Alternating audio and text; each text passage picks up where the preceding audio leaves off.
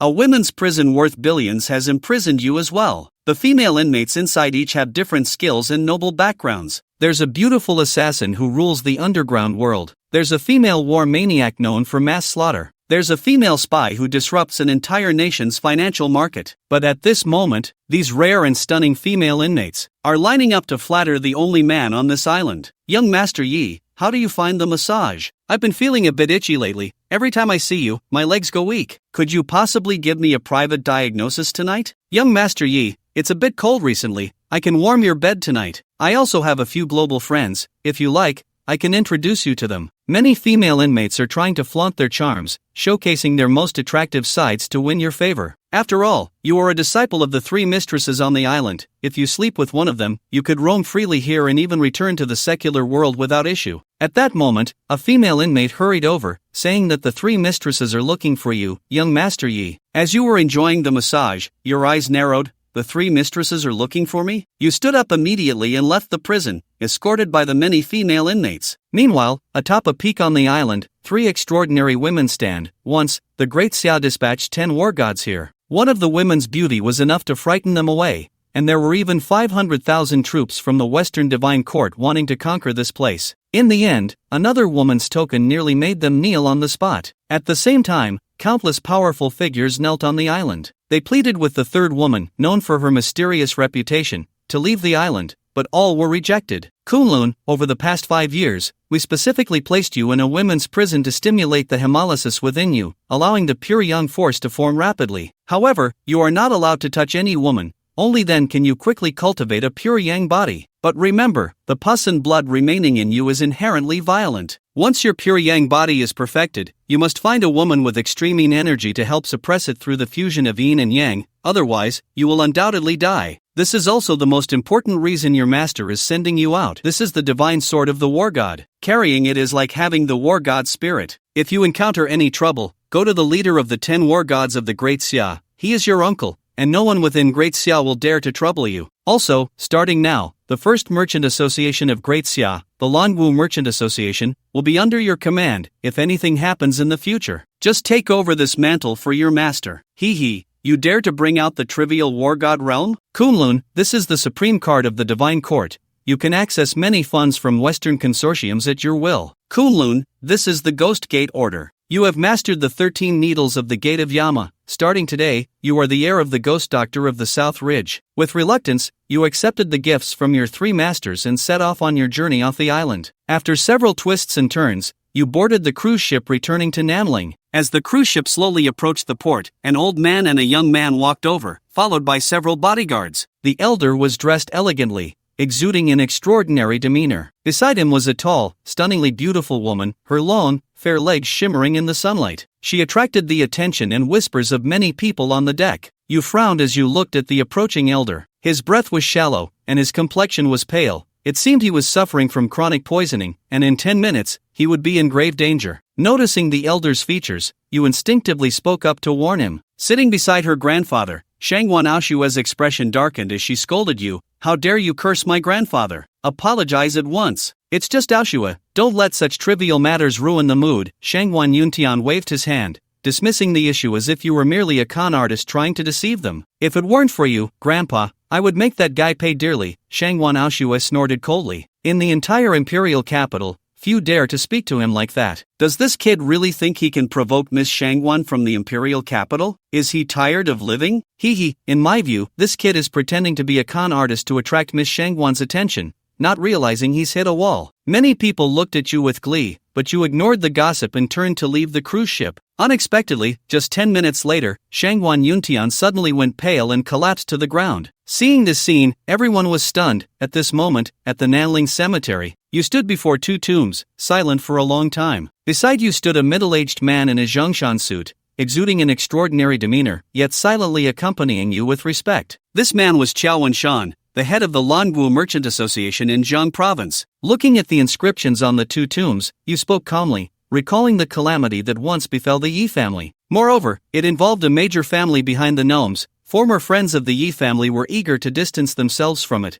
and now someone has come to erect a monument for your parents. I report this to you, young master. According to the investigation, it was a woman named Lu Ruyan who erected the monument. Xiao Wenshan replied respectfully. Lu Ruyan? You sneered, having caused the downfall of the Yi family and now erecting a monument here. Hearing this, Xiao Wenshan's expression stiffened. Young master, you misunderstand. According to my investigation, Miss Lu Ruyan was unaware of what happened with that drink. It was actually someone behind the Song family who acted. The orders came from the fallen warlord of Nanling. When the Yi family was in trouble, Miss Lu Ruyan tried her best to protect your parents, but unfortunately, things did not go as planned when you encountered disaster at sea. Miss Lu Ruyan even sent people to look for your whereabouts. In the last 3 years before your parents' death, Miss Lu Ruyan disregarded the opposition from the Su family, mourned for 3 years, and personally erected this monument. However, the Su family is currently in turmoil, and Miss Lu Ruyan has been forced to marry the young master of the Song family, Song Tian. The engagement banquet is at the Nanling Imperial Hotel today. You wore a complex expression.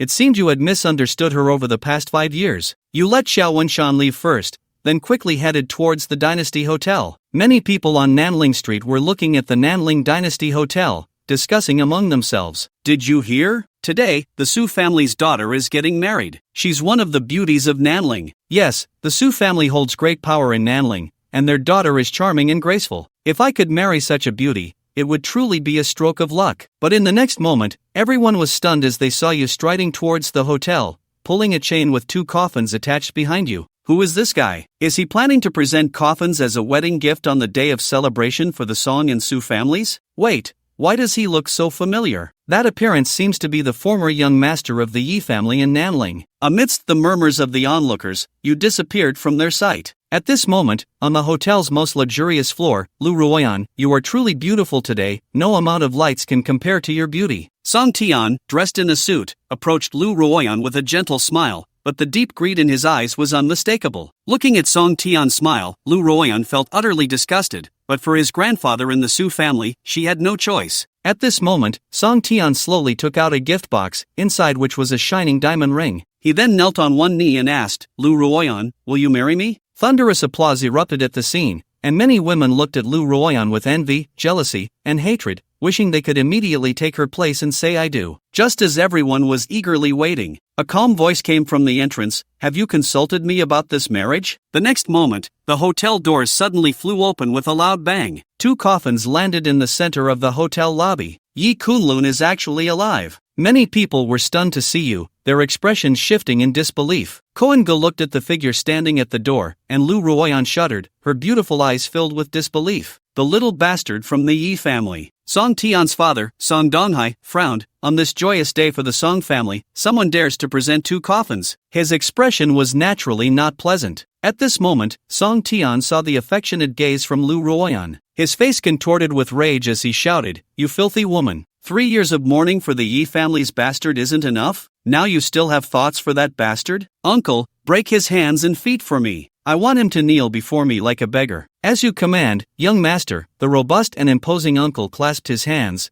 then stepped forward. This man was a fierce warrior, capable of taking on 10 men easily. To Song Tian, dealing with you was child's play. But in the next second, a scream pierced the air as the uncle's body flew back, crashing into the wall, his bones shattered and blood gushing everywhere. Everyone present was shocked. They couldn't even see how you had struck, as if it were an attack from thin air. You are a dancer. The uncle's eyes filled with terror. He then gasped for breath and collapsed on the spot, lifeless. Lu Ruoyan danced lightly, her delicate lips unable to hide her charm. As the daughter of the Su family, she was well aware of the significance of being a dancer. As long as one is a dancer, they are considered an honored guest in any family in Nanling. Even the Su family could not afford to have a martial artist as their protector. At this moment, upon hearing the uncle's last words, Song Tian's expression also changed dramatically as he stumbled back 2 steps. Seeing this, you simply picked up a pair of chopsticks from the table and flicked them towards Song Tian's throat. In the next second, his body fell straight to the ground, dead beyond revival. All eyes turned to you as if looking at a madman. Unlike the uncle, who could be considered just a dog of the Song family, Song Tian was the sole heir. His death at his own engagement banquet would undoubtedly bring upheaval to Nanling. Most importantly, behind the Song family stood the War King of Nanling. If the War King did not retaliate for Song Tian's death in his territory, his name would become a joke. It's over, I must find a way. Koen-ga, we need to leave Nanling. The further, the better. Lu Ruoyan felt an overwhelming anxiety and began to plan your escape route. Song Donghai's eyes were filled with rage as he stepped forward, holding his son's lifeless body. He trembled all over, veins bulging on his forehead, bloodshot eyes filled with tears pouring down like a torrential rain. "Don't cry. Today, these 2 coffins aren't just for him," you said to Song Donghai. "One life of Song Tian isn't enough to pay back what the Song family owes. General Wang, please uphold justice for the Song family," Song Donghai cried as he looked at the general sent by the War King of Nanling. However, the general seemed oblivious to Song Donghai's words. He turned his gaze to you and calmly said,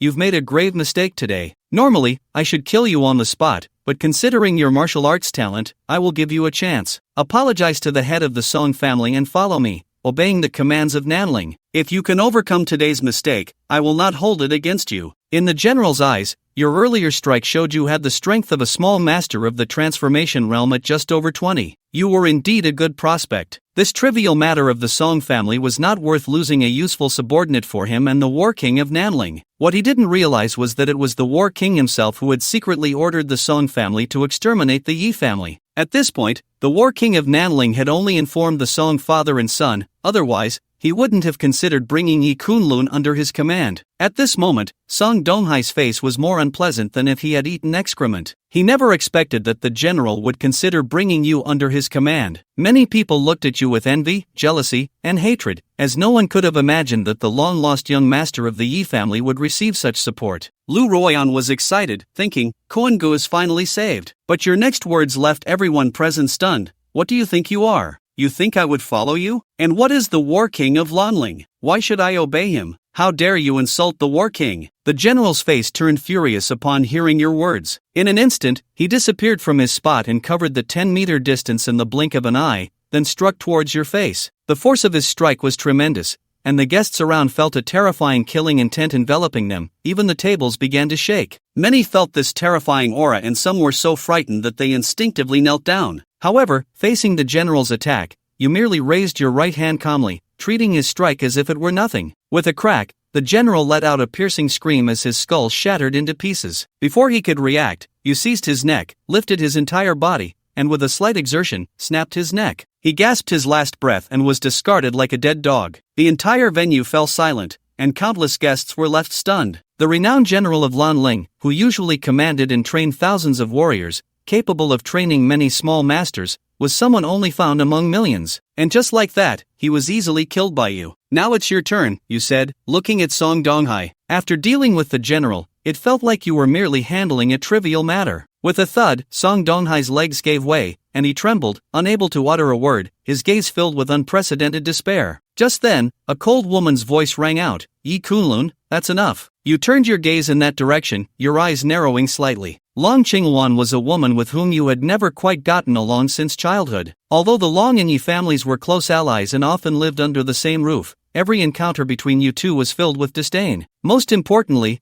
there had once been a betrothal between the two of you, so both you and Long Qingwan held more resentment towards each other. Now that you've recognized me, why not stop? Long Qingwan said calmly, I, Yi Kunlun, will act as I see fit. I don't need your interference, you replied, glancing at Long Qingwan. Long Qingwan frowned. This man's gaze was still as annoying as it had been back then. Before Long Qingwan could speak, the young man beside her erupted in anger. How dare you disrespect General Qingwan? Kneel down at once. Even the War King of Nanling would show respect to Long Qingwan. What do you think you are? Just a nameless nobody, being so audacious and arrogant. While Yi Kunlun may have killed the general in an instant, I could do the same. I have been a great master for many years and am only a step away from the small master level. Killing Yi Kunlun would be as easy as killing a dog for me. Before he could finish his words, you slammed your palm on the table, and several chopsticks flew up, piercing into Song Donghai's throat. With a thud, he fell to the ground, eyes wide open in shock. The guests watched the scene, frozen in place, unable to move, their hearts racing. Seeing you provoke him like this,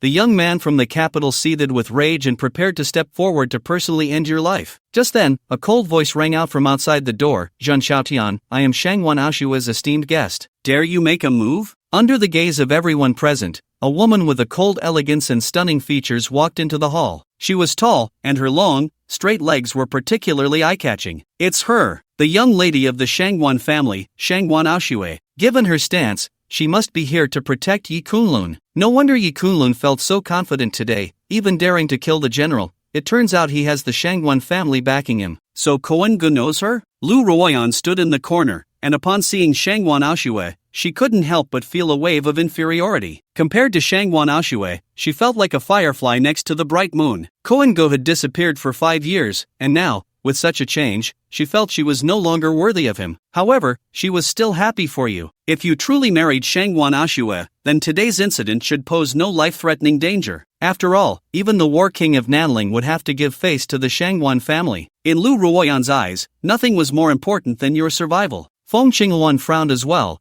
clearly not expecting this woman to appear out of nowhere. However, she was also curious about what kind of woman Shangwan Aoshue was. She was well aware of her reputation. Given this woman's proud and haughty nature, it was indeed surprising that she would refer to Yi Kunlun as an esteemed guest. She then stepped outside the hall. After all, she had other matters to attend to during her visit to Nanling, and today's banquet at the Song family was merely a stop along the way. Why are you still standing there? Get out! Shangwan Aoshue said coldly upon seeing Zhang Xiaotian still rooted in place. Zhang Xiaotian's face turned ashen. He had wanted to continue threatening you, but seeing Shangwan Aoshue's expression made him wary of staying any longer. He shot you a fierce glare and quickly followed Long Qinghuan out, leaving the large hall quiet as many guests hurriedly departed, fearing they might attract trouble. At that moment, Lu Ruoyan suddenly received a phone call. After exchanging a few words with you, she hurriedly left. In the blink of an eye, only you and Shangwan Aoshue remained in the hall. Why haven't you left? You asked, your gaze sweeping over her lightly, realizing she must have come to seek your help for her grandfather's illness. I was rude before, not knowing Mr. Ye's extraordinary abilities. Please forgive me, Shangwan Aoshue said. If Mr. Yi is willing to help,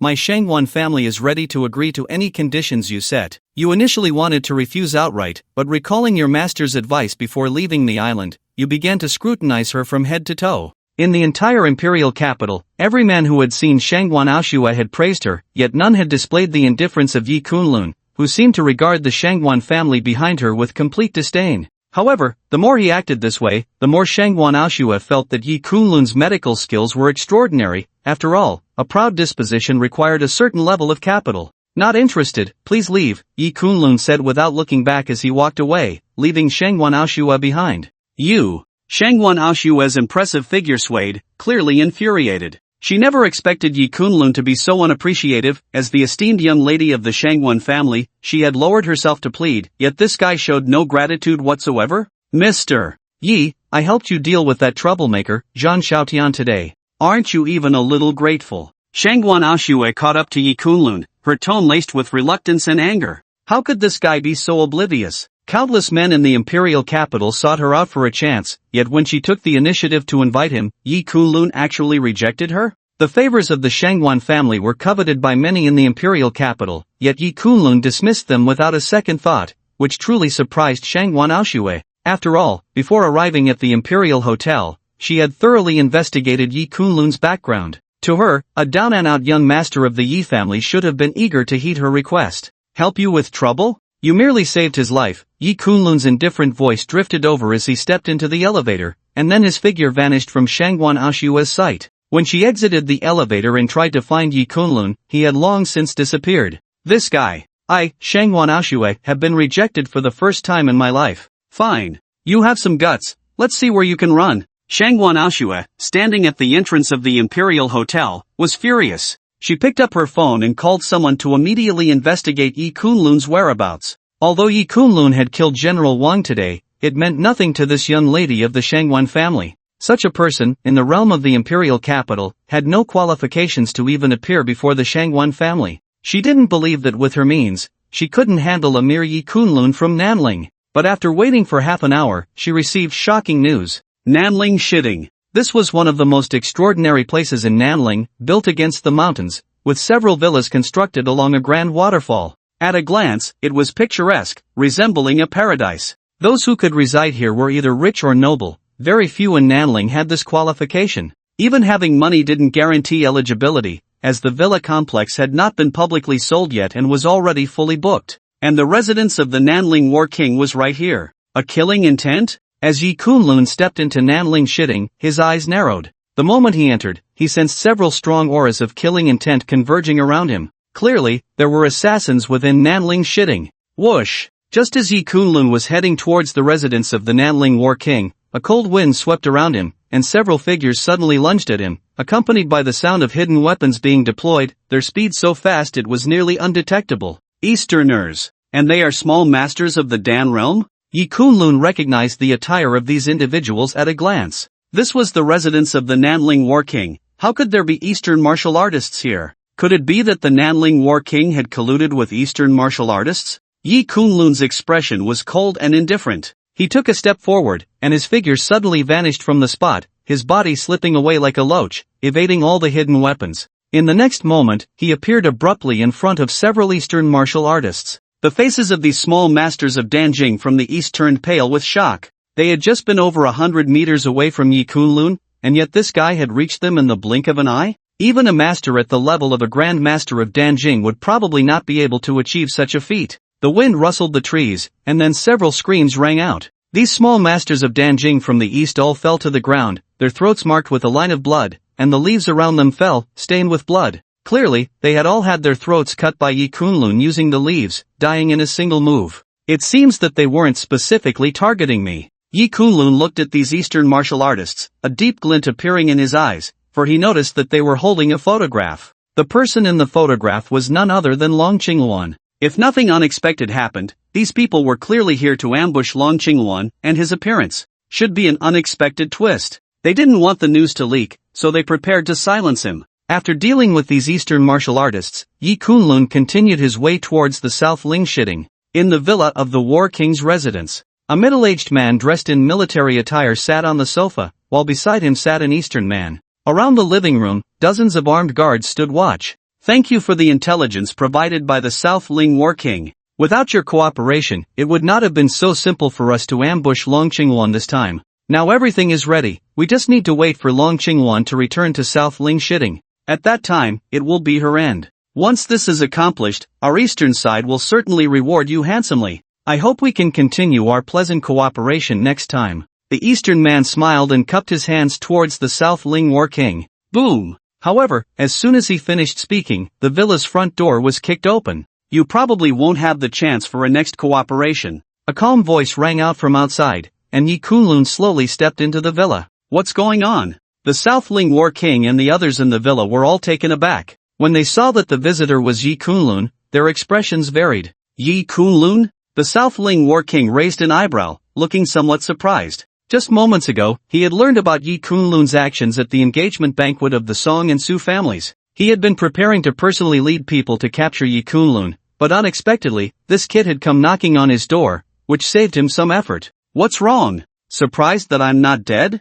Yi Kunlun looked at the South Ling War King, a cold smile appearing at the corner of his mouth. It is indeed quite surprising. It seems that the group of useless fools didn't do anything right, but you actually dared to come here to seek death. This is something I truly did not expect. In that case, let me send you on your way. The South Ling War King exuded an aura of authority without anger, his eyes filled with killing intent. He clapped his hands, and in the next moment, dozens of armed subordinates around him aimed their guns at Yi Kunlun. Moreover, countless footsteps could be heard outside, as nearly 1,000 well-equipped guards from the War King's residence arrived on the scene, all fully armed and pointing their guns at Yi Kunlun. Over 100 Eastern martial artists also appeared on the scene, all wielding various weapons, ready to launch a sudden attack on Yi Kunlun. Clearly, these people had originally been lying in wait for Long Qingwan, but now they were being used against Yi Kunlun. In the blink of an eye, the South Ling War King's residence was surrounded tightly, not even a bird could fly past. Looking at this scene, the South Ling War King revealed a cold smile.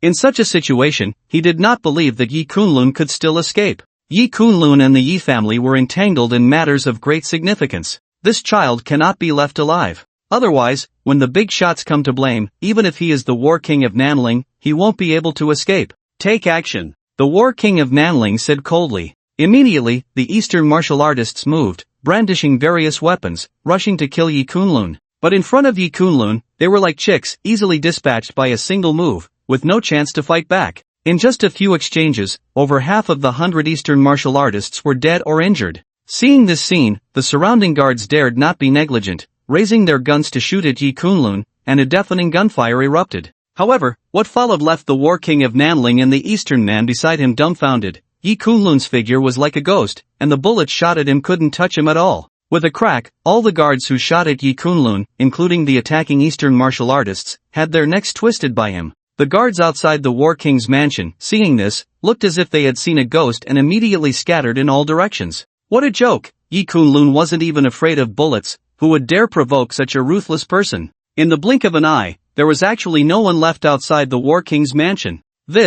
How is this possible? The War King of Nanling's expression changed in shock. To evade bullets at such close range, one would have to reach the level of a grandmaster of Danjing. He was not shocked by Yi Kunlun's strength, but by the fact that at such a young age, he had already become a grandmaster of Danjing. As for the small grandmaster of Gangjing above the grandmaster of Danjing, he didn't even consider it. In just 5 years, he believed no one could transform from an ordinary person to that extent. It seems I underestimated you. At such a young age, to achieve this, it's no wonder you dare to come personally. But do you think that just because you have become a grandmaster of Danjing, you can be invincible in Nanling? Then I can only say you are still too naive. I was already at the level of grandmaster of Danjing 5 years ago. The War King of Nanling stood up, his gaze towards Yi Kunlun becoming a bit more serious, but still only a bit. He had been a grandmaster of Danjing for 5 years, and in all of Nanling, no one could surpass him. Even in the entire Jiang province, he was among the top figures. In his eyes, Yi Kunlun was still nothing significant.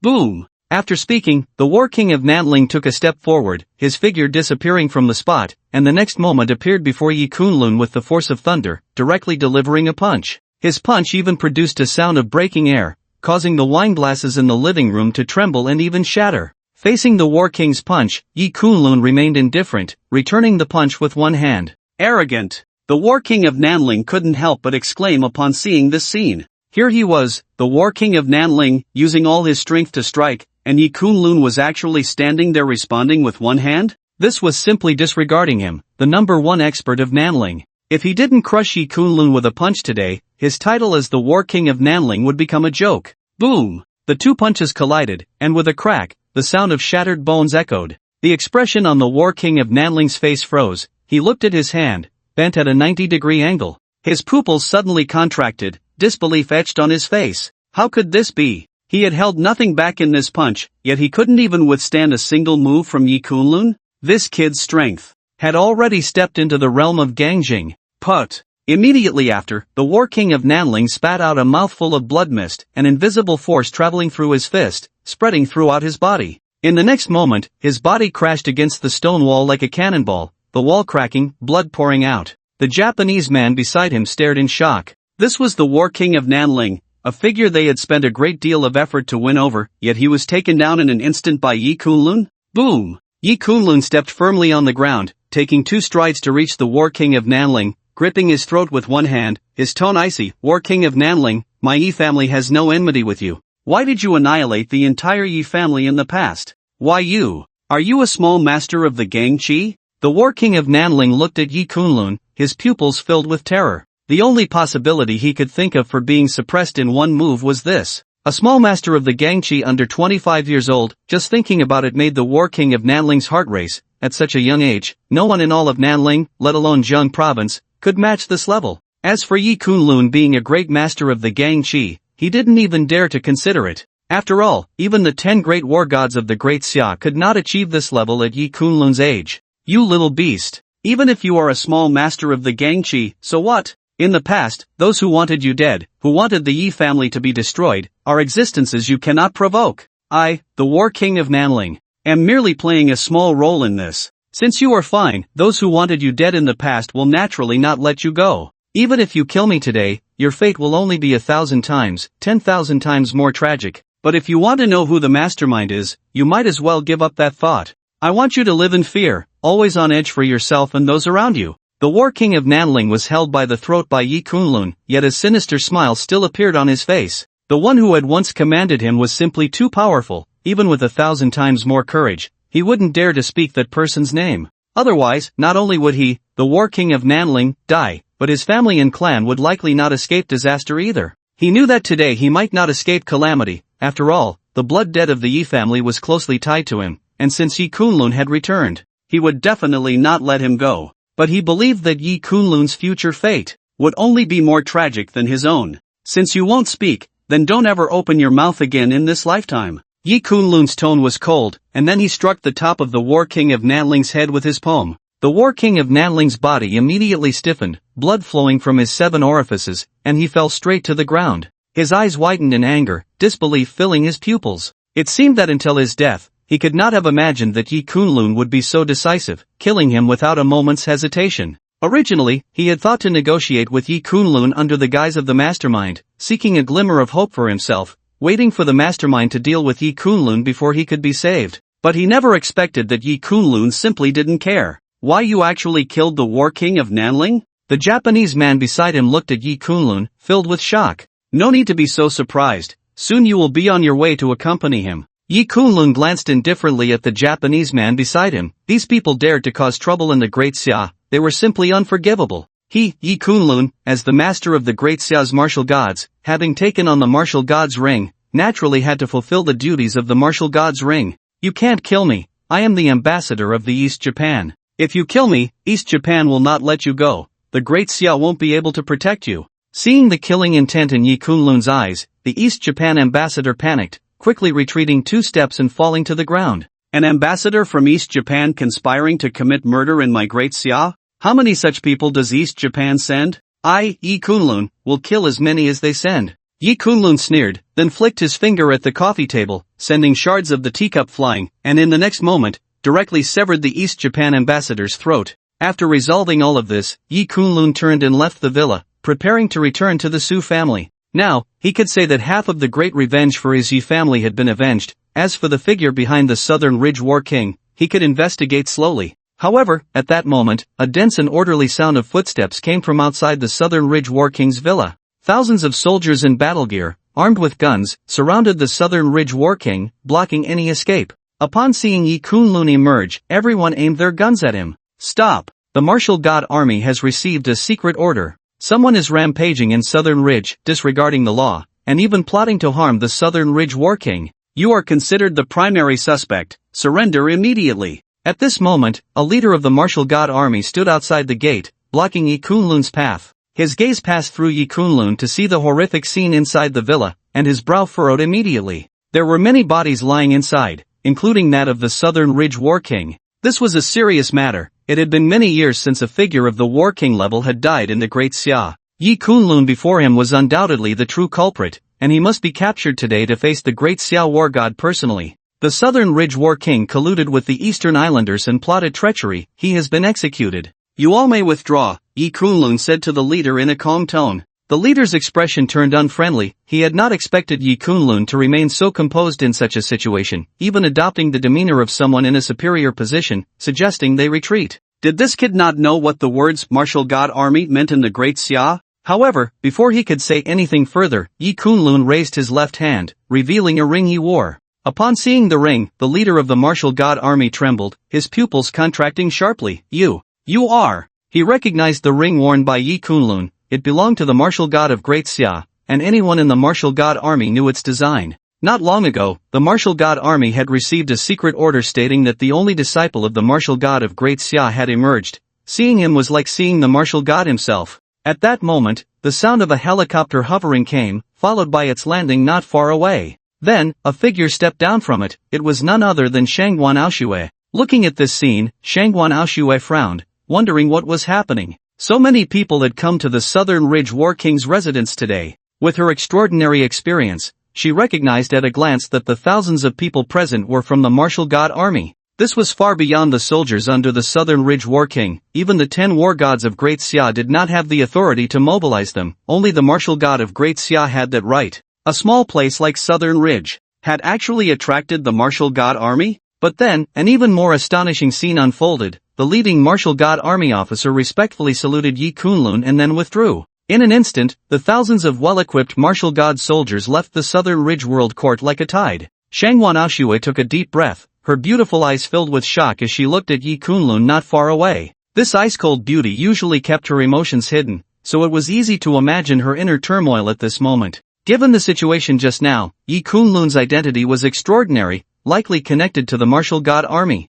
He might have even saved some important figures in the martial god army. After all, considering Yi Kunlun's superb medical skills, this was not impossible. Otherwise, it would have been impossible to earn such respect from the martial god army leader just now. Being able to connect with the martial god army, was something even the Shangwan family would not dare to imagine. Shangwan Ashua quickly walked up to Yi Kunlun, and upon seeing the horrific scene inside the Southern Ridge War King's villa, she was also shocked. The Southern Ridge War King had actually died? She had hurriedly investigated Yi Kunlun's movements, knowing that Yi Kunlun had come to find the South Ling War King. She was worried that something might happen to Yi Kunlun, so she took a helicopter to come over immediately, only to find that it was the South Ling War King who had died. Upon seeing the slight bloodstains on Yi Kunlun, Shangwan Aoshua clearly understood who had killed the South Ling War King. In his 20s, Yi Kunlun had actually killed the South Ling War King, the top expert of South Ling. He was truly a martial arts prodigy. Why are you here again? When Shangwan Aoshua approached, Yi Kunlun raised an eyebrow. This woman was truly everywhere. It seemed he could run into her no matter where he went. Mr. Yi, please don't mind. Aoshua has come this time to tell you something. In fact, the matter of the Yi family's downfall is not as simple as it appears. The South Ling War King was merely a pawn in this. However, Aoshua has an unreasonable request and hopes Mr. Yi can lend a hand. At this moment, Shangwan Aoshua's tone was noticeably more polite, and she cupped her hands towards Yi Kunlun. Now, in her eyes, Yi Kunlun was definitely not as simple as he seemed. Yi Kunlun raised an eyebrow at her words, clearly surprised that Shangwan Aoshua had investigated the matter so thoroughly. This woman indeed had an extraordinary background. Her words had indeed scratched the itch in Yi Kunlun's heart. He was eager to know who had instructed the South Ling War King to act. To save your grandfather's life? If that's the condition, I can agree to it. Just leave an address, and I will come by later. Your grandfather has at least 7 days before his life is in danger, so there's no need to rush. However, before that, I need to know who exactly gave the order to the South Ling War King back then. Yi Kunlun said to Shangwan Aoshua calmly. As the current heir of the 13 Needles of Yenmen, he could naturally see the condition of Shangwan Aoshua's grandfather at a glance. Given the old man's complexion at the time, he had 7 days before the poison would take his life. Saving him would be as easy as pie for Yi Kunlun. Shin Fong, the young master of the Shin family in the imperial capital, and also the closed-door disciple of the dragon blood war god. The Shin family has 2 branches, one is led by Shin Qingfeng's father, and the other by Shin Yueshi's father. In the past, the dragon god of war intended to support the Shin family, so these 2 branches began to vie for power. Eventually, due to a scandal involving Shin Yueshi and South Ling, Shin Qingfeng's branch emerged victorious, and Shin Qingfeng became the closed-door disciple of the dragon blood war god. To destroy the Yi family was to eliminate the negative influence on the Shin family. However, the entire matter was orchestrated by Shin Qingfeng. After all, he wanted to clean his own hands and leave no traces. Shangwan Aoshua paused for a moment before slowly speaking to Yi Kunlun. I know that Mr. Yi has some connections with the martial god army, but the Shin family's status is not to be underestimated. You must be very cautious. Perhaps if you let this go, the grievances between you and the Shin family can be settled. Shangwan Aoshua continued. The Shin family was already a top aristocratic family in the imperial capital, and now with Shin Qingfeng as a disciple of the dragon blood war god, they were truly in a position of glory, with few in the younger generation able to compare. Her informing Yi Kunlun of this matter was actually to make him retreat in the face of difficulty, having killed the South Ling War King. This matter was nearly at its end. If he continued to investigate, it would inevitably involve the dragon blood war god. In her view, the relationship between the dragon blood war god and the martial god army was much closer than that with Yi Kunlun. After speaking, Shangwan Aoshua handed Yi Kunlun an address and then took a helicopter away from the scene. Shangwan Aoshua had great faith in Yi Kunlun's words. After all, during their time on the ship, Yi Kunlun's prophetic moment was still vivid in her mind. Since he said her grandfather would only be in danger in 7 days, it was highly likely to be true. Shin Qingfeng? Yi Kunlun's eyes flashed with a cold light. It was indeed much like he had initially guessed. The tragic incident of the Yi family in the past was inextricably linked to the family behind that woman. The blood debt of the Yi family. It seemed it was far from settled. However, before that, he needed to pay a visit to the Su family. After all, he had heard Su Qing mention that her grandfather seemed to be gravely ill, and now the Su family was bustling with activity. Soon, Yi Kunlun set off down the mountain. In the South Ridge World Court, halfway up the mountain, a figure stood before several corpses. It was none other than Long Qingluan. At this moment, her willow-like brows furrowed slightly. From their attire, these are assassins from the East Japan, and they are at the level of minor masters of the Dan realm, yet all were killed with a single blow, and by the surrounding leaves. What extraordinary power this must be! controlling energy from a distance to kill minor masters of the Dan realm with falling leaves. Even a master of the Gang realm could not achieve this, only a martial arts grandmaster could. I wonder which martial arts senior it could be. Long Qingwan clearly had exceptional insight, immediately discerning the cause of death of these East Japanese and the strength of the assailant. At this moment, even she could not help but feel a sense of admiration, thinking that if given the chance, she would definitely seek out such a person. After all, martial arts grandmasters were rare in the Great Xia, a true rarity that one could encounter but not seek. If she could receive some guidance, it would be immensely beneficial. However, the appearance of East Japanese corpses in the South Ridge World Court was no small matter. In her view, this was likely related to the South Ridge War King. She took a few steps forward, heading towards the residence of the South Ridge War King. Just as Yi Kunlun was about to descend the mountain, he unexpectedly ran into Long Qingwan head-on. "It's you?" Long Qingwan looked at Yi Kunlun approaching her and frowned. "Are you following me?" Clearly, she did not expect to encounter Yi Kunlun here. This guy was truly relentless, somehow always running into her. "I've already warned you, don't think about getting involved with Yu Eshi. You and she are from two different worlds.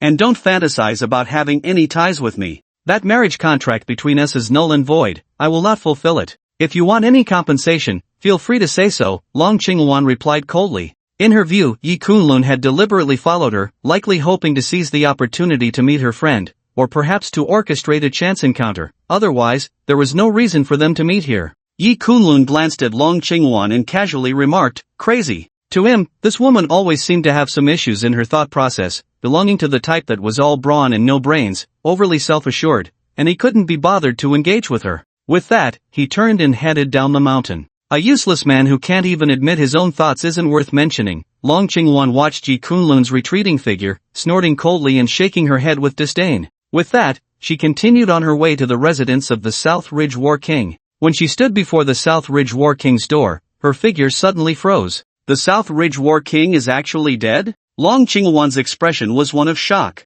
She quickly looked around and, upon seeing the corpse of the East Japanese envoy, her brows shot up in alarm. What is the East Japanese envoy doing here? She stepped forward, and at that moment, some documents were still on the table, even containing a photo of her, Long Qingwan, as well as some assassination plans from the East Japanese. Picking up the documents to take a look, Long Qingwan's heart sank. According to the East Japanese plan, they had dispatched martial artist assassins, preparing to ambush alongside many of the South Ridge War King's guards, with over 1,000 armed guards, plus about 100 assassins from East Japan, intending to strike when she arrived today and kill her here. However, it seemed that everything had been disrupted. Both the South Ridge War King and the East Japanese envoy had died in this place. It must be that senior. Long Qingwan took a deep breath and murmured, her face showing gratitude. She could hardly imagine how dangerous the situation might have been without that senior's assistance. Her journey would likely have been a matter of life and death. After all, both the Eastern Japan and the South Ling War King were exceptionally well prepared this time.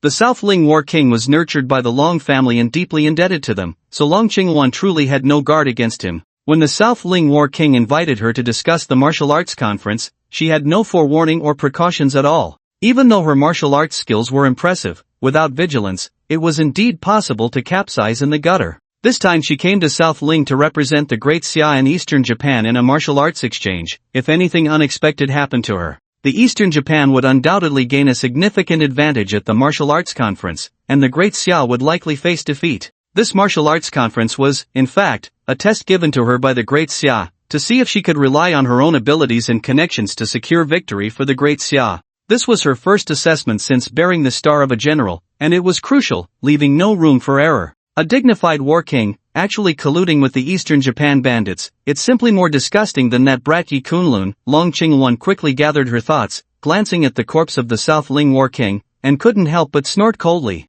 The Su family. Today, the Su family was in complete disarray. The reason was simple, it was because of what Yi Kunlun had done at the Imperial Hotel today, which had already spread back to the Su family. And Su Zizhan had decided not to sever ties with Yi Kunlun, even wanting to renew the marriage contract between the Su and Yi families. Su Zizhan, are you crazy? You still want Su Qing to continue with that brat from the Yi family? That guy has caused a huge disaster. It would be wise for our Su family to cut ties with him as soon as possible. Su Zizhan's older brother, Su Dongtian, slammed the table, furious. Crazy. To him, Su Zizhan was completely insane. Just now, he had learned of Yi Kunlun's return and the bloodshed he had caused in the Song family, without a doubt. The mess Yi Kunlun had created was something their Su family could not touch, or else they would be obliterated in an instant. After all, this was tied to the South Ling War King, a figure the Su family could only hope to please. How could they dare to offend him? Chingan and Kunlun were originally bound by their parents' orders and matchmakers' words. Now that Chingan and Kunlun still have mutual feelings,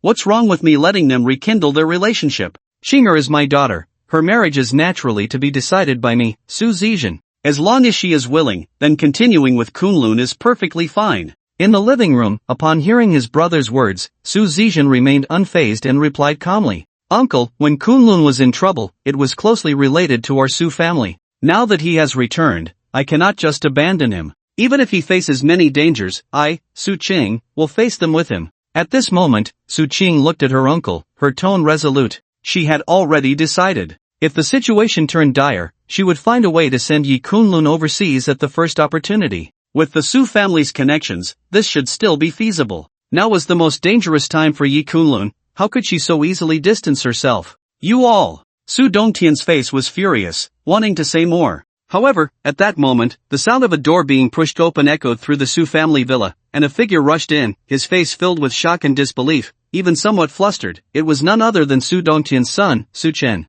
Dad! Something big has happened. I heard that the martial god army appeared at the residence of the South Ridge War King today and discovered that he had colluded with the Eastern Japan side. The South Ridge War King has already been killed by the martial god army. As soon as Su Chen entered the living room, he brought shocking news to the Su family. Today, Su Chen had just returned to South Ridge with a friend, who had impressive connections and had invited Dr. Jiang to come and diagnose the old man. Moreover, he had unexpectedly heard the news of the South Ridge War King's death. This matter was known to only a few people in South Ridge, and he learned it through his friend. With the South Ridge War King's death, the situation in South Ridge would undergo a significant change, and he had also heard about the destruction of the Song family. This was an excellent opportunity for the Su family to soar, which is why Su Chen hurried back to report this news. Upon hearing Su Chen's words, the faces of the Su family members were filled with shock, their heads struck as if by lightning, and they stood frozen in place. Who was the South Ridge War King? He was the true king of South Ridge, with an authority that no one dared to offend, and the royal guards numbered in the thousands. As for himself, he was a martial arts master, hailed as the #1 expert in South Ridge for countless years. But such a figure had actually died? After a brief moment of shock, the Su family members' expressions turned to joy, because of the connections between the Su family and Yi Kunlun. The Su family had been very worried about the South Ridge War King's potential reckoning, but now that such an unexpected event had occurred, the Su family's crisis seemed to be resolved. Su Qing and her parents all breathed a sigh of relief. Although they had seen that Yi Kunlun and Shangwan Aoshua had an unusual relationship, whether the Shangwan family would confront Yi Kunlun and the South Ridge War King was another matter entirely. Su Qing and her parents secretly agreed to arrange for Yi Kunlun to leave South Ridge tonight and go overseas to avoid the storm for the time being. However, with this issue now resolved, they no longer needed to worry. Dad, today I invited an old friend from Jiang province. He is the young master of the Joshin group, and on his account, Dr. Jiang is willing to come over, Su Chen said with a smile to his father. The foundation of the Su family today was built by old Master Su in the past. If anything were to happen to him, the Su family would suffer unimaginable losses. Previously, when the Song family proposed a marriage alliance, as long as Su Qing and Song Tian held a wedding, the Song family would invite Dr. Jiang to come, which was a golden opportunity for the Su family to revive. But they never expected the Song family would unexpectedly be destroyed, and without the Song family's invitation, Dr. Jiang naturally would not come. Unexpectedly, a friend of Su Chen from Jiang province happened to come to South Ridge. This friend was not ordinary, he was the young master of Joshin group, one of the 3 major groups in Jiang province. After Su Chen made a great effort to sell favors, he finally persuaded the other party to invite Dr. Jiang as a courtesy. Young master of Joshin group, Chingan? Su Dongtian's expression changed slightly upon hearing this. The Joshin group was far too significant, not something the small Su family could compare to, and even the previous Song family in South Ridge was nothing in front of the Joshin group. Su Chen actually had such a friend. Su Dongtian was genuinely unaware of this, and upon hearing it now, he was naturally overjoyed. After this, perhaps not only would old Master Su's condition improve, but the Su family might even have a chance to board the big ship of Joshin group. Su Zizhan and his wife were also surprised, their gazes filled with unexpected admiration as they looked at Su Chen. Being able to pull in such connections, Su Chen indeed had some skills. Speaking of Chingan, Sister Qing should know him better. After all, she and Chingan were classmates back then. He just returned from studying abroad, and this time Chingan is willing to come, actually also because of Sister Qing, Suchen said, looking at Su Qing with a meaningful smile. If the Su family could connect with the Jiang group, they would not only rise to become the first family in Nanling, but they could even secure a place in Jiang province in the future. For the Su family, this was something they had never even dared to dream of before. He believed that everyone in the Su family would be exceptionally excited upon hearing this news. As for Su Qing, she should be overjoyed. After all, the young master of Jiang group was someone whom countless women from prominent families in Jiang province desperately wanted to marry. Yet he had chosen Su Qing, which was a blessing the Su family had earned over 10 generations. Compared to Song Tian, Chingan was on a completely different level. They were not even comparable. Regarding the matter of Yi Kunlun not being dead, Su Chen had heard a bit about it, but in his view, Yi Kunlun was not even worthy of carrying Chingan's shoes. Unless Su Qing was blind, she would never choose Yi Kunlun. However, Su Qing fell silent. In fact, she was not unfamiliar with the young master of Jiang group, Chingan. He was her classmate in Jiang province, and during their time at Jiang province university, he had pursued her quite a bit. But at that time, she was already with Yi Kunlun, so she completely ignored Chingan. She never expected that after all these years, Chingan would still have feelings for her. Just then, two figures entered the gate of the Su family villa. It was none other than Chingan and the renowned Dr. Jiang he had invited. Upon seeing the two arrive, everyone in the Su family looked serious and stood up to welcome them. Even Su Qing's parents did the same.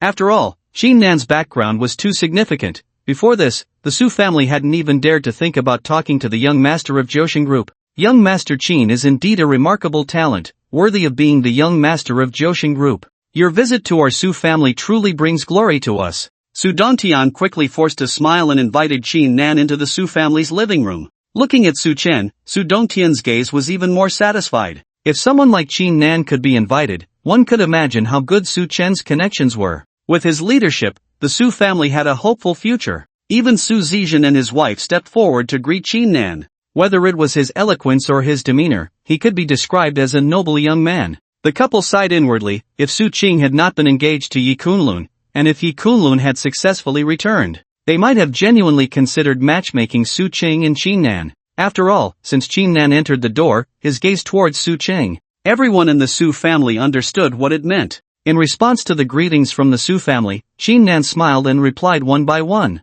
When his gaze fell on Su Qing, it was impossible to hide his astonishment. Su Qing, long time no see. You look even more beautiful than before, Chingan said with a smile. Since graduating from university, he had gone abroad to study, and now he had just returned to prepare to take over Jiang group. It had been a few years since he last saw Su Qing, and now she seemed to have gained a few more charms and the grace of a mature woman, combined with her stunning beauty, stirring feelings in Chingan's heart that had lain dormant for years. Chingan, long time no see. Given that the Su family was present, and since Chingan had also invited Dr. Jiang today, although Su Qing was not particularly fond of this person, she could not show her displeasure and could only greet him with a smile. I heard from Su Chen that the old master is seriously ill, so I specifically invited Dr. Jiang to take a look. Dr. Jiang, I entrust the old master's condition to you, Chingan said, looking at Dr. Jiang, who was dressed in a white coat beside him. He had naturally heard of Dr. Sang's reputation, and this time he had invited him as a favor to the Qin family.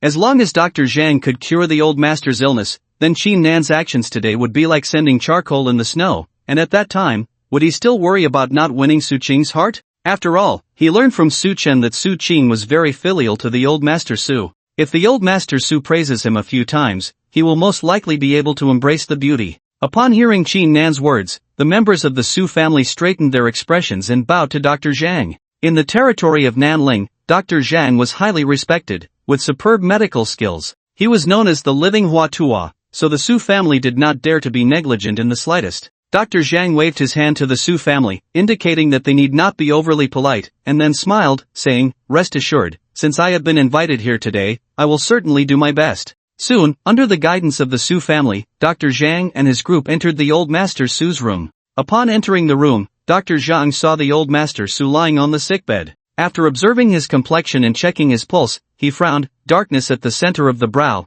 breath like a wisp, body stiff, blood vessels not flowing. This is already a vegetative state. This condition cannot take in food or water, and can only be sustained through injections. The situation is not optimistic. If not treated in time, after half a month, the old master Su's organs will fail, and at that point, he will no longer be able to absorb nutrients and water through injections, and he will likely pass away. Hearing Dr. Sang's words, the faces of the Su family changed. A month ago, the old Master Su suddenly had a stroke and then fell into a coma. The Su family had visited all major hospitals but to no avail, and all had issued notices to prepare for the aftermath. Now, hearing Dr. Shang's words, the situation was indeed critical. Dr. Jiang, do you have a way to treat him? At this moment, Su Qing asked anxiously. Since Dr. Jiang could see such symptoms at a glance, he should have some confidence. I am an old disciple of the Nanling Yanmen, but the medical skills of my school are too profound. Even after decades of research, I can only grasp some superficial knowledge.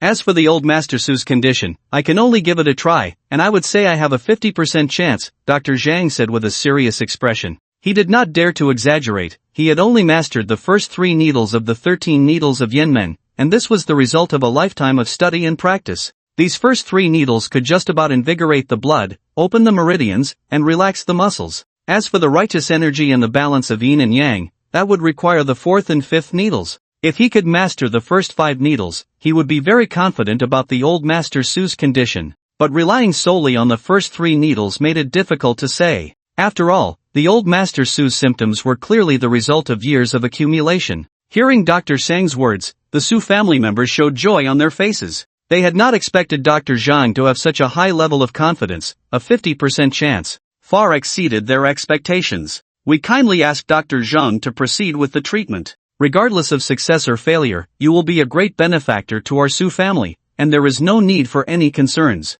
After this, the Su family will certainly reward you greatly. Su Dantian and Su Jin both stepped forward and slightly cupped their hands to Dr. Jiang. At this point, they could only treat a dead horse as a live one. Even if the old Master Su were to die during treatment, the Su family would have to accept it. After all, without treatment, the old Master Su had only a few days left to live. Rather than passively waiting for death, it was better to take a chance. Dr. Jiang nodded slightly upon seeing this. In that case, I will give it a try. With that, he sat in front of the sickbed and began to take out 3 silver needles from the medical bag he carried with him. Under the watchful eyes of the Su family, Dr. Jiang inserted the 3 silver needles into the old Master Su's brow, left ear, and right ear. Clearly, Dr. Jiang intended to use the first 3 needles of the Yanmen 13 needles to first resolve the blood stasis and blockage in the old Master Su's head, hoping to wake him up first. The silver needle pierced the skin 3 points deep, and in the next moment, Dr. Jiang lightly tapped 3 silver needles, which emitted a soft trembling sound. Following that, Dr. Jiang began the 3 needles of the Yin Gate. Half an hour later, Dr. Jiang, who had been administering the needles, was already drenched in cold sweat, clearly exhausted both physically and mentally from the process. The onlookers present were all tense, their hearts and their throats, completely focused on Dr. Shang's needlework, not daring to breathe, fearing they might disturb him. However, at that moment, old Master Su unexpectedly spat out a mouthful of stagnant blood. Seeing this scene, the members of the Su family were all overjoyed. It was the first sign of movement from old Master Su in such a long time. Could this expulsion of blocked blood mean there was hope for recovery, that he was awakening? If this continues, old Master Su will undoubtedly die. Just then, an untimely voice rang out from outside the door, and Yi Kunlun's figure appeared at the entrance. Upon hearing Yi Kunlun's words, everyone in the room was shocked, even Dr. Jiang paused his actions. Brother Kunlun! Su Qing rushed forward to link her arm with Yi Kunlun's, and after carefully checking his condition and seeing he was unharmed, she couldn't help but breathe a sigh of relief. After all, she had genuinely worried that the War King of Nanling might send someone to settle accounts with Yi Kunlun, but it seemed she had been overly concerned. Meanwhile, Su Chen and Qin Nan's expressions darkened slightly at this scene. The incident at the banquet years ago involving Yi Kunlun and that woman from the capital was closely tied to Su Chen. He had originally thought Yi Kunlun was long dead, but unexpectedly. As for Qin Nan, he had come today with the intention of winning Su Qing's heart, but who would have thought Yi Kunlun would appear out of nowhere? Impudent! Who do you think you are, speaking such wild words and daring to slander my medical skills? Before the Su family members and Qin Nan could say anything, Dr. Jiang was already furious. He was extremely confident in his medical skills, believing no one in all of Nanling could surpass him. Now, in front of the Su family, he was being insulted by a young man, which naturally infuriated him. This was not only a slight against his skills but also a disdain for the Yin Gate behind him. Su Chen and Qin Nan, witnessing this scene, wore cold smiles. Yi Kunlun truly did not know his place, daring to offend even Dr. Jiang. They were eager to see how Yi Kunlun would handle the situation if Dr. Jiang, in a fit of anger, refused to treat him. Yi Kunlun, it's been many years since we last met, but your boastful tone hasn't changed at all. Do you really think your medical skills are even above Dr. Chang's? Chingan scoffed at Yi Kunlun. He had always been displeased with Yi Kunlun, especially since the woman he pursued, Su Qing, only had eyes for Yi Kunlun. Su Dongtian then mockingly remarked to Su Jin and his wife, "Take a good look, this is the kind of person you want to marry off to Chinger." He curses the old master as soon as he enters and offends Dr. Jiang. "If my Su family allows this brat to marry in, we won't be far from ruin. Kunlun." At this moment, Zhang Zhen and his wife looked at Yi Kunlun with some dissatisfaction. In their view, Yi Kunlun's words were indeed very inappropriate for the occasion. If he offended Dr. Jiang and the latter refused to treat them, what would they do?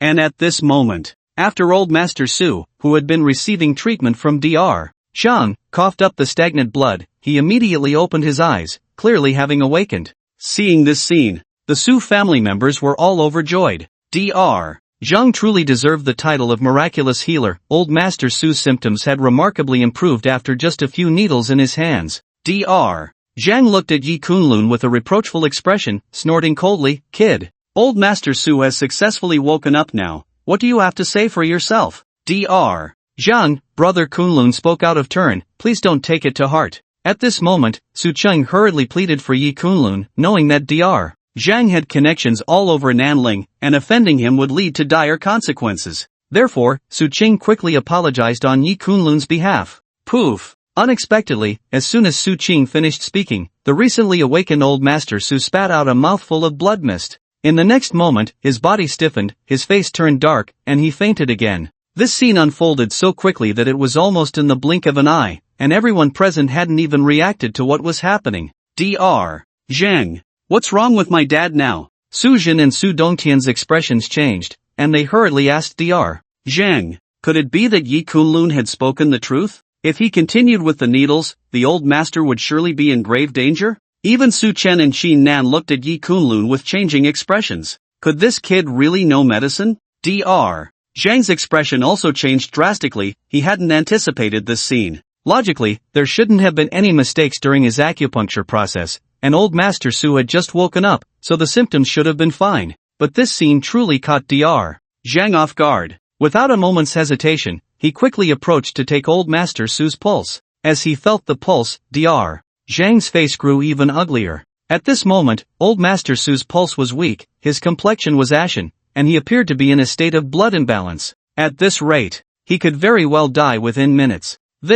How could this be? Dr. Jiang's eyes were vacant as he muttered to himself. He had previously said he was 50% sure, but that was during the acupuncture process. Once the needles were finished and old Master Su spat out that blood clot, he should have been able to save him completely. "The needles are not meant to be applied like this," Yi Kunlun said as he walked to the bedside, his tone calm. Old Master Su's life was hanging by a thread. He had only about 5 minutes left to live, and only he could save him. Therefore, Yi Kunlun was not polite at all. He took 2 steps to sit at the bedside and directly replaced Dr. Jiang to perform the acupuncture. In the next moment, he flicked his fingertips, lightly tapping 3 silver needles, then inserted them to a depth of 1/3, causing the 3 needles to tremble lightly. He then took out 2 more silver needles from Dr. Jiang's medical bag and inserted them. His technique was uncanny. Yi Kunlun was actually controlling 5 needles at once, leaving Dr. Jiang dumbfounded. Not only was Dr. Jiang stunned, but the Su family and Qin Nan were also bewildered. Yi Kunlun could actually perform acupuncture? You're just putting on a show. Su Qing, 2 uncles. Don't believe this kid Yi Kunlun. Just because he's young, does he really think his medical skills can surpass Dr. Jiang? I think there must have been some mistake earlier. It's safer to let Dr. Jiang continue. Otherwise, if something goes wrong, even Dr. Jiang might be helpless. At this moment, Qin Nan snorted, clearly believing Yi Kunlun was just posturing. As the Su family witnessed this scene, their expressions changed as well, including Su Qing. Yi Kunlun's speed in performing acupuncture was so fast that they hadn't had time to react. Now that they came to their senses, they understood the seriousness of the situation. However, just as Qin Nan's words fell, an astonishing scene unfolded that left everyone present dumbfounded, even cutting off Qin Nan's voice. Upon seeing Yi Kunlun perform acupuncture, Zhang Shini unexpectedly knelt down on the spot. At that moment, he truly recognized that the acupuncture technique Yi Kunlun was demonstrating was among the first 5 needles of the 13 needles of Yenmen, executed with such extraordinary skill that it was beyond compare. There were probably very few in the entire Yenmen who could match him. With such acupuncture skills, Yi Kunlun would undoubtedly be a significant figure within Yenmen. However, what made him kneel was not just this, but the sight of the token at Yi Kunlun's waist, the Ghost Gate token, which only the leader of Yenmen, the Ghost Doctor, possessed. This item could not be faked, as the Ghost Doctor's reputation was well known throughout the Great Xia, and everyone knew the temperament of that woman. Those who offended her never left Nanling alive, and thus the name of the Ghost Doctor was earned. Holding the Ghost Doctor's token meant one could command the Yenmen of Nanling. It was clear without thinking that Yi Kunlun had a very close relationship with the Ghost Doctor, which made Jiang, recalling his earlier disdain for Yi Kunlun, kneel in fear. What was happening? The esteemed Jiang, a leading figure in the medical community of Nanling, was kneeling? The members of the Su family and Chingan stared in shock at this scene. At that moment, after just a few seconds following Yi Kunlun's acupuncture, old Master Su coughed up a mouthful of congealed blood. His iron-gray complexion improved slightly, and his breathing became more even. The old master is fine now, he just needs to rest for a few more days, Yi Kunlun said as he stood up and looked at the Su family. In the past, old Master Su had treated him very well, like a biological grandson, so Yi Kunlun naturally spared no effort in his treatment. Seeing this scene, the Su family members all breathed a sigh of relief, their gazes towards Yi Kunlun filled with awe. In a situation where even Jiang was helpless, Yi Kunlun had managed to resolve it with just a few needles? If they hadn't seen it with their own eyes, they probably wouldn't have believed that someone as young as Yi Kunlun could possess such exquisite medical skills. However, before the Su family could express their gratitude to Yi Kunlun, Jiang's words and demeanor left them even more dumbfounded. Zhang Kaishan pays respects to the senior. I have offended you before, and I hope you will not hold it against me. Zhang Kaishan knelt on the ground, bowing to Yi Kunlun, not daring to rise at all. With Zhang Kaishan's status as a leading figure in the medical community of Nanling, how could he kneel like this before Yi Kunlun? The Su family and Chingan were stunned. Even if Yi Kunlun's medical skills were superb, this attitude seemed excessive. But they had no idea. Zhang Kaishan was completely aware of the relationship between Yi Kunlun and the Ghost Doctor of Nanling, fearing he might bring disaster upon himself. Get up, old Master Su's condition has accumulated over many years. 3 needles can provide temporary relief, but the symptoms of the congealed blood will resurface, and the body's meridians will become congested again. If not addressed in time, it could lead to sudden death, so relying solely on the first 3 needles is not enough, Yi Kunlun said calmly. Thank you for your clarification, senior, Zhang Kaishan said, suddenly enlightened, and then stood up, secretly relieved that Yi Kunlun did not pursue the matter further. Since old Master Su had just recovered, he needed quiet rest, so everyone quickly left the hospital room. Brother Kunlun, thank you so much today. If it weren't for you, I can't imagine what would have happened to Grandpa, Su Qing said softly as she strolled with Yi Kunlun on the lawn of the Su family villa. Between us, there's no need to mention such things, Yi Kunlun smiled and shook his head, then gently said, Qinger, how have you been all these years? After a long separation, Yi Kunlun and Su Qing had much to talk about, and they began to reminisce, as their previous conversation at the Song family banquet had been too brief. Damn! That beast Yi Kunlun, I will never let you take Su Qing away. At this moment, Chingan had just left the Su family and was watching Su Qing and Yi Kunlun walking side by side, laughing and chatting like a couple, his face turning almost green with envy. Qin Xiao, I advise you kindly, Yi Kunlun is not someone you can provoke. It's better to give up on this thought as soon as possible. Zhang Kaishan, who had left the Su family with Chingan, frowned and spoke up to dissuade him. Ha, useless old man. A mere Yi Kunlun, just a kid in his 20s, can actually scare you into submission? Do you really think I, Chingan, am afraid of that little brat? Chingan scoffed. To him, Zhang Kaishan's act of kneeling today was simply embarrassing. After saying this, he got into his car and left the Su family villa. He already had other plans for how to win Su Qing over. A mere Yi Kunlun only knew a bit of medicine, how could he compare to Chingan? Chingan, it seems you don't understand what kind of person you're facing. Zhang Kaishan shook his head. He originally wanted to tell Chingan about Yi Kunlun's extraordinary background, but he clearly dismissed that thought. Since this kid wanted to provoke the Ghost Doctor, let him seek his own doom, not to mention a mere Chingan. Even if he brought out the Qin family behind him,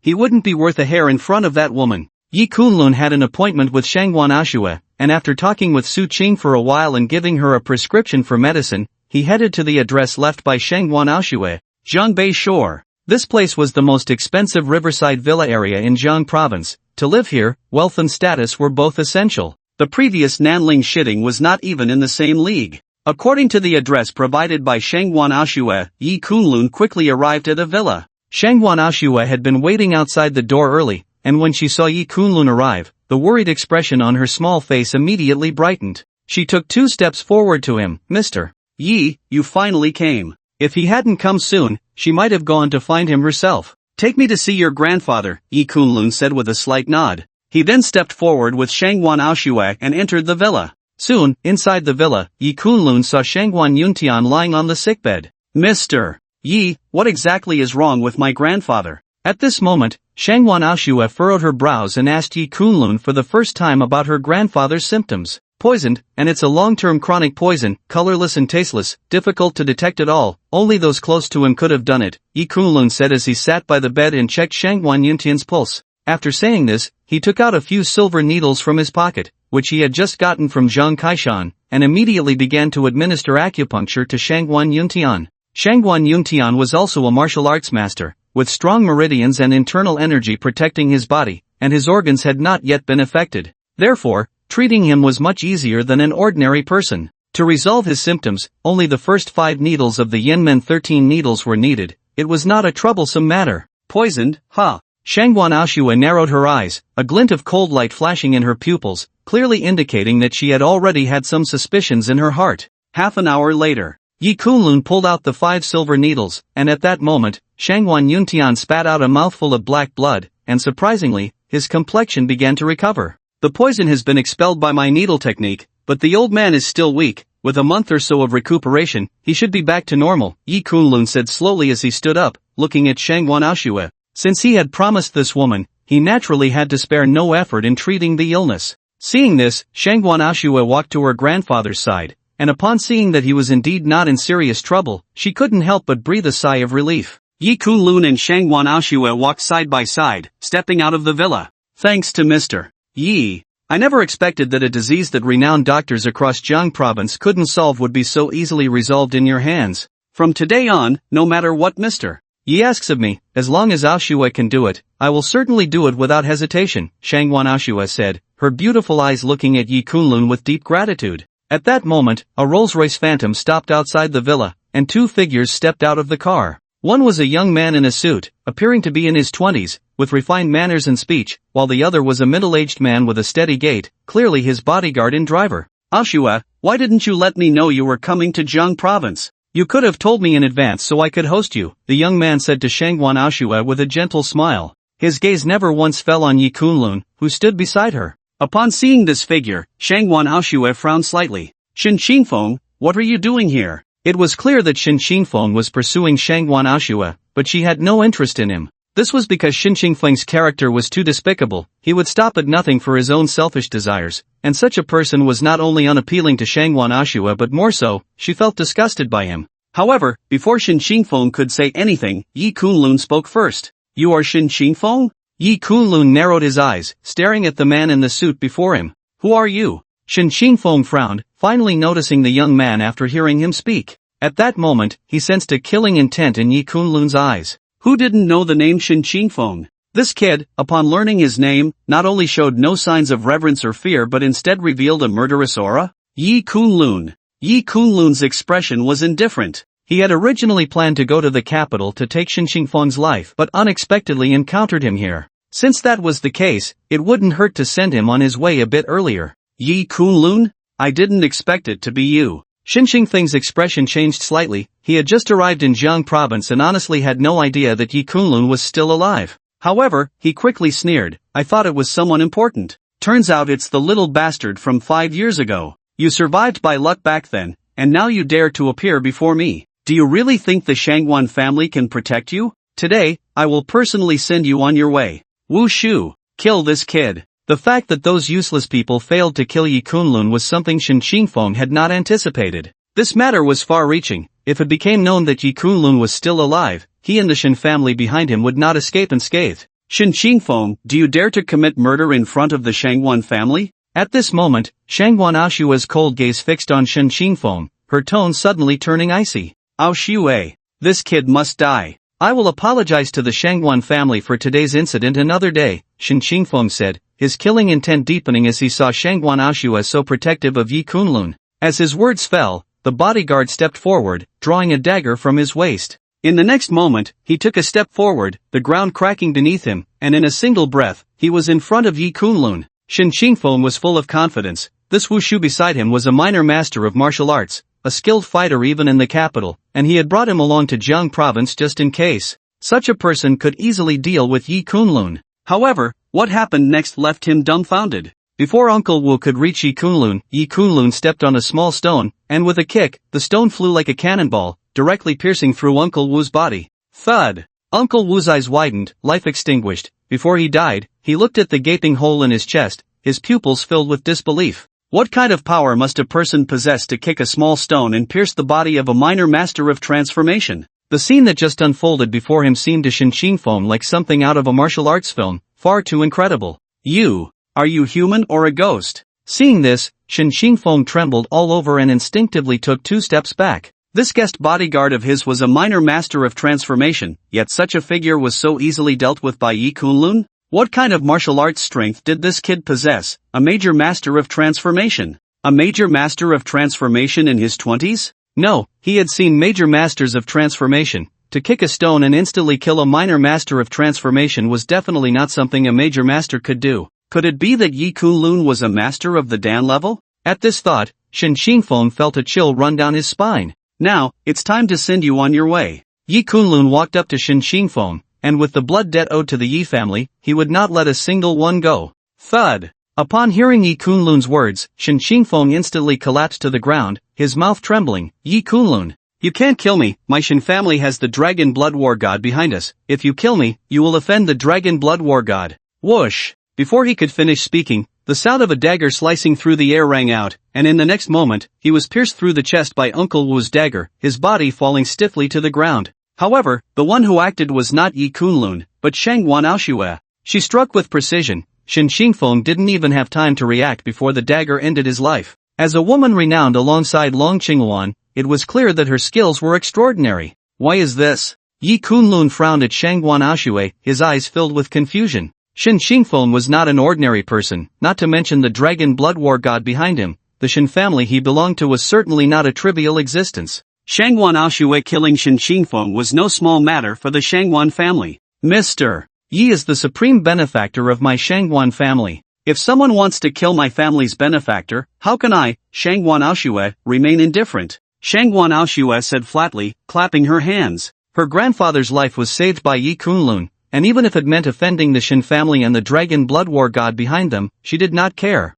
Moreover, she had some understanding of Yi Kunlun's character. This guy would definitely not let Fong go today. Since that was the case, she would take on the responsibility for this crime. As the eldest daughter of the Shangwan family, killing Fong was significant, but in terms of the Shangwan family's status, this storm could still be weathered, though the price might be quite high. But Yi Kunlun was different. The connections with the martial god army, in her view, were not enough to ensure Yi Kunlun's safety in front of the Dragon Blood War God. Of course, there was a deeper reason behind this. The one who had destroyed the Yi family in the past was merely an executor.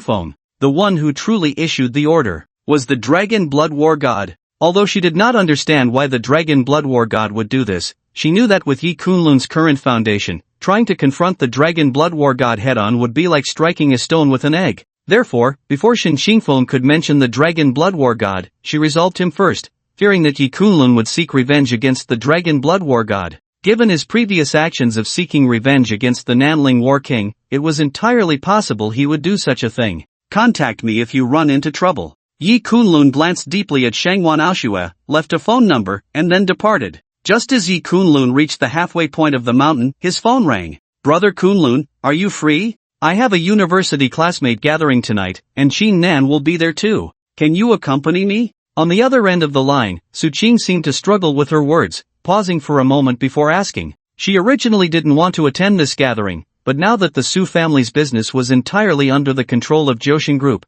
she couldn't afford to confront Nan openly. However, she was well aware of Nan's intentions, so she thought that bringing Yi Kunlun along would likely thwart Nan's little schemes. Okay. Upon hearing Qing's words, Yi Kunlun readily agreed. That's great. I'll wait for you at Longwu Pavilion in Nanling. Su Qing sounded very pleased after hearing Yi Kunlun's response, and after confirming the meeting place, she hung up the phone. Longwu Pavilion. A few figures stood outside the door, chatting with one another. It was Su Qing and her university roommates. As a high-end venue under the Longwu Chamber of Commerce, only the rich and powerful could enter. Even if you had money, you might not qualify, a certain status was also required. Today, Chingan was hosting, having reserved a private room at Longwu Pavilion. Although it was the least prestigious of the three types of rooms, it was still a privilege due to his status as the young master of Jiang Group, which spoke volumes about Longwu Pavilion's reputation. Qing Xiao is really concerned about you. He has been studying abroad for many years, and now that he's back, he wants to see you.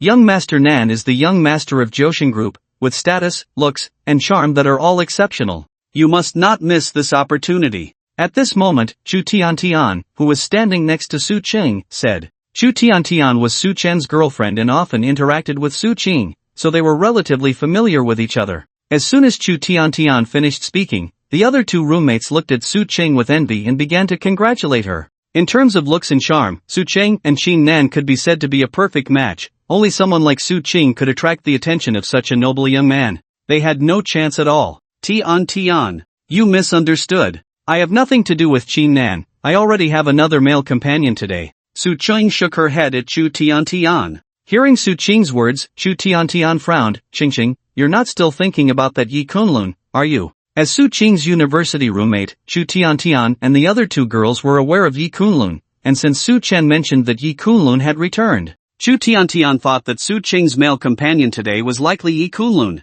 Qing, you've been graduated for so many years, why are you still so infatuated? What qualifications does Yi Kunlun have to be compared with Qin Xiao? Chu Tian immediately showed disdain, as Chingan was a notable figure in the entire Jiang province's elite circle. Yi Kunlun didn't even have the qualifications to look up to him. She couldn't understand why Su Qing still had such thoughts about him. But that was fine. When Yi Kunlun arrived later, it would be a good opportunity for him to step into the upper-class society of Longwu Pavilion and see how great the gap was with Chingan. By then, Su Qing would likely realize how inadequate Yi Kunlun was compared to how outstanding Chingan was. Just as the girls were chatting, Su Chen and Chingan arrived. Qin Xiao, Su Qing's roommates, upon seeing Chingan, quickly greeted him respectfully. Chingan smiled in return, then turned his gaze to Su Qing with a gentle smile. I reserved a private room at Longwu Pavilion today, Su Qing, let's gather with your roommates. However, before Su Qing could respond, a taxi stopped outside the Longwu Pavilion, and Yi Kunlun walked over.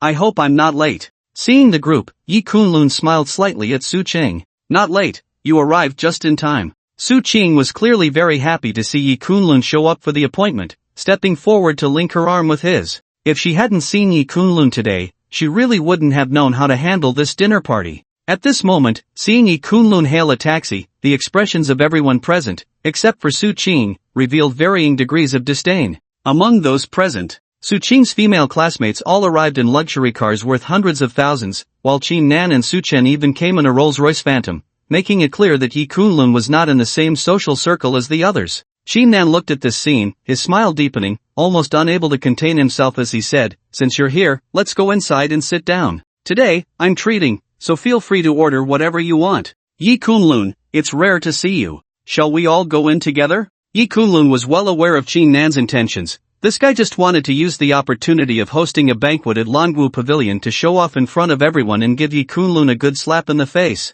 But little did he know that Yi Kunlun was the president of the Longwu Chamber of Commerce affiliated with Longwu Pavilion. Since Chingan wanted to embarrass him in Longwu Pavilion, Yi Kunlun naturally had to accompany Su Qing to see what tricks the other party was playing. Since someone has invited me, I can't refuse such hospitality, Yi Kunlun said with a faint smile. Seeing this, a hint of contempt appeared in Chingan's eyes, and he immediately said, please. With that, he took the lead into Longwu Pavilion. After Yi Kunlun stole the spotlight at the Su family villa today, Chingan had been feeling a bit uneasy, thinking about how to slap Yi Kunlun hard in the face and then win Su Qing's heart. He didn't expect the opportunity to come so quickly. There were hardly any people in Jiang province qualified to enter Longwu Pavilion. Yi Kunlun certainly didn't have that qualification without thinking too much. Once they entered, there would be plenty of chances for Yi Kunlun, the country bumpkin, to embarrass himself. Originally, Chingan was worried that he wouldn't have anyone to compare himself to at the banquet in Longwu Pavilion, which would allow him to showcase his status in front of Su Qing.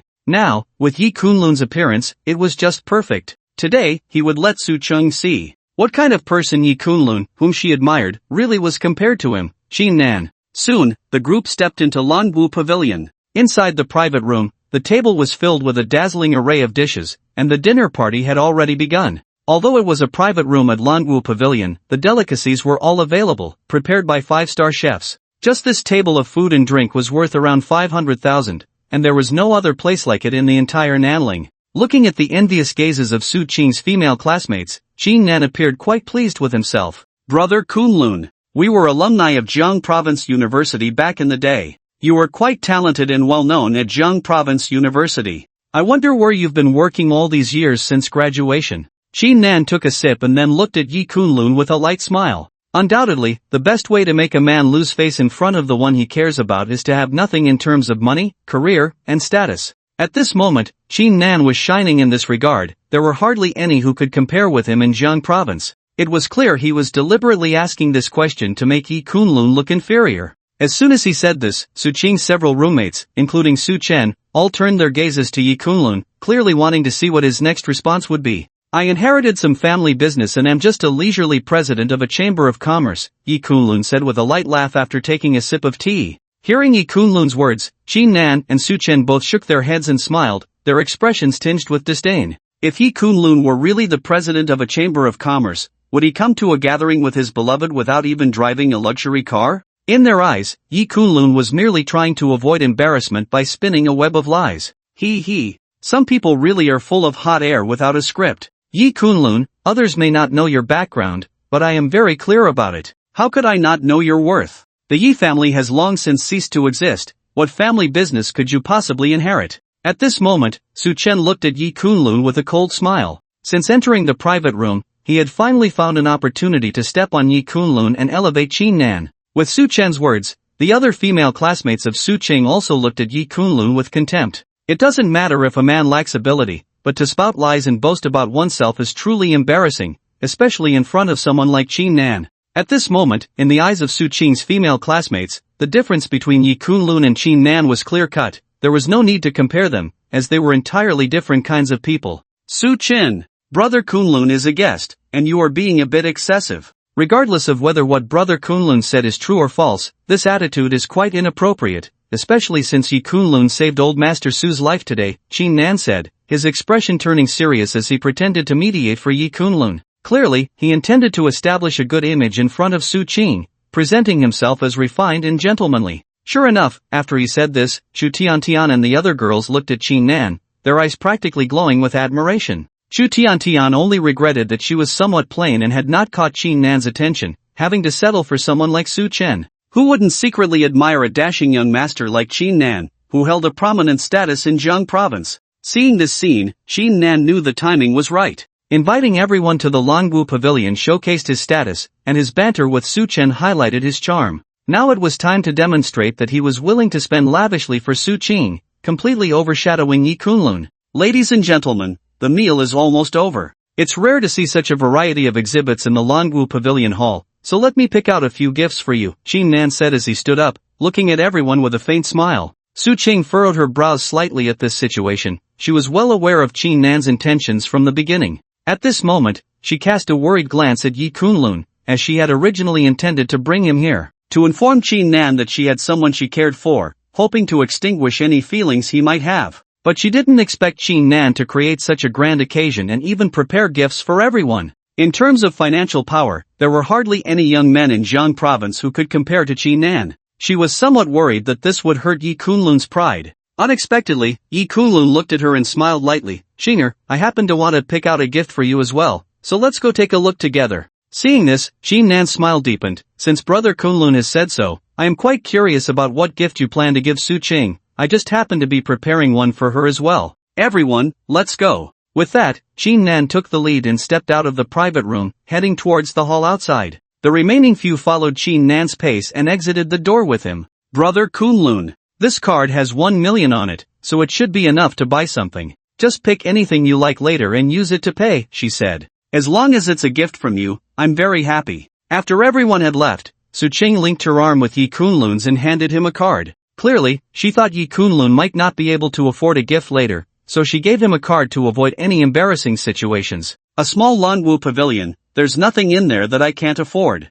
Don't worry, Yi Kunlun chuckled lightly, signaling Su Cheng not to be too concerned. Not to mention a small Longwu pavilion, even the Longwu Chamber of Commerce was under his control. Giving Su Cheng the most expensive gift from Longwu Pavilion was just a matter of words. After saying this, he turned and left the private room. Su Cheng, seeing this, couldn't help but feel a bit suspicious, murmuring softly, could it be that Brother Kunlun is really the president of some chamber of commerce? Well, if it really doesn't work out later, I'll just say this card was given to me by Brother Kunlun. No matter what, I can't let him lose face. Soon, she followed Yi Kunlun's pace and arrived at the exhibition hall of Longwu Pavilion. As a high-end venue under the Longwu Chamber of Commerce, Longwu Pavilion gathered various luxury goods for display. Luxury cars, designer bags, various jewelry. It had everything. At this moment, Su Chen chose a LV bag worth hundreds of thousands to give to Chu Tian, instantly making Su Cheng's other two roommates show envy in their eyes. In their view, a boyfriend who could casually give away a bag worth hundreds of thousands was hard to find.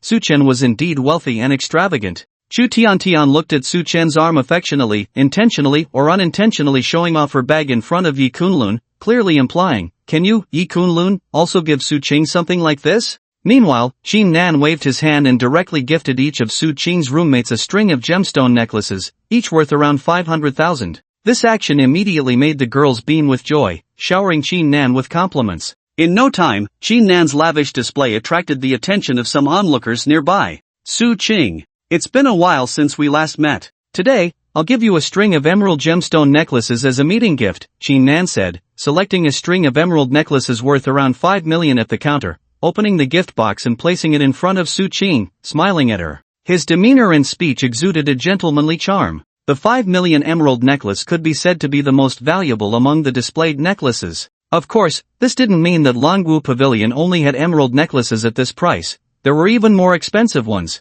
but they weren't qualified to be displayed on this floor of the private room. More valuable jewelry was on the floors above, categorized as earth and even heaven. Including Chu Tian, Su Cheng's female roommates instinctively swallowed their saliva at this moment. Even Su Chen was the same, looking at Su Cheng with endless envy. A 5 million necklace. Nan actually said he would give it without even blinking. Who else in Jiang province besides the young master of Jiang group had such audacity? Looking at the gazes of the crowd, Nan clearly enjoyed this feeling, smiling at Yi Kunlun. He was the first to give Su Cheng such a gift, wanting to see what Yi Kunlun would choose to give later, to see how he could compare with Nan. The remaining few looked at Yi Kunlun with amused eyes, eager to see how he would embarrass himself in front of the woman he loved. There was never a shortage of onlookers, and at this moment, many gazes around the exhibition hall gathered, as such scenes were all too common in the Longwu Pavilion. It often happened that those of lower status lost face and women under the scrutiny of the crowd, leaving the Longwu Pavilion in disgrace. To many, it seemed that Yi Kunlun was about to put on quite a show. Su Cheng watched this scene, instinctively biting her teeth, thinking to herself that Nan is too wicked, deliberately giving the most expensive necklace to make Kunlun brother uncomfortable. I can't stay in this Longwu Pavilion any longer. I need to take him away right now. However, before Su Cheng could say anything, Yi Kunlun smiled and said, Emerald?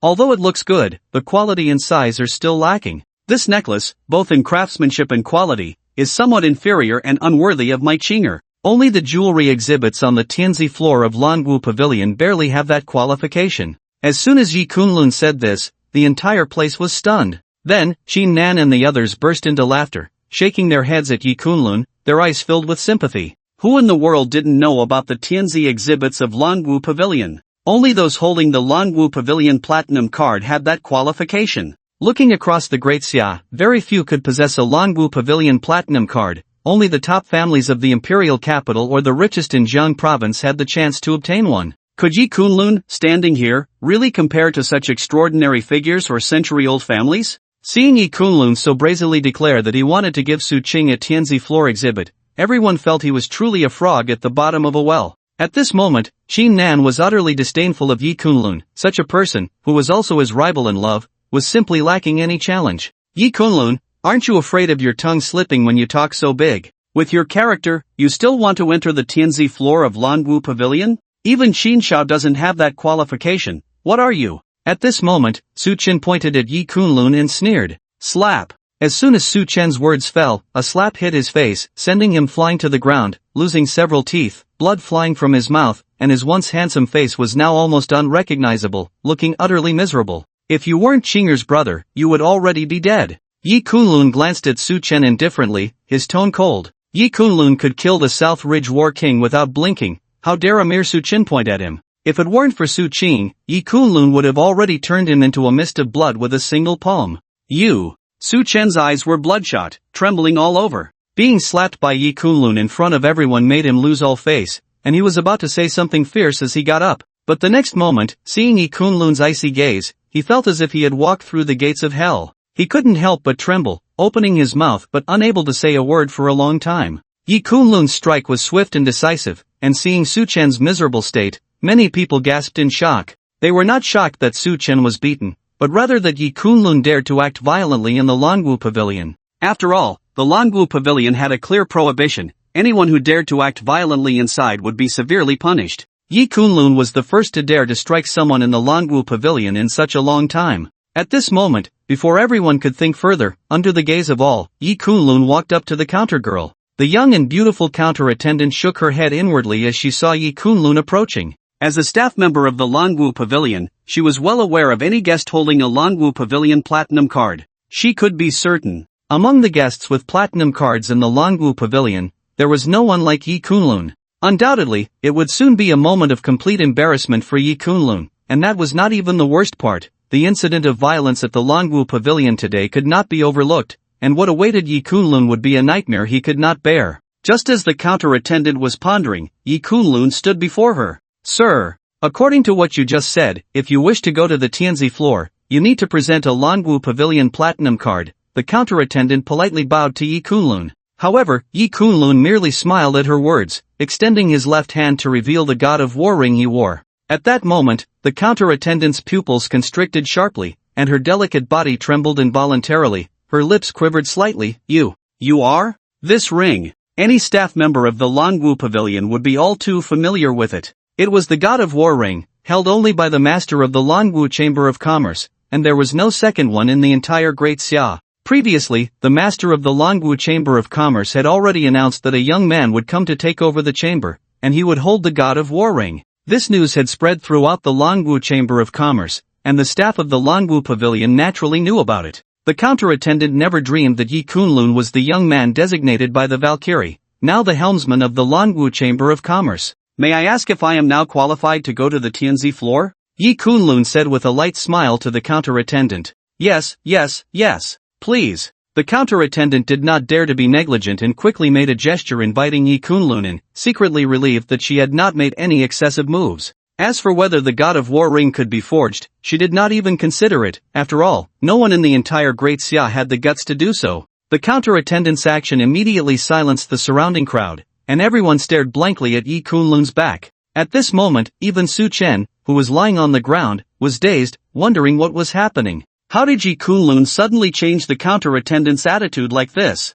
Just now, Yi Kunlun hadn't shown any platinum card or anything. Not only was Su Chen confused, but even the well-informed Chingan was also at a loss. As for Su Qing's female roommates, they were even more stunned at this scene. When someone of Chingan's status entered the Longwu Pavilion, the counter-attendant didn't even ask him a single question, and the sudden change in her attitude towards Yi Kunlun was so extreme that they didn't even react at first. Qinger, let's go up and take a look, Yi Kunlun said as he reached out to take Su Qing's hand, smiling at her. With that, he led the still-dazed Su Qing towards the exclusive elevator next to the counter, heading for the Tianzi floor. After Yi Kunlun and Su Qing's figures disappeared, a wave of murmurs erupted in the crowd, speculating about what had just happened. After a brief moment of daze, Su Chen finally regained his senses. Xin Xiao, what is going on? What did Yi Kunlun just show that counter-attendant? How could he enter the Tianzi floor of the Longwu Pavilion? At this moment, Su Chen didn't even care about the pain on his face, scrambling to Chinnan's side. How would I know?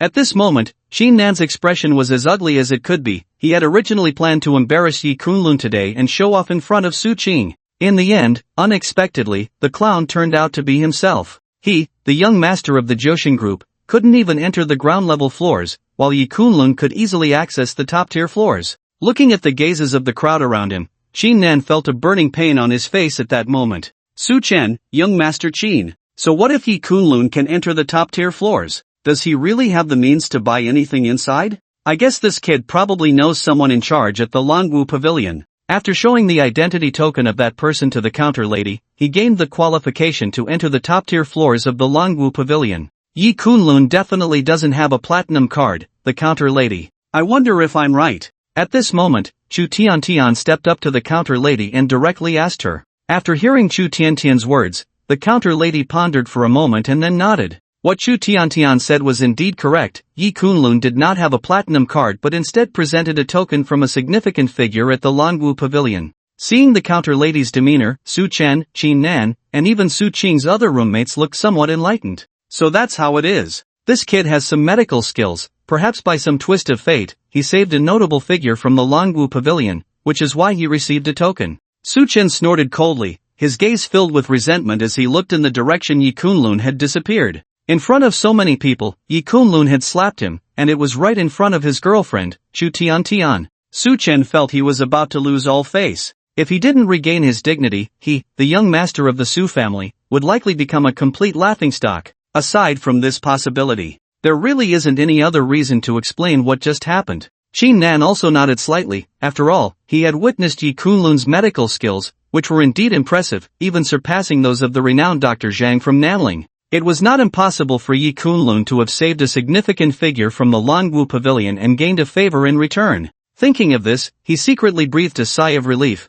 initially fearing that Yi Kunlun had turned his life around and become someone extraordinary, but it seemed he had overthought it. Oof, let's wait and see. Even if this kid qualifies to enter the top-tier floors, I don't believe he has the money to help Su Qing buy a gift. In the end, this kid will most likely leave in disgrace, and we can just watch the show. Qin Nan recalled how he had just given a 5 million necklace, and Su Qing had remained indifferent, his expression darkening. He couldn't believe that with Yi Kunlun's background, he could really buy anything in the top-tier floors. At this moment, Yi Kunlun and Su Qing had also taken the elevator to the top-tier floors. Brother Kunlun, what did you show that counter lady just now? How did she allow us to come to the top-tier floors? Su Qing looked at Yi Kunlun with curious eyes. She was somewhat aware of the Longwu Pavilion. The fact that Yi Kunlun could receive such treatment without showing a platinum card was something she hadn't expected. However, before Yi Kunlun could say anything, two figures approached from a distance, a man and a woman. Su Qing?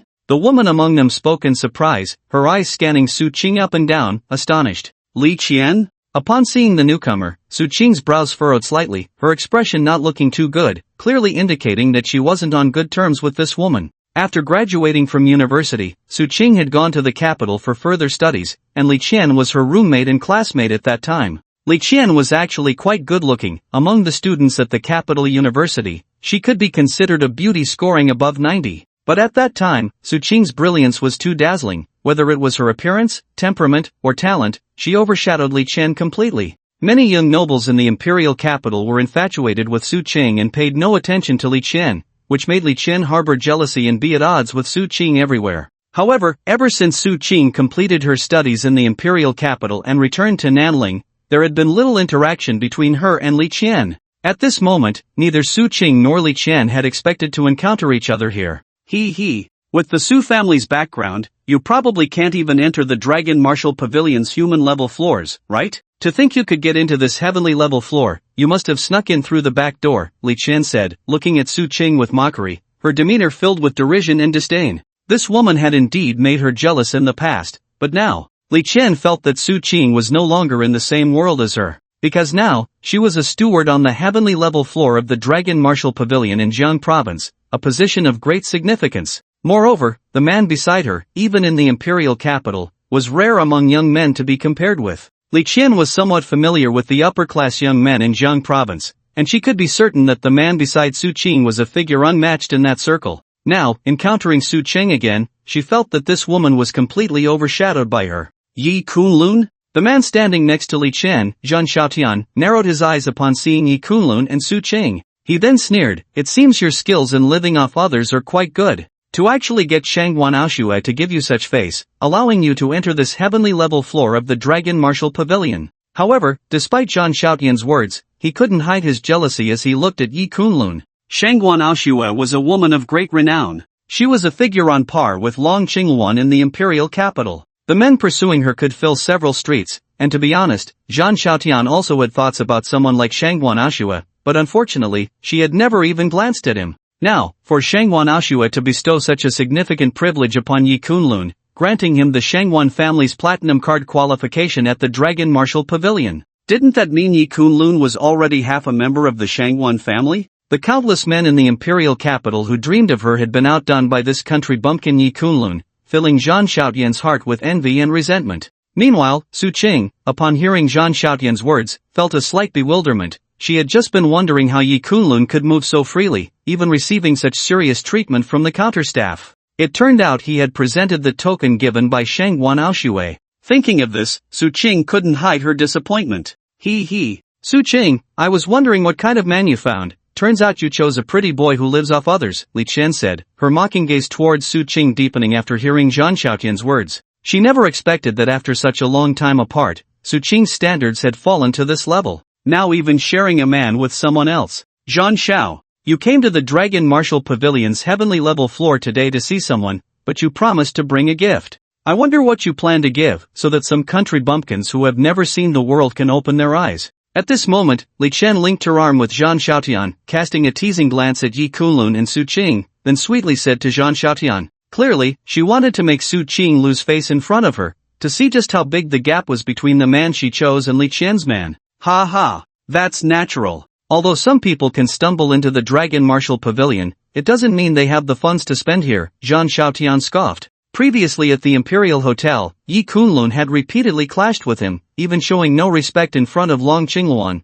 making him lose face in public. He had been keeping this account in mind. Since they had met today, he naturally wanted to step on Yi Kunlun hard. Considering that he was shopping on the top floor, Zhan Xiaotian did not believe that this man, who lived off others, could compare to him. Shanqian, this exquisite emerald necklace is not something that can be compared to what you find on the lower floors. I'll give it to you, Zhan Xiaotian said as he walked to a counter and selected a string of emeralds to hand to Li Qian. This emerald necklace was far superior to the one Qin Nan had wanted to gift earlier, in terms of craftsmanship, quality, and the size of the stones. It was crafted by a master artisan specifically for the Longwu Pavilion. Worth a full 15 million, it could only be purchased by those qualified to enter the top floor of the Longwu Pavilion, making this necklace a collectible piece. Selling this necklace could easily yield a profit of several million. After all, jewelry from the top floor of the Longwu Pavilion, backed by its reputation, was exceedingly rare. It was something that had a price but was hard to find in the market. By casually selecting such a gift, it was evident how wealthy Zhan Xiaotian was. As the young master of the Zhan family, a prominent family in the capital, his financial power was truly beyond words. Qin Nan, the young master of the Jioshan group, was hardly worthy of carrying his shoes in comparison. When Li Qian saw Zhan Xiaotian give such a gift, she was so excited that her body trembled slightly. Although she worked as a manager at the Longwu Pavilion, her annual salary was only around 1 million, and this gift from Zhan Xiaotian was equivalent to what she would earn in over 10 years. Ding! At that moment, Zhan Xiaotian walked to the counter, swiped his card, and directly put the necklace around Li Qian's neck. Thank you, Zhan Xiao. Li Qian linked her arm with Zhan Xiaotian's and couldn't help but kiss his cheek, her demeanor extremely affectionate. Having only accompanied Zhan Xiaotian for a short time in Jiang province, she felt it was worth it to climb into his bed. Su Qing, I wonder what kind of gift your country bumpkin boyfriend will give you. He borrowed someone else's platinum card, which only shows he has the qualification to enter here, but to use the platinum card, he must be present himself. The things here are not something you can afford, so you might as well leave to avoid embarrassing yourselves. Li Qian glanced at Yi Kunlun and Su Qing, her tone sarcastic, a cold smile on her face. The type of person she despised the most was someone who pretended to be important, and in her eyes, Yi Kunlun was just that kind of person. Li Qian, don't go too far. Su Qing gritted her teeth and said in a low voice. It was one thing for Li Qian to pick on her, but she could no longer tolerate the way she was belittling Yi Kunlun. After all, Yi Kunlun had come to this gathering at her invitation. She never expected so much trouble to arise midway. If she had known, she would never have invited Yi Kunlun. She regretted it immensely now, worried that Yi Kunlun's pride would be hurt because of Li Qian and Zhan Xiaotian. It's fine, doesn't she want to see what gift I'm giving you, Qinger? Let her see, Yi Kunlun said with a faint smile at Su Qing before Li Qian could speak. With that, he took Su Qing's hand and walked to the counter, his gaze locking onto the largest emerald necklace in the display. The stone on this necklace was twice the size of the one Zhan Xiaotian had just chosen for Li Qian. The price tag was even more eye-catching, a full 30 million, double the price of the necklace Zhang Xiaotian had just given to Li Qian. It can be said that among the many pieces of jewelry at the counters, the gemstone necklace that Yi Kunlun is currently selecting is the most valuable. Moreover, it is not for sale, it is the treasure of the Lanwu Pavilion in Nanling, used as an exhibition piece, and even VIPs holding a platinum card cannot purchase it. Put. At this moment, both Li Qian and Zhang Xiaotian couldn't help but burst into laughter. Their gazes turned to Yi Kunlun, and a hint of pity even appeared in their eyes. Yi Kunlun, oh Yi Kunlun. Who doesn't know that this necklace is not for sale, that it is the treasure of the Lanwu Pavilion here? Even I cannot buy it. You actually chose such a necklace to give to someone, aren't you afraid of being laughed at? Zhang Xiaotian could no longer maintain his composure and sneered at Yi Kunlun. Such a person. Back in the day, he actually had a one-night stand with the stunning beauty of the Shing family in the imperial capital, and then he was seen being intimate with Shangguan Aoshui. Zhang Xiaotian truly did not understand what kind of luck Yi Kunlun had to be surrounded by one woman after another, all of whom countless men dreamed of. Li Qian also wore a cold smile. Su Qing, is this the man you chose? To save face, he specifically picked the most valuable non-sale item to prove himself? Little does he know that this is the most embarrassing part. This non-sale item can only be mobilized by the head of our Lanwu Pavilion in the entire Jiang province. Does this kid think he can brag about being the head of the Lanwu Pavilion in Jiang province? Li Qian looked at Yi Kunlun as if he were a huge joke. Just as Li Qian finished speaking, the door to the Tianzi floor was pushed open, and a figure hurriedly walked in. It was none other than Xiao Wenshan, the head of the Lanwu Chamber of Commerce in Jiang province, and also the head of the Lanwu Pavilion's branch in Jiang province. As soon as Yi Kunlun revealed the martial god ring, Xiao Wenshan happened to be in the Lanwu Pavilion in Nanling today, and this matter was immediately reported to him, so he hurried to the Tianzi floor where Yi Kunlun was located without any delay.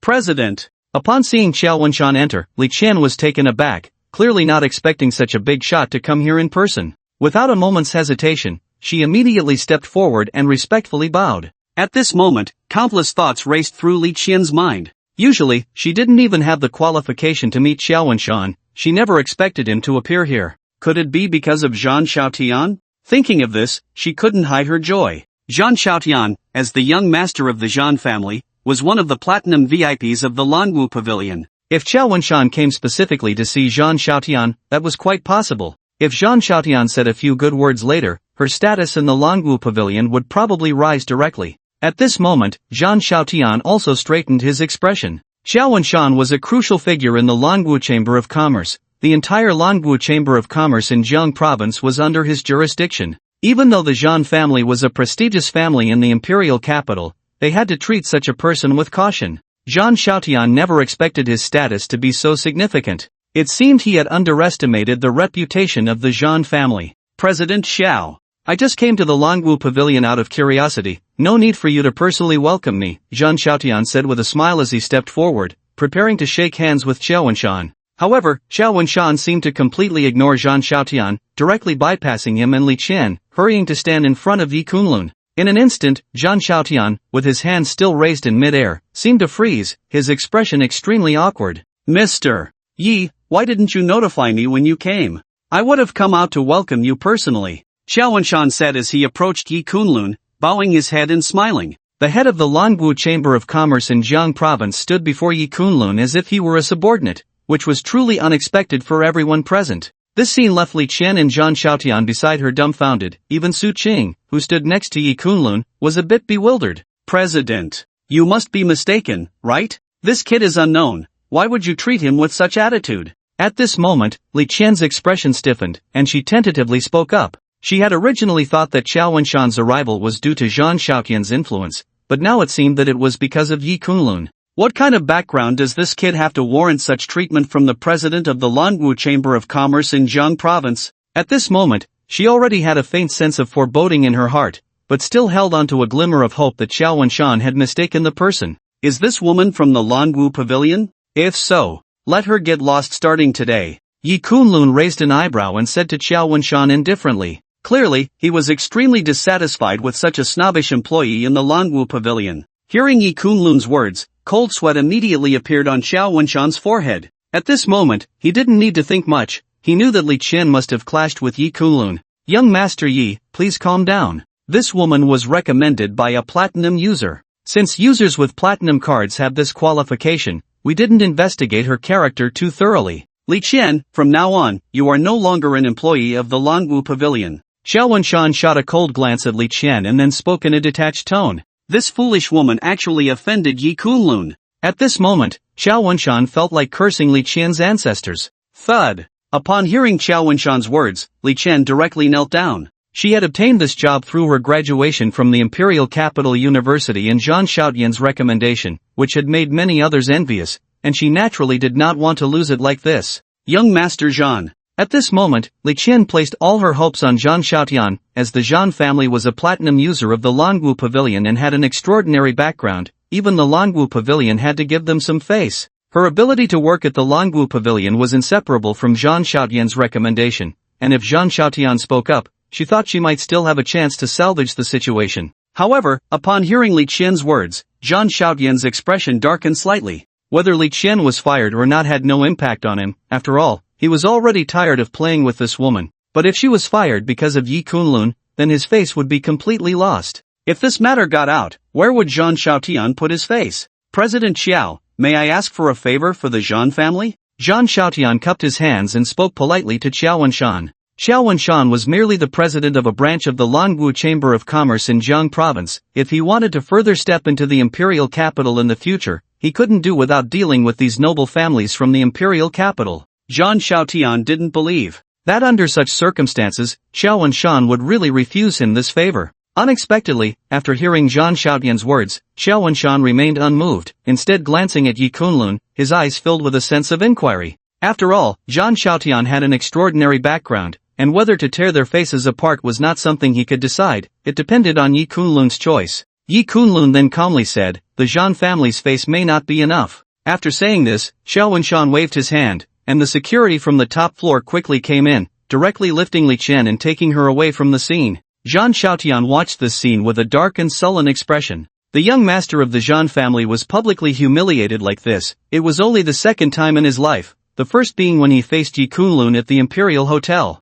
Yi Kunlun, you have some guts. Don't think that just because you have Shangwan Aoshua backing you, you can rest easy. This matter, I, Zhang Xiaotian, will remember. We have plenty of time ahead. Zhang Xiaotian coldly glanced at Yi Kunlun, then waved his sleeve and left. He was a top martial arts master, and although he thought killing Yi Kunlun would be as easy as squashing an ant, this was the Longwu Pavilion. Even with 1,000 times more courage, he wouldn't dare to kill here. Once Yi Kunlun left this place, he would slowly settle the score with him later. Watching Zhang Xiaotian's departing figure, Xiao Wenshan's lips curled into a sneer. A mere young master of the Zhan family dared to offend the young master of the Longwu Chamber of Commerce? With just one word from Yi Kunlun, it was likely that Zhang Xiaotian and even the Zhan family behind him would vanish overnight. Miss Su, please feel free to choose anything from the Tianzi floor of the Longwu Pavilion, Xiao Wenshan said, glancing at Su Qing, bowing slightly with a smile. After saying this, he bowed again to Su Qing and Yi Kunlun before leaving the scene.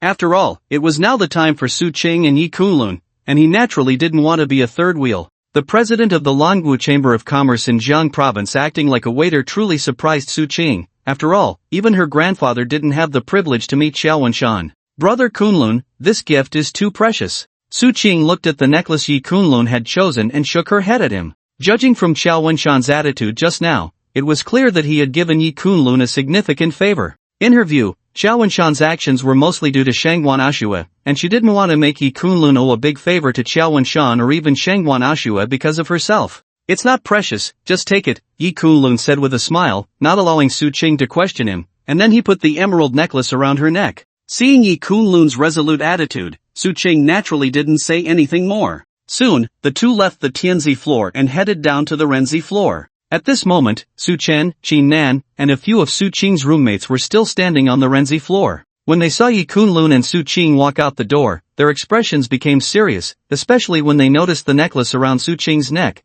Their expressions changed. How is this possible? The non-sale item from the Tianzi floor, worth 30 million, the most valuable piece of jewelry in the Nanning Longwu Pavilion. Qin Nan's pupils suddenly constricted, and he exclaimed in disbelief. Clearly, he was somewhat familiar with the non-sale items of the Nanning Longwu Pavilion. How could Yi Kunlun give this to Su Qing? Hearing Qin Nan's words, the female roommates, including Chu Tian, were wide-eyed. They didn't care about terms like non-sale items. At this moment, all they could hear were Qin Nan's words echoing in their ears. A necklace worth 30 million, something they wouldn't even dare to dream of, and yet Yi Kunlun had given it to Su Qing without batting an eye. Although Chingan was one of the notable young masters in Jiang province, compared to Yi Kunlun's generosity, he was truly left in the dust. Yi Kunlun had hidden himself too deeply. At this moment, the girls looked at Su Qing, filled with envy and jealousy. Qing, did Yi Kunlun give this to you? Chu Tian asked, still somewhat in disbelief, swallowing hard and then cautiously inquiring.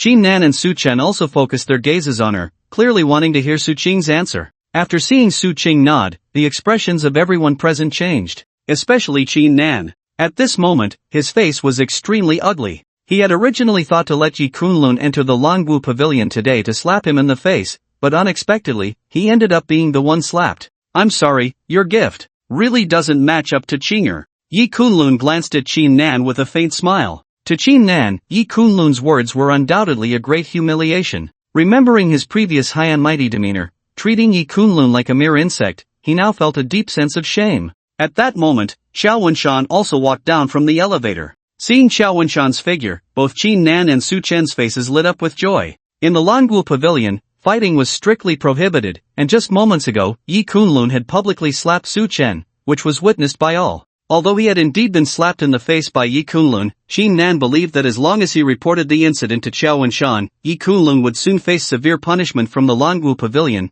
ultimately being thrown out like a dead dog. President Xiao. Chingan and Su Chen did not hesitate and quickly stepped forward to Xiao Wenshan. Oh, young Master Qin is also here, Xiao Wenshan greeted with a smile upon seeing Chingan approach. The Jiang group held some status in Jiang province, and he had met Chingan a few times. Hearing Xiao Wenshan greet him like this, Chingan straightened his back, casting a somewhat boastful glance at Yi Kunlun. After all, in the entire Jiang province, few could receive such treatment. Chu Tian and the other girls also looked at him with admiration, thinking that Chingan truly deserved to be one of the prominent young masters of Jiang province, with an extraordinary social circle, even knowing someone like Xiao Wenshan. I came to the Longwu Pavilion to gather with friends today, but President Xiao, my friend was beaten by someone here. I wonder if President Xiao could uphold justice. Chingan pointed at the bruised Su Chen and then at Yi Kunlun standing not far away, speaking in a low voice. He believed that with his status speaking up, and given the rules of the Longwu Pavilion, Yi Kunlun would not be able to leave without suffering consequences today. After all, those who caused trouble in the past had to leave missing limbs at the very least. The authority of the Longwu Pavilion could not be provoked. Although he had been slapped in the face by Yi Kunlun today, seeing Yi Kunlun punished severely by the Longwu Pavilion would be a great pleasure. After all, he did not believe that Su Qing would still have any interest in a crippled Yi Kunlun. Upon hearing Chingan's words, Xiao Wenshan immediately turned his gaze to Yi Kunlun not far away. The moment he saw Yi Kunlun, his heart skipped a beat. President Xiao. It's this brat. He completely disregarded the rules of the Longwu Pavilion and knocked out my teeth in public. I ask President Xiao to uphold justice. At this moment, Su Chen also stepped forward, glaring at Yi Kunlun with a venomous look. The rules of the Longwu Pavilion were known to all, even the former war king of Nanling would not dare to act recklessly here. Today, he did not believe Yi Kunlun could escape unscathed. At this moment, Chu Tian, Su Qing's roommates, and even Chingan looked at Yi Kunlun with glee. They had already envisioned Yi Kunlun's miserable fate to come. Yi Kunlun, while President Xiao hasn't gotten angry yet, you should quickly kneel and apologize. If you make me happy, I might say a few good words for you, so President Xiao will go easy on you. Otherwise, today I will definitely make you. Before Su Chen could finish his sentence, there was a loud slap, and he was thrown to the ground. The one who struck him was none other than Xiao Wenshan. This scene left many onlookers dumbfounded. After all, it had been a long time since anyone had seen Xiao Wenshan personally strike someone in the Longwu Pavilion. Chingan and the others were also stunned, wondering what was happening. Xiao Wenshan was not supposed to target Yi Kunlun. Why was he instead slapping the victim, Su Chen?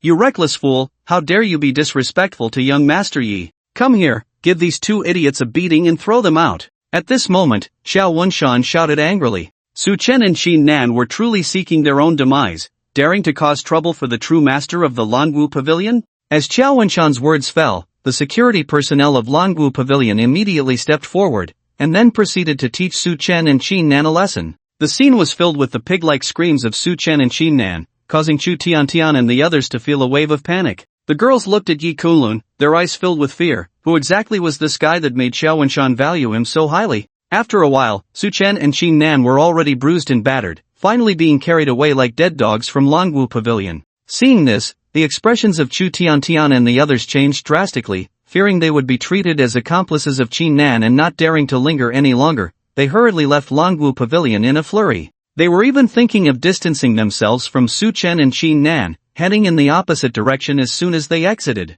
After all, these two had just offended Longwu Pavilion. Who knew if they would face repercussions in the future? Damn it! What kind of drug did Xiaowanshan take to give Yi Kunlun such face? Yi Kunlun. Just wait, Chingan, will not let this matter rest. I won't bear your name if I don't take you down. At this moment, a disheveled Chingan stood outside Longwu Pavilion, his face looking extremely grim, his gaze filled with resentment as he looked inside. How could he, the young master of the prestigious Qin family in Jiang province, ever endure such humiliation? Naturally, he didn't dare to hold a grudge against Xiaowanshan, so he attributed all the humiliation he suffered today to Yi Kunlun. Young Master Qin, I have a plan. At that time, we can definitely resolve this Yi Kunlun once and for all, and you can also win the heart of a beauty. At this moment, Su Chen's gaze towards Longwu Pavilion was also filled with malice. Today, he was far worse off than Chingan, and the troubles that Yi Kunlun and the Yi family faced in the past were actually closely related to him. After all, it was he who secretly tampered with the drink that Su Qing handed to Yi Kunlun that day. If Yi Kunlun didn't die, he would never be able to sleep peacefully in his life. Su Chen covered his face and stepped forward, whispering in Chingan's ear. Inside Longwu Pavilion. After Xiaowanshan exchanged a few respectful pleasantries with Yi Kunlun and Su Qing, he left first. In the blink of an eye, only Yi Kunlun and Su Qing were left. Su Qing affectionately linked her arm with Yi Kunlun's and smiled, saying, "Thanks to you, brother Kunlun, Chingan lost so much face this time, he should have some self-awareness and won't bother me again in the future. Now that this necklace has served its purpose, why don't we return it? After all, you might owe that woman, Shangwan Aoshue, a big favor in the future. She just helped you once at the Imperial Hotel." Today, she invited Yi Kunlun over to cut off any thoughts Chingan had about her, and it seemed to have worked. This necklace was too precious to her, and Su Qing felt it was also because of Shangwan Aoshue, so she indeed wanted to return it. Hearing this, Yi Kunlun couldn't help but chuckle. "So this is what you're worried about? Don't worry, Shinger. Everything that happened today at Longwu Pavilion has nothing to do with Shangwan Aoshue.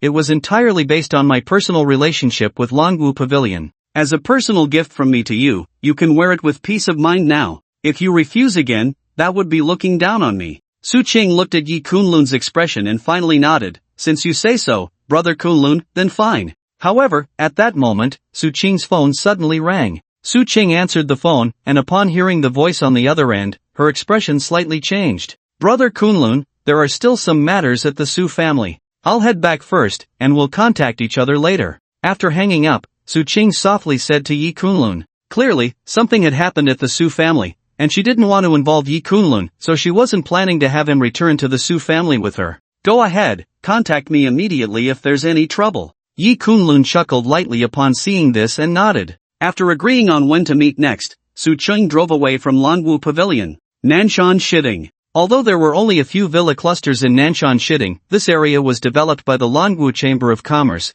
and the villa at the highest point of Nanshan Shiding was the only one that had not been sold, which happened to be Yi Kunlun's current residence in Nanshan. Yi Kunlun strolled through Nanshan Shiding when suddenly, the sound of wind rustled ahead, and several figures blocked his path. The 6 individuals were dressed in Eastern samurai attire, clearly martial arts experts from the East. "Kid, you really are hard to find. You even dared to kill our Eastern ambassador. Have you thought about how you're going to die?" The leader stepped forward, his gaze fixed on Yi Kunlun with a dark expression. Evidently, the Eastern side had exceptional channels of information, quickly uncovering the reasons behind the deaths of the Nanshan War King and the Eastern ambassador, realizing it had nothing to do with the martial god army. And thus, they had locked their target onto Yi Kunlun. Daring to kill the Eastern ambassador, regardless of Yi Kunlun's background, they were determined to see him perish in Nanshan. A small master of the Gangchi? Yi Kunlun raised an eyebrow at the leading Eastern martial artist. There were indeed quite a few martial arts experts from the East.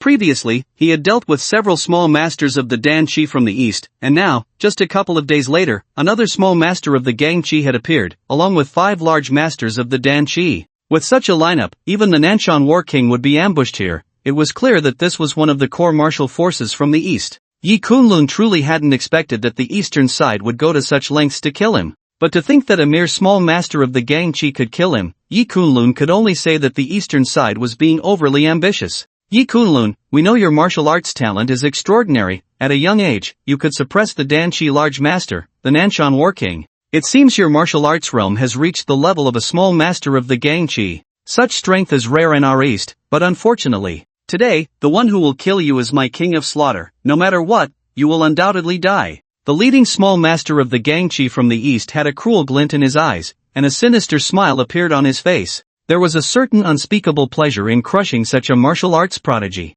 With that, in the next moment, he moved directly towards Yi Kunlun to attack. And not just him, the 5 large masters of the Danchi beside him also moved, the night air filled with the sound of wind and sand, as 6 figures rushed towards Yi Kunlun from different directions. These 6 martial arts experts coordinated perfectly, sealing off 6 directions. It was as if they were one entity, and any one of them that was attacked would immediately face lethal strikes from the other 5. The surrounded person could find no way to break free. Clearly, these 6 martial arts experts from the east placed great importance on Yi Kunlun. As soon as they made their move, all 6 were fully committed, showing no signs of underestimating him. After all, Yi Kunlun had killed the Nanshan War King at such a young age. If such a person were to grow, he would undoubtedly become a significant threat to the east in the future. Since they had already become enemies, they had to completely crush Yi Kunlun in the cradle. The 6 martial arts masters from the east were all exceptionally confident. Their combined attack, even a small master of the Gangchi level would not withstand 10 moves.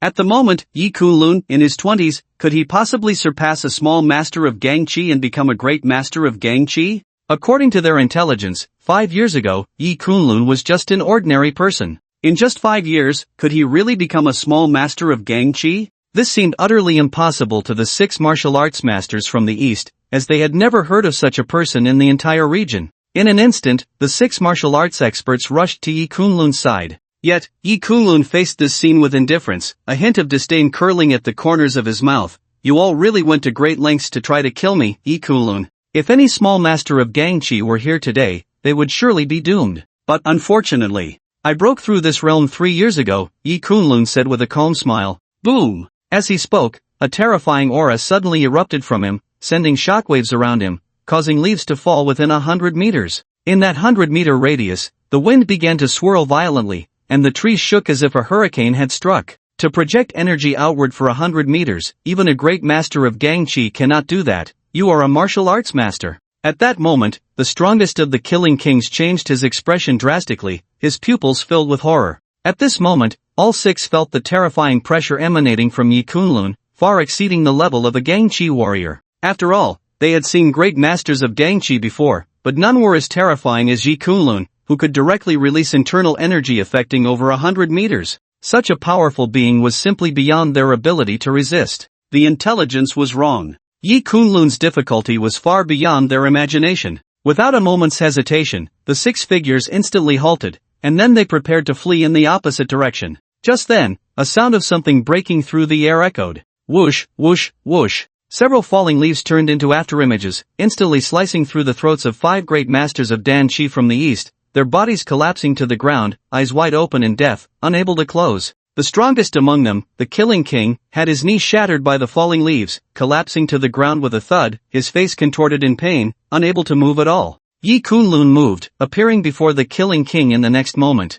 Who gave the order? Yi Kunlun's gaze scrutinized, his tone flat. Such a meticulously planned assassination, and these 6 worked together seamlessly. Yi Kunlun believed there must be someone behind the scenes giving orders. Yi Kunlun. This time we miscalculated, but next time you won't be so lucky. If you want me to reveal the person behind this, you might as well give up on that thought. After we die, you will also have to accompany us in death. We from the east will stop at nothing to kill you. Your fate will be 100 times, 1,000 times more tragic than ours. The Killing King's face was twisted, and he let out a sinister laugh at the end. The reason they came to assassinate Yi Kunlun was not only because he killed the East's ambassador but also for deeper reasons. Now that the mission had failed, he was prepared to die, knowing there was no chance of escape against a martial arts master. To make him reveal the person behind this was clearly impossible. Yi Kunlun remained indifferent to this, and with a flick of his finger, several flying needles instantly pierced the Killing King's body. Over the years on Tianshan Island, he had learned much more than just medical skills from his 3 masters.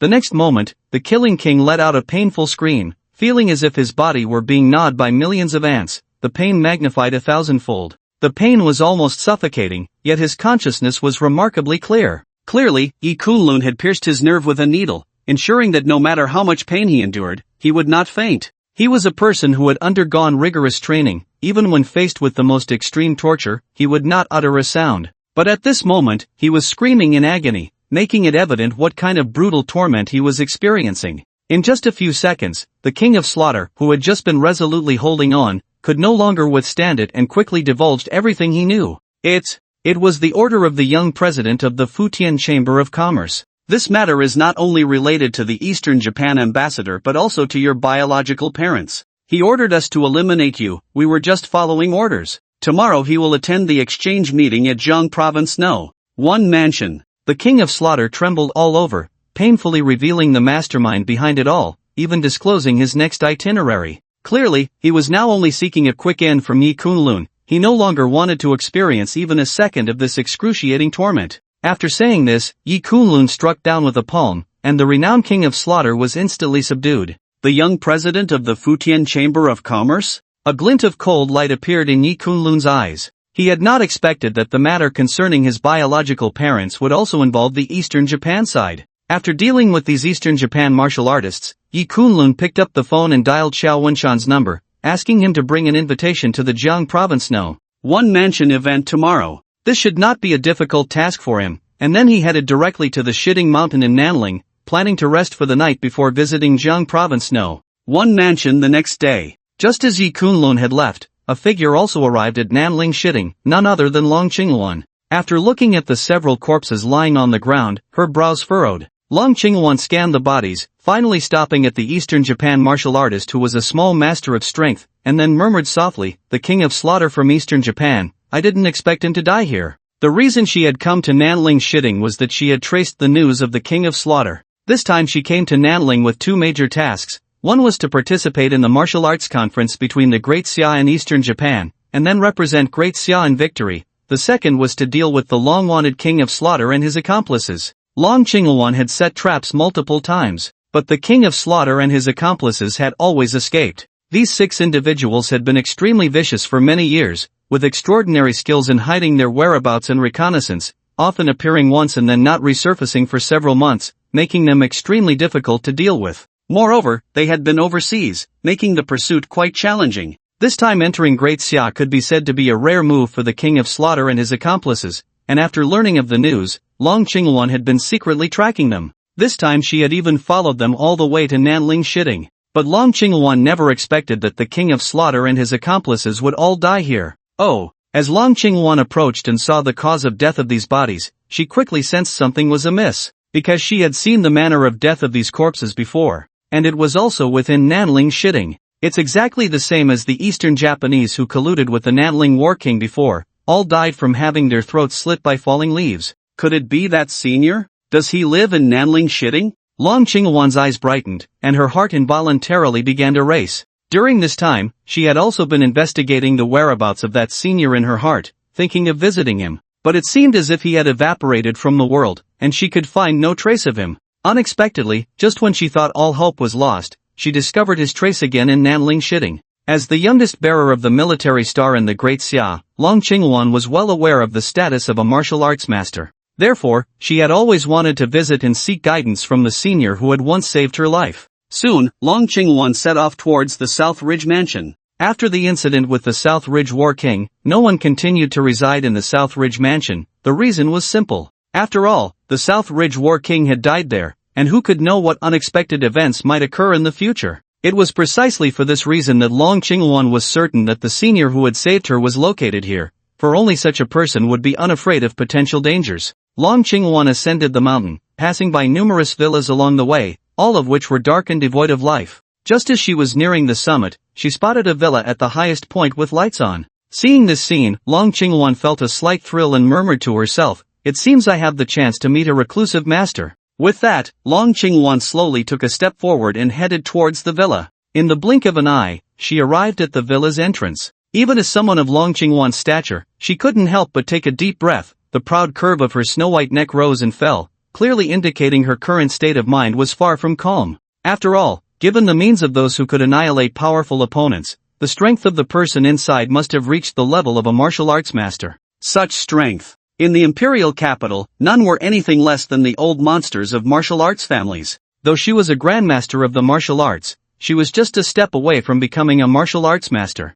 But she was acutely aware of how vast the distance was between a grandmaster and a martial arts master. Among 100 grandmasters, perhaps only one would step into the ranks of martial arts masters in their lifetime. The saying that everyone below a martial arts master is like an ant was not unfounded. With her grandmaster strength, she believed she could not last more than 3 exchanges against a martial arts master. Just as Long Qingwan was gathering her emotions and preparing to ring the doorbell, the door opened by itself. In an instant, their eyes met. Both Yi Kunlun and Long Qingwan were momentarily stunned. Yi Kunlun had originally planned to go outside to the lawn to enjoy the moon and calm his mind, but he hadn't expected to find a figure standing at his door, and even more unexpectedly, it was Long Qingwan. At that moment, Yi Kunlun frowned. How did he feel like he could encounter this woman no matter where he went? What are you doing here? Yi Kunlun glanced at Long Qingwan with indifference, surprised that she had come to his doorstep in the dead of night. If he hadn't had some understanding of her identity, he might have thought she was a companion of the Easterners.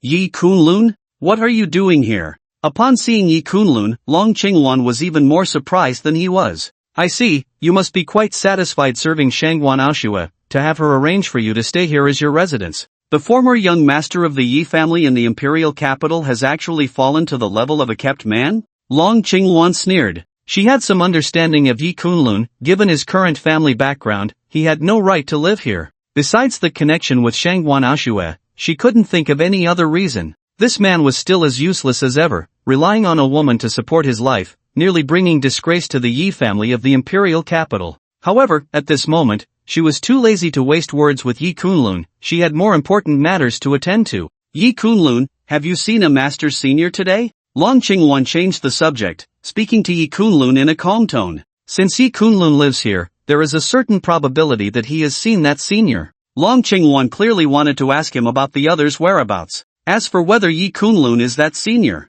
this possibility was directly dismissed in Long Qingwan's mind. It wasn't that she looked down on Yi Kunlun, but rather that 5 years ago, he was just an ordinary person. Throughout the entire Great Xia, she had never heard of anyone who could become a martial arts master in just 5 years. No. Yi Kunlun looked at Long Qingwan in front of him, feeling somewhat baffled. Why was this woman acting so strange, coming to his door in the middle of the night and asking such nonsensical questions? He was about to close the door directly. The mood he had to go out and enjoy the moonlight had completely vanished at this moment. Yi Kunlun. That woman, Shangguan Aoshue, is not someone you can provoke. The matters involving the Shangguan family are not something you can bear. Just as Yi Kunlun was about to close the door, Long Qingwan said lightly, the long years of Great Xia have seen countless families rise and fall, and the struggles among the families in the imperial capital have always been bloody. In the past, Yi Kunlun's parents treated her well, and she respected the two elders. Considering their past engagement, she clearly wanted to warn Yi Kunlun that the disputes at the level of these families were not something a person like him could get involved in. After all, Yi Kunlun was no longer the young master of the Yi family in the imperial capital. Bang! Unexpectedly, as soon as she finished speaking, the sound of the door closing echoed. No need to worry, there is nothing in this world that Yi Kunlun cannot handle. The moment the door closed, Yi Kunlun's calm voice rang out. Clearly, he did not care at all for Long Qingwan's kindness. Ha! Besides being arrogant and conceited, what else can you do? I want to see what you can achieve then. Long Qingwan looked at this scene and couldn't help but laugh in anger. She had kindly reminded him, but unexpectedly, this guy didn't appreciate it at all. Truly a good deed turned into a donkey's liver and lungs. She had originally thought she could find that senior, and was quite happy before, but now, after seeing Yi Kunlun, she had lost all interest and no longer had any thoughts of staying in the Nanling family. With that, she moved and headed directly down the mountain. In 2 days, the martial arts conference would begin, and she needed to start preparing properly. The next day, after Yi Kunlun got up, he headed straight to Jiang province No. 1 mansion. Outside Jiang province No. 1 mansion, it was quite lively. The reason was simple. Today was the day for the cultural exchange meeting between the Eastern Japan and Great Xia, and the venue was this No. 1 mansion. As soon as Yi Kunlun arrived, a figure approached him. It was none other than Shangguan Aoshue. Today, she wore a black bodycon dress and a white shirt, her jade legs wrapped in black stockings. Her long legs had no excess flesh but did not appear too thin, perfectly complementing her proud figure. Under the sunlight, she looked like a beautiful painting, attracting many amazed gazes from those around. Mr. Yi? Shangwan Ashua looked at Yi Kunlun, her stunningly beautiful face showing a hint of surprise, clearly not expecting to see him here today. Miss Shangwan. Yi Kunlun was also quite surprised and gave her a light smile and a nod as a greeting. After a brief conversation, Yi Kunlun learned that Shangwan Ashua was also there to attend the exhibition exchange in Jiang province, and she was there to acquire a particular piece of work. Since both of them were at Jiang province one mansion and were acquaintances, they naturally walked together. Amidst the gazes of the onlookers, Yi Kunlun and Shangwan Ashua stepped forward together into Jiang province one mansion. Shangwan Ashua held an extraordinary status, even in Jiang province, she was renowned in the circle of young nobles. Therefore, when many young nobles saw Shangwan Ashua entering the one mansion in Jiang province alongside Yi Kunlun, they immediately began to speculate about Yi Kunlun's identity. After all, although Yi Kunlun was somewhat of a celebrity in Nanling, very few people in Jiang province knew his name. He didn't even need to show an invitation. Upon seeing Yi Kunlun and Shangwan Ashua together outside the one mansion, the doorman directly gestured for them to enter. Just as Shangwan Ashua and Yi Kunlun stepped inside the mansion, a figure slowly approached from a distance. It was Long Qingwan. Shangwan Ashua. You really came, but even if you did, it won't matter. The map of mountains and rivers belongs solely to the Long family, Long Qingwan said, having caught sight of Shangwan Ashua's back, immediately understanding the purpose of her visit. Clearly, her purpose was the same as Shangwan Ashua's. They both came for a piece of work at this exchange meeting. The significance of this work could be imagined, given that both the Shangwan family from the imperial capital and the Long family were making such a fuss over it. At this moment, many people around had just finished discussing Yi Kunlun and Shangwan Ashua, but upon seeing Long Qingwan arrive, all their attention was drawn to her and could not be diverted. In terms of presence, Long Qingwan, bearing the weight of a general star, absolutely overshadowed anyone else present. As they watched her stride forward, some people didn't even dare to meet her gaze. In terms of appearance and figure, Long Qingwan was truly exceptional, and being a martial artist, her physique possessed a unique beauty compared to other women. At this moment, many young nobles were even more captivated by Long Qingwan than they had been by Shangwan Ashua. The reason was simple: women like Long Qingwan were exceedingly rare, and the young masters of ordinary families had no chance of even catching a glimpse of her. At this moment, many young nobles in Jiang province, upon seeing Long Qingwan, instinctively swallowed hard. If they could win over this woman, how magnificent would that be? But such thoughts were merely fantasies for them, as the gap between them and Long Qingwan was like that between a firefly and the bright moon. They had no right to linger even for a second in her presence. General Long. Just as Long Qingwan reached the entrance of the one mansion, Zhan Xiaotian hurried over and bowed to her. Recently, you've stirred up some trouble at the Long Martial Pavilion. Since the Zhan family has sent you to follow me south to Jiang province for training, you better keep a low profile. The background of the Long Martial Pavilion is something even your Zhan family cannot afford to offend, Long Qingwan said, glancing at Zhan Xiaotian with a slight frown. Clearly, after Zhan Xiaotian left the Long Martial Pavilion that day, he had been planning to find an opportunity to ambush Yi Kunlun. After all, he had lost face there, and given their previous conflicts, he couldn't let Yi Kunlun off the hook easily. However, this matter was foreseen by the Long Martial Pavilion, and Xiao Wenshan personally warned Zhan Xiaotian, leading him to leave in frustration. This was not because Xiao Wenshan was worried about Yi Kunlun getting into trouble, but because he felt that Zhan Xiaotian's reckless words could affect Yi Kunlun's date with Su Qing. Unexpectedly, this news reached Long Qingwan's ears. The relationship between the Zhan family and the Long family was good, which was why Zhan Xiaotian was following Long Qingwan south. Thus, Long Qingwan specifically warned Zhan Xiaotian not to think that just because he left the imperial capital, his status as a young master of the Zhan family made him invincible. Meanwhile, inside the mansion, it was quite lively, as many prominent figures from Jiang province's upper society had arrived. Before long, Yi Kunlun and Shangwan Ashua entered the exhibition hall. However, the atmosphere in the hall was far from peaceful. Originally, the art exchange meeting held in Jiang province aimed to promote cultural heritage, but unexpectedly, it was disrupted by the arrival of people from the east. Today's exchange meeting is to observe the works of the legendary painter of the Great Xia, followed by a live competition to showcase calligraphy and painting skills. At this moment, many master-level figures from the Great Xia are competing with the people from the eastern Japan, and surprisingly, they are falling behind. It is evident that the eastern Japanese have come prepared, specifically to strike a blow to the pride of the Great Xia people at this cultural exchange meeting. The one who has been stealing the spotlight repeatedly is none other than the young vice president of the Futian Chamber of Commerce, Futian Jiro. This is a bit troublesome. I've heard that Futian-jiro has an extraordinary memory and talent, a rare genius in Eastern Japan. This person has been stealing various cultural heritages from our great Xia over the years. The only remaining work of the great Xia's painter saint has only been partially understood by him. His current display of arrogance is truly infuriating. Shangguan Aoshue gazed at Futian-jiro not far away, her cold and beautiful face darkening. Is he the young vice president of the Futian Chamber of Commerce? Yi Kunlun looked over, and upon seeing Futian-jiro, a glint of cold light appeared in his eyes. It seems this is the person who sent assassins to kill him yesterday. However, although taking this person's life would be easy, Yi Kunlun wanted to learn more about his parents, so he decided not to act just yet, planning to fish for bigger gains later. Painter Saint? Miss Shangguan, whose title is that? Yi Kunlun raised an eyebrow, looking at Shangguan Aoshue with curiosity.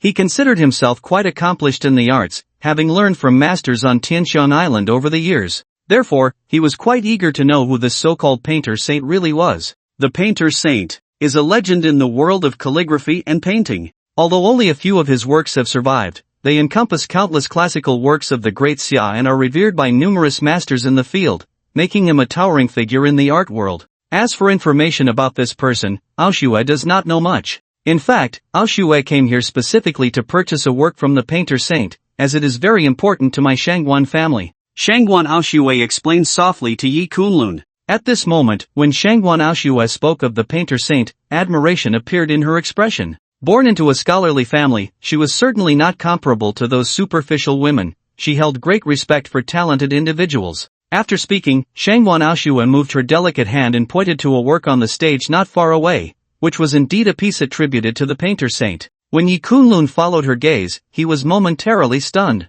At first glance, the painting seemed somewhat familiar, but he quickly realized that this was the landscape painting he had casually created during his leisure time on Tianxiang Island. While on Tianxiang Island, aside from practicing martial arts daily, he also needed to cultivate his character, thus learning various lost arts of the great Xia from his master. However, Yi Kunlun did not expect that his casual creation would become widely known, and others would even refer to him as the painter saint. Nevertheless, Yi Kunlun soon calmed down. After all, the techniques he learned from his master were ancient painting and Qin techniques that had long disappeared in modern times. The fusion of countless classical painting techniques and ink methods would naturally cause quite a stir. It was only reasonable that he would be revered as a supreme treasure by numerous so-called masters of calligraphy and painting. Ha! Shangguan Aoshue, today's work of the painter saint belongs to my Long family, so you might as well give up on this thought. At that moment, a figure approached Yi Kunlun and Shangguan Aoshue. It was none other than Long Qingluan. Clearly, she had just overheard the conversation between Shangguan Aoshue and Yi Kunlun, and she was determined to obtain the painting attributed to the painter saint today. After speaking, Long Qingluan cast a casual glance at Yi Kunlun, then walked past him and Shangguan Aoshue, heading forward. Regarding Yi Kunlun's appearance here, Long Qingluan was not surprised at all. After all, Yi Kunlun was born into the Yi family of the imperial capital, a family renowned for its scholarly pursuits, so it was likely that he had a keen interest in calligraphy and painting. Since the works of the painting sage were being exhibited here, it was probably he who had asked Shangguan Aoshue to bring him along. At that moment, as Zhang Xiaotian passed by Yi Kunlun, he cast a cold glance at him, not forgetting their previous conflict at the Longwu Pavilion. Last time, Yi Kunlun had escaped a calamity at the Longwu Pavilion, and today, with Shangguan Aoshue present and the venue being the No.1 mansion of Jiang province, any casualties would have significant repercussions. Therefore, he naturally could not act recklessly. When the time was right, he would take Yi Kunlun's life without hesitation. Just as Long Qingluan finished speaking, a wild laugh came from Furukawa Jiro, who stood not far ahead. Is this the depth of the many calligraphy and painting masters of the great Xia? It seems rather mediocre now, hardly worthy of comparison with my Eastern Japan. It seems that in the inheritance of calligraphy and painting, my Eastern Japan is the true orthodox. Clearly, all the calligraphy and painting masters of the great Xia had been defeated in their contest against Furukawa Jiro. Even the last to step up, the president of the Jiang Province Calligraphy and Painting Association, was no match, and all the limelight had been taken by Furukawa Jiro. At this moment, the faces of the many calligraphy and painting masters of the great Xia turned ashen, their fists clenched in silence. After all, during the process of copying the painting sage's work, they indeed fell short compared to Furukawa Jiro. Most of them could only capture less than 10% of the essence of the painting sage's work, and even the president of the Jiang Province Calligraphy and Painting Association, Old Chen, could only manage about 10%. while Furukawa Jiro could replicate nearly 30%. It seems Furukawa Jiro really came prepared. He has learned many lost painting techniques over the years, stealing away quite a few authentic traditions from our great Xia painting world. Old Chen's expression was slightly grim. The painting sage's work was one he had personally treasured for many years, and he had studied it for several years, but this time, he found himself outdone by Furukawa Jiro, which was a heavy blow to him as the president of the Jiang Province Calligraphy and Painting Association. After all, the painting sage's work employed many lost ink techniques and sketching methods, with distinctions between light and dark ink. Every stroke was of utmost importance, and even old Chin could only grasp about 1/10 of the basics. Furukawa Jiro seemed to have mastered about 30% of the ancient painting techniques, indicating his remarkable skill. At such a young age, achieving this level, it was not an exaggeration to say he could become a master of the painting world in the future. This Furukawa Jiro is truly arrogant. So many calligraphy and painting masters have been overshadowed by this kid. Could it be that our great Xia's calligraphy and painting world really has no successors? At this moment, Zhan Xiaotian's expression was dark and grim. Although he had considerable achievements in martial arts, his accomplishments in calligraphy and painting were negligible. After all, a person's energy is limited. Oof. The painting sage is one of our great Xia's own. If he were here, how could Furukawa Jiro be so rampant? Long Qingwan's brows furrowed, and she let out a cold snort. When it came to the painting sage, even her beautiful eyes revealed a hint of admiration. After all, both she and Shangguan Aoshue were born into prestigious families in the imperial capital, and one could say they came from scholarly backgrounds. She held great respect for masters who possessed the lost classical cultural heritage of the great Xia. Such figures, in her view, were akin to martial arts masters, belonging to the pinnacle of their respective fields, their temperament having reached an extraordinary level, incomparable to ordinary people. Now that the master was absent, it truly felt like a clown was in the hall, allowing Furukawa Jiro to be so arrogant here. General Long. At this moment, Old Chen also saw Long Qingwan's arrival and gave her a bitter smile and a sigh. The Eastern Japanese had come to Nanling for two reasons. One was to overshadow the Great Xia at the Calligraphy and Painting Conference, and the other was to dominate the Great Xia at the upcoming Martial Arts Conference.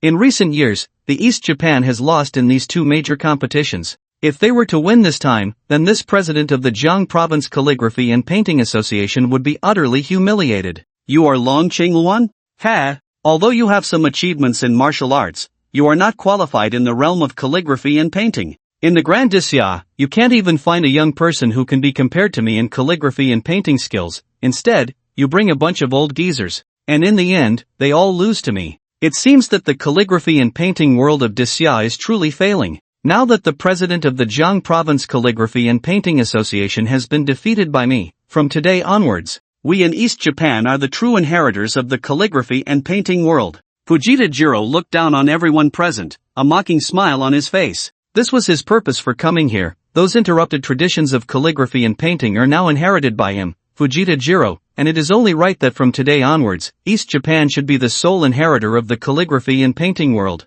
After today, East Japan will make a resounding name for itself internationally. Hearing Fujita Jiro's words, many people present were filled with righteous indignation. Long Qingwan is no ordinary person. She is the youngest general of Xia, bearing countless honors. At this moment, being so brazenly insulted by Fujita Jiro, some young people even thought about stepping forward to tear his mouth apart. After all, in the eyes of young people like Zhan Xiaotian, Long Qingwan is undoubtedly a goddess, high above and untainted. However, Fujita Jiro's extraordinary skills in calligraphy and painting had led many masters to defeat, and although everyone felt unwilling and wanted to slap Fujita Jiro's face, they ultimately had no choice. After all, in such occasions, one must rely on their own abilities to speak, lest they be seen as unable to take a loss. Even Shangguan Aoshua's cold and beautiful face slightly darkened at this moment. Although she and Long Qingwan had always been at odds, in this situation where the East Japanese were showing off such contempt for Xia, she felt a surge of anger rising in her heart.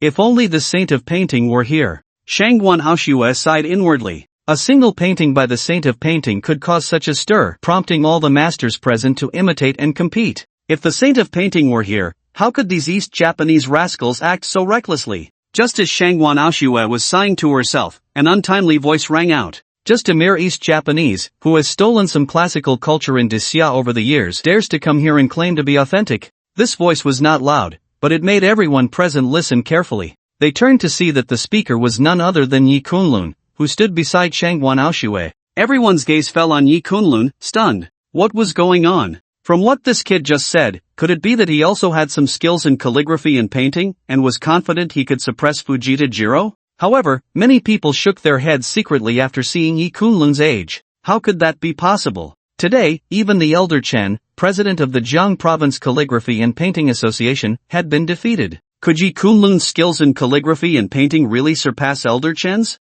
If that were the case, he should have long been as famous as Fujita Jiro, renowned in the calligraphy and painting world for quite some time.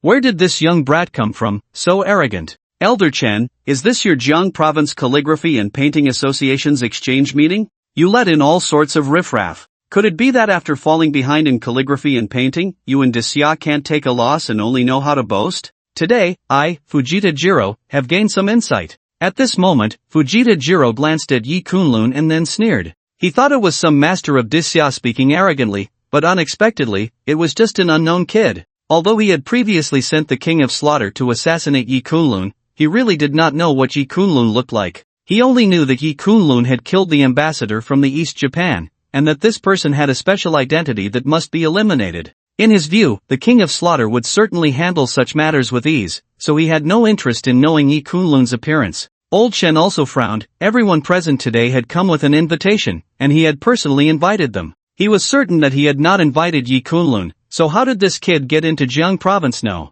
One mansion? Old Chen glanced at Shangguan Aoshua beside Yi Kunlun and began to understand the situation. It seemed that Yi Kunlun was a companion of Shangguan Aoshua. Although he was also quite displeased with Fujita Jiro, in the world of calligraphy and painting, who was a master was entirely based on skill. As a leading figure in the calligraphy and painting world of the Great Xia, Old Chen was certainly not someone who would only rely on verbal prowess. Yi Kunlun's earlier words indeed seemed to reflect a certain inability to accept defeat in the Great Xia calligraphy and painting community. Miss Shangguan, please ask your friend to be mindful of his words, Old Chen said, frowning as he addressed Shangguan Aoshua. His expression clearly showed his displeasure. After all, allowing an unknown person like Yi Kunlun to speak in this setting would only serve to increase the ridicule faced by the Great Xia calligraphy and painting community. Long Qinghuan also cast a slight frown at Yi Kunlun, then shook her head slightly. This guy was just as she remembered, still so arrogant and self-important, like mud that couldn't be molded. He had no real ability and was merely trying to show off in this situation. Little did he know that such behavior would only make people think he was impetuous and unworthy of great tasks. What kind of occasion is this, that this kid gets to speak? So many masters of calligraphy and painting in the Great Xia have fallen silent, yet this kid seems unaware of his own weight. Shangguan Aoshua, wise all her life, has been foolish for a moment. Does she really think this kid is a saint of painting, daring to give pointers to Old Chen? Today she actually brought such a person to this venue. I want to see how she wraps this up. At this moment, Zhen Xiaotian sneered, his gaze towards Yi Kunlun and Shangguan Aoshua filled with glee. He still vividly remembered the scene at the Imperial Hotel where Shangguan Aoshua had publicly humiliated him. Naturally, he did not have the courage to retaliate against Shangguan Aoshua, nor did he dare to show her any displeasure. But Old Chen was different. As the president of the Jiang Province Calligraphy and Painting Association, and holding works from the Saint of Painting, he clearly had a special relationship with the saint. Zhan Xiaotian knew that Shangguan Aoshua's main purpose for coming here today was to seek to purchase the saint's work. Yi Kunlun's earlier actions had undoubtedly displeased Old Chen. That painting by the saint likely had nothing to do with her. Zhan Xiaotian was full of anticipation, wanting to see how Shangguan Aoshua would explain herself to Old Chen. If this woman kicked Yi Kunlun aside, then Zhan Xiaotian would no longer have to worry about the Shangguan family's background and would not fear offending Shangguan Aoshua. Old Chen, you misunderstood. Mr. Yi didn't mean it that way. At this moment, seeing Old Chen's expression, Shangguan Aoshua's cold and beautiful face slightly changed color, and she hurriedly tried to explain something. After all, Old Chen's status in the Great Xia calligraphy and painting community was extraordinary, and he possessed works from the saint, which were extremely important to the Shangguan family. Even Shangguan Aoshua did not dare to show any disrespect in front of such a master. She was genuinely worried that Old Chen would be unwilling to sell the saint's painting to her and would instead sell it to Long Qinghuan. The loss for the Shangguan family would be too great. However, before Shangguan Aoshua could say anything further, Yi Kunlun, standing beside her, continued to speak. Yi Kunlun glanced at Old Chen's work, then shook his head lightly and said, "The ink and brushwork have accumulated enough, but the landscape painting still lacks some refinement. The master of painting used 7 lost ancient painting techniques, which are the 7 methods of outlining with thick and light ink. The two types of ink complement each other and need to be completed within half an hour, otherwise, it's impossible to create the vivid feeling of mountains and rivers. Yi Kunlun spoke in a calm tone, simply pointing out Old Chen's shortcomings and the foundational skills required for this landscape painting. He even casually mentioned how to use the 7 outlining techniques. To many masters of calligraphy and painting present, Yi Kunlun's words sounded like a foreign language. They had never heard of the 7 outlining methods or the distinction between thick and light ink. What a show-off! At that moment, Zhan Xiaotian couldn't help but scoff at Yi Kunlun's words. In his view, this young kid couldn't possibly know more than Old Chen, a titan in the world of calligraphy and painting. It was merely a clown trying to steal the spotlight, making a fool of himself. However, as soon as he finished speaking, the scene that unfolded left him somewhat dumbfounded. Old Chen's expression changed dramatically, his aged face trembled with excitement as he immediately picked up his brush and continued painting at the desk before him. At that moment, it was as if the riddle that had puzzled him for so long was suddenly unraveled. His deep understanding of calligraphy and painting was already extraordinary, and although others might struggle to grasp the essence of Yi Kunlun's ancient painting techniques and the methods of grinding thick and light ink, for someone like Old Chen, who had toiled in this field for decades, it was not a difficult task. Even the talented Jiro Futian could not match him in this regard. This was the advantage of having decades of experience in a single field. He had pondered over the master of painting's work for years, always wondering why he could never capture even a fraction of its spirit, why he could never outline that vivid feeling. Hearing Yi Kunlun's words now was like a sudden awakening, as if he had been enlightened. Just a few minutes later, with Yi Kunlun's guidance, Old Chen revamped his work. Now, whether it was the mountains or rivers, they all possessed a spirit, appearing somewhat lifelike. Although there was still a considerable gap compared to the original landscape painting, it had already captured about 4 or 5 parts of its essence, clearly a level above Jiro Futian's work. Even someone completely ignorant of calligraphy and painting could see who was superior after witnessing the 2 paintings by Old Chen and Jiro Futian. Everyone in the audience stared at the scene, somewhat dumbfounded. How is this possible? Jiro Futian took 2 steps back, his pupils filled with disbelief at the sight. Just based on a few words of guidance from Yi Kunlun, Old Chen's skill had advanced so dramatically in just 10 minutes? If he hadn't seen it with his own eyes, Jiro Futian would never have believed this could happen. The calligraphy and painting competition, which had seemed destined for defeat for the great Xia, had suddenly turned around. Everyone present was left in shock at this scene. Jiro Futian, if you have no other means, then your East Japan will lose this calligraphy and painting exchange, Old Chen said, casting a cold glance at Jiro Futian. Previously belittled and mocked by Jiro Futian regarding the great Xia's calligraphy and painting world, Old Chen now felt a sense of vindication.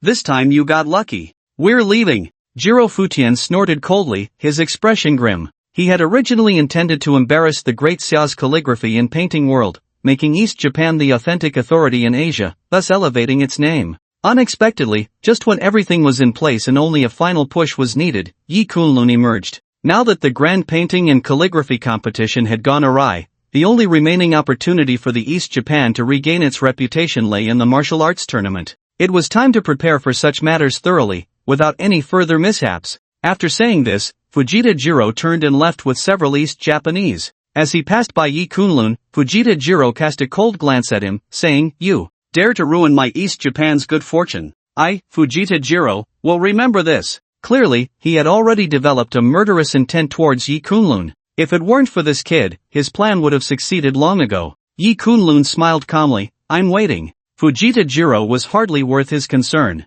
If it weren't for his desire to continue investigating the forces and figures behind this, fearing that he might alert the snake by striking the grass, Yi Kunlun would have already dealt with Fujita Jiro. After all, it was Fujita Jiro who had previously sent the king of killers to assassinate him. In the blink of an eye, Fujita Jiro and his group had already left the No.1 mansion in Jiang province. At this moment, Elder Chen looked at Yi Kunlun with deep gratitude. "Thank you, sir. I apologize for my inappropriate words earlier, and I hope you won't take it to heart," Elder Chen said sincerely to Yi Kunlun, even bowing publicly to show his apology. If it weren't for Yi Kunlun, the great Xia would have certainly been humiliated in the world of painting and calligraphy today, and as the president of the Jiang Province Painting and Calligraphy Association, he would have had no face to continue. Therefore, at this moment, Elder Chen was immensely grateful to Yi Kunlun, even regretting his earlier words, fearing that Yi Kunlun would be displeased with him. After all, just based on Yi Kunlun's earlier remarks, Elder Chen had already concluded that Yi Kunlun was undoubtedly a master of the painting and calligraphy world,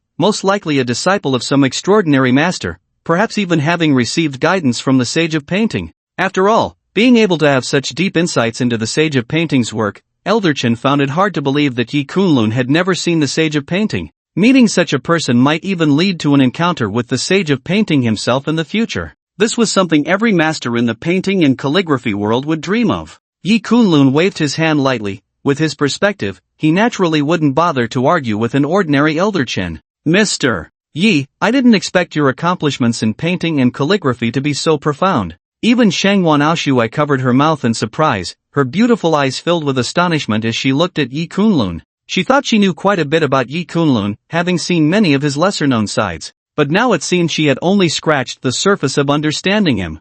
Oof, just a blind cat stumbling upon a dead rat. Zhan Xiaotian snorted coldly, his face full of discontent. However, despite his words, he couldn't hide his jealousy as he looked at Yi Kunlun.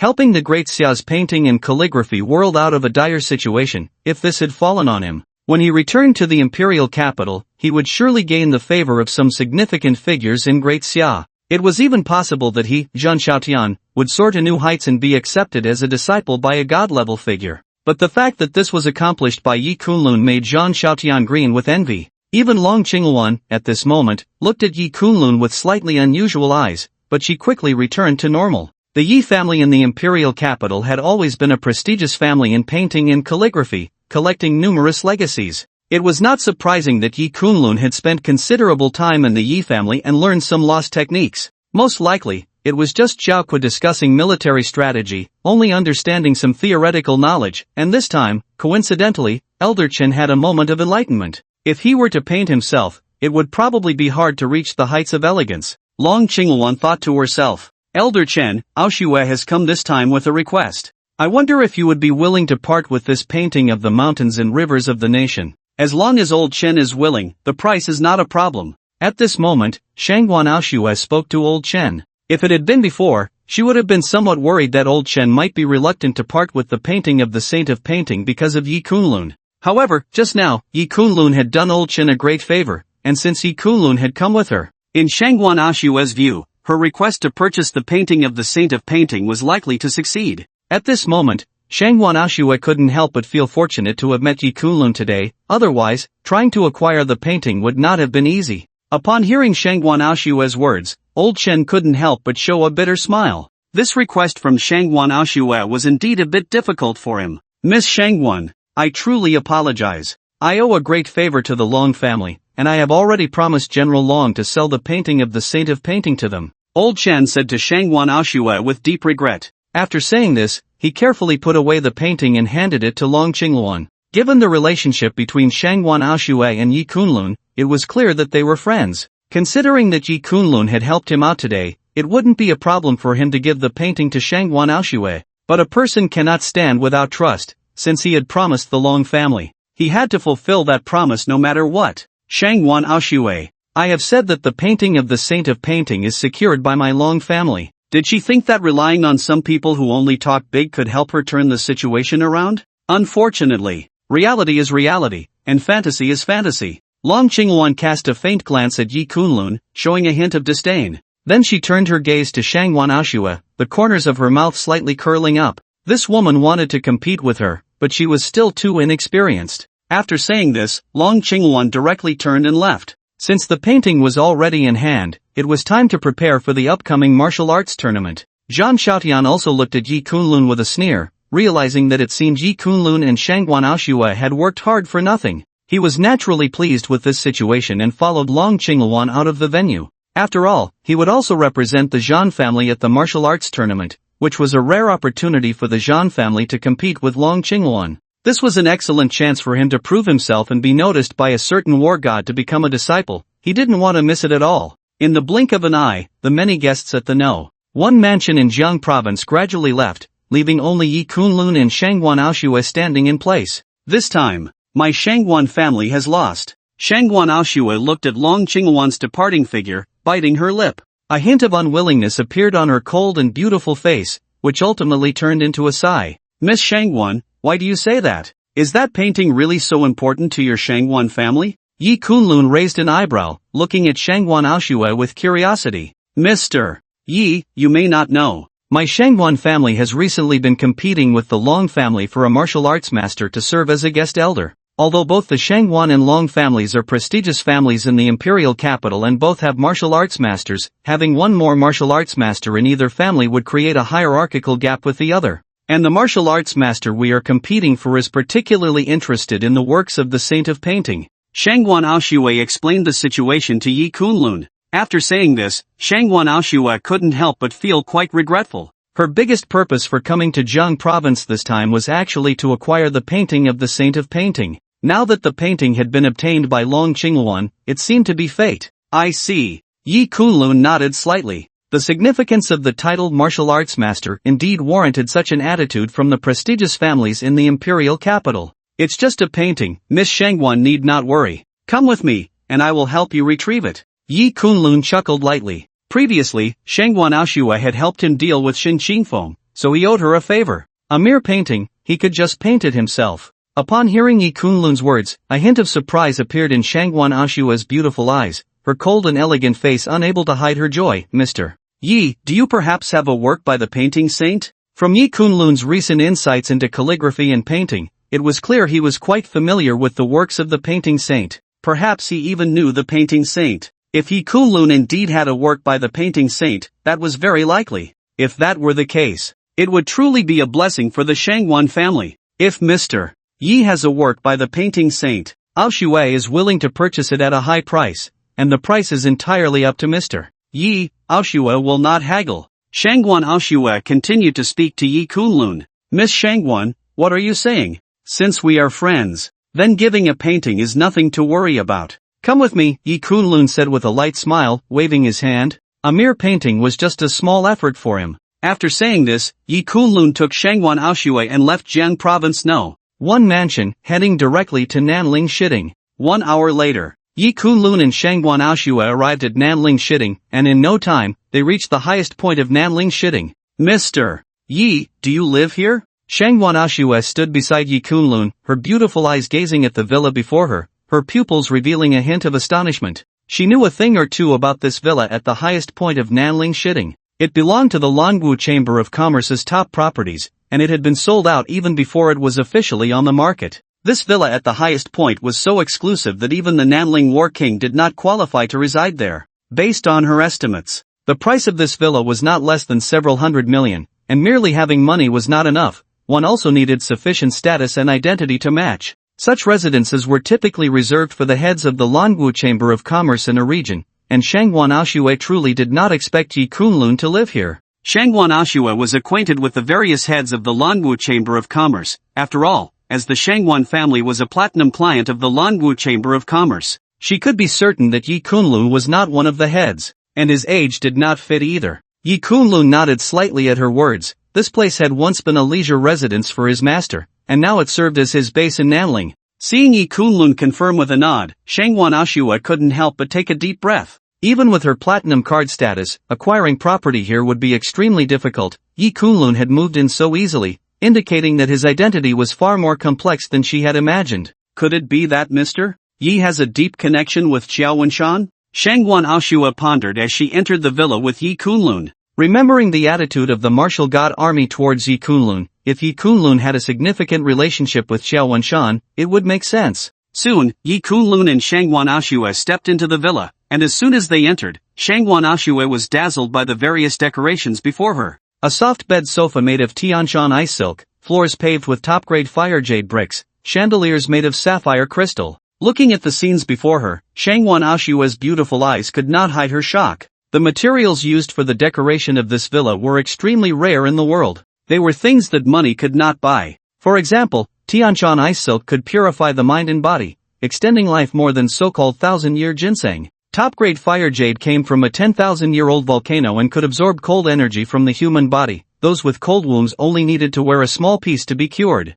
If the land of this villa was worth several hundred million, then the decorations inside were probably worth over $1 billion. And they were things that were priceless and hard to find in the world. Although Xiao Wenshan is the head of the Languo Chamber of Commerce in Jiang province, Shangwan Aoshue knows that, given his status, it is impossible for him to acquire so many rare treasures to decorate his house. So, who lived here before? At this moment, Shangwan Aoshue's gaze wandered around, her curiosity reaching its peak. Just as she was lost in thought, Yi Kunlun led her into the study. Inside the study, filled with an ancient atmosphere, the entire room was decorated with golden silk nanmu, showcasing its luxurious heritage, complete with the fragrance of books and ink. Even someone as well-traveled as Shangwan Aoshue fell silent upon seeing the decor of this study. She considered her own Shangwan family to be wealthy, a prominent family in the imperial capital, with their study's decoration costing an unimaginable amount. But compared to the study before her, she felt her own family's study was utterly shabby, hardly worth mentioning.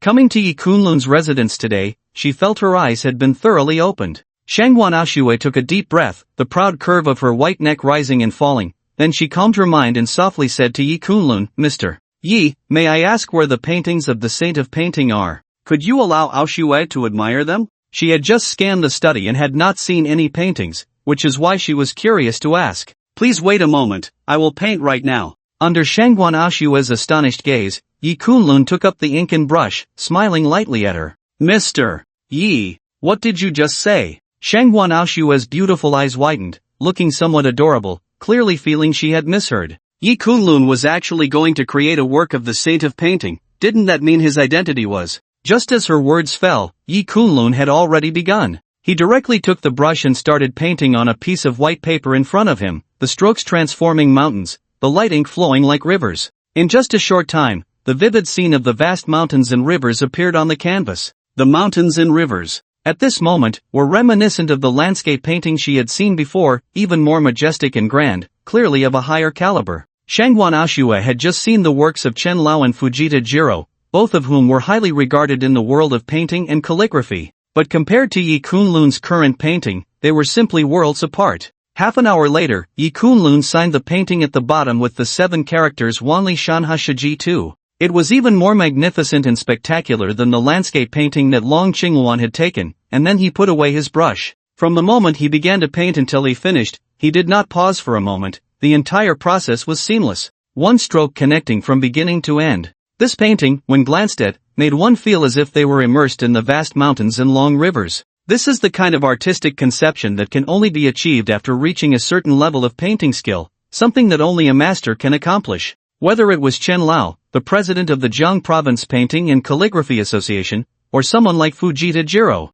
they had not reached this level of artistry at all. During this half hour, Shangwan Aoshue was utterly captivated. Being able to witness such a master of painting and calligraphy in person was a rare opportunity, and she did not want to miss any detail. After Yi Kunlun finished, Shangwan Aoshue stared at the astonishing landscape painting before her, lost in thought for a long time, seemingly unable to believe that Yi Kunlun had created such a stunning piece in just half an hour. "In my spare time before, I painted a few pieces. I didn't expect them to be passed down and called the Saint of Painting. This painting is much more exquisite than the one Long Qingwan took. It should be able to resolve the troubles of the Shangwan family." Yi Kunlun looked at Shangwan Aoshue and smiled lightly. "What's wrong? Do I have flowers on my face?" Seeing that Shangwan Aoshue was still a bit dazed, her gaze fixed on him, Yi Kunlun couldn't help but chuckle. "Mr. Yi, you truly are a hidden gem. I never expected that the legendary painting saint would be you. If this were to get out, who would believe it?" Shangwan Aoshue snapped back to reality,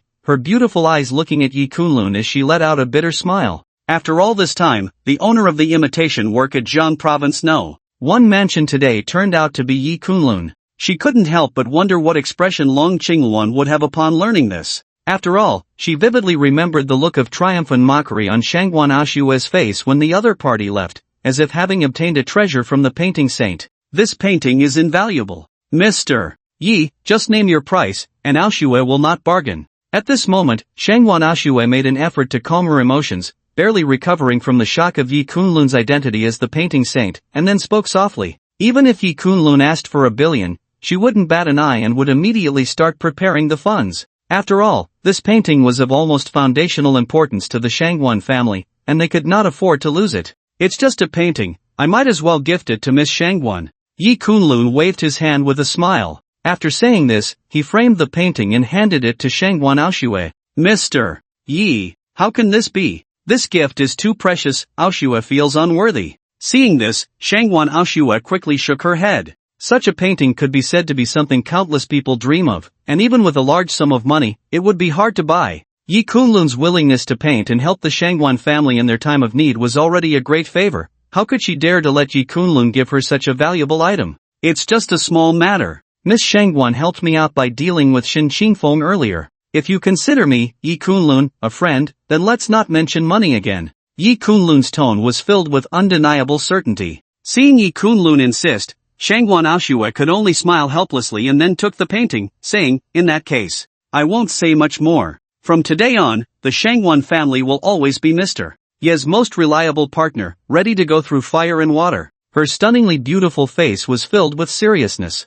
After all, Yi Kunlun had first saved her grandfather and then gifted such a precious piece of art, making the favor to the Shangwan family beyond words. Miss Shangwan is being too kind. Yi Kunlun hadn't expected Shangwan Aoshue to be so earnest. It seemed this woman truly valued loyalty and righteousness. After chatting a bit more, Shangwan Aoshue bid farewell to Yi Kunlun. After all, she needed to bring this painting back to the capital immediately. This matter could not afford any mistakes or delays. Mr. Yi, the martial arts conference is the day after tomorrow. I will come to Nanling again, and we will meet then. At that time, Mr. Yi and Aoshue must drink 3 cups together, no matter what. Outside the villa, Shangwan Aoshue lightly tucked her hair behind her ear and smiled gently at Yi Kunlun. Such a young man was truly rare in Shangwan Aoshue's life. Compared to those so-called aristocratic sons and disciples of war gods in the capital, Yi Kunlun was simply refreshing. Martial arts conference? Yi Kunlun couldn't help but show a hint of curiosity upon hearing this.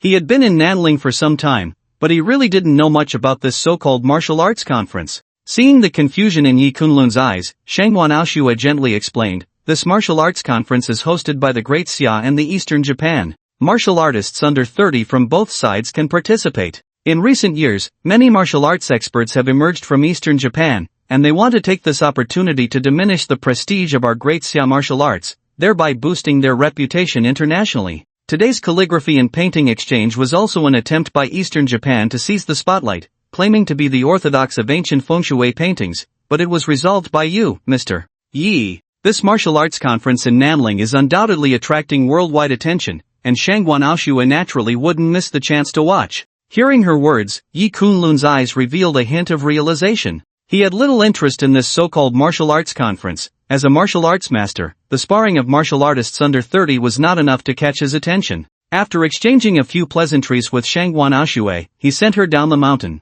1 hour later, night fell. Yi Kunlun had just returned to the villa when his phone rang. Looking at it, he saw it was Su Qing's number. Brother Kunlun, help. As soon as Su Qing's voice came through, it was abruptly cut off, and when Yi Kunlun tried to call back, it was already unreachable. Clearly, Su Qing was in serious trouble, perhaps even facing a life-and-death crisis. Boom! A terrifying aura erupted from Yi Kunlun, soaring into the sky, stirring the winds and clouds, causing the clouds above Nanling shitting to shift. Such a change in the heavens could only be achieved by a martial arts master. His eyes were filled with a chilling killing intent, and the next moment, he directly dialed Xiao Wenshan's number, his voice icy cold. You have 1 minute to find Su Qing's whereabouts for me. Xiao Wenshan on the other end did not dare to delay, having clearly sensed the killing intent in Yi Kunlun's words. As the head of the Langu Chamber of Commerce in Jiang province, he naturally had access to extraordinary intelligence networks. In just 30 seconds, he had located Su Qing's position. Young Master Lin.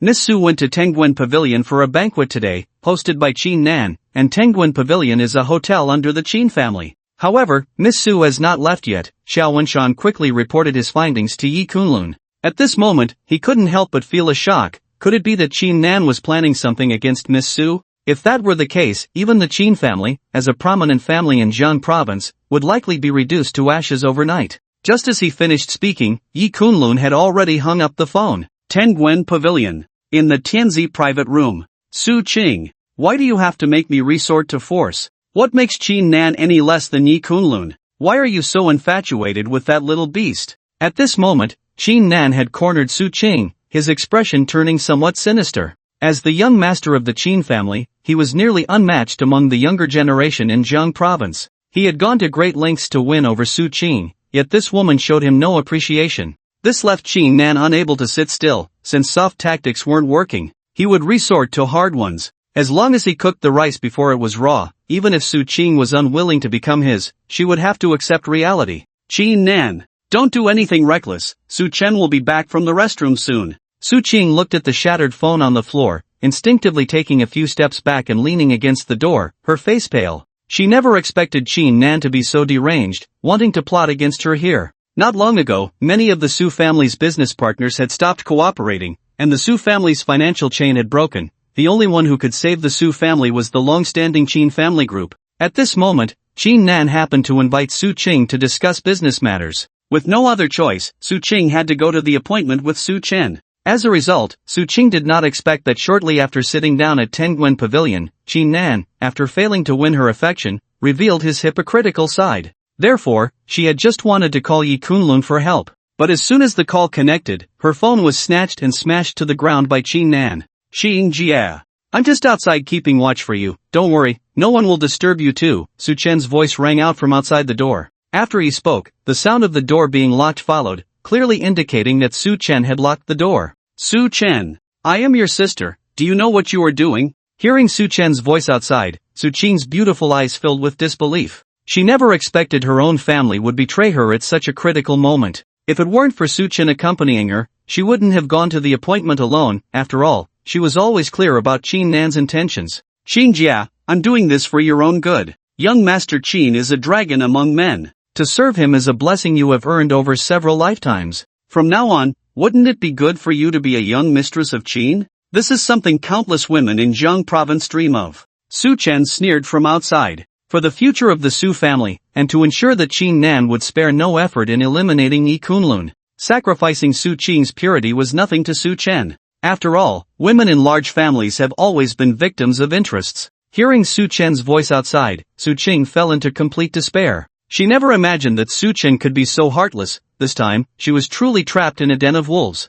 Nan, I just called Brother Kunlun. He will arrive soon. You need to think carefully about the consequences. Even the commander of the South Ridge War King died at Brother Kunlun's hands that day. At this moment, Su Qing gritted her teeth, continuously backing away, issuing a final ultimatum to Nan. To make this madman hesitate, she had to bring up some threats to make him wary. Upon hearing Su Qing's words, Nan burst into laughter. Haha, I'm really not afraid of him coming today. This kid is truly tired of living, daring to offend even the people of the imperial capital's battle family. Do you know why I had you successfully call this kid just now? Today you are the bait, and that kid is the real big fish. In order to kill him, young Master Zhan personally sent me a martial arts guest, the Thousand-Hand Poison Elder, who is renowned in South Ridge and has killed countless figures like Commander Wang. He is currently stationed at Tenguin Pavilion, just waiting for this kid to arrive. At this moment, a sinister smile appeared on Nan's face, filled with arrogance and pride. Previously, he had been repeatedly overshadowed by Yi Kunlun, a young master of the Yi family who had been destroyed in South Ridge, and had been publicly humiliated multiple times, even losing the woman he was infatuated with to Yi Kunlun. This matter had twisted Nan's heart. Originally, after leaving Lanbu Pavilion, Nan had planned to secretly eliminate Yi Kunlun. But after some inquiries, he learned about what Yi Kunlun had done at the Song family wedding banquet. Even the top expert under the South Ridge War King had died at Yi Kunlun's hands, which immediately scared Nan into a cold sweat. At that time, he didn't even dare to seek revenge on Yi Kunlun. After all, no matter how extraordinary Nan's identity was, in front of a martial arts master who could turn the tide like Yi Kunlun, who had even defeated Commander Wang, he was no different from an ant. Unexpectedly, in the blink of an eye, he received news about Zhan Xiaotian. The Qin family was a clan supported by the Zhan family, and there were even marital ties between the two families. That was why Zhan Xiaotian would have Nan secretly find a way to eliminate Yi Kunlun. After all, recently Yi Kunlun had Shangguan Aoshua by his side, and Zhan Xiaotian was busy preparing for the martial arts tournament, so he entrusted the task of dealing with Yi Kunlun to Nan, even sending him a martial arts expert known as Thousand-Hand Poison Elder.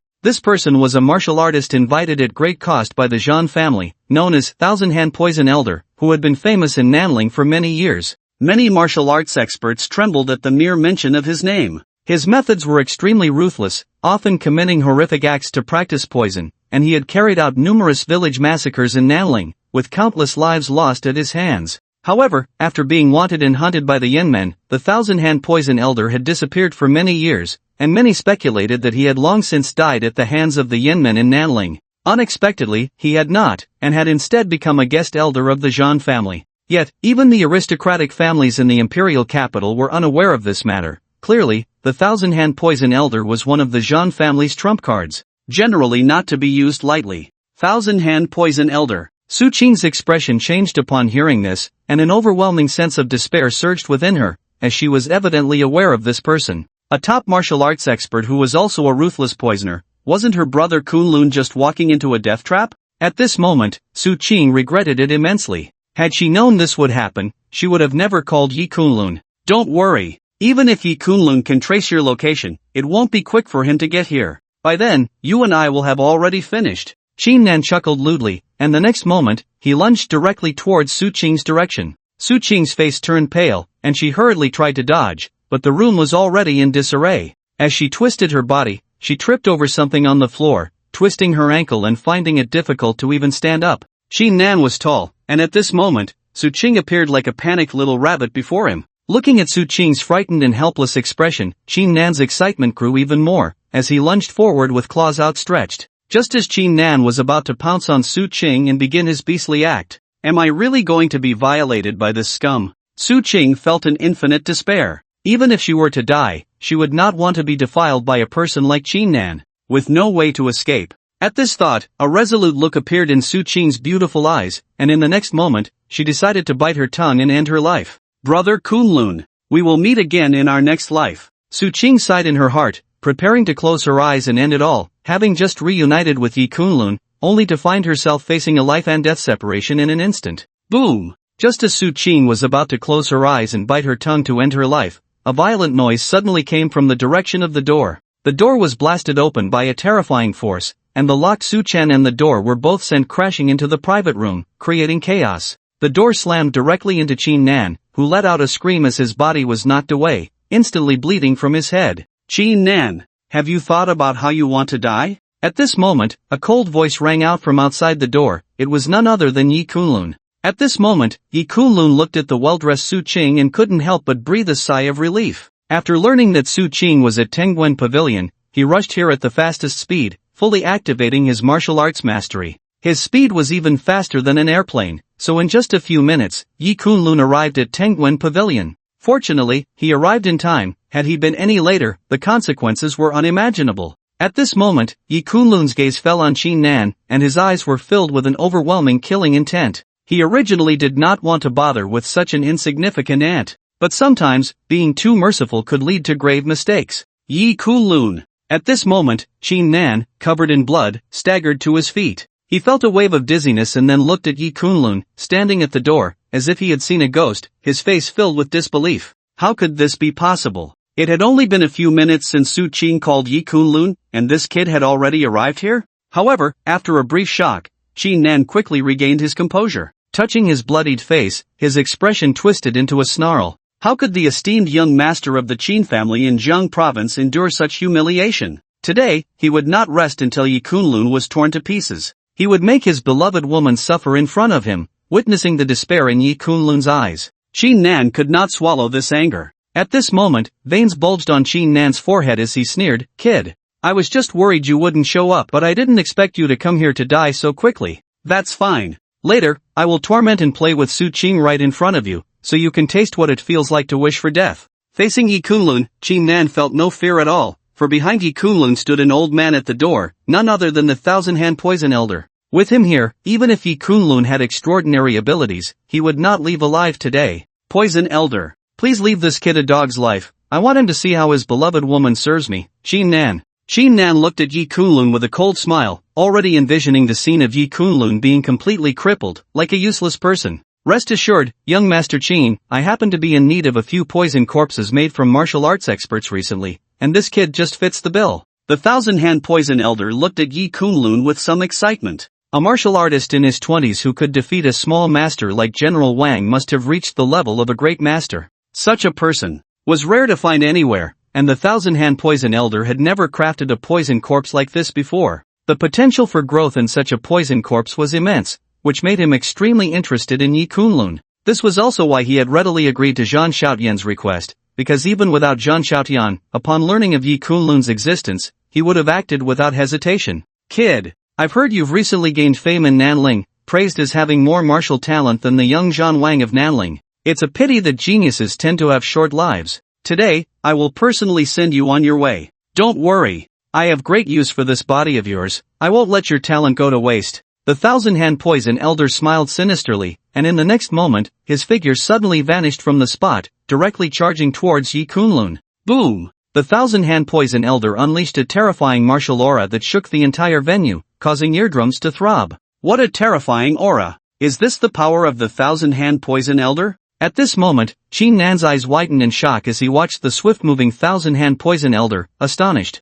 This was his first time witnessing a martial arts expert in action. He felt as if he were watching a martial arts film, his mind shaken. Brother Kunlun, be careful! Su Qing exclaimed, alarmed. The thousand-hand poison elder's attack was too frightening, even more so than General Wang's before, and it was rumored that he was a master of poison. Su Qing was extremely worried about Yi Kunlun's safety. Don't worry. This old thing can't hurt me. Yi Kunlun smiled lightly at Su Qing, not taking the approaching thousand-hand poison elder seriously at all. A small master of Danjing, coupled with expertise in poison, was indeed a formidable figure in Jiang province. But to Yi Kunlun, a mere small master of Danjing was nothing. Even a great master of Gangjing was no different from an ant in front of a martial arts master. You little brat, how arrogant! Upon hearing Yi Kunlun's words, the thousand-hand poison elder's face turned furious. Even the imperial family of the capital treated him with utmost respect, yet now a mere nameless junior dared to look down on him like this, simply outrageous.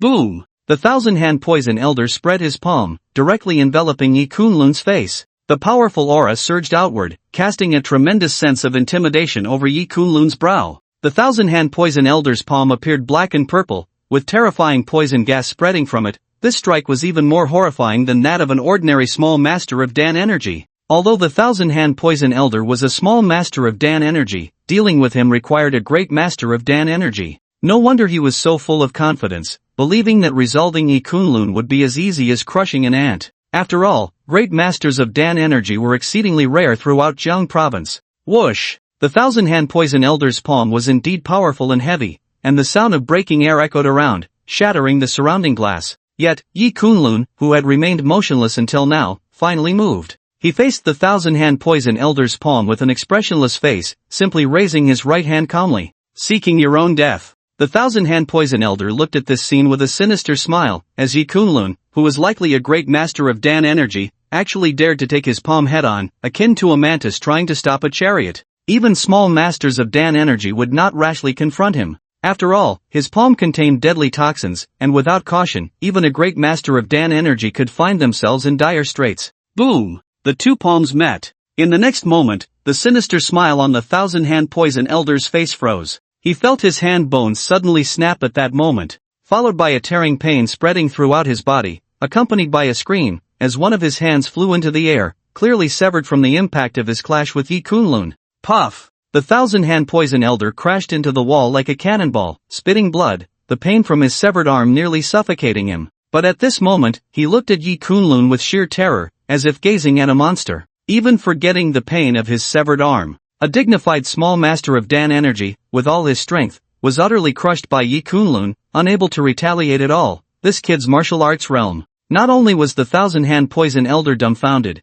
but even Chingan beside him and Su Qin standing outside the door were also stunned. They were well aware of how formidable the thousand-hand poison elder was, and previously, Zhang Xiaotian had confidently declared that as long as the thousand-hand poison elder made a move, resolving Yi Kunlun would be as simple as crushing an ant. But the scene unfolding now was completely different from what they had anticipated. The thousand-hand poison elder, who had dominated Nanling for years and slaughtered martial arts experts like dogs, could not even withstand a single move in front of Yi Kunlun. At this moment, both Chingan and Su Qin felt a chill run down their spines, their backs soaked in cold sweat, and their legs felt weak. As for Su Qin, she let out a sigh of relief. It seemed her previous worries were entirely unnecessary. You are a great master of Dan energy. The thousand-hand poison elder coughed up a few mouthfuls of blood, looking at Yi Kunlun with a trembling voice. According to his understanding, Yi Kunlun was only in his 20s. A great master of Dan energy in their 20s was a rare breed throughout the entire Great Xia, and none of them failed to become a master of martial arts.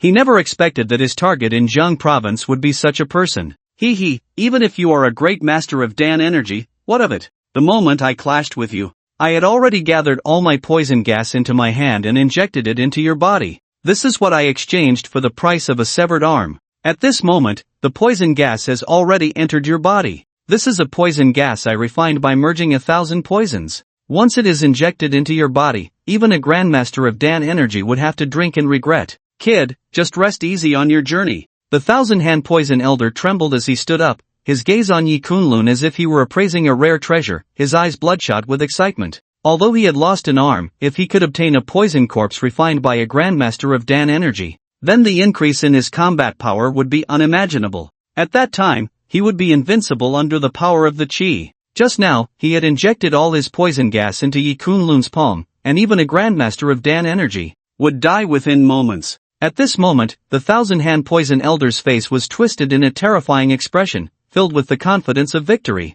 Experience is the best teacher. He couldn't help but feel fortunate that he had kept a hand hidden, not revealing that his palm was poisoned, allowing Yi Kunlun to take his palm strike head-on. Poison gas? Yi Kunlun raised an eyebrow and then sneered, if you mean the gas you just injected into my palm, then I'll return it to you. With that, there was a loud bang, and a terrifying aura suddenly erupted from Yi Kunlun's body. The poison gas that the 1,000-hand poison elder had just injected into him was instantly expelled, directly striking the 1,000-hand poison elder. The 1,000-hand poison elder was once again sent flying, his entire body shattered, his meridians severed. At this moment, he was no different from a useless person, unable even to stand. You! The 1,000-hand poison elder spat out another mouthful of blood mist, his face devoid of color, looking at Yi Kunlun with disbelief. How could this be possible? The poison gas had clearly entered his body. Logically, it should have merged with Yi Kunlun's blood and skin. How could it be expelled directly? Indestructible, immune to poison.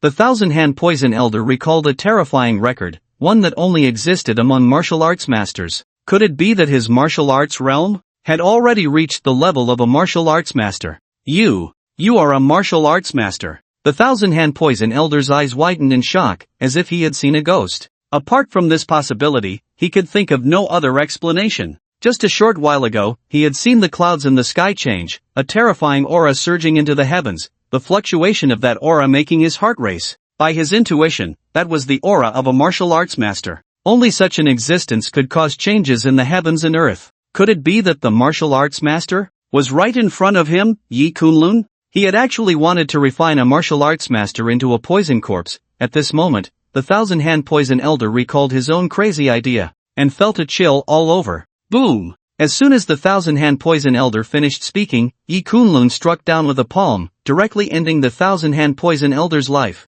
From the moment the 1,000-hand poison elder attacked to when he was subdued by Yi Kunlun, the process took less than a minute. Watching this scene, the others were left dumbfounded. At this moment, looking at Yi Kunlun's cold gaze, Chingan trembled all over. Thud! His legs went weak, and he knelt on the ground, repeatedly bowing to Yi Kunlun, stammering, Yi. Senior Yi, we can discuss this. This was all Su Chen's idea, and it was also instigated by Zhang Xiaotian. I was just following orders. I beg you to spare my life. As long as you let me go. Any condition you propose, as long as my Qin family can provide it, I will definitely fulfill it. He understood very well how terrifying the meaning of the words martial arts master was. This was a figure that even the imperial families would tremble before. Chingan never dreamed that he would provoke such a big shot. A martial arts master in his 20s. In the entire Great Xia, it was rumored that only the former Valkyrie had ever achieved this. What I want is only your life. Yi Kunlun's tone was calm, and then he moved his fingertip.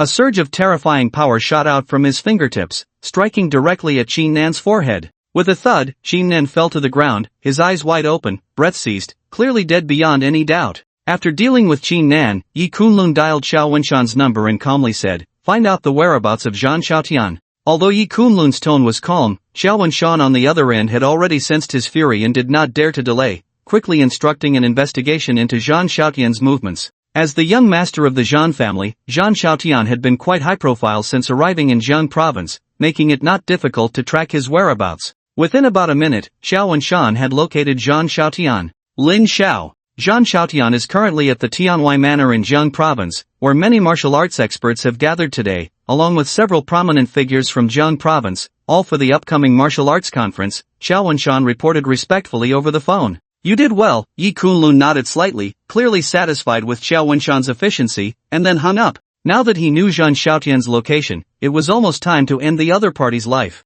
Yi Kunlun stepped forward to Su Qing's side and immediately noticed her ankle injury. A mere sprained ankle was nothing to someone with Yi Kunlun's medical skills. Don't move. You've sprained your ankle, let me help you reset it. Seeing Yi Kunlun approach, Su Qing tried to get up but was gently pressed down by him on her shoulder. In the next moment, Yi Kunlun twisted Su Qing's ankle lightly, and a flow of energy surged from his palm. Su Qing felt a warm current in her ankle, and the pain she had just experienced vanished completely. She looked at Yi Kunlun in astonishment. At that moment, hurried footsteps came from the direction of the private room's door. The Suzhen couple and Su Dongtian rushed over, clearly having received news from Yi Kunlun before he arrived at Tengwen Pavilion. Upon seeing the scene, the Su family members' expressions changed dramatically, their minds shaken. After all, they were ordinary people who had never witnessed such a bloody massacre. Qing, are you okay? The Suzhen couple hurriedly supported Su Qing, checking if she was hurt. Dad, Mom. I'm fine, I just twisted my ankle. Brother Kunlun has already helped me heal it, Su Qing said softly to her parents after they helped her up, then briefly explained what had happened.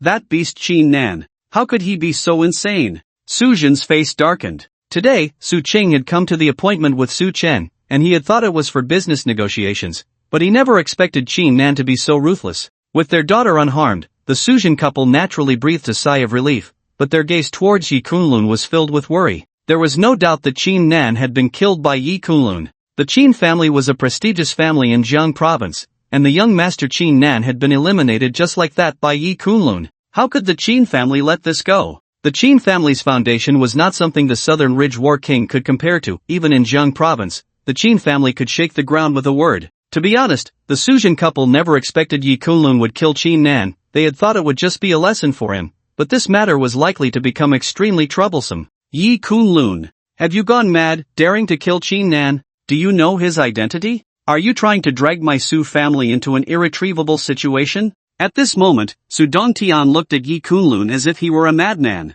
Mad. He felt that Yi Kunlun must be insane to dare kill Qin in Jiang province. The sky was about to fall. Shan'er, let's go quickly. From today on, our Su family must cut off all ties with this kid to avoid bringing disaster upon ourselves. Su Dongtian hurriedly helped his son Su Chen up and prepared to leave Tengwen Pavilion. He felt that the foolish actions of the Suzhen couple and even Su Qing would ultimately drag the Su family into an irretrievable abyss. Fortunately, Old Master Su had now awakened, and he was returning to the Su family to report the matter to Old Master Su. At this moment, he could already foresee the anger on Old Master Su's face. Even though Yi Kunlun had saved Old Master Su's life, when faced with the life and death crisis of the Su family, some relationships had to be severed. From now on, would the control of the Su family still not fall into the hands of him, the eldest son? At this moment, he felt somewhat grateful for Yi Kunlun's actions. If it weren't for Yi Kunlun killing Qin today, Old Master Su might have placed even more importance on him. If Su Qing and Yi Kunlun continued with their marriage, then the power of the Su family would still fall into Su Zhen's hands,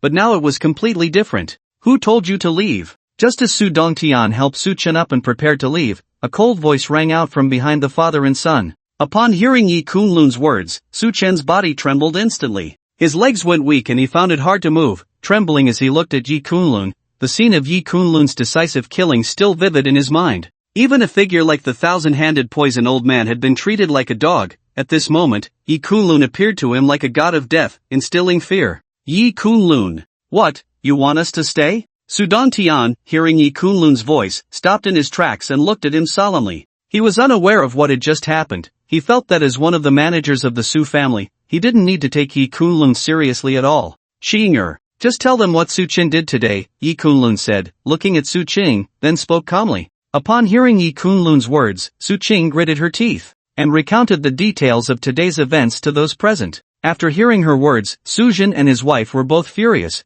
pointing at Su Chen and scolding, "Beast." Su Dongtian's expression was also not good. He hadn't expected things to turn out this way. In fact, he agreed with his son's actions. After all, if the Su family successfully allied with the Qin family, the benefits would be unimaginable. It was simply a blessing earned over 8 lifetimes. But unexpectedly, Yi Kunlun had appeared out of nowhere. In Su Dongtian's view, since things hadn't gone as Qin wished, and Qin was dead, all that was needed was an apology to Su Qing, and this matter could be brushed aside. "Chener, apologize to your uncle, aunt, and sister Qing," Su Dongtian said to Su Chen. "Is an apology all it takes?" Yi Kunlun scoffed upon hearing Su Dongtian's words. "Dad, save me. This guy is a madman." At this moment, hearing Yi Kunlun's voice, Su Chen panicked, he knew that Yi Kunlun would definitely not let him go today, and he hurriedly sought help from his father. "What do you want?" Su Dongtian frowned, looking at Yi Kunlun with a sense of foreboding. "Nothing much, just want to take his life," Yi Kunlun said flatly, then stepped on the ground, and a shard of glass flew up,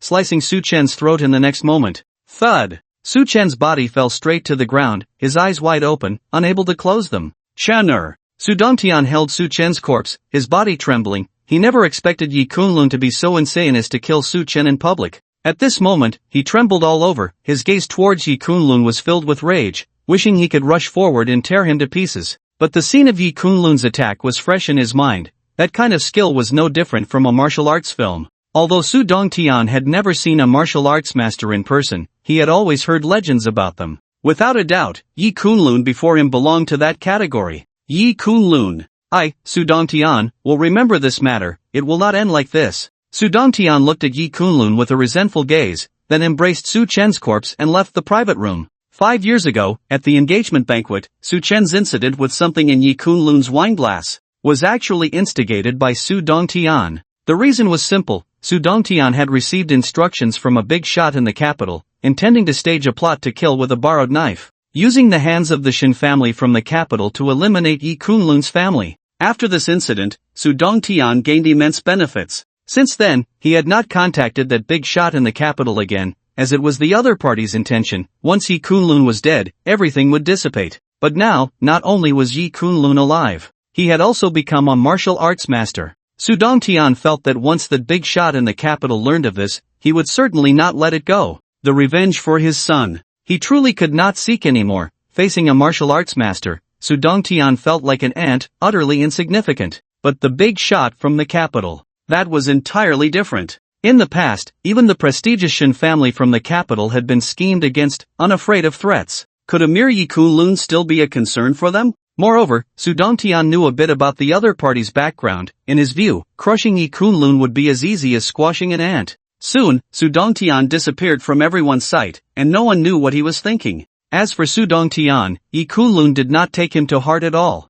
If it weren't for the fact that the other party had not participated in today's events and was also Su Qing's uncle, based on the other party's recent words, Yi Kunlun would have already taken his life. He then turned his attention to Su Zizhen and his wife, as well as Su Qing, saying, "Uncle, Aunt, Qinger's foot injury has just healed and still needs some rest. You should take her home first, I have other matters to attend to." Upon hearing Yi Kunlun's words, Su Zizhen and his wife showed a complex expression. Ever since the banquet at the Song family, they felt that Yi Kunlun seemed to have distanced himself from their lives. Everything Yi Kunlun was doing now was beyond their ability to participate or assist. They could only silently pray that Yi Kunlun would be blessed by fate. Kunlun, don't force yourself in any situation. If there are truly insurmountable troubles, sometimes avoiding them isn't a bad thing. 30 years in the east, 30 years in the west, Uncle believes you will eventually have your day to soar like a dragon, Su Zizhen said earnestly, looking at Yi Kunlun. At such a young age, he was already an extraordinary martial arts master,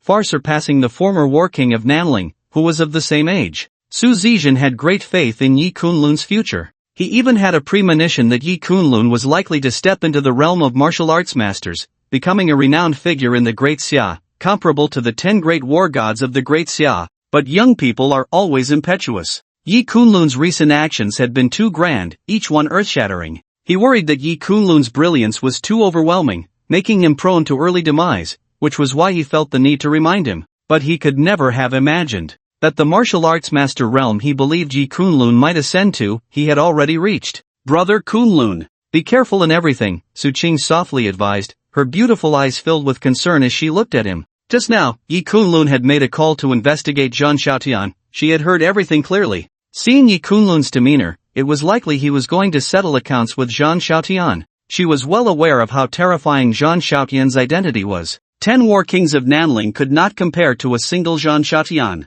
But she also understood Yi Kunlun's character. Once he decided on something, anyone he wanted to kill, even if it were the king of heaven himself, could not change his mind. Therefore, Yi Kunlun was certainly going to meet Zhang Xiaotian next. Although she wished to accompany him, she knew that such a situation was not one she could interfere in. Her presence would only be a burden. Therefore, she could only give Yi Kunlun a few words of advice. "Don't worry, I know what to do. Qinger, you should go home with uncle and aunt for now. I'll come to visit you at the Su family later." Yi Kunlun nodded and said, Even with a martial arts master present today, there was no saving Zhang Xiaotian's life. Soon, Su Zixan and his wife helped Su Qing leave Tengguan Pavilion, while Yi Kunlun headed straight for the Tianwai Manor. Tianwai Manor is a unique place in Jiang province, located in the most beautiful suburban area. Standing at the top of the manor, one can overlook countless regions of Jiang province. This is the private area of Chu Tianqing, the president of the Jiang Province Martial Arts Association. At this moment, the place was brightly lit and bustling with activity, as Chu Tianqing had specially hosted a banquet here, inviting many martial arts experts in preparation for the upcoming martial arts conference. The wind howled as Yi Kunlun suddenly stopped halfway up the mountain on his way to Tianwai Manor. You've been following me for so long, it's time to show yourself. Without turning around, Yi Kunlun spoke calmly to the presence behind him. Wow! I didn't expect you to notice our presence. Kid, you really have some skills, no wonder you dared to offend the young master of the Futian Chamber of Commerce. An astonished voice emerged from the darkness, followed by several figures appearing around Yi Kunlun, surrounding him completely. Yi Kunlun glanced around with a calm expression, a hint of depth appearing in his eyes. He recognized these people. They were the bodyguards who had been with Futian Jiro during the day. It seemed that Futian Jiro, having suffered a setback earlier, had secretly sent these bodyguards to take his life. I was planning to let Futian Jiro live a little longer. I didn't expect him to come seeking death so soon. Yi Kunlun's demeanor was indifferent. The highest strength of these bodyguards was merely at the level of a minor master of Dan energy, far inferior to the King of Slaughter.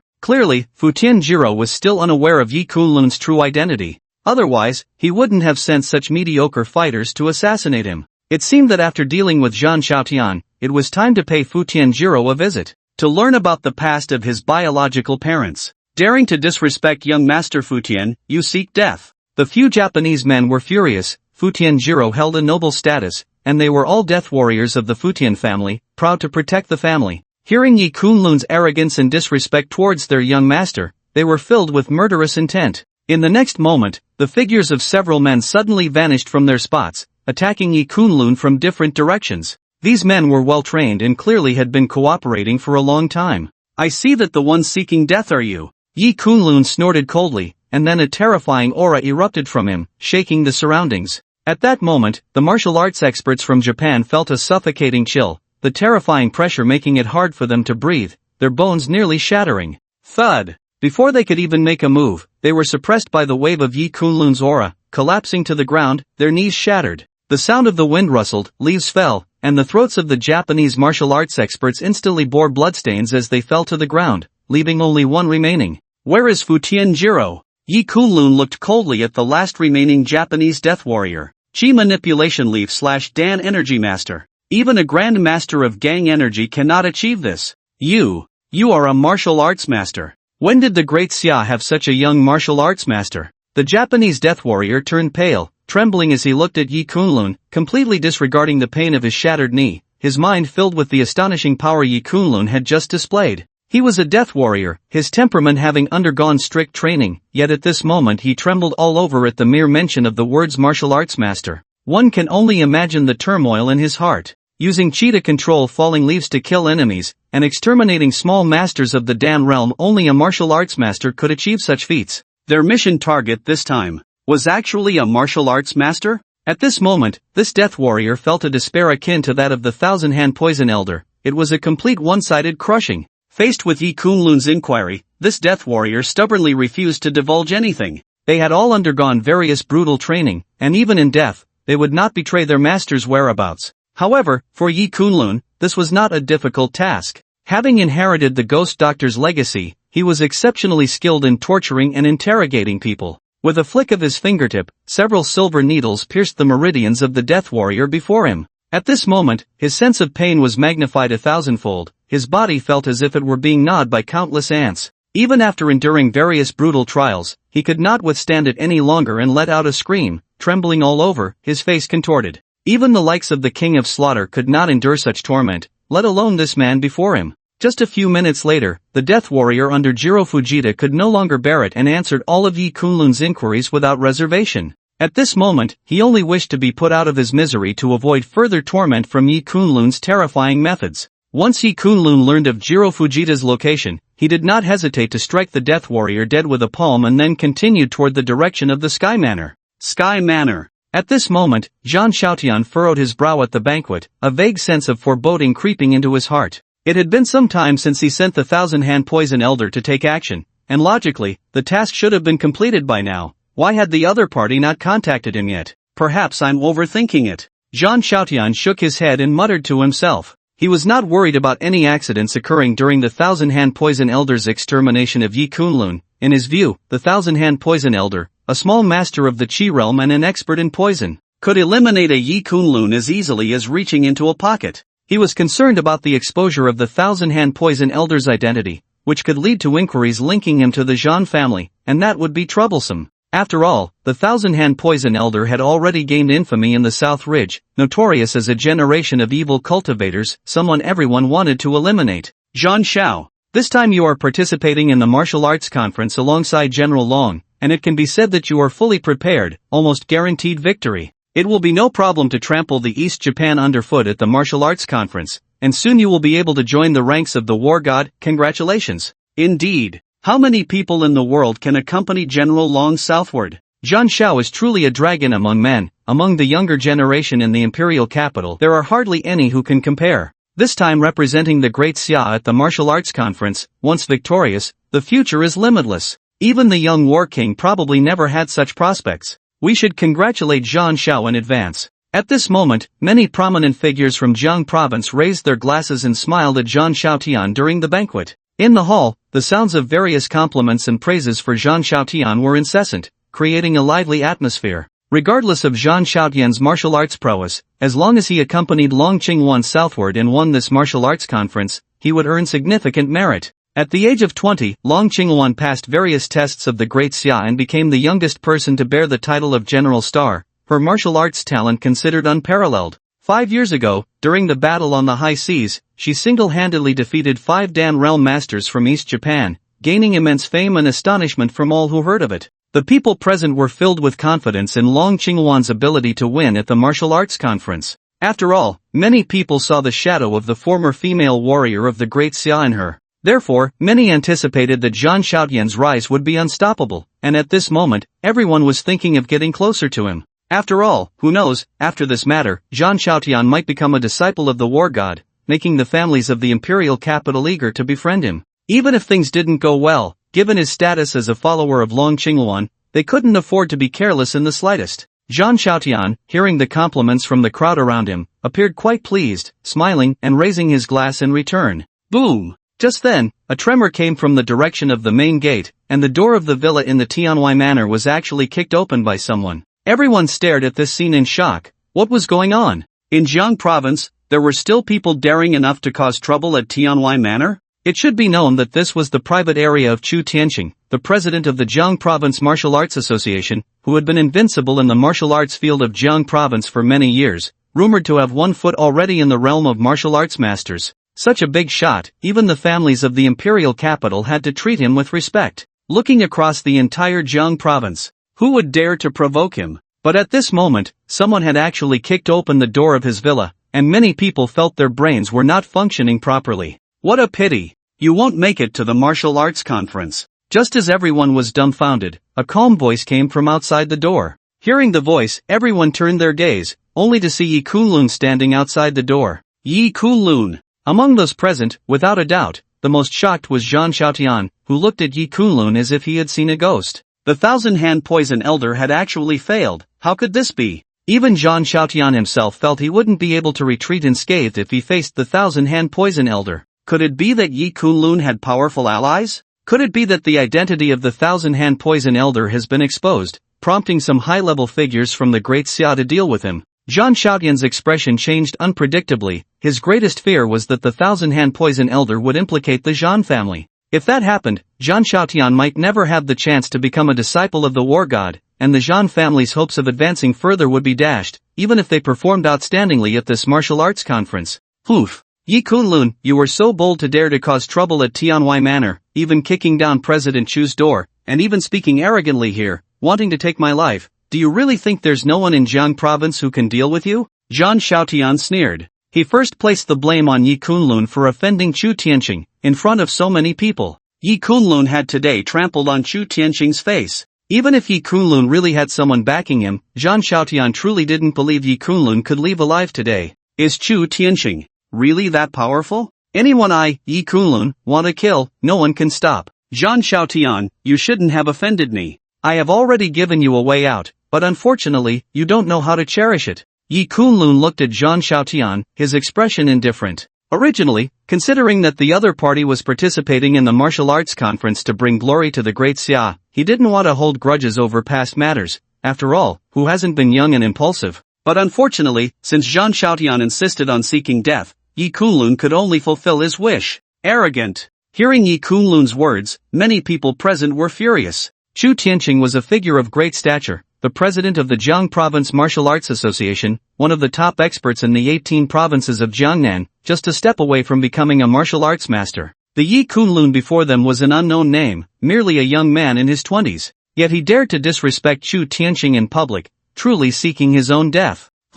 Seeking death. Today I will first deal with you, this little villain, on behalf of President Chu. At that moment, a glint of cold light flashed in Zhang Xiaotian's eyes. He had long harbored the thought of personally ending Yi Kunlun's life, but unfortunately, he had never found the right opportunity. Unexpectedly, Yi Kunlun had come to him now, which perfectly aligned with his intentions. Boom! After speaking, Zhang Xiaotian vanished in an instant, and the next moment, he was closing in on Yi Kunlun's neck. At that moment, Zhang Xiaotian unleashed all his martial prowess, not hiding anything at all. His entire body radiated internal energy, the power of a grand master of transformation overwhelming the scene. He had been about 20 meters away from Yi Kunlun, but in the blink of an eye, he was already in front of Yi Kunlun, his speed creating a sound that pierced the air. He is actually a grand master of transformation, and his aura is far more terrifying than that of an ordinary grand master of transformation. Clearly, he is not far from becoming a minor master of Dan energy. No wonder the Zhan family sent him south with Long Qinghuan for training.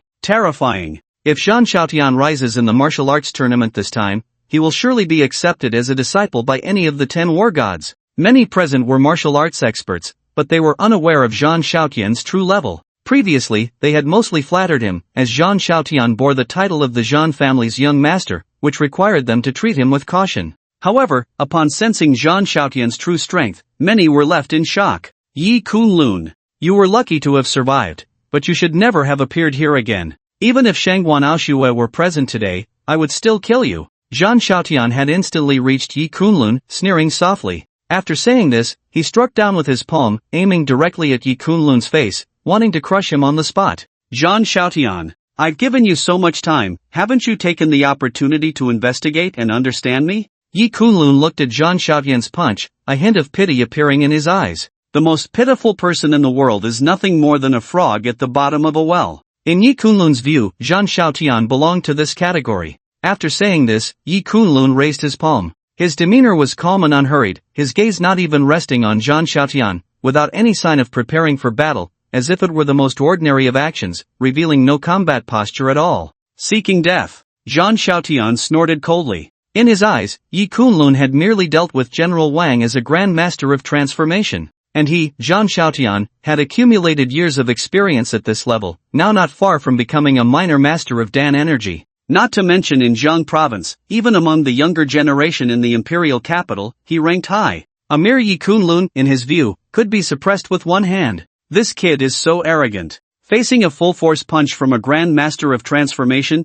he doesn't even make any defensive posture to receive it? Who is this kid? I haven't seen him among the many young elites of Jiang province. So arrogant, I wonder if he has some backing or is just seeking his own death. At this moment, many people began to whisper among themselves as they watched the scene unfold. Boom! Zhang Xiaotian's punch struck Yi Kunlun's palm, and to everyone's astonishment, Yi Kunlun did not move an inch, while Zhang Xiaotian's body was suspended in midair, his fist held up by Yi Kunlun. Just now, Zhang Xiaotian's punch likely carried thousands of pounds of force, but when it struck Yi Kunlun's palm, it failed to create even the slightest ripple. Even this grand master of transformation was now like a chick being held captive. Everyone present was somewhat bewildered.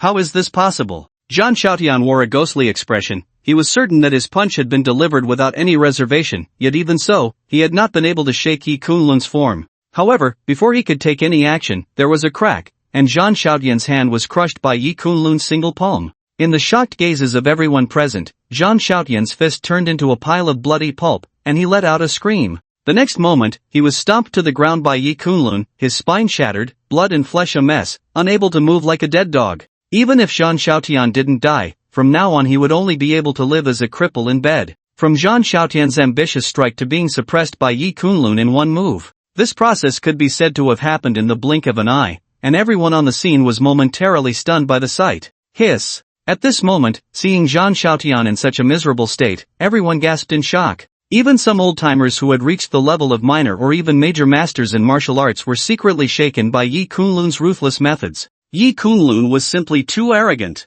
He dared to treat the young master of the Zhan family in such a way, directly crippling him. Did he not fear the wrath of the Zhan family? The Zhan family. That was a family in the capital with a half-step martial arts master in charge. Moreover, the president of the Jiang Province Martial Arts Association, Chu Tianqing, was Zhang Xiaotian's uncle. At this moment, Zhang Xiaotian was beaten into a dead dog in his estate. Would Chu Tianqing let this matter slide? It was rumored that once a half-step martial arts master got angry, who could withstand it? At this moment, everyone's gaze towards Yi Kunlun turned somewhat pitiful. Ah, Yi Kunlun, if you have the guts, kill me. Otherwise, I will make you wish you were dead. I will make everyone around you experience all kinds of suffering and torment in this world. Zhang Xiaotian's spine was broken, his right hand shattered, blood flowing endlessly, like a crippled person unable to move, but he still retained his consciousness. At this moment, his eyes were bloodshot, his whole body trembling, and his face was twisted in rage. He was certain that Yi Kunlun wouldn't dare to kill him, otherwise, he wouldn't be able to withstand the wrath of Chu Tianqing and the Zhan family.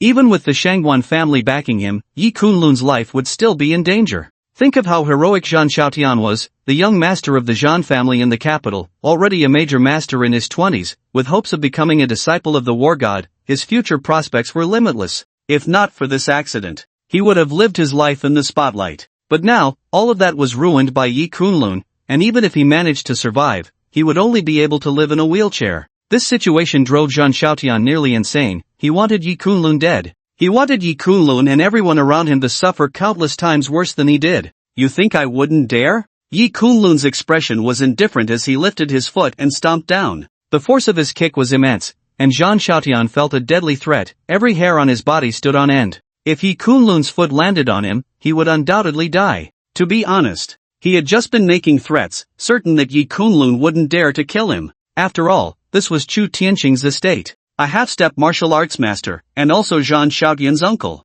Yi Kunlun, no matter how insane he was, should not dare to kill Zhang Xiaotian in public, but he clearly underestimated Yi Kunlun. From the beginning until now, Yi Kunlun had not regarded Chu Tianqing at all. He had only one goal in coming here, and that was to kill Zhang Xiaotian. Yi Kunlun, you're crazy. If you really kill me, my uncle won't let you go, my Zhan family won't let you go. Zhang Xiaotian's face finally showed a hint of fear. He realized that he seemed to not understand Yi Kunlun at all. This guy was simply a madman, acting without regard for the consequences. And the crowd around them watched this scene, all trembling in fear. Yi Kunlun was too ruthless. In broad daylight, not only had he crippled Zhang Xiaotian, but he also intended to kill him. Is this kid really unafraid of Chu Tianqing and the threat of the Dijing battle family? In my life, the thing I fear the least is threats. Yi Kunlun's cold gaze was indifferent, completely disregarding the threat just made by Zhang Xiaotian. After saying this, Yi Kunlun moved his foot, ready to step down and end Zhang Xiaotian's life in an instant.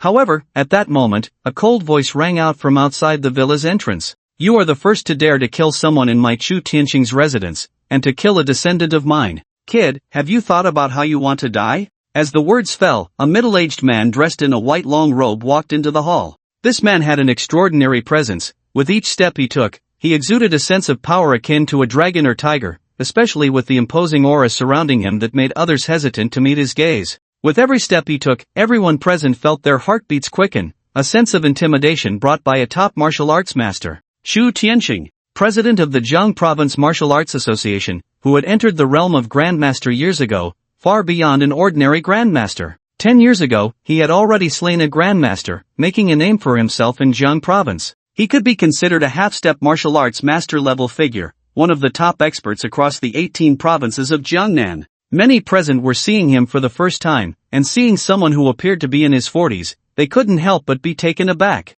Chu Tianqing looked much younger than they had imagined. After all, he had been a formidable presence in Jiang Province for many years, and many thought he was over 50 and entering his twilight years. Uncle, save me! I want this little beast to die. I want him to suffer endlessly. I beg you, uncle, cripple his limbs. I want him to live a life worse than death for the rest of his days. At this moment, upon seeing Chu Tianqing, Zhang Xiaotian's previously desperate expression suddenly turned to one of wild joy. His uncle had finally appeared. He looked at Yi Kunlun with intense resentment, blaming this kid for his current crippled state. If Yi Kunlun were to die easily like this, how could Zhang Xiaotian swallow that anger? Kid, don't you like Su Qing? After today, I will capture that woman and toy with her in front of you. I want you to know what despair is, to make you taste the tortures of the world. At this moment, Zhang Xiaotian, reduced to a cripple, had twisted thoughts, looking at Yi Kunlun with deep hatred. Let him go, and I can give you a dignified way to die. Chu Tianqing's gaze was icy as he looked at Yi Kunlun,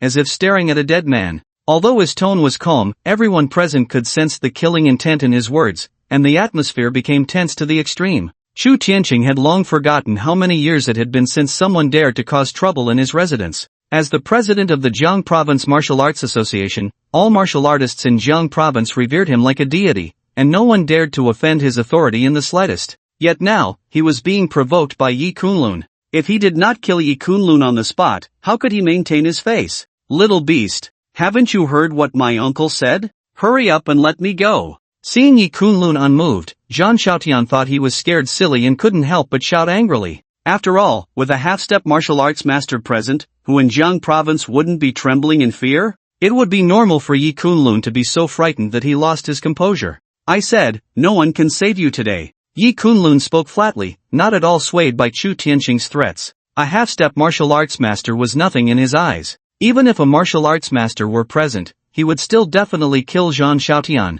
You dare! Chu Tianqing's brows furrowed, and he was furious. He did not expect Yi Kunlun to be so audacious, completely disregarding him, the president of the Jiang Province Martial Arts Association, even with his presence, and still wanting to kill Zhang Xiaotian. However, as soon as he finished speaking, Yi Kunlun stepped down with one foot, and with a loud bang, Zhang Xiaotian let out a miserable scream, his internal organs crushed by Yi Kunlun's stomp, blood splattering everywhere. You will not die a good death. My uncle and the Zhang family will not let you go. Your end will be 1,000 times worse than mine. Zhang Xiaotian, on the brink of death, looked at Yi Kunlun with a venomous curse. He never imagined that Yi Kunlun would be so decisive in killing. Even with the presence of the half-step martial arts master Chu Tianqing, Yi Kunlun still dared to commit murder right in front of him. Zhang Xiaotian's eyes widened in anger as he breathed his last, clearly unable to fathom that he would die such a tragic death, crushed to death in front of a crowd. Hiss! At that moment, the crowd gasped, their eyes fixed on Yi Kunlun in awe.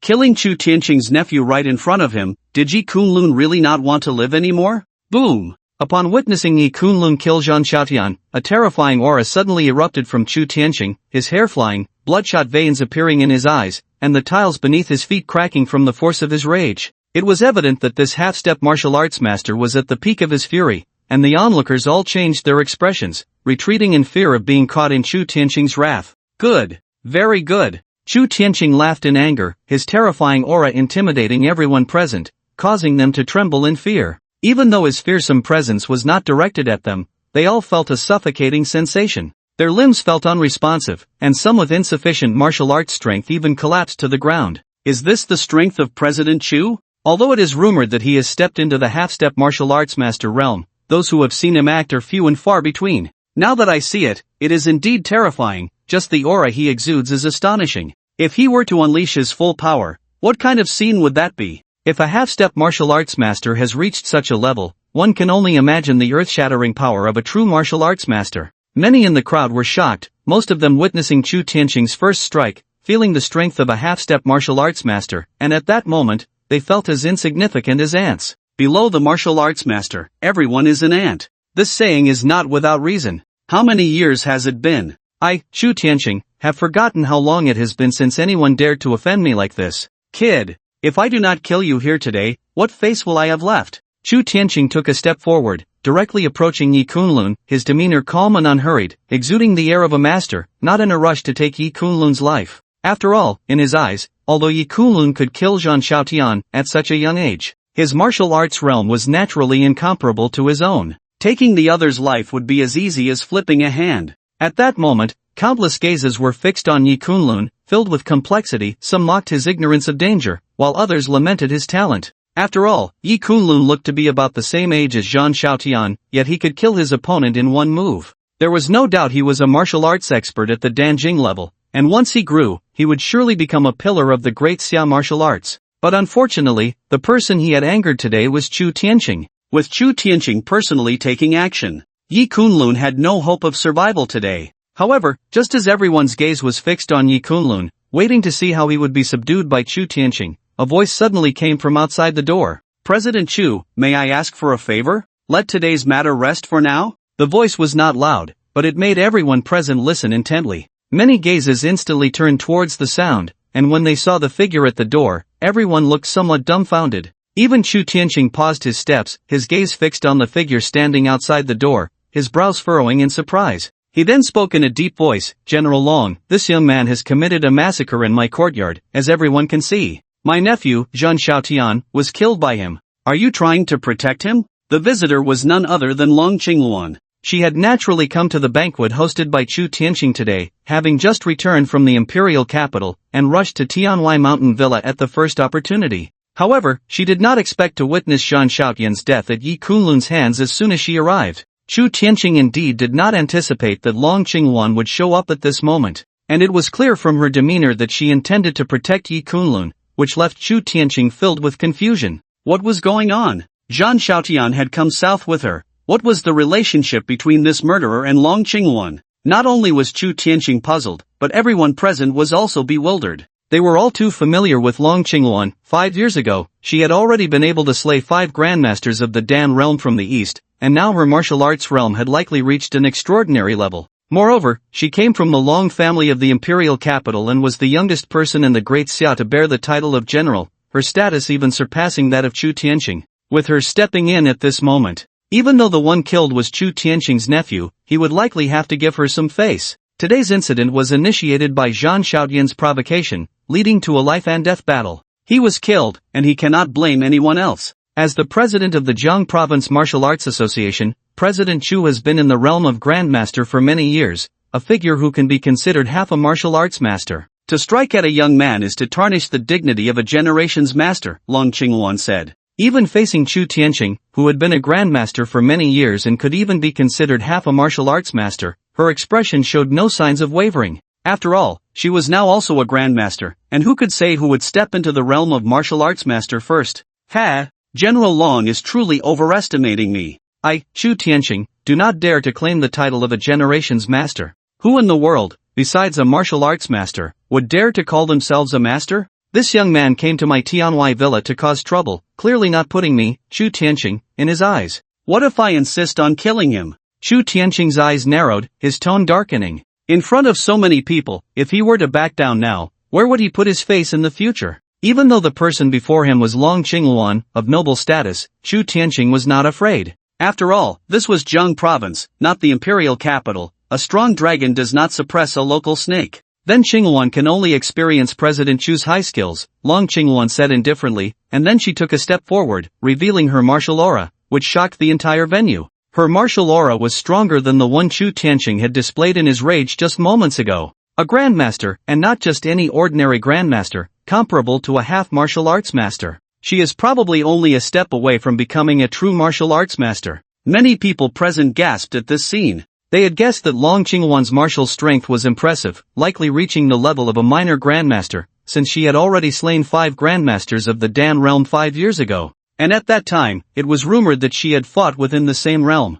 Now, having reached the level of a minor grandmaster, it was already considered a remarkable advancement. After all, the difficulty of advancing from the Dan realm to the grandmaster level was not ordinary. Even the 10 great gods of the Great Xia could barely reach the level of a minor grandmaster at her age. Unexpectedly, she had already reached the level of a grandmaster of the Gangqi, just a step away from becoming a martial arts master. No wonder she could become the youngest person in the Great Xia to pass the test and bear the title of a Star of War. Even Chu Tianqing was taken aback at this moment. No one in the world knew about Long Qingluan's martial arts prowess. Otherwise, when the South Ling War King and the Eastern Yamato people were preparing to ambush her, they would have been better prepared. Many still thought that her martial arts realm was still that of a grandmaster of Dan Qi from 5 years ago, but unexpectedly, she had leaped into the realm of a grandmaster of Gang Qi. General Long is joking. I, Chu Tianqing, am just a bystander and naturally wouldn't dare to easily offend General Long's authority. Since General Long wants to spare this person, I won't take his life today. Everyone, I have important matters to attend to. I will take my leave first. Chu Tianqing's expression fluctuated, and after a moment, he suddenly laughed heartily, cupping his hands to the crowd before turning to leave. 5 years ago, Long Qingwan had slain 5 Eastern Yamato masters at the same level. To be honest, Chu Tianqing had no absolute confidence in confronting Long Qingwan head-on. If he won, it would be fine, but if he lost, then his face would be utterly humiliated, something he, as the president of the Jiang Province Martial Arts Association, could not bear. In any case, even if he did not take Yi Kunlun's life, the Zhan family would still seek it. He might as well do a favor and give Long Qingwan this face. After all, this woman was too terrifying. The gang chi she had just emitted was not inferior to his own. Given time, she might step into the realm of a martial arts master even before him. If there was no need, it was better not to offend her. Long Qingwan cast a deep glance at Chu Tianqing's departing figure. This person was indeed adaptable, belonging to the type that hides a knife behind a smile.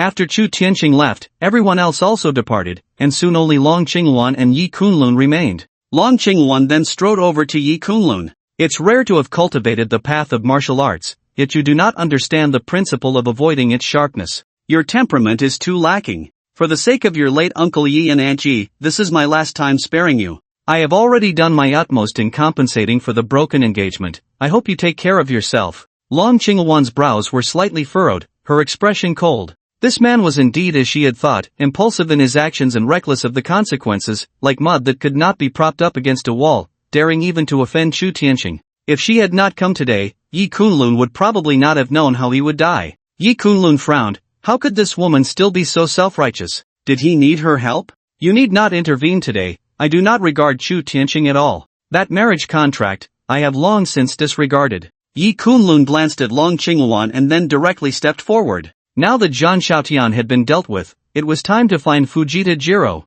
At this point, still putting on airs in front of me. Yi Kunlun, this is all you are. Watching Yi Kunlun's departing figure, Long Qingwan silently shook her head. Even if she had stopped Chu Tianqing today after killing Zhan Xiaotian, the Zhan family in the imperial capital would not let it go. But that was no longer her concern. Having come out today to help Yi Kunlun out of this predicament, she had already done her utmost, repaying the favor for not fulfilling the engagement. Whether Yi Kunlun lived or died from now on had nothing to do with her. She then also stepped out with her long, graceful legs. Tomorrow was the day of the martial arts conference, and she needed to prepare well. In the living room of a luxurious villa, Fujita Jiro was sitting on the sofa, sipping red wine, his brow furrowed. Strange. It's been so long, why is there still no news? Moreover, the King of Slaughter has been on a mission for some time now, and there is still no word. Fujita Jiro murmured to himself. The 2 skilled fighters he sent out have now gone completely silent, and he can't even get in touch with them. A sense of foreboding lingers in his heart.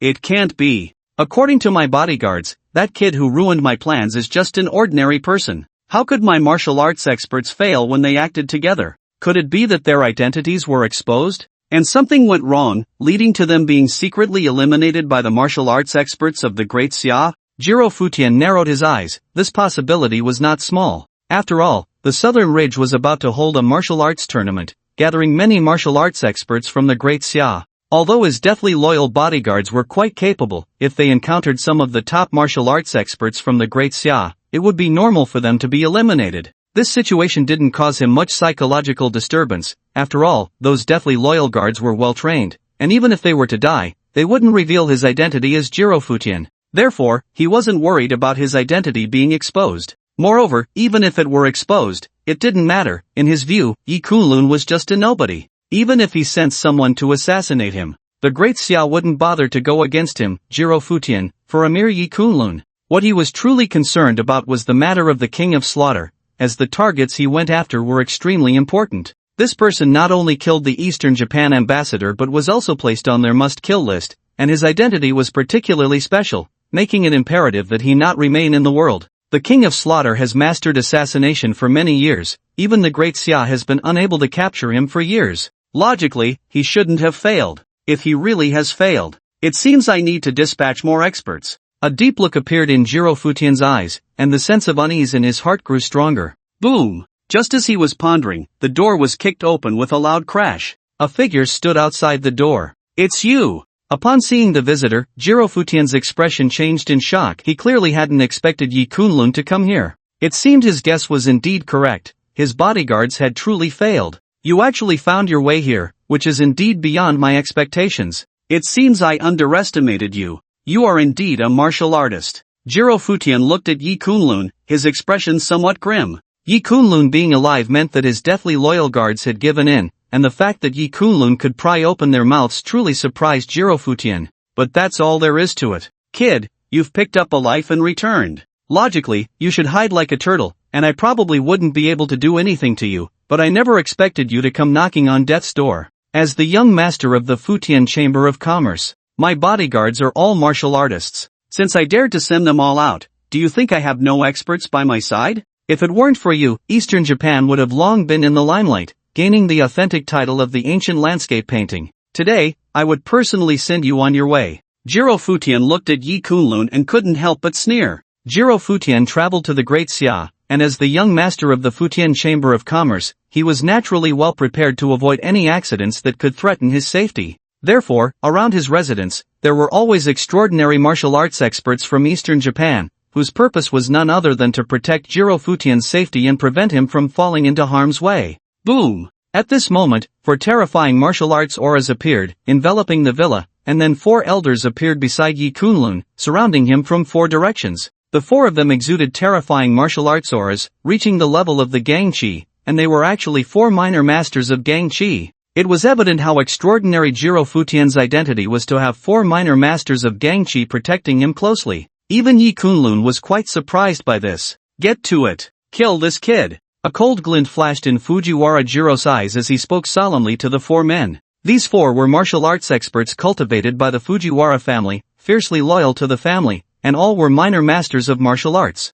With them around, as long as ruthless figures like Chu Tianqing did not intervene in Jiang province, who could threaten Fujiwara Jiro? At this moment, in Fujiwara Jiro's eyes, Yi Kunlun was already a dead man. He was now thinking of quickly resolving this interruption and then investigating what was happening with the King of Slaughter. As you command, young master. The 4 old men cupped their hands to Fujiwara Jiro and then cast cold glances at Yi Kunlun. This kid had sneaked in here without them noticing. If it weren't for Yi Kunlun kicking the door open, they might still be unaware that Fujiwara Jiro was in danger. This was a serious dereliction of duty on their part. They had to kill Yi Kunlun here to redeem themselves. Boom! The 4 moved, and in the next moment, they charged towards Yi Kunlun to subdue him. They did not underestimate Yi Kunlun. They went all out from the very beginning. After all, Yi Kunlun had entered this place silently. His methods were extraordinary, and they could not afford to be careless. With these 4 protecting you, you can indeed walk almost unimpeded in Jiang province. The number of people who could threaten you is few.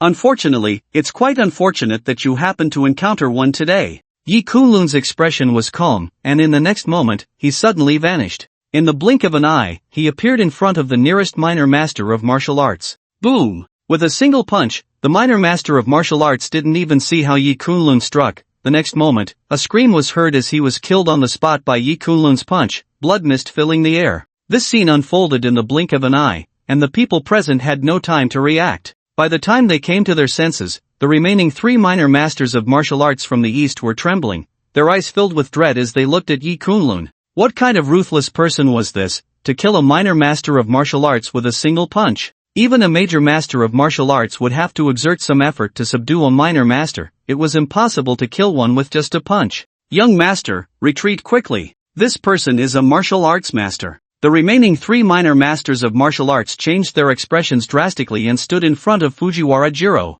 Although they couldn't believe it, the fact was right in front of them, and they couldn't deny it. A punch that casually killed a minor master of martial arts. They could think of no other possibility besides a martial arts master. Yi Kunlun before them was only in his early 20s, a martial arts master at such a young age. The 3 remaining old men felt a chill. When had such a junior appeared in the Great Xia? If this person participated in the martial arts tournament tomorrow, how could they from the east have any chance of winning? As for Fujiwara Jiro, he also took 2 steps back, fully aware of the implications of the words martial arts master. At this moment, he looked at Yi Kunlun as if he had seen a ghost. This kid, who was about the same age as him, was actually a martial arts master. If this had not come from the mouths of his 3 guards, he would never have believed it. Without a moment's hesitation, Fujiwara Jiro turned and ran. Upon learning that Yi Kunlun was a martial arts master, he immediately lost any thought of staying put, fleeing towards the back door without looking back. He knew that daring to send someone to assassinate a martial arts master,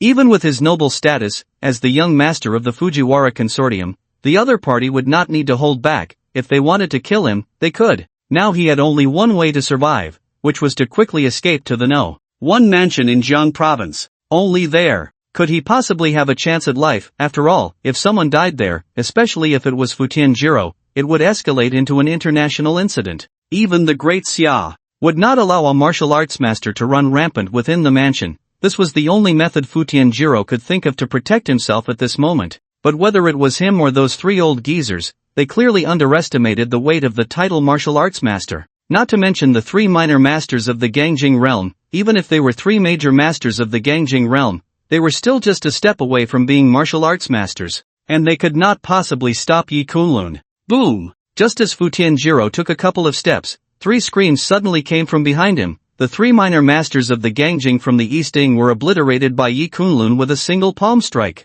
Futianjiro, looking at this scene, felt the hair on his body stand on end. It was the first time he had seen a martial arts master make a move. Such an existence truly could destroy the heavens and the earth, far beyond what human strength could contend with. These four minor masters of the Gangjing were all extremely valuable martial arts experts of the Futian family. To say they were foundational strength would not be an exaggeration, and now they had all died here. Futianjiro felt as if his heart was about to bleed. But at this moment, he could no longer care about the pain in his heart. Yi Kunlun killing four minor masters of the Gangjing was like killing dogs, let alone someone like him, an ordinary person. Futianjiro wished he could grow two more legs and quickly reached the back door of the villa. Just as he was about to burst through the door, he suddenly felt a gust of wind rush at him, and Yi Kunlun's figure appeared in front of him without him noticing. Thud! Seeing Yi Kunlun standing before him, expressionless and looking at him, Futianjiro trembled all over and collapsed to the ground in fear. Senior, spare my life. I did not know better and offended you before. It was truly a crime deserving of death. As long as you are willing to spare my life, I will do anything you ask, money, beauties, resources, whatever the Futian family can provide, I will do my utmost to fulfill. At this moment, Futianjiro knelt on the ground, directly bowing his head to Yi Kunlun, trembling in fear. Just now, Yi Kunlun's ability to appear and disappear at will and easily eliminate four minor masters of the Gangjing had truly frightened him. As long as he could live, he would not blink an eye at any cost. He felt that he had only offended Yi Kunlun because he did not understand his identity. In the face of sufficient benefits, Yi Kunlun had no reason to insist on killing him. Futianjiro. Oh, now you don't want to kill me anymore? Yi Kunlun raised an eyebrow, looking at Futianjiro with a half-smile. I dare not. Senior's might is truly earth-shattering, transcending the realm of mortals. Who in the world would dare provoke a martial arts master? Wouldn't that be seeking death? Futianjiro's back was already drenched in cold sweat. Is that so? When you sent the King of Slaughter to ambush me, did you think the same? Yi Kunlun continued to wear a faint smile. However, this smile, combined with his previous words, made Futianjiro feel as if he had fallen into an ice cave, causing him to shiver all over, his face pale. Why you are Yi Kunlun? Futianjiro exclaimed, his face filled with shock. Previously, within the No.1 mansion in Jiang province, Yi Kunlun had not revealed his name, so he had no idea that the person opposing him was Yi Kunlun. Later, he couldn't be bothered to investigate Yi Kunlun's identity and simply ordered his bodyguards to deal with it. He never dreamed that the person who had ruined his plans that day at the No.1 mansion in Jiang province was actually Yi Kunlun. Moreover, Yi Kunlun's martial arts strength had actually reached the level of a martial arts master. 5 years ago, something happened that Fujita-Jiro knew a little about. At that time, Yi Kunlun was chased to the sea and drowned after jumping in. This was no lie. 5 years had passed, and this kid had actually transformed into a martial arts master? Fujita-Jiro felt his mind was a bit overwhelmed. After all, this was too far-fetched. It was simply unheard of. My parents' disappearance is related to your Fujita family? Yi Kunlun's expression was indifferent. He had spared Fujita-Jiro's life until now just for this matter, preparing to investigate the truth about his biological parents. I said, can you spare my life? Fujita-Jiro trembled, trying to bargain with Yi Kunlun. Whoosh! As soon as Fujita-Jiro's words fell, Yi Kunlun's sleeve moved, and several silver needles flew out, instantly piercing Fujita-Jiro's hands and feet. In an instant, Fujita-Jiro let out a scream like a slaughtered pig. Even those death warriors and kings of slaughter could not withstand such torment, let alone Fujita-Jiro, a pampered young master. In just 3 seconds, he could no longer hold on. The feeling of being devoured all over, with pain magnified 1,000-fold, nearly suffocated him. He trembled and even convulsed, his face twisted in agony, clearly in immense pain, and he immediately gasped, I'll tell you. Years ago, your parents left the Great Xia to search for a 10,000-year elixir on an island in the high seas. The Eastern Japan side has always wanted to find an opportunity to target your parents, but I don't know the specific reason. Someone leaked your parents' whereabouts in secret, which is why we from Eastern Japan went out to intercept them, but we did not succeed. By the time we arrived at that island based on the information, they had already disappeared, and we only found one item they left behind. Fujita Jiro trembled as he revealed the secret of the past. Very few people in Eastern Japan knew about this matter, he was one of them. Originally, it would never have been disclosed, but at this moment, he could no longer endure the torment of the needles and directly told Yi Kunlun everything. Yi Kunlun fell silent upon hearing this. In his childhood, he had actually suffered from a serious illness, with congenital organ failure. His parents had searched for famous doctors all over the world, but none could help, all saying he would not live past 20. Once he reached 20, his organs would completely fail and he would die. Although his parents had never told him about this, Yi Kunlun had once eavesdropped on their quiet conversations, and learned about his hidden illness. Undoubtedly, his parents went to find that so-called 10,000-year elixir to save his life, hoping to see if there was a chance to cure that hidden ailment. Thinking of this, Yi Kunlun felt a slight ache in his nose. He vaguely remembered his mother growing increasingly thin, secretly crying countless times, yet always looking at him with love. His father, having searched for famous doctors all over the world, already had graying hair at just over 30. Who leaked my parents' whereabouts back then? Yi Kunlun's voice was low. If no one had betrayed them, his parents would not have suffered such a calamity. Those from Eastern Japan who surrounded and killed his parents were certainly despicable and deserved to die, but the one who betrayed his parents' whereabouts deserved to die even more. I don't know. At that time, we only received the information. The identity of the person who transmitted the information was extremely well hidden, and we had no way to investigate. Fujita Jiro trembled all over, saying this was also something Eastern Japan had always wanted to know, but the person who leaked the information had never had any further contact with Eastern Japan. Therefore, even if they wanted to know, they could not find any entry point. Yi Kunlun was not surprised by this. The Yi family in the imperial capital was a martial arts family with an extraordinary status. His father actually belonged to just one branch of it, and since someone dared to betray the secret of his parents' whereabouts, they must have hidden themselves very deeply. What did my parents leave behind? Yi Kunlun's expression was indifferent. Since it was something left by his parents, he would undoubtedly take it. It's a jade pendant. I don't know its purpose, but according to some conditions proposed by people from the Great Xia, this item will appear as a prize at tomorrow's martial arts tournament. It's a token from our Eastern Japan. At this moment, Fujita Jiro could hardly endure the torment, responding to Yi Kunlun's inquiry as quickly as possible. You can be on your way. Having received the answer he wanted, Yi Kunlun spoke coldly. With that, he directly struck Fujita Jiro down to the ground with a palm. You will not die a good death. Eastern Japan will not let you go. Fujita Jiro, before dying, used his last bit of strength to curse Yi Kunlun. Although Yi Kunlun was a martial arts master, Eastern Japan was not without its own. And not just one or two. Now that Fujita Jiro had died here, Eastern Japan would surely investigate the matter and would not let Yi Kunlun off the hook. With that, Fujita Jiro's eyes darkened, and he fell into a pool of blood. His eyes were wide open, unable to close. He had come to the Great Xia with great ambition, believing he could help Eastern Japan step into the Great Xia, but unexpectedly, he lost his life here. I didn't expect that tomorrow's martial arts tournament would have something from the Yi family. A deep look appeared in Yi Kunlun's eyes. He was quite familiar with that jade pendant. It was the family heirloom of the Yi family. It seems I must participate in tomorrow's martial arts tournament, but I can't reveal my appearance to avoid alarming the snake. Yi Kunlun murmured to himself. According to what Fujita Jiro had just said, the reason the jade pendant from the Yi family would become a prize for the martial arts tournament was due to a proposal from someone on the Great Xia side. If nothing unexpected happened, this was likely related to the person who had sold his parents' whereabouts to Eastern Japan in the past. If he were to obtain this item, the person behind it would certainly not let him off easily. At that time, Yi Kunlun could follow the clues to see if he could uncover the mastermind behind it. After dealing with Fujita Jiro, Yi Kunlun moved and left the spot, returning to his residence in Nanling to prepare for the martial arts tournament the next day. The next day, news of Fujita Jiro's death spread throughout Nanling and even the entire Jiang province. causing everyone who heard it to change their expressions dramatically, their hearts filled with fear, and discussions began to arise. After all, on the eve of the martial arts tournament, the young and prominent Fujita Jiro from eastern Japan had died. This was big news, enough to shake all sides. Many began to speculate who the ruthless person was that had taken such a fierce action. Many were secretly pleased, as Fujita Jiro had been incredibly arrogant since arriving in Nanling, and many in the Great Xia had long wanted to teach him a lesson, but had been unable to act due to his noble status.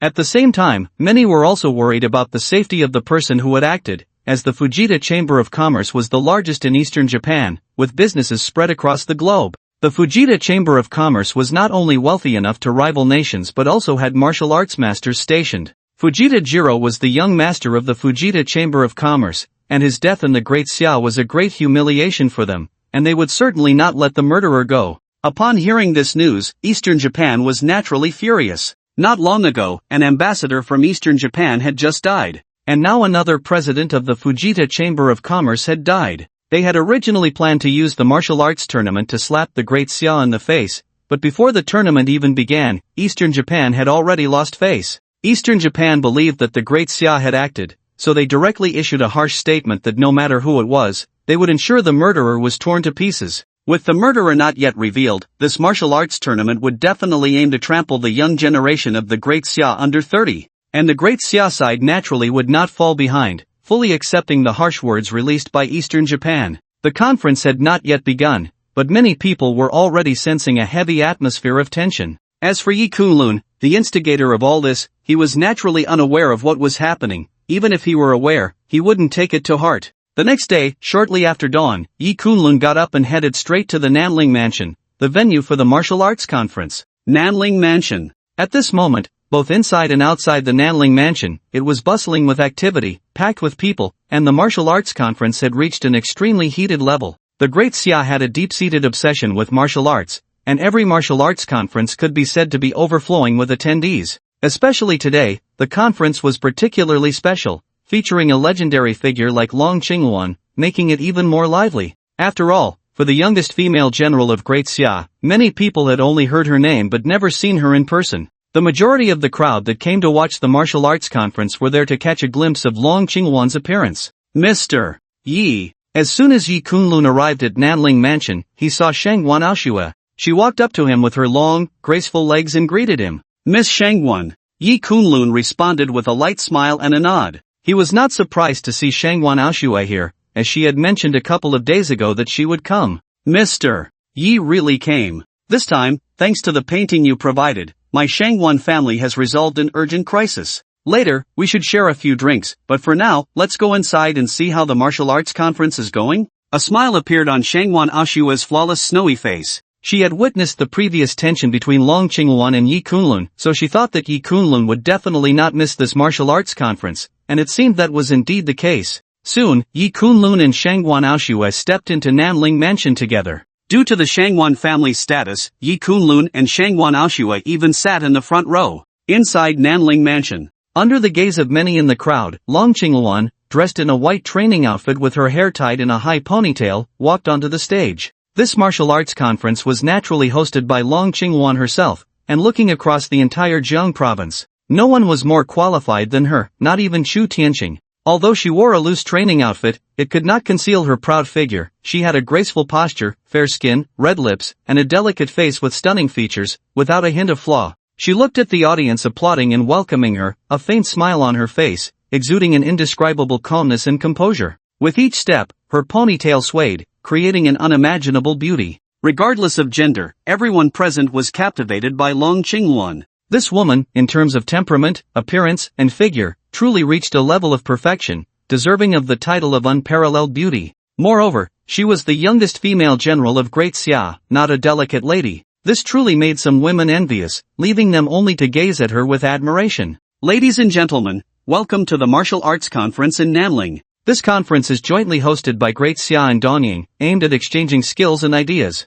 The winners will receive rewards provided by both sides. Anyone under 30 from both sides is free to participate. Now, I declare, the Martial Arts Conference officially begins. Long Qingwan's gaze swept across the entire venue, and her voice resonated throughout. Her eyes paused slightly on Shangwan Aoshue and Yi Kunlun, especially when she saw Shangguan Aoshue, she let out a cold snort. It was clear that she had learned about Shangguan Aoshue obtaining another piece from the painting saint, which had turned the situation for the Shangguan family around. As her words fell, the venue erupted into enduring applause. This woman always loves to steal the spotlight. Seeing this, Shangguan Aoshue couldn't help but let out a light snort. Yi Kunlun, on the other hand, remained indifferent. How Dragon Xingluan was being watched had nothing to do with him. He had only one purpose for being here, to retrieve the jade pendant left behind by his parents. Soon, the conference officially began. This event featured competitions in dark strength, transformation strength, elixir strength, and even the formidable strength, each with its own distinct tracks and rewards.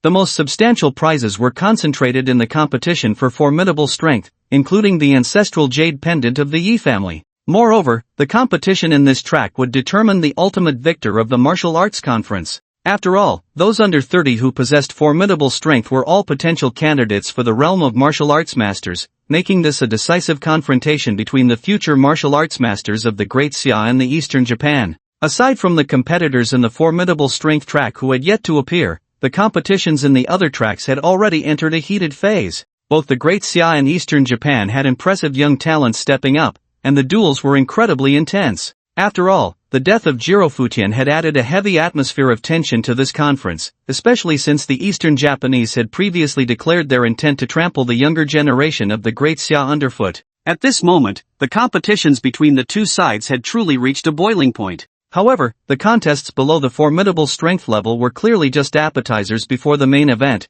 Although the atmosphere was fierce, most of the audience's attention was focused on the competition in the formidable strength track.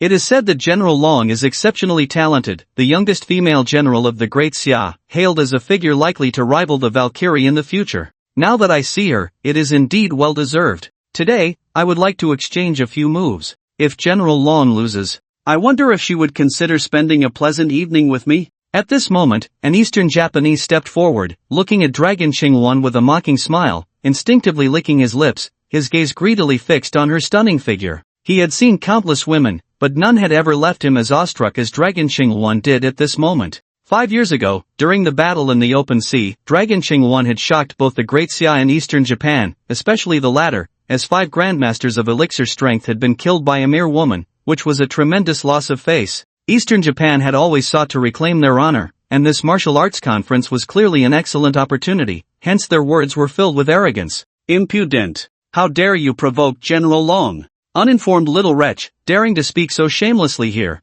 why don't you kneel and accept your death? At this moment, seeing the Eastern Japanese so arrogant and daring to insult Dragon Xingluan, many young people from the Great Xia were filled with righteous indignation. Who was Dragon Xingluan? She was the goddess that countless young people dreamed of noble status, someone to be looked up to. Even the top second-generation rich kids from Jiang province could hardly imagine having the chance to walk alongside Dragon Xingluan, yet this Eastern Japanese dared to be so brazen? As the Eastern Japanese finished speaking, he stepped onto the arena, treating the anger of the surrounding young people from the Great Xia as a joke, his expression mocking. Today, they from Eastern Japan would trample on the face of Dragon Xingluan, the youngest female general of the Great Xia, and directly seize victory in this martial arts conference. And he was not alone. After he stepped onto the arena, 4 other formidable strength practitioners also stepped up, all appearing relatively young, in their 30s. The martial aura of these 5 was not concealed, and many martial arts experts present changed their expressions slightly upon seeing them.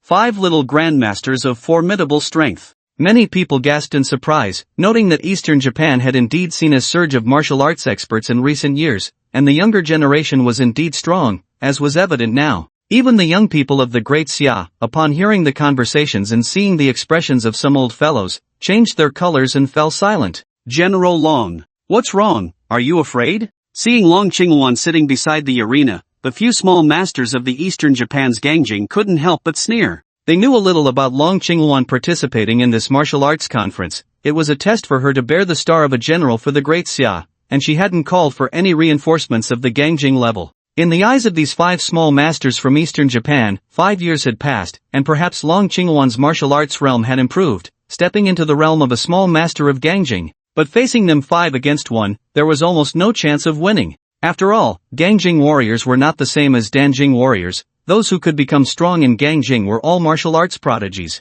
Since you all want to experience it so much, then let's give it a try. Long Qingwan's demeanor was indifferent, her words and actions exuding an indescribable sense of confidence. After speaking, she slowly stood up and walked onto the arena under the gaze of everyone. Upon seeing Long Qingwan take the stage, the people from the Great Xia, regardless of gender, were all invigorated. The Eastern Japanese had been too arrogant just now, and at this moment, they all hoped Long Qingwan could suppress the Eastern Japanese's momentum. But soon, some people's expressions showed concern. Very few knew about Long Qingwan's martial arts realm. Those who had learned about it yesterday at the Tianwai Manor didn't dare to casually reveal her martial arts realm. After all, if a great master of Gangjing unintentionally exposed her realm, who would dare to easily disclose it? If they angered Long Qingwan because of this, it would be a loss. Mr. Yi, what do you think? Shangguan Aoshui glanced at Yi Kunlun, asking for his opinion on the battle. Long Qingwan will win, Yi Kunlun said while sipping his tea. Hearing Yi Kunlun's words, Shangguan Aoshui couldn't help but look at him in surprise. To be honest, her view was the same as his, both believing that Long Qingwan would win. After all, she knew too much about this old rival.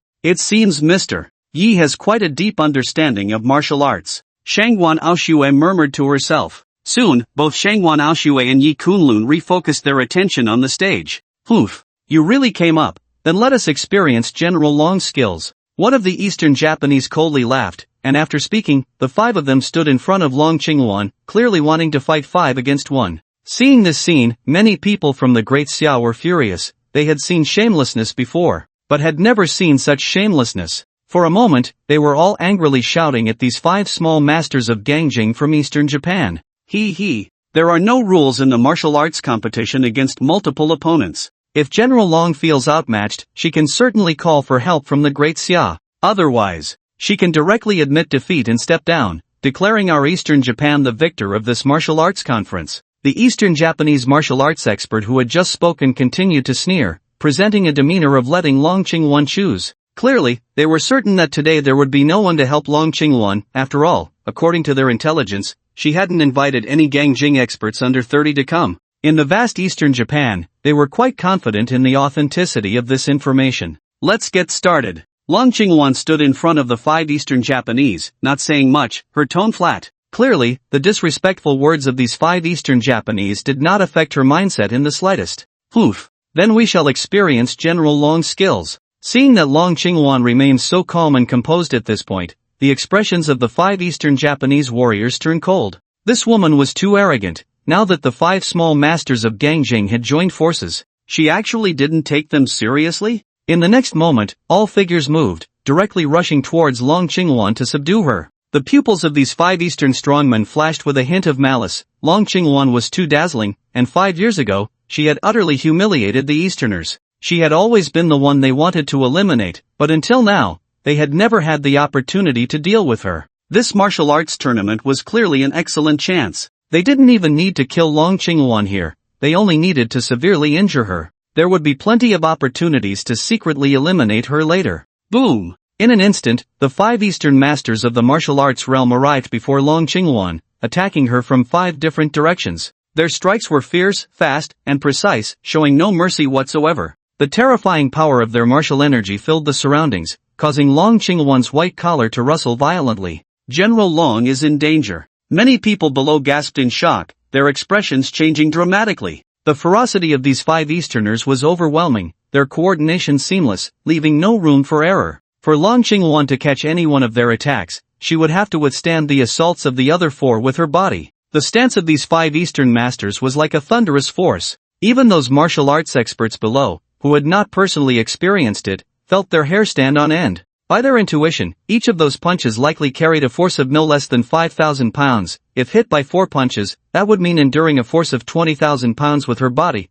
enough to crush a car on the spot. In such a situation, how could Long Qingwan turn the tide? However, a few people in the crowd remained calm, among them Shangguan Aoshui and Yi Kunlun. Just as the spectators finished speaking, an astonishing scene unfolded before their eyes. When the 5 Easterners' fists were just inches away from Long Qingwan, they suddenly could not advance even a bit further. It was as if their bodies were frozen in that moment. To some ordinary people, this scene seemed unremarkable, with no hint of any mystery. However, many martial arts experts present immediately recognized the underlying truth. It was because the martial energy emanating from Long Qingwan had directly subdued these 5 Easterners, creating a terrifying force field around her that prevented them from advancing. Master of Martial Energy. General Long is actually a master of martial energy, a master under 25. Some old martial arts experts from the Great Xia stood up, their faces trembling, clearly realizing the level of martial arts realm Long Qingwan had reached. 5 years ago, she was merely a master of Dan energy, and now she had stepped into the realm of martial energy mastery. How far could she be from becoming a martial arts grandmaster? Even the 5 Eastern masters of martial energy were now pale with shock. They never dreamed that Long Qingwan had reached the level of a martial energy master. This woman's martial arts talent was terrifying, and among the younger generation in the entire East, there was likely no one who could compare to her. Boom! Before they could react, they were directly blasted away by the martial energy radiating from Long Qingwan, flying off the stage in a disheveled manner. The scene fell silent for a moment, and then erupted into thunderous applause. Long Qingwan hadn't even made a move, yet she had sent these 5 provocative Eastern martial artists flying. Such a scene was truly beyond everyone's expectations. The 5 Eastern masters, dazed and disoriented, felt their internal energy surging, nearly spitting out a mouthful of blood. They were now in pain all over, barely able to stand. Once they regained their senses, they were filled with rage, humiliated by a woman who had sent them flying without even lifting a finger. They felt as if they had lost all face. Just now, Long Qingwan had definitely held back. She merely used her own aura to send them flying. If she had truly intended to kill, they would have undoubtedly died just now. Remembering the words exchanged earlier, they could only feel a burning pain on their faces. Long Qingwan had undoubtedly slapped them hard in front of so many people from the Great Xia. Long Qingwan, don't get too proud. We in the East Ing are not without our own Grand Masters of Aura under 30. At this moment, the mocking voices of many from the Great Xia surrounded them, causing one of the East Ying's minor Grand Masters to break down, his face dark as he glared at Long Qingwan and growled, "Young Master Nakamura, I beg you to take action." At this moment, the minor Grand Master called out towards the crowd. As his words fell, a man in his 30s stepped out from the crowd. "Young Master Nakamura, it's actually him." Some people from the Great Xia clearly recognized this person's identity, and upon seeing him appear, their expressions changed, exclaiming in surprise, clearly indicating that this person's background was extraordinary. Is this person very famous? Seeing the reaction of the crowd, Yi Kunlun couldn't help but curiously ask Shangwan Aoshue. He indeed has a significant background. He is the son of a war god from the East Ing, and comes from a martial arts family in the East Ing, with martial arts masters in his clan. Moreover, he has another layer of connection. He is the cousin of Fujita Jiro, deeply tied to the Fujita Chamber of Commerce, with considerable financial and martial arts backing. By age, he indeed just turned 30 this year, Shangwan Aoshue said, her beautiful eyes showing a hint of seriousness. Many prominent figures from Jiang province came to watch the battle today, including Chu Tianxing, but even someone of his stature changed expression upon seeing young Master Nakamura appear. The reason was simple. Young Master Nakamura's background was just too significant. Not only did he come from a martial arts family in the East Ing, but he was also the son of one of the war gods of the East Ing, rumored to possess extraordinary martial arts talent, reminiscent of his father's youth. The son of the war god from the East Ing had come to participate in the martial arts tournament. No wonder the expressions of those present were so stirred. Many, including Chu Tianxing, did not expect that young Master Nakamura's martial arts realm had actually reached the level of a Grand Master of Aura. This person indeed had the charm of his father in his youth. If he continued to grow, he would likely reach the realm of a martial arts master, becoming a war god level figure in the East Ing. If such a person took action, the outcome would be hard to predict. I have long heard of General Long's great name, and now that I see you, you are indeed extraordinary. Today, young Master Nakamura has come to learn from you. Young Master Nakamura stepped onto the stage, cupping his hands towards Long Qingwan with a smile, his demeanor considered humble and appropriate in the eyes of the crowd. However, despite his words, a hint of malice flashed in his eyes. He did not expect Long Qingwan to be so extraordinary, reaching the realm of a Grand Master of Aura before the age of 25, even faster than he, the son of the war god from the East Ing. In Long Qingwan, young Master Nakamura felt pressure. He considered himself one of the most outstanding young people of the East Ying's younger generation. But in front of Long Qingwan, he seemed to lose his brilliance. After all, at Long Qingwan's age, he had not achieved her level. Today, he must defeat Long Qingwan to win the martial arts tournament and regain the face that the East Ing had lost. Ideally, he would have the chance to cripple this woman. Otherwise, once she reached the realm of a martial arts master, it would be as difficult as ascending to the heavens for the East Ing to deal with her again. Long Qingwan, however, merely glanced at young Master Nakamura. She naturally knew a thing or two about him, the son of the war god from the East Ing, indeed not an ordinary background, but she did not take it to heart. 5 years ago, she had slain 5 Easting experts at the same level. Now, 5 years later, her martial arts realm was evidently even more profound. Please, Long Qinghuan said. Seeing Long Qinghuan so calm, Nakamura's expression flashed with a hint of coldness. He then stepped forward, and in the next moment, he attacked Long Qinghuan's face. His steps were steady, each one carrying a momentum that seemed to swallow mountains and rivers, a terrifying pressure of energy enveloping the direction of Long Qinghuan. Nakamura was fully confident in defeating Long Qinghuan. After all, he had been a master of the energy realm for many years, and he did not believe that Long Qinghuan had been in this realm longer than he had. Boom! Nakamura's speed was incredibly fast, and his punch truly had the feeling of being able to uproot mountains. This punch was no less than 10,000 pounds. Even a bull in front of him would be directly killed by Nakamura. Just as Nakamura was about to reach Long Qinghuan, she suddenly moved. Facing Nakamura's punch, she chose to take it head-on. Arrogant! Nakamura couldn't help but exclaim upon seeing this scene. Warriors and ordinary people share similarities. Generally speaking, a woman's strength is somewhat weaker than that of a man at the same martial realm, determined by innate physical structure. Under the same realm, Long Qinghuan actually dared to take a punch from him head-on, and Nakamura felt that he was being underestimated by this woman. This was clearly unacceptable to him. How could a mere woman dare to look down on him, Nakamura? Boom! As the two fists collided, under the astonished gazes of everyone present, Nakamura was actually knocked back several meters. Clearly, in a pure contest of strength, Nakamura, also a master of the energy realm, was completely at a disadvantage.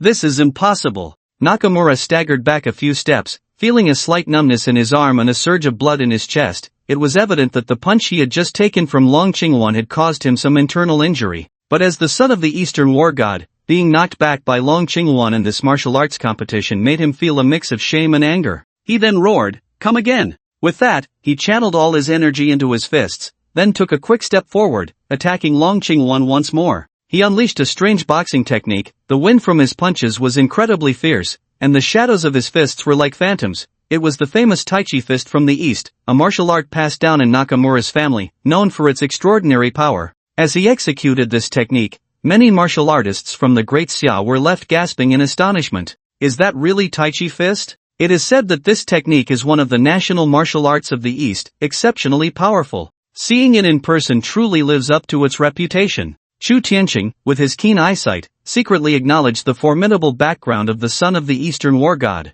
This person had the courage to participate in this martial arts competition, clearly well prepared. Long Qinghuan, you have indeed exceeded my expectations. Now that I am using one of the national martial arts of the East, how can you compare with me? Today's martial arts competition, our East will undoubtedly win. Nakamura roared, and his fist shadows had already reached Long Qinghuan. A mere East. A cornered land, and you dare to claim national martial arts in front of our Great Xia? Today, I, Long Qinghuan, will show you what true martial arts are. Long Qinghuan snorted coldly, and then her graceful figure moved. She also unleashed a strange boxing technique, directly engaging Nakamura in battle. Her boxing technique was hardly recognizable to anyone present, but at this moment, she was actually suppressing Nakamura, easily neutralizing each of his punches and maintaining the upper hand. In just over a dozen moves, she had already forced Nakamura to retreat step by step, his face and body bruised, and many from the Great Xia began to cheer. Boom! After 15 moves, Long Qinghuan threw a punch that directly knocked Nakamura off the stage. The outcome is decided. A mere Eastern Japan dares to call itself a martial arts nation in front of our Great Xia? In just a few moves, they were defeated. Nakamura shonen, if I were you, I'd find a wall to crash into and end it all. With your kind of character, you think you can step on our Great Xia's younger generation? You should just go back and wash up for a good sleep. At this moment, the laughter of many young people from Great Xia echoed around. Yesterday, these people from Eastern Japan were so arrogant that they directly issued threats to trample on the younger generation of Great Xia's martial arts. But today, after being slapped in the face by Long Qinghuan, many young people from Great Xia felt refreshed. It seems the situation is settled. Shangguan Aoshua watched this scene with her beautiful eyes, muttering to herself. Although she and Long Qinghuan were not on good terms, this matter concerned the face of Great Xia, so she naturally hoped Long Qinghuan would win. Of course, if that woman could win while being beaten up by others, she would be even more pleased. Not necessarily, Eastern Japan is well prepared this time. However, at this moment, Yi Kunlun gently shook his head. Could it be that there are other experts from Eastern Japan? Upon hearing Yi Kunlun's words, a deep look appeared in Shangwan Aoshua's beautiful eyes, and she immediately focused her gaze in the direction of eastern Japan. Long Qingwan, don't get too proud. Hearing the laughter around him, Nakamura Shonen's face turned extremely ugly. Just moments ago, he had been so confident, and now he was so easily defeated, not only losing face for himself but also for eastern Japan. Gentlemen, this situation can only be left to you now. Today, we must secure victory in this martial arts tournament. No matter what, we must force this woman off the stage. Nakamura Shonen said solemnly to the 10 people beside him. According to the rules, once someone is knocked off the stage, they are considered defeated and have no right to return. But the Eastern Japan side had more than just Nakamura Shonen under 30 years old, and those who had reached the level of Grandmaster in martial arts. Clearly, there were others besides him. These 10 were all prominent young figures in Eastern Japan, not much inferior to Nakamura Shonen. After all, Eastern Japan was determined to win this martial arts tournament. Their preparations were naturally thorough. Just now, Nakamura Shonen had thought he would win without a doubt, which is why he went on stage alone without bringing the other 10 with him. But he never imagined he would be knocked off the stage by Long Qingwan in just a few moves. Now, this situation could only be resolved by the remaining 10 Grandmasters. Rest assured, this woman will undoubtedly lose today. At this moment, a man in his 30s with a hint of wickedness on his face from Eastern Japan sneered. This man is the heir of the poison sect from Eastern Japan, Fujino Ichiro, but very few know of his identity, as the poison sect has always kept a low profile, even among Eastern Japanese people. Very few know about Fujino Ichiro, but he is clearly the backbone of these 10 Eastern Japanese men, and the reason is simple. His master is a martial arts grandmaster from Eastern Japan, and he is also the young master of the poison sect. In the blink of an eye, the 10 grandmasters from Eastern Japan leaped onto the stage, facing Long Qingwan directly.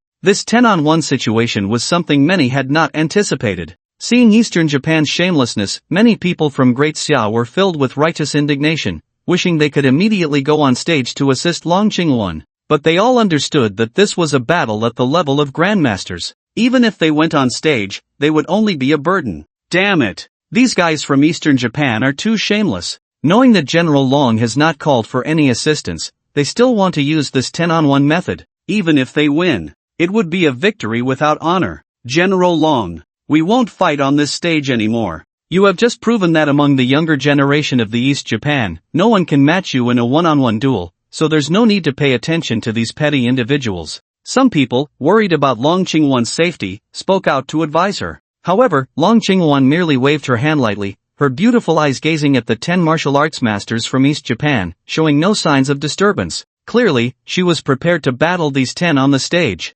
General Long, please. When Fujino Ichiro saw that Long Qingwan refused to step down, a cold glint flashed in his eyes. In the next moment, he took a swift step forward, joining the other 9 martial arts masters to launch an attack on Long Qingwan. They had all witnessed the scene where Long Qingwan had just knocked Nakayama Shota off the stage. In a one-on-one situation, none of the 10 felt confident they could defeat Long Qingwan, so as soon as they moved, they decided to join forces and go all out. They aimed to knock Long Qingwan off the stage within 3 moves, in order to salvage a bit of face for East Japan. I didn't expect you, Mr. Yi, to be right. East Japan is indeed fully prepared. Shangwan Aoshua looked at Yi Kunlun, her beautiful eyes filled with admiration. Just a wild guess, after all, they traveled across the ocean, so they shouldn't easily give up. Miss Shangwan, I'm going to the restroom. At this moment, Yi Kunlun shook his head with a smile and then stood up to leave. At this critical moment of the battle, everyone was fixated, and Yi Kunlun actually went to the restroom.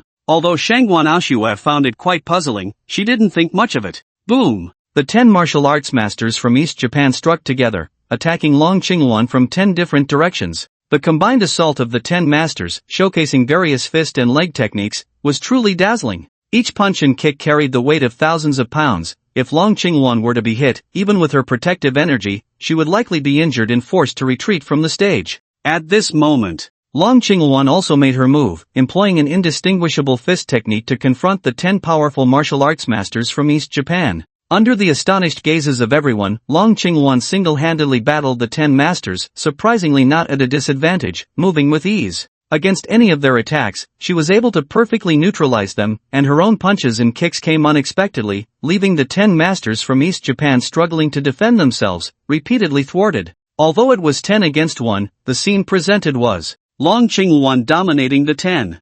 I didn't expect her to integrate the various martial arts styles of the great Xia. The fist and leg techniques blend hardness with softness, and the rapid movements carry the subtlety of using 4 ounces to deflect 1,000 pounds. Generally speaking, only a martial arts master can so skillfully merge these different styles. The martial arts of the great Xia have been passed down for 1,000 years, with a rich history. To thoroughly study each style, even I would need decades of hard practice. I didn't expect her to be so young yet so deeply versed in so many martial arts. Her talent in martial arts is simply terrifying. At this moment, Xu Tianqing was astonished by the unfamiliar techniques Long Qingwan was displaying. He felt fortunate that he hadn't fought Long Qingwan that day, otherwise, he would likely have been the one to lose. Even though he had entered the realm of a martial arts master a decade earlier than Long Qingwan, the martial arts talent she exhibited was too frightening. She is stronger than before. Even Long Qingwan's arch-rival, Shangguan Aoshui, now wore a serious expression in her beautiful eyes. In the blink of an eye, Long Qingwan had exchanged over 100 moves with Fujino Ichiro and the other 10 East Japanese masters, and they were already showing signs of injury. If the battle continued, the outcome was clearly becoming evident. Damn it! How can this woman be so twisted? Fujino Ichiru's expression was extremely grim. He had suspected that Long Qingwan's combat power was impressive, so he directly teamed up with the other 9, but he never expected her to be so extraordinary, taking on all 10 of them by herself.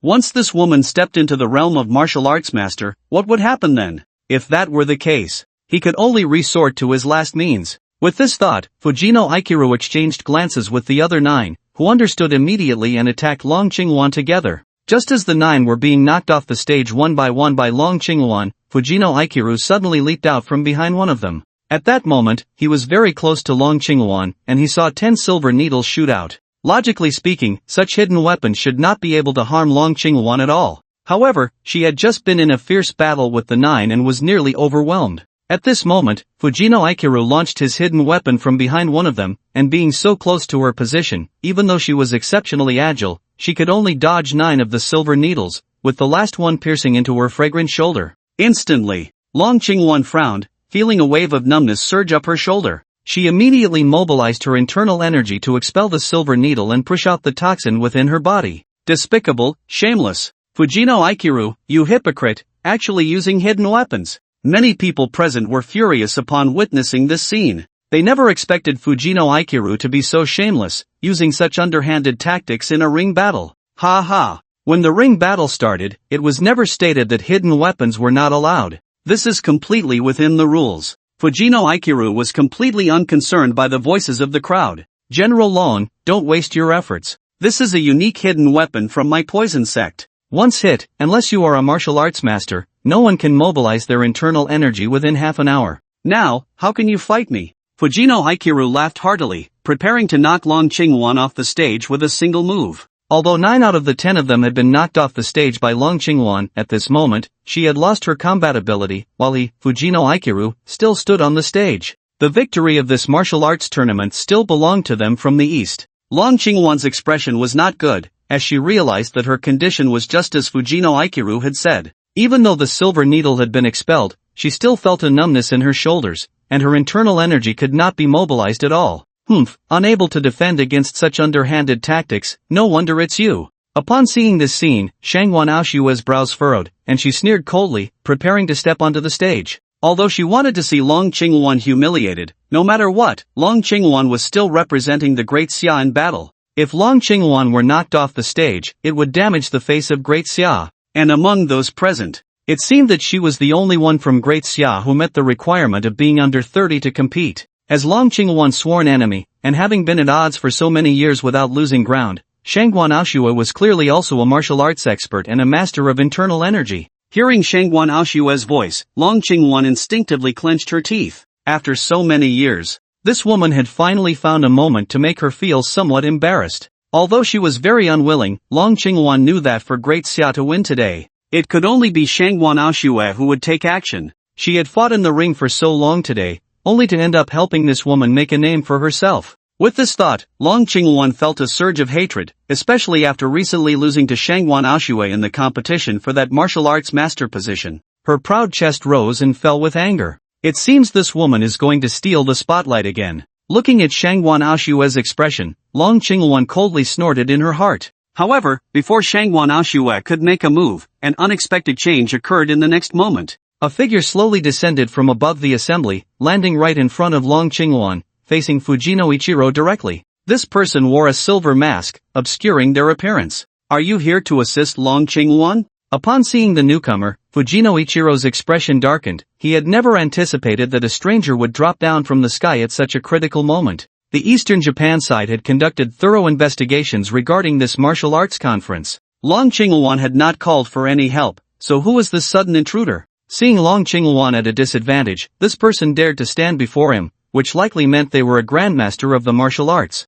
However, just as he finished speaking, the masked man made his move. With a single palm strike, he directly aimed at Fujino Ichiro. Arrogant! Seeing the opponent's silence and immediate attack, Fujino Ichiro's face turned furious. He stepped forward, bracing himself to take the masked man's palm strike head-on. Boom! As their palms met, disbelief washed over Fujino Ichiro's face. At that moment, he felt the immense force in the opponent's palm, as if a giant mountain was pressing down on his own. A suffocating pain radiated from his palm, spreading throughout his entire body. Fujino Ichiro felt his bones creaking. Even with his protective energy, he sensed that his hand was about to break, all due to the power emanating from the person before him. Martial Arts Grandmaster. Fujino Ichiro's expression was one of shock, as if he had seen a ghost. To possess such power that could suppress him, a Grandmaster, the opponent was undoubtedly a martial arts Grandmaster. How could it be? The person before him was actually a martial arts Grandmaster? Boom! Under the astonished gazes of everyone, Fujino Ichiro was sent flying, directly out of the ring, crashing heavily onto the ground.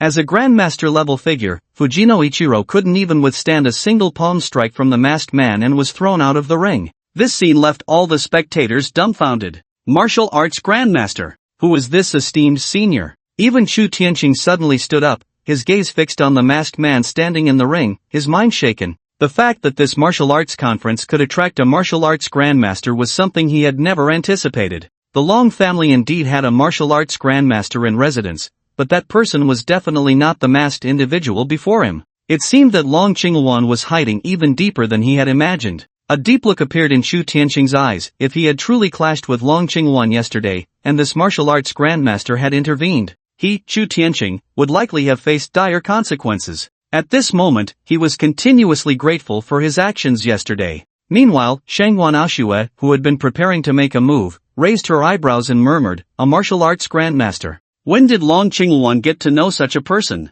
This woman is indeed not simple. Just now, she failed to secure a martial arts grandmaster as a guest for my Shangwan family, and now she has made acquaintance with another martial arts grandmaster." Many people present had just heard Fujino Ichiro's words, and countless gazes were directed at the figure standing in the ring, filled with shock. The weight of the words martial arts grandmaster was truly terrifying. In Jiang province, such a powerful martial artist had likely not made a public appearance for decades. To witness one in person now, many were invigorated and excited, all wanting to behold the grandeur of a martial arts grandmaster. After all, this was a peerless powerhouse comparable to the war god of the Great Xia, and to see them in one's lifetime was indeed a stroke of fortune. Thank you, senior. At this moment, Long Qingwan looked at the figure before her, unable to help but take a deep breath and clasp her hands in gratitude, a hint of appreciation appearing on her stunning face. If she were really to be driven off the stage by Fujino Ichiro, or if she were to be saved by Shangwan Aoshue, Long Qingwan would feel utterly humiliated, especially with that bastard Yi Kunlun watching today. She felt even more indignant.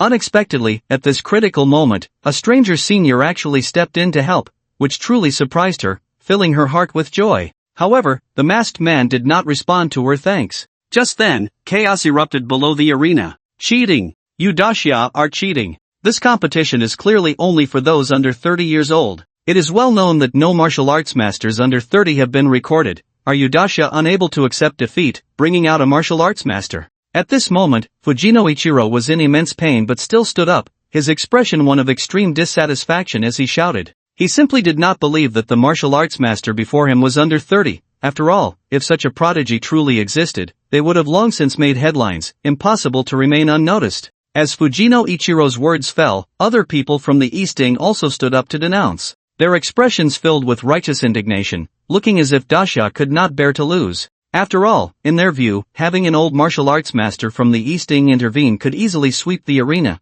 with no one able to stop them. Now that Daxia was on the verge of defeat, sending out a martial arts master to join the arena battle was nothing short of an admission of defeat. Ha! I didn't expect that the Grand Daxia would be so unable to accept defeat. We Easting might as well not compete in this martial arts conference. Justice lies in the hearts of the people. I believe many have witnessed who the true victor of this martial arts conference will be. Let's go! Nakamura Shonen and others wore cold smiles, as this arena battle could be said to have Daxia overstepping the rules. The victor need not say much. There were many media reporters present, and when this was publicized, it would not only label Daxia as unable to accept defeat but also bring great fame to Easting, achieving 2 goals with 1 action. To be honest, at this moment, Nakamura Shonen even felt a bit grateful to the martial arts master before him. Hearing Nakamura Shonen's words, Fujino Ichiro and others also showed mocking smiles. What did it matter if an old martial arts master fought against their juniors? It was clearly just an inability to accept defeat. Meanwhile, many people from Daxia were also flushed with anger, facing the ridicule from Nakamura Shonen and others.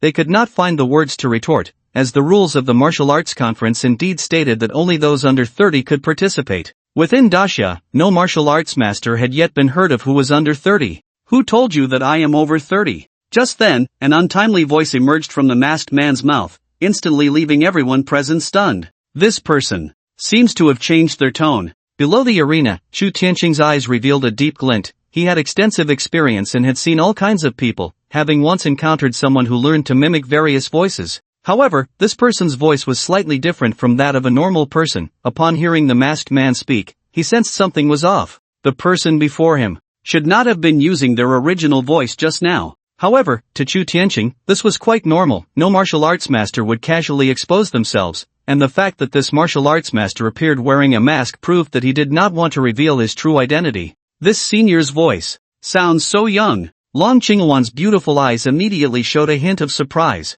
Just from the voice of the other party, she could determine that the person in front of her was not very old, certainly not an old man over 50, at most around 40. At this moment, Shangguan Aoshue gazed at the stage, lost in thought. Strange. Mr. Yi just went to the restroom, and this unfamiliar martial arts master suddenly descended from the sky. Could it be that? But soon she shook her head. Yi Kunlun's medical skills and extraordinary painting techniques could be said to be the pinnacle in these 2 realms. If he were also a martial arts master, he would be a top figure in the martial arts world, which seemed too far-fetched. One person probably couldn't focus on learning so many things, even if they had 9 heads. I actually hope this masked person is Mr. Yi. After all, at that time, Long Qingwan's expression must have been quite delightful. Shangguan Aoshue slowly sat down, chuckling to herself, clearly amused by her own absurd thought. He. If you are truly under 30, then take off your mask and let us see your face. Otherwise, you are just a coward pretending to be mysterious, unable to accept defeat. At this moment, Nakamura Shonen sneered. Although he was facing a martial arts master, there was no fear on his face. After all, his father was not only a martial arts master but also a war god of the East, having stepped into the realm of martial arts master for many years, not comparable to an ordinary martial arts master. Even in the East, he could rank among the top 10 martial arts masters, and in all of Asia, he was among the top 100. Any martial arts master who wanted to challenge him would have to weigh their own strength to see if they could withstand the wrath of a war god from the East. Hearing Nakamura Shonen's words, everyone's gaze turned to the masked man, eager to see if he would take off his mask. They were also very curious about what this martial arts master looked like. At this moment, Chu Tianqing even stood up, and Shangguan Aoshue did the same. The appearance of any martial arts master was undoubtedly significant, and if there was a chance, they would naturally use all means to win them over. Even Long Qingwan was fixated, very curious about this suddenly appearing martial arts master, wanting to catch a glimpse of his face, as she was quite sure she did not know this martial arts master. Under the gaze of everyone, the masked man stroked his mask and then looked at Nakamura Shonen and the other East Asians with a cold smile. With your status, you are not qualified to see my face. As soon as he said this, many people from the Great Xia showed a hint of disappointment. It seemed there would be no opportunity to admire the appearance of a martial arts master. However, many were not surprised. Since this martial arts master appeared wearing a mask, it was clear he did not want anyone to know his appearance. How could he reveal his true identity just because of Nakamura Shonen's words? Not daring to show your face, doesn't that just mean you are naturally over 30? Nakamura Shonen sneered upon seeing this. Now he was already 100% sure that this martial arts master from Great Xia did not meet the competition requirements. Otherwise, why would this person go to such lengths to conceal himself? Isn't there a bone age measuring device on site? It can determine bone age, and it will be clear at a glance. The masked man's calm voice rang out. After saying this, he walked towards a spotlight device next to the arena steps. Since this martial arts competition stipulated that only those under 30 could participate, there must be a way to measure age. Before stepping onto the arena, everyone had to go through the bone age measuring device, which clearly displayed the age of the person tested. However, no one at the scene expected that this masked man would actively propose measuring bone age. At this moment, many people from Great Xia changed their expressions, speculating among themselves. Could it be that this person is really around 30 years old, just fitting the requirements for this martial arts tournament? A 30-year-old martial arts master, it's simply unimaginable. Chu Tianqing was deep in thought. His expression regarding the masked man was more serious than ever before. In his view, since this masked man dared to measure his bone age, he must have a lot of confidence. This person likely met the tournament's entry requirements. Many people from the Great Xia shared this thought, their pupils constricting. Their gazes fixed on the masked man, eager to see what his measured bone age would be. If he truly was a 30-year-old martial arts master, it would undoubtedly shock the Great Xia from all directions, and those masters who had been hidden away for years would probably be unable to sit still. Even the top 100 martial arts masters in Asia would not remain indifferent. At this moment, Shangwan Ashuat and Long Qingwan were both breathing rapidly, their eyes glued to the scene, all wanting to see if this masked man was indeed in his 30s. Could this person really be in his 30s? Seeing the masked man so confident, Nakamura Shonen, Fujino Ichiro, and others felt a jolt in their hearts, a sense of foreboding rising within them. Impossible. Even my father entered the realm of martial arts master at 40. How could this unknown person possibly become a martial arts master at 30? Nakamura Shonen gritted his teeth, constantly reassuring himself. His father, a revered war god of the East, was among the top 100 martial arts masters in Asia. In his eyes, this person before him was simply incomparable to his father. Just then, the masked man stood before the bone age measuring device and placed his hand on it. In an instant, countless gazes converged on the device, and when the numbers displayed on it appeared, the entire venue fell silent, not a sound to be heard. Everyone stared at the numbers on the measuring device, all dumbfounded, mouths agape, expressions blank. No. How is this possible? The most shocked were undoubtedly Nakamura Shonen and Fujino Ichiro, for at that moment they clearly saw the numbers on the measuring device, which read 25 years old. A 25-year-old martial arts master. Not only were the people from the East dumbfounded, even the well-informed Long Qingwan, Shangwan Ashua, and Chu Tianqing fell into silence,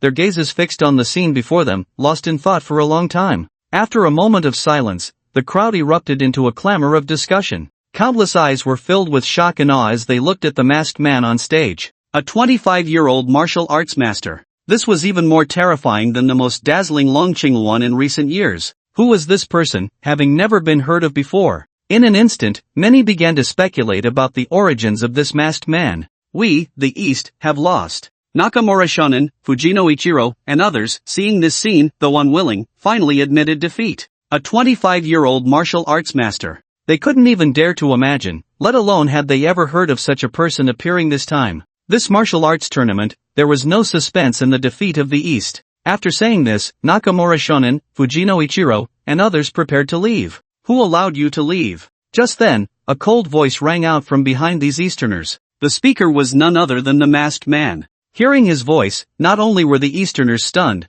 but even the spectators from the Great Xia were somewhat puzzled, all wanting to see what this martial arts master intended to do. What? Do you intend to silence us? Nakamura Shonen narrowed his eyes and looked at the martial arts master in front of him with a cold smile. Although he had just spoken disrespectfully to this martial arts master, they were currently in the South Ling mansion, surrounded by many onlookers. Even several news media were present. He did not believe that this martial arts master would dare to do anything to him. After all, if something happened to them inside the South Ling mansion, it would be a significant matter for the Great Xia. The international implications could not be underestimated. Moreover, Nakamura Shonen's father was the war god of the East, ranked among the top 100 martial arts masters in Asia. Although the masked man in front of him had impressive talent, having entered the realm of martial arts master at just 25 years old, his future in martial arts was hard to imagine. But to compare him with his father now, he was still far from it. He did not believe that this young martial arts master would dare to act against him in the South Ling mansion. Not just him, but Ichiro Fujino and the other Japanese present also looked at the masked man with cold snorts, eager to see what he would do next. Whoosh! As soon as Nakamura Shonen's words fell, the next moment, the masked man spread his palm, and a terrifying aura enveloped the surroundings. Some glass water cups at the guests' tables shattered, and then, at an unimaginable speed, they soared into the air, the next moment slicing through Nakamura Shonen's throat. Thud! Nakamura Shonen looked at his bleeding throat, his eyes filled with disbelief. And then he fell straight to the ground, becoming a corpse. From the moment the masked man struck to the moment Nakamura Shonen lost his life, the process was instantaneous. The people present had not even reacted to what had happened, and by the time they came to their senses, Nakamura Shonen had already become a corpse. Countless gazes were fixed on this scene, some in a daze. Clearly, no one had expected the masked man to be so decisive, directly killing Nakamura Shonen in front of them. You actually killed the son of the war god of the East in public. Are you declaring war between the Great Xia and the East? Ichiro Fujino and the others, witnessing this scene, were all filled with dread, their expressions changing drastically as they stepped back several paces, looking at the masked man as if he were a madman. Killing Nakamura Shonen in the South Ling mansion, in front of so many people, would undoubtedly invite endless retaliation from the East. Even if the other party was a martial arts master, he could hardly escape death. Chairman Chu. This person, as a martial arts master, actually committed murder in public. Is the Great Xia just going to watch as our people die in the South Ling mansion? Ichiro Fujino's gaze was fixed on Chu Tianqing as he spoke solemnly. In the venue, aside from Long Qingluan, only he, the president of the Jiang Province Martial Arts Association, could represent the Great Xia. Hearing Ichiro Fujino's words, Chu Tianqing's expression also turned somewhat grim, and he looked at the masked man, preparing to say something. However, before he could speak, the masked man's cold voice came through. You have no right to speak here. Chu Tianqing, who had just been about to speak, suddenly froze with his mouth open, swallowing the words he had intended to say, standing there looking somewhat ridiculous. Facing a martial arts master, even though the person in front of him was only 25 years old, when the other party said he had no right to speak, he truly did not dare to say another word. They can leave, but you cannot. Anyone related to the Fujita family, I will kill without exception. The masked man's indifferent voice spread throughout the area. Did you kill Fujita Jiro? Ichiro Fujino's pupils suddenly contracted, clearly realizing something, and he stepped back 2 steps in shock. As soon as Ichiro Fujino said this, an uproar erupted at the scene. Countless gazes filled with shock were directed at the masked man. Yesterday, the murder of Jiro Futian caused a huge uproar in Jiang province. Many people are still speculating about which ruthless person had the audacity to defy the threats from the Futian Chamber of Commerce and the Futian family, only to find out that it was this martial arts master before them. You madman! Do you really dare to act against me in public? You have already offended the Futian family and the god of war from the east by killing Jiro Futian and Nakamura Shonan, and now you want to offend me from the East Poison sect? Are you trying to make an enemy of all of us in the East? You are representing the Great Xia. Ichiro Fujino's face turned somewhat ugly, and he kept retreating, ready to escape at any moment. In his eyes, the masked man before him was a madman, acting recklessly without considering the consequences. He dared to kill Nakamura Shonan and Jiro Futian. There was probably nothing he wouldn't dare to do. After saying this, Jiro Futian signaled to several other martial companions from the east, making it clear that if the situation turned bad, they would immediately flee. As for the people of the East, I kill as I please, it has nothing to do with the Great Xia. If the East wants to take revenge, they can come find me, the masked man said indifferently. With that, he opened his palm, and the terrifying power of the martial arts master enveloped the surroundings. All the glass shards around them rose into the air, trembling in midair, and the next moment, they shot towards Ichiro Fujino and the others with a piercing force. In an instant, the glass shards, sharp as blades, reached the throats of Ichiro Fujino and the others.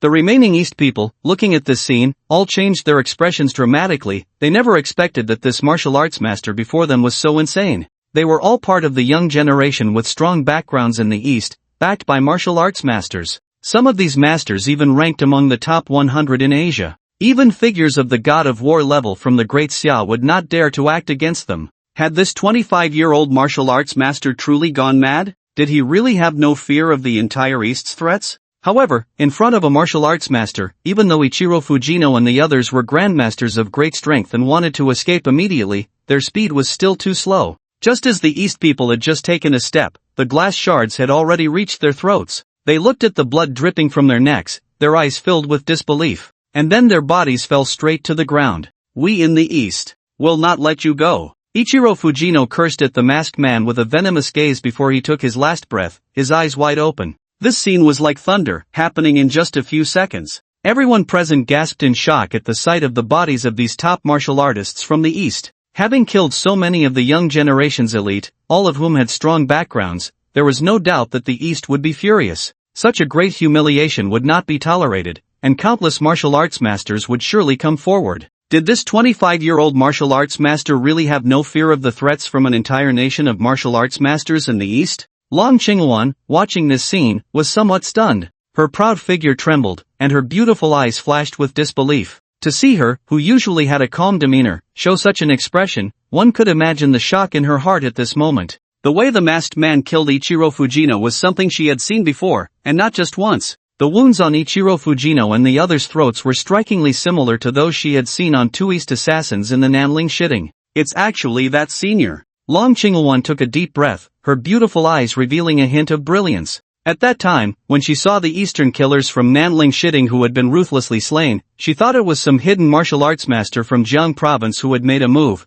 The other party was most likely a senior who had already passed 60. After all, using fallen leaves to kill, especially against martial artists at the Danjing level, was not something an ordinary martial arts master could achieve. At the very least, one would need to have cultivated in this realm for over a decade to possess such terrifying strength. Therefore, Long Qingwan always believed that the martial arts master was probably an old monster living in seclusion. But she never imagined. The other party was so young, only about 25 years old, the same age as her. Where are the rewards for the martial arts tournament? The masked man said, as if just dealing with Fujino Ichiro and the others was merely a trivial matter to him. The reward presenter for this martial arts tournament did not dare to be negligent and quickly took out the prizes for the winners, which were all valuable items, such as a 1,000-year-old ginseng and top-grade Tianshan snow lotus, all rare treasures that were hard to find. If all were exchanged for cash, it would probably be enough to fetch over tens of millions. Some people, seeing this scene, turned red with envy. They wished they could rush forward and snatch these items,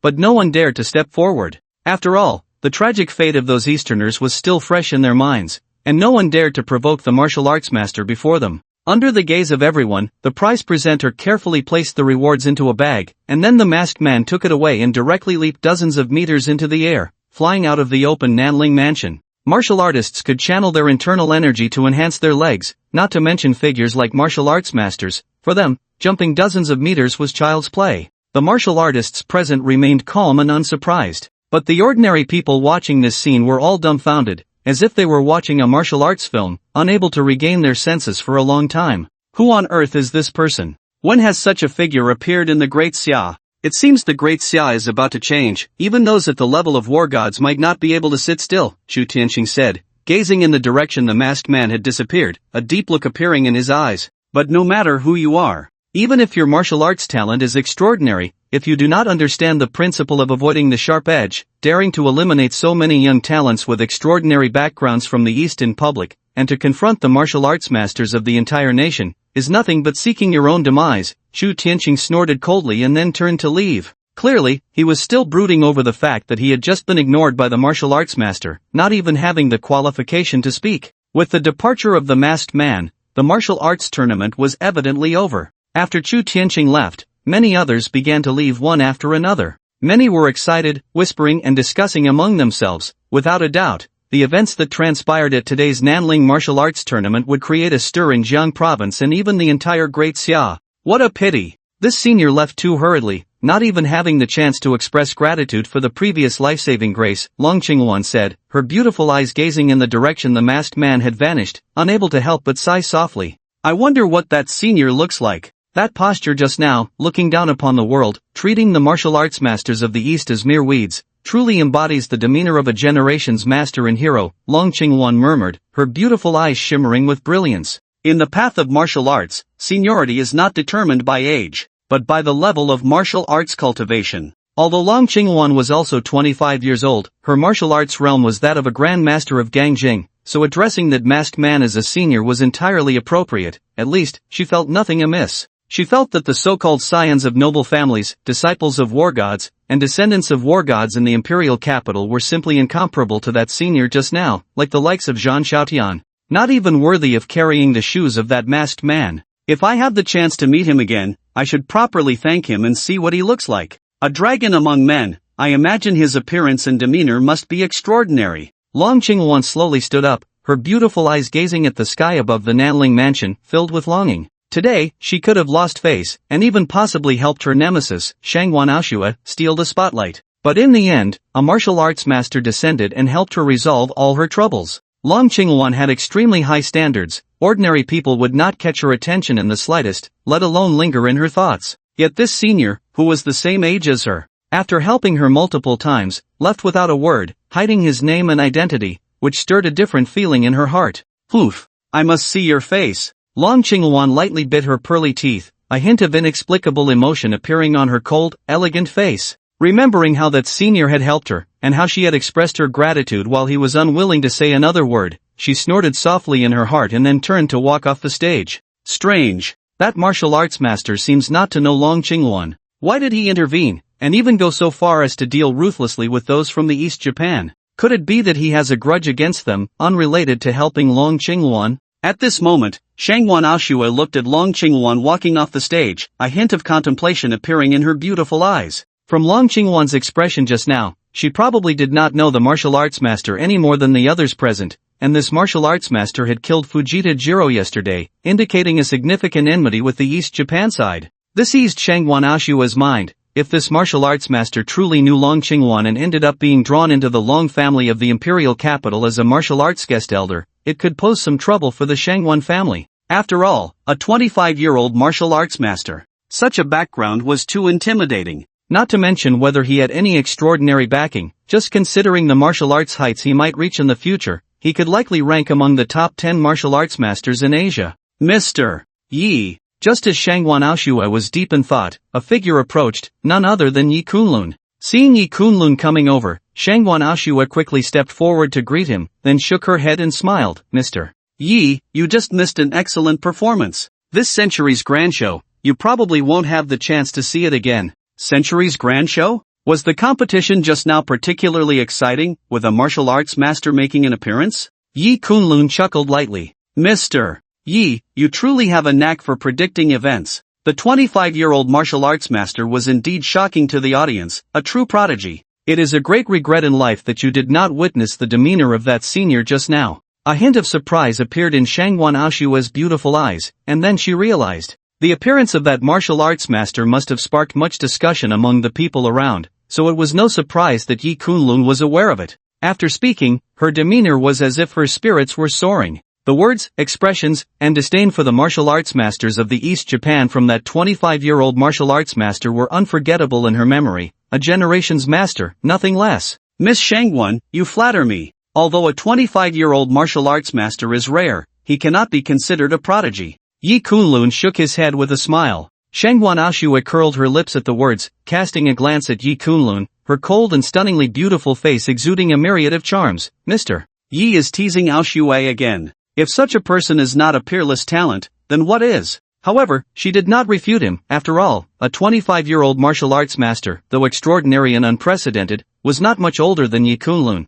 who now held the esteemed position of a master in the painting world, known as the Saint of Painting. Such a top master in the art world indeed had the qualifications to comment on a martial arts master. She even felt that Yi Kunlun's words were a form of modesty, considering that the achievements in calligraphy and painting of the 25-year-old martial arts master in Yi Kunlun at this age could be said to be evenly matched. Poof! Outrageous! Yi Kunlun! What do you know, daring to speak disrespectfully about that senior? At that moment, a cold snort of dissatisfaction reached Yi Kunlun's ears, and he saw Long Qingwan striding over. Her exquisitely beautiful oval face was slightly taut, her beautiful eyes glaring at Yi Kunlun with evident hostility. In Long Qingwan's view, that senior had helped her twice and was a martial arts master, a person of great nobility. Naturally, she could not allow Yi Kunlun to speak so presumptuously. This guy is really annoying. No matter where I go, I keep running into him. Fortunately, that senior helped just now, otherwise, this martial arts conference would have really capsized, and I don't know how long this guy would gloat about it. Long Qingwan silently muttered to herself. Ha! Long Qingwan, you almost lost at the martial arts conference just now. Thanks to others' help you saved a bit of face, and now you've forgotten? That senior just now stole the limelight, representing the great Xia in victory. It wasn't you. Even if Mr. Yi comments on that senior, it's not your place to say anything. Before Yi Kunlun could say anything, Shangwan Aoshua sneered from the side, her words leaving no face for Long Qingwan. Hearing Shangwan Aoshua's words, Long Qingwan's expression stiffened. Although she hated this woman to the bone, she truly found no reason to refute her words. Seeing the cold smile on Shangwan Aoshua's face, Long Qingwan's proud curves beneath her snow-white neck undulated, clearly infuriated. She shot a glance at Shangwan Aoshue and coldly said, Shangwan Aoshue, don't get too pleased with yourself. The Shangwan family cannot rise just because of a martial arts master. Even if you obtained the works of the Saint of Painting, the overall situation of the Shangwan family has long been determined. After saying this, she turned her gaze back to Yi Kunlun, snorting coldly, if I hear you disrespect that senior again, I won't spare you. With that, Long Qingwan turned and left. Yi Kunlun. Ha! This woman is so arrogant, acting as if that senior belongs to her, it's really absurd. Shangwan Aoshua watched Long Qingwan's departing figure and couldn't help but snort coldly. Yi Kunlun was a distinguished guest of her Shangwan family, and Long Qingwan actually dared to speak so disrespectfully. Clearly she found Long Qingwan's attitude quite intolerable. After that, Shangwan Aoshua looked at Yi Kunlun and smiled lightly, Mr. Yi, tonight is the annual Lantern Festival in Nanling. I haven't properly thanked you for the great favors you've done for my Shangwan family in the past. Last time I invited you to dinner, you declined, but tonight, you must come. The Lantern Festival, huh? Yi Kunlun's eyes flickered with reminiscence. It had been 5 years since he last attended the Lantern Festival in Nanling, back when his adoptive parents were still alive. But now they were worlds apart. Shangwan Aoshua warmly invited Yi Kunlun, and naturally, he could not refuse. He then said to her, since Shangwan Aoshua has extended such a generous invitation, if I, Yi Kunlun, were to decline again, it would seem rather ungracious. In that case, let us meet again later. Soon, the two agreed to meet again at the Lantern Festival, and Shangwan Aoshua left first, while Yi Kunlun returned to the residence of the Nanling Shitting. Nanling Shitting. Yi Kunlun stood on the balcony of the villa, holding a jade pendant in his hand. This jade pendant was one of the prizes from today's martial arts tournament. It was clear that the masked man who appeared at the tournament today was Yi Kunlun himself. As the ultimate victor of the martial arts tournament, Yi Kunlun would not allow anyone else to claim the title, whether from the east or Long Qingwan. It was impossible. After all, this jade pendant was a family heirloom of the Yi family, and he was determined to obtain it. What did my parents encounter back then? Yi Kunlun gazed at the jade pendant, a deep look appearing in his eyes.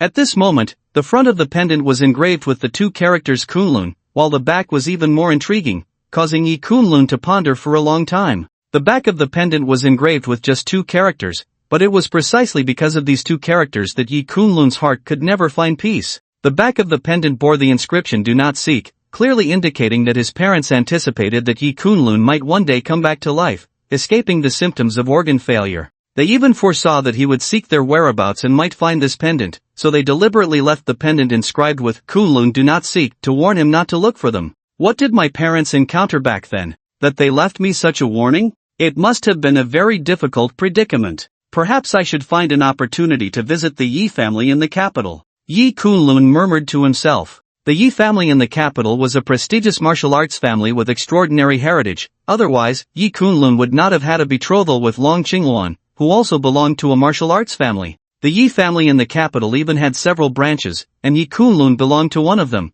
which was once the most powerful branch. The Yi family in the capital might have heard more news about his parents. However, it's a pity. After I obtained this jade pendant today, no one revealed anything unusual. The person behind it is hiding too deeply. Yi Kunlun continued to speak softly to himself. Originally, he thought that after obtaining this jade pendant, he would carefully observe if there was anything unusual among the crowd at the martial arts tournament. As a martial arts master, he could discern subtle changes in people's expressions and emotions. As long as anyone looked at the jade pendant with intense interest and their heart was unsettled, he would be able to sense it clearly. But unfortunately, Yi Kunlun did not sense anyone looking at the jade pendant with an unusual expression. In such a situation, either the person interested in the Yi family's jade pendant did not attend the martial arts tournament, or if they did come, they were hiding themselves extremely well, to the point that even Yi Kunlun, a martial arts master, did not notice anything amiss. In such a case, there was only one possibility: that person was also a martial arts master.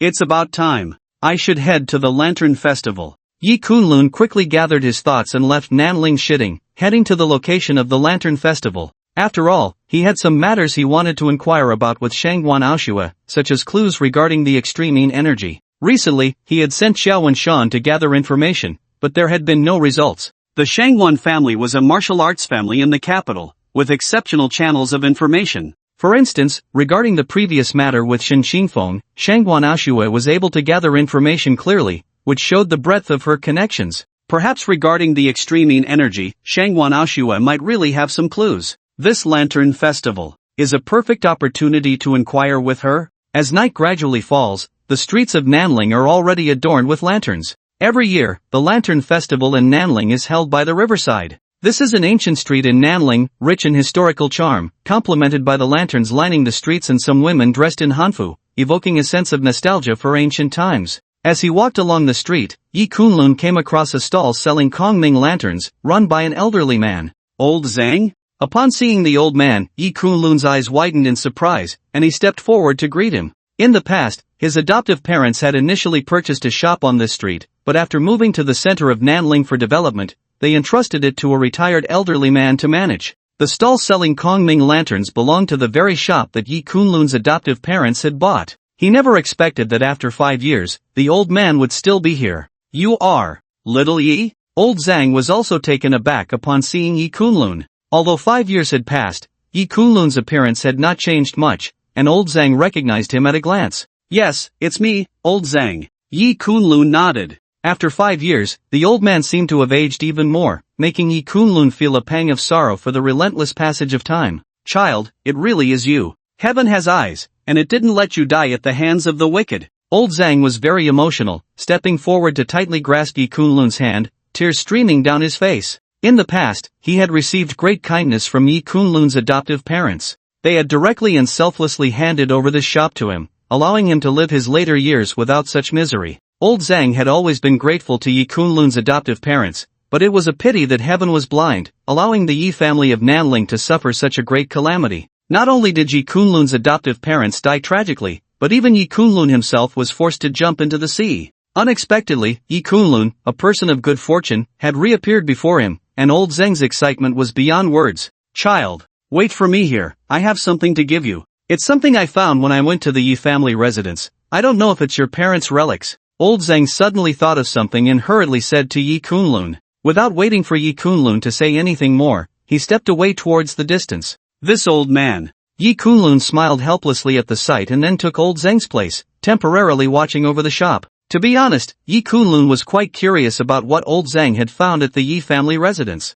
After all, a few days ago, he had returned to Nanling and had visited the old site of the Yi family, which had already turned into ruins, with nothing left. Hello, how much is this Kongming lantern? Just then, a voice interrupted Yi Kunlun's thoughts. Following the sound, Yi Kunlun looked up to see a woman in a white long dress standing in front of him. She was tall and graceful, with bright eyes and white teeth, her brows revealing a unique charm that set her apart from ordinary women. But what was even more striking was the hint of melancholy on her stunning face. Yi Kunlun had seen many beautiful women, but few could earn a 9 out of 10 in his eyes, and this woman with a touch of melancholy was one of them. Today is the annual Lantern Festival, and the Kongming lanterns are free. Yi Kunlun said with a light smile. This has been a tradition on this ancient street in Nanling. Every year during the Lantern Festival, every shop offers Kongming lanterns for free to attract more visitors. After saying this, Yi Kunlun quickly handed a Kongming lantern to the woman in the white dress. Really? That's wonderful. Thank you.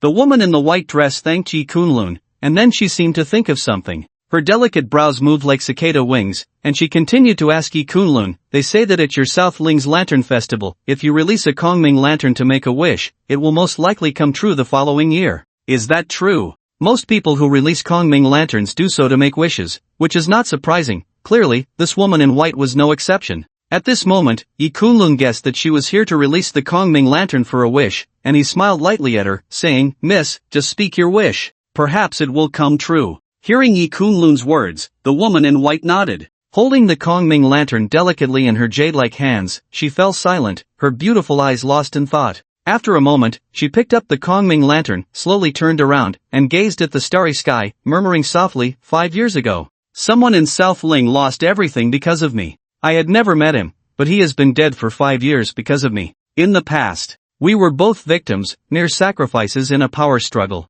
Now I still live in this world, but he will never feel the warmth of the sun again. If it weren't for me, he and his family wouldn't have suffered this calamity. I hope he doesn't hold a grudge against me. The woman in white looked up at the starry sky, a trace of sorrow appearing on her stunning face, and slowly released the Kongming lantern. Her words were so soft that, apart from Yi Kunlun beside her, no one else heard them. Yet, her speech left Yi Kunlun stunned, his gaze fixed on the profile of the woman in white, momentarily lost in thought. This woman in white was Shin Yueshi, who had shared a night of intimacy with him 5 years ago. Back then, Yi Kunlun had been drugged, and Shin Yueshi had also been in a state of confusion. Although they had shared a moment of closeness, they truly did not know each other's appearance. Yi Kunlun never expected to encounter Shin Yueshi at this South Ling Lantern Festival by chance. He had long understood the circumstances of that year, and it turned out that Shin Yueshi was just like him, merely a victim. Everything stemmed from the power struggle of Shin Qingfeng's faction, which had caused Shin Yueshi's reputation to suffer greatly, thus making her line ineligible for the position of the Shin family head.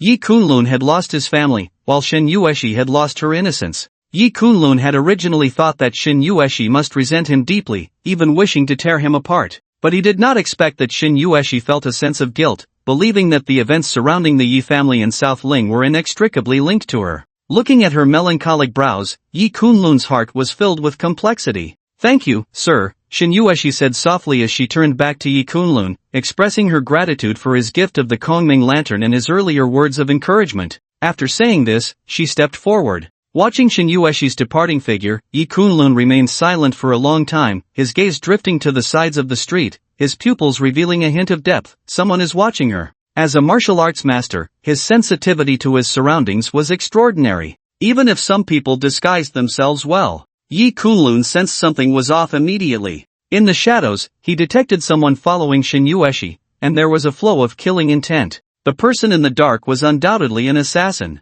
Clearly, the other party intended to harm Shin Yueshi. Yi Kunlun had previously had no thoughts about this woman with whom he had a past, but hearing her words just now stirred a different emotion within him. "It is I who wronged her," Yi Kunlun murmured softly. If it hadn't been for him drinking that tainted cup of wine 5 years ago, none of this would have happened, and Shin Yueshi's innocence would not have been lost. A young lady from a prestigious family in the capital faced such an incident. One can only imagine the impact it had on her. The gossip from others must have been plentiful, otherwise, the melancholy in her brows wouldn't be so pronounced. Moreover, after the events on the Sky Dome Island, Yi Kunlun discovered that his congenital organ failure had been resolved. According to the speculations of his 3 masters, it was Shin Yueshi's unique constitution that helped Yi Kunlun, curing his hidden ailment through their intimate connection. Her physique was indeed special. Now, upon seeing Shin Yueshi again, as a martial arts master, Yi Kunlun immediately sensed something unusual. Her constitution was truly extraordinary.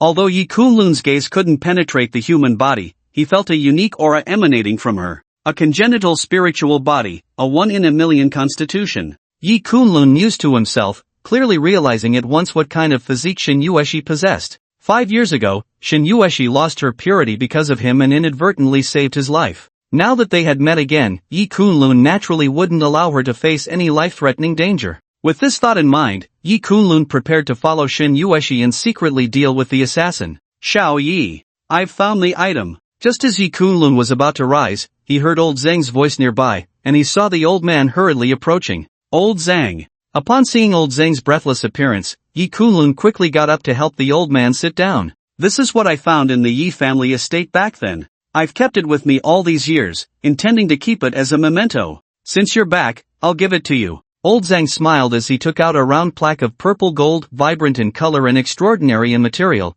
clearly not an ordinary item. "This is..." Yi Kunlun's gaze deepened. He was well aware of what items existed in the Nanling Yi family after all these years. He could be certain that this item had never been in his home before. It must have been left behind by someone unknown. Could it be? A glint of cold light flashed in Yi Kunlun's eyes. Very few people in all of Nanling knew how his adoptive parents died after sending him out to sea. One could even say that no one knew at all. Even when Yi Kunlun had Xiaowanshan use the connections of the Dragon Martial Commerce Association to investigate, nothing could be uncovered. The sudden appearance of this purple gold plaque made Yi Kunlun feel it was somehow related to the person behind the deaths of his adoptive parents. "Old Zhang, this item is very important to me. Thank you." Yi Kunlun spoke earnestly to old Zhang. Without this item, even though he was now a martial arts master with many impressive connections, finding clues about the person who killed his adoptive parents would be like searching for a needle in a haystack. The appearance of this item provided Yi Kunlun with a hopeful lead, which was undeniably significant.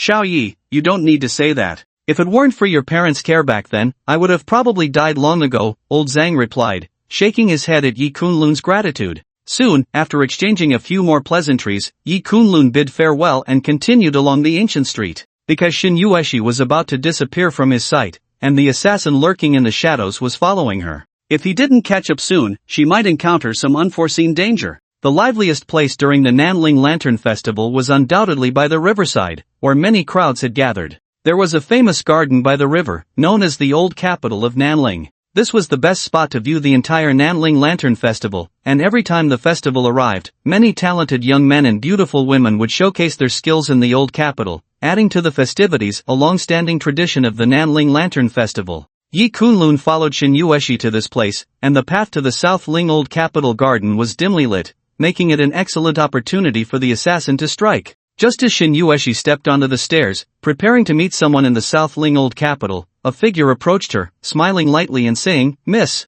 what a coincidence, I didn't expect to see you again." The speaker was none other than Yi Kunlun. Upon seeing Yi Kunlun, Shin Yueshi was taken aback, her beautiful eyes reflecting surprise as she said, "It's you, the gentleman selling sky lanterns." In her impression, Yi Kunlun should have still been behind her watching the shop. How did he suddenly appear in front of her? However, before she could ask anything further, she suddenly felt her waist being embraced, her delicate body pressed against a stranger's chest. "You bastard!" Shin Yueshi never expected Yi Kunlun to act so quickly, suddenly wrapping his arms around her in plain sight. This scoundrel! She had just thanked him when releasing the sky lantern, thinking he was a gentleman. A hint of anger appeared on Shin Yueshi's stunning face, but before she could express her anger, the next moment left her exquisite features in shock. She suddenly noticed a dagger piercing out from beside her waist, just grazing her white dress. If Yi Kunlun hadn't embraced her just now, she would have likely been stabbed from behind. "You!" The assassin standing behind Shin Yueshi was startled, clearly not expecting Yi Kunlun to be so fast, having anticipated his move.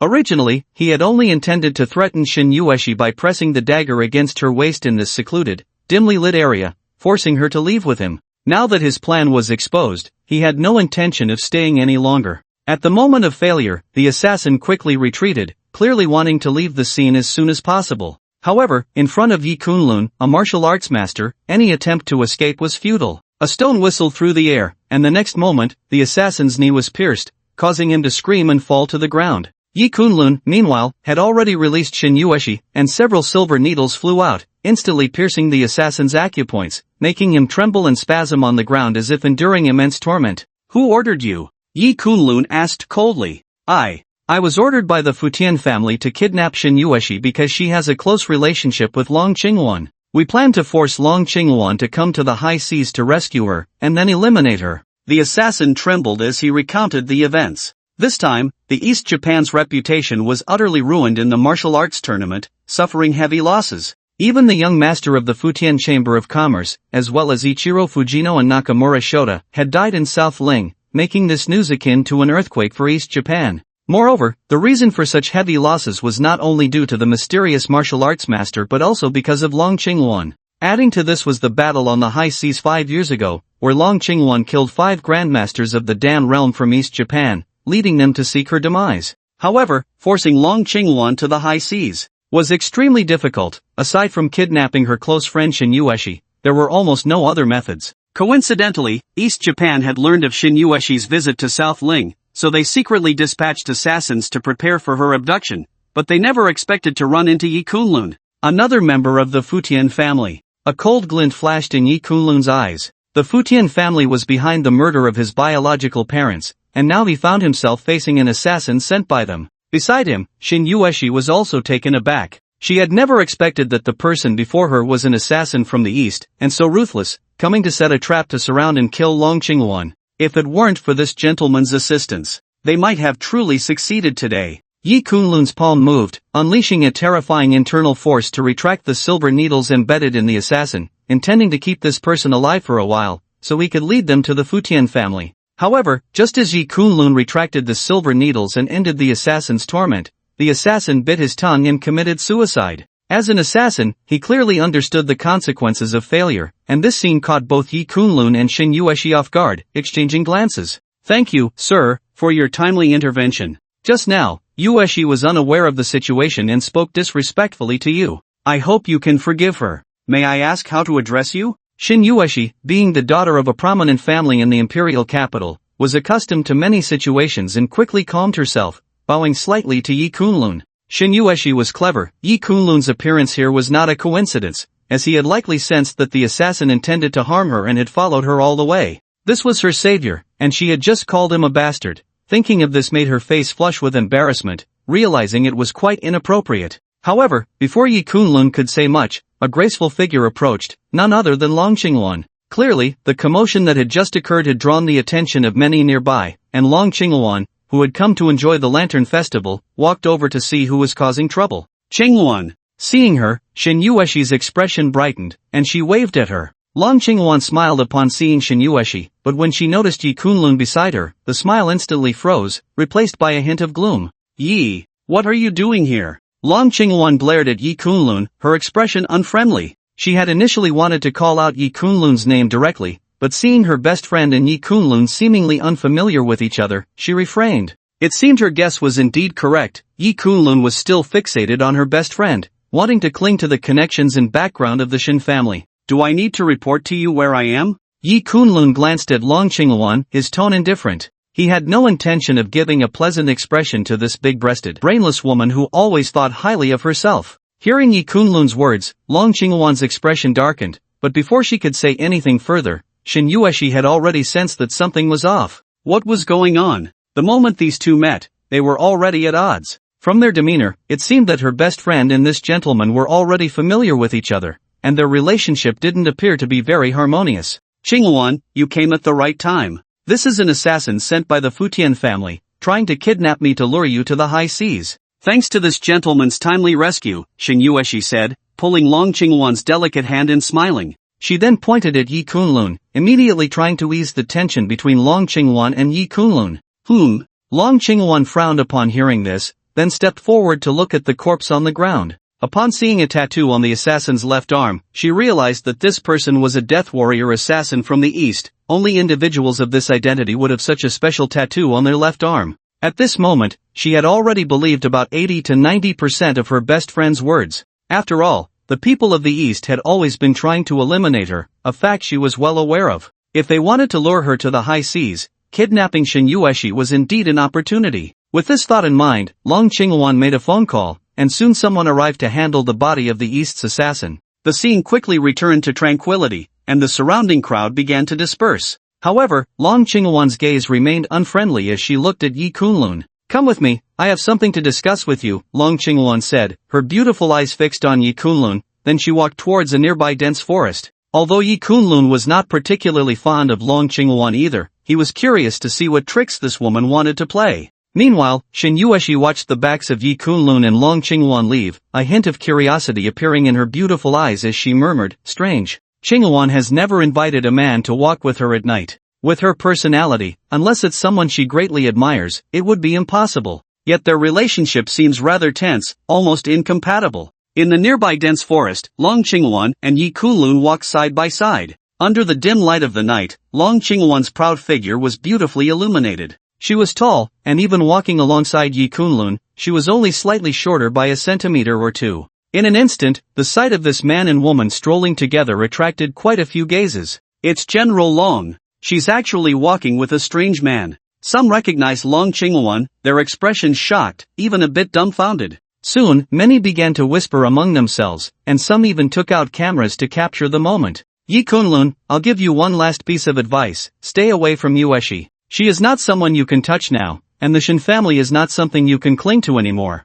Wouldn't it be better to live a quiet, ordinary life in Nanling? One must know their own worth. The glory of the Yi family in the capital is in the past. Everything you do now, whether it's with Shangguan Aoshue or Yueshi, cannot change anything. Since you've managed to come back to life, wouldn't it be better to live like an ordinary person? While Yueshi still doesn't know your identity, keep your distance from her. Otherwise, it will bring you disaster. That level is no longer something you can touch. I believe Uncle Yi and Aunt Yi in the afterlife would want you to live like an ordinary person, Long Qinglun said, her back to Yi Kunlun, gazing out at the river, her tone calm. The air fell silent for a long time, and Yi Kunlun smiled. He hadn't expected Long Qinglun to bring him here just to say such things. This woman's personality was still the same as before, so self-righteous. Long Qingwan, sometimes your lecturing attitude is really quite annoying. You don't understand me, so how can you know the vision of Yi Kunlun? If you called me here just to say these things, then let me tell you today, in my eyes, what capital families or war god families are, is nothing more than that.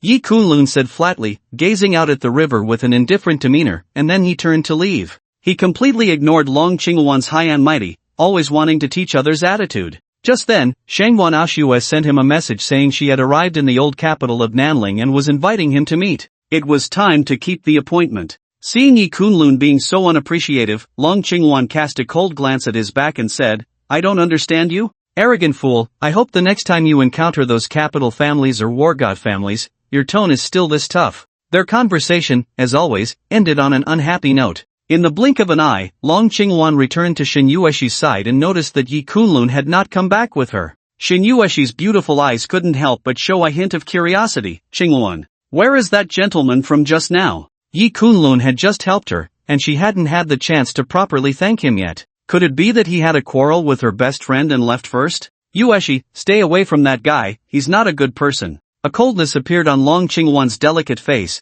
as if mentioning Yi Kunlun's name put her in a very unpleasant mood. Seeing Long Qingwan's demeanor, Shin Yueshi couldn't help but cover her mouth and chuckle. "Qingwan, in my memory, you've never lost your composure like this. How is it that after meeting that gentleman, you seem like a different person? As far as I remember, no man has ever stirred your emotions. You wouldn't have developed feelings for that gentleman, would you?" Upon hearing Shin Yueshi's words, Long Qingwan's beautiful eyes widened. "I would rather be lonely for the rest of my life than look at that jerk even once." She had always been calm and composed, but after hearing Shin Yueshi's remarks, she nearly broke down. If she were to name the person she disliked the most, it would definitely be Yi Kunlun. His character, his actions, and everything about him were simply too unsatisfactory to her. To say that she liked Yi Kunlun, in Long Qingwan's view, that would be an insult to her. That guy had no redeeming qualities except for being arrogant, ambitious, and useless. How could she possibly like him? "The man in my heart is like that senior, a 25-year-old martial arts master, looking down on the world, disregarding the entire Eastern Japan, making earth-shattering moves, and then leaving quietly,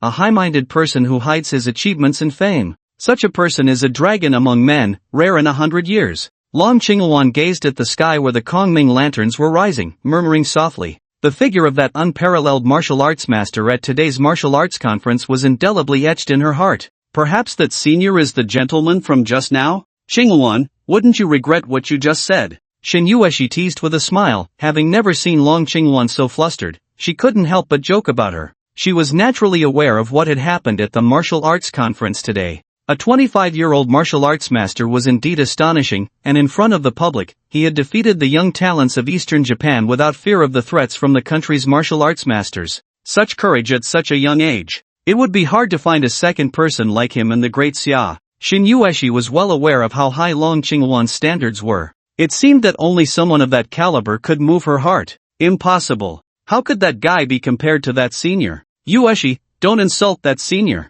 If that guy really is that senior, then I, Long Qingwan, will change my surname and take his." Long Qingwan snorted lightly, shaking her head without a second thought. Seeing her best friend's expression, Shin Yueshi said no more, only covering her mouth and laughing. "Then wouldn't that mean marrying a chicken follows a chicken, marrying a dog follows a dog, even changing your surname to his?" It was rare to see her best friend talk about a man so differently from her usual self. It was hard to imagine this was the Long Qingwan who bore the weight of a star. She found it very amusing. "All right, let's not talk about that guy anymore. It's about time, the Lantern Festival should be starting soon. Let's go take a look." Long Qingwan waved her hand, clearly unwilling to discuss Yi Kunlun any further, and then pulled Shin Yueshi towards the gardens of the old capital of Nanling. The old capital of Nanling. Yi Kunlun walked into a tea pavilion and immediately saw Shangwan Aoshue standing by the pavilion's edge. She leaned against a pillar, gazing at the sky filled with Kongming lanterns, her graceful figure outlined perfectly in the night light.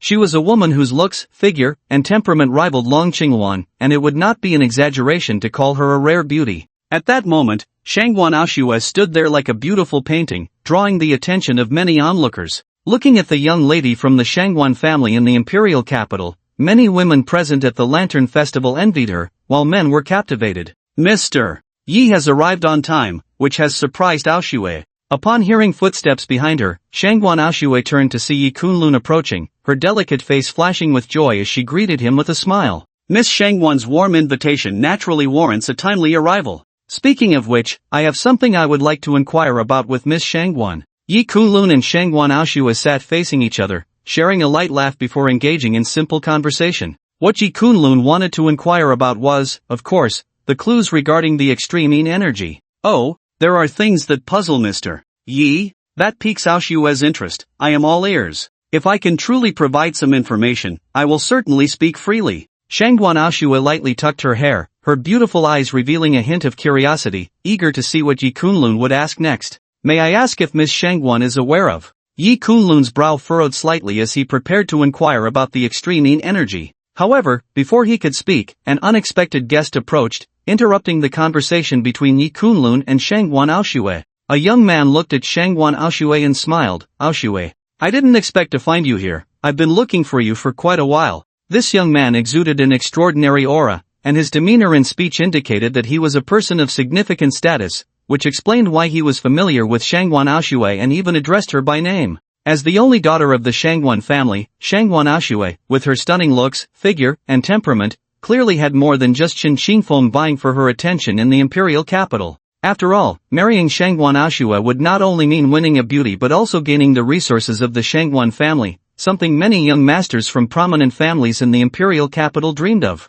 Upon seeing the newcomer, Shangguan Aoshue's brows furrowed immediately. Bai Junlin, what are you doing here? Recently, Jiang province has been quite lively. I, Bai Junlin, naturally have my reasons for coming, especially since you are here, Aoshue, Bai Junlin replied with a light laugh. After saying this, he narrowed his eyes slightly at Yi Kunlun beside Shangguan Aoshue and said in a deep voice, so you are Yi Kunlun? Kid, the commotion you've caused recently is quite significant. You even dared to kill Zhan Xiaotian. Don't you know that the Zhan family and my Bai family are old friends? Clearly, the death of Zhan Xiaotian had stirred quite a storm in the imperial capital, and many people were already aware of Yi Kunlun's appearance. What? Are you going to stand up for him? Yi Kunlun took a sip of tea, looking at Bai Junlin calmly. A mere abandoned son of the Yi family dares to be so arrogant. Do you still think the Yi family in the imperial capital is your backing? In the entire imperial capital, there are hardly any young men who would dare to speak to me, Bai Junlin, like this. Kid, are you looking for death? Seeing Yi Kunlun's arrogance, remaining seated while speaking to him, Bai Junlin took a step forward, his eyes filled with killing intent. As a young master of the Bai family, a prominent family in the imperial capital, Bai Junlin was usually met with respect and flattery from others. In his eyes, Yi Kunlun was nothing but a stray dog from the Yi family, daring to act so presumptuously. However, before Bai Junlin could make a move, a graceful figure blocked Yi Kunlun's path. It was Shangguan Aoshue. She gently placed her jade hand on Yi Kunlun's shoulder, her beautiful eyes looking at him with a hint of calm, signaling him not to worry, as she would handle everything. What is this? Yi Kunlun's pupils slightly contracted at that moment. The instant Shangguan Aoshue's jade hand touched his shoulder, he felt a special sensation. It was as if a chill from her hand directly transmitted into his body, instantly making him feel refreshed, even causing his blood to surge and his emotions to rise involuntarily. This feeling was quite marvelous. Even Yi Kunlun, a martial arts master, found it unusual, which surprised him greatly. Could it be the extreme yin energy?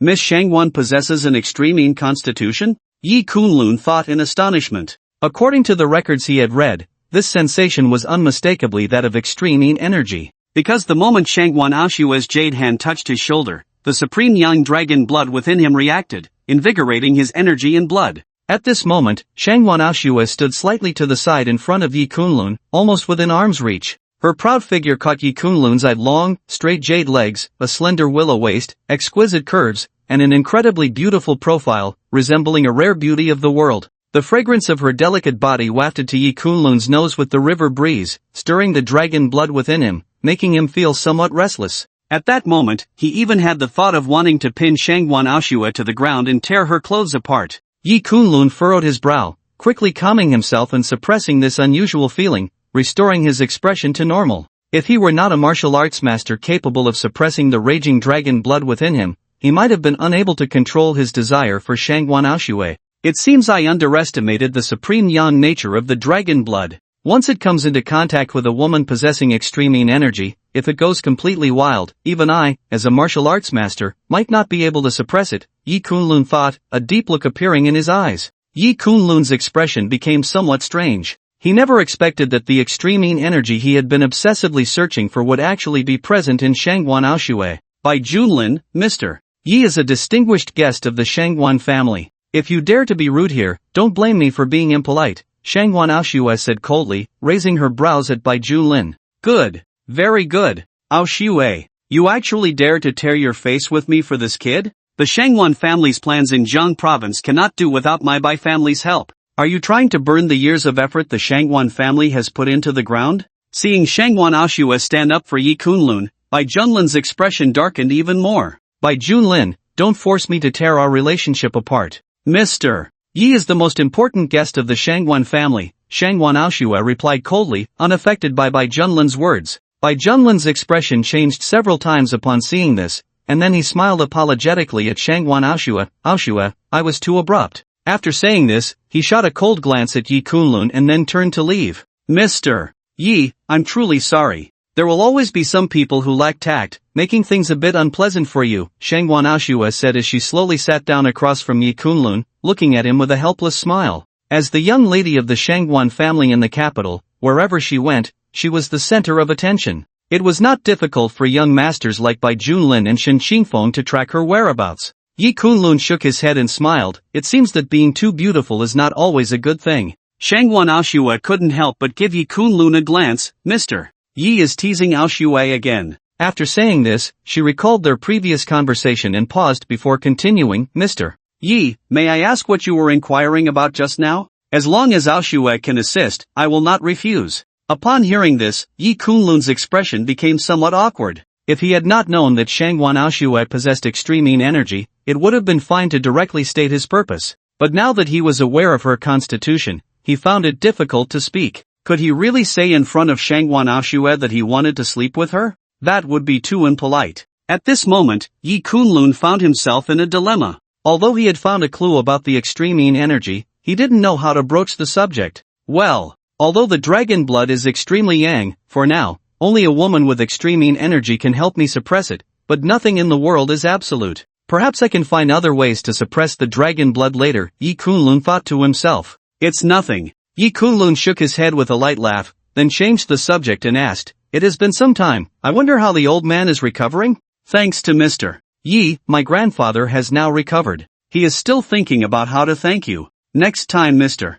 Yi comes to the capital, you must visit the Shangguan family, Shangguan Aoshui said, lightly curling her hair and smiling brightly. Just then, the sound of a guqin came from the nearby Nanling Old Capital Garden. Oh, the guqin exhibition of the Lantern Festival has started. Mr. Yi, shall we go and enjoy the scenery? Shangguan Aoshui gazed into the distance with interest. Born into a scholarly family, Shangguan Aoshui was clearly very interested in the arts, as they not only cultivated one's character but also showcased one's talents. Therefore, upon hearing that the guqin event had begun, she immediately wanted to invite Yi Kunlun to go with her. Since I have nothing to do, let's go take a look, Yi Kunlun said with a light smile, nodding. He had not neglected the arts during his time on Tiansheng Island, and upon hearing the sound of the guqin, he was quite interested and wanted to join in the fun. Soon, Yi Kunlun and Shangguan Aoshui set off towards the source of the music. The place where the guqin was being played was located in the largest pavilion by the river in Nanling Old Capital, named Jiangling Pavilion. Yi Kunlun and Shangguan Aoshui quickly arrived upstairs, just in time to see Bai Junlin, who was sitting in front of the guqin, clearly the one who had just played the music. Beside Bai Junlin were several young men and women, whose attire and demeanor suggested they came from prominent backgrounds, all praising Bai Junlin's guqin skills. Yi Kunlun? Upon seeing Yi Kunlun approach, Bai Junlin's eyes darkened, then he glanced at Shangguan Aoshui beside him, somewhat understanding the situation. He was well aware of Shangguan Aoshui's love for the guqin, and it seemed she couldn't help but come over after hearing the music. Seeing this scene, a smug expression flashed across Bai Junlin's face. This was a perfect opportunity for him to trample Yi Kunlun underfoot and showcase his talents in front of Shangguan Aoshui. How could he let it slip by? Both Yi Kunlun and Shangguan Aoshui looked at Bai Junlin in surprise, clearly not expecting that the music they had just heard had come from him. Although Shangguan Aoshui and Bai Junlin were somewhat acquainted, she truly did not know whether he was skilled in the guqin. Among the young masters of the capital, it was indeed rare to find someone proficient in the arts, as most were indulged in the pleasures of life. Ladies and gentlemen, it's rare to come to Nanling to enjoy the Lantern Festival. Today, I will play a piece called Han Palace Autumn Moon for you all to liven up the atmosphere. Seeing the unexpected expression on Shangwan Aoshue's face, Bai Junlin's pride only grew stronger. Han Palace Autumn Moon? Many people present cast surprised glances. This was one of the top 10 ancient songs of the Great Xia, with each note and melody being quite complex and intricate. To play it in its entirety, only a master-level musician could achieve such a feat. The young Bai Junlin before them had reached such a level in his. However, seeing him volunteer to perform, it seemed he must have some skill, or else it would be a laughable display. In an instant, many people in the audience sat up straight, ready to listen to Bai Junlin play Han Palace Autumn Moon. Bai Junlin placed his hands on the guqin, calming his mind and holding his breath, his eyes slightly closed, as if adjusting his mental state. After a moment, he began to play on the guqin before him. It must be said that Bai Junlin indeed had some skill in his. The sound of the guqin was melodious, the notes beautiful, and the essence of Han Palace Autumn Moon was already conveyed through Bai Junlin's performance. At that moment, many people in Jiangling Pavilion turned their heads to look. Most of the audience were young people, and many beautiful young women gazed at Bai Junlin with admiration, while young men felt respect and a sense of inferiority. A few minutes later, Bai Junlin gently placed his hands on the guqin, and the music ceased. At that moment, thunderous applause erupted around him. Regardless of gender or background, everyone present praised Bai Junlin without reservation. The Lantern Festival was an opportunity for young people to showcase their talents, and at this moment, Bai Junlin truly stole the spotlight. His performance of Han Palace Autumn Moon was indeed brilliant, leaving many young people in awe. However, Yi Kunlun secretly shook his head, quickly losing interest. Although Bai Junlin's was impressive, he had not truly captured the essence of Han Palace Autumn Moon. Compared to a true master, there was still a long way to go. On Tianshan Island, Yi Kunlun had naturally learned much about from his master, mastering the lost ancient songs and playing techniques. His was not inferior to his skills in painting and calligraphy, and he could be considered a supreme master of, thus he easily recognized many shortcomings in Bai Junlin's performance. Bai Xiao truly lives up to being the young master of the Bai family in the imperial capital. His talent is astonishing, making us feel ashamed. Today at the Nanling Lantern Festival, to hear Han Palace Autumn Moon is truly worth the trip. Bai Xiao not only possesses looks and demeanor that make him a dragon among men, but his talent is also unparalleled. I fear there are few in the current young generation of the imperial capital who can compare. He is truly a peerless talent. In an instant, many people around looked at Bai Junlin with cupped hands and smiles, offering compliments. With unparalleled talent and being the young master of the Bai family in the imperial capital, such a figure was before them. Many people fought to flatter him, hoping to connect with Bai Junlin's network. Bai Junlin observed this scene. Although his words were calm and humble, the pride in his eyes was hard to conceal. In this Lantern Festival, under the gaze of all, he Bai Junlin could shine so brightly, akin to winning the festival, and one could imagine the pride swelling in his heart. Moreover, the most important point was that Shangwan Aoshue had seen his talent. Thinking of this, a faint smile appeared on Bai Junlin's face as he looked at Shangwan Aoshue and asked, "Aoshue, how do you find my just now?" "Not bad." Shangwan Aoshue nodded in appraisal. Based on the Bai Junlin had just displayed, it indeed reached the level of a master. However, after her brief compliment, she said no more. After all, she could also play Han Palace Autumn Moon. Although Bai Junlin surprised her somewhat, it had not reached the level of astonishment. Hearing Shangwan Aoshue's praise of not bad, and then falling silent, Bai Junlin couldn't help but have a deep look in his eyes. He then turned to Yi Kunlun and smiled, a smile that carried a hint of malice. "Yi Kunlun, Aoshue has always liked the art of the guqin. Since you are her friend, I assume your skills in this area are not shallow, right? What do you think of my recent performance?" In his view, Yi Kunlun's guqin skills were surely nonsensical. How could a mere stray dog from the Yi family compare to the refinement he had gained since childhood? Clearly, Bai Junlin's intention was to embarrass Yi Kunlun in front of everyone, especially in front of Shangwan Aoshue. Upon hearing Bai Junlin's words, Shangwan Aoshue immediately frowned, clearly realizing that Bai Junlin was deliberately provoking Yi Kunlun to make him lose face in public. She was well aware of Yi Kunlun's accomplishments in painting and calligraphy, and given his extraordinary skills in medicine, painting, and even martial arts, she truly did not believe he had time to study music. She was somewhat worried that Yi Kunlun would lose face, and just as she was about to speak up to help him, Yi Kunlun calmly shook his head and smiled. "I do have some level, but there is still room for improvement. After a few more years of study, I should achieve some results." As soon as Yi Kunlun said this, the entire venue fell silent. The gazes of everyone present towards Yi Kunlun changed completely. Did this kid not know who he was talking to? So this kid is Yi Kunlun? Good. Very good. Even if you have Shangwan Aoshue backing you, what of it? You must pay with blood for my brother Chingan's life. At this moment, a woman sitting next to Bai Junlin looked at Yi Kunlun with intense resentment. She was none other than Chingan's sister, Chingan. Over the years, she had been developing in the capital, and upon hearing that her brother had died in Jiang province, she rushed back immediately. Originally, she planned to tear the murderer to pieces, but after some investigation, she learned that Yi Kunlun had Shangwan Aoshue backing him, which made her hesitate to act recklessly. After all, the background of the Shangwan family was too strong. Although the Qin family had a decent status in Jiang province, compared to the Shangwan family, it was like comparing a firefly to the bright moon. However, now that she wanted to target the Shangwan family, there were several prominent families in the capital, including the Zhan family, which was the backing of the Qin family in Jiang province. Currently, these families were joining forces in Jiang province to lock down the Shangwan family's investments there. Once the Shangwan family fell, they would be completely out of the game in Jiang province. In Chingan's view, the Shangwan family's decline was already a foregone conclusion. Of course, the real battle had not yet begun, and the Shangwan family had not shown any signs of decline, so Chingan did not dare to act rashly. At this moment, she was waiting for the Shangwan family to be severely weakened, so that she could then kill Yi Kunlun. Since I can't kill Yi Kunlun for now, then I'll deal with Su Qing and the Su family first. Those two scoundrels caused my brother's death, not one of them can live. Chingan quickly calmed down and thought to herself. Interesting. Since that's the case, then tell me your thoughts, Bai Junlin said, his anger turning into a mocking smile after hearing Yi Kunlun's words. He asked himself if the piece he had just played, Han Palace Autumn Moon, was not of master-level quality. What was Yi Kunlun to dare shamelessly claim there were shortcomings? It was merely a bid for attention. Instantly, many people around began to look at Yi Kunlun with dissatisfaction, murmuring among themselves. There were mockeries, cold laughs, and various expressions of disdain. Some young people close to Bai Junlin were well aware of his accomplishments in Guqin, to the point that he had even become the president of the Youth Guqin Association in the capital. Such a person, even those master-level musicians, would be nearly on par with Bai Junlin. The audacity of Yi Kunlun to speak so boldly is truly laughable. Even Shangwan Aoshue, with her beautiful eyes, cast a surprised glance at Yi Kunlun, but she was different from the others. Having witnessed Yi Kunlun's medical skills and painting abilities firsthand, she was well aware of his capabilities.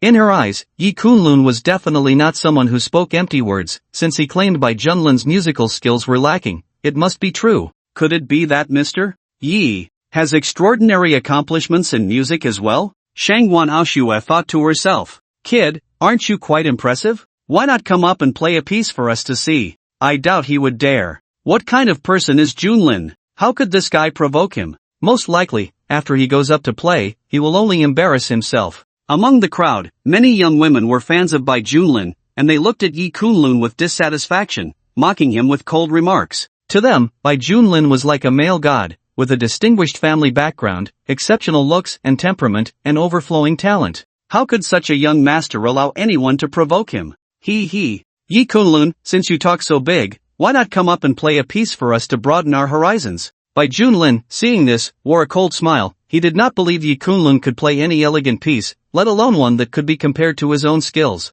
When this kid goes up and makes a fool of himself, it will only serve to highlight Bai Junlin's talent. Mr. Yi, there's no need to force yourself, let's go somewhere else. At this moment, Shangwan Aoshue furrowed her brows and spoke softly to him. Perhaps Yi Kunlun had some insights into music, but if he went up to play, he might not reach Bai Junlin's level. After all, a person's time is limited. Even if Yi Kunlun had outstanding talent, with such extraordinary circumstances in other fields, how much time could he have to ponder music? She somewhat regretted coming to Jiangling Pavilion to listen to music. If it weren't for this, Yi Kunlun wouldn't have been forced into such a dilemma by Bai Junlin. No worries. Since I have nothing to do, I might as well go up and play a piece, Yi Kunlun said with a faint smile. Speaking of which, it had been a while since he played the Guqin after leaving Tiancong Island, and he was feeling a bit restless. Now that the Nanling Lantern Festival was upon them, since Bai Junlin wanted to be slapped in the face, then it wouldn't hurt for Yi Kunlun to show a bit of his skill. With that, under everyone's gaze, Yi Kunlun stood up and walked toward the nearby platform. Seeing this scene, many people in attendance showed a hint of interest. Just trying to attract attention, Bai Junlin said, sipping his tea with a look of disdain. Yi Kunlun placed his hands on the guqin, closed his eyes slightly, and took a few seconds to calm himself. His long fingers gently plucked the strings, and in the next moment, the melody of the guqin instantly reached the ears of everyone present. He is actually playing Han Palace Autumn Moon? Many people looked at this scene, their expressions all different. However, soon, their expressions were replaced by shock. Even Bai Junlin's teacup fell to the ground as he stood up, his face showing disbelief. Not only him, but some people present who had a good understanding of music also couldn't sit still, suddenly standing up with a bang, their eyes fixed on Yi Kunlun's position, motionless. How is this possible? 30 notes per second, he can actually play the guqin at 30 notes per second? Bai Junlin was dumbfounded, as if he had seen a ghost. In terms of mastery of the guqin, the most challenging aspect is the speed of the tones. The more accomplished the master, the more tones they can produce in a second, perfectly showcasing the essence of the melody. Looking across the entire Great Xia, those who can play 10 tones in a second are already rare, truly deserving the title of guqin master, and Bai Junlin is one of them. However, someone like Yi Kunlun, who can produce 30 tones in a second. Bai Junlin has not only never seen such a person but has never even heard of one. As one of the top 10 ancient melodies of Great Xia, to perfectly play Han Palace Autumn Moon and reach the same level as its creator requires a speed of 30 tones per second, but very few are aware of this. At this moment, as Yi Kunlun plays Han Palace Autumn Moon, even those who have never heard guqin music can distinguish the differences in pitch compared to Bai Junlin's earlier performance. The evening breeze by the river flows gently, and at this moment, Yi Kunlun sits cross-legged, eyes slightly closed, playing the guqin, resembling a graceful young master. Many young women in Jiangling Pavilion gaze at this scene, their beautiful eyes momentarily lost in thought. I didn't expect Mr. Yi to have such mastery in guqin, not at all inferior to his achievements in painting and calligraphy. At this moment, Shangwan Aoshua couldn't help but stand up. She looked at Yi Kunlun, seated at the guqin platform, her beautiful eyes sparkling with amazement. At this moment, downstairs in Jiangling Pavilion, Long Qingwan and Shin Yueshi walk side by side, clearly attracted by the commotion, both wanting to see what performance is taking place in Jiangling Pavilion. Oh, this is Han Palace Autumn Moon. 30 tones in a second. I didn't expect there to be someone in this world who could achieve such a level. Looking at the imperial capital, as far as I know, no one can reach this level. Which guqin master has come to the South Ling Lantern Festival? Could it be a reclusive gentleman? Long Qingwan stopped in her tracks, a look of surprise appearing in her beautiful eyes. Clearly, she also has some knowledge of music, instantly recognizing the level of the person playing upstairs. Indeed, 30 tones in a second, this is a level only the creator of Han Palace Autumn Moon can reach. To replicate the true essence of Han Palace Autumn Moon, only this level can achieve it. I didn't expect such a person to appear at the South Ling Lantern Festival. Qingwan, let's go up and take a look. Shin Yueshi also became interested, looking at Long Qingwan. Both she and Long Qingwan, born into prestigious families in the imperial capital, have been immersed in the arts of guqin, chess, calligraphy, and painting since childhood. Hearing that someone can play Han Palace Autumn Moon so exceptionally piqued their interest, and they wanted to witness it for themselves. The two quickly ascended the stairs, but it was clear that the music had attracted many people, and the room was already packed. However, neither Long Qingwan nor Shin Yueshi wished to use their status to push others down the stairs. They merely observed from the edge of the platform, unable to see the appearance of the person playing, aside from the sound of the guqin. Nevertheless, they didn't mind. Being able to hear Han Palace Autumn Moon played at such a level made the trip worthwhile. At this moment, Yi Kunlun's hand stopped playing, and his closed eyes slowly opened, clearly having finished playing Han Palace Autumn Moon. Recently, my state of mind has been difficult to calm, especially as the dragon blood within me seems to be growing more restless with time. But after playing this piece, my mind seems to have settled quite a bit. Yi Kunlun murmured to himself. At this moment, he felt refreshed, realizing that in his leisure time, he should play the guqin more often to cultivate his character. I wonder if my performance just now qualifies me to say what I just said. Yi Kunlun looked at Bai Junlin, smiling calmly. Hearing Yi Kunlun's words, Bai Junlin's face turned pale and flushed in turns, his fists clenched tightly, teeth gritted. Feeling the gazes around him, he could only feel a burning pain on his face. He never expected that after all his efforts, he had originally planned to showcase his talents in front of Shangwan Aoshua, but in the end, it was Yi Kunlun who benefited. With the level of piano skills Yi Kunlun had just displayed, he was more than qualified to critique those words, even surpassing Bai Junlin's own master. I lost. Bai Junlin gritted his teeth and said in a low voice. In front of the crowd, it was clear who was superior and who was inferior between him and Yi Kunlun. Continuing to maintain his facade would only lead to his own embarrassment. However, Yi Kunlun seemed to ignore his words, not even casting a glance in his direction, and directly returned to his seat. Amir by Junlin, if it weren't for the other party's insistence on being slapped in the face, Yi Kunlun wouldn't even bother with him. Mr. Yi truly is a hidden talent. At this moment, Shangwan Aoshua looked at Yi Kunlun with her beautiful eyes and couldn't help but chuckle. She was filled with admiration. How could Yi Kunlun's mind hold so much knowledge at such a young age, mastering so many disciplines to such an extraordinary level? If she hadn't seen it with her own eyes, she would never have believed it. Brother Kunlun, I didn't expect your piano skills to be so exquisite. Just then, a figure approached, none other than Su Qing, her beautiful eyes filled with amazement as she looked at Yi Kunlun. She never missed the annual Nanling Lantern Festival, and today was no exception. Besides Su Qing, several of her roommates who knew Yi Kunlun had also arrived, and their gazes towards him had changed. They never dreamed that the enchanting music that had drawn countless spectators and amazed many masters of piano was played by Yi Kunlun. Coupled with the earlier events at Longwu Pavilion, Yi Kunlun was undoubtedly seen as incredibly noble in their eyes. People like Chingan were simply not worth comparing to someone like Yi Kunlun. Remembering their previous disdain for Yi Kunlun, the girls felt a burning pain on their faces. Miss Shangwan is also here. At this moment, Su Qing glanced at Shangwan Aoshua beside her, not daring to be negligent, and quickly greeted her. However, a hint of gloom still surfaced in her beautiful eyes. Compared to Shangwan Aoshua, she was still far inferior. If Shangwan Aoshua could help brother Kunlun resolve those troubles, it wouldn't be a bad choice. Su Qing thought silently. Yi Kunlun had recently stirred up too much trouble, and Chingan had died at his hands. To preserve his life, he might have to rely on the Shangwan family. Miss Su. Shangwan Aoshua smiled slightly and nodded in response. Su Qing.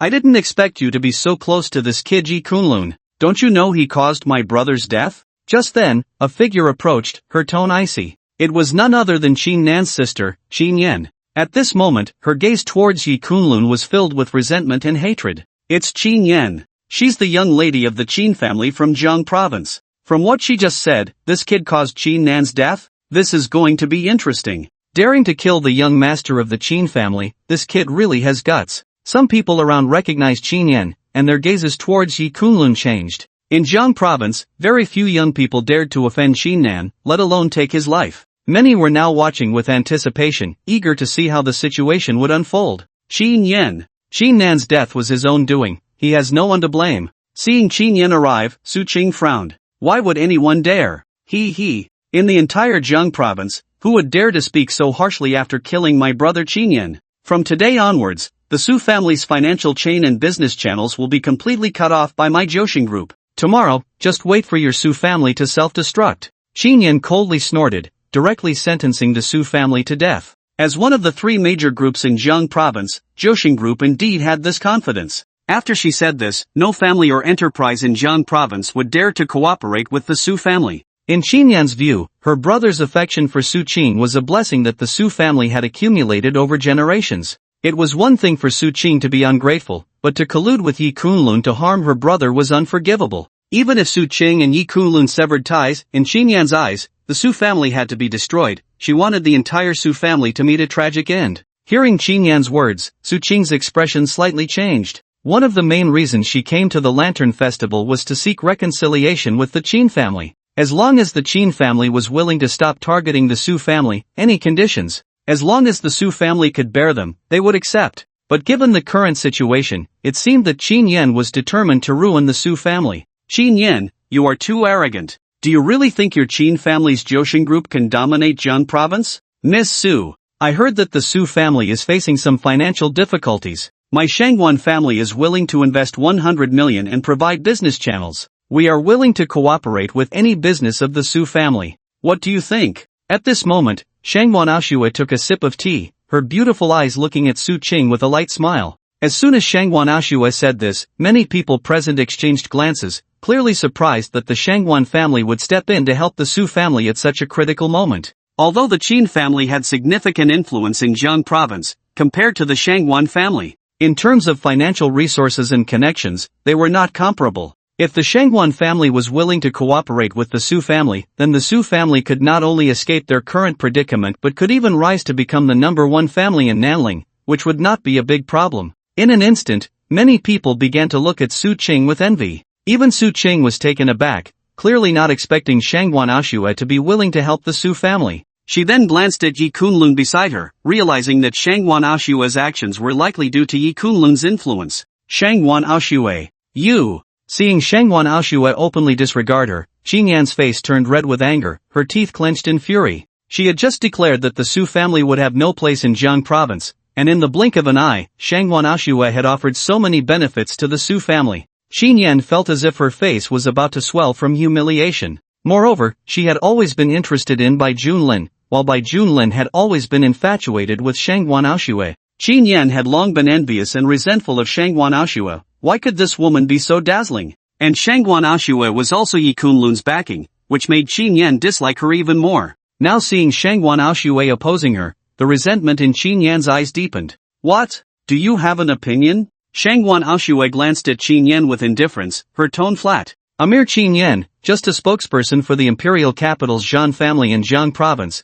didn't even have the qualifications to speak to her as an equal. Even if the imperial capital's young master, Zhan Tianlong, were here, Shangwan Ashue wouldn't take him seriously. Hearing Shangwan Ashue's words, Chinyan's expression stiffened, and she gritted her teeth. After all, the Shangwan family had not yet shown signs of decline, and before their defeat in Jiang province, Shangwan Ashue was indeed a person that Chinyan could not provoke. Even though she is now the head of Jiang Group, she will also be the future helmsman of the Qin family in Jiang province. Shangwan Ashue. When your Shangwan family first arrived in Jiang province, Jiang Group was one of the partners you could collaborate with. Are you really going to tear the face off like this? Chinyan shifted her tone, speaking in a deep voice. If the Shangwan family wanted to develop in Jiang province, even surpassing the Long family's influence, the help of Jiang Group was indispensable. But Shangwan Ashue's actions undoubtedly blocked that path. I have already secured the Su family, no need to say more. Shangwan Ashue remained unmoved.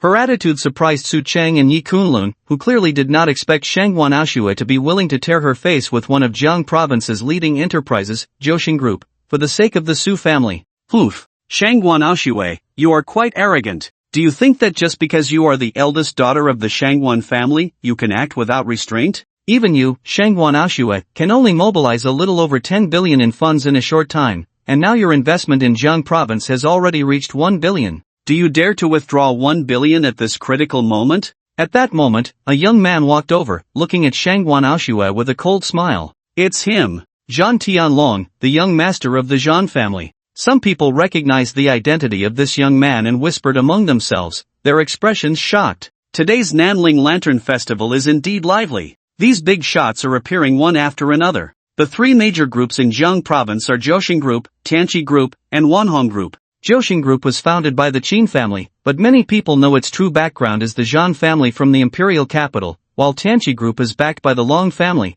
and Wanhong Group belongs to another aristocratic family, the Chu family, which is the family of Chu Tianqing in the imperial capital. Jiang province has been the area with the greatest resource tilt in the Great Xia in recent years, and it is also the most prosperous region for international capital trade. For the aristocratic families of the imperial capital, being able to establish a foothold in Jiang province is extremely important for the continuation of their lineage. Therefore, many aristocratic families from the imperial capital have begun to lay out their plans in Jiang province. Whichever family can seize the top spot in Jiang province will become one of the top families among the many aristocratic families of the imperial capital in the future. Conversely, whichever family fails in this struggle will surely decline. As the eldest daughter of the Shangwan family, Shangwan Ashue naturally represented the Shangwan family in entering Jiang province, and the funds she had invested there had already reached 1 billion. The maximum amount she could mobilize from the Shangwan family's funds was 15 billion. This was a trial for her in Jiang province. If she could successfully establish a foothold with this 15 billion, it would prove her qualifications and abilities to take over the Shangwan family, silencing any dissent from others in the family. From the incident of her grandfather being poisoned, it was evident that although the Shangwan family was an aristocratic family from the imperial capital, its internal affairs were not so peaceful, with some wanting to seize power in the Shangwan family following Shangwan Yuntian's death. Therefore, those who understood the situation of the Shangwan family were quite surprised to see Shangwan Ashue willing to put out 1 billion to help the Su family resolve their current troubles. Even Zhan Tianlong thought Shangwan Aoshue was playing with fire. Her funds were completely locked, and she was in urgent need of money. Yet she dared to withdraw such a large amount at this critical moment, which was clearly a sign of wanting to concede to the other major aristocratic families of the imperial capital. Zhan Tianlong, how I do things is not for you to dictate. You should think about how to be a sycophant to Long Qingwan and get her to treat you to a meal, Shangwan Aoshue said, her brows lightly furrowing as she looked at Zhan Tianlong with a cold smile. Zhan Tianlong had pursued Long Qingwan for many years, and this was no secret in the imperial capital. Zhan Tianlong was indeed exceptional, a person of an entirely different caliber compared to his brother Zhan Xiaotian. At a young age, he had already become a disciple of one of the 10 great war gods of the Great Xia, with impressive martial prowess and a remarkable business acumen. However, Long Qingwan had always ignored Zhan Tianlong. In Shangwan Aoshue's view, Zhan Tianlong's outburst today was merely to show off in front of that woman, Long Qingwan, wagging his tail for rewards in front of his master. After all, everyone in the imperial capital knew that Shangwan Aoshue and Long Qingwan were like fire and water. Hearing Shangwan Aoshue's mocking words, Zhan Tianlong's face turned from green to white, his expression darkening immensely. Shangwan Aoshue, besides being good at verbal sparring, what else can you do? At that moment, a cold voice came from the direction of Jiangling Pavilion, and everyone stepped aside. Long Qingwan walked over from that side, just as the sound of the zither had ended, and with several prominent families from the imperial capital at odds, many people worried about getting caught in the crossfire and left the scene. Thus, both Long Qingwan and Shin Yueshi could see what was happening here. Upon hearing people discussing her, especially her arch-rival, Long Qingwan's expression immediately turned cold as she walked over directly. General Long is here too. Many people turned to look after hearing the voice, and upon seeing Long Qingwan's figure, their expressions changed. Many young people from Nanling were unaware of the animosity between Long Qingwan and Shangwan Aoshue, and seeing the tense atmosphere before them made many leave early, fearing they might get burned. After all, these big shots from the imperial capital seemed like deities battling it out, and no one wanted to provoke them. Su Cheng was even more aware of the tension between Long Qingwan and Shangwan Aoshue. She had witnessed it firsthand before. She worried that staying any longer might bring trouble to Yi Kunlun and Shangwan Aoshue, and since Shangwan Aoshue had just mentioned helping the Su family, she needed to return to the Su family to report this news and prepare accordingly. Miss Shangwan, Brother Kunlun, I'll head back to the Su family first. You must come to visit later, Su Qing said softly to Yi Kunlun and Shangwan Aoshue. Originally, she had been thinking about how to get Chingan to forgive the Su family and collaborate with them again. Now that path was cut off, and with the Shangwan family willing to lend a hand, the Su family would surely be overjoyed upon hearing this news. Alright, I'll visit the Su family later. If there's any trouble, contact me immediately, Yi Kunlun nodded and said softly. The current situation seemed to indicate that Shangwan Aoshue was somewhat targeted. Shangwan Aoshue had helped multiple times before, and now she was willing to step in to assist the Su family, which had strained her relations with the Qin family of Jiang province and the Zhan family of the imperial capital. Yi Kunlun naturally could not just walk away. I'll visit the Su family when I have time, and I'll send someone to discuss cooperation matters with you later, Shangwan Aoshue said with a smile, clearly indicating that her previous words were not a joke. She genuinely wanted to help the Su family resolve their troubles. Hearing this from Shangwan Aoshue, the heavy stone in Su Qing's heart finally fell, and she gave Yi Kunlun a cautious look before leaving with a few roommates. At this moment, Long Qingwan and Shin Yueshi also arrived at the scene. Upon seeing Yi Kunlun, their expressions varied. Shin Yueshi was quite surprised. She hadn't expected the young man who had saved her once to also be in Jiangling Pavilion.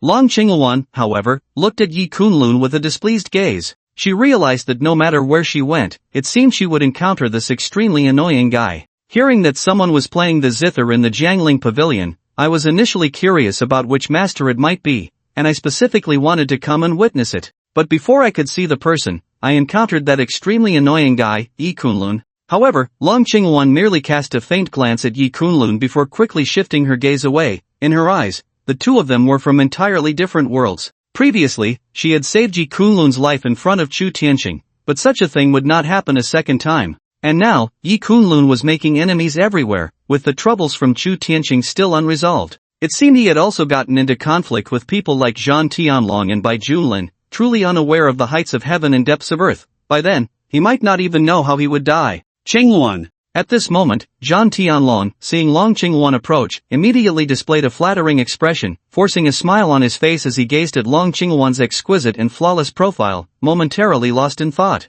Given Zhan Tianlong's status, he had undoubtedly encountered countless women, but seeing Long Qingluan like this was a clear indication of how difficult it was for him to meet her normally. Facing Zhan Tianlong, Long Qingluan merely nodded lightly, clearly showing that she was not particularly interested in him. She then turned her attention to Shangwan Ashue, her voice turning cold as she said, "Shangwan Ashue, your Shangwan family's financial situation in Jiang province is quite tight, yet you still take out 100 million to help others out of trouble. You really are quite the good person, aren't you?" Her words carried a hint of sarcasm. After all, Shangwan Ashua's willingness to invest 100 million to assist the Su family was clearly because of Yi Kunlun. Moreover, noticing Bai Junlin's expression, especially the dark look in his eyes as he glanced at Yi Kunlun, Long Qingluan understood that the relationship between him and Shangwan Ashue was likely not very harmonious. The fact that Bai Junlin had intentions towards Shangwan Ashue was not a secret among the aristocratic families in the imperial capital. If anyone could assist the Shangwan family in Jiang province,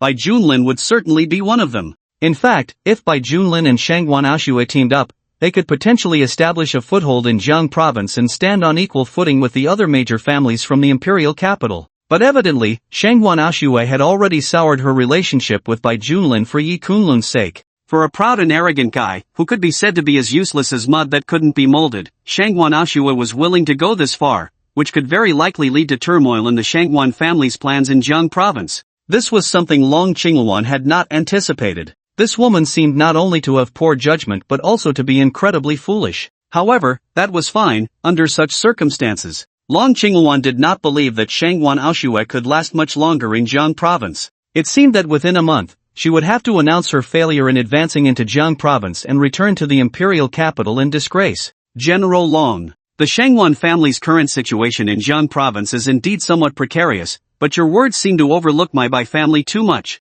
My Bai family has always intended to assist the Shangwan family, and this time, with many families from the imperial capital advancing into Jiang province, we are no exception. At this moment, Bai Junlin stepped forward, looking at Long Qingluan with a faint smile. He then turned his gaze to Shangwan Ashue, his face suddenly displaying a refined and amiable smile. "Ashue, your Shangwan family's layout in Jiang province lacks support. I can represent the Bai family to assist. However, I have one request. That is, you let this kid roll out of Jiangling Pavilion. That shouldn't be too much to ask, right?" After saying this, he glanced at Yi Kunlun, his eyes filled with smugness. Just moments ago, Yi Kunlun had publicly slapped him in the face, and he had kept that scene in mind, thinking of how to humiliate Yi Kunlun. The current situation was clearly a perfect opportunity to have Yi Kunlun kicked out of the Nanling Pavilion like a dog in front of everyone. Without the protection of Shangwan Ashue, Yi Kunlun was nothing more than an ant, easily crushed at will. Now, the Shangwan family wanted to turn the tide in Jiang province.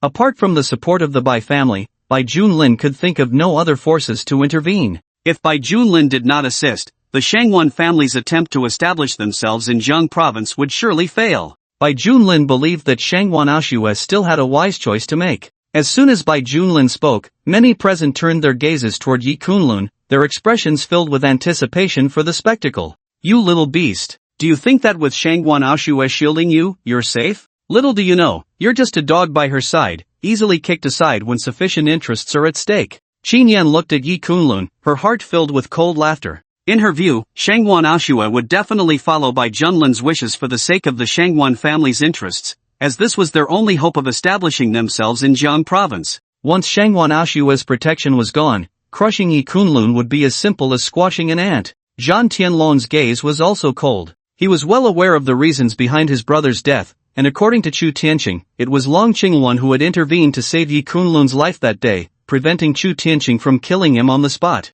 The hatred over the death of a close relative, combined with the seemingly inexplicable relationship with Long Qingluan. At this moment, Yi Kunlun was like a thorn in Zhan Tianlong's eye, a presence that must be eliminated. However, with Shangwan Ashue around, even if he wanted to kill Yi Kunlun, it wouldn't be an easy task. After all, as far as he knew, Shangwan Ashue was a master of great strength, and she acted decisively, not even giving face to Long Qingluan. If he angered her, it was likely that even he, Zhan Tianlong, would not fare well. Before the Shangwan family fell, Zhan Tianlong truly did not dare to offend Shangwan Ashue. After all, not only was his martial arts strength inferior to hers, but even the Zhan family's status was not as high as the Shangwan family's. However, if Shangwan Ashue were to announce that she would no longer protect Yi Kunlun due to Bai Junlin's pressure, then Zhan Tianlong could personally take Yi Kunlun's life. Bai Junlin, there's no need to worry. My Shangwan family does not need the Bai family's help. We can simply withdraw from Jiang province, Shangwan Ashua said calmly. Yi Kunlun had saved her grandfather's life, and the painting he gifted had resolved a major dilemma for the Shangwan family. This was a great favor, and she would not forget it. If today's events truly led to the Shangwan family's failure in Jiang province, then it was fate, and it could not be defied. Her words were unexpected for everyone present. Clearly, no one had anticipated that for Yi Kunlun, Shangwan Ashua would choose not to give Bai Junlin face. Even Long Qinghuan cast a deep glance at Shangwan Ashua, surprise flickering in her beautiful eyes. This woman had sacrificed a lot for the Shangwan family's plans in Jiang province, and whether they could establish a foothold there was extremely important, with no room for error. Otherwise, years later, the Shangwan family might very well fall out of the ranks of the imperial capital's noble families. Moreover, Long Qinghuan was well aware of Shangwan Ashua's character. She was always incredibly steady and would never act without certainty. Yet, this time, for Yi Kunlun, Shangwan Ashua was actually willing to turn against Bai Junlin and reject the Bai family's assistance.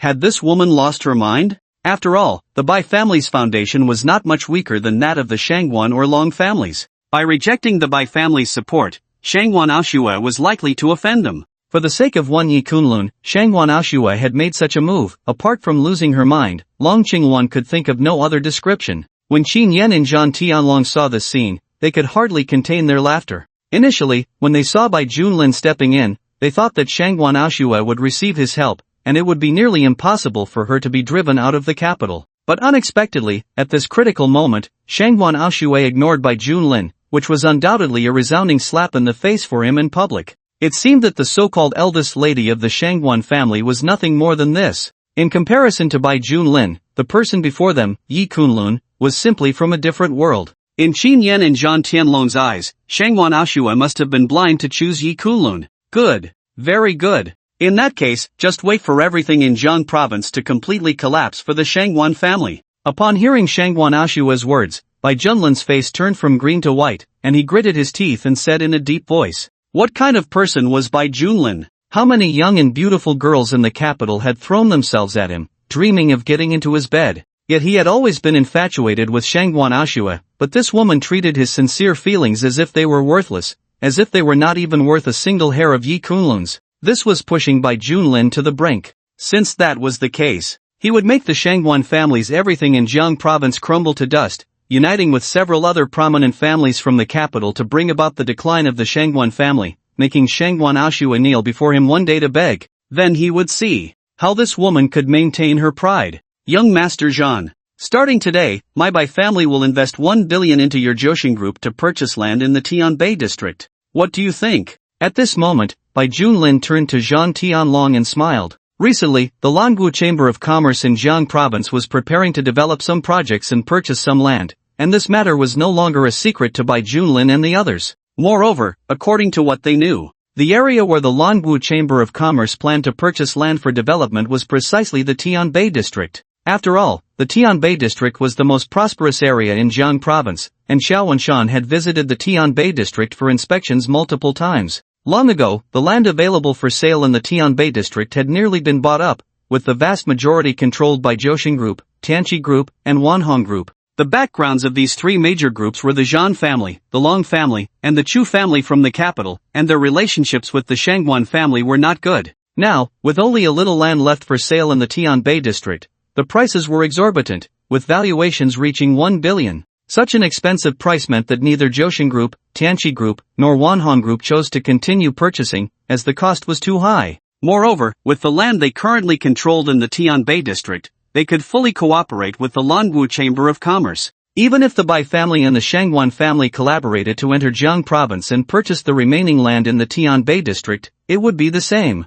Now, whoever owned more land in the Tianbei district would be able to cooperate more with the Langu Chamber of Commerce. In fact, the most important factor in determining who could establish a foothold in Jiang province was who could cooperate more closely with the Langu Chamber of Commerce. After all, the Langu Chamber of Commerce was the #1 chamber of commerce in the Great Xia, and its backing was the Great Xia's Valkyrie. This was something all the families in the capital could not compare to, only looking up to. This remaining piece of land could be said to be the key for the Shangwan family to turn the tide in Jiang province. After all, with this small piece of land, the Longwu Chamber of Commerce might consider the cooperation between the Shangwan family and the Bai family, and given their impressive backgrounds, they might engage in some cooperation with the Shangwan family. Now, with Bai Junlin directly offering 1 billion to collaborate with Zhan Tianlong to purchase the remaining land in the Tianbei district, it was clearly cutting off all escape routes for the Shangwan family, leaving them unable to purchase even a meter of land in the Tianbei district. After all, the funds that Shangwan Aoshue can mobilize in Jiang province are only a few billion now.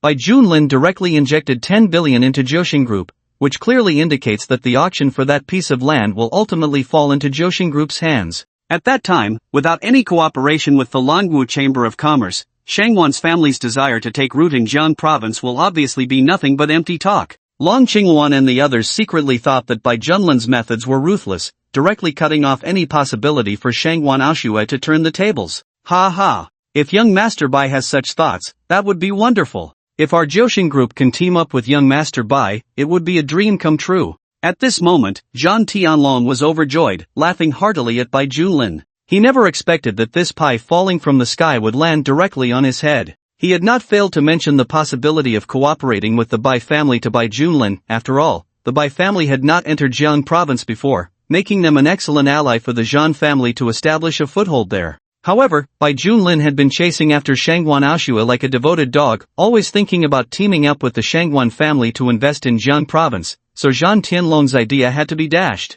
Regarding the last piece of land in the Tianbei district, Zhan Tianlong had always had thoughts about it. After all, Jiaoxing Group and the other two major groups currently occupy similar shares of land in the Tianbei district, which can be said to be evenly matched. If anyone could finally acquire that piece of land, they would definitely gain more advantages in cooperation with the Longwu Chamber of Commerce, but the cost was a bit too high. Jiaoxing Group no longer had 10 billion in cash flow to continue investing, but Zhan Tianlong never expected that Bai Junlin would be willing to support him at this critical moment. If Bai Junlin injected this 10 billion in funds, then Jiaoxing Group would indeed have the opportunity to rise to the top among the three major groups in Jiang province, becoming the closest partner of the Longwu Chamber of Commerce in Jiang province. Zhan Tianlong felt that Long Qingluan had always been indifferent to him. It was nothing more than the fact that he, Zhan Tianlong, had not achieved any results. If he could successfully make Jiaoxing Group stand out in Jiang province and become the closest partner of the Longwu Chamber of Commerce, then Long Qingluan would definitely look at him with new eyes.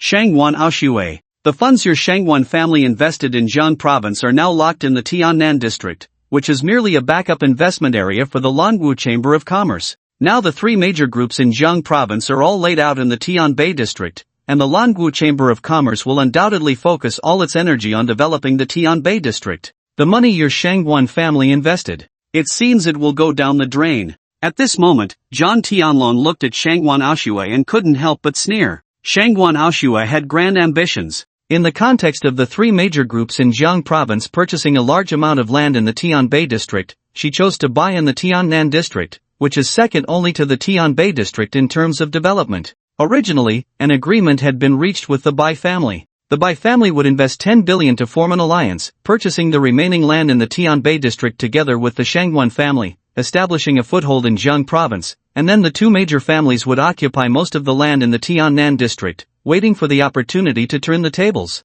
This was a major strategy, and the Longwu Chamber of Commerce's investment in the Tiannan district was a certainty. No one could change that. In the absence of the initiative, this was an excellent opportunity for the Shangwan family and the Bai family to seize the lead in Jiang province. After all, whether it was the Long family, the Zhan family, or the Chu family, they had all invested too much in the Tianbei district and could not temporarily allocate more funds to lay out in the Tiannan district. But clearly, this move was ruined because of Shangwan Aoshue's recent decision, which caused her relationship with Bai Junlin to become strained. Now, the Shangwan family can only hold on to the Tiannan district, waiting to see if there is a chance to collaborate with the Longwu Chamber of Commerce for a turnaround. However, in the past decade, it is evident that the Longwu Chamber of Commerce has focused its efforts on the Tianbei district, something everyone can foresee. Shangwan Aoshue frowned slightly. To be honest, she did not expect Bai Junlin to act so quickly. After all, this was a cooperation investment project worth 10 billion, not a small sum. Originally, she planned to return to the imperial capital to discuss the issue of reallocating funds with her grandfather, selling off some of the Shangwan family's assets, and then reallocating funds to enter Jiang province. After all, with her relationship with Bai Junlin strained, it was almost impossible for the Bai family to assist the Shangwan family in entering the game together, but Bai Junlin's move had effectively blocked her path. It was clear that Bai Junlin held a grudge against her recent decision, and in retaliation, he directly partnered with Zhang Tianlong, leaving her with no opportunity to return to the Shangwan family in the imperial capital to retrieve funds. Don't worry, the Longwu Chamber of Commerce will ultimately choose to develop and invest in the Tiannan district, not the Tiabei district. At that moment, Yi Kunlun, who was sitting next to Shangwan Aoshue, took a sip of tea and looked at her with a faint smile. As soon as Yi Kunlun said this, the room fell silent. Everyone present looked at him in shock, especially Chingan, Zhang Tianlong, and Bai Junlin, their gazes fixed on Yi Kunlun, as if they were looking at a fool. Put. The first to burst into laughter was Chingan, her eyes fixed on Yi Kunlun with a cold smile. Yi, who in Jiang province with a bit of status doesn't know that the Tiabei district is the most prosperous? Are you saying that the Longwu Chamber of Commerce would ignore the most promising Tiabei district and instead develop the barren Tiannan district? Do you think we are all fools? Or that the person in charge of the Longwu Chamber of Commerce is a fool? Bai Junlin also showed disdain, looking at Shangwan Aoshue and sneering. Aoshue, is this what your Shangwan family calls a distinguished guest? Such vision. What difference is there from a frog at the bottom of a well? Yi Kunlun before them was truly pathetic, such narrow-mindedness. What was the difference from seeking attention? Bai Junlin would prove to Shangwan Aoshue that compared to him, Yi Kunlun was not even worthy of carrying his shoes. He wanted this woman to regret it, begging him for help for the Shangwan family. Zhang Tianlong also wore a cold smile, treating a waste like Yi Kunlun as a guest, was simply embarrassing the families of the imperial capital.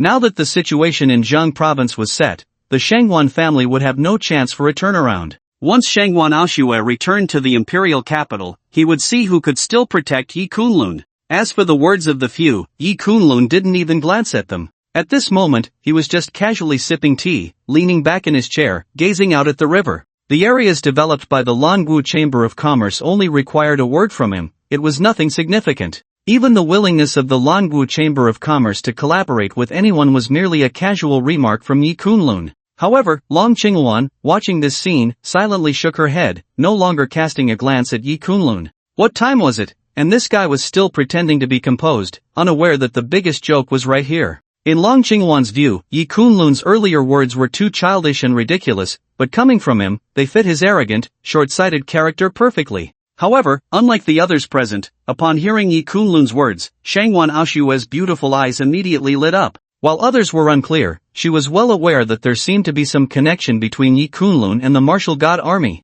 Moreover, based on Yi Kunlun's previous residence, which was the exclusive residence of the Longwu Chamber of Commerce, it was likely that he had a close relationship with Qiaowen Shan, allowing him to stay there. If someone else had said that the Longwu Chamber of Commerce intended to invest in the Tiannan district recently, Shangwan Aoshue would certainly not have believed it at all. After all, anyone with clear eyes knew that the Tianbei district was the more suitable place. But if the person making this statement was Yi Kunlun, then the situation would be somewhat different. After all, based on Yi Kunlun's connections with the Longwu Chamber of Commerce, he might actually know what their next investment in Jiang province would be. Tomorrow afternoon, the Longwu Chamber of Commerce will officially announce its cooperation in the Tianbei district. Shangwan Aoshue, the 1 billion your Shangwan family invested in Jiang province. Just prepare to watch it go down the drain. By Shao, we will go back to discuss the cooperation matters first. Qinghuan, Miss Yueshi, may I ask if we can arrange a meeting to discuss the prospects of the Tianbei district together?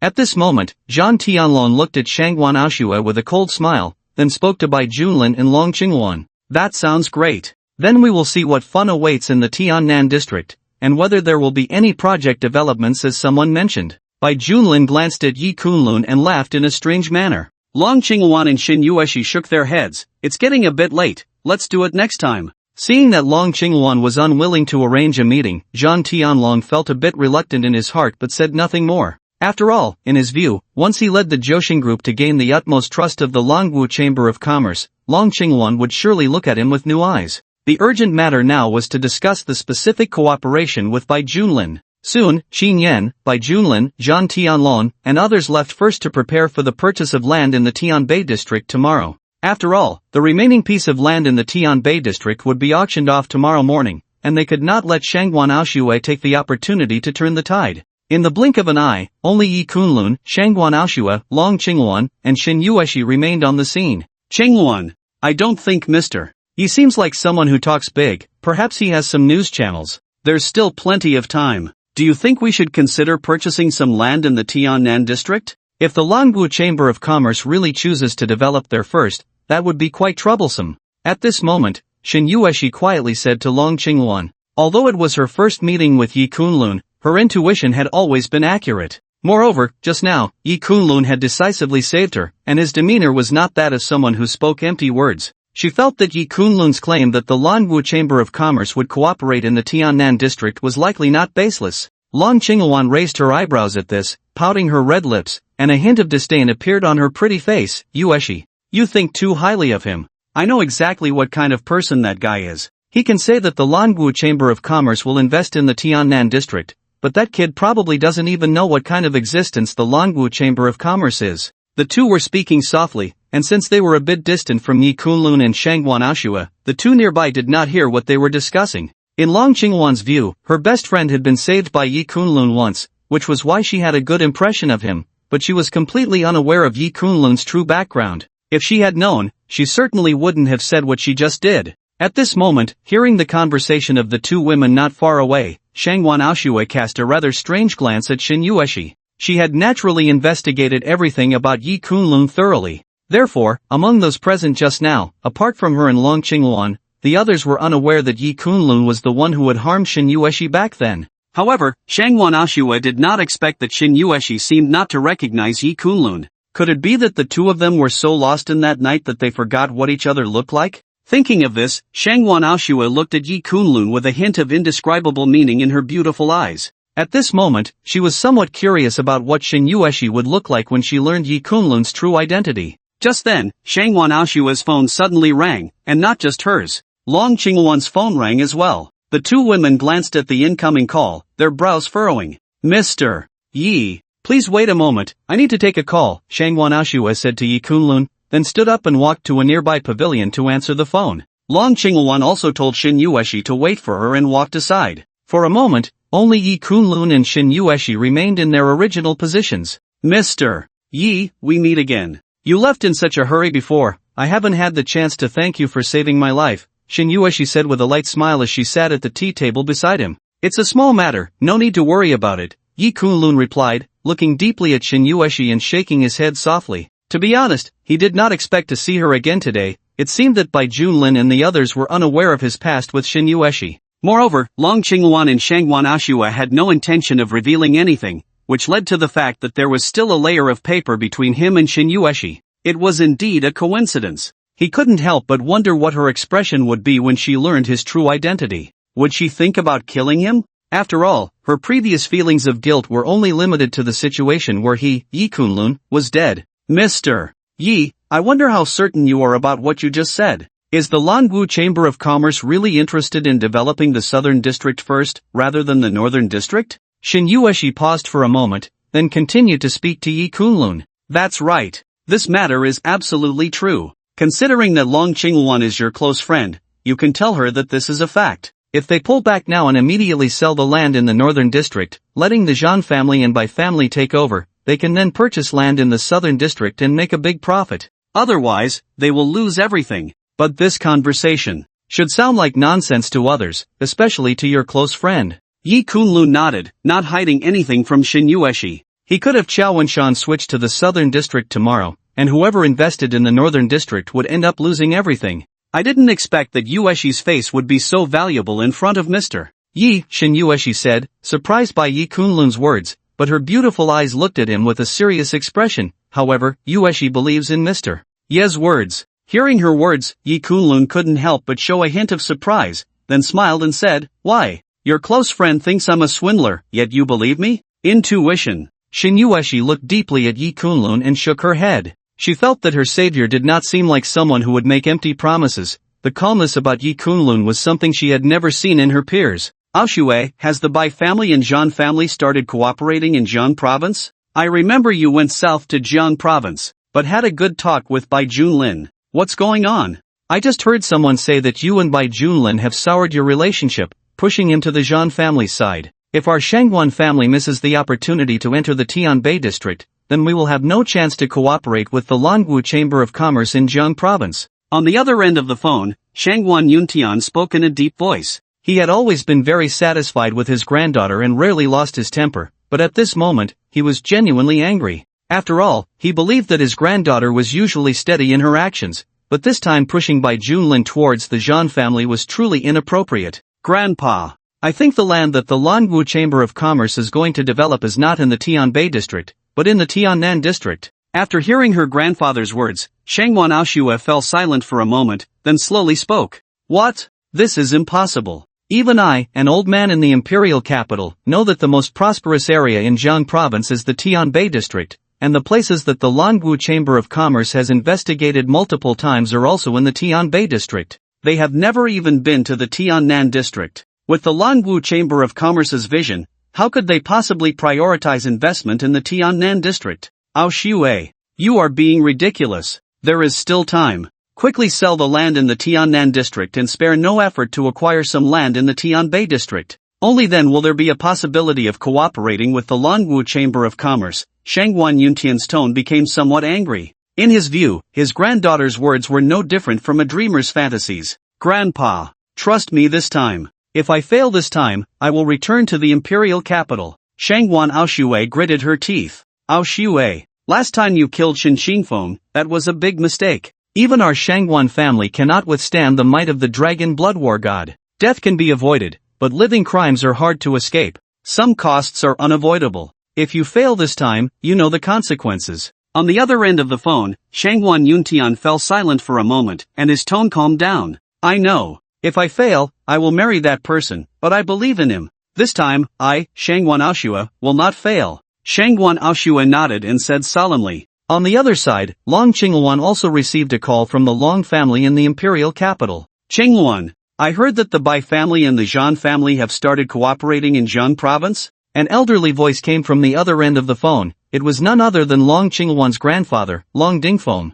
Yes, Grandpa. Long Qingluan nodded, not surprised that her grandfather knew about this. The Zhan family and the Bai family have formed a partnership. Once the Longwu Chamber of Commerce announces its investment cooperation in the Tianbei district, it is highly likely that Jiaoxing Group will establish a foothold in Jiang province and take the lead. If our Long family also joins this alliance of the two families, we should be able to obtain the largest share. The kid from the Zhan family has always been interested in you. Plus, he is a disciple of one of the 10 war gods, which makes him quite a remarkable person. What do you think? Long Dingfeng said slowly on the phone. Clearly, he intended for his granddaughter to merge the Tianqi group with the Jiaoxing group. With the Long family's prestige, combined with Long Qingluan's identity, the Long family would surely be able to take a leading position. After all, the Bai family and the Zhan family had already cooperated, and the funding from many prominent families in the imperial capital was the most invested in Jiang province. It would be too difficult for the Long family to lead the Tianqi group to take the lead alone.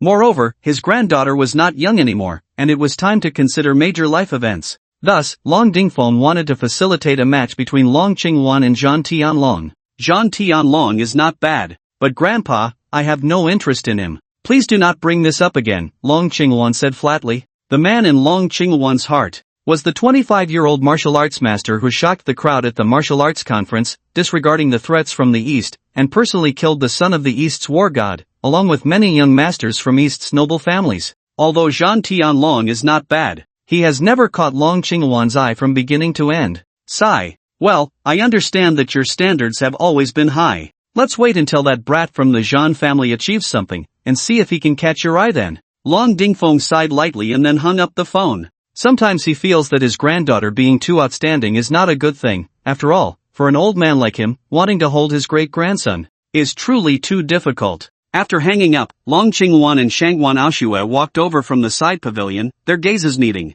coldness evident in their beautiful eyes. Shangwan Aoshue, you have chosen a dead end by collaborating with the Bai family. Your Shangwan family still has a glimmer of hope, but for a Yi Kunlun, you have sent yourself down a path of no return. Now, whatever you do is already too late. This time, you are bound to lose. Long Qingluan's crimson lips curled into a sneer. The call that Shangwan Aoshue just took was undoubtedly from Shangwan Yuntian. Now, even if the Shangwan family wanted to salvage the situation with Bai Junlin, it is already too late. Unless Shangwan Aoshue is willing to sacrifice herself and offer herself to Bai Junlin's bed, But that would no longer be the Shangwan Aoshue she knows. She still understands this woman's character to some extent. She had been thinking about how to suppress Shangwan Aoshue, making her plans in Jiang province come to naught. But she never expected this day to come so quickly and so easily. It was entirely this woman's own demise. Hearing Long Qingwan's words, a cold smile appeared on Shangwan Aoshue's face. Long Qingwan, perhaps you are mistaken? Yi Kunlun may be far more extraordinary than you imagine. He is a man who can surprise people, and perhaps in this competition in Jiang province, the one who ultimately loses will be you.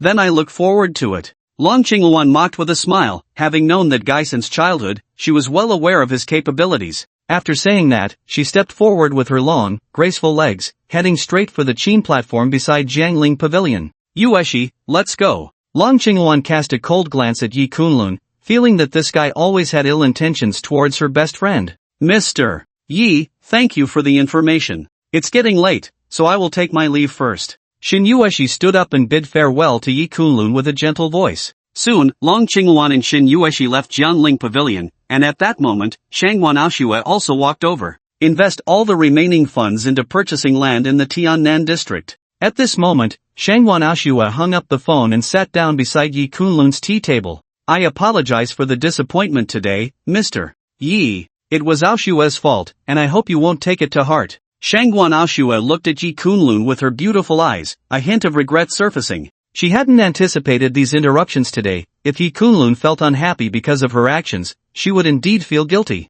Miss Shangwan, you are being too modest. Yi Kunlun waved his hand with a smile. With his perspective as a martial arts master, he naturally did not take these small matters to heart. Moreover, he should thank Shangwan Aoshue. If it weren't for her invitation, he probably wouldn't have come to this lantern festival today. Otherwise, he wouldn't have met old Zhang and obtained that token with clues. Then Yi Kunlun looked at Shangwan Aoshue with a smile that was not quite a smile. Miss Shangwan, I didn't expect you to be so bold, directly investing all the remaining funds into purchasing land in the Tiannan district. Do you really believe what I just said? If what I said was not true, your Shangwan family would truly be at a loss in Jiang province. Just based on his casual remark, Shangwan Aoshue actually dared to have such boldness. Directly choosing to invest so much money in the Tiannan district, he indeed did not expect that. After all, at this moment, she could sell all the land in the southern district, and with her original liquid funds, it wasn't impossible to compete in the northern district and purchase some land from others. But this decision could be said to completely block her own retreat. If I lose everything, then so be it. Am I really going to heed what Bai Junlin said and drive Mr. Yi away? I, Guo Aoshue, am not the kind of person who forgets loyalty for profit. Since the overall situation is bound to fail, I might as well take a gamble and trust Mr. Yi once. After all, Mr. Yi has never deceived Aoshue all this time. Guo Aoshue blinked her beautiful eyes at Yi Kunlun and smiled. By the way, Mr. Yi, when did your piano skills become so exquisite? How do you play 30 notes in a second? I wonder if you could teach Aoshue a thing or two. Guo Aoshue looked at Yi Kunlun with a hint of curiosity in her beautiful eyes. Her own proficiency in piano was not inferior to Bai Junlin's, and she was even a notch above him. For instance, she could manage 15 notes in a second, but no matter how hard she tried, she could never improve further. Now seeing that Yi Kunlun could actually play 30 notes in a second, her desire to learn was ignited. It's difficult to say it's difficult, but it's not impossible either. The key lies in understanding and having a musical vision. Many ancient piano techniques have been lost in this world. These are some methods from ancient times that are far more efficient than today's. Since Miss Guo wants to learn, then I will share some insights with you. Yi Kunlun nodded with a light smile. At the same time, Long Qingwan and Shin Yueshi had already left Jiangling Pavilion, strolling along the riverbank. Qingwan, why don't you reconsider? At the very least, you should keep some backup. If the Langu Chamber of Commerce really invests in the southern district first, then the Tanchi group will suffer a huge loss. I don't think Mr. Yi seems like someone who talks big. Shin Yueshi pondered for a moment and then softly said to Long Qingwan, Impossible, Yueshi. Just because this guy accidentally saved you once, you think he's someone important? That was just a coincidence. He says the Langu Chamber of Commerce is investing in the southern district, so they will invest? Is he Chao Wanshan or something? Long Qingwan snorted coldly without thinking, realizing that her best friend seemed a bit off. How could she believe such absurd words from Yi Kunlun? Yi Kunlun said the Langu Chamber of Commerce was investing in the southern district, so they would? Was this guy the owner of the Langu Chamber of Commerce, able to throw money wherever he wanted? Let's go. Let's not talk about these things anymore. You just arrived in Jiang province. I'll take you around. It's just a pity we didn't get to see that piano master just now. If I could have witnessed such piano skills, it would have been worth the trip. Long Qingluan sighed lightly, her expression quite regretful. That's true. But it seems that those present earlier didn't discuss who the pianist was, as if they already knew who was playing. Could it be that they were already acquainted? And most of the people present, we are familiar with, whether it's by Junlin or Guaoshua, none of them would possess such a level of piano skill. Xin Yueshi murmured, her beautiful eyes showing a hint of confusion. Logically, after hearing such piano skills, people should have been singing praises and discussing it endlessly, especially those at the center like Guaoshua. But it seemed they hadn't praised the pianist at all, as if they had seen him before. Could it be Mr. Yi? Xin Yueshi murmured. Poof. Long Qingluan covered her mouth and chuckled lightly, giving Xin Yueshi an annoyed glance. Yueshi, can you stop messing around? If that guy can play at that level, then I, Long Qingluan, will serve him tea and listen to music by his side,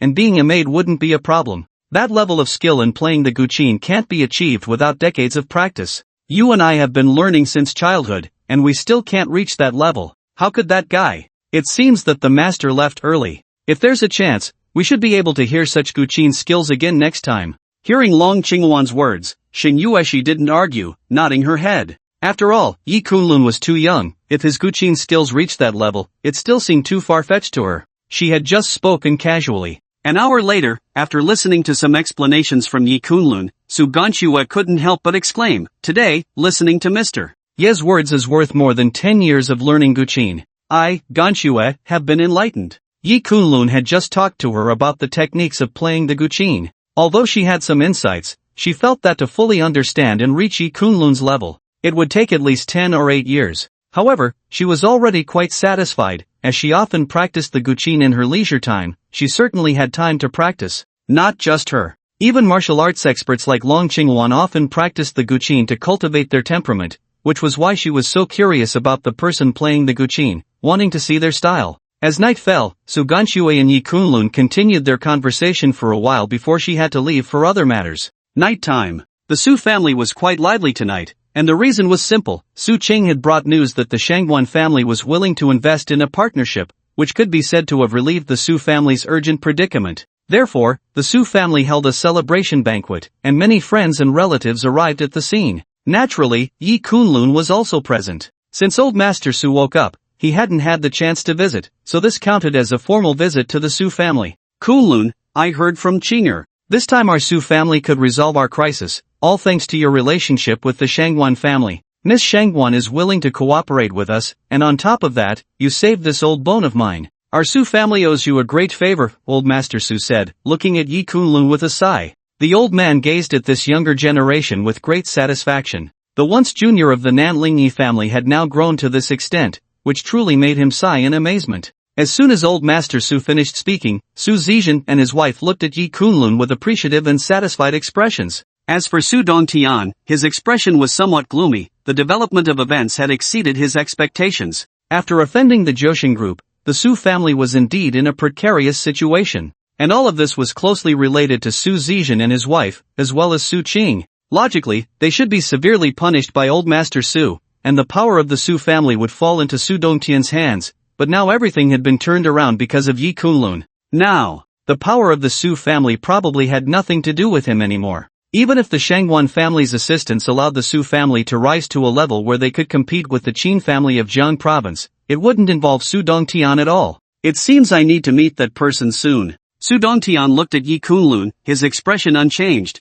but he instinctively clenched his fists, silently murmuring in his heart. As long as Yi Kunlun was dead, Su Dongtian would still have a chance to regain control of the Su family. After Yi Kunlun killed Qin Nan and offended the Qin family, he later learned that Zhan Xiaotian also died at Yi Kunlun's hands. He thought that both the Qin family and the Zhan family would kill Yi Kunlun, so he didn't rush to inform that important figure, as this was considered his failure. But now it seemed that wouldn't work. With the Shangguan family protecting him, Yi Kunlun was completely safe for the time being. After all, if the Qin family and the Zhan family wanted to take action, they would have done so long ago. Why wait until now? Now, the only option is to notify that big figure and have them intervene. Only then can he help Su Dongtian avenge his son's death. Old man, you overstate things. With my relationship with Chinger, this is merely my duty. Yi Kunlun waved his hand and smiled. After 3 rounds of drinks, it was already deep into the night. The guests left one by one, but old Master Su called Yi Kunlun to the balcony, seemingly wanting to say something to him.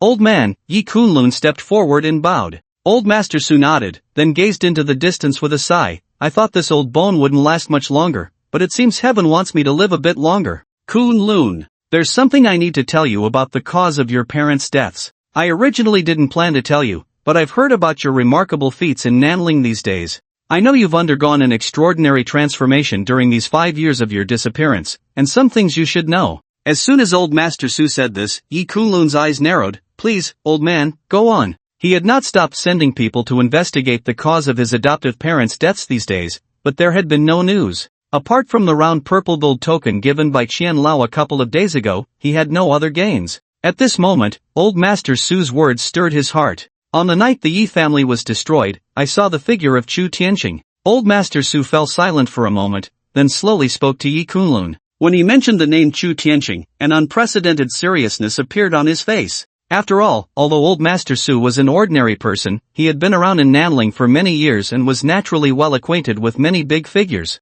What kind of person was Chu Tianqing? If he stomped his foot, Jiang province would probably tremble. As the president of the Jiang Province Martial Arts Association, his status was not something the Nanling War King could compare to. In Nanling, if someone offended the Nanling War King, they would be doomed. In Jiang Province, if someone offended Chu Tianqing, they wouldn't survive until the next morning. If it weren't for seeing Yi Kunlun rise recently and accomplish many astonishing feats, he wouldn't have informed Yi Kunlun of this matter. After all, Yi Kunlun had caused a ruckus at the wedding and killed so many people, clearly coming for revenge. Old Master Su was worried that if Yi Kunlun continued to investigate the cause of his parents' deaths, he would be secretly killed by Chu Tianqing, so he revealed what he knew from the past, hoping to alert Yi Kunlun. Chu Tianqing. Upon hearing old Master Su's words, Yi Kunlun's expression instantly turned cold, a hint of killing intent flashing in his eyes. He hadn't expected that the black hand behind the destruction of his Yi family in Nanling was one of them. Judging by Chu Tianqing's reaction that day, he probably still didn't know Yi Kunlun's true identity. Otherwise, even with Long Qingwan present,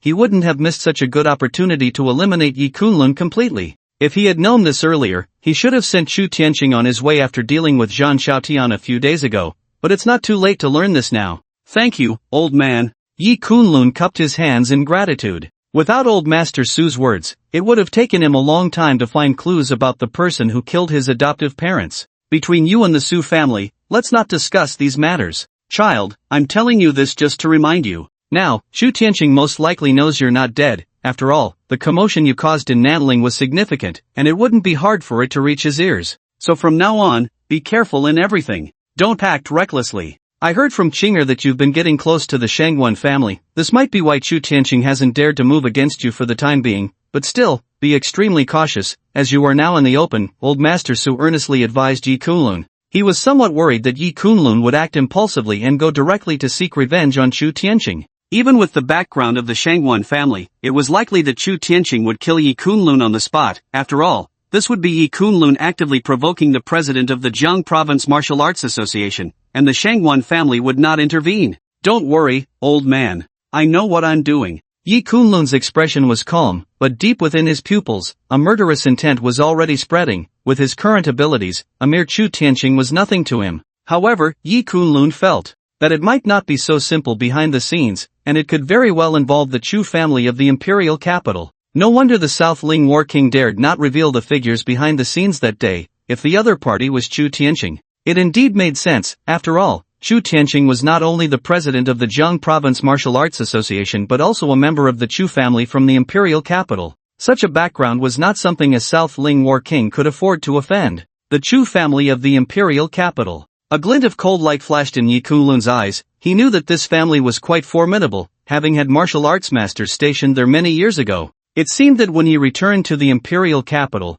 there would be many things for him to do. Seeing Yi Kunlun's demeanor, old Master Su nodded. If Yi Kunlun had reacted with rage upon learning the news and immediately decided to kill Chu Tianqing, he would have to stop him at all costs. But Yi Kunlun's mature demeanor reassured old Master Su. Based on what had happened at the wedding banquet that day, Yi Kunlun's martial arts talent was not inferior to that of the South Ling War King, and it wouldn't be difficult for him to eventually stand shoulder to shoulder with Chu Tianqing. This was likely why the Shangan family valued him. With the support of the Shangwan family, Yi Kunlun's future potential might not be any less than that of Chu Tianqing. As long as he was given some time, old Master Su believed that Yi Kunlun would surely avenge the downfall of the Yi family. But if he knew what Yi Kunlun was currently thinking, he would probably feel as if struck by lightning. Right now, Yi Kunlun was already thinking about rushing to Chu Tianqing's residence immediately to kill him, and then interrogate him about who his accomplices were in the past. Don't go back tonight, stay with Chinger. Old Master Su gave Yi Kunlun a meaningful look and then left the balcony, returning to his room.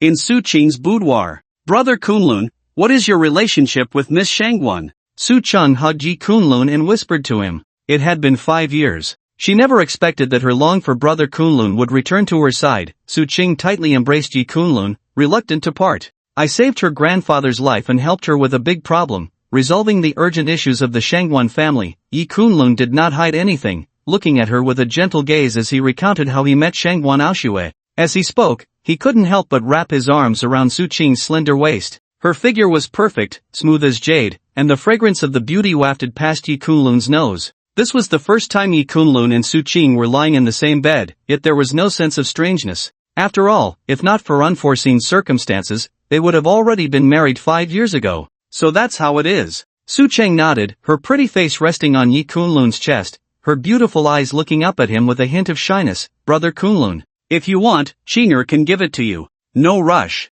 Sleep well, I will eventually have you. Yi Kunlun lightly tapped Su Qing's forehead, shaking his head with a smile. It wasn't that he had no feelings for Su Qing. Her figure and looks were indeed perfect. Known as the most beautiful woman in South Ling, she was now lying in the same blanket with Yi Kunlun. If he said he felt nothing, then he wouldn't be a man. The dragon blood within Yi Kunlun had yet to be refined. Without the aid of the energy of the Taiyin to merge and refine it, he dared not casually indulge in intimate relations with a woman, as this could very likely lead to the dragon blood going berserk and spiraling out of control. Even though he, Yi Kunlun, was a master of martial arts, his mind could become chaotic, turning him into a madman. Su Qing's face immediately flushed, and she pouted. Kunlun brother, you're so bad. She buried her face in Yi Kunlun's chest, too shy to speak further. For a girl to bring up such a matter herself was, in her view, quite difficult to articulate. Originally, she thought Yi Kunlun had come to her room tonight for this very reason, which was why she had brought it up. Late at night,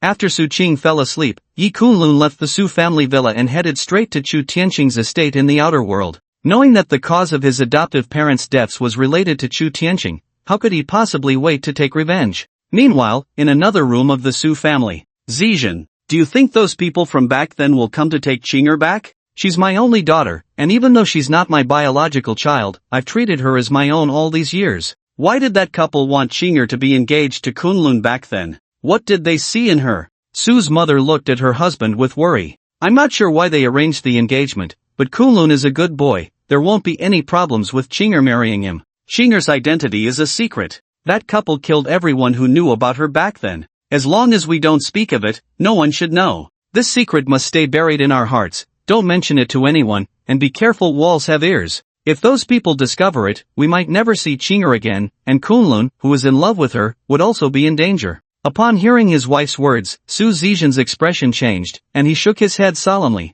Hearing her husband's words, Su's mother turned pale. I spoke too much. I won't mention this again. The next day, as the sun rose, Yi Kunlun received a call from Shangwan Aoxue, who invited him to the Tianbei district to attend the Dragon Martial Commerce Association's press conference, as they had agreed upon the day before. On the way to the Tianbei district, Yi Kunlun dialed Xiao Wenshan's number. Young master. Xiao Wenshan's respectful voice came from the other end of the line. He knew that Yi Kunlun rarely contacted him, and when he did, it was usually to convey important matters. How is the investigation going? Yi Kunlun's tone was cold. He had visited the Outer World estate yesterday but had searched high and low without finding any trace of Chu Tianqing. Clearly, he was not at the estate. Thus, Yi Kunlun had sent Xiao Wenshan to investigate Chu Tianqing's whereabouts overnight. It's my incompetence. Chu Tianqing never reveals his whereabouts to outsiders, perhaps he is in seclusion. As the president of the Jiang Province Martial Arts Association, he rarely shows himself and spends most of his time in unknown places in seclusion.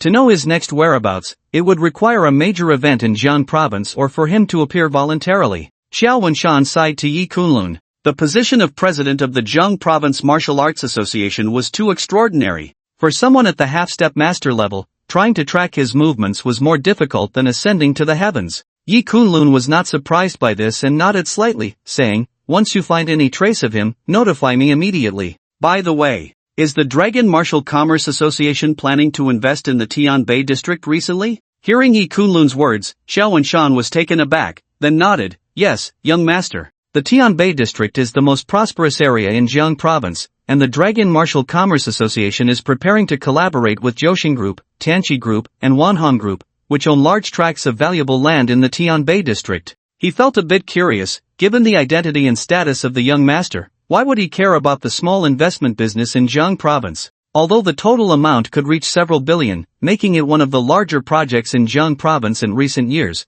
for the Longwu Chamber of Commerce, it could be said to be a drop in the bucket, hardly worth mentioning, and certainly not deserving of the young master's attention. "Let's shift the investment to the Tiannan district and collaborate with the Shangwan family. We'll announce it at the press conference later," Yi Kunlun said. Upon hearing Yi Kunlun's words, Xiao Wenshan's eyes widened in surprise. Could it be that the young master had an interest in the Shangwan family's young lady? The Shangwan family's young lady was renowned for her beauty, temperament, and figure, considered a peerless beauty in the capital, with few rivals. It was only natural for the young master to take an interest in her. The Shangwan family seemed to be in luck, having caught the young master's favor, Xiao Wenshan sighed inwardly. He was aware of the power struggles among several prominent families in Jiang province, and he hadn't expected the Shangwan family to be the first to gain a foothold. He was quite curious about how the young master and Shangwan Aoshua had met. However, he didn't ask further, that was a private matter for the young master. He then respectfully said on the phone, "As you command."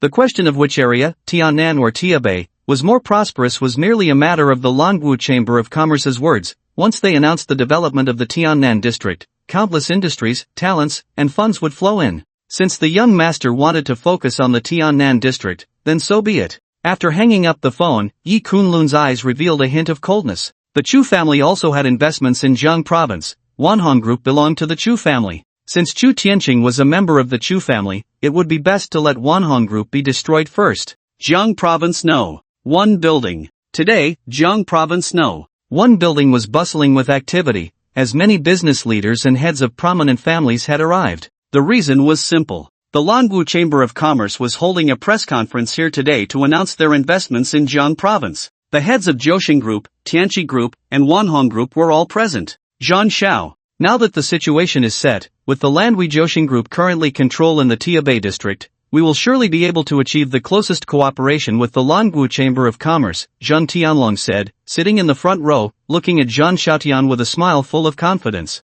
Just a short while ago, Jiaoxing Group had acquired the last precious piece of land in the Tianbei district, and now Jiaoxing Group could be said to own the most land in the Tianbei district. This was something that Tianqi Group and Wanhong Group could not compare to. Zhan Tianlong glanced at Long Qingwan sitting beside him, unable to hide his infatuation, secretly thinking, "Qingwan, this time, I, Zhan Tianlong, will achieve something great and show you what kind of person I am." The current situation had already determined that Jiaoxing Group's rise was inevitable. "This is a strong partnership," Bai Junlin said with a faint smile. Zhan Tianlong aimed to achieve something impressive to gain Long Qingwan's admiration, and Bai Junlin was no different. Today, he would give Shangwan Aoshui a hard slap in the face, making her realize how foolish it was to believe that Gai Yi Kunlun and reject him. Bai Junlin, why hasn't Shangwan Aoshua arrived yet? This woman actually believes that Yi Kunlun's Tiannan district is about to be developed and invested in. I can't wait to see her face when she realizes how wrong she was and comes to plead with me.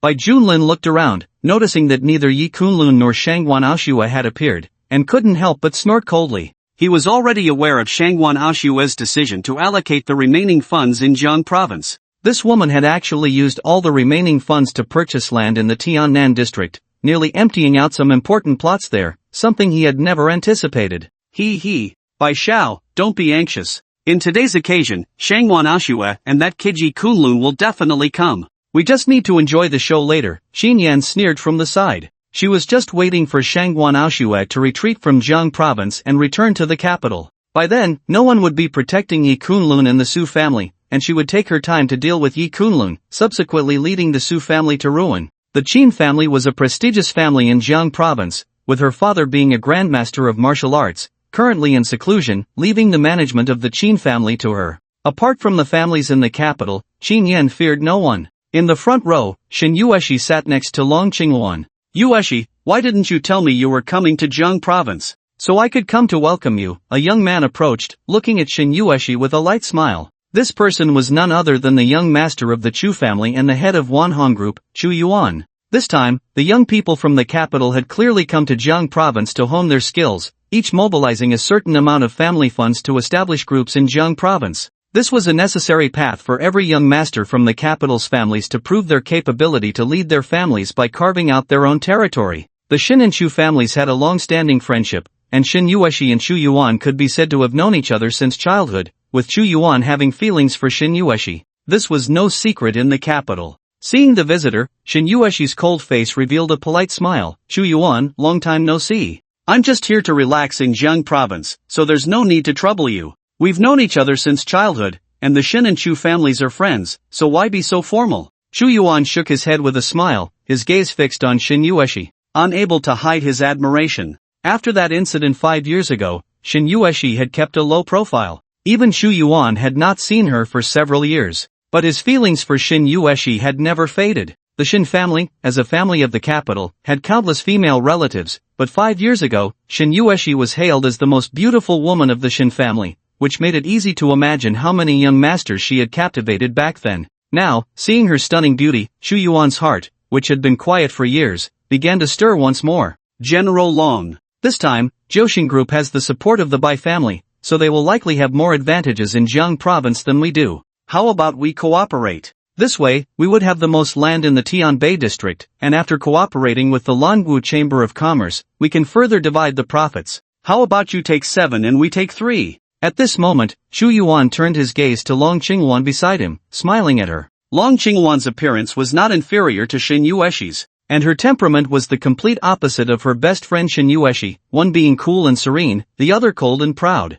Long Qingwan was the kind of woman that made one want to conquer her at first glance, but Chu Yuan dared not entertain any thoughts about her, as he knew Long Qingwan's standards were too high. Among the young generation of the capital's families, there was probably no one who could catch her eye. The reason he wanted to cooperate with Long Qingwan, even lowering his stance to offer benefits, was for 2 reasons. First, with Jiaoxing Group receiving support from the Bai family, the previous balance among the 3 major groups in Jiang province had been nearly broken. Now, whether it was Wanhong Group or Tianqi Group wanting to change the status quo, the only way was to increase their share of land in the Tianbei district, which left only one option, to cooperate with Long Qingwan. Second, because of the relationship between Long Qingwan and Shin Yueshi, his offer to Tianqi Group was clearly aimed at leaving a good impression in front of Long Qingwan and Shin Yueshi. This is a multi-billion-dollar project, and even the prestigious families of the capital cannot underestimate it. Chu Yuan is willing to give up 20%. It's easy to imagine the lengths he is willing to go to in order to leave a good impression on Shin Yueshi.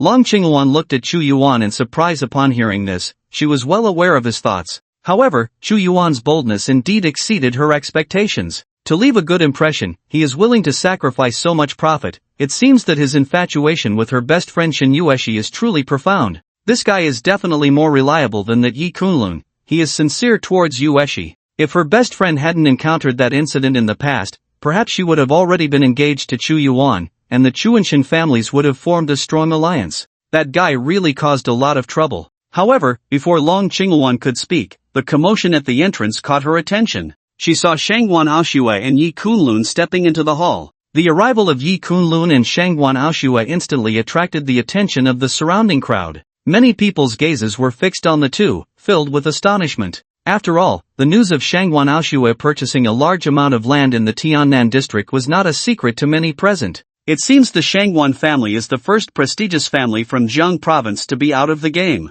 Miss Shangguan is clever and has been a standout among the younger generation of the capital. How could she make such a mistake after coming to Jiang province? I heard it was because of that guy beside her that she fell out with Bai Junlin. What does that guy have to deserve Miss Shangguan's attention? Many young people from Jiang province sighed as they looked at Shangguan Aoxue. If Shangguan Aoxue had chosen someone like Bai Junlin, they would have nothing to say, as Bai Junlin, being the heir of the Bai family, was not someone they could approach. But she chose this Yi Kunlun, which made many young people from Jiang province feel dissatisfied, as they viewed Yi Kunlun as a nobody. For a moment, many young people looked at Yi Kunlun with jealousy. What does this guy have to deserve Shangguan Aoxue's favor? Under the gaze of many, Yi Kunlun and Shangguan Aoxue took their seats in the front row. Hee hee, Shangguan Aoxue. I didn't expect you to really come. I heard you used all your remaining funds to purchase land in the Tiannan district. Are you here to embarrass yourself? Zhan Tianlong said with a sarcastic tone, his eyes filled with mockery.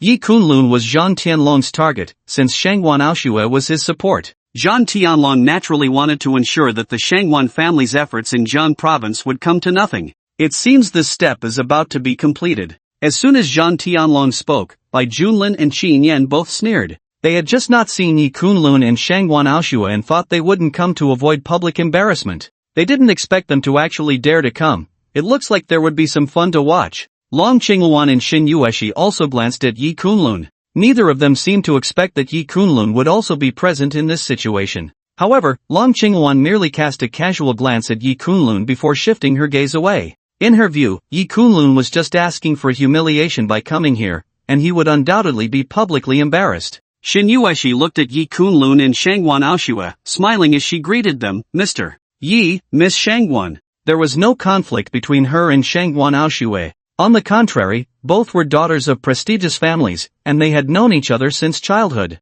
Although their relationship couldn't be described as particularly close, it was not strained either. Yi Kunlun and Shangwan Aoshue smiled in response. As for Chu Yuan, after he saw Yi Kunlun and Xin Yueshi greet each other, his expression changed constantly. He looked at Yi Kunlun with a darkened gaze, clearly not expecting the two to get along so well upon meeting. Unlike Bai Junlin, Zhan Tianlong, and others, Chu Yuan had investigated the incident involving Xin Yueshi back in the day and remembered Yi Kunlun's appearance clearly. However, before he could settle the score, news of Yi Kunlun and the Yi family's downfall reached him. He never imagined that after 5 years, he would see Yi Kunlun again, and the kid was still alive. Although he had never met Yi Kunlun in person, he was certain he wasn't mistaken just from the photos he had seen in the past. What's going on? Yueshi seems to have a good relationship with this little beast. Does she not know this scoundrel's true identity? Chu Yuan's face was as dark as water, and he thought to himself. From what he knew of Xin Yueshi, if she were aware of Yi Kunlun's true identity, she would never speak to him like that.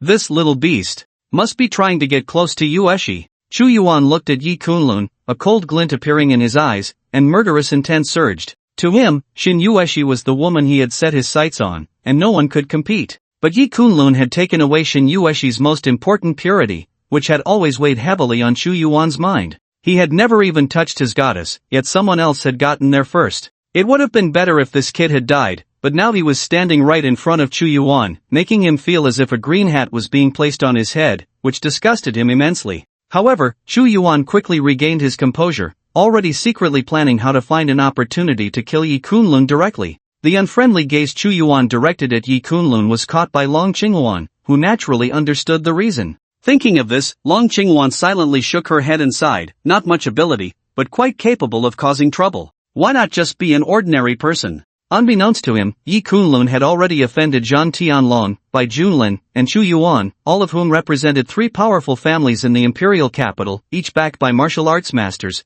with wealth and connections that were sky-high. In such a situation, how long could Yi Kunlun survive? President Xiao of the Langu Chamber of Commerce in Jiang province has arrived. Just then, a voice rang out in everyone's ears. Following that, a figure at the entrance instantly attracted everyone's attention as Qiao Wenshan walked into the venue, and applause erupted from both sides of the room. Under everyone's gaze, Qiao Wenshan stepped onto the podium. Ladies and gentlemen, welcome to this press conference of the Langu Chamber of Commerce. As the #1 Chamber of Commerce in the Great Xia, we have always been very interested in the investment and development in Jiang province. I, Qiao Wenshan, am honored to represent the Langu Chamber of Commerce to speak here. Qiao Wenshan began with some polite opening remarks as he took the stage. Miss Shangwan, you don't seem nervous at all? Yi Kunlun glanced at Shangwan Aoshue sitting beside him and smiled lightly. At this moment, Bai Junlin, Qin Yan, Zhan Tianlong, and others looked somewhat excited, while Shangwan Aoshue, who might lose everything, remained so calm, which was something Yi Kunlun hadn't expected. Aoshue believes in Mr. Yi. Shangwan Aoshue twirled her hair and smiled at him. At this point, she had no choice but to trust Yi Kunlun. Hopefully, he really knew some insider information about the Langu Chamber of Commerce and could get them to invest in the southern district first. Ladies and gentlemen, I will now announce the regions that the Langu Chamber of Commerce will invest in. At this moment, Qiao Wenshan's words immediately captured everyone's attention. Bai Junlin, Zhan Tianlong, and Chu Yuan wore smiles, exuding an air of confidence. Although Long Qinghuan did not show her joy, the slight lift of her snow-white chin and the perfect curve of her lips indicated her confidence in the location that Xiaowanshan was about to reveal. Although Shangwan Aoshue's expression remained calm, her jade-like hands were unconsciously clenched tightly together, revealing her inner turmoil. After all, while she believed in Yi Kunlun, the importance of the North Tian district to Jiang province was undeniable. Why would the Lanwu Chamber of Commerce choose to invest in the South Tian district? Aside from knowing that Yi Kunlun was likely acquainted with Xiaowanshan, Shangwan Aoshue was unaware of any insider information. At this moment, she was completely in a state of betting everything on her belief in Yi Kunlun. Ladies and gentlemen, the place that the Lanwu Chamber of Commerce has chosen to invest in next is the South Tian district. At this moment, under the gaze of everyone, Xiaowanshan announced the 3 words, South Tian district. Instantly, the room fell silent. The expressions of everyone present as they looked at Xiaowanshan varied, filled with shock, confusion, and also surprise. Almost every emotion was reflected on the faces of those in the venue. How is this possible? How could the Lanwu Chamber of Commerce choose to invest in the South Tian district? Zhan Tianlong and Bai Junlin both stood up abruptly, their faces filled with disbelief, even exclaiming in shock. Just moments ago, they had been prepared to welcome the cooperation of the Lanwu Chamber of Commerce, yet unexpectedly, Xiaowanshan announced the investment in the South Tian district. Damn it! Why is this happening? Compared to the North Tian district, the South Tian district is a place where not even a bird would defecate. How could the Lanwu Chamber of Commerce make such a choice? Bai Junlin's face twitched, veins bulging on his forehead, his expression extremely grim. 1 billion. He had invested 1 billion in the North Tian district, and now that the Lanwu Chamber of Commerce was not developing the North Tian district, did that not mean his 1 billion was going down the drain? After all, for a long time, no one would develop the land in the North Tian district, and it would be left in his hands. All the funds and talents would flow to the South Tian district, simply because the Lanwu Chamber of Commerce was going there. Even though he was the young master of the Bai family in the capital, a loss of 1 billion felt almost like a painful amputation to him. After all, the funds he could draw from the Bai family for his test in Jiang province were not limitless. At this moment, he couldn't fathom why the Lanwu Chamber of Commerce would abandon the more promising and resource-rich North Tian district to invest in the South Tian district. Zhan Tianlong's expression was equally dark, his frustration was even greater than Bai Junlin's. For him, this investment in the North Tian district was crucial to his image in front of Long Qingluan, a chance to impress her, yet it ended up being a complete failure. That kid really hit the nail on the head. But how is that possible? How could he know the insider information of the Lanwu Chamber of Commerce? Xinyan looked at Yi Kunlun beside her, her expression filled with resentment and hatred. She had never expected that at the last critical moment, Shangwan Aoshue would make a comeback. With her land in the South Tian district, the Shangwan family would surely achieve significant cooperation with the Lanwu Chamber of Commerce in Jiang province. This was something that the 3 major groups in Jiang province could not compare to. This time, Shangwan Aoshue not only did not retreat from Jiang province but instead solidified her position. Xinyan's face was extremely grim. She had originally thought that once Shangwan Aoshue returned to the capital in disgrace, with no one to support Yi Kunlun, she could find someone to eliminate him. But now it seemed, she didn't know when that day would come. Just then, Xinyan's phone rang. She answered the call, and upon hearing the voice on the other end, her expression instantly turned to one of wild joy. The voice on the other end simply stated that her father had been promoted to a martial arts master, as a prominent family in Jiang province. Although the Qin family does not hold the same status as those noble families in the imperial capital, they have stood strong for many years. The head of the Qin family is a formidable grandmaster, comparable in martial arts prowess to Chu Tianqing. Without such a martial arts expert, the Qin family would not have the qualifications to be considered a prominent family in Jiang province, nor would they have the standing to form marital ties with the noble families of the imperial capital. At this moment, Xinyan trembled with excitement. Originally, her apprehension towards the Shangwan family stemmed solely from their possession of a martial arts master. Such a figure was, for the Qin family, akin to a dimensional strike. But now that her father is also such a master, what is there to fear from the Shangwan family? So what if Shangwan Aoshue won this time? My father has ascended to the rank of martial arts master, and who in all of Jiang province would dare to provoke our Qin family? You little beast! I can finally kill you, but before I do, I will torment that wretched Su Qing 1,000 times over, to appease my brother's spirit in heaven. Xinyan's gaze was fixed on Yi Kunlun, filled with a sinister smile. With this thought, Xinyan stood up and left. At this moment, Long Qingluan's expression was also not pleasant. She did not expect that everything would truly be as Yi Kunlun had predicted. The Languo Chamber of Commerce really chose to invest in the Southern District. This time, the Tianqi Group's investment in the Northern District could be described as a blood loss. And now the land in the Southern District is entirely in Shangwan Aoshua's hands.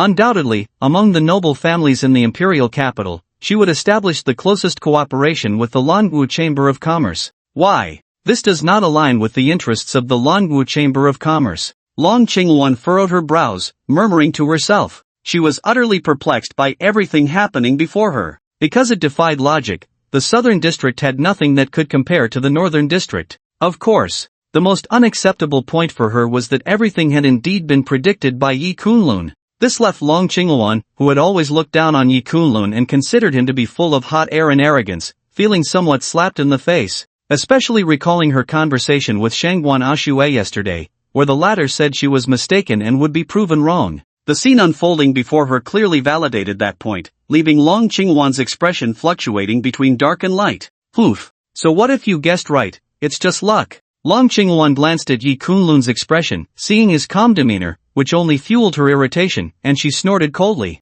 Beside her, Shin Yueshi watched this scene and sighed softly. To be honest, regarding what Yi Kunlun said yesterday, she believed him and even advised her best friend, but unfortunately, her best friend was too resolute in her thoughts, and no amount of persuasion worked. Now, this situation had led to significant losses for the Tianqi Group. At the very least, they had missed the opportunity to collaborate with the Languo Chamber of Commerce. At this moment, countless gazes were focused on Shangwan Aoshue, filled with envy, resentment, and jealousy. Many were aware that all the important land in the Southern District had now fallen into Shangwan Aoshue's hands. If one were to say she had no insider information, no one present would believe it. Even Bai Junlin, Zhang Tianlong, and others believed Shangwan Aoshue had insider knowledge, otherwise, she would not have made such a move. After all, based solely on Yi Kunlun's words, Shangwan Aoshue believed him, directly placing a bet of over $1 billion in investment, something only a madman would do. Many sighed inwardly. This woman had caught everyone off guard. Undoubtedly, in the future of Jiang province, the Shangwan family would surely become the primary partner of the Languo Chamber of Commerce. As Shangwan Aoshue watched this scene, her tightly clenched jade hand finally relaxed, her beautiful eyes gazing at Yi Kunlun, her delicate brows fluttering like cicada wings, the excitement in her heart difficult to express, whispering to herself, I bet right. Mr. Yi truly knows the inside story. What exactly is Mr. Ye's relationship with the Languo Chamber of Commerce, that he knows such insider information? At this moment, Shangwan Aoshue gazed at Yi Kunlun, her heart filled with the greatest question. As Qiao Wenshan announced the location where the Languo Chamber of Commerce would invest, the scene erupted in quite a stir, but soon returned to calm. In just half an hour, the press conference concluded, and the crowd began to disperse one by one. Mr. Yi, how did you know that the Languo Chamber of Commerce is investing in the Tiannan district? In the corridor outside the press conference, Shangwan Aoshue looked at Yi Kunlun with a playful smile. At this moment, she appeared very relaxed. After all, Xiao Wenshan had just discussed with her that the Languo Chamber of Commerce intended to collaborate with the Shangwan family in the Tiannan district. Among the major families in the imperial capital, only the Shangwan family currently enjoyed such treatment. It's simple, because I am the president of the Languo Chamber of Commerce. If I say the Languo Chamber of Commerce is investing in the Tiannan district, then it is indeed investing there, Yi Kunlun replied with a faint smile. Shangwan Aoshue was taken aback. Then her beautiful eyes couldn't help but glare at Yi Kunlun. Mr. Yi is teasing Aoshue again. Although Yi Kunlun was indeed extraordinary, revealing one shocking card after another, to say that he was the president of the Languo Chamber of Commerce seemed too far-fetched to her. After all, the Languo Chamber of Commerce was founded by the Valkyrie, and it was well known that she was the president. However, today's events confirmed that Yi Kunlun had a very close relationship with the Languo Chamber of Commerce. Her previous suspicions were mostly correct.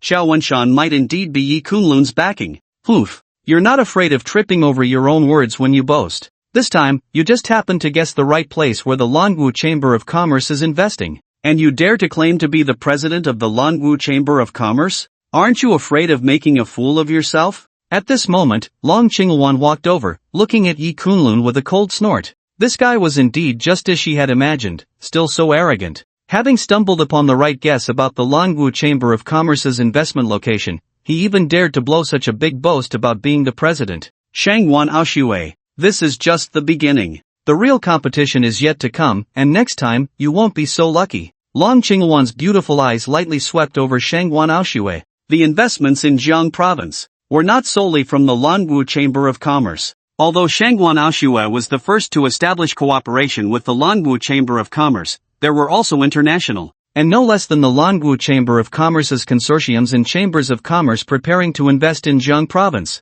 This time, Shangwan Aoshui had merely gained a slight advantage. After saying this, she directly walked out of the corridor. At this moment, Shin Yueshi also approached, looking at Yi Kunlun with a light smile. Mr. Yi truly has a knack for predicting. Yueshi admires you, farewell. She sighed softly in her heart. Her best friend was still seeing things through colored glasses. If she had listened to her words yesterday, the Tianqi group would have reaped huge rewards today. She finally understood why Shangwan Aoshui had torn her face with Bai Junlin over Yi Kunlun, even without needing the Bai family's assistance. Yi Kunlun's identity was absolutely extraordinary, and in terms of importance to the Shangwan family, he even surpassed Bai Junlin. With such a capable person assisting Shangwan Aoshui, her best friend would probably be unable to compete with her in Jiang province. If she wasn't mistaken, Yi Kunlun most likely had an unusual relationship with the Languo Chamber of Commerce, allowing him to know about Zhao Wenshan's level of information, which was why he had said yesterday that the Languo Chamber of Commerce would invest in the Tiannan district.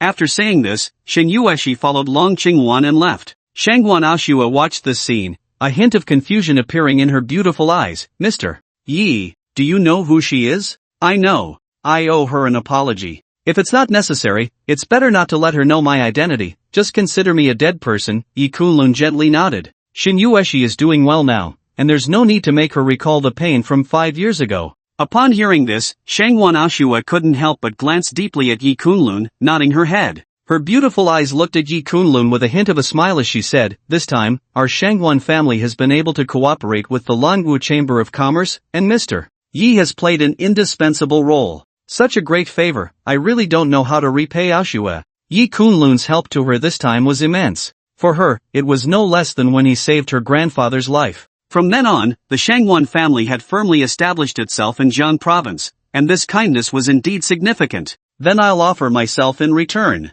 Yi Kunlun chuckled playfully. As soon as these words left Yi Kunlun's mouth, Shangwan Aoshui's cold and beautiful face froze for a moment. A blush involuntarily appeared on her cheeks. She hadn't expected Yi Kunlun to say such a thing. Just joking. Seeing Shangwan Aoshui's expression, Yi Kunlun smiled and waved his hand, realizing that this girl couldn't handle a tease. Shangwan Aoshui shot him an annoyed glance. Mr. Yi is really annoying. The two chatted all the way and soon walked out of the corridor. Since some collaborations in the Tiannan district needed to be discussed with the Languo Chamber of Commerce, Shangwan Aoshui bid farewell to Yi Kunlun. Mr. Yi, you have done Aoshui a great favor this time. I have decided to give you half of the shares of the Shangwan group in Jiang province. Before parting, Shangwan Aoshui looked at Yi Kunlun earnestly with her beautiful eyes. The Shangwan group in Jiang province is solely owned by Shangwan Aoshui. She holds 100% of the shares, with assets worth over 1 billion, but after the Languo Chamber of Commerce announced its development in the Tiannan district today,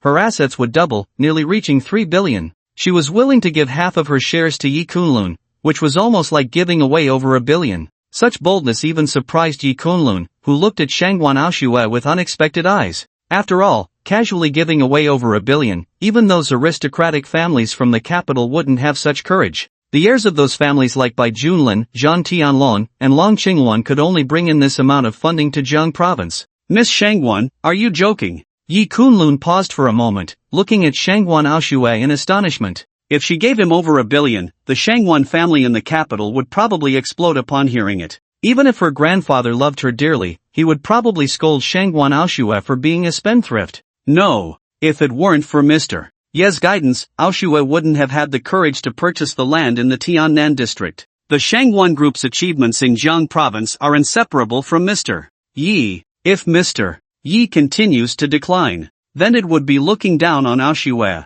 Shangwan Aoshui said seriously. Clearly, deciding to give half of her shares to Yi Kunlun was something she had already resolved to do, and it couldn't be changed. After saying this, Shangwan Aoshui moved her delicate hand and took out a share transfer document, which stated that as long as Yi Kunlun signed, half of the shares of the Shangwan group in Jiang province would belong to him. This. Alright. Seeing Shangwan Aoshui so determined, Yi Kunlun couldn't help but smile wryly and then signed the document. Although countless enterprises and families in the world would dream of having Yi Kunlun as a shareholder, he had little interest. However, since Shangwan Aoshui extended such a warm invitation, Yi Kunlun didn't mind, as they were already familiar friends. It seemed he would have to help her rise to the top group in Jiang province in the future, otherwise, it would be too ungrateful for her kindness. At this moment, Zhan Tianlong, Bai Junlin, Long Qingluan, and others had just walked outside and witnessed this scene. Their gazes were fixed on Shangwan Aoshui, as if looking at a madwoman. What kind of madness had this woman fallen into to give half of her shares to Yi Kunlun? This kid. Bai Junlin looked at Yi Kunlun with eyes full of envy, jealousy, and hatred, his expression almost turning sinister. How skilled is this guy at living off others? He actually won the favor of Shangwan Aoshui, who directly gifted him half of her shares. Consider Bai Junlin, the proud young master of the Bai family, even if he wanted to invite Shangwan Aoshui to dinner, it would be nearly impossible. Yet, Shangwan Aoshui casually gave Yi Kunlun shares worth over 1 billion. Perhaps the two have already shared a bed. At this moment, Bai Junlin watched the scene, his eyes nearly turning green with jealousy. Zhan Tianlong felt the same. Although he had always admired Long Qingluan, Shangwan Aoshui was not inferior to her in any aspect. If he could gain Shangwan Aoshui's favor, the Zhan family could form a powerful alliance with the Shangwan family. Zhan Tianlong would lead the Zhan family to new heights, but such a thing was nearly impossible. Now, seeing this mere country bumpkin Yi Kunlun receiving such treatment, Zhan Tianlong was also filled with jealousy.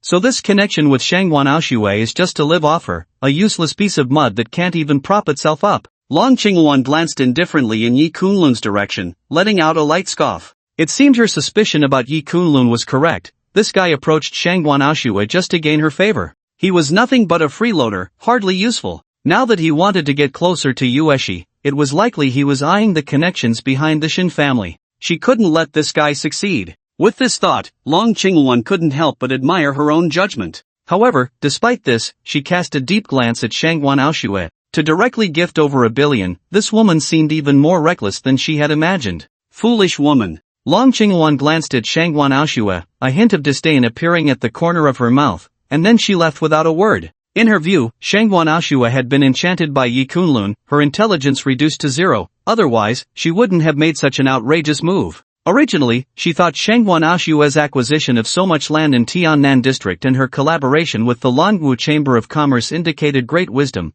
but now it seemed otherwise. Qingluan, I think Mr. Yi might have some unknown secrets, like the news of the Longwu Chamber of Commerce's investment, and Miss Shangwan was the first to know about his extraordinary identity. Her actions are meant to tie herself to Mr. Yi, Shin Yueshi said, her beautiful eyes fixed on Yi Kunlun and Shangwan Aoshui, her brows slightly furrowed. As the saying goes, those involved are confused while bystanders see clearly. She always felt there was some contradiction or misunderstanding between her best friend and Mr. Yi, which led her friend to view him through colored glasses. What kind of person is Shangwan Aoshui? The young lady of the prestigious Shangwan family, having seen countless young men, raised in the Shangwan family, what kind of scenes hasn't she witnessed? How could she treat this matter lightly? Shin Yueshi's words did make sense. But she was unaware that Shangwan Aoshui's willingness to give Yi Kunlun shares was not due to any extraordinary identity of his, but rather because Yi Kunlun had done great favors for the Shangwan family. He saved Shangwan Yuntian, gifted a work from the painting saint, allowing the Shangwan family to have a martial arts master at their side,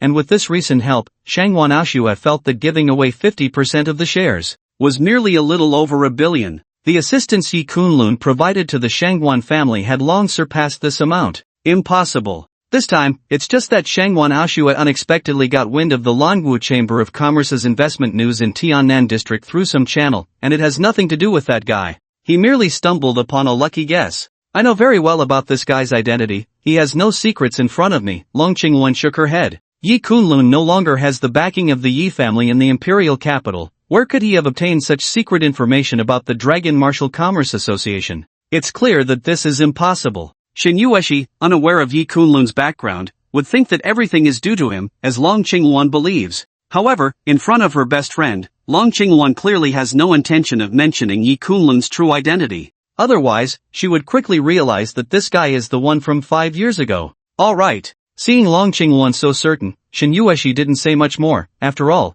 it seemed that she and Mr. Yi really knew each other. Perhaps she was overthinking it. Soon, Long Qingluan and Shin Yueshi left in a car. Zhan Tianlong and Bai Junlin did the same. This time, the opportunity to compete and collaborate with the Dragon Martial Commerce Association had failed, so they needed to consider other directions. For example, cooperating with international consortiums, as those multinational groups are never short of funds and resources. Otherwise, once Shangwan Aoshui gains momentum, it would be even harder for them to establish a foothold in Jiang province. Mr. Yi, I'll go handle some matters now, and I'll contact you later. I've already arranged for someone to deal with the Su family's affairs, Shangwan Aoshui said, putting away the equity documents and smiling lightly at Yi Kunlun. After saying this, she walked towards a nearby car and headed to Qiao Wenshan's office. After all, they still needed to discuss the cooperation matters thoroughly. Are you Yi Kunlun? After Shangwan Aoshui left, a figure approached Yi Kunlun. It was none other than Chu Yuan.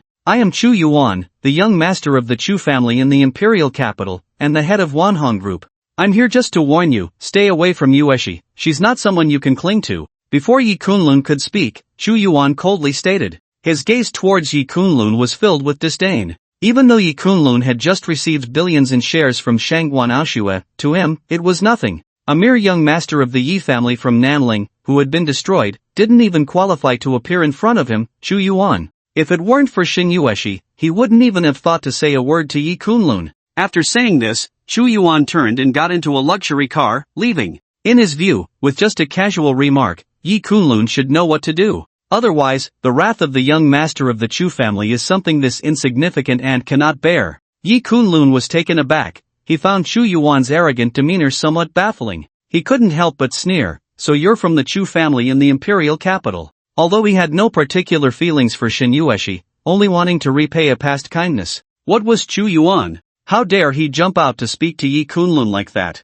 Originally, Yi Kunlun was prepared to settle accounts with Wanhong Group. Since Chu Yuan had come to him, he naturally had to satisfy the other party, first letting the Chu family's investments in Jiang province go to waste. Thinking of this, Yi Kunlun picked up his phone, ready to call Qiao Wenshan to investigate Wanhong Group. However, just as he was about to dial Qiao Wenshan's number, another call came in on his phone. The number was Su Qing's, but when Yi Kunlun answered, another woman's voice came through. Yi Kunlun, if you want Su Qing to live, come to the southern suburbs of the city. A cold laugh echoed from the other end, and then the call was abruptly hung up. Hearing the voice, Yi Kunlun's pupils suddenly constricted, and a murderous intent flashed in his eyes. Chingan. He recognized the voice immediately. It was Chingan, Chingan's sister. Yi Kunlun didn't expect this woman to be so audacious, daring to commit kidnapping in broad daylight. She was simply asking for death. In the southern suburbs, at an abandoned factory. How is it? Have you arranged everything? That kid is also a martial arts master.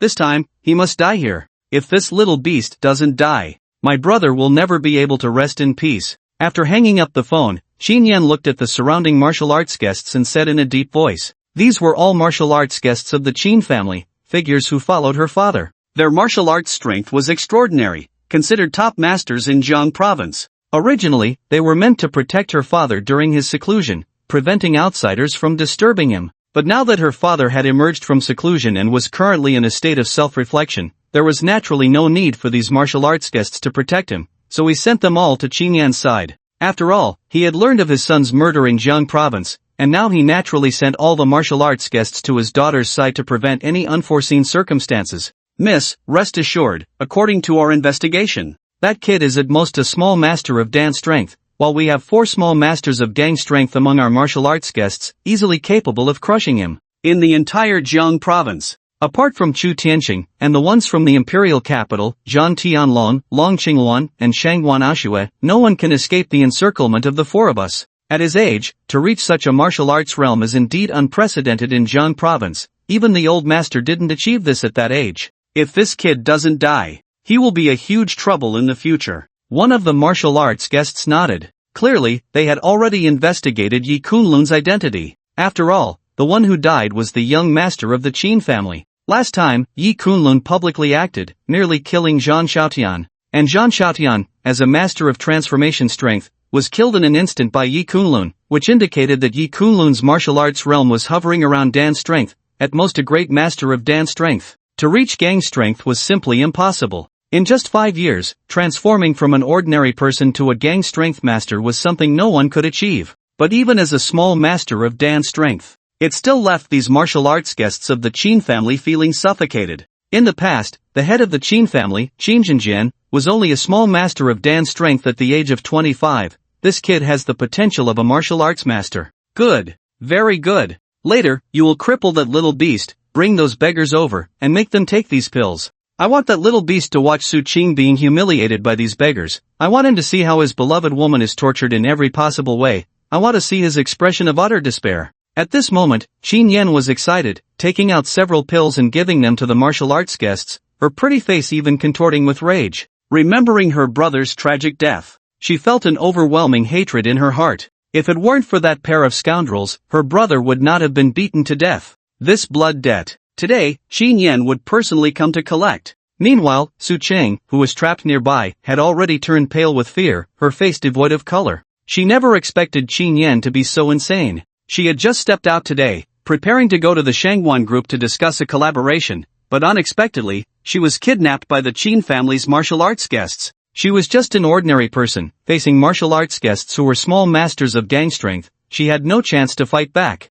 She originally thought she would at most die, but she never expected Chingan to be so inhumane, wanting to use a few beggars to defile her. Su Qing. Thinking of the scene she might face later, Su Qing trembled uncontrollably, but still gritted her teeth and shouted, "Chingan, I take full responsibility for my actions. Chingan's death is all because of me, and has nothing to do with Brother Kunlun. If you have the ability, come at me alone. You can take your revenge however you want." The strength of these martial arts guests from the Qin family was terrifying. According to what they just said, once Yi Kunlun arrived, it would almost certainly be a situation of certain death. This matter arose because of her. She didn't want to drag Yi Kunlun down. Losing one was better than losing two. Ha ha ha. You shameless woman, do you still think you have the right to negotiate with me at this point? Your worthless life is not enough to repay my brother's life. You two dogs must die. Upon hearing Su Qing's words, Chinyan's face immediately twisted into a sinister smile. Shut her up, so she doesn't bite her tongue and die, Chinyan said to a martial arts guest beside her in a low voice.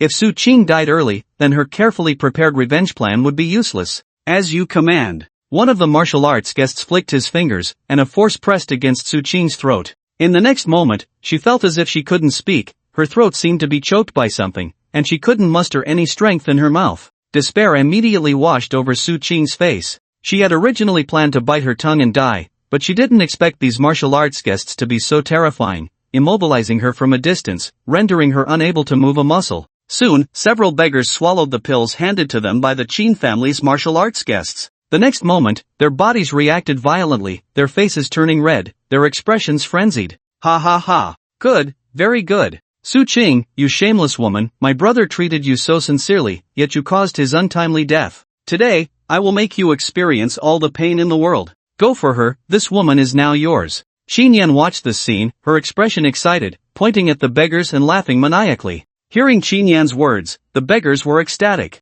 A woman like Su Qing, with her figure, looks, and temperament, was truly a rare beauty, the number one beauty of Nanling. Such an exquisite woman, they usually didn't even have the right to look up to, they had no chance to even see her, as if they were from two different worlds. But at this moment, they actually had the chance to encounter such a woman. Even without the stimulation of the pills, these beggars were almost delirious with excitement, especially since their expressions were already abnormal. At this moment, the beggars let out excited howls, their eyes gleaming with lust as they charged towards Su Qing. Boom! However, just as the situation was about to reach a critical point, the door of the abandoned factory was kicked open, and a terrifying wave of energy surged in, instantly knocking the beggars away. This scene took everyone present by surprise, even Chinyan was startled. Immediately, a figure standing at the door attracted everyone's attention. It was none other than Yi Kunlun. Brother Kunlun. Although Su Qing couldn't speak at this moment, upon seeing that figure, her delicate body trembled, and tears fell uncontrollably.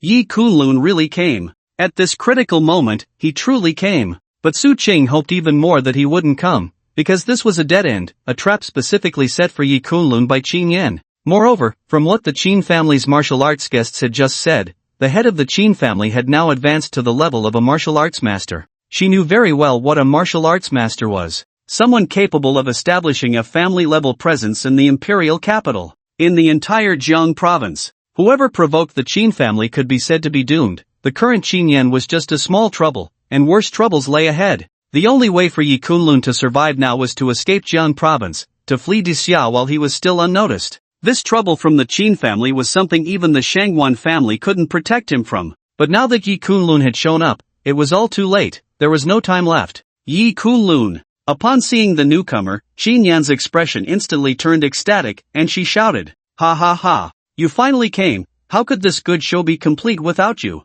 Soon, I will let you see how Su Cheng enjoys herself with these beggars." Xinyan's face was filled with excitement. She originally thought that Yi Kunlun would take some time to arrive, but she didn't expect him to come so quickly. "Quick! You four, cripple this little beast's hands and feet, leave him a breath, I want him to suffer and die later," Xinyan said with a sinister smile as she looked at Yi Kunlun. Now that her father had been promoted to a martial arts master, the entire Jiang province, her Qin family was in existence that no one could provoke. Even if her father went to the imperial capital, the Shangwan family would have to treat him with respect. This is the weight of a martial arts master. With the foundation of the Qin family, going to the imperial capital already had the roots of an imperial capital family. Even if Yi Kunlun's backing was Shangwan Aoshue, so what? Xinyan completely disregarded Shangwan Aoshue. "As you command, miss." The four martial arts guests of the Qin family replied with cupped hands, then turned their cold gazes towards Yi Kunlun. Now that Qin Jinjian had broken through to the realm of martial arts master, they were all thinking of ways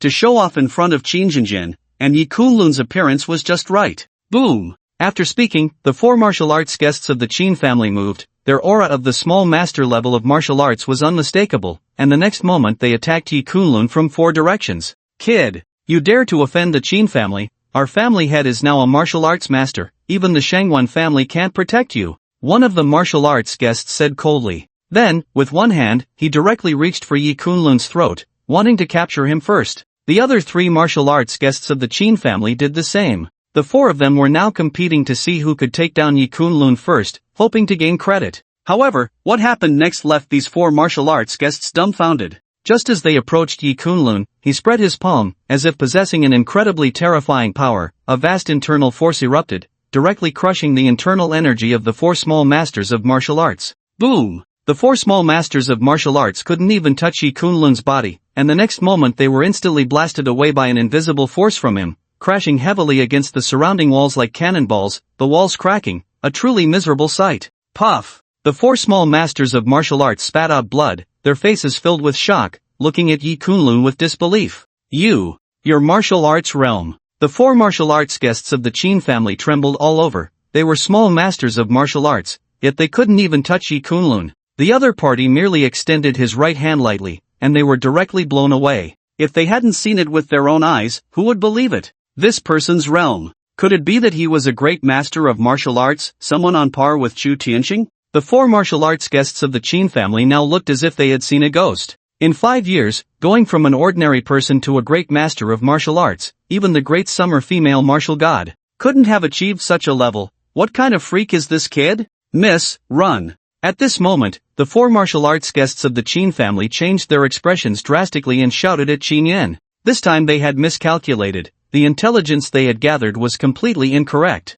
Yi Kunlun's level of defiance far exceeded their imagination. I'm afraid only the family head could subdue Yi Kunlun. As for Qinyan beside them, her face was now pale, no longer the previous arrogance and pride. At this moment, she felt her back drenched in sweat, her whole body cold. The scene of Yi Kunlun just making a move appeared in her eyes like a war god. It nearly scared the courage out of her. Damn it! Why is this happening? Why is this little beast so powerful? Xinyan's face twisted, filled with unwillingness. She never dreamed that the four martial arts guests of her Qin family would be unable to withstand even a single move in front of Yi Kunlun. Now she finally understood why Shangwan Aoshue valued Yi Kunlun so much, even going so far as to tear her face with Bai Junlin for him. Yi Kunlun had deceived her, Bai Junlin, and Zhang Tianlong. He was simply extraordinary. In terms of martial arts strength, he was probably on par with Long Qingwan and Shangwan Aoshue. I will call my father here. No matter how powerful this little beast is, can he really match my father? Xinyan thought to herself, casting a resentful glance at Yi Kunlun, and without a moment's hesitation, she turned and fled. Want to escape? Yi Kunlun's expression was indifferent as he flicked his fingertip, and a surge of internal energy shot out. The internal energy released by a martial arts master could reach over 100 meters. Although Yi Kunlun did not use his full strength, it was easy to strike Xinyan's knee. Xinyan let out a scream, and the next moment, she knelt on the ground, unable to move an inch, the remaining pills on her body falling out. At this moment, Yi Kunlun stepped forward, his expression emotionless as he examined Xinyan. You You can't kill me. My father is a martial arts master. If you kill me, he won't let you go. Chingan was completely panicked, even forgetting the pain in her knee, her face pale. She was genuinely afraid that this madman Yi Kunlun would recklessly kill her. Kill you? Wouldn't that be too easy for you? Yi Kunlun sneered coldly, glancing at the pills on the ground. But to Chingan, that smile seemed devilish, making her tremble all over. Saying this, Yi Kunlun directly flicked the pills into Chinyan's mouth and then kicked her in front of the few beggars who looked frenzied and excited. The beggars, already in a state of excitement, let out a strange cry and pounced on Chinyan upon seeing this scene. Chinyan was equally insane at this moment. She had completely lost her mind. You madman. The 4 martial arts guests of the Qin family watched this scene, their mouths trembling involuntarily. The dignified young lady of the Qin family in Jiang province was actually entangled with a few beggars in such a crazy manner. If this matter were to spread, it would undoubtedly cause a seismic sensation in Jiang province. At this moment, they could already foresee the fury on the face of Qin Jinjian, the head of the Qin family. The son of a martial arts master was killed, and his daughter ended up in such a tragic state, if Qin Jinjian did not turn Jiang province upside down and tear the murderer to pieces. His title as a martial arts master would likely become a joke. Yi Kunlun before them. Was he really unafraid to clash with a martial arts master? Go to hell. Yi Kunlun spoke indifferently, then struck out with a palm, instantly killing the 4 martial arts guests of the Qin family. He then walked over to Su Qing, unsealing her mute acupoint and loosening her bindings. It's okay. Yi Kunlun comforted softly, his face full of apology. If it weren't for him, Su Qing wouldn't have suffered such a calamity. Brother Kunlun. I'm fine, it's just that today's incident has escalated too much, to the point where it can't be salvaged. There's still time. If we wait any longer, it will all be too late. You should escape, leave Jiang province, leave the great Xia. Although Qin Jinjian is very powerful, a martial arts master, the world is vast, and he may not necessarily find you. Su Qing's face was pale as she hurriedly spoke to Yi Kunlun. The news would soon reach Qin Jinjian's ears, and by then, it would be too late for Yi Kunlun to escape. This was his only chance. If I escape, what will happen to you, your parents, and the Su family? If Qin Jinjian can't find me, he will definitely vent his anger on the Su family. Yi Kunlun said softly, his gaze towards Su Qing softening. He hadn't expected that after suffering such a great calamity, the first thing she thought of upon escaping was him, Yi Kunlun. I don't know, but the priority now is for you, brother Kunlun, to stay alive. Right now, the first person Qin Jinjian wants to kill is you. Su Qing shook her head, her beautiful eyes filled with worry as she looked at Yi Kunlun. Even though they had escaped Jiang province, escaped from the great Xia, could Yi Kunlun really evade Qin Jinjian for a lifetime? The connections and resources of a martial arts master are too powerful. There are probably countless people willing to reveal Yi Kunlun's whereabouts in order to befriend a martial arts master. No matter where Yi Kunlun escapes to, he is likely surrounded by danger. Silly girl. Qin Jinjian is indeed formidable, having broken through to become a martial arts master. He is a true hero in his own right, but isn't your brother Kunlun formidable too? He is a martial arts master, does that mean I can't be? Yi Kunlun affectionately stroked Su Qing's cheek and smiled at her. His smile was filled with confidence and grandeur. As a martial arts master, Yi Kunlun had already reached that level a year ago. Qin Jinjian had just stepped into this realm. Although there are few who can match him in Jiang province, Yi Kunlun did not regard him as a threat. His body had been tempered by dragon blood, and even if he had just broken through to become a martial arts master, he was far stronger than an ordinary martial arts master. After all, there are distinctions in strength among martial arts masters, otherwise, there wouldn't be a ranking of the top 100 martial arts masters in Asia. What interested Yi Kunlun now were only the top 30 figures on that list. Ah, brother Kunlun, you are actually a martial arts master? Su Qing was astonished upon hearing Yi Kunlun's words, her beautiful eyes filled with disbelief. Although she was an ordinary person, the Su family was a prominent family in Nanling, so she was well aware of the significance of the title martial arts master. She had never heard of anyone like Yi Kunlun, who had disappeared for 5 years and transformed from an ordinary person into a martial arts master. That's right. And I am a martial arts master even more powerful than Qin Jinjian. I have been in this realm for a year now, Yi Kunlun said with a faint smile.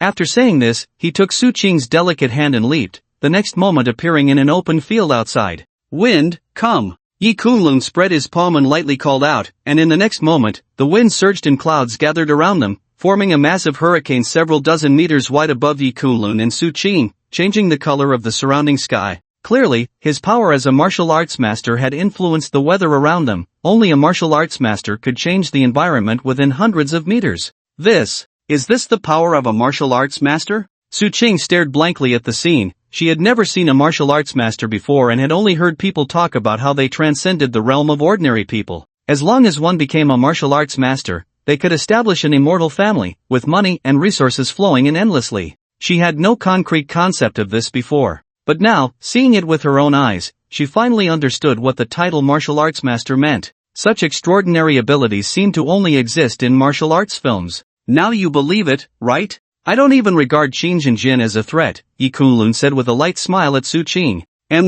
I believe it now. Brother Kunlun, you have hidden yourself too deeply. Probably no one else knows you are a martial arts master besides me. Su Qing felt relieved at this moment. She had wondered how Yi Kunlun dared to kill Chingan and confront Chinyan today. It turned out he was a martial arts master, which explained everything. Soon, Yi Kunlun and Su Qing left the place. The next day, the Qin family, worried about the absence of the young lady and the 4 martial arts guests' replies for a night, eventually found the lively yet lifeless Chinyan along with 4 beggars, as well as the corpses of the 4 martial arts guests in an abandoned factory. The death of the Qin family's young lady and the beggars was nothing short of an earthquake-like shock for the Qin family. The impact was even stronger than Qin Jinjian's breakthrough to the realm of martial arts master. If this news spread, it would leave countless people in Jiang province dumbfounded, jaws dropped. Although the Qin family suppressed the news, it still reached the ears of some upper-class individuals in Jiang province, but the identity of the murderer remained unclear. After all, aside from Qin Yan and the 4 martial arts guests, only the head of the Qin family, Qin Jinjian, knew about this incident.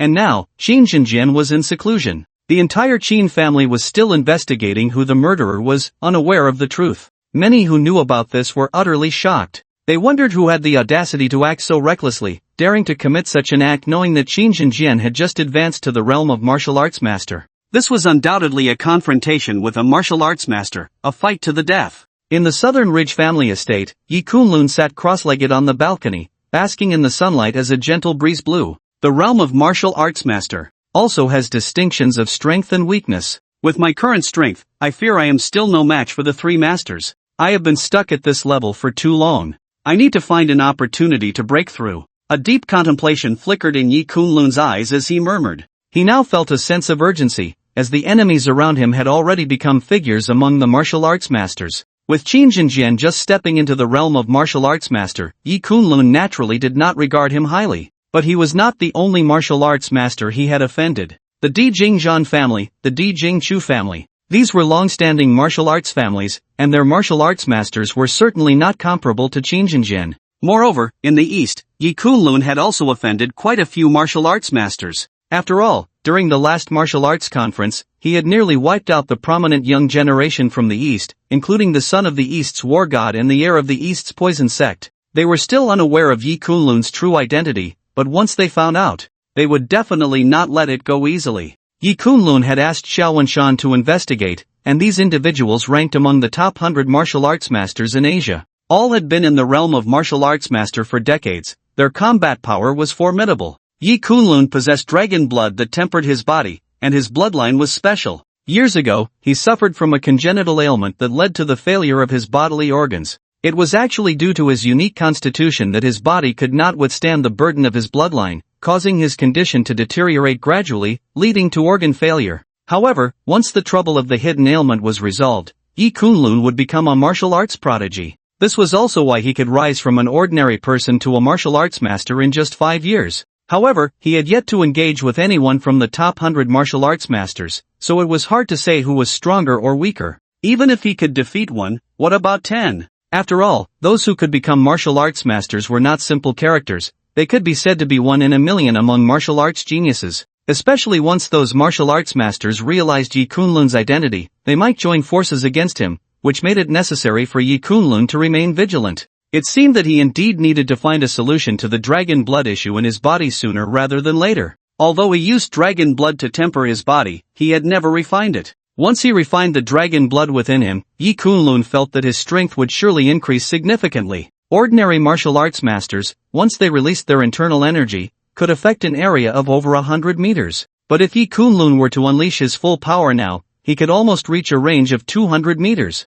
However, once he refines the dragon blood within him, Yi Kunlun felt that he could at least multiply his strength several times. According to the records of the Asian martial arts master rankings, releasing internal energy over a range of 400 meters would be enough to elevate him into the top 10 of the rankings. Let's see if there are other methods. Yi Kunlun murmured to himself. Although sleeping with Shangguan Aoshue would likely help him refine the dragon blood, Yi Kunlun was not the type to force others. After all, his relationship with Shangguan Aoshue was not yet at the level where they could share a bed. Just as Yi Kunlun was meditating, his phone rang. Mr. Yi, do you have a moment? Recently, an energy tycoon has come to Jiang province, and the energy cooperation he holds is extremely important to us. The reason he came to Jiang province this time is to seek out a famous doctor from the Great Xia to treat his ailing father. Chu Yuan has already taken action, and I've heard he has invited a miraculous doctor from the medicine sect from the capital. We cannot let them seize this opportunity.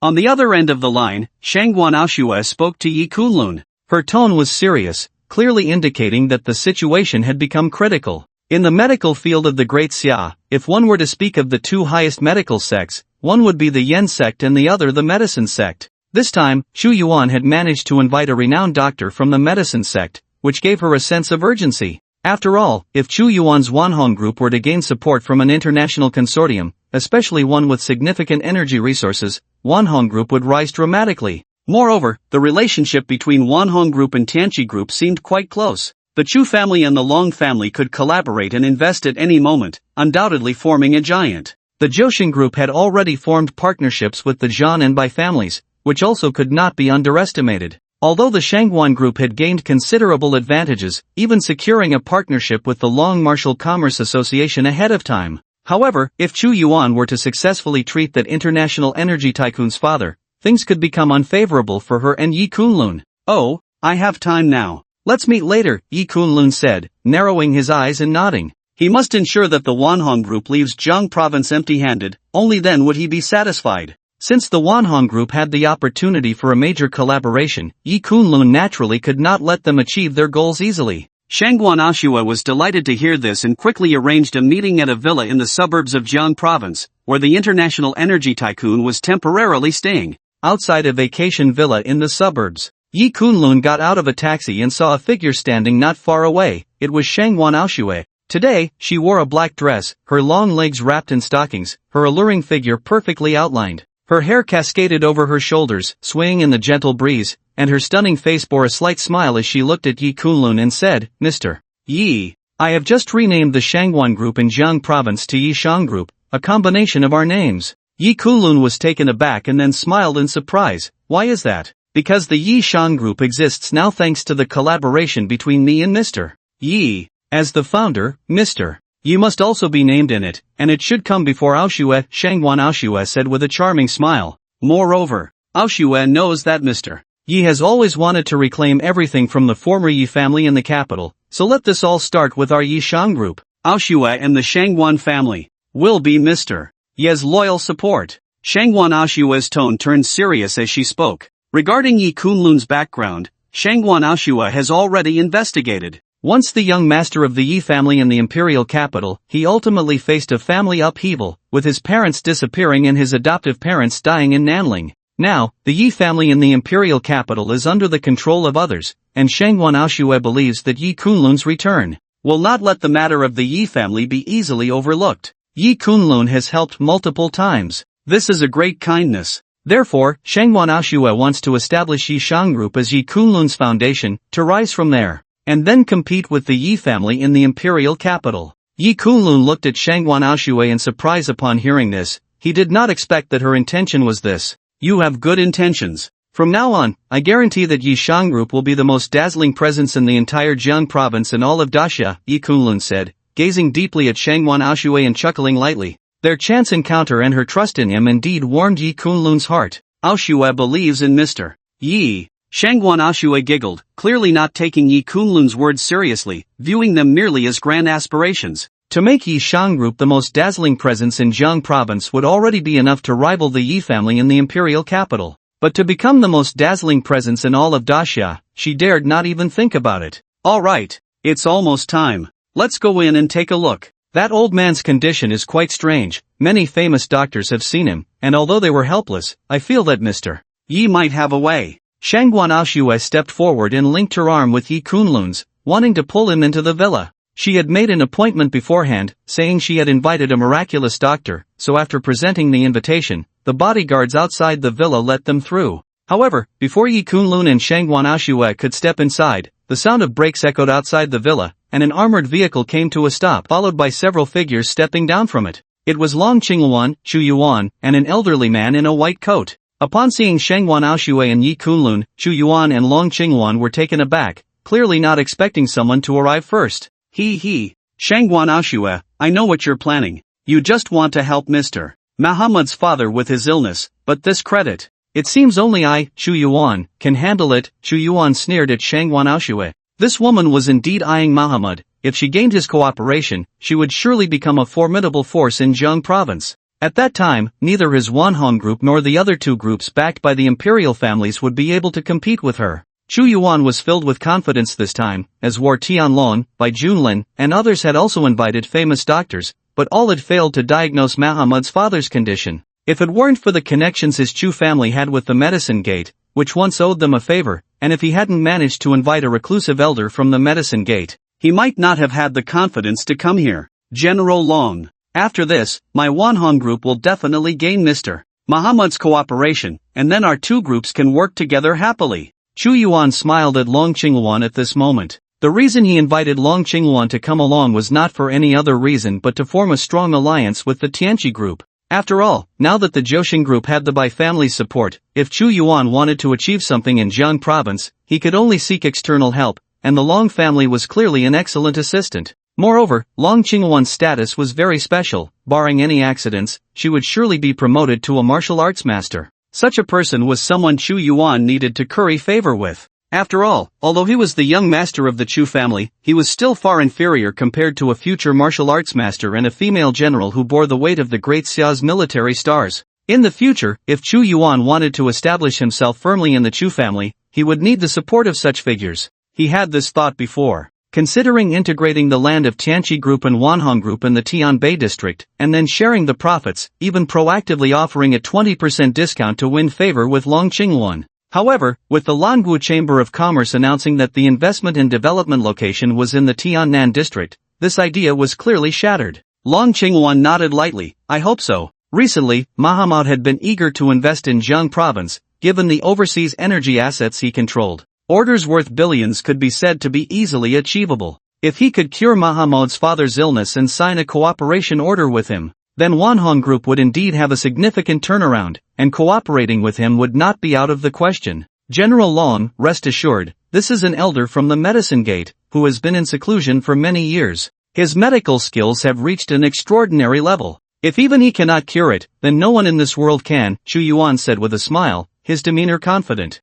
He was in a good mood. Once he secured Muhammad's cooperation, working with Long Qingyuan would be inevitable. Even though Zhoushan Group had the support of the Zhan and Bai families, they were not qualified to compete with Wanhong Group and Tianqi Group for financing, especially since they had additionally secured a foreign consortium's cooperation. At that time, Chu Yuan's achievements could be anticipated. Looking across the entire imperial capital, how many in the younger generation could compare to him? Chu Yuan? He didn't believe that by then, Shin Yueshi would still be indifferent to him. He would directly propose to the Shin family, and who among them would refuse? Thinking of this, the pride on Chu Yuan's face grew even more. Is that so? Chu Yuan, don't be too arrogant when you speak. The famous doctor you invited may not necessarily have better medical skills than the one I invited, said Shangguan Aoshue. Chu Yuan was aware that he was coming today, but he didn't expect Long Qingyuan to be here as well. Moreover, judging by the situation, Long Qingyuan seemed prepared to cooperate with Chu Yuan.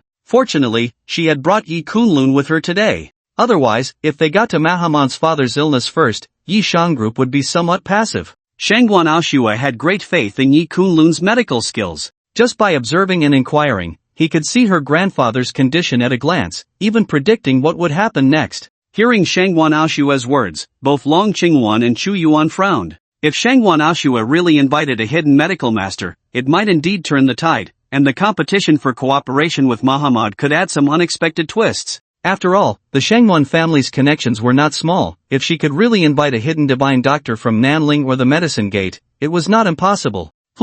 Miss Shangguan's words have piqued my curiosity. Looking at the entire medicine gate, my medical skills, Yen Xuanqua, are also among the top 3, he said. Since Miss Shangwan claims there is a master whose skills surpass mine, why not let him show himself and let me see for myself? At this moment, before Long Qingwan and Chu Yuan could respond, the divine doctor they had invited from the medicine gate could no longer sit still and stepped forward with a cold snort. It seemed he had been in seclusion for too long. Many had forgotten the reputation of Yen Xuanqua. Hearing Yen Xuanqua's words, Long Qingwan's brows furrowed slightly, and a hint of surprise appeared in her beautiful eyes. Clearly, she did not expect that the person who came this time was actually Yen Xuanqua from the medicine gate. She indeed knew a bit about this person. 20 years ago, he had already made a name for himself in the medical field, known as the Hand of Life and Death, and there was almost no one he could not cure. Such reclusive divine doctors generally retreat to the mountains and forests, no longer concerning themselves with worldly affairs. Even if a martial arts master were to intervene, it would be difficult to invite them out. Unless someone had previously done them a favor, relying on that connection might make it possible to coax them out. The fact that Chu Yuan was able to invite him was indeed beyond Long Qingwan's expectations. Even Shangwan Aoshue cast a surprised glance at Yen Xuanhu, clearly understanding his identity just like Long Qingwan. Her earlier words seemed to have been somewhat exaggerated. Yi Kunlun's medical skills were indeed superb, but could he really be compared to such a reclusive divine doctor? At this moment, Shangwan Aoshue felt a bit uncertain. The divine doctor she invited is me. Before Shangwan Aoshue could speak, Yi Kunlun calmly stated. As soon as he said this, Long Qingwan, Chu Yuan, and Yen Xuanhu outside the door were all stunned, looking at Yi Kunlun in disbelief. It was Chu Yuan who first couldn't hold back, laughing as he said, Yi Kunlun, oh Yi Kunlun. You really know how to flatter yourself. You dare to call yourself a divine doctor in front of Elder Yen? Long Qingwan also looked at Yi Kunlun with disdain. To call himself a divine doctor in front of Yen Xuanhu was nothing short of self-humiliation.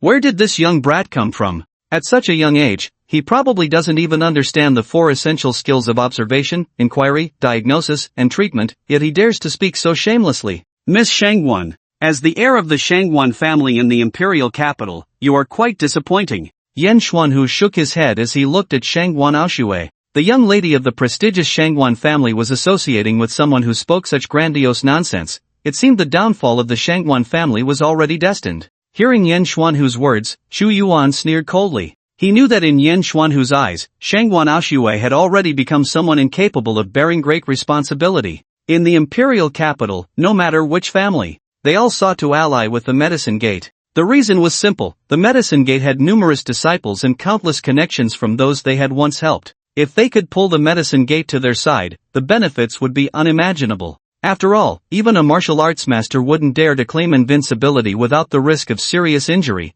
and the Medicine Gate had previously revived martial arts masters from the brink of death. For the families in the imperial capital, whoever could secure an alliance with the Medicine Gate would likely have martial arts masters eager to serve as guest elders, highlighting the importance of such an alliance. However, the Medicine Gate currently had not allied with any family in the imperial capital. The reason was simple, the families were in a period of transition, with the older generation stepping down and the younger generation emerging, leaving the outcome of family rivalries uncertain. The Medicine Gate would wait to see which family could stand out in the competition among the younger generation before considering an alliance. Shangwan Aoshue's actions had clearly left a poor impression on this seasoned-old fellow from the Medicine Gate, making it nearly impossible for the Medicine Gate and the Shangwan family to draw closer in the future. This scene was unexpected for both Chu Yuan and Long Qingwan. Without the support of the Medicine Gate, it would be nearly impossible for the Shangwan family to regain their former glory, which was why Chu Yuan felt ecstatic at this moment, looking at Shangwan Aoshue with a cold smile.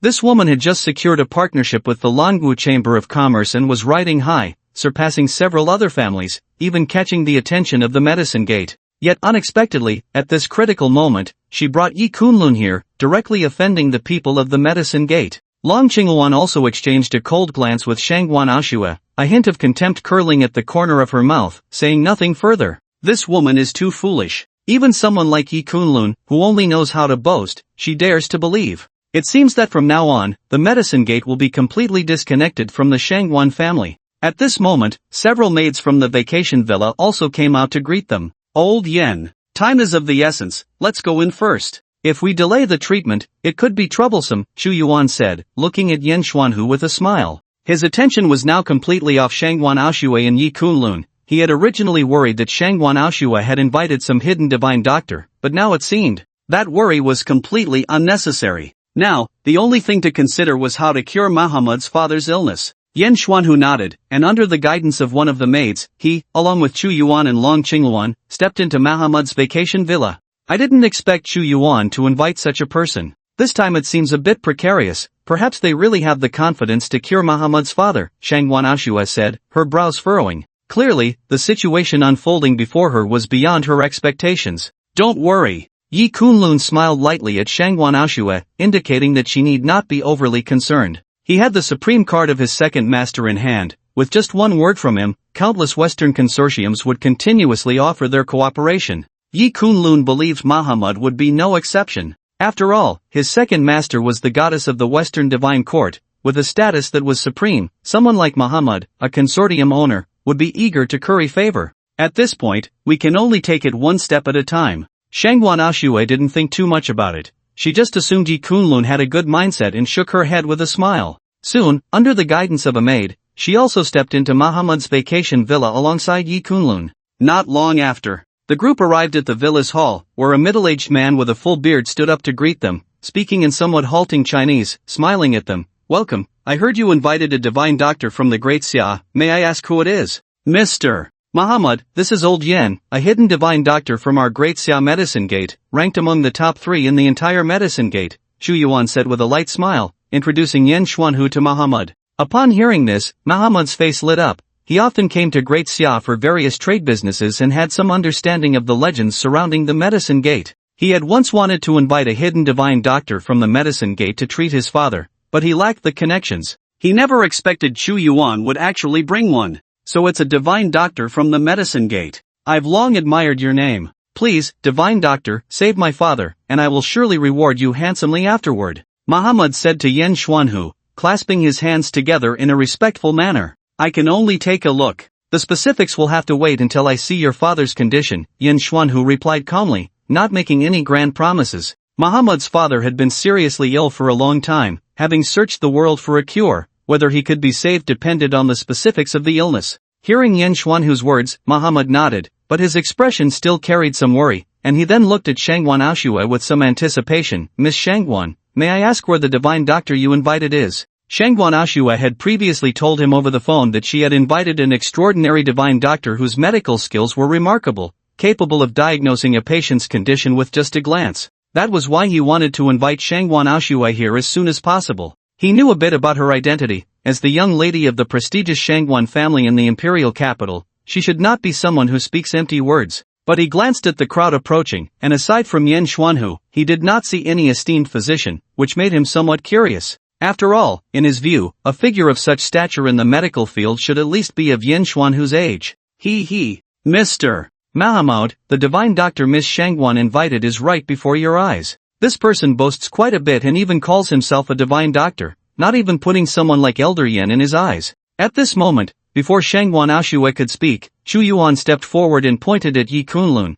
who was beside Shangwan Aoshua, then laughed in a mocking tone. He clearly wanted Muhammad to think that Shangwan Aoshua was playing him, and if that were the case, it would be nearly impossible for Shangwan Aoshua to gain Muhammad's cooperation again. Sure enough, after hearing Chu Yuan's words, Muhammad's expression darkened. Miss Shangwan, is what Mr. Chu just said true? If it is true, then I hope you can give me a reasonable explanation. Yi Kunlun, who looked to be just over 20, seemed to be at most a recent medical school graduate. This was merely an intern doctor, and yet he dared to treat Muhammad's father. Wasn't that reckless? To say Yi Kunlun was a divine doctor, comparable to Yan Xuanhu of the Yamen, was simply impossible in his eyes, as it was too abstract, bizarre, and beyond common understanding. What? You haven't even seen me practice medicine and have already concluded that I am a quack? Don't you know the saying that there are mountains beyond mountains, and skies beyond skies? If I cannot cure your father's ailment today, then there will be no one in the world who can. Yi Kunlun looked at Muhammad and smiled faintly.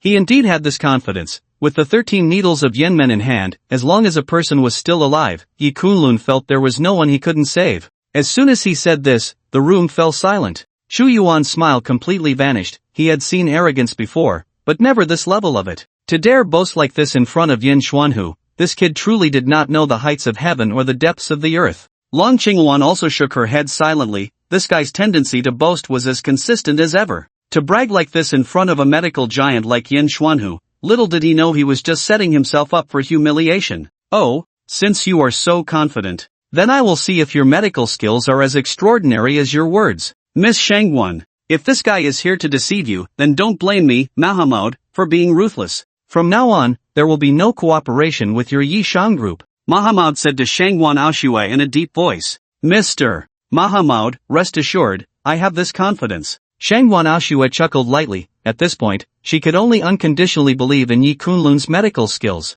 As soon as Shangwan Aoshui said this, both Chu Yuan and Long Qingwan snorted coldly at her, their expressions filled with disdain. It seemed this woman had lost her mind, placing all her hopes on Yi Kunlun. The last investment from the Lanwu Chamber of Commerce was merely a coincidence, a case of a blind cat stumbling upon a dead mouse. This time, this kid could not possibly have such good luck again. Everyone, please follow me. Mahamud nodded, seeing that things had come to this point, and he no longer said much. Although he did not believe Yi Kunlun had any extraordinary medical skills, having one more person wouldn't hurt, especially since Shangwan Aoshui had brought them. It would be inappropriate to drive them away. However, all his hopes were now pinned on Yin Xuanhu, and he basically ignored Yi Kunlun in his eyes. In his view, Yi Kunlun's earlier words were nothing but the arrogance of youth, not worth believing in the slightest. Soon, everyone followed Mahamud to a nearby room. Pushing open the door, an elderly man who bore some resemblance to Mahamud was lying on the bed, his eyes tightly closed, his brow dark, and his complexion so pale it was somewhat frightening, appearing extremely emaciated. This is my father. He has been in a coma for 3 full months now. Despite various infusions to maintain his bodily functions, his condition continues to deteriorate. At this rate, whether he can survive another month is in question. Everyone. I have searched for various renowned doctors, but they are all at a loss. If anyone can save my father, they will be a benefactor to the Muhammad family, and there will surely be generous rewards, Muhammad said earnestly, looking at those present. Hearing his words, the crowd's gaze turned towards the elderly man on the sickbed, and upon seeing his condition, they all raised their eyebrows. This is Yin Xuanhu furrowed his brow tightly, stepping forward, his gaze fixed on Muhammad's father's face, filled with countless doubts. As a hidden divine doctor of the medicine gate, a figure who had been renowned in the medical field for 20 years, his skills in observation and diagnosis were naturally exceptional. For ordinary ailments, he could generally discern the condition just by looking at someone's complexion. Even if he couldn't identify the specific illness, he could at least determine the general pulse. However, upon looking at Muhammad's father's complexion, he stared for a full 30 seconds and still couldn't discern any clues. This is a difficult case. Yin Xuanhu's mind instantly rose with such a thought. It seemed that curing Muhammad's father would not be an easy task. However, a glimmer of excitement flashed in his eyes. A doctor always takes pride in challenging and solving various pathologies, especially for someone like Yin Xuanhu, who had traversed the medical world for many years. There were almost no difficult and complicated cases he couldn't solve, which was why he chose to remain hidden. Now, seeing a condition he had never encountered before sparked his interest, stirring his long silent heart. If he could cure Muhammad's father, it would indeed be a significant challenge, marking a profound achievement in his medical career. Let me give it a try, Yin Xuanhu said with a somewhat serious expression, then sat by the bedside and began to take Muhammad's father's pulse. He closed his eyes slightly, seemingly sensing the illness of Muhammad's father, looking for any similarities with the medical cases he had diagnosed throughout his life. At this moment, Yi Kunlun also frowned as he looked at Muhammad's father's complexion. No wonder so many renowned doctors have been unable to resolve this. This is not merely a matter of ordinary pathology. Yi Kunlun's brow relaxed as he murmured to himself. Clearly, with just that one glance, he had already discerned what was wrong with Muhammad's father. However, the situation was quite troublesome. Even if someone figured it out, curing it would likely be beyond the capabilities of ordinary medical practitioners. If Yi Kunlun had not mastered the 13 needles of the Yin Gate, facing such a situation, to be honest, he wouldn't have much confidence either. But for him, with his current medical skills, Muhammad's father's condition was not difficult. However, Yi Kunlun was not in a hurry to act. It is said that the medicine gate and the Yin Gate are equally renowned, and Yi Kunlun wanted to see just how skilled this old fellow was. For a moment, Yi Kunlun, like the others present, focused his gaze on Yin Xuanhu. Time passed second by second. Half an hour went by in the blink of an eye, and at this moment, Yin Xuanhu slowly opened his closed eyes. In the half hour that he had been taking the pulse, everyone present had not made a sound, fearing to disturb him. At this moment, when he opened his eyes, everyone's hearts tightened, unsure if Yin Xuanhu had discerned the illness. Dr. Yin, my father. At this moment, Mahamad was so nervous that he was sweating profusely, wiping the cold sweat from his forehead, his expression anxious as he asked Yin Xuanhu. If even Yin Xuanhu could not uncover his father's illness, then perhaps no one in the world could save him. His father might as well announce a death sentence and start preparing for the funeral. Your father's condition is somewhat complex, but in this half hour, I have managed to clarify some of the connections and understand the general situation. Your father has a congenital hidden ailment, with damaged meridians, which can easily lead to blood flow blockage. Moreover, he has also suffered damage to his head, and once the blood flow is blocked, it can lead to a cerebral hemorrhage, causing him to fall into a coma and lose consciousness. But these symptoms are not the most severe, because I can resolve those. The most serious issue is that your father's internal yin and yang are already out of balance. When I just took his pulse, I found that his meridians were extremely abnormal, as if his vital energy and blood were being drained by something. This is something I cannot comprehend. I have traveled across the 9 provinces and 5 mountains, and have seen countless difficult and strange ailments, but I have truly never encountered a condition like your father's. From here on, I can only say we'll have to try. Whether we can save your father will depend on his fate. Yin Xuanhu looked at Mahamad, his expression serious and solemn. After understanding the general condition of Mahamad's father, even with his superb medical skills, he did not dare to say he was completely confident, which speaks volumes about the severity of the situation. Upon hearing Yin Xuanhu say this, Mahamad's expression instead revealed a hint of wild joy. Dr. Yin, please proceed with the treatment. Regardless of the outcome, I, Mahamad, will remember this kindness. Just now, the first half of Yin Xuanhu's words had accurately described his father's condition. His father indeed had a congenital hidden ailment, had suffered a head injury, and once it flared up,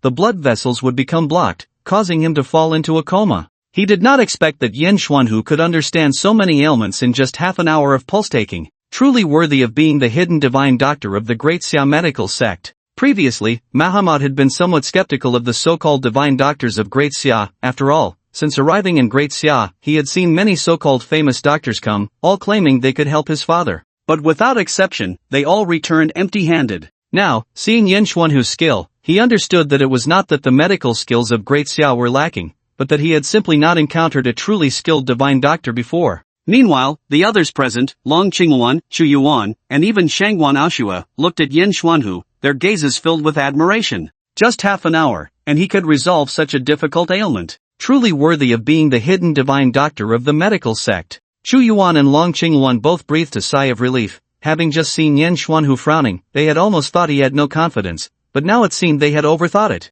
Since he could identify the cause of the illness, given Yin Xuanhu's extraordinary medical skills, the chances of a cure were at least over 50%. Moreover, even if he could not cure it, they would have at least made an effort. At that time, Mahamad should remember this kindness, and it should not be difficult for them to cooperate with him. After all, if even Yin Xuanhu could not cure it, neither Chu Yuan nor Long Qingwan would believe that Yi Kunlun, who was standing by, could succeed. That would be too far-fetched. For Shangwan Aoshua to seek cooperation would be no different from dreaming. Yin Xuanhu nodded after hearing Mahamad's words, then took out a needle box from his bag and retrieved 9 silver needles, slowly inserting them into Mahamad's father's body at 9 different acupuncture points. Clearly, he intended to use all 9 needles simultaneously. By inserting them into the body, he could greatly stimulate and activate the bodily functions, addressing Mahamad's father's cerebral hemorrhage and bringing him back to consciousness. Yi Kunlun, witnessing this scene, couldn't help but nod slightly. Given Mahamad's father's symptoms, 9 needles could indeed clear the blocked meridians and resolve the issues caused by the cerebral hemorrhage, allowing the blood to flow smoothly. This hidden master of medicine from the medicine gate truly had some skill. However, relying solely on 9 needles would not be enough to address the root cause of the illness. Under the watchful eyes of everyone present, Yin Xuanhu skillfully manipulated the 9 silver needles, each inserted into the corresponding acupuncture points in a precise ratio. In the next moment, Yin Xuanhu flicked his fingertips, and the 9 needles emitted a vibrating sound, which he controlled while maintaining a consistent amplitude. Clearly, he was balancing the yin and yang energies within the patient, clearing the blocked meridians and stagnant blood, allowing the blood to begin circulating normally. To the naked eye, Mahamad's father's complexion changed at that moment. The previously pale expression began to show signs of warmth. Even the father, who had been like a vegetable, moved his fingers involuntarily, indicating that he had regained some bodily sensation. Seeing this, Chu Yuan, Long Qingwan, and Mahamad all displayed expressions of joy. The first two understood that there was hope for cooperation with Muhammad, while the latter had seen many renowned doctors but had never witnessed such a change in his father. Merely inserting needles had allowed him to move his fingers. If this continued, his father truly had a chance to awaken today. Shangwan Ashua sighed inwardly. She had originally hoped for Yi Kunlun to take action, but it seemed that opportunity was no longer available. As time passed during Yen Xuanhu's needlework, the onlookers dared not even breathe, fearing they might disturb him. After a full half hour, Yen Xuanhu was now drenched in sweat, his expression more serious than ever. Having practiced medicine for most of his life, he had never encountered such a difficult ailment that required him to needle for half an hour without any recovery. After another minute, Yen Xuanhu withdrew the 9 silver needles, indicating that his treatment had concluded. Puff! At that moment, Muhammad's father suddenly spat out a mouthful of stagnant blood and sat up abruptly in front of everyone. Muhammad was overjoyed. He had never expected that his father, who had been like a vegetable, could sit up after spitting out blood. Could it be that he was about to fully recover? Regarding the expulsion of stagnant blood, he understood a bit. It represented the bad blood blocking the body, and its expulsion meant recovery was near. However, before he could fully rejoice, his father, after spitting out the blood, collapsed again, lying motionless on the bed like a dead man. Master Yen, what's happening to my father? The scene before him left Muhammad dumbfounded. What was going on? Hadn't he just awakened and regained the ability to move? Why had he suddenly fainted again? Not only was he confused, but even Long Qingwan, Shu Yuan, and Shangwan Ashua beside him were stunned, clearly taken aback by what had just transpired. The thing I feared most has happened. Your father's most severe condition is still the one causing the deficiency of qi and blood within him. This is the hardest to resolve. Even if the meridians are blocked and blood circulation is poor, the cerebral hemorrhage has been temporarily resolved, but it will soon relapse due to the underlying cause, which is untreatable. Yen Xuanhu sighed lightly. As expected, things were as he had guessed. He could only provide temporary relief but could not cure the root cause. Without being able to cure Muhammad's father's condition, the other party would still be unable to wake up. Even if he could perform the 9 needles, the areas that acupuncture could reach were limited, unable to penetrate deeper, which was where the root of the illness lay. Such a condition was already unsolvable. What? Upon hearing Yen Xuanhu's words, Muhammad's face immediately darkened, his expression filled with despair. Originally, after witnessing Yen Xuanhu's various techniques today, he thought his father had hope, but he never expected it would end up like this. Long Qingwan and Chu Yuan also sighed lightly. They had thought that with Yen Xuanhu's intervention, he would likely be able to work wonders, and at that time, Muhammad's willingness to cooperate would be greater. In the end, it turned out to be a futile effort. However, it was not entirely without gain. At the very least, just now, Yen Xuanhu had indeed earned a favor from Muhammad, even if his father had passed away. In the future, considering this favor, it should not be difficult for them to discuss cooperation. After speaking, Yen Xuanhu sighed, stood up, walked aside, and prepared to leave. This time, having failed to pull someone back from the gates of hell, he felt he had no face to continue staying. Watching this scene, Muhammad, though unwilling, understood that it was already beyond saving. He could only let out a long sigh in his heart and began to plan for his father's funeral. Just then, an untimely voice broke the silence. Why not let me give it a try? The voice was not loud, but it instantly shattered everyone's thoughts, and all eyes turned to Yi Kunlun. Chu Yuan, Long Qingwan, and even Yen Xuanhu were taken aback. Clearly, they did not expect Yi Kunlun to say such a thing at this critical moment. Even Muhammad looked at Yi Kunlun in shock. What was going on? Now that even the hidden divine Dr. Yen Xuanhu was at a loss, could this kid really do it? Meanwhile, Shangwan Aoshua's beautiful eyes lit up. Upon hearing Yi Kunlun speak, she knew he must have some confidence. After all, based on her understanding of Yi Kunlun, he never did anything without assurance. Young man, this is not a game. The patient's condition is extremely complex. It's not something you can mess around with. Yen Xuanhu's expression darkened slightly upon seeing this scene. In his view, Yi Kunlun was simply being reckless. Muhammad's father still had about a month left. If Yi Kunlun were to meddle carelessly, it was very possible he could die immediately. He was warning Yi Kunlun not to mislead himself, or else it could lead to a life and death situation. Ha! Trying to pass yourself off as capable to save face? Little do you know, this is the most embarrassing. Chu Yuan sneered at this scene. In his view, Yi Kunlun's appearance at this moment was merely an attempt to have Muhammad refuse him, thus preserving his own inflated ego. After all, who would trust their father to such a young man, especially when their father's life was hanging by a thread, and even a divine doctor like Yen Xuanhu could not help. It was very likely that he could die at any moment. Long Qingluan also thought of this and shook her head after glancing at Yi Kunlun. A person boasting and being arrogant was still somewhat tolerable, but once hypocrisy and vanity take hold, it truly reflects a problem with one's character. However, Yi Kunlun paid no attention to Chu Yuan's words, and without even obtaining Muhammad's father's consent, he stepped forward and sat down beside the sickbed.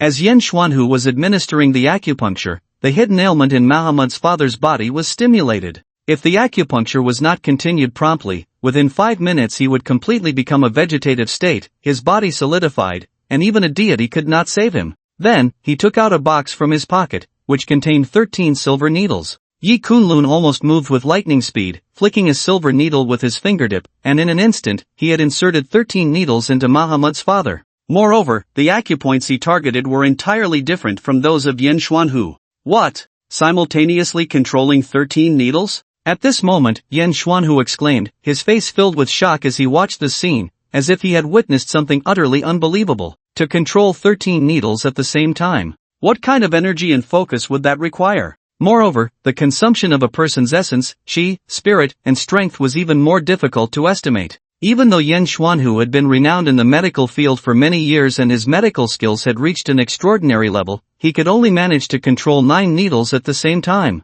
In the entire medical community, it could be said that no one could control 13 needles. A true master among doctors. Yen Xuanhu never dreamed that the medical skills he wouldn't even dare to imagine would appear in the hands of a young man in his 20s. If he hadn't seen it with his own eyes, he wouldn't have believed it even if someone had told him. Then, an even more shocking scene unfolded before Yen Xuanhu's eyes. 13 needles, all inserted into the dead points of the body, any slight mistake, and the patient is undoubtedly doomed. Yen Xuanhu gasped in his heart, cold sweat breaking out on his forehead. Generally speaking, inserting needles into a dead point is already an extremely dangerous act. Even someone of his stature in the medical field would not dare to do so. After all, the requirements for the strength of the needle at a dead point are too harsh, and a slight misstep could lead to life-threatening danger. But the dead points are also the acupoints that yield the fastest results. To simultaneously insert needles into 13 dead points, Yen Xuanhu couldn't even dare to think about it. What kind of madman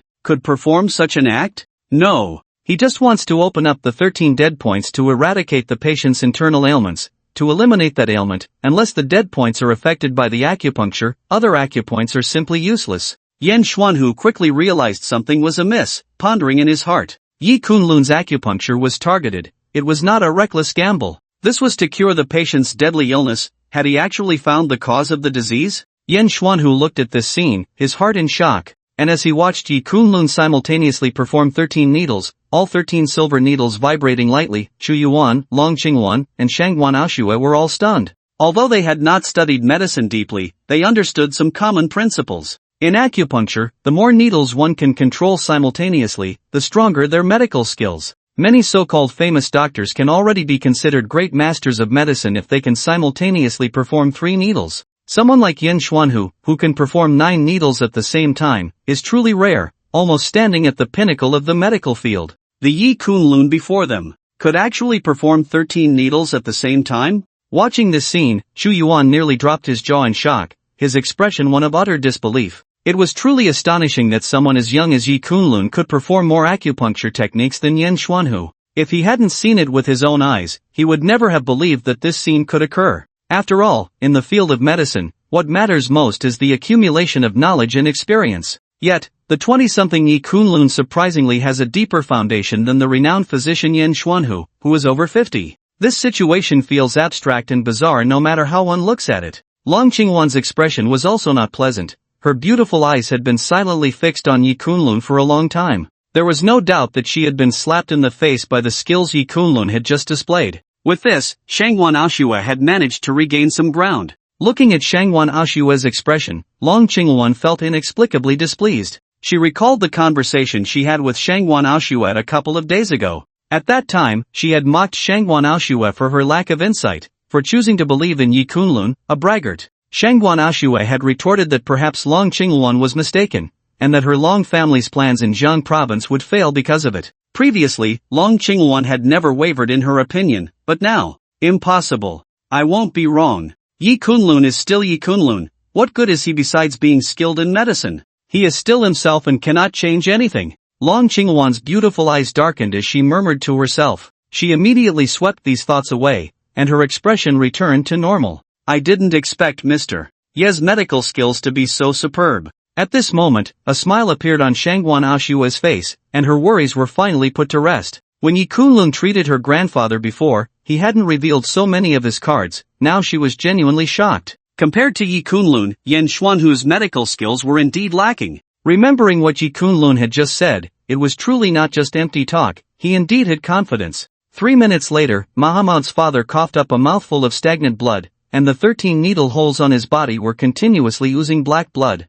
His previously pale face was now regaining color. In the next moment, Muhammad's father opened his eyes. Although his expression was weak and he could not speak, it was clear that he was beginning to return to a normal state. Mr. Yi, my father. At this moment, Muhammad looked at the scene, trembling with excitement. In just 3 minutes, his father had undergone such a transformation, as if brought back from the dead. Muhammad was utterly astonished. A divine doctor. A true divine doctor. He never expected that Yi Kunlun, right before him, would surpass the medical skills of the renowned Yan Xuanhu, and he felt a wave of regret for having underestimated Yi Kunlun earlier. He is no longer in serious danger, but there are some matters I need to discuss with you privately. Yi Kunlun nodded and said slowly. Hearing Yi Kunlun's words, Muhammad breathed a sigh of relief and then said to the others present, everyone, please step out to the hall for a moment, I need to talk to this gentleman. In his eyes, Yi Kunlun was the most important guest, and he naturally obeyed his words unconditionally. Soon, only Yi Kunlun and Muhammad remained in the ward.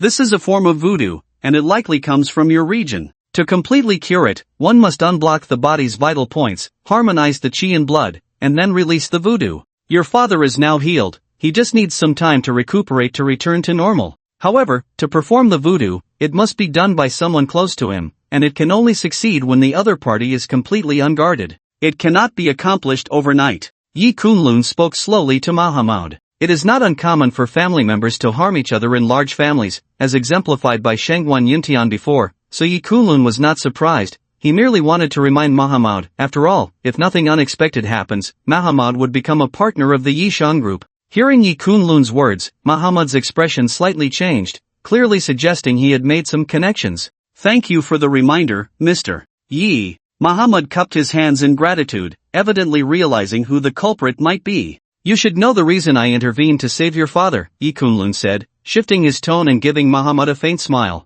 Upon hearing Yi Kunlun's words, Muhammad respectfully replied, Mr. Yi, you have saved my father's life, and since you were invited by Miss Shangwan, it is only natural for me to cooperate with the Yi group of Miss Shangwan. However, he soon showed a troubled expression, but I also have my own difficulties. Not long ago, the head of the Chu family from the capital discussed matters with our family, and we have already decided to sign a cooperative intention with them. Cooperation in Jiang province will prioritize them. Mr. Yi, I will not forget your life-saving grace towards my father, and I am willing to offer you 1 billion in cash as thanks, but regarding the cooperation, it concerns the decision of the entire family, and I truly find it difficult, because in our consortium, I do not have the final say, Muhammad expressed with regret. The Chu family from the capital had promised enormous benefits, and their background was one of the 10 great war gods of the Great Xia, which was an extremely important connection for Muhammad's family. Thus, they had negotiated cooperation with the Chu family, preparing to form an alliance.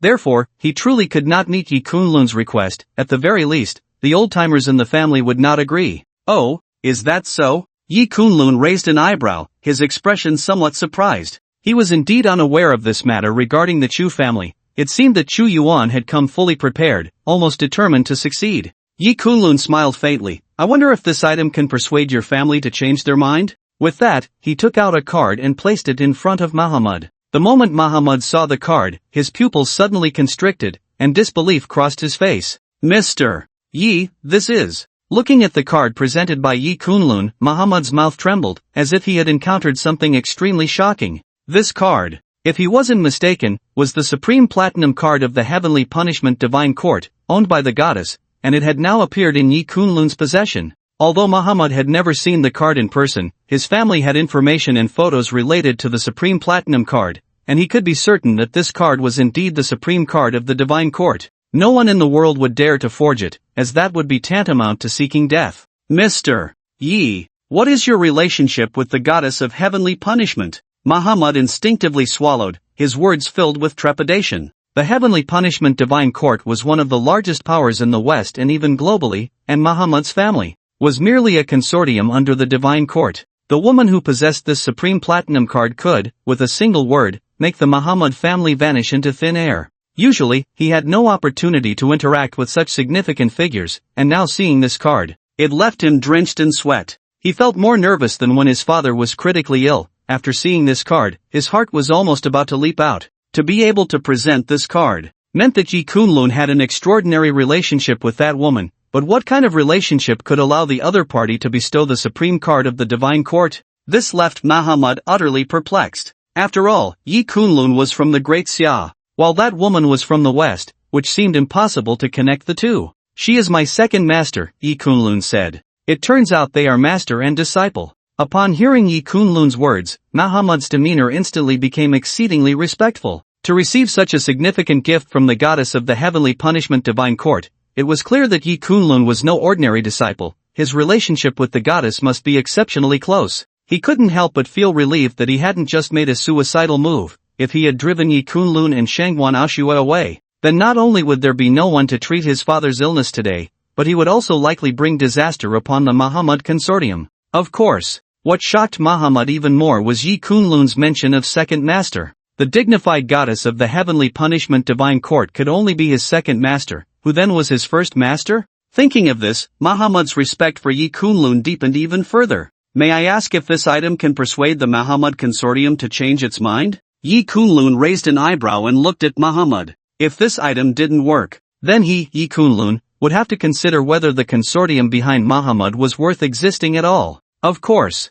Mr. Yi, please rest assured, I will immediately notify my family to cancel all cooperation with the Chu family in the imperial capital. Starting today, Miss Shangwan's Yi Shang Group will be our consortium's only partner in the Great Xia, Muhammad said respectfully without a moment's hesitation. It was no joke. Usually, the Muhammad consortium had no chance of catching the goddess of heavenly punishment's attention, always remaining on the fringes. Now that he had the opportunity to befriend the goddess, how could he let it slip away? At this moment, Muhammad was already overjoyed. Such an opportunity to be valued was something he and the consortium could hardly hope for in 8 lifetimes. Without a moment's hesitation, he picked up the phone and contacted the senior members of the overseas consortium. Meanwhile, in the hall of Muhammad's vacation villa, Long Qingwan, Shangwan Ashua, Chu Yuan, and Yen Xuanhu were sitting on the sofa, waiting for Yi Kunlun and Muhammad to come out. At this moment, Chu Yuan hung up a phone call. His previously worried expression suddenly relaxed, and he appeared quite cheerful and at ease.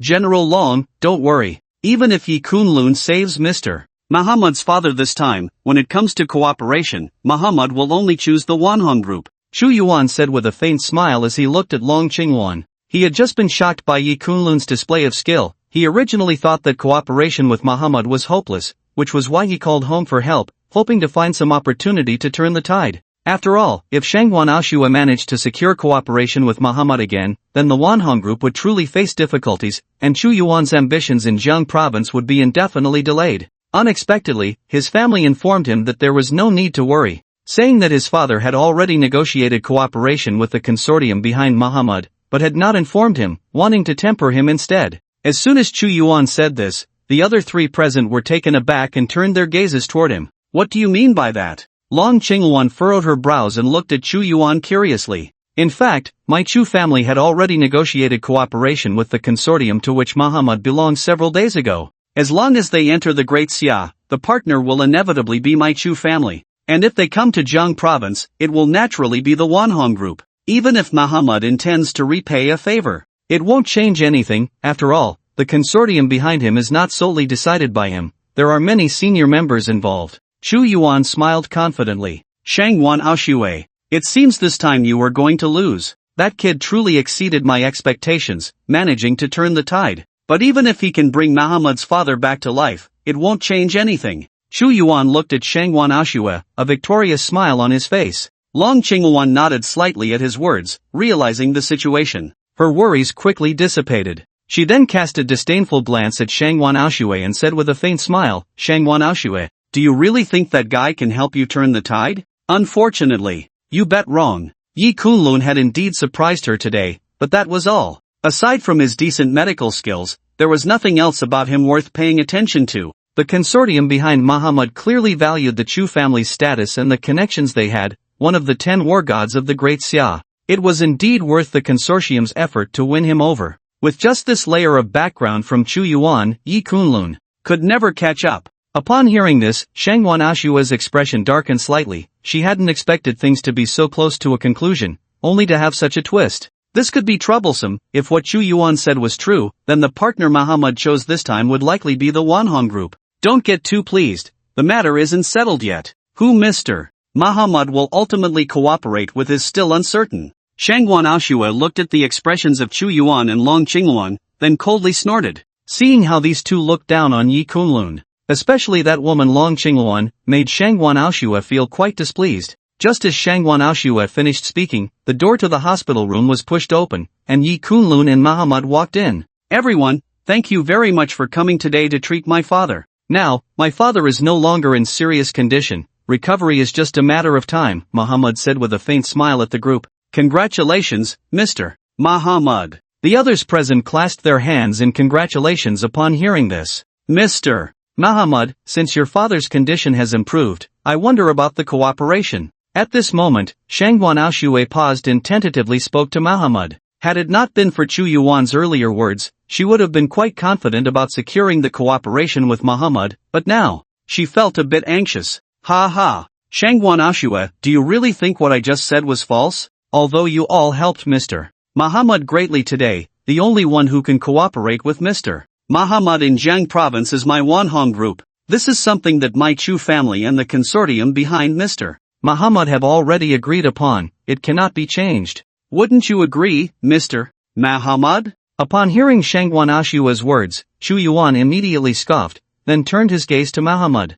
Unexpectedly, Muhammad seemed to ignore Chu Yuan's words entirely and instead focused on Shangwan Ashue. Miss Shangwan, rest assured, my Muhammad family will only cooperate with your Yeshang group in Jiang province. I have already had someone draft a letter of intent for cooperation, which will be delivered shortly, Muhammad said respectfully to Shangwan Ashue. The relationship between Shangwan Ashue and Yi Kunlun was clearly not ordinary. The two appeared quite close, otherwise Yi Kunlun wouldn't have agreed to come here with Shangwan Ashue. Therefore, in Muhammad's eyes, the Shangwan Ashue before him was someone he must curry favor with, without any room for negligence. As soon as Muhammad said this, everyone present, except for Yi Kunlun, was stunned, seemingly not expecting such words to come from Muhammad. Mr. Muhammad, have you forgotten that the Chu family has long since agreed to cooperate with your family consortium? Chu Yuan said in a deep voice, his expression somewhat grim. After all, just moments ago, he had boasted confidently in front of Long Qingluan and Shangwan Ashua, but now he was being slapped in the face, and this was about the foundation of Wanhong Group in Jiang province, which he could not afford to be anxious about. Our family consortium has decided to sever all cooperation with the Chu family. Starting today, Miss Shangwan's Yeshang group will be the only partner of my Muhammad family consortium in Daxia, Muhammad said, glancing at Chu Yuan with a calm tone. He could see that this kid's relationship with Yi Kunlun didn't seem too good, so there was no need for him to show any kindness. If it weren't for Chu Yuan bringing in Xuanhu, who had helped with his father's illness today, he would have already kicked Chu Yuan out of the villa. How is this possible? Chu Yuan took 2 steps back, his face showing disbelief. The Chu family had nearly finalized their cooperation with Muhammad's consortium, having put in a lot of effort, and they were about to sign the contract, only for Muhammad to tell him that the cooperation was cancelled? Long Qingluan, it seems you've miscalculated again this time, Shangwan Ashua said with a raised eyebrow, smiling at Long Qingluan. Previously, she had only managed to gain the upper hand against Long Qingluan a few times, but since Yi Kunlun's appearance, she had repeatedly gained the upper hand in front of Long Qingluan, and now she felt a sense of joy in being able to slap this woman in the face. Long Qingluan's expression was not good. She hadn't expected that at this critical moment, the consortium behind Muhammad would actually cancel the cooperation with the Chu family. Such a perfect opportunity to suppress Shangwan Ashua and put Yeshang Group in a difficult position had slipped away just like that? What on earth had happened? That made Muhammad's consortium give up the chance to ally with the Chu family? Long Qingluan found it utterly incomprehensible. Shangwan Ashua. We have plenty of time ahead, relying on someone to gain a temporary advantage is nothing, Long Qingluan snorted coldly and then turned to leave. With no hope of negotiating cooperation with Muhammad anymore, she naturally had no interest in staying. Today's defeat was merely an accident. Yi Kunlun's medical skills had indeed shocked her, but that was all. In her view, Yi Kunlun would no longer play any role in the upcoming competition among the aristocratic families in the imperial capital for Jiang province. Seeing Long Qingyuan leave, Chu Yuan cast a dark glance at Yi Kunlun, blaming this guy's appearance for the reversal of the situation. This time, Wanhong Group had lost such a good opportunity, and in his eyes, it was all because of Yi Kunlun. Coupled with the fact that Yi Kunlun seemed to still harbor fantasies about Xin Yueshi, Yi Kunlun had already been sentenced to death in Chu Yuan's mind. It seems I need to ask Uncle Chu Tianqing to step in, to have him take care of this kid. Chu Yuan thought to himself, knowing that with Shangguan Aoshue protecting Yi Kunlun now, it wouldn't be so easy to get rid of him. But once Chu Tianqing stepped in, it would be different. As the president of the Jiang Province Martial Arts Association, he could discreetly deal with Yi Kunlun without Shangguan Aoshue noticing, which, in Chu Yuan's view, would be a piece of cake. Soon, Chu Yuan also left the villa. Watching Chu Yuan's departing figure, Yi Kunlun's lips curled slightly, a meaningful smile appearing on his face. How to force Chu Tianqing to step in? In Yi Kunlun's eyes, no one was more suitable than Chu Yuan. The reason he forced Chu Yuan into a corner today, causing the Wanhong Group and even the Chu family to lose the opportunity to collaborate with the consortium behind Mahamud, was largely to make Chu Yuan invite Chu Tianqing to intervene. After all, after today's events, Chu Yuan would surely harbor murderous intent towards him, Yi Kunlun. If he wasn't eliminated, it was likely that the resentment in Chu Yuan's heart would never dissipate. And to eliminate Yi Kunlun, it seemed that only Chu Tianqing could do it. After all, with Shangguan Aoshue by his side, there were few in Jiang province who could disregard the relationship with her, aside from Chu Tianqing. Now, all Yi Kunlun had to do was wait for Chu Yuan to take the bait. Truly, heroes emerge from youth. I, Yan Xuanhu, have lived more than half my life, and only now do I understand what it means that there are mountains beyond mountains, and skies beyond skies. Young friend, your medical skills are admirable. May I ask how to address you? At this moment, Yan Xuanhu looked at Yi Kunlun with a hint of respect in his tone. In the field of medicine, age does not determine seniority, and in Yan Xuanhu's eyes, Yi Kunlun's skills were above his own. Therefore, he spoke to Yi Kunlun with a bit more deference, no longer considering himself as the hidden divine doctor of the medicine sect. To witness someone personally administer 13 needles was indeed a journey worth taking for Yan Xuanhu. Yi Kunlun replied with a faint smile, his demeanor not arrogant. He had no need to antagonize the hidden divine doctor of the medicine sect. I wonder if the young friend could leave a contact number. At this point, Yan Xuanhu looked at Yi Kunlun with some trepidation. In his view, Yi Kunlun's medical skills were already equivalent to those of the top hidden divine doctors, making him a senior to Yan Xuanhu. His request might not be accepted. It's a small matter. Your medical skills, Yan Lao, are also remarkable, just that 9-needle technique earlier is something few in this world can perform at such a level. I admire it. Unexpectedly, Yi Kunlun smiled lightly and generously provided Yan Xuanhu with a phone number. This old fellow was from the medicine sect. In the Great Xia, the medicine sect and the Yan sect have the most profound medical traditions. Yi Kunlun believed that the medicine sect must have countless rare herbs and treasures. Who knows, he might need to visit the medicine sect in the future to see if they have what he needs, so Yan Xuanhu's connections were invaluable to him. Hearing such praise from Yi Kunlun, Yan Xuanhu was naturally overjoyed. After exchanging contact information, he quickly took his leave. In the blink of an eye, only Yi Kunlun, Shangguan Aoshue, and Mahamud remained in the villa. Shangguan Aoshue stood beside Yi Kunlun, her beautiful eyes sparkling with a unique brilliance. Today, Yi Kunlun was truly outstanding. Shangguan Aoshue couldn't help but feel fortunate for inviting Yi Kunlun, otherwise, the opportunity to collaborate with Mahamud would have been impossible.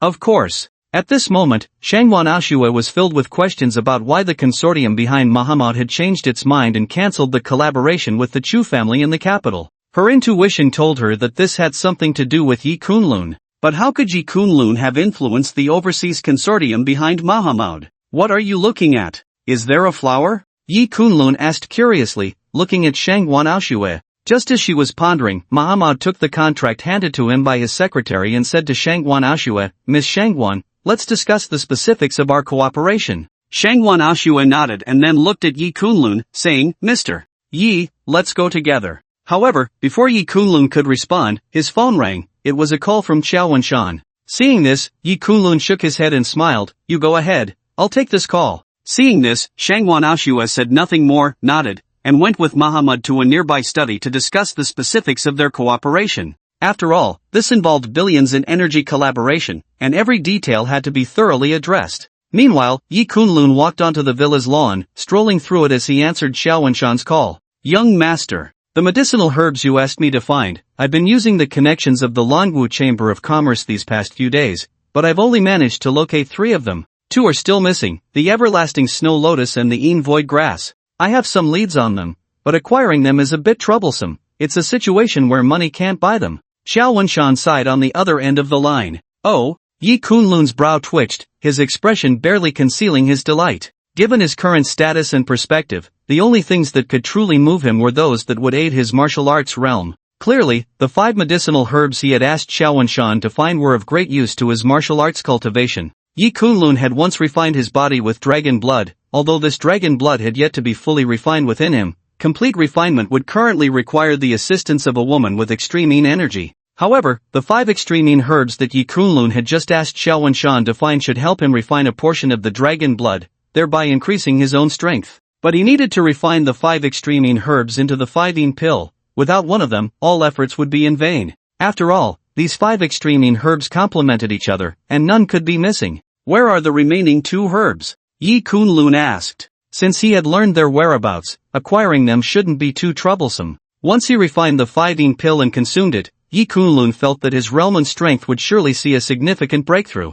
This was something he urgently needed, especially since he had made enemies everywhere. Shangan was likely about to emerge from seclusion, and a confrontation between them was inevitable. At that time, Yi Kunlun's identity would probably be exposed. Regarding the young talents he had killed in Dongying, it was likely that the Dongying side would soon uncover the truth. When that time came, Yi Kunlun would have to face the combined forces of many martial arts masters from both the Great Xia and Dongying. The everlasting snow lotus is in the hands of Zhang Lao, the president of the Qin Art Association in Jiang province. This person is highly respected in the Qin art community and has always been indifferent to wealth. Even if offered a large sum, it would be nearly impossible to buy the everlasting snow lotus from him, as he treats it like a treasure. However, recently the Jiang Province Qin Art Association held a youth exchange event with the Dongying Qin Art Association, allowing only those under 30 to participate, and the Jiang Province Qin Art Association was severely embarrassed. Zhang Lao has stated that whoever can represent the Jiang Province Qin Art Association and win against the Dongying Qin Art Association in the final Guqin competition tomorrow will be granted a reasonable condition. Xiao Wenshan said to Yi Kunlun, "Young master, rest assured. I will do my utmost to find a talented young musician under 30 to represent you in this competition," Xiao Wenshan continued. Upon hearing Xiao Wenshan's words, Yi Kunlun's eyes lit up, and he chuckled lightly, saying, "No need for that, I will participate personally. Where is the void grass?" Hearing that Yi Kunlun wanted to participate in the Guqin competition himself, Xiao Wenshan was taken aback. Could it be that the young master also had some skill in Qin art? However, he didn't ask further and continued, "As for the void grass, according to my investigation, it should be in the Medicine Gate's treasury. Many years ago, it was auctioned off by the Medicine Gate, but the Medicine Gate has always been unyielding. Acquiring anything from their treasury is likely as difficult as ascending to the heavens." Xiao Wenshan let out a helpless bitter smile. In this world, there are very few forces that dare to disregard the Dragon Martial Commerce Association, and coincidentally, the Medicine Gate is one of them. After all, the Medicine Gate lacks neither money nor connections, and there are quite a few hidden divine doctors within the sect. Even if there were matters to discuss, it would likely be the Dragon Martial Commerce Association seeking the Medicine Gate, rather than the other way around. Moreover, the Medicine Gate's treasury is never open to outsiders. This is why Xiao Wenshan felt that obtaining the Su grass would be exceedingly difficult. However, upon hearing this, Yi Kunlun's face revealed a hint of a smile. "No worries. I am somewhat acquainted with Yen Xuanhu from the Medicine Gate. I'll talk to him later and see what conditions he might offer for me to access the treasury." Hearing Yi Kunlun's words, Xiao Wenshan was slightly taken aback, clearly not expecting him to be acquainted with such a hidden divine doctor from the Medicine Gate. Truly worthy of being the young master. "You handled this matter well, I'll remember it," Yi Kunlun said with satisfaction before hanging up the phone. Just as Yi Kunlun hung up, the door of the villa behind him was pushed open, and Shangwan Aoshue walked out, clearly having discussed the business collaboration with Muhammad. "How did it go? Smoothly?" Yi Kunlun asked with a light smile as he looked at Shangwan Aoshue. "Smoothly. It was incredibly smooth. Mr. Yi, what exactly did you discuss with Muhammad? What benefits did you offer him?" "He actually agreed to a 70-30 split in our favor, and even cancelled all cooperation with the Chu family in the capital. This is simply unbelievable, Shangwan Aoshua said, her beautiful eyes scanning Yi Kunlun as if trying to see through him. She had just negotiated with Mahamud, originally thinking that he would surely haggle for more benefits. As the resource and funding provider, Mahamud and his backing consortium indeed had the leverage. After all, the Yi Shang group was the one in need, while Mahamud could choose to collaborate with other groups at any time, whether it be Jiaoxing group, Wanhong group, or Tianqi group, which would be a coveted opportunity for them. But she did not expect that as soon as Mahamud opened his mouth, he directly offered the Yi Shang group tremendous benefits, even giving her the illusion that it was not the Yi Shang group seeking Mahamud, but rather that he feared losing the Yi Shang group as a partner. It's nothing. Just gave him an irresistible condition, making him believe that cooperating with us would be very promising, Yi Kunlun said with a faint smile. He was well aware of Mahamud's intentions. He merely wanted to please Yi Kunlun and leave a good impression in front of him. Mr. Yi, you truly are deep and unassuming. I wonder if Long Qingluan will regret it. After all, given the extent of her acquaintance with you, if she had brought you in earlier, you would most likely not have refused. Shangwan Aoshua said with a smile. She had already learned that Yi Kunlun was the former young master of the Yi family in the capital, and that there had once been a marriage contract between him and Long Qingluan. Although this matter was not widely known in the capital, after Shangwan Aoshua discovered that the one behind the destruction of the Nanling Yi family was the dragon blood war god, she had carefully investigated Yi Kunlun's true background and thus uncovered the past between him and Long Qingluan. It could be said that their acquaintance was far earlier than that of Shangwan Aoshua. She has always held herself in high regard. How could she possibly think highly of me, Yi Kunlun? Yi Kunlun said with a faint smile. He understood Long Qingluan all too well. They had never seen eye to eye since childhood. Miss Shangwan, I have some matters to attend to, so I'll take my leave first. If you need anything later, just contact me. Yi Kunlun thought about the upcoming musical exchange meeting. It was time to pay a visit to the old Jiang. He then softly said to Shangwan Aoshua, Aoshua, you just happen to be heading back to the Yi group to handle some matters. Mr. Yi will see you off. Shangwan Aoshua nodded with a light smile, having just signed a collaboration with Mahamud, and there were many tasks that required her personal attention ahead. At that moment, a Rolls-Royce with a license plate of 5/8 stopped outside the villa, and a figure emerged to open the back door for Yi Kunlun. Miss Shangwan, the driver greeted her with a smile. Xiao, President Xiao? Upon seeing the visitor, Shangwan Aoshua was momentarily stunned, clearly not expecting it to be Qiao Wenshan, who had personally come to open the door for Yi Kunlun. Given this situation, was Qiao Wenshan Yi Kunlun's driver? See you later, Yi Kunlun nodded with a light smile and then took a seat in the back. Qiao Wenshan stepped on the gas, and soon they drove away from the scene. The president of the Jiang province Languo Chamber of Commerce is actually your driver, personally coming to pick you up, Mr. Yi. How many secrets are you hiding from me? Shangwan Aoshua watched the car's shadow disappear, the corners of her stunning face slightly lifting. Long Qingluan, thank you for bringing such a man to me. I wonder what your expression will be when you learn of his extraordinary qualities one day. The mystery of a man is a deadly poison for a woman. To Shangwan Aoshua, Yi Kunlun now had that kind of feeling.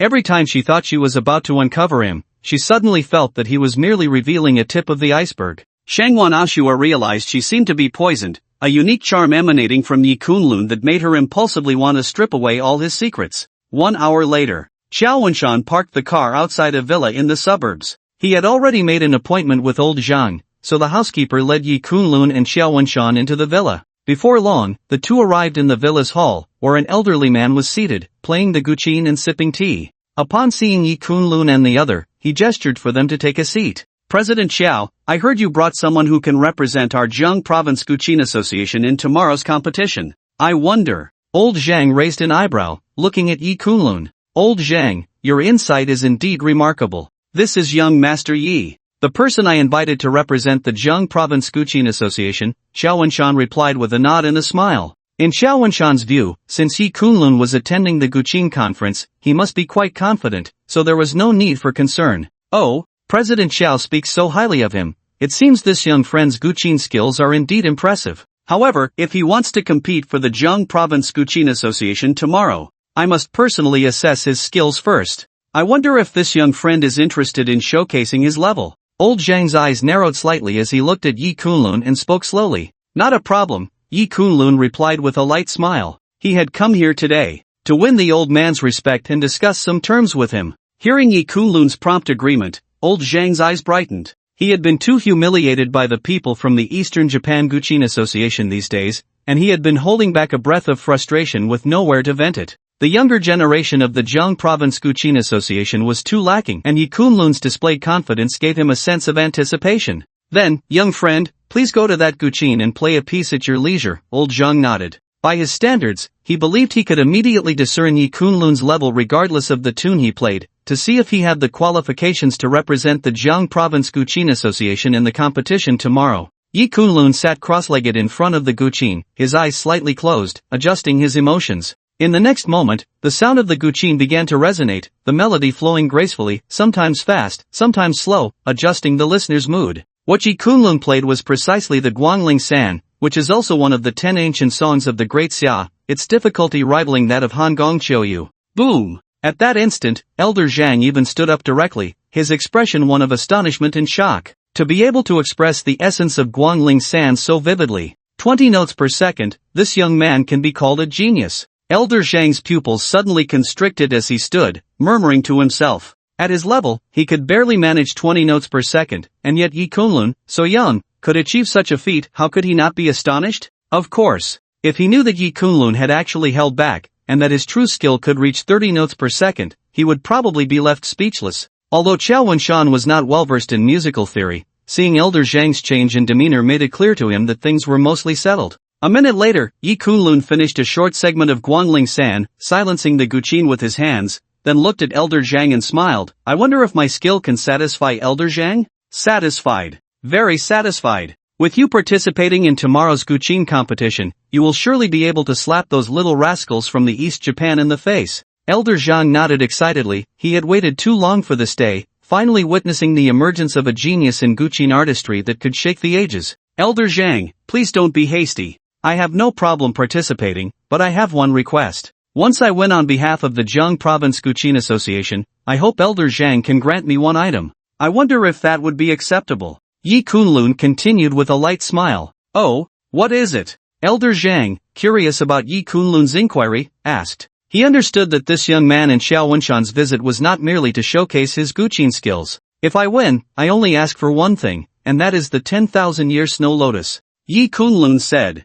Hearing this, Elder Jiang was taken aback, clearly not expecting Yi Kunlun to desire such an item. In the next moment, the smile on his face deepened, and he said to Yi Kunlun, this item has been requested by the East Japan side. It is one of the prizes for the final victor of this competition with the East Japan Guqin Association. If you can win tomorrow on behalf of the Jiang Province Guqin Association, then this item will naturally belong to you. Since Yi Kunlun wanted this item, there was no doubt that he would put in even more effort in the competition against the East Japan side. This was something Elder Jiang was very eager to see. Is that so? This time it was Yi Kunlun who was somewhat surprised. He hadn't expected the East Japan side to want this item as well. However, what intrigued Yi Kunlun even more was the prize offered by the East Japan side. After all, if Elder Jiang was to provide the 10,000-year snow lotus, then the East Japan side would naturally have to offer something of equivalent value. Elder Jiang, may I ask what the East Japan side is offering as the final prize? Yi Kunlun inquired curiously. Lava fruit. Elder Jiang paused, then slowly said to Yi Kunlun, it's actually this item. Yi Kunlun was taken aback, instinctively clenching his fist, a hint of joy appearing on his face. The lava fruit, as the name suggests, is a fruit that only grows near volcanic craters and lava flows. This fruit is rare in the world, and the reason is simple, its growing conditions are exceedingly harsh. Generally speaking, a volcano, after thousands of years of changes, has only a 1 in 10 chance of producing one. The preciousness of this item is indeed on par with the snow lotus that has grown for thousands of years. Moreover, unlike the Tianshan snow lotus, it is a thing of utmost yang, born from the essence of heaven and earth, possessing a nurturing effect. Once refined and consumed, it has remarkable effects on the dragon blood within Yi Kunlun's body. During the time Yi Kunlun was in seclusion, his 3 masters had also searched for traces of active volcanoes near Tianshan Island, hoping to find lava fruits, but this item is exceedingly rare, and they had not found a single one over the years. Yi Kunlun did not expect that there would be one from the East Japan side, if he were to obtain it. Combined with the effects of the 5-yin pill, Yi Kunlun felt he would surely have great fortune. Rest assured, Elder Jiang, tomorrow's musical competition with the East Japan side, I will definitely participate. Farewell. Yi Kunlun smiled lightly as he stood up, cupping his hands in farewell, and soon left Elder Zhang's residence with Xiaowanshan. This trip was indeed worthwhile, as he had learned about two such important treasures. He felt he must win tomorrow's musical competition. Even if he lost, after the East Japan side received their prizes, he would secretly snatch them away. After all, the enmity with the East Japan side was already deep enough for him, and he didn't mind adding another layer. The next day, Jiang Province Cultural Center. Today, the Jiang Province Cultural Center was exceptionally lively, and the reason was simple. This was the final competition between the Jiang Province Music Association and the East Japan Music Association. If Jiang Province lost again this time, the reputation of the younger generation of Jiang Province and even the great Xia in music would be solidified as lacking. Mr. Yi. Just as Yi Kunlun arrived outside the Jiang Province Cultural Center, a surprised voice called out beside him. Yi Kunlun turned to see Shin Yueshi standing not far away, her beautiful eyes looking at him in astonishment, clearly not expecting to see him here. I didn't expect to run into Miss Yueshi here. Yi Kunlun smiled in surprise upon seeing Shin Yueshi. Yueshi is quite interested in music, so I didn't want to miss this competition. I assume Mr. Yi feels the same way. Why don't we go in together? Shin Yueshi looked Yi Kunlun up and down with her beautiful eyes and couldn't help but chuckle. Actually, I am representing the Jiang Province Music Association in the competition, Miss Yueshi. I will go in first. Yi Kunlun shook his head with a smile. Competing? Mr. Yi, do you have some accomplishments in music? This time it was Shin Yueshi's turn to be shocked, her beautiful eyes scanning Yi Kunlun. However, before she could ask further, Yi Kunlun had already moved into the internal passageway, heading backstage. Yueshi, you really came. I knew you wouldn't miss this music conference. At that moment, a light laugh came from behind Shin Yueshi. Following that, a figure approached. It was none other than Chu Yuan. He was well aware of Shin Yueshi's love for music, so he knew she wouldn't miss this music competition. Indeed, his guess was not wrong. Shin Yueshi had truly come this time. Chu Yuan? Shin Yueshi smiled in surprise upon seeing Chu Yuan. I remember you were never really interested in music. Why do you want to watch this competition now? Isn't it for you, Yueshi? I know you are quite interested in music, so I've been studying it a bit during my free time lately. This music competition is a perfect opportunity, and I certainly won't miss it. Chu Yuan smiled, his eyes looking at Shin Yueshi with great warmth, not hiding his affection at all. Seeing Chu Yuan's expression, Shin Yueshi turned her gaze away, clearly uninterested in discussing that topic with him, and looked at the Jiang Province Cultural Center, saying, "It's getting late, we should go in." After speaking, Shin Yueshi stepped forward and entered the Jiang Province Cultural Palace. Yueshi, the more proud and aloof you are, the more you pique my interest. You are my Chu Yuan's woman, and no one can take you away. Chu Yuan gazed at Shin Yueshi's departing figure, his eyes revealing a deep intensity. Half an hour later, inside the Jiang Province Cultural Hall, the thousands of seats were now filled to capacity, the atmosphere lively to the extreme, with countless eyes focused on this grand music competition. Ladies and gentlemen, I am Sato Ryuki from the land of the rising sun, hailing from the esteemed Sato family of traditional music. I have heard that the music of the great Xia has a long and rich history, and I have come to Jiang Province to learn. The Jiang Province Music Association has already suffered several defeats, and in this competition of playing the top 10 ancient pieces of the great Xia, I hope the young talents of the great Xia will not disappoint me. At this moment, a young man from the east stepped forward, looking at the crowd with a faint smile. His smile was filled with confidence, even a hint of arrogance, and he indeed had the credentials to back it up. As the heir of the Sato family, few young musicians in the entire East could compare to him. He had come to the great Xia to challenge its young musicians and to make a name for himself in the music scene. Naturally, he looked down on everyone present. After speaking, Sato Ryuki sat down in front of an ancient zither and began to play a piece in front of the audience. The music floated, resonating in the hearts of the listeners, and it was one of the top 10 ancient pieces of the great Xia, high mountains and flowing water. Initially, many people scoffed at Sato Ryuki's arrogance, but upon hearing his performance, they all fell silent. Even some of the older figures in the great Xia music scene, including Zhang Lao, the president of the Jiang Province Music Association, showed a serious expression. 20 notes per second. This young man is extraordinary. No wonder he is so arrogant. To achieve such musical skill at this age is indeed a rare talent. In just one day, I have encountered two. I wonder when that young man appears, who will be superior to whom compared to Sato Ryuki. Zhang Lao murmured softly. Now, the only hope rested on Yi Kunlun. If Yi Kunlun could not surpass Sato Ryuki, then the Jiang Province Music Association would undoubtedly face defeat today. However, the level Yi Kunlun displayed yesterday was not far from Sato Ryuki's, and it seemed that Sato Ryuki's limit was not just 20 notes per second. After all, he still appeared to be in a comfortable state, and whether Yi Kunlun could win remained uncertain in Zhang Lao's heart. I didn't expect Sato Ryuki's level to be so high. I wonder how confident Mr. Yi will be. Sitting in the front row, Shin Yueshi furrowed her brows slightly, her beautiful eyes fixed on the scene, revealing a hint of seriousness. As a person from the Great Xia, she naturally did not want the East to overshadow the young generation of Jiang province in this music competition. But the level of skill Sato Ryuki displayed was too impressive, and although Shin Yueshi had learned the zither since childhood, she believed she could not compare to Sato Ryuki. After all, he was born into a family of musical heritage in the East, and the influence he received from a young age was far greater than hers. 5 minutes later, after Sato Ryuki finished playing, the audience, consisting of members of the Sato family and distinguished musicians from the East, erupted into continuous applause and cheers. Sato Ryuki also showed a proud expression. This time, his performance of High Mountains and Flowing Water was his most successful yet, more successful than any of his previous practices. In a moment of deep emotion, he even reached a level of 22 notes per second, which the judges present could not deny. Today, Sato Ryuki truly couldn't believe that Jiang province would send out a young person of a higher caliber than him. What's going on? Is Jiang province not sending anyone to compete? Is it possible that there isn't a single young person in Jiang province who dares to challenge me, Sato Ryuki? Ha ha.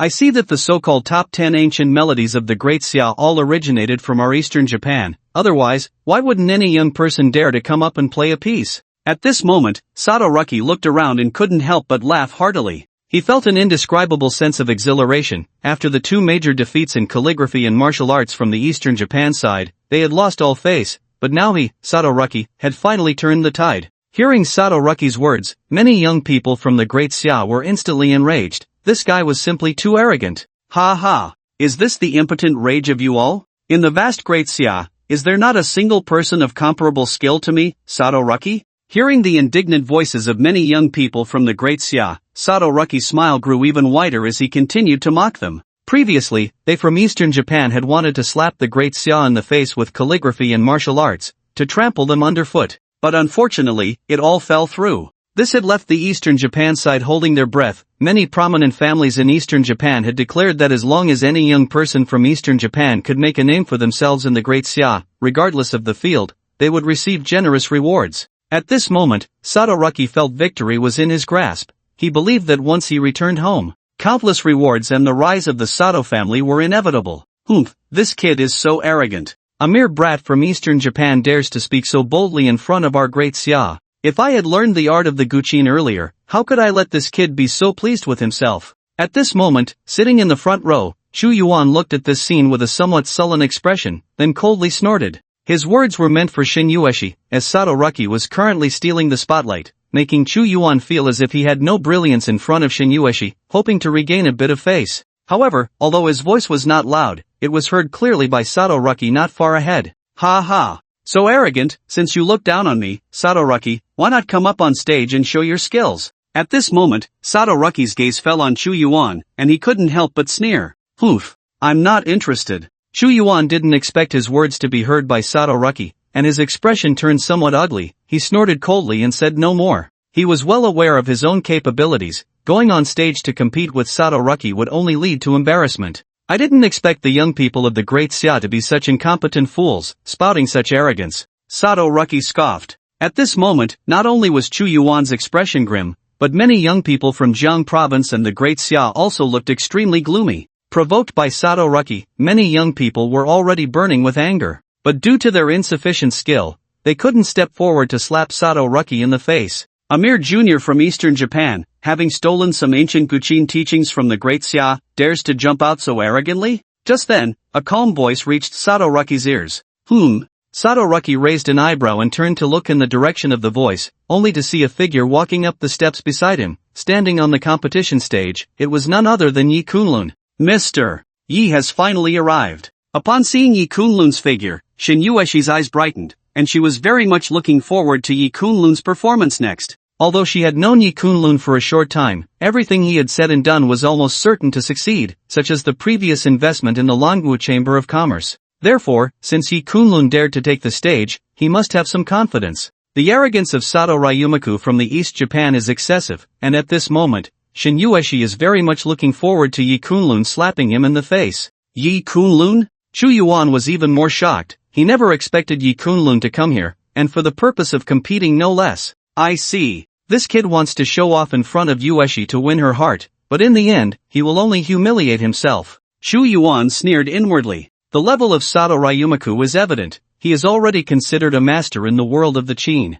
For Yi Kunlun to go up and compete now is nothing but asking for a slap in the face, right? Yueshi, don't hold any expectations for this kid. I can guarantee that he will come down from the stage like a clown, embarrassed. Seeing Shin Yueshi's gaze fixed on Yi Kunlun, even motionless, Chu Yuan couldn't help but feel jealous, and then he coldly said, "That's not necessarily the case." Shin Yueshi shook her head, skeptical of Chu Yuan's words. "Then let's just wait and see." Chu Yuan's expression was filled with disdain. He had witnessed Yi Kunlun's medical skills firsthand, and it was easy to imagine the time it took to achieve such accomplishments in medicine. Chu Yuan could never believe that Yi Kunlun had much time left to study the Qin art. Could he have more time than Sato Ryumaku? It's this kid. At this moment, the ones with the most emotional fluctuations were undoubtedly some people from the East Japan. That's right. According to our intelligence investigation, this kid is the one who killed our East Japan ambassador and ruined our plans to assassinate Long Qingwan. The assassins sent later, including the King of Slaughter, have all gone silent.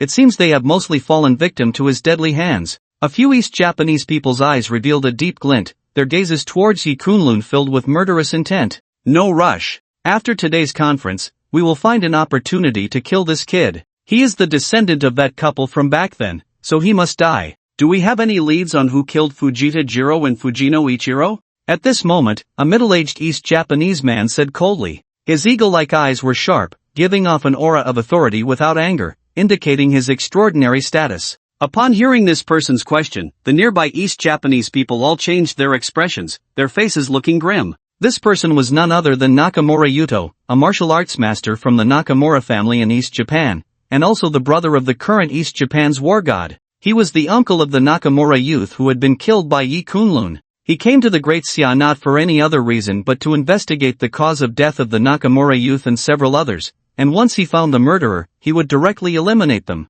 After all, the deceased were all of noble status and had powerful backgrounds, and dying in the Great Xia, East Japan would certainly not let it go easily. Moreover, they had some knowledge about the murderer, a 25-year-old martial arts master, who could be said to be unprecedented. East Japan and Great Xia have always been adversaries. East Japan does not wish for a second Valkyrie to be born, so this time, they must eliminate that martial arts master at all costs. Otherwise, in a few years, this person might be able to rank among the top 100 martial arts masters in Asia, and by then, it would be a different story. Killing him would not be so simple. Therefore, East Japan directly sent Nakamura Yuto to take action. He ranked within the top 100 martial arts masters in Asia, specifically in the 97th position. To stop him, Great Xia would have to mobilize any one of the 10 war gods, otherwise, other martial arts masters from various families would be no match for him. However, this time, Nakamura Yuto's actions were top secret. Very few people in the entire East Japan were aware, let alone those in the Great Xia.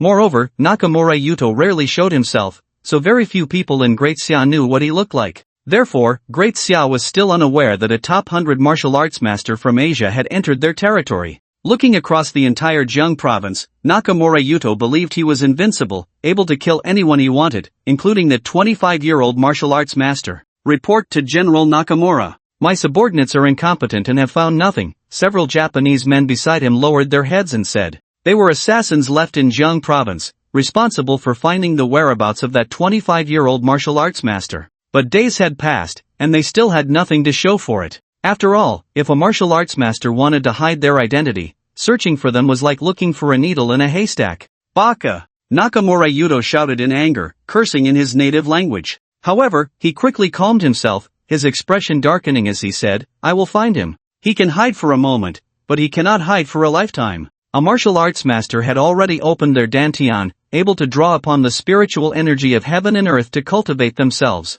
The strength of the dantian determined the martial arts master's power. With the spiritual energy of heaven and earth being thin, a martial arts master would need to gather hundreds of meters, even several hundred meters, of spiritual energy to enhance themselves. This would cause phenomena in the heavens, with dark clouds gathering and winds rising. To reach the level of a martial arts master at the age of 25 clearly indicated that he had practiced diligently. Therefore, Nakamura Yuto felt that as long as he searched carefully, he would surely find that 25-year-old martial arts master. However, before dealing with that 25-year-old martial arts master, he should first eliminate Yi Kunlun. With this thought, Nakamura Yuto focused his mind and turned his gaze to Yi Kunlun on the stage. "Kid, are you here to humiliate yourself?" Sato Ryuki sneered as he saw Yi Kunlun step forward. Since he was participating in this competition, he had naturally investigated the famous young talents of the Jiang Province Qin Art Association and even the great Xia, such as Bai Junlin. Sato Ryuki was somewhat familiar with them.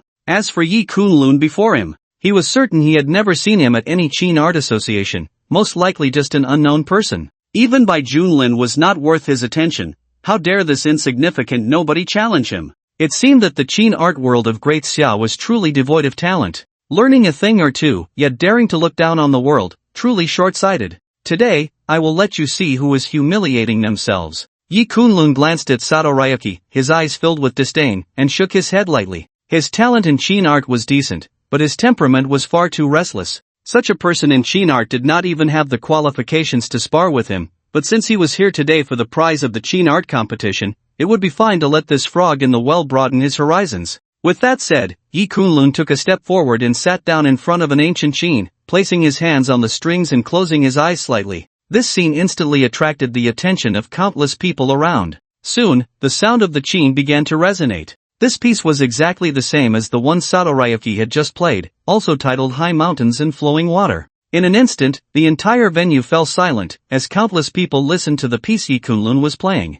Some looked astonished, some were shocked, some were delighted, and some were in disbelief. At this moment, countless emotions surged on the faces of everyone present. Those who were interested in listening to the music were clearly knowledgeable in musical theory and had insights into Qin art. At this moment, everyone recognized the level of Yi Kunlun's Qin art. Boom! Almost the entire crowd stood up, their eyes fixed on Yi Kunlun, who was playing above 30 notes per second. How is that even possible? There are actually people in this world who can achieve such a level? The one most impacted visually and audibly was Sato Ryuki, still standing on stage. At this moment, he took 2 steps back, his face filled with disbelief, as if he had received a tremendous shock that shattered his worldview. As a musical genius from a family of musicians, Sato Ryuki understood better than anyone how exaggerated the difficulty of playing 30 notes per second was. It was almost an impossible feat. Aside from those ancient masters who created various compositions, hardly anyone could reach such heights. After all, to play the high mountains and flowing water at the level of the creator, one would need to achieve 30 notes per second, just like all of the top 10 ancient pieces of the Great Xia.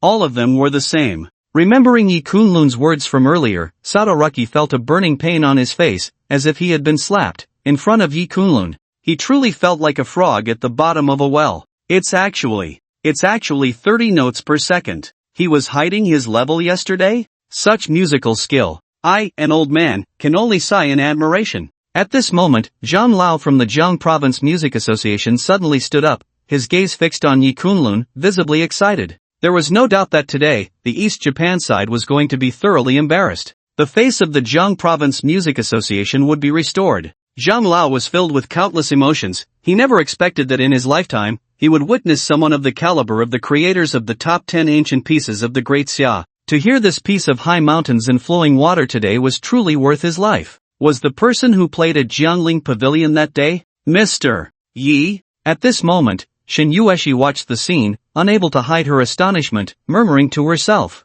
Previously, she had only speculated, but combining what her best friend had said, she overturned that speculation, as it seemed too far-fetched. But now, having seen and heard Yi Kunlun's musical skill with her own eyes and ears, she was certain that the person who played that night at Jiangling Pavilion was indeed Yi Kunlun.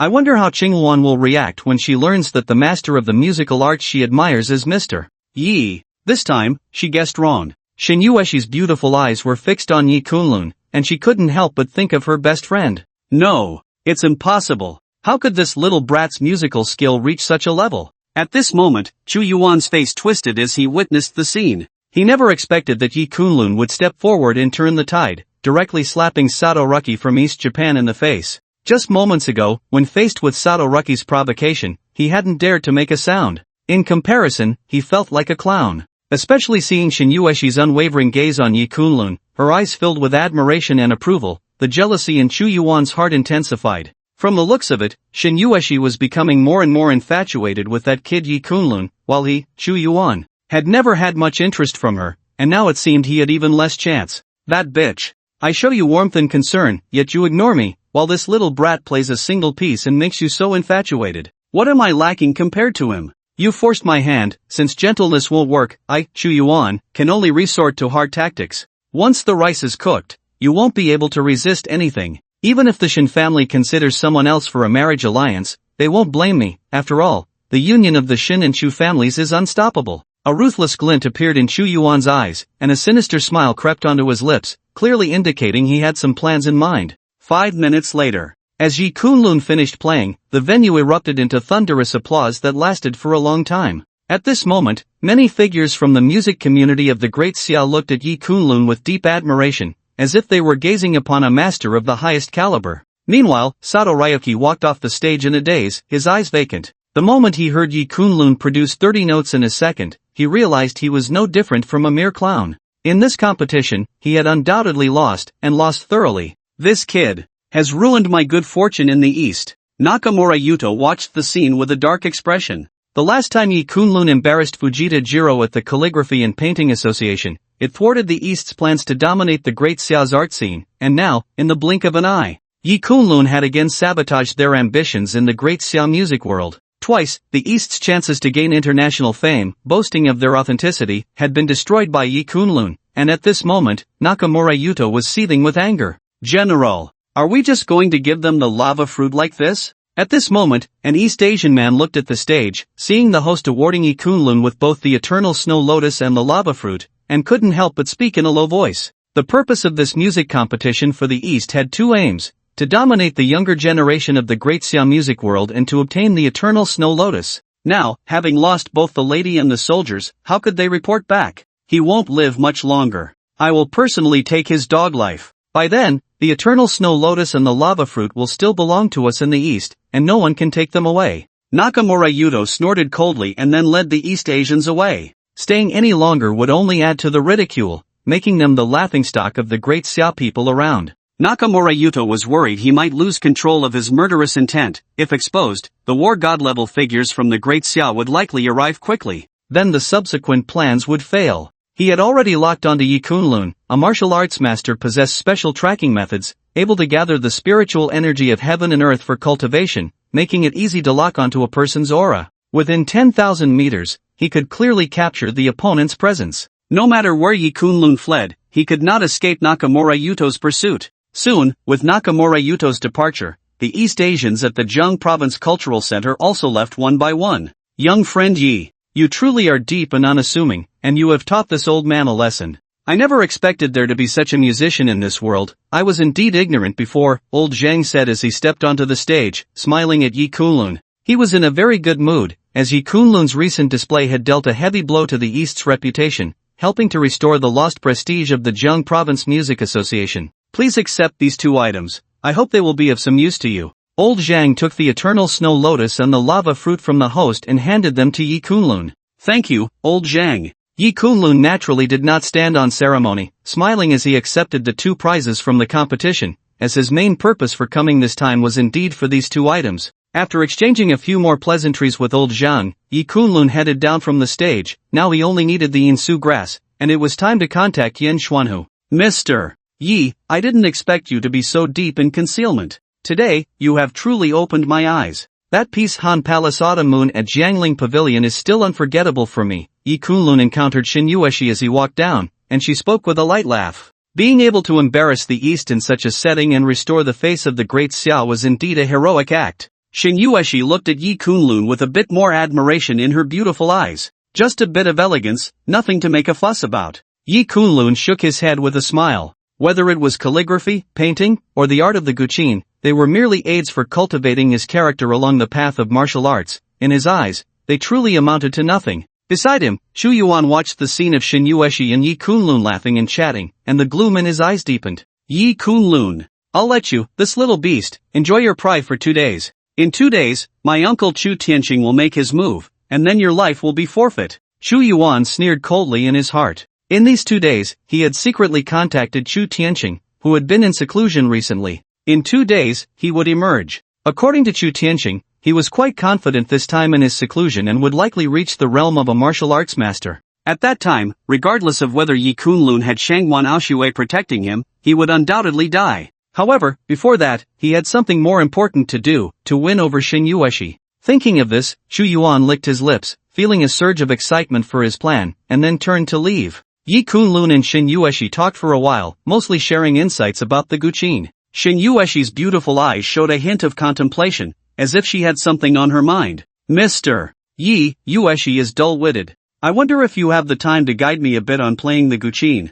At this moment, Shin Yueshi hesitated for a moment, then looked at Yi Kunlun with some trepidation as she spoke. After discussing the Guqin with Yi Kunlun, she felt as if a fog had lifted. If possible, she naturally hoped to sit down with Yi Kunlun and listen to him explain some deeper knowledge. After all, such opportunities are rare. Once missed, she might never have the chance to engage with a master like Yi Kunlun again. However, although she had the desire to learn, she was unsure if Yi Kunlun had any intention of teaching, which made her feel quite anxious. No problem, there's a Guqin in the cultural hall, let's go there and talk a bit, Yi Kunlun replied with a faint smile, then stepped towards the Guqin nearby. He hadn't expected Shin Yueshi to be so interested in the art of the Guqin. It seemed that the daughter of a prestigious family in the imperial capital had indeed been deeply influenced by the culture of literature and music since childhood. Shangguan Aoshui was like this, and so was Shin Yueshi. It seemed even that woman, Long Qingwan, was quite interested in this as well. Seeing Yi Kunlun agree, Shin Yueshi's expression brightened.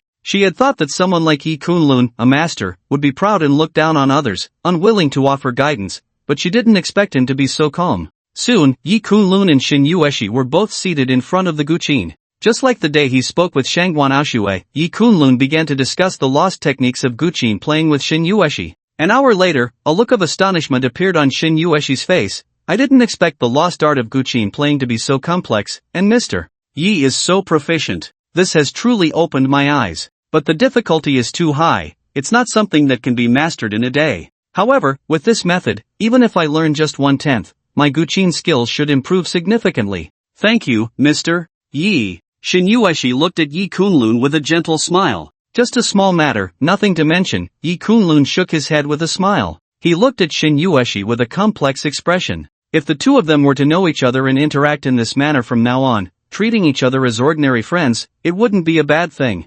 Mr. Ye's carefree nature is admirable. It's getting late, so I'll take my leave now. We shall meet again if fate allows. Shin Yueshi stood up, bowed slightly to Yi Kunlun in gratitude, and smiled lightly at him. Miss Yueshi is leaving Jiang province? Yi Kunlun caught the implication in her words and couldn't help but ask curiously. It has been some time. I should head back. If you have time, Mr. Yi, come to the capital, and I will definitely catch up with our friendship, Shin Yueshi said with a gentle nod and a smile, then gracefully stepped away towards the cultural center of Jiang province. Watching Shin Yueshi's departing figure, Yi Kunlun sighed softly, perhaps this will be the last time we meet in this life. She was a kind girl, and Yi Kunlun did not wish to intrude further into her life, reminding her of the painful past, and thus they would not meet again. Perhaps that was a good choice. Soon, Yi Kunlun gathered his thoughts and picked up his phone to call Yen Xuanhu. Young friend Yi? Yen Xuanhu's voice came through the phone, clearly surprised that Yi Kunlun would take the initiative to contact him.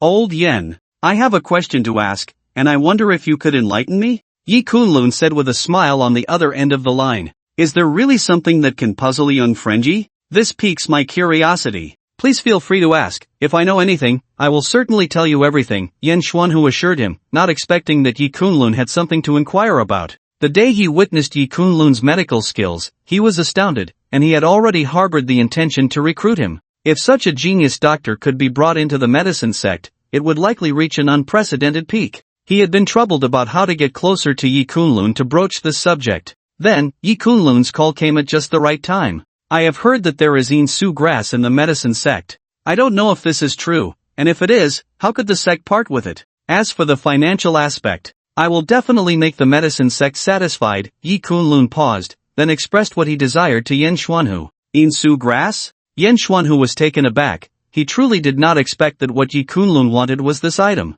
This was of utmost importance to the medicine sect, a highly in substance that, when cultivated in the sect's treasury, could significantly accelerate the growth and effectiveness of many in-related medicinal materials. It was extremely valuable and not for sale. I didn't expect that what young friend you wanted was Insu grass. This item is not an ordinary one, it is a treasure of our medicine sect's treasury, with remarkable effects on cultivating many in-related medicinal materials, worth its weight in gold. Yan Xuanhu sighed lightly, revealing the importance of Insu grass to the medicine sect. Upon hearing Yan Xuanhu's words, Yi Kunlun's brow furrowed, and he thought to himself that this was not good. It seemed that obtaining this Insu grass would indeed be quite tricky. At least the medicine sect would not easily part with it. However, young friend Yi has a special identity. If you are willing to join our medicine sect, this item can be gifted to you, and you would become a successor of our sect, able to take over in the future. What do you think, young friend Yi? Just then, Yan Xuanhu shifted his tone and invited Yi Kunlun to join the medicine sect. He also extended a significant olive branch. Once Yi Kunlun joined the sect, he would not only obtain the Insu grass but would also be cultivated as a successor of the medicine sect. Yi Kunlun raised an eyebrow. He did not expect that Yan Xuanhu and the old fellows of the medicine sect had this intention. It seemed that after witnessing his medical skills, this old man had already communicated with the sect about wanting to recruit him. However, despite the allure of the olive branch Yan Xuanhu offered, for Yi Kunlun, he truly could not join the medicine sect. After all, he was a disciple of the ghost doctor of the Yan sect and was now a successor of the Yan sect. How could he casually change his allegiance? Old Yan, I'm afraid I cannot comply with your request, Yi Kunlun said with a helpless smile.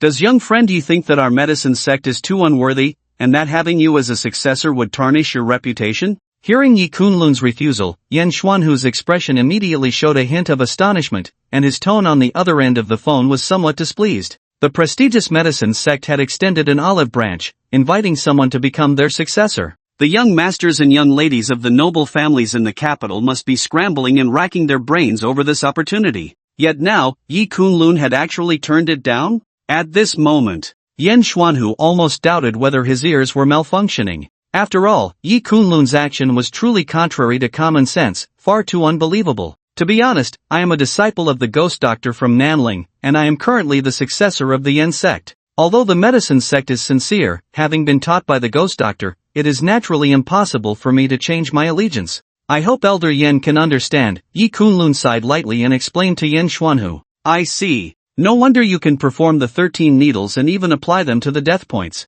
It seems you have already mastered the Yan sect's 13 needles, Elder Yan realized after hearing Yi Kunlun's explanation. He hadn't thought of this angle at the time, not for any other reason, but because Yi Kunlun's acupuncture technique at that moment showed no signs of the Yan sect's methods. It was just the usual 13 needles. It seems that Yi Kunlun had indeed kept a card up his sleeve that day. I wonder if the medicine sect could change their request. Yi Kunlun continued to inquire. The medicine sect had extraordinary depth, with martial arts masters stationed within, and maintained good relations with many noble families in the capital. Even Yi Kunlun had no confidence in forcefully breaking into the medicine sect's treasury, so he spoke very tactfully, hoping to see if the medicine sect could change their request. I understand your difficulties, young friend Yi. How about this? I will discuss with those old fellows in the medicine sect and the sect leader to see if they can change the conditions, Yan Xuanhu said. With Yi Kunlun's medical skills and being the future successor of the Yan sect, it was indeed worth it for the medicine sect to pull a favor.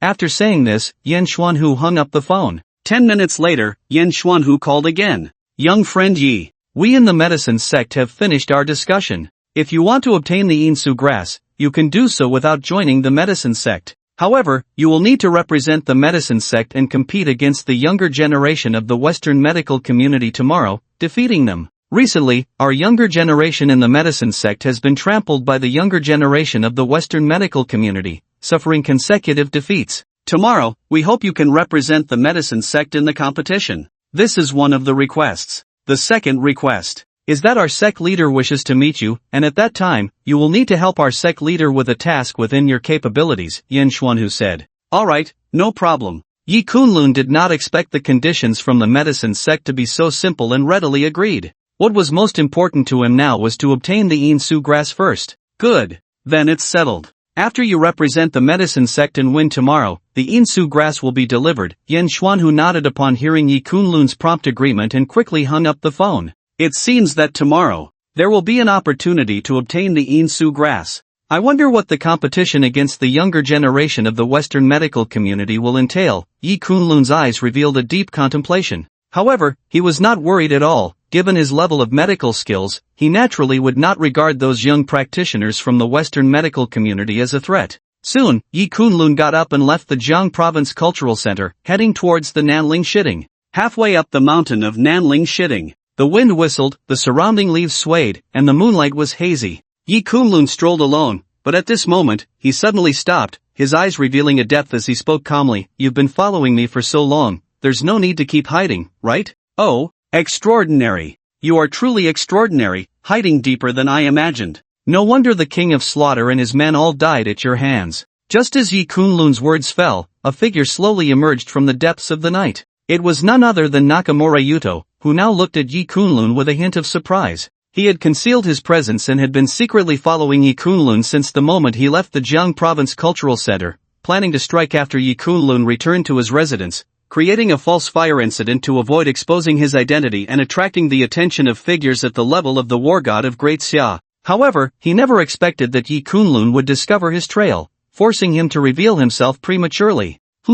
A martial arts master. Yi Kunlun gazed at Nakamura Yuto's figure, his pupils slightly contracting, his expression somewhat unexpected. Just moments ago, Nakamura Yuto had completely concealed his aura. Yi Kunlun had only sensed something unusual in the surrounding air, realizing he was being followed, but he certainly did not anticipate that the one tracking him was a martial arts master, an Eastern Islander. Looking at Nakamura Yuto, Yi Kunlun's eyes narrowed. He did not expect that the Eastern Island side would come for him so quickly, and even send a martial arts master. "Kid, your vision is indeed remarkable, to be able to tell at a glance that I am from the Eastern Islands. Daring to kill our Eastern Island ambassador and repeatedly thwart our plans, you deserve to die 1,000 deaths. Your life should have ended long ago. Allowing you to live until today is already heaven's mercy. Today, I will personally send you on your way. The one who will kill you is Nakamura Yuto." Ranked 97th on the Asian martial arts master list, Nakamura Yuto spoke in a flat tone, and the next moment, he spread his palm, gathering a terrifying force in his palm. The surrounding fallen leaves trembled and soared into the air, instantly heading towards Yi Kunlun's throat. At that moment, the wind surged and the clouds roiled, the martial arts master's force field fully unleashed, causing the surrounding space to lose its color for hundreds of meters. Ranked 97th on the Asian martial arts master list, huh? Let me, Yi Kunlun, see how strong someone of this level really is. Yi Kunlun's lips curled up. Since leaving Sky Island, he had not yet fought against a martial arts master, let alone someone in the top 100 of the Asian martial arts master list. At this moment, Yi Kunlun indeed felt a surge of interest. He wanted to see just how strong such a person was, and it would also give him a clearer understanding of his own strength. Boom! In that instant, a terrifying aura suddenly erupted from Yi Kunlun, shaking the surroundings. As this terrifying aura burst forth from Yi Kunlun, countless leaves fell around him, standing like a rain of swords on either side, and then they all rushed towards Nakamura Yuto. Whoosh! At that moment, the two martial arts masters' powers collided, and the countless fallen leaves clashed, producing sounds akin to swords clashing. Clearly, after being empowered by the martial arts master's force, the hardness of these leaves reached an unprecedented level, sharper than ordinary swords. Boom! After the countless leaves collided, a powerful shockwave erupted, stirring up clouds of dust at the scene. Neither Yi Kunlun nor Nakamura Yuto was harmed in the slightest. How is this possible? You are actually a martial arts master. Countless leaves blew past Nakamura Yuto, and at this moment, he looked at Yi Kunlun standing before him as if he had seen a ghost, his expression filled with shock. He never expected that the Yi Kunlun before him was actually a martial arts master. Based on previous intelligence, it was believed that Yi Kunlun, in collusion with the War God Army, had killed the Eastern Island ambassador and later the King of Slaughter. The Eastern Island side had always estimated Yi Kunlun's martial arts realm to be at the level of Danjing, at most a small master of Gangjing. But Nakamura Yuto never dreamed that the intelligence had greatly underestimated Yi Kunlun's strength. This kid was already a martial arts master. It's you! You are that 25-year-old martial arts master who killed many young people from our eastern Japan, including Fujita Jiro and Fujino Ichiro. At this moment, Nakamura Yuto quickly realized something, and his gaze towards Yi Kunlun suddenly darkened. A 25-year-old martial arts master was already unprecedented. There could never be a second one in Jiang province. He immediately associated Yi Kunlun with the person who had acted that day, and given this person's grievances with Eastern Japan, he indeed had the means to act so ruthlessly, unafraid of retaliation from Eastern Japan. It seems your vision is quite good, Yi Kunlun said with a faint smile, not denying it. It really came without effort. I was just looking for you. planning to tear you to pieces to bring glory to our Eastern Japan, but I didn't expect you to be right in front of me. Kid, do you think that after becoming a martial arts master, you can be invincible in the world? Even at the level of a martial arts master, there are strengths and weaknesses. Although your talent is not bad, don't think that you have been a martial arts master for long. If you fight against someone in the top 100 of the Asian martial arts master rankings, you will undoubtedly die. Today, no one can save you. At this moment, Nakamura Yuto let out a sinister laugh. This unparalleled martial arts genius from the Great Xia had finally been found by him. Today, he would send Yi Kunlun on his way, so that Eastern Japan would not have to live in fear of a second Valkyrie emerging. Boom! After speaking, Nakamura Yuto's long hair flew, and the martial arts aura on his body was fully displayed. At that moment, his terrifying internal energy pressure enveloped a full 150 meters, as if the surrounding area was shrouded in an unknown, terrifying force. In the next moment, Nakamura Yuto's figure suddenly disappeared from the spot and reappeared in front of Yi Kunlun. This punch of mine has a force of 15,000 pounds, how will you block it? Nakamura Yuto sneered coldly, then punched towards Yi Kunlun's face. Then how will you block this punch of mine? Yi Kunlun's expression was indifferent as he also threw a punch. Seeking death. Just stepping into the martial arts master realm for less than 2 years, and you dare to clash with my punch power, which has been honed for over a decade, your meridians will surely shatter. Seeing this scene, Nakamura Yuto laughed in anger. However, his sinister smile quickly froze, and a shocking and terrifying scene unfolded. At that moment, Nakamura Yuto felt a terrifying force within Yi Kunlun's fist. This force crushed his 15,000 pounds of strength.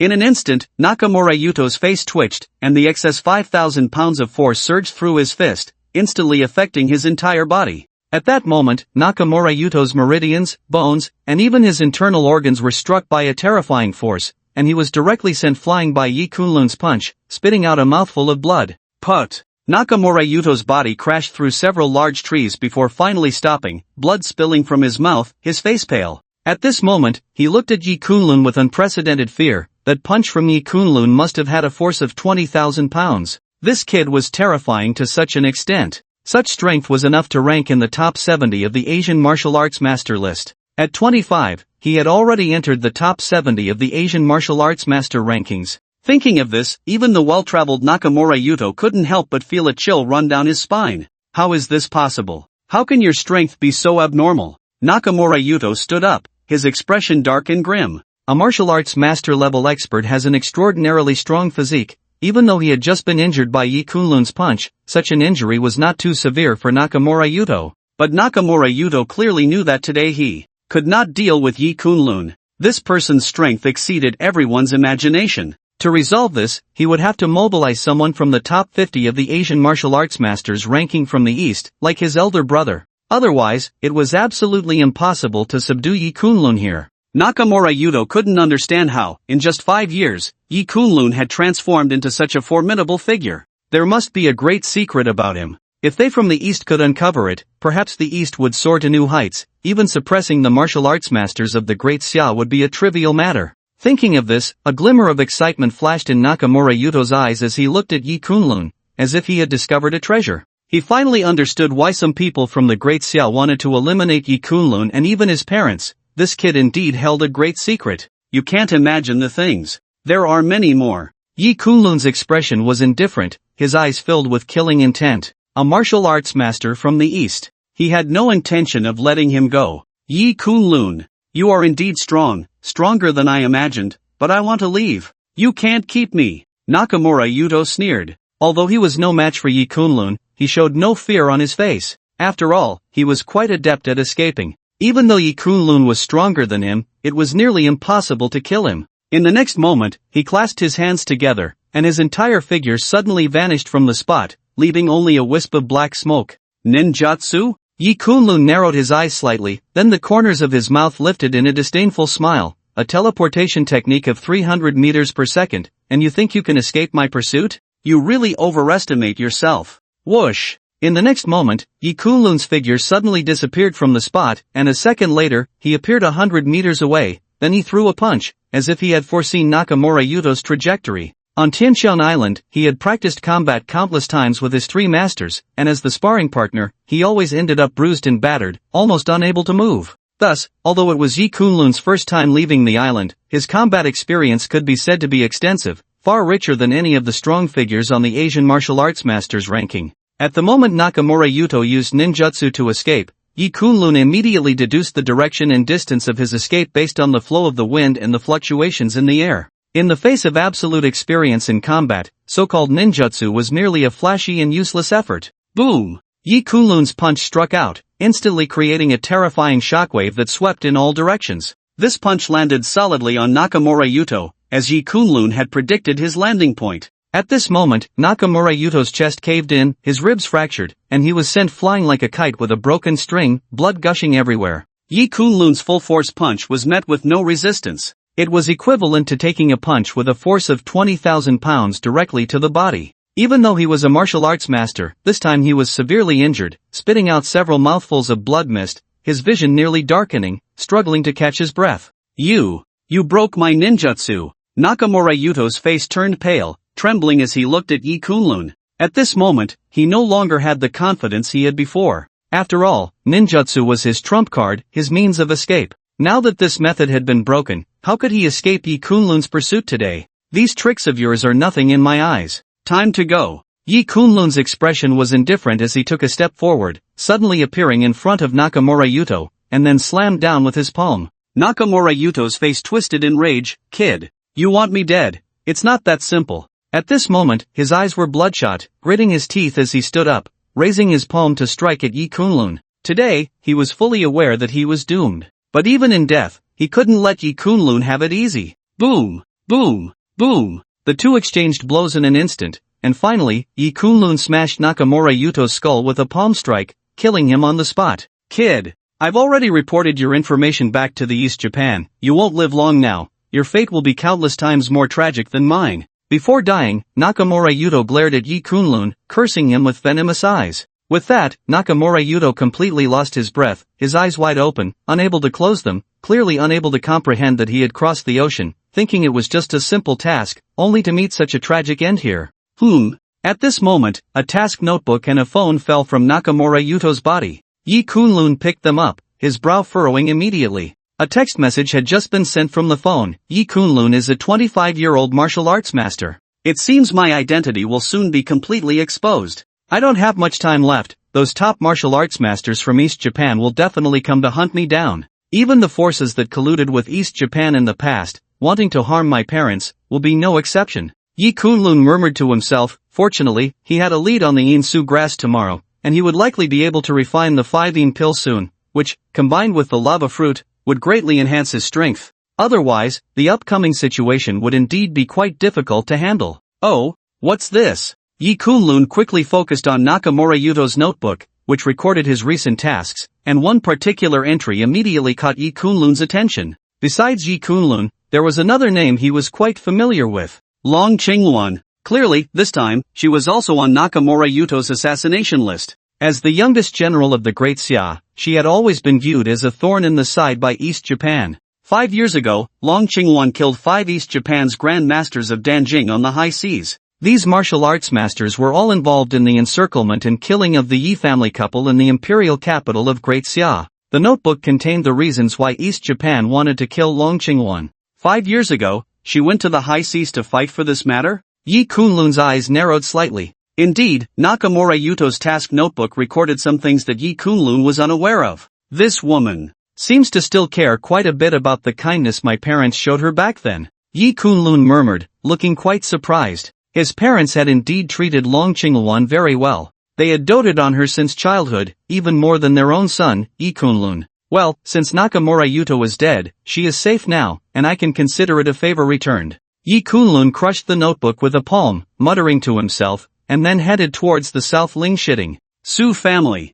In a villa belonging to Su Dongtian, he looked at a young man with utmost respect. After what happened back then, I said, don't contact me again, or what awaits you is only to vanish from this world. Have you forgotten? The young man looked at Su Dongtian, his tone indifferent. Hearing the words of the person before him, Su Dongtian couldn't help but shiver all over, given the other party's identity. He, Su Dongtian, and even the entire Su family could be wiped out with just a word from him. Yi, young Master Yi, there are reasons for this. It concerns what happened back then. That's why I contacted you. Otherwise, even if you gave me 100 times the courage, I wouldn't dare to go against what you said back then. Su Dongtian wiped the cold sweat from his forehead, his voice trembling slightly. Speak, what is it? The young man named Yi Xiao said calmly. Given Su Dongtian's courage, it was clear that he had encountered some insurmountable trouble related to past events by reaching out to him. Yi Kunlun has returned. Su Dongtian took a deep breath, his expression darkening, and then spoke word by word.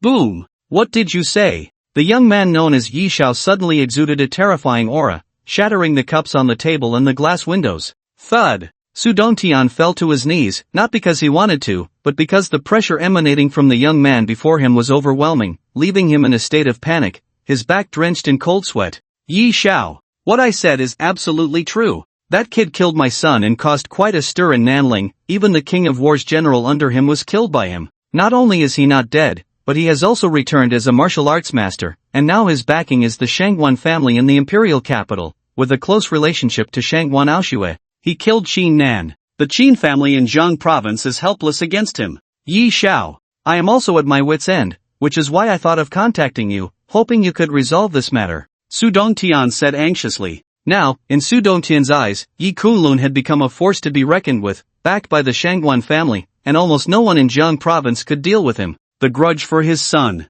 could only be avenged with the help of this prominent figure before him. A congenital illness, destined to live less than 20 years, yet he has survived. Even jumping into the sea to commit suicide couldn't take his life. The young man known as Yi Xiao murmured, a deep glint flashing in his eyes. At that moment, a murderous intent flickered deep within his pupils. Yi Kunlun must die. Rest assured, Yi Kunlun won't live much longer, the young man said to Su Dongtian indifferently. Upon hearing his words, Su Dongtian's face immediately lit up with ecstasy. He knew that once this prominent figure decided to kill Yi Kunlun, there would be no doubt about Yi Kunlun's death. Even if the Shangwan family wanted to protect Yi Kunlun, they would be unable to do so. After all, in terms of background, the young man before him had an even greater influence than the Shangwan family. However, since you failed to do your job back then, there's no need for you to remain in this world. The fewer people who know about the past, the better. Before Su Dongtian could feel joy, the young man's next words plunged him into an icy abyss.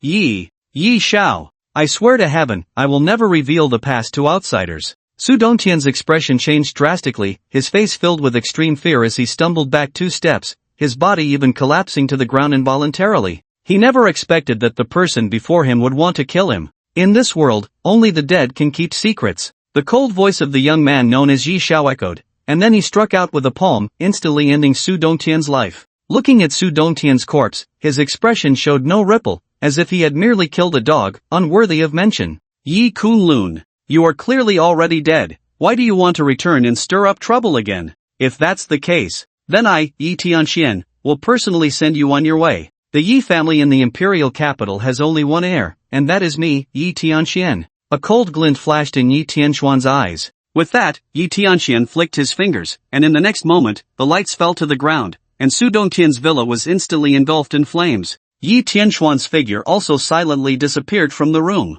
The next day, after Yi Kunlun got up, he went directly to the first hospital of Jiang province, where he had arranged to meet Yan Xuanhu the day before. An hour later, Yi Kunlun's figure arrived at Jiang province first hospital. Yi Xiaoyu, you finally made it. Upon seeing Yi Kunlun, Yan Xuanhu, who was standing at the hospital entrance, laughed heartily and immediately approached him. In recent days, the younger generation of the Western medical community had been stepping all over the medicine gate, with no young talent able to stand out. This situation had caused the medicine gate to lose face. The reason Yan Xuanhu came to Jiang province was not only to repay a favor to the Chu family but also to seek and cultivate young talent, to see if there were any young people in the medical field who could take on the responsibility and restore the reputation of the medicine gate and even the medical community of Great Xia. Previously, he had asked Yi Kunlun for a contact method with this intention in mind. He thought that if he couldn't find anyone, he would seek Yi Kunlun's help. However, he didn't expect Yi Kunlun to come to him first, which was exactly what he wanted. Yan Xuanhu had personally witnessed Yi Kunlun's medical skills, and in his view, today's competition was bound to be a victory. Now, Yan Xuanhu was somewhat eager to see the Western medical community get slapped in the face, to have a good moment of pride. Yan Lao. Yi Kunlun greeted him with a smile, then changed the subject, saying, I wonder if Yan Lao has brought the Yinsu grass. If I fulfill my promise, I hope the medicine gate won't go back on its word. Yi Xiaoyu, rest assured, the Insu grass has already been brought. Even if you lose today, this Insu grass will still be given to you, as a way for the medicine gate to make a friend with you. Yan Xuanhu laughed heartily. After saying this, he directly handed a box to Yi Kunlun. What is this? Yi Kunlun frowned, a hint of surprise appearing in his eyes. This is the Insu grass. Since Yi Xiaoyu wants this item, it's fine to give it to you in advance. We trust your character in the medicine gate. After you finish the medical competition, do not forget to fulfill our agreement and meet with our medicine gate's leader. A faint smile appeared on Yan Xuanhu's face. Hearing this, Yi Kunlun couldn't help but take a deep look at Yan Xuanhu, secretly thinking that these old fellows from the medicine gate really know how to conduct themselves. After all, the Insu grass would have to be given sooner or later, so why not give it now? It could be considered a favor to him. Yi Kunlun. Thank you, Yan Lao. Rest assured, I won't forget the agreement with the medicine gate. Whenever the leader of the medicine gate wishes to see me, I will be there on time. Yi Kunlun put away the Insu grass and nodded with a smile at Yan Xuanhu. At this moment, all the materials for refining the 5-yin pill had been collected, and with the addition of the lava fruit, Yi Kunlun felt that the time had come for his strength to soar. After his previous battle with Nakayama Yuto, Yi Kunlun had a rough understanding of the combat power of the figures on the Asian martial arts master ranking. With his current strength of 20,000 pounds in a single punch, and with the martial arts master realm fully opened, he could affect an area of 200 meters. His current strength was probably around the top 70 on the Asian martial arts master ranking, roughly in the 60s. But once he refined the 5-yin pill and the lava fruit, and refined some of the dragon blood power within him, he would at least be able to break into the top 50 of the Asian martial arts master ranking.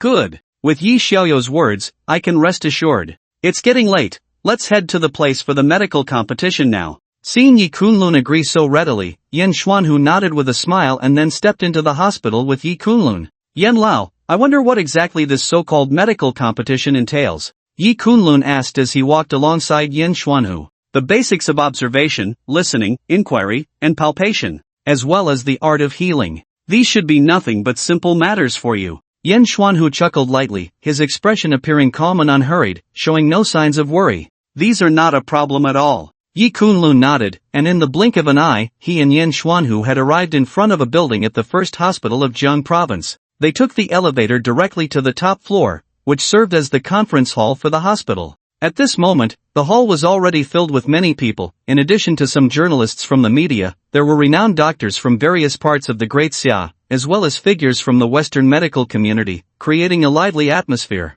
However, when Yan Xuanhu walked in, the scene suddenly fell silent, and many gazes turned to him and Yi Kunlun. Old Yan. Many esteemed doctors from the Great Xia, regardless of age, bowed respectfully to Yan Xuanhu, the hidden divine doctor of the medicine gate. Within the first hospital of Jiang province, no one dared to show him any disrespect. After all, having such a figure give a lecture here would be a tremendous honor for everyone at the hospital. Even many from the Western medical community squinted their eyes at Yan Xuanhu. Could it be that he had found someone from their younger generation to compete with? Old Yan, if your medicine gate cannot find a younger generation to compete with us, then you must admit defeat and acknowledge that the medical skills of the younger generation of the Great Xia are inferior to ours in the West. At this moment, a middle-aged man from the Western medical community stepped forward, looking at Yan Xuanhu with a cold smile. He was the leader of the younger generation from the Western medical community this time. Years ago, the younger generation of the Western medical community was directly crushed by the Ghost Doctor in a medical competition against the Great Xia. They had been unable to hold their heads high ever since. Now, they had finally waited for the right moment to reclaim their face. Hearing his words, many young people from the Great Xia turned red with anger, instinctively clenching their fists, gritting their teeth. However, despite their fury and righteous indignation, they found no words to refute him, as they had recently sparred with the younger generation of the Western medical community and had all lost without exception. There was a woman in her 20s from the Western medical community. Her medical skills were astonishing, far surpassing anything they could compare to, whether in observation, diagnosis, or treatment. The Western medical community has only developed for a few hundred years, while our Great Xia medical community has a legacy of no less than several thousand years. Do you dare to boast in front of our Great Xia medical community? Have you forgotten how you lost in the medical competition 10 years ago? Old Yan said with a look of disdain, sneering. The younger generation of the Great Xia medical community in recent years, indeed, had been somewhat disappointing, most of them being indistinguishable from the crowd, unable to bear the future banner of the great Xia medical community. But the so-called young talents of the medical world only needed one. Although there weren't many outstanding young people, Yi Kunlun alone could make up for the shortcomings of the younger generation of the great Xia medical community. This young friend Yi will represent our medicine gate in the medical competition today. Old Yan pointed to Yi Kunlun and then spoke lightly to the Western medical delegation. As soon as Old Yan's words were spoken, the eyes of everyone from both the Great Xia and the Western medical community turned to Yi Kunlun. Who is this person? It seems we haven't seen him among the younger generation of the Great Xia, neither in the Medicine Gate nor the Yen Gate. I don't know. But since he was brought by Old Yan, he must have received Old Yan's true teachings, so he should have some confidence. At this moment, many young people from the Great Xia began to whisper among themselves, their eyes filled with curiosity as they looked at Yi Kunlun. The Western medical community looked at Yi Kunlun with curiosity, as he had been personally recommended by Yen Xuanhu, suggesting his medical skills were exceptional. However, their previous intelligence seemed to have no records about Yi Kunlun. Then let's see how the person chosen by Old Yen performs in medicine. This is a member of our delegation, Miss Winnie. At that moment, the middle-aged leader of the Western team said. As he spoke, a blonde-haired, blue-eyed woman stepped forward, dressed in a light blue short dress, her figure striking, with a high nose and fair skin, her features stunningly beautiful. The hem of her dress swayed with her long, elegant legs, evoking many thoughts, and she exuded an innate aura that only Western nobility possessed. This is a Linglong body? Yi Kunlun's gaze fell on Miss Winnie, his eyes narrowing in surprise. As a martial arts master, his senses and perception were extraordinary, especially in this time when the spiritual energy of heaven and earth was thin. He could immediately sense anything unusual about a person's constitution. On Tianxiang Island, Yi Kunlun had read extensively and learned many unknown secrets. At this moment, he recalled a type of constitution recorded in texts. Linglong body. Once intertwined with another, the male counterpart would gain the essence of the Linglong body, which had remarkable effects on one's martial arts realm. I didn't expect to encounter the rare Linglong body here, Yi Kunlun murmured to himself as he looked at Winnie. Such a constitution. Even a martial arts master could not help but be moved. The reason was simple. This was an excellent female alchemical body, a perfect choice for absorbing yang to supplement yang, and for martial arts masters seeking to advance their strength, it would take years, even decades of hard training. Who wouldn't be tempted by such a method? However, Yi Kunlun had no such thoughts. He was about to refine the 5-yin pill soon. At that time, his strength would advance further, and he wouldn't need to engage in those flower-picking antics. Hello, sir, I am Winnie Villavere. I look forward to your guidance. Miss Winnie smiled politely at Yi Kunlun. She was entirely different from the arrogant and dismissive representatives of the Western medical community. Hello, I look forward to your guidance, Yi Kunlun replied with a smile and a nod. He hadn't expected Miss Winnie to be so approachable, even more so than the others from the Western medical community. According to their agreement, Yi Kunlun and Winnie would first compete in diagnosis, to see who could diagnose the patient's symptoms the fastest and with the highest accuracy. Then they would each demonstrate their medical skills to see who had the superior methods. This could be divided into two parts, the diagnosis through observation, listening, questioning, and pulse-taking, and the application of medical skills to treat patients, each accounting for 50% of the score. Soon, 10 patients entered the hall. These were individuals without any prior medical records, who had never been to Jiang province's first hospital, all chosen as volunteers by the hospital. Old Yen, to avoid anyone cheating by reporting the same symptoms as others.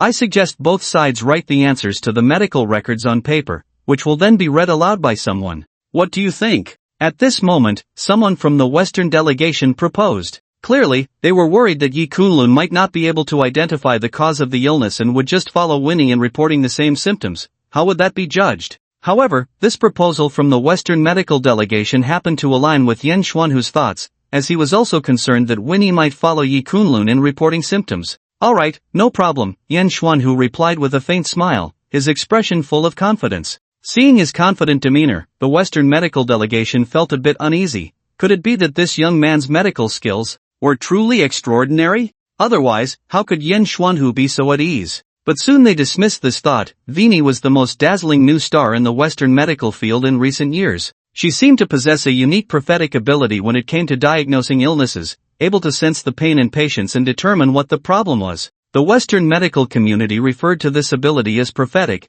and thus they were very confident. Even if Yi Kunlun's medical skills were superb and he had received many true teachings, he could not possibly surpass Vini. However, they did not understand that this was actually due to Vini's exquisite physique, which allowed her to perceive changes in the human body and the world around her. Diagnosing illnesses was merely a small use of her abilities, showcasing only a tiny fraction of her potential. At that moment, Yi Kunlun and Vini each took a notebook and stood before 10 patients. Vini gazed intently at the first patient, then gently checked the patient's pulse. In just 30 seconds, she confirmed the first patient's condition and wrote the medical record in her notebook. Yet, Yi Kunlun's speed was even faster. Facing the first patient, he only took 3 seconds to check the pulse before setting down the patient's wrist and writing the medical record in his notebook. Oof. He isn't even taking the competition seriously, this is just nonsense. Vini thought to herself, feeling a cold disdain as she saw Yi Kunlun's swift actions, her delicate face showing a hint of indignation. She felt that Yi Kunlun was underestimating the competition,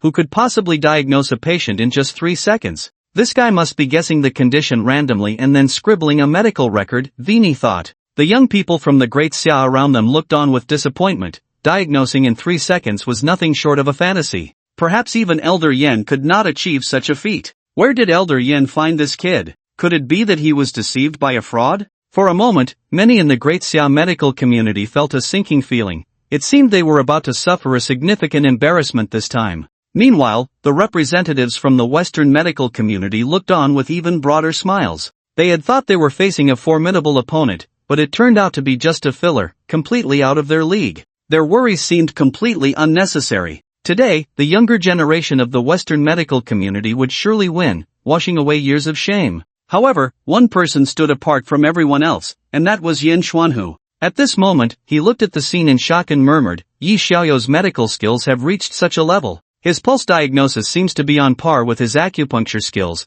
There are probably very few in the world who can compare to him. No wonder he has become the successor of that ghost doctor woman. I can't imagine how far his medical skills will reach in the future.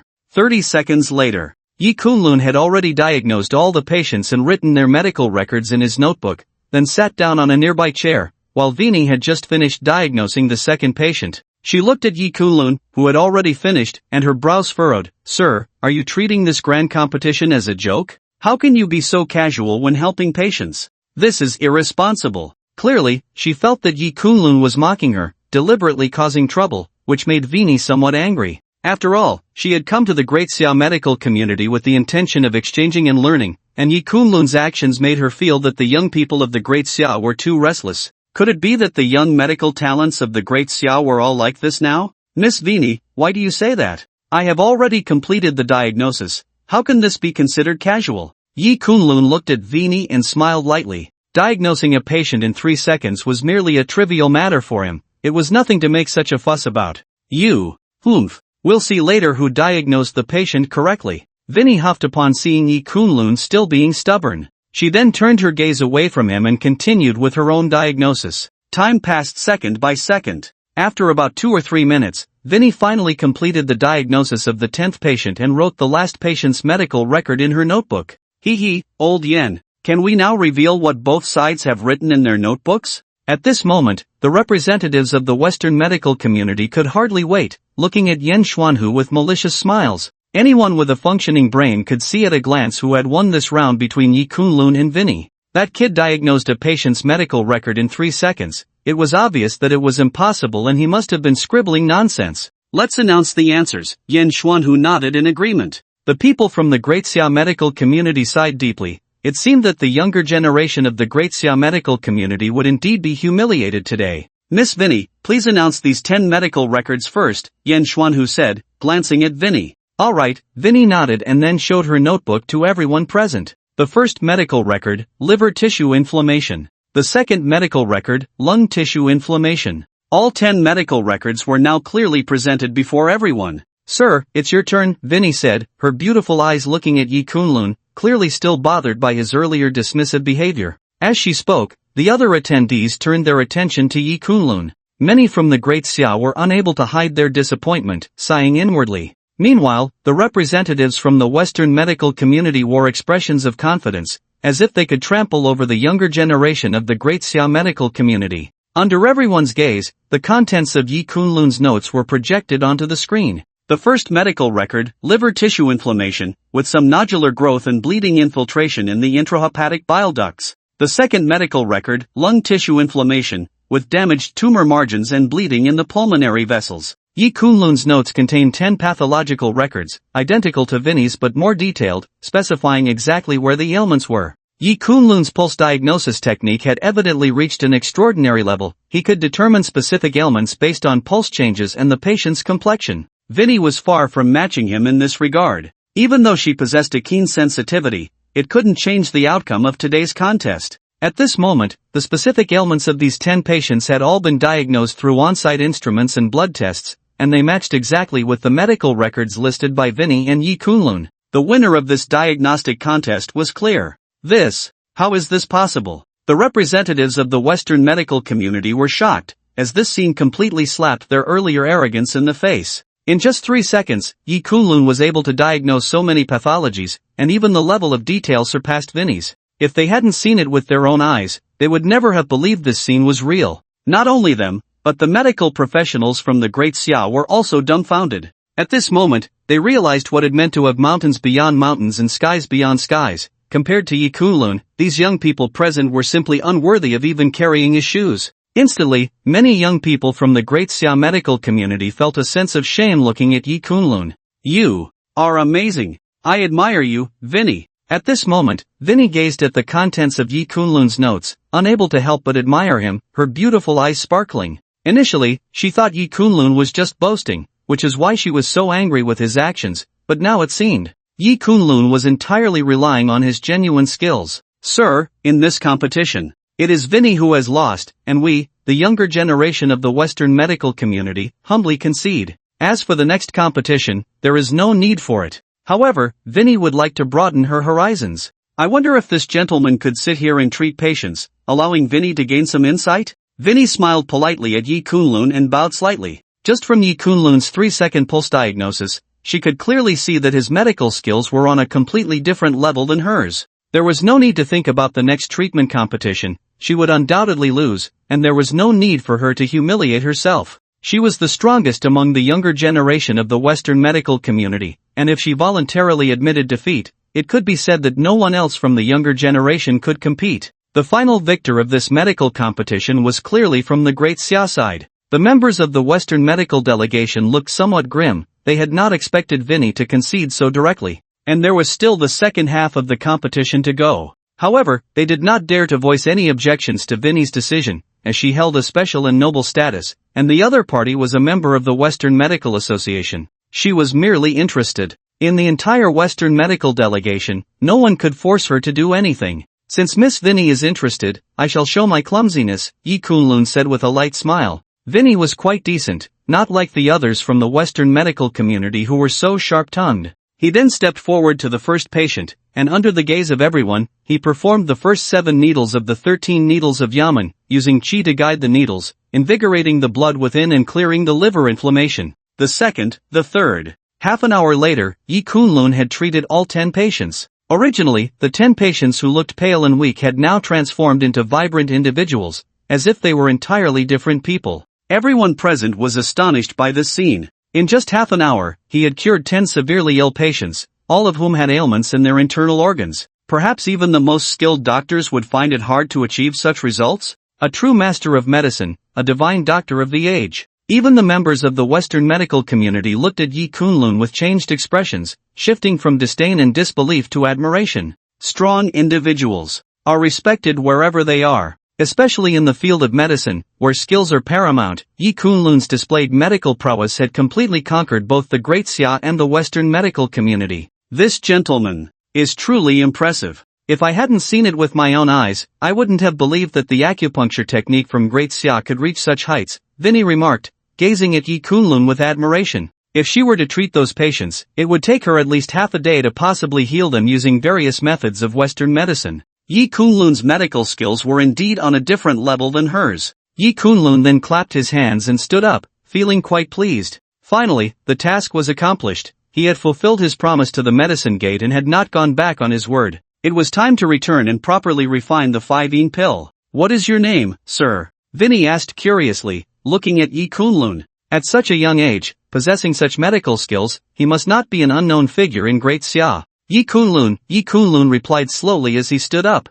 Now that the medical competition had concluded, he had fulfilled his promise to the medicine gate, and it was time to return to refine the 5-yin pill. Mr. Yi, Vini has learned a lot. I wonder if it would be convenient for Mr. Yi to leave a contact number for Vini? Vini greatly admires Mr. Yi Kunlun's medical skills and would like to consult him on a few things during her free time. Vini clasped her hands in front of her, her beautiful eyes sincerely looking at Yi Kunlun. This scene made many young people in the Western medical community look at Yi Kunlun with envy and jealousy. Vini had always been an aloof goddess. It was almost impossible for ordinary men to even ask her out for a meal, let alone request her contact information. Yet here she was, taking the initiative to ask Yi Kunlun for his phone number, leading many in the Western medical community to doubt their own eyes. Many young people from Daxia were equally envious. Vini was perfect in appearance, figure, and temperament, with no flaws to be found. They had never seen anyone with legs as long as hers. Usually, they wouldn't even dare to think about such a woman, but at this moment,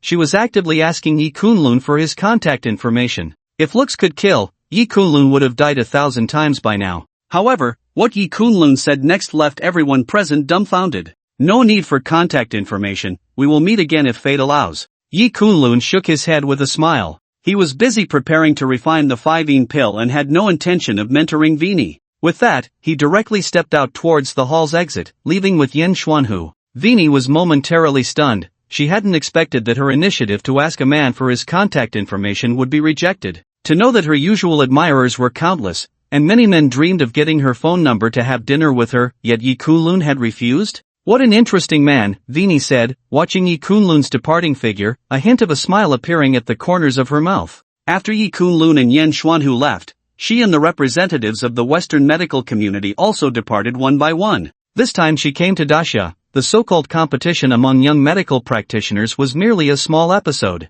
Her more important purpose for coming to Daxia's Jiang province was to investigate and prepare for an investment. Young Frenji, you truly opened my eyes today. After leaving Jiang province first hospital, Yen Xuanhu looked at Yi Kunlun with admiration. This time, he felt he had gained new insights, truly experiencing what it meant for the new generation to push the old generation forward. You flatter me, Yen Lao. I wonder when the leader of the medicine gate will meet with me. Yi Kunlun chuckled and shook his head, then looked at Yen Xuanhu. Yi Kunlun was quite curious about the leader of the medicine gate. He was eager to pay a visit. Don't rush, young friend Yi. When the leader wishes to meet you, he will naturally come to see you, Yen Xuanhu replied with a smile, clearly unaware of when the leader of the medicine gate would want to meet Yi Kunlun. Previously, he had only been tasked with conveying the conditions from the medicine gate. Yi Kunlun nodded in response, then exchanged a few more pleasantries with Yen Xuanhu before taking his leave. Now that he had everything prepared, it was time to return and refine the 5-yin pill.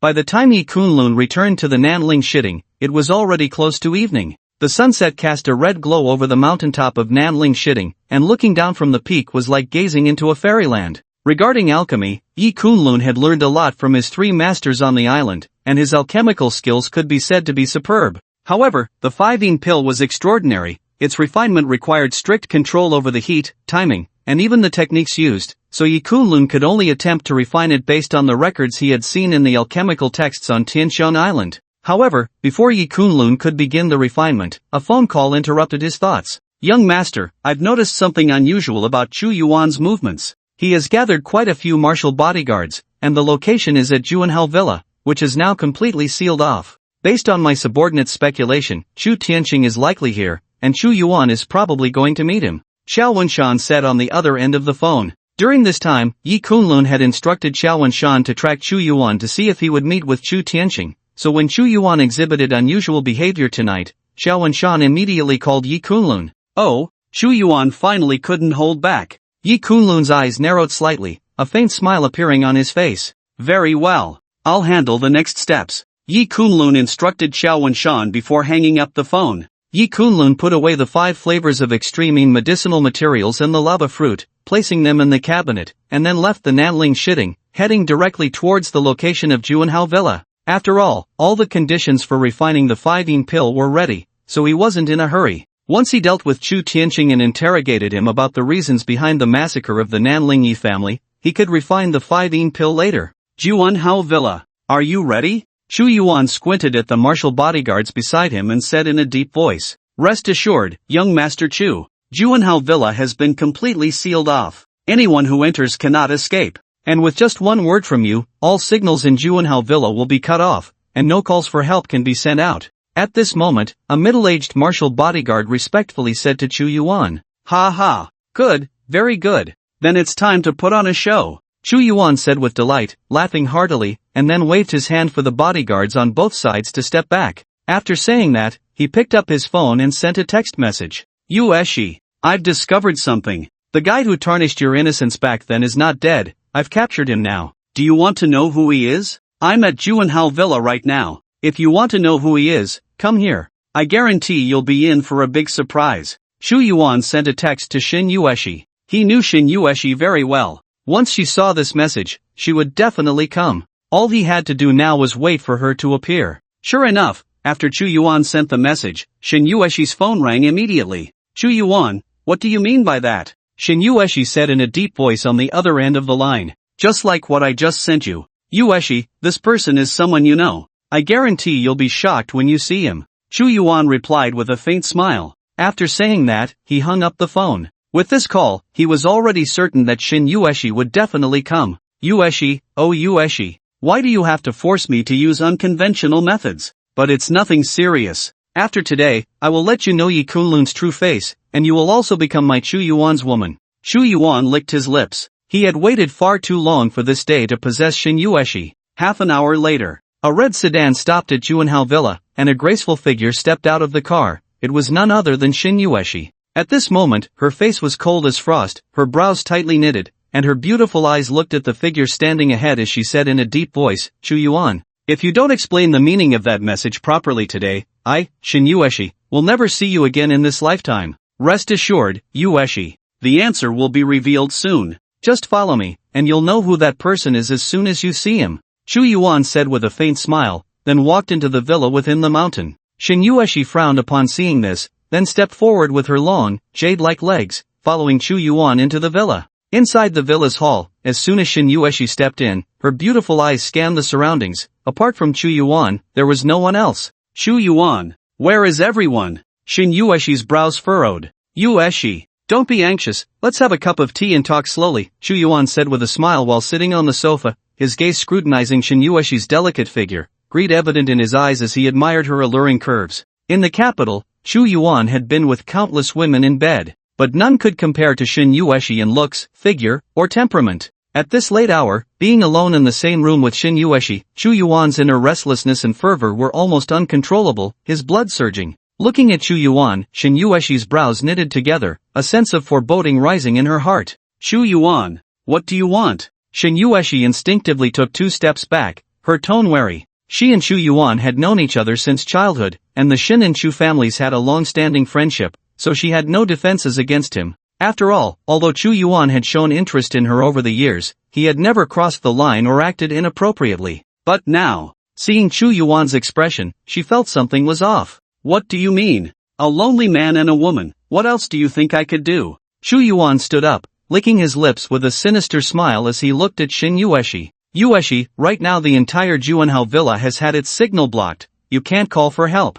Even if you wanted to seek help from Long Qingluan, it would be futile, so you might as well give up on that thought. Tonight is our perfect moment, a day I've waited too long for." As Chu Yuan's words fell, the villa's door was shut, leaving Shin Yueshi and Chu Yuan trapped inside. You actually lied to me. Chu Yuan, the Chu and Shin families are friends, are you crazy? Aren't you afraid of the Shin family's revenge? Looking at Chu Yuan's greedy expression, Shin Yueshi's face turned pale. She truly hadn't expected Chu Yuan to be so deranged, resorting to such despicable tactics to get her. In front of others, Chu Yuan had always maintained the image of a gentle young master, which was completely different from the person she knew. Had he been hiding himself all these years? "Precisely because we are family friends, even if I use unconventional means to obtain you tonight, the Shin family won't hold it against me. After all, if it weren't for that accident back then, you and I should have been married, you should have been my woman long ago." Chu Yuan grinned wickedly. "Yueshi, rest assured, I won't use force against you.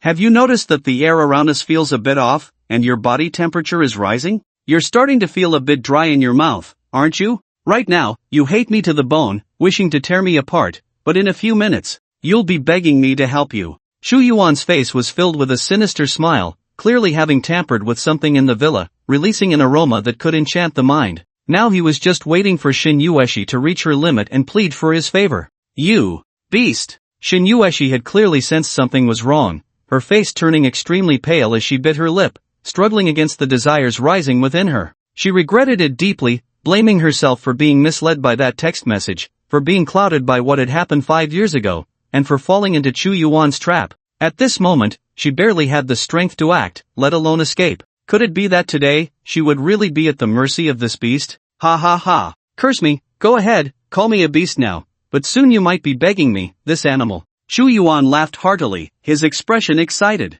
Just then, however, Chu Yuan's phone rang. "Young Master Chu, there's an unexpected situation, someone has entered Juanhao Villa." At that moment, Chu Yuan's martial arts bodyguard called, immediately showing him a video surveillance feed. "It's him, Yi Kunlun." Upon seeing the visitor, Chu Yuan's expression instantly turned to one of wild joy, and he couldn't help but laugh twice. He had been worrying about when to kill Yi Kunlun, but unexpectedly, Yi Kunlun had come knocking on his door, saving him a heap of trouble. After all, this time he had brought 6 martial arts masters with him. As long as Shangwan Ashua wasn't accompanying Yi Kunlun, this kid was undoubtedly going to die today. From the surveillance video just now, he hadn't seen Shangwan Ashua's figure, which indicated that Yi Kunlun had come alone. "Yueshi, oh Yueshi. I didn't expect that your dear Mr. Yi would come here for an appointment without notifying Long Qingluan, but he had to inform him to come. It seems this little beast holds a significant place in your heart, but he's come at just the right time. After I cripple his hands and feet, I'll let him see how I pamper you, huh?" Chu Yuan looked at Shin Yueshi with a sinister smile. He had shown endless courtesy to Shin Yueshi, yet she still ignored him. And this Yi Kunlun, who had only appeared for a few days, was treated so differently by Shin Yueshi, even needing to be informed wherever he went. This made Chu Yuan feel a surge of jealousy, and he increasingly believed that his actions today were absolutely correct. Otherwise, he would never have a chance to win Shin Yueshi over in this lifetime. Since this pair of dog men and women were so affectionate, he naturally had to toy with Shin Yueshi in front of Yi Kunlun. He couldn't swallow his anger without making Yi Kunlun despair. "Notify them to let this kid in, and don't let anyone stop him." Chu Yuan's face was almost twisted with excitement as he immediately instructed the person on the other end of the phone, then hung up. "Mr. Yi, he actually came." Shin Yueshi bit her lip, a hint of bitterness rising in her heart. It seemed Mr. Yi was unlikely to escape Chu Yuan's clutches today. She hadn't expected that her misfortune would drag Yi Kunlun into it, and thinking of this made a wave of guilt surge within her. Something's off. There's a familiar aura, it's Shin Yueshi. As soon as Yi Kunlun stepped into Juanhao Villa, his brow furrowed instantly. With his martial arts master-level strength, he could sense the aura within a 200-meter radius. The so-called martial arts bodyguards around him were nothing in his eyes, but inside the villa, besides Chu Yuan's aura, there was actually Shin Yueshi's, which surprised Yi Kunlun. "This is a hallucinogenic fragrance." Yi Kunlun caught the scent in the air, and his pupils suddenly constricted. On Tianqiang Island, he had almost tasted every herb. This was a necessary course for becoming a ghost doctor, so he was extremely sensitive to the scents of various medicinal herbs. In just a few seconds, Yi Kunlun identified where the strange smell in the air was coming from. "Chu Yuan, you're looking for death." Yi Kunlun's pupils instantly turned cold. Inside the villa, there was only Shin Yueshi and Chu Yuan, and with this fragrant drug filling the air, it was clear what Chu Yuan intended to do. Whoosh! At this moment, Yi Kunlun accelerated to full speed and arrived at the villa's entrance in an instant. Boom! Yi Kunlun kicked the villa door, sending it flying. "What?" The noise startled Chu Yuan, and when he turned his gaze to the person standing outside the door, his expression instantly turned to shock. What was happening? Just a few seconds ago, he had seen on the video surveillance that Yi Kunlun was still several kilometers away from the villa. Yet in the blink of an eye, Yi Kunlun had arrived here? But soon, the astonishment on Chu Yuan's face was replaced by a sinister smile, and he shouted excitedly, "Ha! You little beast, you came at just the right time, I have a good show for you to watch." Yi Kunlun had repeatedly thwarted his plans, causing the Chu family's layout in Jiang province to fail one after another, and even the woman Chu Yuan loved was close to this brat. This had made Chu Yuan hate Yi Kunlun to the bone, wishing to torture him to death. Now, this opportunity had finally come. "Go! Break this little beast's hands and feet, leave him a breath." Chu Yuan coldly commanded the martial arts bodyguards outside the door. "As you command, young Master Chu." The bodyguards moved at his words, and in the next moment, they charged towards Yi Kunlun.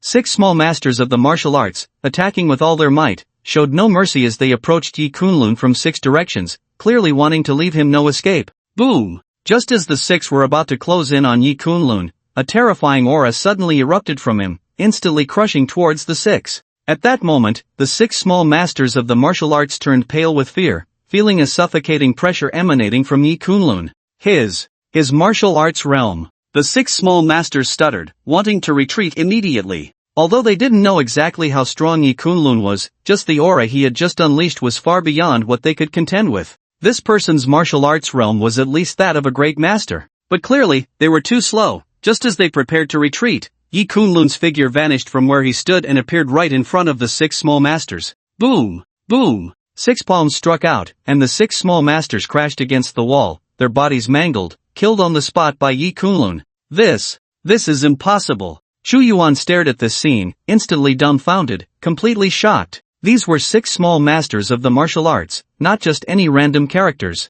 In the capital, they were considered powerful figures in the martial arts world. Even among the influential families in the capital, small masters were esteemed guests. Yet these 6 experts were directly taken down by Yi Kunlun? He knew Yi Kunlun was a martial artist. After all, Yi Kunlun had previously killed General Wang under the Southern Battlefield King, but Chu Yuan never expected Yi Kunlun's strength to reach such a terrifying level. Compared to martial arts strength, Chu Yuan was inferior to other figures from the capital's families, such as Long Qingwan, Shangguan Ashua, and Zhang Tianlong. He was merely a small master. Since those 6 martial artists were easily dealt with by Yi Kunlun, he surely was not a match for Yi Kunlun either. Realizing this, Chu Yuan took 2 steps back, then pulled out a handgun from his pocket, pressing it against Shen Yueshi's head, and sneered, "Yi, you truly exceed my expectations. I didn't think 6 small masters couldn't match you. Given time, you will surely become a force to be reckoned with, and advancing to the level of a martial arts master is not out of the question. By then, even the families in the capital may find it hard to deal with you. But now, this woman is in my hands. What can you do to me?" Yi Kunlun watched this scene, his eyes narrowing slightly as he said in a detached tone, "Let her go, and I promise I can give you a way out." At such a distance, once Chu Yuan fired, even with Yi Kunlun's extraordinary medical skills, he would not be able to save Shen Yueshi's life. "Ha ha ha, do you think I'm a 3-year-old? Chu Yuan sneered, then flicked a pill from his fingertips. "If you want me to let her go, it's actually very simple. Take this pill, and I'll release her." Yi Kunlun caught it with one hand, his gaze narrowing as he looked at the pill. His eyesight was extraordinary, and he immediately recognized that this pill was highly toxic, with a complex composition of poisons that he couldn't identify at first glance. This is the 7 Absolute pill, made from 7 unsolvable poisons. There is no antidote in the world. Once taken, within 7 minutes, your internal organs will turn to blood and water, and you will undoubtedly die. Yi, for that night 5 years ago with this woman, you are willing to come here. It seems you are also a lovesick fool. I wonder if you have the courage to take this 7 Absolute pill. If you do, I will let her go." Chu Yuan's face was twisted in a cruel smile, his gaze towards Yi Kunlun filled with amusement. Chu Yuan knew Yi Kunlun's medical skills were exceptional, but as the saying goes, a doctor finds it hard to save himself. Moreover, the poison he was offering Yi Kunlun was the most unsolvable poison in the world. Even a martial arts master would die on the spot after taking the 7 Absolute pill. You actually are." Shen Yueshi trembled at Chu Yuan's words, freezing in place, her gaze fixed on Yi Kunlun in shock. She never expected that Yi Kunlun was the man she had spent a night with 5 years ago. At that moment, countless complex emotions surfaced on Shen Yueshi's face: anger, hatred, confusion. Why did you lie to me? You are clearly still alive. Why did you deceive me? Shen Yueshi gritted her teeth, tears streaming down her beautiful eyes. These were tears of grievance and anger. Shen Yueshi had very few true friends. To her, aside from Long Qingwan, there was only Yi Kunlun left. Especially after discussing music with Yi Kunlun, she regarded him as a close friend. But this very friend was the bastard from 5 years ago. That day at the Lantern Festival. After she said those words, Yi Kunlun should have understood her identity. Yet this guy had kept his identity hidden. Remembering how she had called him Mr. Yi and learned music from him, Shen Yueshi felt deceived. Even though Shen Yueshi was born into a scholarly family and had a deep upbringing, at this moment, she just wanted to curse Yi Kunlun as a bastard. But this guy had also saved her. If it weren't for him that day, she might have already been kidnapped by assassins from the east. Adding to that, today, he had dared to enter this den of tigers and dragons. Her heart was filled with a mix of anger, shame, and gratitude. All sorts of emotions flooded Shin Yueshi's mind. For a moment, as she looked at Yi Kunlun, she didn't know whether to hate him or be grateful. Her feelings were a tangled mess. I'm sorry. I didn't reveal my identity. I just didn't want you to remember what happened 5 years ago. Yi Kunlun looked at Shin Yueshi and sighed softly. He hadn't expected that he and Shin Yueshi would truly come to know each other's identities in this situation. Shin Yueshi turned her face away, clearly not wanting to hear his further explanations. Shu Yuan, how do I know if what you say is true? If I take it and you don't let Yueshi go? Yi Kunlun frowned at Shu Yuan. He. Yi Kunlun, you have no choice. Shu Yuan sneered continuously. From the moment Yi Kunlun asked that question, he understood the choice in Yi Kunlun's heart. Shu Yuan, I hope you remember what you said. If you go back on your word, I, Yi Kunlun, will not let you off even as a ghost. Yi Kunlun looked deeply at Shu Yuan, then swallowed the 7 absolute pill directly. Thud. The moment Yi Kunlun took the pill, his skin turned a deep blue, his face lost all color, and his whole body trembled, collapsing to the ground, clearly showing signs of poisoning. Shin Yueshi stood frozen in place, her beautiful eyes staring at the scene in shock. She never expected Yi Kunlun would actually take the 7 absolute pill. What was he thinking? Did he not know that taking this pill would lead to his death? Why did you take the 7 absolute pill? This is a certain death situation. Shu Yuan won't let me go either. Why? Shin Yueshi looked at Yi Kunlun, who was lying on the ground, her gaze lost. Because I don't want you to die in front of me. 5 years ago, I owed you too much. Consider this my atonement. Yueshi, I originally thought to meet you under the identity of Mr. Yi, but unfortunately, things didn't go as planned. I'm sorry. A faint smile appeared on Yi Kunlun's pale face, filled with a sense of freedom and relief. You bastard. Can dying redeem your sins? You can never repay what you owe me. I won't allow you to die. Tears streamed down Shin Yueshi's beautiful face, her exquisite features resembling a rain-soaked pear blossom. She didn't know why she was crying. She should have hated this person, but now she couldn't bring herself to hate him at all. This guy was willing to take poison and die for her. How could she possibly hate him? 5 years ago, they were both just victims. Ha ha. What a tragic love story you've put on for me. Yi Kunlun.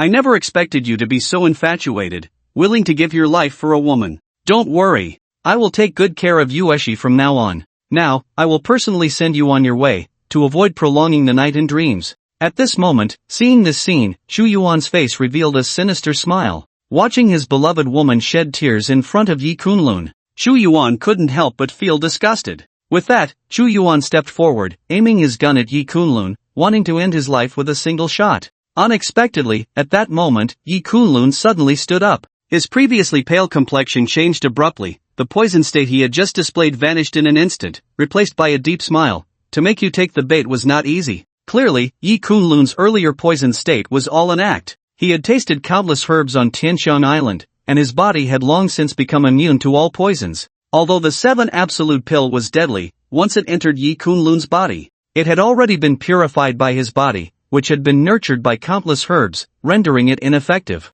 The reason Yi Kunlun pretended to be poisoned was not for any other purpose but to make Shu Yuan lower his guard, abandon his hostage of Shin Yueshi, and focus all his attention on him, Yi Kunlun. Yi Kunlun understood. With the enmity between him and Shu Yuan, especially since Shu Yuan had always been fixated on Shin Yueshi, who had a fateful night with him, Yi Kunlun. If this guy had the chance to personally end his life, he would definitely not miss it. Only then could he vent his pent-up hatred. If he didn't personally kill Yi Kunlun, Shu Yuan would surely regret it for life. Now, seeing this, it was indeed the case. Shu Yuan's expression changed drastically upon witnessing this scene. How could this be possible? Yi Kunlun had clearly taken the 7 absolute pill, how could he still be fine? This scene exceeded Shu Yuan's understanding. Without a moment's hesitation, he immediately retreated, intending to take Shin Yueshi hostage.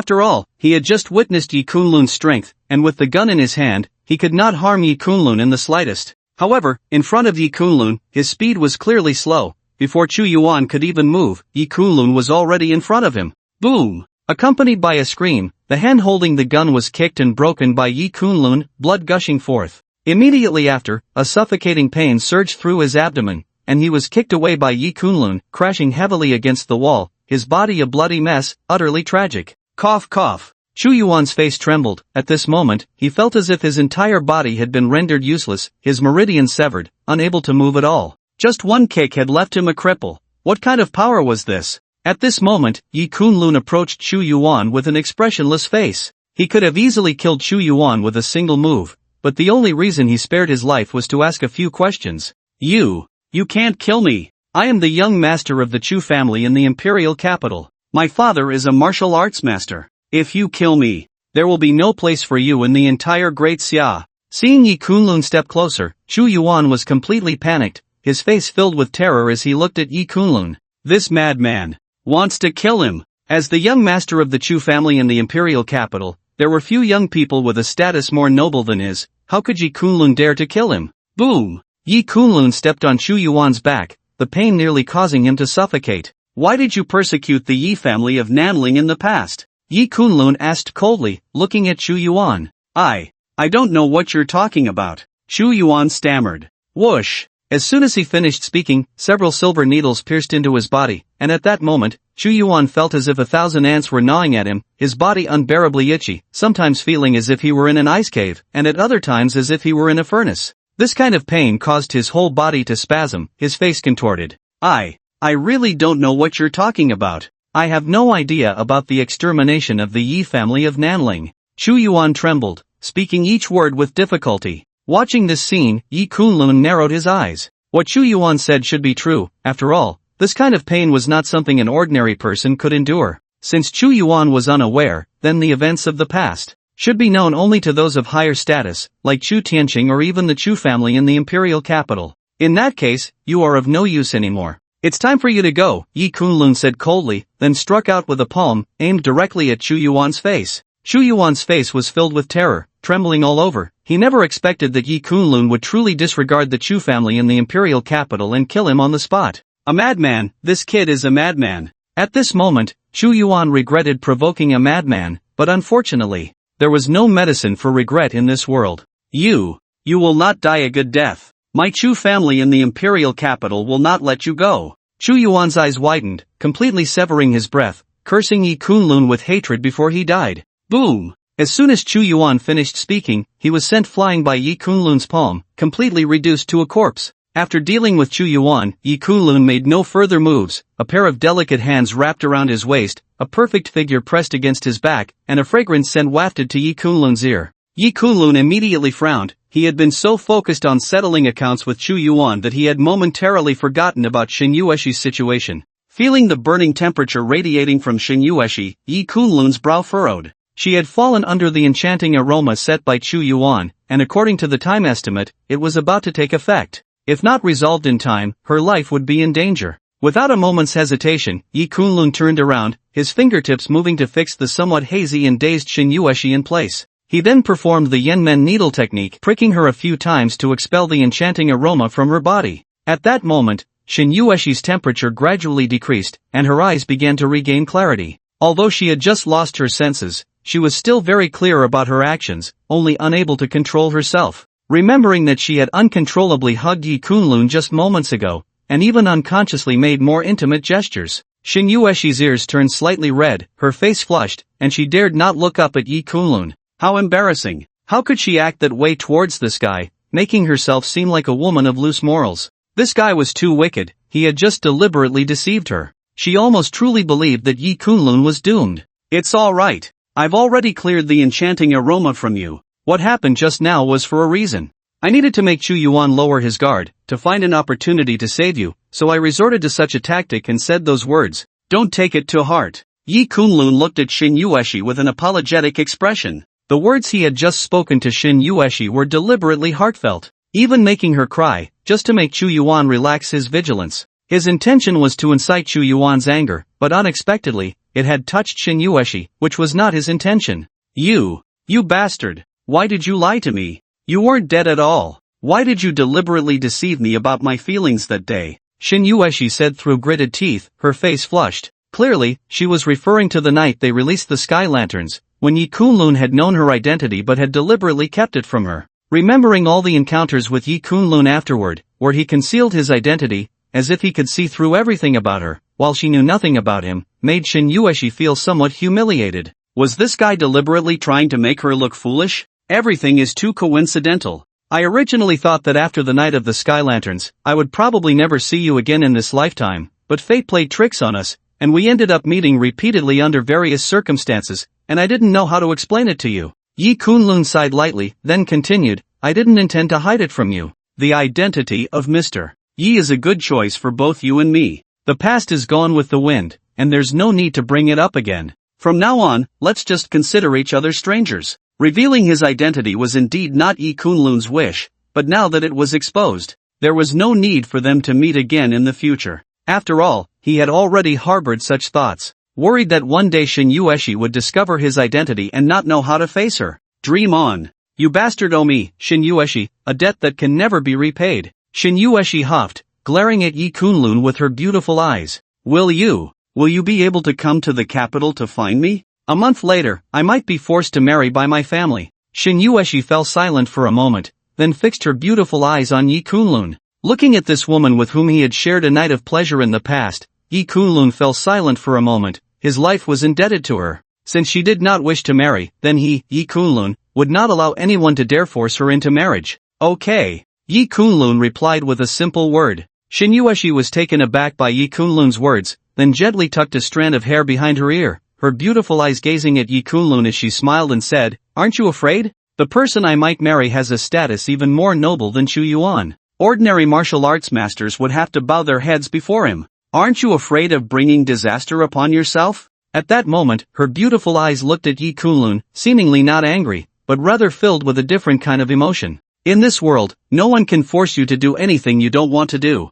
This is my promise to you, Yi Kunlun. Yi Kunlun looked at Shin Yueshi, his expression gentle and his tone calm. Hearing Yi Kunlun's words, Shin Yueshi's delicate body trembled. Then a faint smile appeared on her stunning face. With your words, I am already satisfied. What I just said was just a joke. You can pretend I never said it. Given the way Yi Kunlun had acted earlier, he was indeed formidable. But to confront the person from the imperial capital with whom she might have a marriage contract, she could only say the odds were against him. Clearly, she did not want Yi Kunlun to get involved. The dangers were beyond what he could bear. In the past, both she and Yi Kunlun were merely victims, sacrifices in the struggle for power. With Yi Kunlun risking his life to help today, she no longer harbored any hatred towards him. In Shin Yueshi's view, Yi Kunlun had no need to walk a path of death for her. After saying this, Shin Yueshi slowly stood up, her beautiful eyes gazing at the corpse on the ground, then she sighed lightly. Chu Yuan is dead. The Chu family in the imperial capital will definitely not let this go easily, so be careful.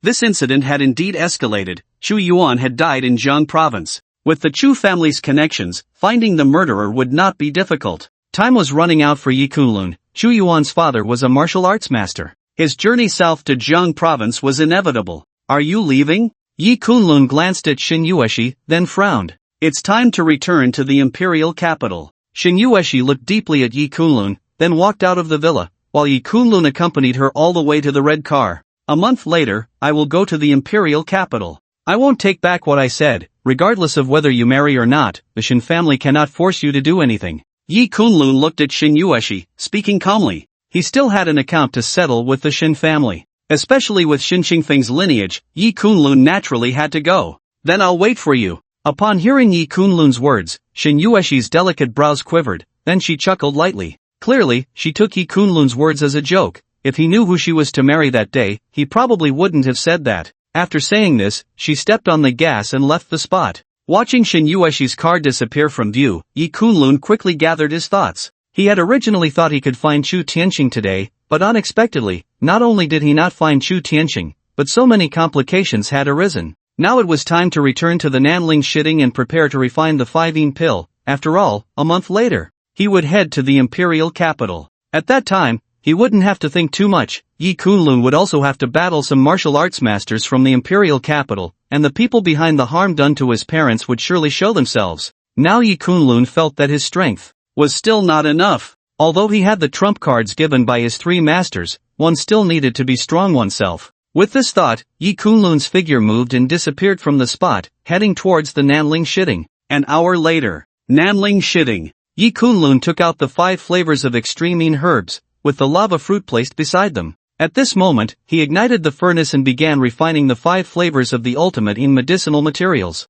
He spread his palms, releasing internal energy from his palms, causing the entire furnace to spin, ensuring the temperature within the furnace walls was uniform. The heat, timing, and calcination temperature were all meticulously controlled by Yi Kunlun. Gradually, half an hour, even 6 hours passed. Even though he was a martial arts master with extraordinary internal energy, beads of cold sweat began to form on Yi Kunlun's forehead, and his back was soaked with sweat. Boom! Just as 6 hours had passed, a shockwave erupted from the furnace, and the lid was blown off. Following that, a crystal-clear pill, exuding a faint cold aura that lowered the room's temperature, slowly floated into the air under Yi Kunlun's palms. The pill is complete. Yi Kunlun looked at this scene, his face unable to hide his joy. He reached out his hand and immediately took the 5-yin pill into his palm. Gazing at its luster and feeling its cool aura, Yi Kunlun nodded in satisfaction. His 6-hour refining process was not in vain. This 5-yin pill was perfectly refined. Now it's time to take it and see how much the dragon blood can be refined after the balance of yin and yang. Yi Kunlun took a deep breath and murmured softly. With that, he placed the 5-yin pill directly into his mouth, and the next moment, Yi Kunlun immediately felt a cold energy spreading from his mouth throughout his entire body. Inside Yi Kunlun's body, it felt as if he had fallen into an ice cave, a chill sweeping through his meridians, bones, and even his internal organs. At the same time, the dragon blood within him reacted. He instantly felt a surge of heat spreading throughout his body, filling his dantian. This was the power from the dragon blood, which, upon sensing the aura of the 5-yin pill, awakened the power sealed within various parts of Yi Kunlun's body. The two forces began to merge within Yi Kunlun. At this moment, he sometimes felt as if he were in a desert summer, and at other times, as if he were in a snowy wilderness. On his skin, one could even see patches of blue and red, as the two extreme yin and extreme yang forces continuously clashed within him. What a domineering power! Is this the dragon blood? Previously, the three masters helped me temper my body. I still didn't fully understand its ferocity.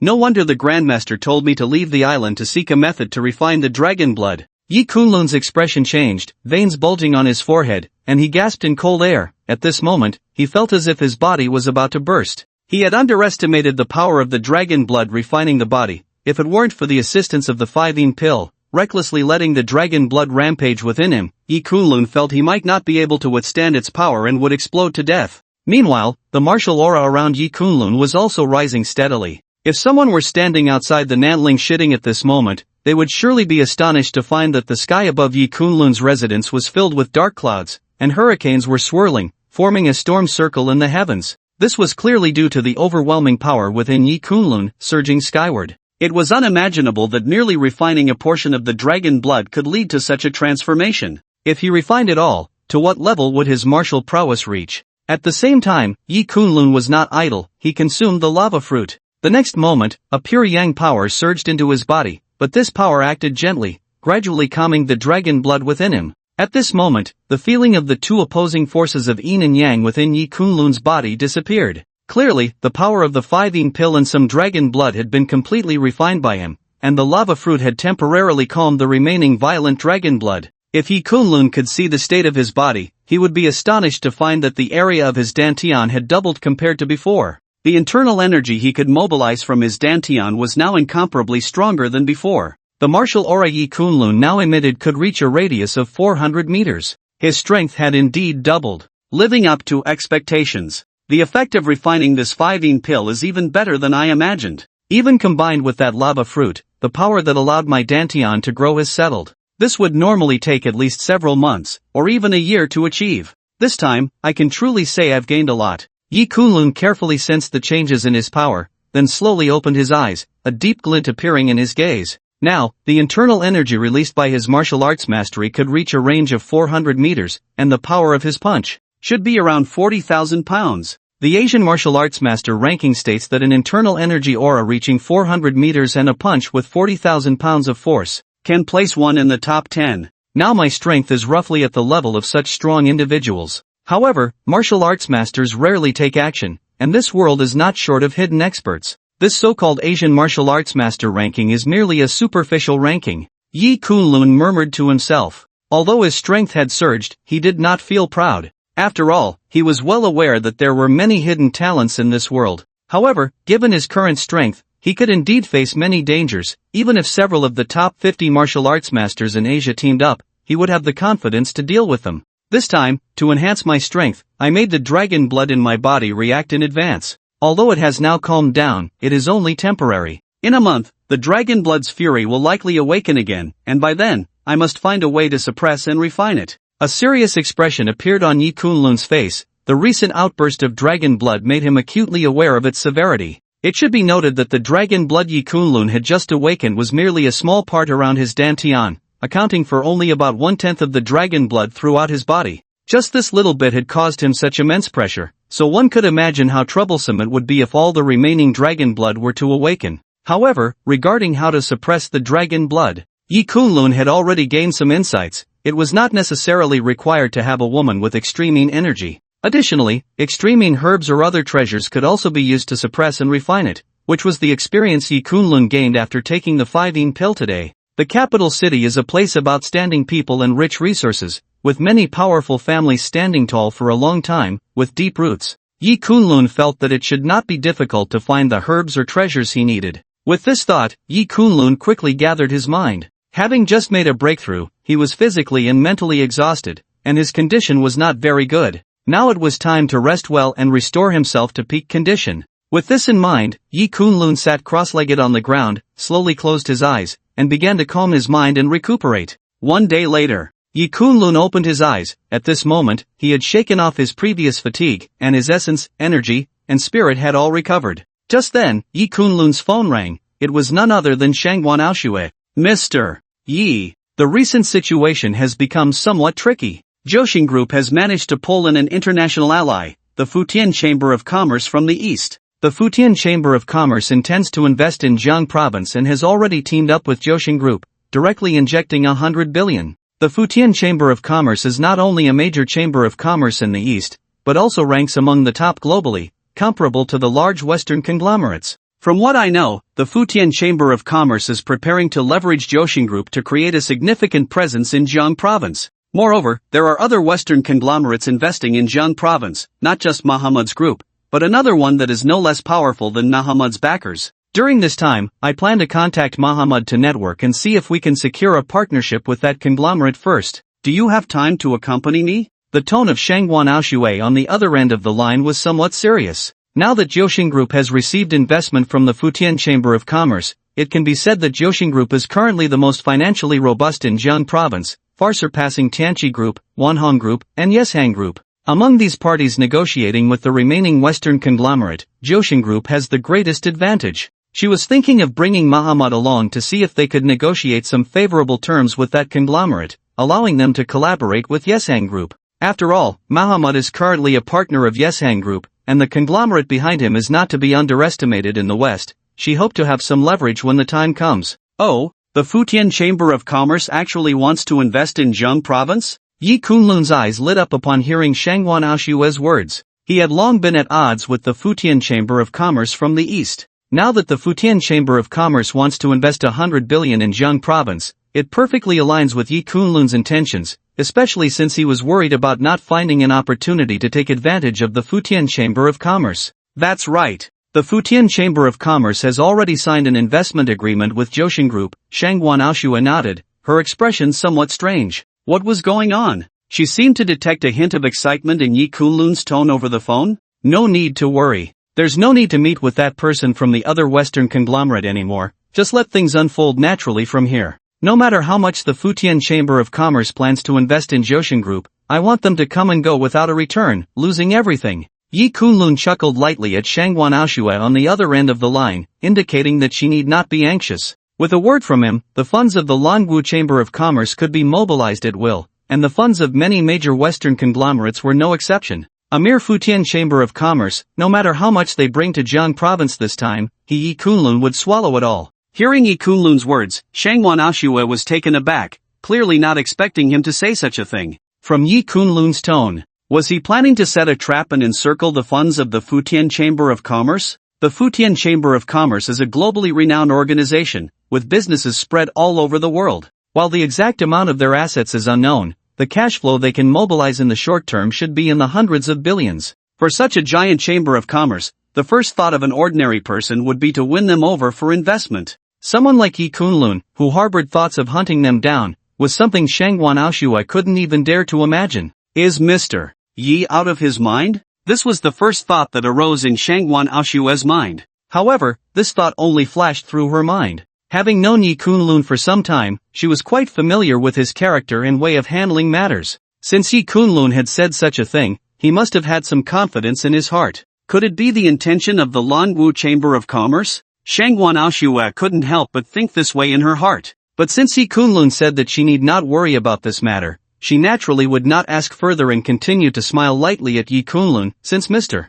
Yi has said so, then Aoshue will not concern herself with these matters. However, Shangwan Aoshue quickly changed the subject. Our Yi Shang group has just been established and is in need of talent. Mr. Yi, I am planning to invite a master in financial management, old Jiang from Jiang province. His students are spread throughout the financial and management sectors, and he can be considered a leading figure in this field. Are you free now? Why not come with me? A company like Yi Shang Group naturally could not have her handle everything personally. They still needed some management experts. And that renowned old Jiang in the financial management field was clearly an excellent choice. Not only was he exceptionally talented, but he also had many students and a solid network. If they could bring him into Yi Shang Group, it would save a lot of trouble in the future and greatly improve efficiency. Moreover, having such a figure in charge would enhance Yi Shang Group's reputation, which would be beneficial for attracting investments later on. Old Jiang? Yi Kunlun was taken aback and then curiously asked, is it the old Jiang from the Jiang Province Chini Association?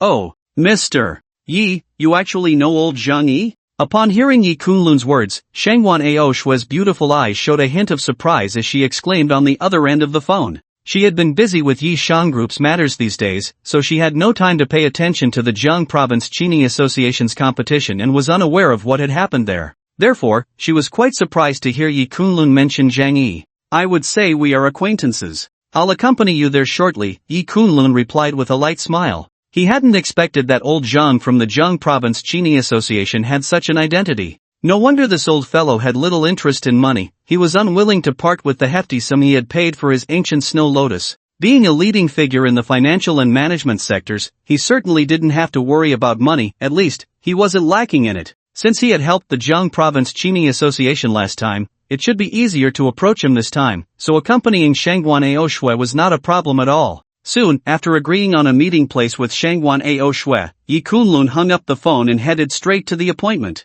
2 hours later, Jiang Province International Building. Yi Kunlun stepped out of the car, and not far away stood a graceful figure, Shangwan Aoshue. Today, she wore a white shirt and a black leather skirt, perfectly outlining her impressive curves. Her long legs, wrapped in stockings beneath the leather skirt, were particularly striking, drawing the attention of many around her. However, due to her esteemed status, many prominent figures in Jiang Province's business community only dared to glance at her, not daring to approach her at all. I hope I'm not late? Yi Kunlun smiled as he approached Shangwan Aoshue, who was already waiting at the entrance. Seeing Yi Kunlun arrive, Shangwan Aoshue's delicate face broke into a smile, and she walked up to him, saying, just in time. Today is the day of the Financial Management Summit in Jiang Province. Old Jiang should have just finished the meeting. Let's go up and take a look. Soon, Yi Kunlun and Shangwan Aoshue stepped into the Jiang Province International Building together. This time, people from Jiaoxing Group and Tianqi Group are also here. I wonder if we can successfully persuade old Jiang later, Shangwan Aoshue said as she walked alongside Yi Kunlun in the corridor. After all, Jiaoxing Group has received investment from Futian Chamber of Commerce, significantly increasing their capital, and Tianqi Group is now close to Wanhong Group. It seems like a merger between the two groups is only a matter of time. Today, Jiang Province can be said to have 4 major groups, Jiaoxing Group, Tianqi Group, Wanhong Group, and the recently established Yeshang Group. All 4 groups have backgrounds from the imperial capital's aristocracy, and they are financially robust. Yeshang Group has just secured a partnership with the Lanwu Chamber of Commerce in the Tiannan district, but in terms of establishment duration and market experience, Yeshang Group is still inferior to the other 3 major groups. Moreover, Jiaoxing Group's funds have significantly increased, and Tianqi Group is likely to merge with Wanhong Group, indicating a new landscape in Jiang Province's business world. Zhang Lao, a figure of such stature, she had little confidence in being able to invite him to settle in. It's no problem. Even if we can't bring Zhang Lao in, it's not a big deal, Yi Kunlun chuckled lightly, giving Shangwan Aoshue a reassuring look, signaling her not to worry too much. As for talents in financial management, he had asked Xiaowanshan to find someone from the Lanwu Chamber of Commerce, which should be an easy task. After all, the Lanwu Chamber of Commerce is the top chamber of commerce in Daxia, and only those capable in this area need not be elaborated upon. At worst, he could show his supreme card from the Divine Court and find talents in this field from various Western consortiums, so he wasn't worried at all. Even if he couldn't invite Jiang, he believed he could find talents in this area that were not inferior to him. That's true, given the circumstances. Let's take it one step at a time, Shangwan Aoshue said, looking at Yi Kunlun with her beautiful eyes, shaking her head and smiling. Yeshang Group had already reached a level beyond her imagination. Even if they couldn't bring Zhang Lao in, it wouldn't matter. She realized she had been overthinking. Ever since Yi Kunlun mentioned wanting to make Yeshang Group the number one in Jiang province, even the most dazzling presence in Daxia, she had subconsciously put pressure on herself regarding this matter. Now, looking back, she found that the achievements of Yeshang Group had far exceeded her expectations. Soon, Yi Kunlun and Shangwan Aoshue arrived at the top floor of the Jiang Province International Building. Just as they reached the entrance, Shangwan Aoshue prepared to present the invitation letter to enter, when several familiar figures approached them. Among them were Zhan Tianlong from Jiaoxing Group and Long Qingwan from Tanqi Group. Shangwan Aoshue? I didn't expect you to come, but this time your presence won't change anything. Zhang Lao will only choose between Tanqi Group and my Jiaoxing Group. After all, our current market prospects are much better than your Yeshang Group. Zhan Tianlong, upon seeing Shangwan Aoshue and Yi Kunlun, initially showed a hint of surprise, then immediately sneered. Not long ago, he had learned that Shangwan Aoshue had secured a partnership with Manhwa, which indeed shocked him. After all, Yeshang Group had just obtained a partnership with the Langu Chamber of Commerce in the Tiannan district, and in the blink of an eye, they had made progress with Manhwa. Such advantages could far surpass Jiaoxing Group, but unexpectedly, in no time, he had reached a cooperation agreement with the Futian Chamber of Commerce. He didn't know why, but when the Futian Chamber of Commerce learned that half of Yeshang Group's shares belonged to Yi Kunlun, they immediately decided to cooperate with Jiaoxing Group. After all, Long Qingwan from Tanqi Group had always been viewed with hostility from the East Japan side, so the Futian Chamber of Commerce naturally wouldn't choose to cooperate with her, and with her proud character, she wouldn't choose to ally with the Futian Chamber of Commerce from East Japan either. As for Wanhong Group, compared to the joint investment from the Bai and Zhan families of Jiaoxing Group, it was evidently lacking, thus it was not within the consideration of the Futian Chamber of Commerce. Zhan Tianlong looked at Yi Kunlun with a playful smile. This time, it was thanks to him that the Futian Chamber of Commerce chose to cooperate with Jiaoxing Group. Zhan Tianlong had long wanted to take Yi Kunlun's life. Once he brought down Yeshang Group and made Shangwan Aoshue return to the imperial capital in disgrace, he would see who could still protect Yi Kunlun. As soon as Zhan Tianlong's voice fell, Long Qingwan walked over from the side. She cast a faint glance at Yi Kunlun, unable to help but frown slightly, clearly surprised to see him here as well. However, she quickly shifted her gaze away. In her view, this time, Yi Shang Group's attempt to win over Elder Jiang had little advantage. Elder Jiang's choice would likely be between Tanqi Group and Jiaoxing Group, and Long Qingwan needed to have more confidence. After all, Elder Jiang had previously worked for the Long family and had a deep connection with them. These days, like Shangwan Aoshue, both Long Qingwan and Zhan Tianlong were busy with their own matters and paid little attention to external affairs. Therefore, regarding the events at the Jiang Province Cultural Center, not only was Shangwan Aoshue unaware, but even Long Qingwan and Zhan Tianlong were in the dark. Shangwan Aoshue, always bringing a man wherever you go. Are you afraid people won't know you can't live without one? Long Qingwan shot a cold sneer at Shangwan Aoshue. After saying this, she presented her invitation and, with a movement of her long boots, stepped forward with her elegant legs into the hall. Upon seeing Long Qingwan enter, Zhan Tianlong also presented his invitation and followed her like a devoted admirer, starting a round of small talk. After all, he rarely had the chance to see Long Qingwan, and he certainly wouldn't miss this rare opportunity. Ha! That man is someone you could never find in your dreams, Shangwan Aoshue thought to herself, her expression unchanged as she watched Long Qingwan's back, feeling quite pleased. She then turned her beautiful eyes to Yi Kunlun and said with a light laugh, Mr. Yi, it's about time, let's go in. Yi Kunlun nodded and then entered the hall with Shangwan Aoshue. The hall was quite lively, filled with many talents from the financial and management sectors, although they were beginning to disperse. Clearly, the lively financial management summit hosted by Elder Zhan Yi had come to an end. Besides Long Qingwan, Zhan Tianlong, Shangwan Aoshue, and Yi Kunlun, many others had specifically waited for the summit to conclude to visit Elder Zhang Yi. I, Long Qingwan, have come to see Elder Zhang. It has been many years, how have you been lately? After the crowd of visitors in front had mostly dispersed, Long Qingwan stepped forward with a slight smile. Ah, Qingwan. It has been many years, and you've grown so much. I heard you've already taken on the mantle of a general. The younger generation is indeed formidable. Elder Jiang Yi looked at Long Qinghuan and couldn't help but exclaim. It had been many years since he worked for the Long family in the capital, and he had indeed seen the young Long Qinghuan back then. Seeing her now, truly lived up to the saying that a girl changes greatly at 18. At such a young age, she had already achieved so much, and her future was limitless. Especially after hearing that Long Qinghuan had recently defeated the Eastern Japan at the martial arts conference, bringing glory to the great Xia. Elder Jiang Yi looked at her with great satisfaction and pride. Such a junior was indeed worth looking forward to. I, Zhan Tianlong, have come to see Elder Jiang. At this moment, Zhan Tianlong also stepped forward and performed a respectful gesture to Elder Jiang Yi. For a figure of Elder Zhang's stature in the financial management sector, one could not afford to be careless. Even though Zhan Tianlong was proud and had few people he respected, he was still respectful at this moment, not daring to act recklessly. The eldest son of the Zhan family? Not bad. I heard you've joined the iron-blooded war gods faction. The future looks promising. Elder Jiang Yi nodded in satisfaction after hearing Zhan Tianlong introduce himself. Elder Jiang. Qinghuan has come this time with an ungracious request. Tianqi Group has been stationed in Jiang province for some time, but we have yet to find a capable person to manage it. I dare to ask Elder Jiang to come out of retirement. I wonder what your thoughts are. Long Qinghuan paused and then bowed respectfully to Elder Jiang Yi. As soon as Long Qinghuan finished speaking, Zhan Tianlong, who was beside her, smiled and said, Old Jiang, I also have this intention. Jiang Group would like to invite you to come out of retirement. Although he had feelings for Long Qinghuan, he certainly wouldn't miss the opportunity to win over someone like Jiang Yi. He understood very well that to conquer a woman like Long Qinghuan, one must achieve results that satisfy her, making her genuinely admire you, rather than retreating or even offering her charity, which would only make her more disgusted.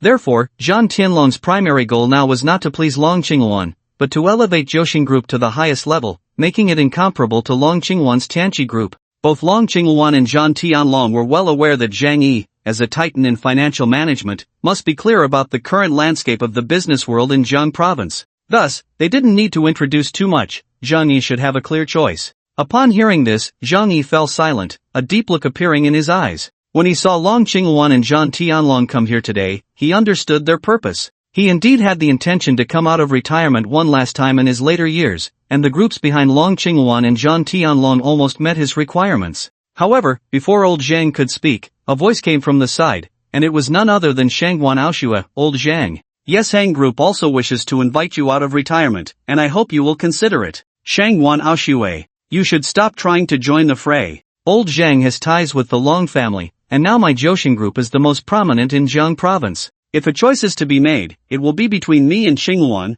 What does it have to do with you? At this moment, Zhan Tianlong, seeing that Shangguan Aoshue had indeed come, couldn't help but curl his lip in disdain. This woman really came. Did she think old Jiang was foolish enough to gamble his entire reputation on Yeshang Group? After all, Tianqi Group had the backing of the Long and Chu families, while Jiang Group was supported by the Bai and Zhan families. Yeshang Group only had the Shangguan family, and anyone with eyes could see how to choose, let alone someone like old Jiang, a seasoned veteran. Long Qinghuan glanced at Shangguan Aoshue, a hint of contempt appearing at the corner of her mouth. For both emotional and logical reasons, old Jiang could not possibly choose Yeshang Group. Shangguan Aoshue's words at this moment were merely self-deprecating. Upon hearing Shangguan Aoshue's words, Jiang Yi's gaze fell on her, and he began to hesitate. He had heard some rumors about the recent commotion caused by Yeshang Group, and he had to admit, the young lady from the Shangguan family had indeed achieved results in Jiang province that exceeded his expectations. But to invite him to come out of retirement for Yeshang Group was still not enough. After all, just the Shangguan family seemed a bit too weak in his eyes. Yeshang Group was indeed not on his list of candidates. Old Jiang, are you really not considering it? Just as old Jiang was about to refuse Shangguan Aoshue, a figure walked over from behind her, looking at Jiang Yi with a faint smile. It was none other than Yi Kunlun.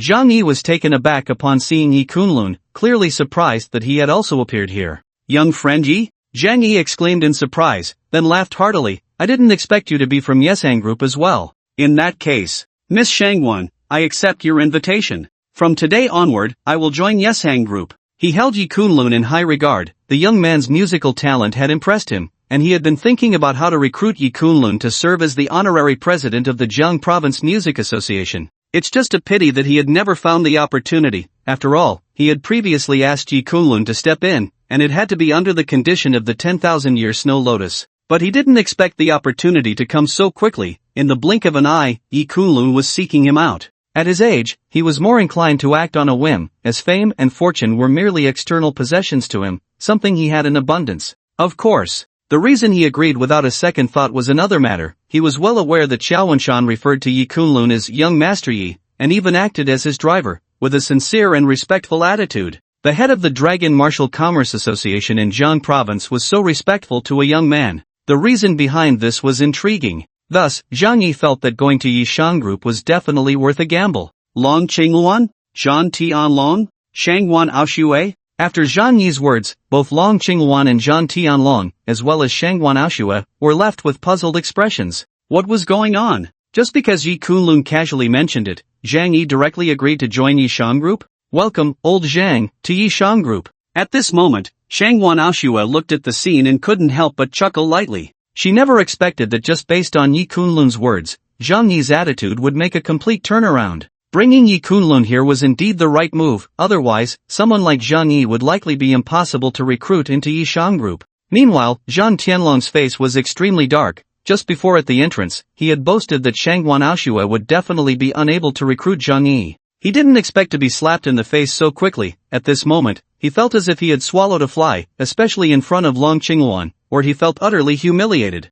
Zhan Tianlong shot a vicious glance at Yi Kunlun. It was all because of this kid that he had ruined Zhan Tianlong's good fortune this time. However, he was even more curious about how Yi Kunlun knew Zhang Yi, and it seemed their relationship was not shallow. Otherwise, Zhang Yi wouldn't have agreed to join Yishan Group so readily. Old Jiang, are you really not going to reconsider? Jiang Group now has the backing of the Zhan and Bai families, and has also secured investment cooperation with Futian Commerce. Looking at the entire Jiang province, no other group can compare with us. Now, Jiang Group is the best platform for you to showcase your talents. Zhan Tianlong paused, looking at Zhang Yi with some reluctance. No need. I want to do something challenging now. Yishan Group is a good place to go. Zhang Yi smiled and shook his head, directly rejecting Zhan Tianlong. Hearing this, Zhan Tianlong's face darkened as he snorted lightly. In that case, I won't force you, old Jiang. Time will prove that putting your entire reputation on Yishan Group today will be a wrong decision. With that, Zhan Tianlong turned and left.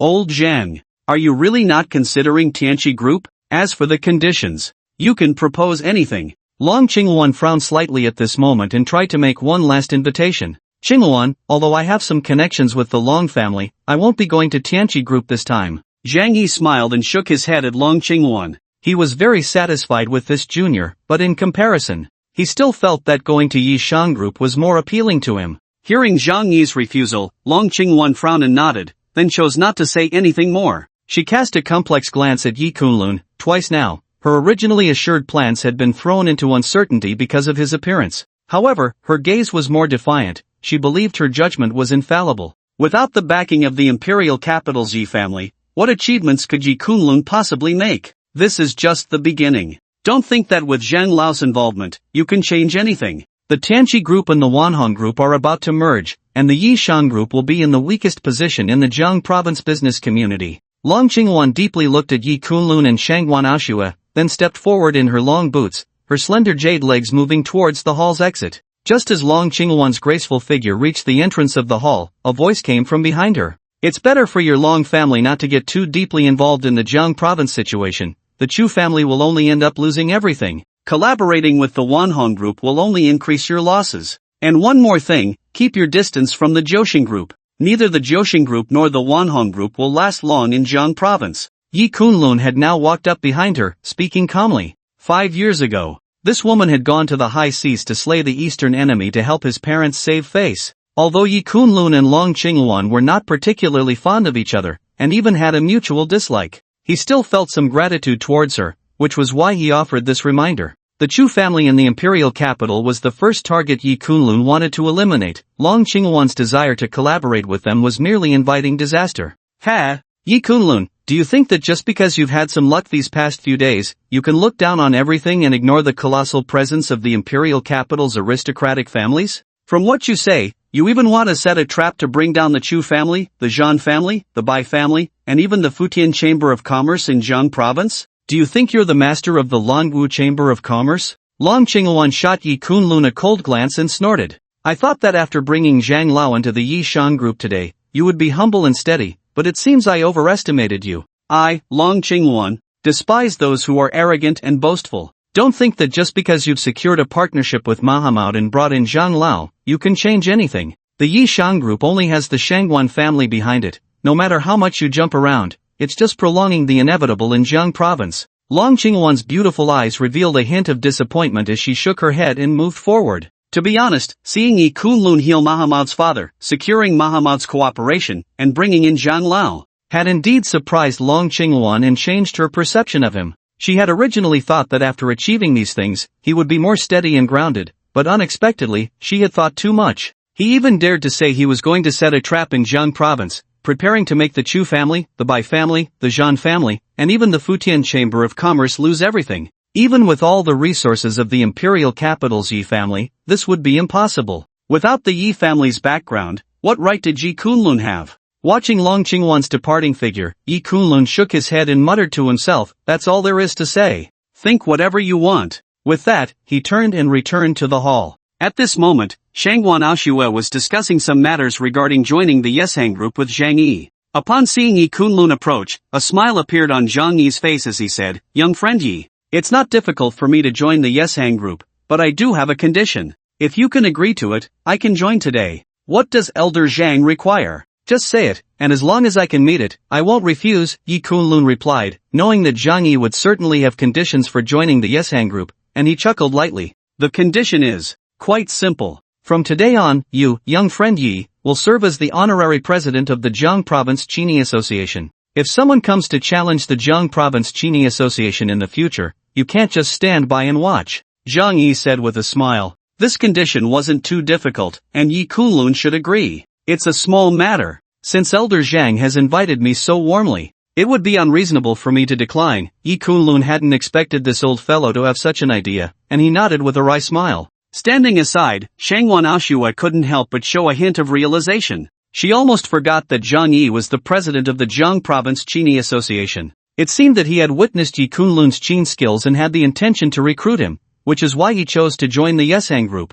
This guy always manages to bring surprises unexpectedly, Shangwan Aoshue thought as she watched Yi Kunlun and Zhang Yi converse, her delicate hands clasped in front of her, a faint smile appearing on her stunning face. She felt incredibly lucky to be able to recruit Yi Kunlun to join the Yeshang group. At this moment, she began to believe in Yi Kunlun's words. With his assistance, the Yeshang group truly had the potential to become the number one in Jiang province, even the most dazzling presence in the Great Xia. After all, Yi Kunlun always managed to surprise her in various dire situations. He was a person capable of creating miracles, and it wasn't impossible for him to create a miracle within the Yeshang group in the future. After exchanging a few more pleasantries with Zhang Yi, Yi Kunlun left the scene first, leaving the follow-up matters to Shangwan Aoshue to handle. Just moments ago, Yi Kunlun received a call from Xiaowen Shan, who informed him that Qin had emerged from seclusion. Moreover, he had issued a statement that the person who killed his daughter would come to Nanling Jiang for a battle that night, regardless of life or death.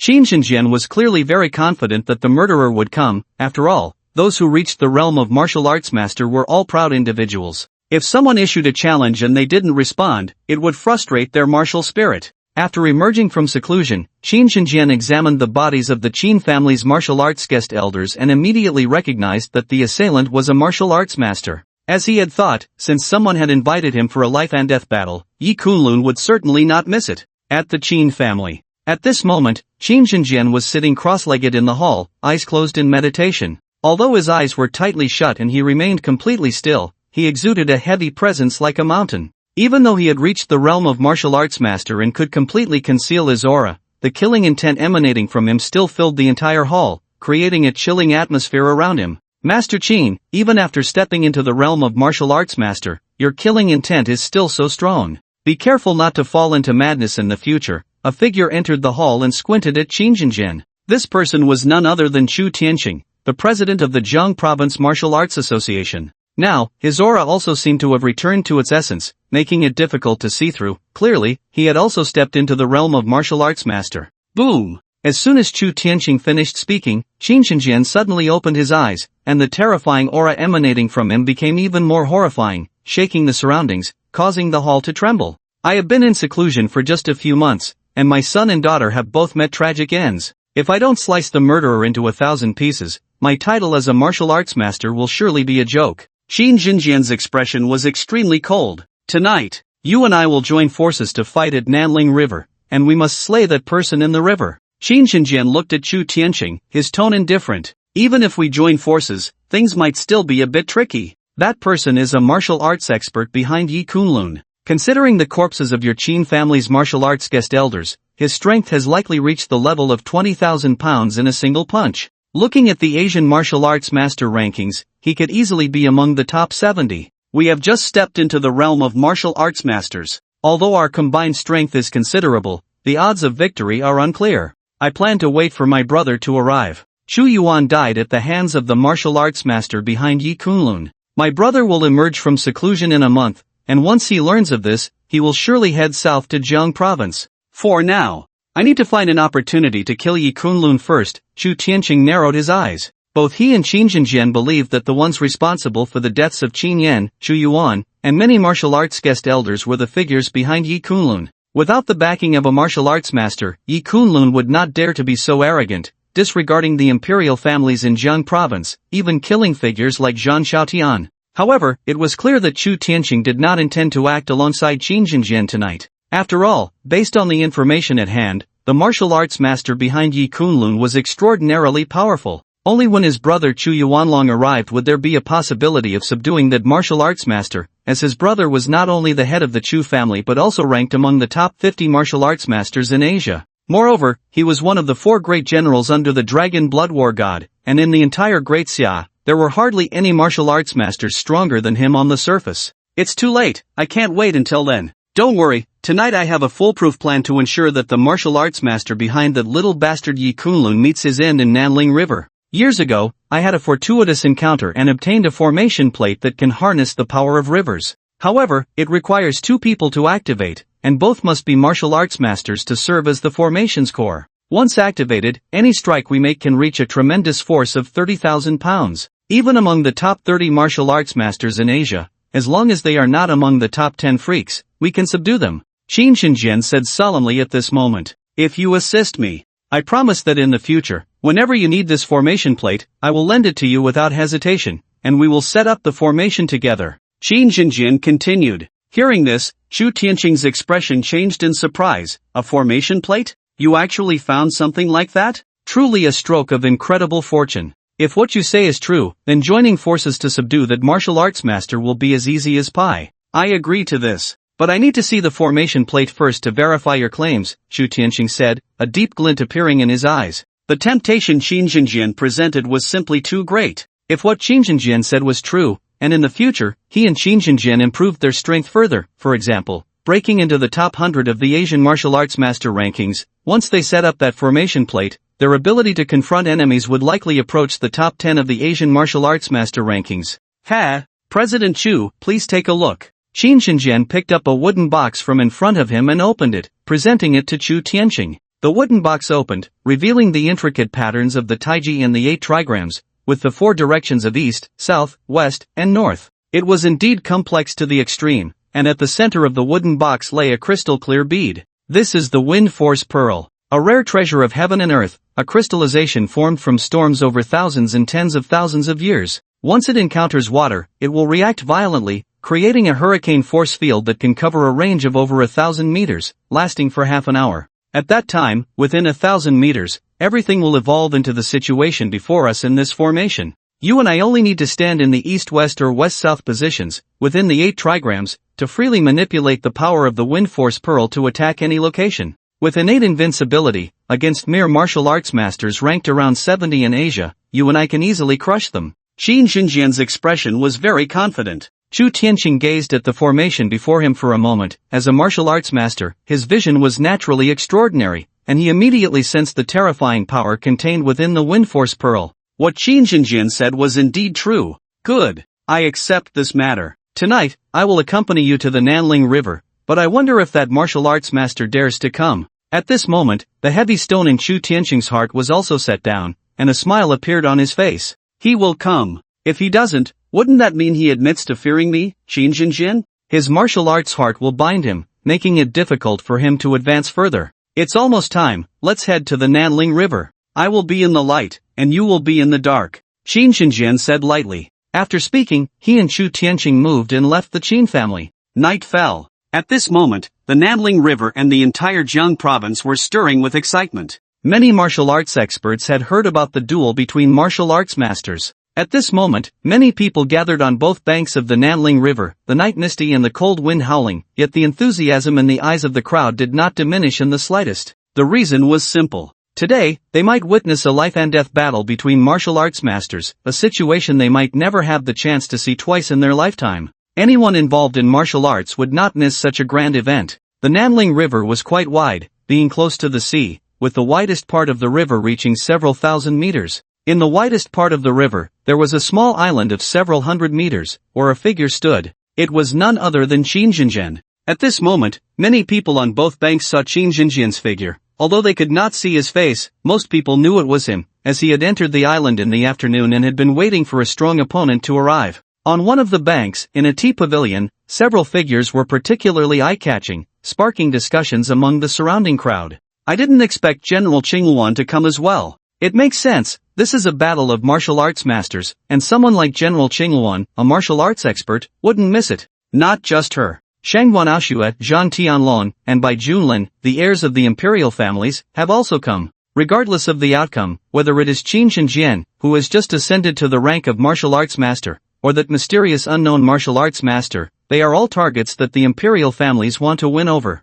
They certainly won't miss this battle. Some people looked towards the tea pavilion on the bank and began to whisper among themselves. They thought to themselves that the Nanling River was experiencing a rare lively scene in 100 years, attracting so many distinguished young people to come. At this moment, inside the tea pavilion on the bank of the Nanling River, Qin Shenzhen is now just over 40 years old, yet he has already become a martial arts master. Such talent, among the many martial arts masters in the imperial capital, is indeed outstanding. Given time, breaking into the top 100 of the Asian martial arts masters ranking shouldn't be a problem. When one first steps into the realm of martial arts master, it's a time of great ambition. With Qin Xinjian's talent, in this battle, I have high hopes for Qin Xinjian to win. Xingwan, Junlin, what do you think? At this moment, Zhan Tianlong looked at Bai Junlin and Long Qingwan with a smile. The Qin family from Jiang province and his Zhan family from the capital had deep ties, being in-laws. Naturally, Zhan Tianlong stood on Qin Xinjian's side.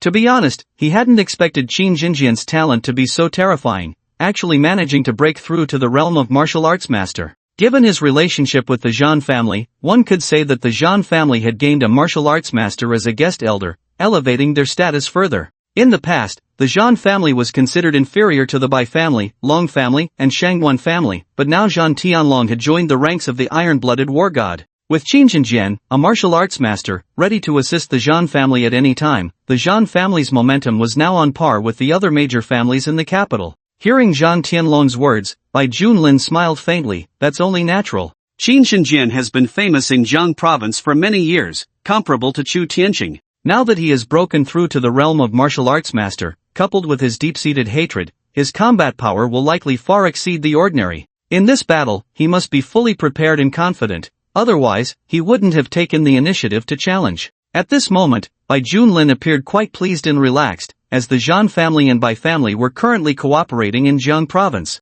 With Qin Xinjian's deep ties to the Zhan family, his breakthrough to martial arts master would undoubtedly elevate his status in Jiang province, which would naturally benefit the Bai family in the future. Long Qingwan, on the other hand, maintained a calm expression and said lightly, the realm of martial arts master is hard to predict. However, regardless of who wins this battle, it will be immensely beneficial for the spectators. She wasn't particularly concerned about who would win between Qin Xinjian and the mysterious martial arts master. What she valued was the situation of the battle between the two martial arts masters. After all, she was now also a powerful figure at the Grand Master level, and she even felt a hint of a breakthrough. If she could gain some insights from the life and death battle of the martial arts masters, she might find an opportunity to break through to the realm of martial arts master. Shangwan Aoshue, what do you think? Now that Qin Xinjian has ascended to martial arts master, with his connections and resources in Jiang province, he can be said to command the winds and rains. If I remember correctly, that brat Yi Kunlun killed Qin Nan. Do you think he will let it go just like that? At this moment, Zhan Tianlong looked at Shangwan Aoshue with a sarcastic smile. Originally, he had a high chance of winning over Jiang Yi today, but in the end, Shangguan Aoshue had gotten there first, which had left Zhan Tianlong feeling quite unhappy. Now seeing that Shangguan Aoshue had also come, he naturally didn't forget to mock her. After all, after today's battle, Qin Zhenjian would undoubtedly seek retribution against Yi Kunlun. The enmity of killing his son could be said to be irreconcilable. How could the Yi Shang group withstand the wrath of a martial arts master? One could imagine the immense pressure Shangguan Aoshue would face because of Yi Kunlun. As soon as Zhan Tianlong spoke, Bai Junlin scoffed, "Aoshue, I said before that your refusal of the Bai family's investment due to that brat Yi Kunlun was a wrong decision. Now the facts prove that it is indeed so. After today's battle, your Yi Shang group will definitely be targeted by Qin Zhenjian because of Yi Kunlun, and I fear that even the Langu Chamber of Commerce will have to reconsider their cooperation with you." The 4 words, martial arts master, symbolize too much, especially since Qin Zhenjian is a martial arts master in his 40s. It is almost a certainty that he will soon rank among the top 100 martial arts masters in Asia. In the face of such a person, the Dragon Martial Commerce Association would only think of making friends, not enemies. Long Qingwan cast a faint glance at Shangguan Aoshue and coldly mocked, "I told you. You will pay a heavy price for your decisions. It seems the day has come." The pressure from a martial arts master is something the Yi Shang group cannot withstand right now. "Shangguan Aoshue, you will be the first to be eliminated from Jiang province." Hearing their words, Shangguan Aoshue's beautiful eyes slightly darkened, and for the first time, she fell silent, clearly sensing the seriousness of the situation. After today's battle, Qin Zhenjian would surely turn his attention to dealing with the Yi Shang group, and at that time, all the recent cooperative progress made by the Yi Shang group would likely go to waste. "Mr. Yi, the pressure from a martial arts master is too great. How can we break the deadlock then?" Shangguan Aoshue gazed at the distant river, murmuring to herself. This afternoon, the Yi Shang group successfully brought in someone like Jiang Yi, and their momentum was already foreseeable. But in the blink of an eye, Qin Zhenjian had also reached the ranks of martial arts masters, and the future of the Yi Shang group had suddenly plummeted from its peak to the depths. Boom! Just then, an unusual movement occurred on the river surface. The originally calm waters suddenly surged, clearly indicating that someone had entered the Nanling River. "It's here. That martial arts master has indeed come to challenge." At that moment, someone exclaimed, and in an instant, countless gazes turned towards the river. Even Shangguan Aoshue, Long Qingluan, Zhan Tianlong, and Bai Junlin in the tea pavilion were no exception. In the night, coupled with the distance, everyone could only see a hazy figure, dressed in a white long robe, riding the waves, with layers of water swirling beneath their feet. At this moment, Qin Zhenjian, who had been sitting cross-legged on the island in the river, opened his eyes. His originally calm gaze became extremely sharp, filled with a chilling killing intent.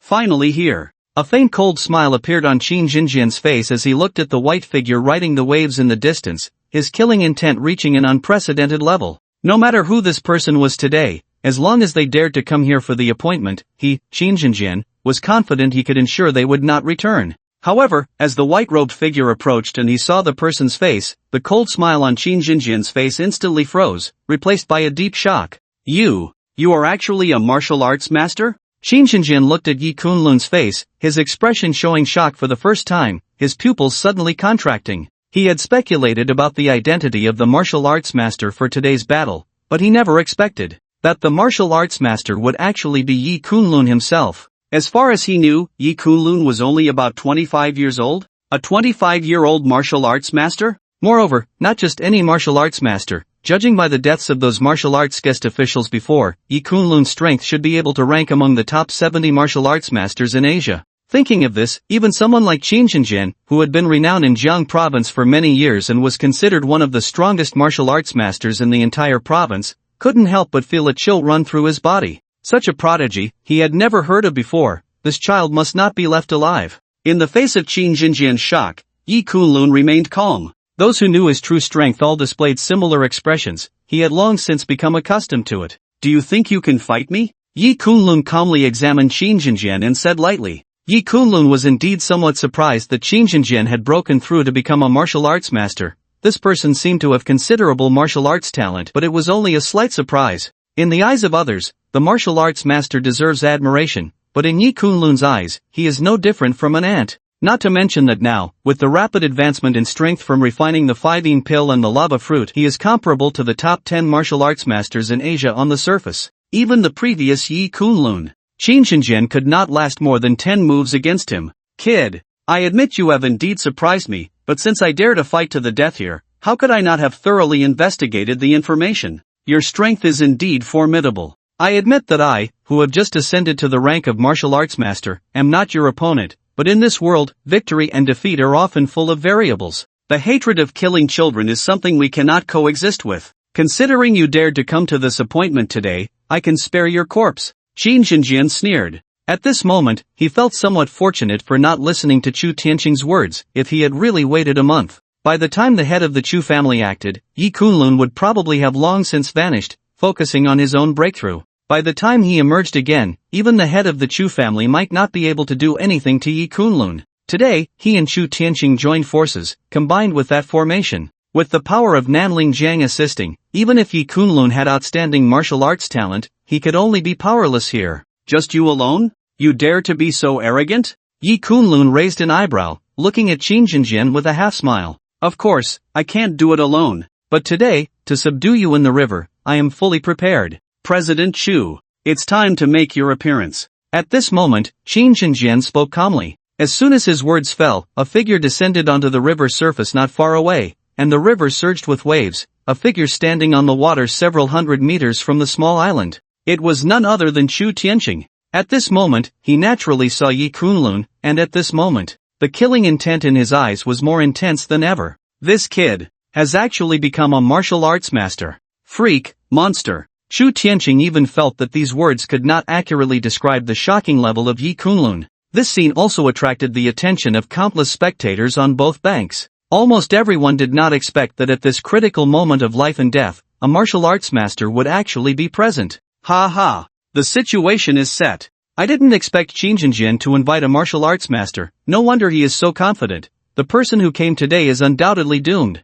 Zhang Tianlong laughed at this scene. There may have been some variables before, but now, in a 2-on-1 situation, and both are martial arts masters, who would win is clear. Bai Junlin also had a smile on his face. Chingan winning would naturally be very beneficial for his Bai family. However, Long Qingwan frowned slightly. Whether it was her or others, they could not see the appearance of the martial arts master on the river, so they did not know that the newcomer was Chu Tianqing. She was just a bit curious about when so many martial arts masters had emerged in Jiang province. Shangwan Ashua's pretty face darkened slightly. She had originally thought that if that mysterious martial arts master won in this life and death battle, killing Chingan here, then the crisis for Yi Kunlun and the Yi group would be easily resolved. But now it seemed that possibility was almost non-existent. With two martial arts masters joining forces, this was almost a certain death situation. No, I need to find a chance to send Mr. Yi out of Jiang province. Now only by leaving the Great Xia can he be temporarily safe.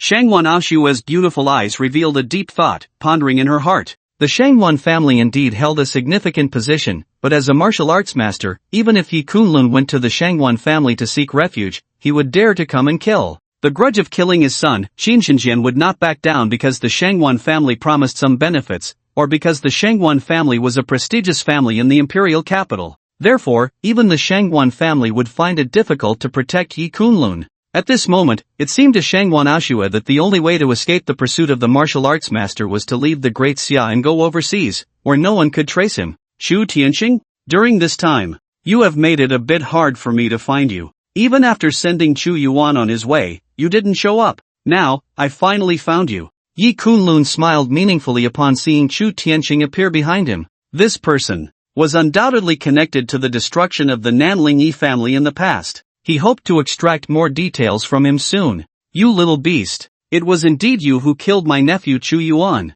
Today, I, Chu Tianqing, will personally send you on your way, so that I can comfort his spirit in heaven. Head of the Qin family. The time is almost up. The longer we wait, the more dreams we have. Let's make our move. Chu Tianqing said solemnly, looking at Chingan. Ha! I've been ready for a long time. Yi Kunlun, you ultimately do not understand the price of youthful arrogance. Do you think I chose to settle this life and death battle on the Nanling River today for no reason? Chingan sneered coldly. Although Yi Kunlun had extraordinary martial arts talent, compared to these seasoned veterans, his scheming still seemed too immature. As he spoke, his figure moved, and with a single step on the river surface, At that moment, it was as if he triggered some mechanism, and the surface of the Nanling River suddenly roared with wind and waves, raising giant waves dozens of meters high, sealing off the river's surface within a 1,000-meter radius. Each layer of waves was about 10 meters thick, and the surface of the river continuously swirled with whirlpools, causing the wave walls to spin endlessly. Breaking through this wave wall was nearly impossible. Based on Yi Kunlun's estimation, even a punch with a force of 100,000 pounds would struggle to break through it. At this moment, Xing Jinjian and Chu Tianqing's figures were also hidden within two formations, ready to mobilize the power of the wave wall at any time, using the formation to borrow strength and unleash the giant waves to strike Yi Kunlun.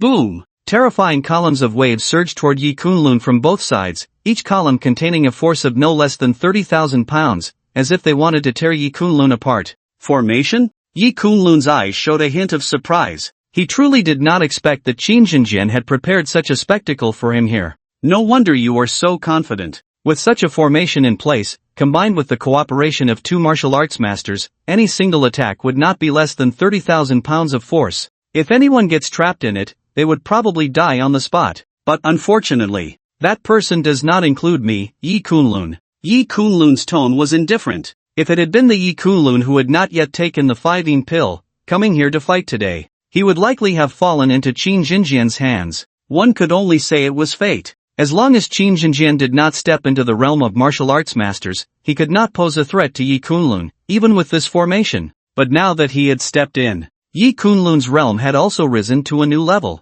As he finished speaking, he raised his fist and struck a wave column. With a loud bang, Yi Kunlun's fist erupted with terrifying internal energy, and 40,000 pounds of force instantly shot out from his fist, directly dispersing the wave column before him. Following that, he struck again, and another wave column met the same fate. What? At this moment, Qin Jinjian and Chu Tianqing, hiding in a certain formation within the giant waves, were all dumbfounded. Just now, they had used the formation to gather wave columns to attack, without holding back at all. Each of the two wave columns had a force of 30,000 pounds, and logically, they should have been able to tear Yi Kunlun to pieces instantly. But this guy, he actually resolved it with just two punches? It is evident that Yi Kunlun's casual punch just now has already reached the level of a 30,000 gene force. According to current records, a 30,000 gene punch can already rank among the top 30 martial arts masters in Asia. This young man's strength has already reached such a level? Whether it was Qin Jinjian or Chu Tianqing, both felt cold sweat beginning to bead on their foreheads.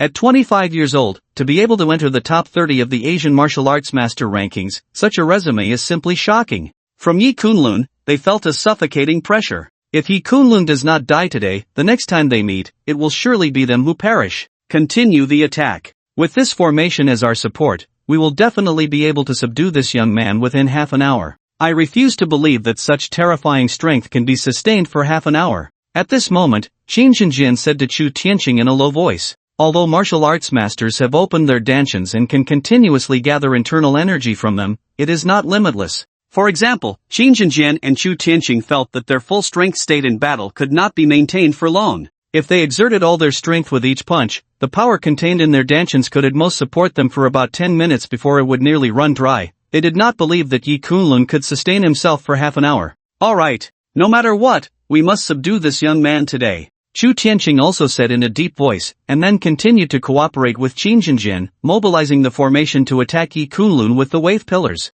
You overestimate yourselves. Facing this formation, I do not need to fight with all my strength, Yi Kunlun said calmly. He only needed a punch of about 30,000 genes to disperse the wave pillars, and there was no need for the full strength of 40,000 genes. Therefore, not to mention half an hour, even if he were trapped in this formation for half a day, Yi Kunlun would still be more than capable. Under the gaze of the crowds on both banks, the surface of the Nanling River surged with towering waves, forming a massive water sphere that enclosed an area of over 1,000 meters within the river. This extraordinary sight was something no one present had ever seen before, and countless gazes were filled with astonishment. Is this the means of a martial arts master? It transcends the realm of mortals, capable of wielding the great powers of heaven and earth, akin to the fantasy films on television. Everyone present could not see the specific situation unfolding within, but the more they could not see, the greater their curiosity about the battle became, their eyes fixed on the direction of the river, unwilling to look away for even a moment, fearing they might miss a once-in-a-lifetime spectacle. The formation. I didn't expect Qin Jinjian to have set up a formation in advance. No wonder he arrived at the Nanling River so early this afternoon, it was all to prepare this backup, Long Qingwan observed keenly, immediately recognizing the water sphere over 1,000 meters on the river's surface, which had already formed a formation inside. Once martial arts masters engage in a life-and-death battle, it truly is extraordinary and beyond the realm of ordinary thought. The outcome of this battle is almost foreseeable. With an additional helper in such a formation set up in advance, who here could possibly defeat Qingjin? Meanwhile, Zhan Tianlong, Shangguan Aoshue, and Bai Junlin also discerned the specific situation, their expressions varying. It seems I will have the fortune of witnessing the corpse of a martial arts master. The fall of such a powerful figure would be a matter that could shake the martial arts world for over a decade. I am quite curious about this person's identity, Zhan Tianlong said with a faint smile. This battle won't take half an hour. By then, who will emerge victorious? We will know at a glance. Bai Junlin also chuckled lightly, clearly confident about the situation on that side.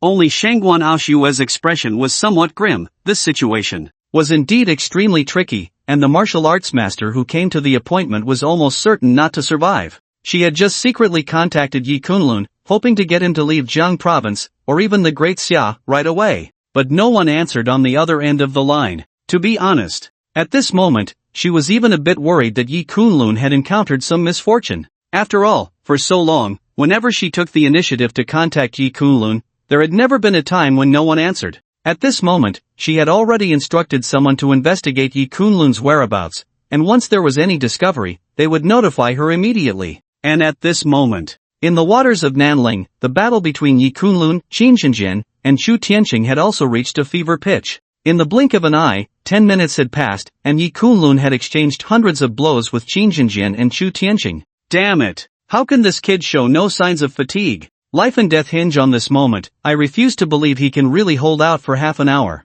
President Chu, we have no choice but to grit our teeth and persist. If either of us retreats now, this kid will take us down one by one. Qingjin's face twisted in agony. The only path left before him was to gamble. To bet that Yi Kunlun couldn't outlast him and Chu Tianqing. Otherwise, if he and Chu Tianqing fled now, the formation would immediately collapse, and they would be exposed to Yi Kunlun. Faced with Yi Kunlun's strength, without the support of the formation, he and Chu Tianqing would be unable to withstand even a few blows. Chu Tianqing's expression also turned grim. He never expected Yi Kunlun to be this monstrous. Had he known it would come to this, he would have never come here with Qingjin today. But now, it was too late for regrets. The only path left was to endure the remaining time with Qingjin and see if they could outlast Yi Kunlun. In the blink of an eye, half an hour had passed, and both Qingjin and Chu Tianqing now looked pale, clearly at their limits. Boom! With two punches, Yi Kunlun shattered the last two waves, and the surrounding 1,000-meter-high wave walls collapsed at that moment, sending two figures flying out. None other than Qingjin and Chu Tianqing. Put! Both of them spat out a mouthful of blood mist, clearly injured from the formation being broken, as they occupied the central position. Damn it! This kid's strength is probably already capable of entering the top 10 of the Asian martial arts master rankings. Qingjin looked at Yi Kunlun in horror, and without a moment's hesitation, he fled towards the distant shore. Being able to break this formation meant that Yi Kunlun could kill him as easily as killing a chicken. Whoosh! Just as Qingjin moved a few dozen meters, a figure appeared in the air behind him. You think you can escape in front of me? Don't you find that a bit fanciful? Since you invited me to a life-and-death battle, I will grant you that. Go on your way. Yi Kunlun's expression was indifferent, and in the next moment, he appeared behind Qingjin, his speed so fast that Qingjin barely had time to react. With that, Yi Kunlun threw a punch, a strike that could be described as breaking through the air, sending chills down Qingjin's spine. This punch, he would die. This was Qingjin's first instinct. The current Yi Kunlun was finally using his true strength. When he was just trapped in the formation, his punch had not been as terrifying as it was now. Boom! Qingjin instinctively raised his hand to defend, but his bones were instantly shattered by Yi Kunlun's punch, blood and flesh mangled. Following that, Yi Kunlun's punch struck Qingjin's chest, creating a gaping hole, and in the next moment, Qingjin's bones shattered, a domineering force spreading from his chest throughout his entire body. At that moment, all of Qingjin's meridians, bones, and even his internal organs were completely crushed by Yi Kunlun. No! Qingjin's eyes widened in disbelief as he instinctively glanced at his pierced body, trembling all over, his gaze filled with unwillingness and confusion. It seemed he could not accept that he had died here so easily. He had just stepped into the realm of a martial arts master, poised for an unimaginable peak in life, but all of that ended tonight. With all his unwillingness, Qin Jinjian's body fell from the air, plunging directly into the Nanling River. After dealing with Qin Jinjian, Yi Kunlun's expression showed no signs of emotion. From the moment he struck to Qin Jinjian's death, the entire process took only a few seconds. In the next moment, he moved, heading directly behind him. In just a few breaths, he had already reached the back of Chu Tianqing, who had just fled several hundred meters. This man had participated in the massacre of the Yi family in Nanling, so Yi Kunlun naturally could not let him escape today. There were many things he needed to personally extract from Chu Tianqing's mouth. You! Chu Tianqing looked at Yi Kunlun, who had appeared behind him, his face filled with terror. Just moments ago, when Yi Kunlun went after Qin Jinjian, he thought he could buy himself some time to escape, but he never expected that in front of Yi Kunlun, Qin Jinjian could not even put up the slightest resistance and was killed in a single move. However, before he could react, Yi Kunlun struck out with a palm. Boom! Chu Tianqing's body crashed heavily onto a small island in the river, bloodied and in a pitiful state, unable to even stand. Whoosh! With a flick of his wrist, Yi Kunlun sent several silver needles piercing into Chu Tianqing's body, causing him to writhe in pain, trembling and convulsing. There's only one question. Answer me, and I'll let you die in pain, otherwise, I will make you experience all the tortures of the world, unable to live or die, Yi Kunlun said calmly, then added indifferently, did you participate in the destruction of the Nanling Yi family? Who was the mastermind behind it? His method of acupuncture torture was difficult to resist, even for a martial arts master. Yi Kunlun believed that Chu Tianqing would soon reveal everything he knew, laying bare the events of the past. It was the dragon blood war god. I was only responsible for clearing the scene, to see if there were any survivors. Chu Tianqing initially wanted to keep silent, but the unbearable pain forced him to tremble and recount the events. Dragon blood. War god. A surge of murderous intent flashed in Yi Kunlun's eyes. He never expected that the massacre of the Nanling Yi family would involve one of the 10 great war gods of the Great Xia, the dragon blood war god. Boom! Just as Chu Tianqing finished speaking, Yi Kunlun struck out with a palm, instantly ending Chu Tianqing's life. At that moment, the once turbulent surface of the Nanling River returned to a state of calm.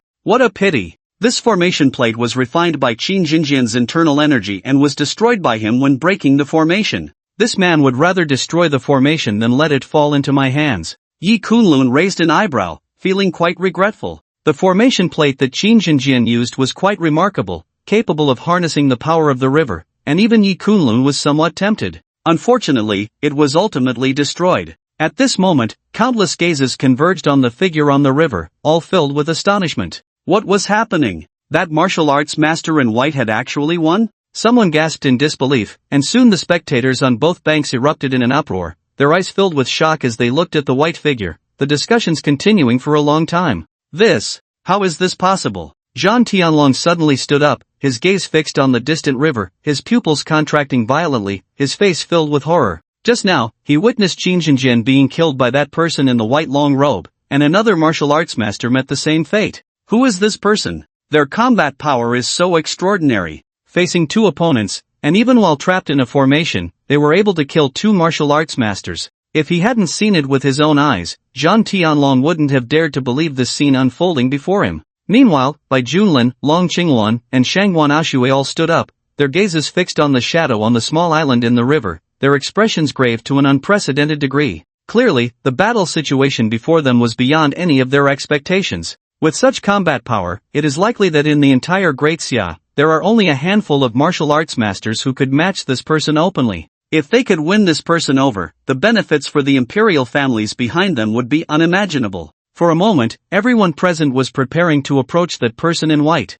However, before anyone could act, the white figure on the river flickered and, in the next moment, stepped onto the water, disappearing into the Nanling River in the blink of an eye. Watching this scene, the heirs of the imperial families present all sighed inwardly. It seemed that winning over such a person to become a guest elder of the imperial families was indeed not so easy. Among those present, some were happy while others were worried. Shangguan Ashui was naturally overjoyed at this scene. After all, with Qin Jinjian dead, the crisis for Yi Kunlun and the Yi Shang group could be said to be resolved. Zhang Tianlong, Bai Junlin, your earlier speculation seems to be wrong. Shangguan Ashui looked at Zhang Tianlong and Bai Junlin with a smile in her beautiful eyes. Poof. Shangguan Ashui, don't get too pleased with yourself. In 2 days, the Jiaoxing group will sign a cooperation agreement with the Futian Chamber of Commerce. At that time, our Jiaoxing group's funding in Jiang province will crush the Yi Shang group, and the remaining Belleville consortium in the West will ultimately be an object we can win over. Zhang Tianlong and Bai Junlin both snorted coldly and then waved their sleeves to leave.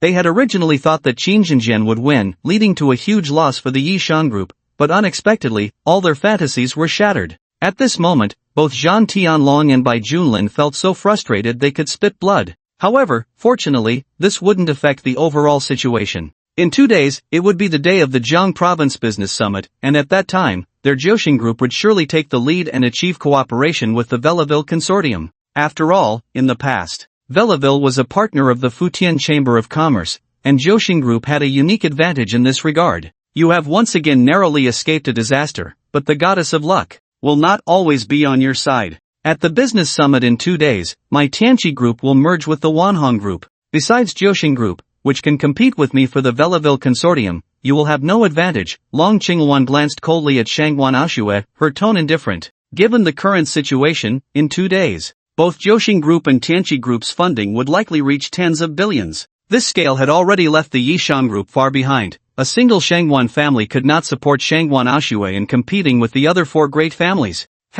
Then let's wait and see, Shangwan Aoxue sneered, her delicate hands crossed in front of her proud chest, standing in opposition to Long Qingwan. Regarding Yi Kunlun's words, Shangwan Aoxue had great faith. Since he said she need not worry about this matter, it seemed Yi Kunlun must have made proper arrangements. That guy Yi Kunlun won't pull off any miracles this time. Long Qingwan said indifferently, then stepped away with her long, graceful legs, leaving the tea house. Shangwan Aoxue gazed at the departing figure of Long Qingwan, a deep look appearing in her beautiful eyes. I wonder how Mr. Yi is doing right now. Clearly, due to her inability to contact Yi Kunlun just moments ago, she was quite worried about his situation. The person she had sent to investigate Yi Kunlun's whereabouts had yet to return with any news. Just then, her phone rang. Looking at the caller ID, a hint of joy appeared in Shangwan Aoxue's eyes. Mr. Yi, I just tried calling you several times, but it showed as unreachable. I was worried something had happened to you. Is everything alright? After the call connected, Shangwan Aoxue spoke with a tone of delight.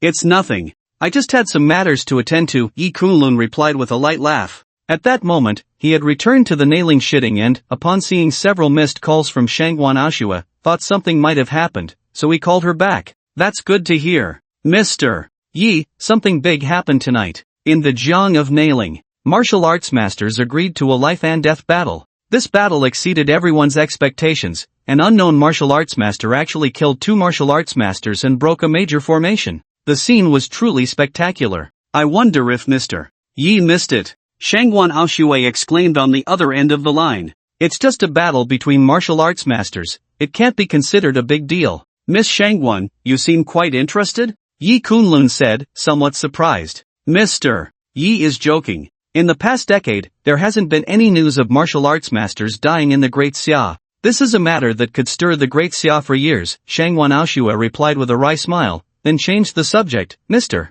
Yi, in 2 days, the Jiang Province Business Summit will take place, and our Yishan group will be participating. As far as I know, the Jiaoxing group and Tianqi group have made full preparations, and they already have hundreds of billions in funding ready. At that summit, they are all vying for investment from a major Western consortium. Once they secure the investment, their capital will double. Mr. Yi, you should join me then. Yi Kunlun's eyes lit up at her words, and he nodded. In 2 days, no problem. After exchanging a few more pleasantries with Shangwan Aoxue, Yi Kunlun hung up the phone. Nanling shitting. Yi Kunlun stood on the balcony, gazing into the distance, a deep look in his eyes. Dragon Blood War God. I didn't expect that the events of the past in Nanling would involve such a figure. It seems the reason for my parents' disappearance is far more complicated than I imagined. Yi Kunlun murmured to himself. He had just instructed Xiao Wenshan to investigate information about the Dragon Blood War God, and he expected to receive a call back soon. About 10 minutes later, Xiao Wenshan's call came in, clearly having completed his investigation into the Dragon Blood War God.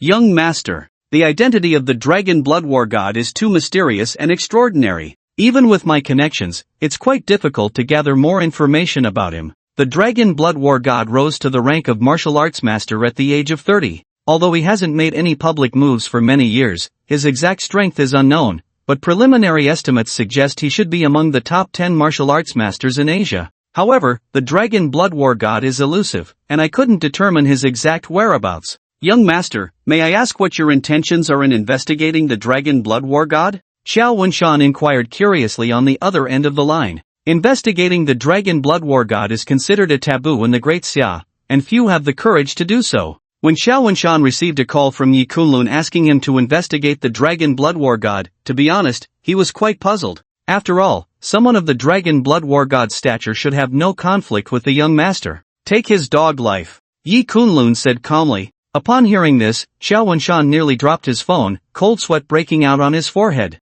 The 10 great war gods of the Great Xia each hold an incredibly noble status. Not only are they powerful in martial arts, but they also command their own legions across the land, not to mention someone daring to kill them, even provoking their wrath is something few would dare to do. But Yi Kunlun actually wants to kill the Dragon Blood War God? At that moment, Xiao Wenshan almost doubted whether he had heard correctly. Young master, the Dragon Blood War God holds a high status. Neither the Martial God Army nor the Dragon Martial Chamber of Commerce can assist you. After all, the vast Great Xia has a long history, and the true powers and experts are not merely as simple as they appear on the surface. There is also a martial alliance within the Great Xia, which is a deeper level of power known only to the prestigious families of the imperial capital. The Dragon Blood War God is one of them. The Dragon Blood War God is very important to the Great Xia. If you want to deal with him, many in the martial alliance will definitely disagree. Therefore, whether it's the power of the Martial God Army or the background of the Dragon Martial Chamber of Commerce,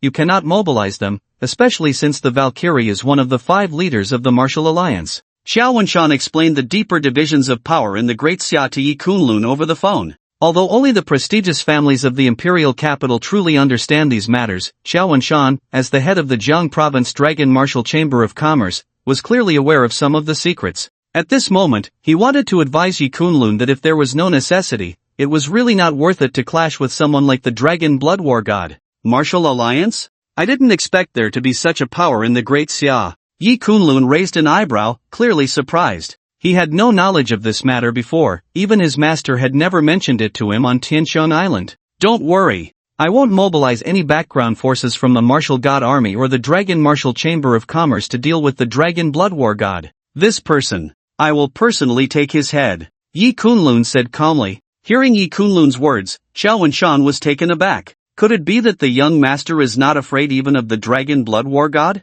Although the Dragon Blood War God is not on par with the Valkyrie, he is still considered a top expert in the martial alliance, holding an elder-level position. Ordinary martial arts masters are simply no match for the Dragon Blood War God, and Yi Kunlun actually said he wanted to personally take the Dragon Blood War God's head, which was indeed far beyond Xiao Wenshan's expectations. Could it be that the young master's strength has reached an extraordinary level? As a disciple of the Valkyrie, Xiao Wenshan had no doubt about Yi Kunlun's martial arts talent, but he felt that at such a young age, his martial arts strength should not be too formidable. Young master, this matter cannot be taken lightly. If it's not a life and death enemy, why must you fight to the death with someone like the Dragon Blood War God? This is too risky. If reconciliation is possible, then reconciliation is the best strategy. Xiao Wenshan reminded him over the phone, his tone more serious than ever. I have a blood debt to settle with the Dragon Blood War God. There is no room for reconciliation. My current strength has already placed me among the top 10 martial arts masters in Asia. And in a while, my strength should become even stronger. By then, taking the Dragon Blood War God's life should be no problem. Yi Kunlun said lightly, indicating to Xiao Wenshan that he need not worry too much. After a period of time, once he completely refines the dragon blood within him, the extent of his strength increase. He is unsure about this. However, Yi Kunlun feels that there should be no problem in facing the Dragon Blood War God. Hearing Yi Kunlun's words, Xiao Wenshan was momentarily stunned, then couldn't help but let out a bitter laugh, saying, "It seems I was overthinking. In the Martial Alliance, how strong are the 5 alliance leaders? Please tell me the specifics." Yi Kunlun continued, still curious about this martial alliance. In the Martial Alliance, the 5 alliance leaders hold the highest respect. The Valkyrie is the fastest among them to rise to the position of alliance leader. From her emergence to ultimately becoming one of the alliance leaders, it took only 5 years. The other 4 alliance leaders each spent over 20 years climbing the ranks of elders and seniors before finally becoming one of the alliance leaders. Although the Valkyrie is the youngest and has the least experience, she is the most dazzling among the 5 alliance leaders, hailed as the strongest martial arts genius in the history of the Martial Alliance. Xiao Wenshan conveyed everything he knew over the phone. Besides the alliance leaders, are there also seniors and elders? There should be quite a few stewards and disciples behind them, and the Dragon Blood War God seems to be an elder. It seems that the martial alliance indeed has countless martial arts experts. Yi Kunlun nodded, feeling the pressure brought by this force for the first time. Young master, with your talent, plus your connection to the Valkyrie, it is inevitable that you will enter the martial alliance in the future. If you have any conflicts with the Dragon Blood War God, it wouldn't be too late to deal with them when you enter the martial alliance. After all, many people in the martial alliance might choose to stand by your side for the Valkyrie's sake. According to the timeline, the martial alliance should recruit in about a year. Xiao Wenshan advised. That's too late. I can't wait that long. Yi Kunlun shook his head lightly. To kill an enemy, he actually needed to rely on the connections of the martial alliance? Yi Kunlun, did not need that. Among the 5 alliance leaders, who was stronger? Yi Kunlun paused, then asked curiously. It's hard to say who among the 5 alliance leaders is stronger or weaker, as they have never fought each other. However, the condition to become an alliance leader is to reach a certain martial arts realm. This realm should transcend the category of a martial arts master, but what exactly it is, I do not know. Xiao Wenshan shook his head on the other end of the line, his knowledge being limited. Everything he knew about the martial alliance was all he had. One last question. There should be other forces in the Great Xia that are not inferior to the martial alliance, right? Yi Kunlun asked. Indeed there are, but I do not know much about these forces. I only know about the martial alliance because the Valkyrie is one of its leaders. However, those noble families in the imperial capital, like Miss Shangwan Aoshua, should know some of the secrets. Xiao Wenshan replied respectfully. Very good. Well done, I have noted today's matters. Yi Kunlun nodded and then hung up the phone.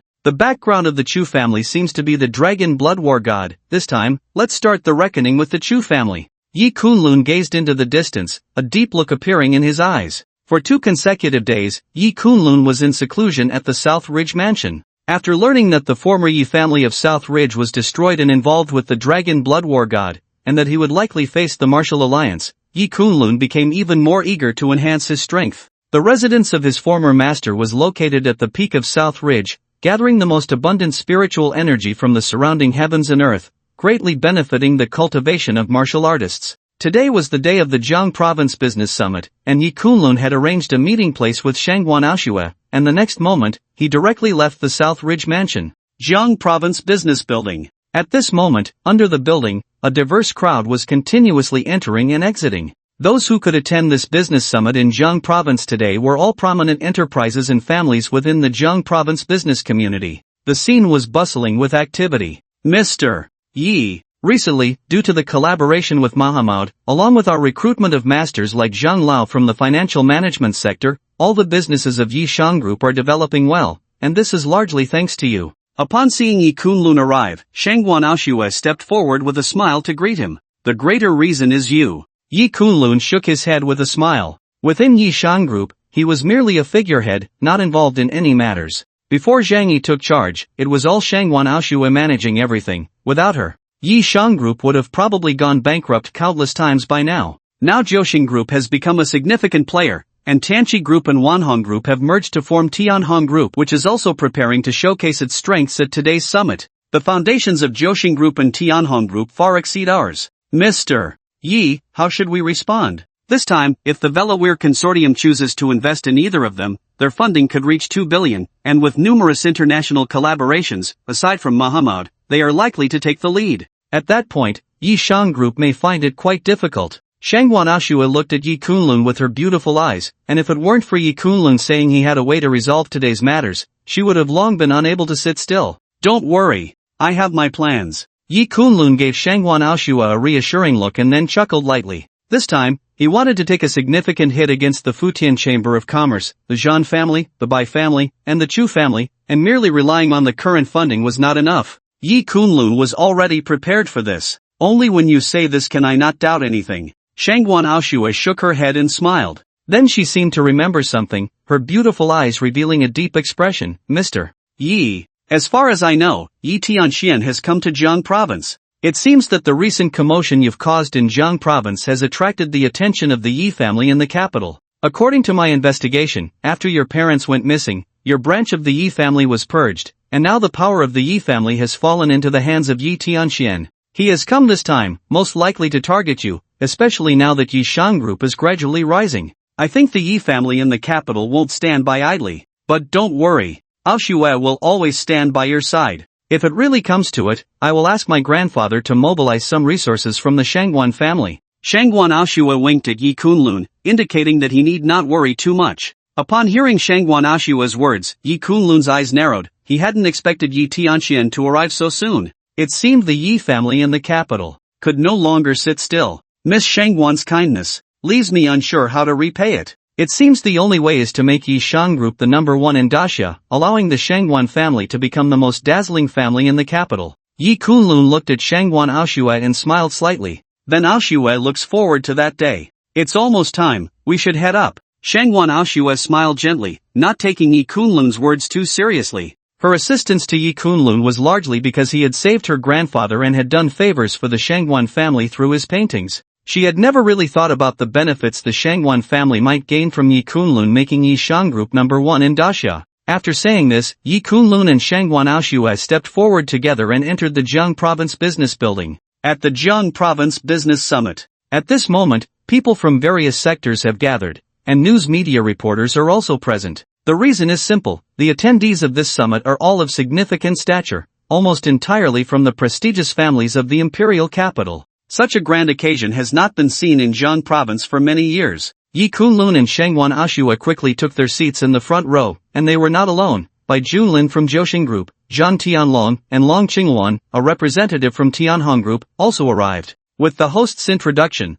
the summit officially began. This investment summit focused on introducing one's own industries, funds, technologies, and partners. The first to take the stage was Zhang Tianlong from Zhou Group. He stepped confidently onto the podium, and every word he spoke exuded an extraordinary demeanor. As the eldest son of the Zhan family from the imperial capital, destined to inherit the vast family business, Zhang Tianlong indeed showcased remarkable talent, presenting Zhou Group's various aspects in great detail, causing many in the audience to nod in agreement. Ladies and gentlemen, Zhou Group has now raised over 10 billion in financing, supported by the Bai and Zhan families from the imperial capital, and has achieved extraordinary cooperation with the Futian Chamber of Commerce. Our industries in Jiang Province span almost every sector, and we welcome all business friends to collaborate with Zhou Group at any time. Zhang Tianlong smiled lightly at everyone present before stepping down from the stage. As Zhang Tianlong left the podium, Long Qingwan took her place. Instantly, she captured the attention of countless eyes around her.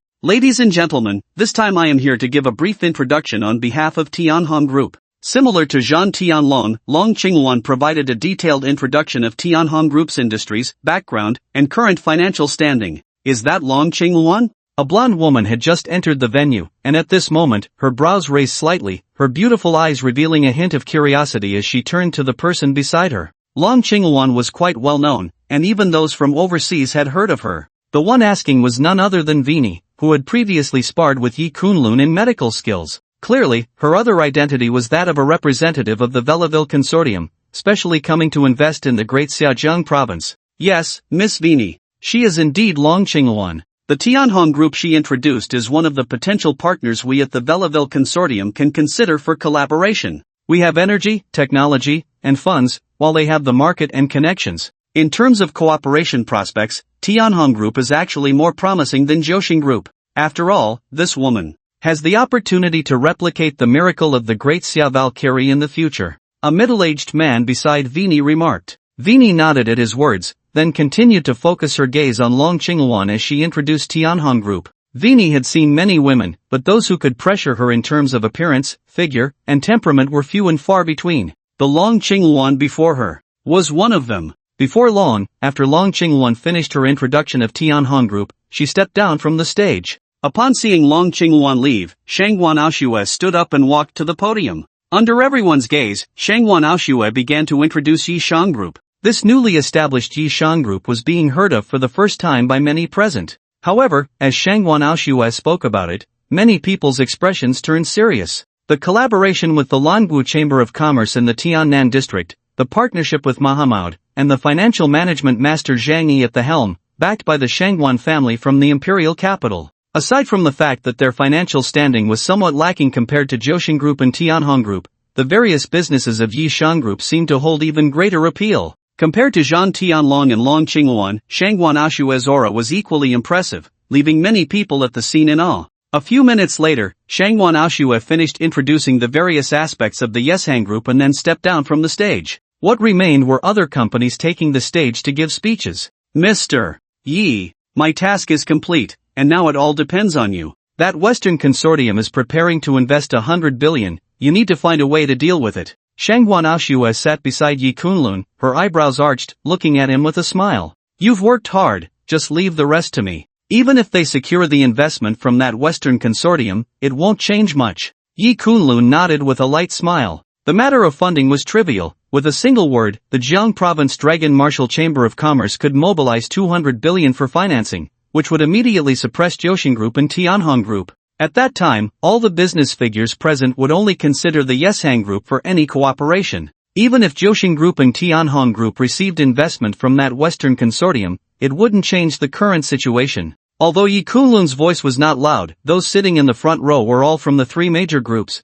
and they were close enough to hear him. Ha! Yi Kunlun, aren't you afraid of biting your tongue with such big talk? At that moment, Zhan Tianlong, sitting in the front row, heard Yi Kunlun's words and couldn't help but sneer. It was clear to anyone with eyes that Jiaoxing Group and Tianhong Group had the greater advantage in the current situation. Yet this kid Yi Kunlun was so brazen, still spouting nonsense, Zhan Tianlong almost couldn't hold back his laughter. Bai Junlin also wore a look of amusement, shaking his head. Shangwan Aoshue had actually placed her hopes on such a fool, which was simply laughable. The good days for the Yeshang Group were over. Long Qingwan's expression remained unchanged, but her subtle shake of the head indicated that she also thought Yi Kunlun's words were akin to losing his mind. At that moment, someone in the crowd suddenly exclaimed, "Miss Winnie is here." Instantly, many eyes turned towards the entrance as they saw Winnie walking towards the front row of the summit. Long Qingwan, Shangwan Aoshue, Zhan Tianlong, Bai Junlin, and even Yi Kunlun all turned their gazes in her direction. Miss Winnie.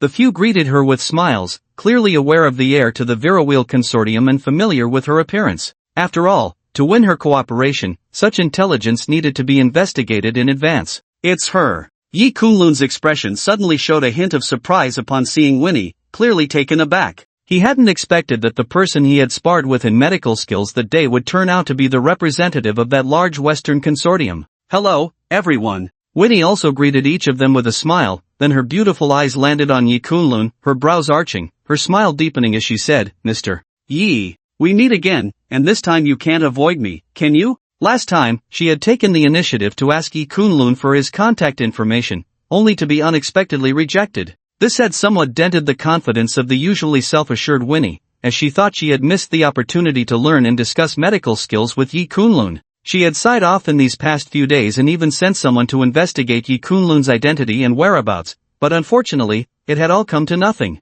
Yet unexpectedly, she found herself encountering Yi Kunlun here so soon. As soon as Winnie spoke, everyone present was stunned. What was going on? Yi Kunlun actually knew Winnie? How is this possible? Vinny has always lived abroad, and even for those of us from the prestigious families of the imperial capital, this is the first time we are meeting each other. Where did Yi Kunlun get to know her? This kid. Zhan Tianlong looked at this scene, his heart suddenly sinking, his expression shifting between dark and light. This development was somewhat beyond his expectations. A couple of days ago, Yi Kunlun seemed to have met Zhang Yi and then brought him into the Yi Shang group, and now he appears to be friends with Miss Vinny. Why does this kid always manage to know so many extraordinary people? It must be said that at this moment, both Zhan Tianlong and Bai Junlin looked at Yi Kunlun with a hint of jealousy. They are all heirs of the imperial capital's prestigious families, and theoretically, their connections and backgrounds should be vast, yet there are some figures they have never had the chance to meet, while Yi Kunlun seems quite familiar with them, making the two feel somewhat overshadowed. Long Qingwan also frowned slightly, a vague sense of unease creeping into her heart. Miss Vinny, I heard that your Virawheel consortium is coming to invest in Jiang province. You must be aware of the recent business summit in Jiang province. I wonder what you think of our Jiaoxing group. Currently, Jiaoxing Group has partnered with the Futian Chamber of Commerce, and Virawheel Consortium has always been a partner with Futian Chamber of Commerce. If we were to cooperate in Jiang province this time, it would surely be very pleasant. At this moment, Zhan Tianlong stepped forward, smiling gently at Vinny. Clearly, he was directly extending an olive branch, hoping to draw Vinny to invest in Jiaoxing Group. No matter how well Yi Kunlun knows Vinny, in the face of absolute interests, he didn't believe Vinny would choose Jiaoxing Group over considering Yi Shang Group. As soon as Zhan Tianlong finished speaking, Long Qingwan also spoke up, her beautiful eyes looking at Vinny. Miss Vinny, Tianhong Group also welcomes cooperation with Wheel Consortium at any time. With the backgrounds of the Long family and the Chu family from the imperial capital, she believed it would make Vinny think twice. Hearing their words, Vinny smiled and nodded. I have some understanding of Jiang Group and Tianhong Group. Indeed, their prospects are limitless. If we were to achieve cooperation, it would greatly benefit our Wheel Consortium. However, I would like to ask one thing. I wonder which group Mr. Yi belongs to? Vinny's beautiful eyes turned to Yi Kunlun. As soon as she said this, Zhang Tianlong, Bai Junlin, and Long Qingwan all felt a jolt in their hearts. They had already clearly extended their olive branches, yet Vinny spoke this way, indicating that Yi Kunlun's importance in her eyes was not trivial. Miss Vinny, Mr. Yi currently belongs to Yi Shang Group. Shangwan Aoshue chuckled lightly and said to Vinny, "Oh, so it's Yi Shang Group. You must be Miss Shangwan, I've heard so much about you. Then our Wheel Consortium has decided to cooperate with Yi Shang Group. I wonder what Miss Shangwan thinks. If possible, we can discuss some specific cooperation details later," Vinny said, a gentle smile appearing on her face. Yi Shang Group has recently become quite famous in Jiang province, and as the public face of Yi Shang Group, Shangwan Aoshue was also somewhat familiar with Vinny. She hadn't expected Yi Kunlun to be from Yi Shang Group. Since that was the case, they could directly cooperate with Yi Shang Group. Upon hearing Vinny's words, Shangwan Aoshue's beautiful eyes immediately showed a hint of surprise. She hadn't expected Vinny to be so straightforward, ready to cooperate with Yi Shang Group without a second thought. After all, Yi Shang Group is currently at a disadvantage compared to Jiang Group and Tianhong Group. It seems that the level of acquaintance between Yi Kunlun and Vinny is deeper than she had imagined. No wonder this guy said to leave everything to him. It turns out he was already prepared. He was mostly able to secure investment cooperation from the Wheel Consortium. Yi Kunlun was even more baffled by this. He looked at Vinny with a hint of confusion, wondering what this woman was up to. Previously, he and Vinny had hardly known each other. There was even a sense of competition between them. Yet now, this woman, out of consideration for him, had suddenly rejected Jiang Group and Tianhong Group, preparing to cooperate with Yeshang Group? At this moment, Yi Kunlun was also somewhat at a loss, not knowing what Vinny was really planning. Miss Vinny, are you sure you don't want to reconsider? The people around Vinny also changed their expressions slightly. According to the original plan, the Wheel Consortium should have chosen either Jiang Group or Tianhong Group for this investment. No matter what, they wouldn't go to Yeshang Group. After all, the background of the Shangwan family in the capital was still somewhat lacking in appeal for the Wheel Consortium. Vinny's decision at this moment not only surprised the few people from Dasha present, but even those who had come with her were greatly shocked. No need. I choose Yeshang Group. Vinny smiled lightly, waving her hand to those around her, indicating that she had made her decision and there was no need for further discussion. Seeing her demeanor, some of the accompanying members of the Wheel Consortium sighed inwardly. They understood Vinny's character well. Once she was set on something, it was nearly impossible to change her mind. I wonder, Miss Shangwan, if you would welcome our cooperation with the Wheel Consortium? Vinny looked at Shangwan Aoshue, her beautiful eyes carrying a polite smile. It is our honor that Miss Vinny can choose Yeshang Group. We naturally welcome it. Shangwan Aoshue replied with a light smile. She had been worried about how to win over the Wheel Consortium for cooperation, and now Vinny had come to her door. How could she refuse? Miss Vinny, are you really not going to reconsider? In terms of prospects, Jiang Group is far superior to Yeshang Group, and we are preparing to go public in a few days. The Wheel Consortium's choice to invest in Yeshang Group this time could very well lead to a total loss. Zhan Tianlong's tone was somewhat grave. Jiang Group was backed by two major families from the capital, as well as the Futian Chamber of Commerce. Even without the financial support of Wheel, they could almost achieve the highest market value when going public in Jiang province. In his view, Vinny's actions were merely impulsive, and in the end, it would only lead to the Wheel's investment in Jiang province failing. Thus, he spoke up to see if he could persuade Vinny to change her mind. You need not worry about that. Vinny smiled, not swayed by Zhan Tianlong's words. Then we shall see. The facts will prove that Miss Vinny's decision today is not a wise one. Bai Junlin snorted coldly and then left with Zhan Tianlong. It seemed that the business war in Jiang province had entered a heated phase. In a few days, the two major families from the capital, along with the Futian Chamber of Commerce, would join forces to invest in Jiang Group, launching an assault on the stock market. Once they went public, Tianhong Group and Yeshang Group would have no choice but to follow suit if they wanted to compete. At that time, they would see where Yeshang Group would gather more funds to rival Jiang Group. Meanwhile, Long Qingwan's beautiful eyes revealed a deep contemplation as she looked at Vinny and said, Miss Vinny, Are you really not considering Tianhong Group? In a few days, not only Jiang Group will go public, Tianhong Group will also be listed in Jiang province, and at that time, the Long family and the Chu family in the capital will increase their investments, causing the stock price to rise. If possible, she truly did not want to lose Vini as a partner. This is extremely important for Tianhong Group to establish itself in Jiang province.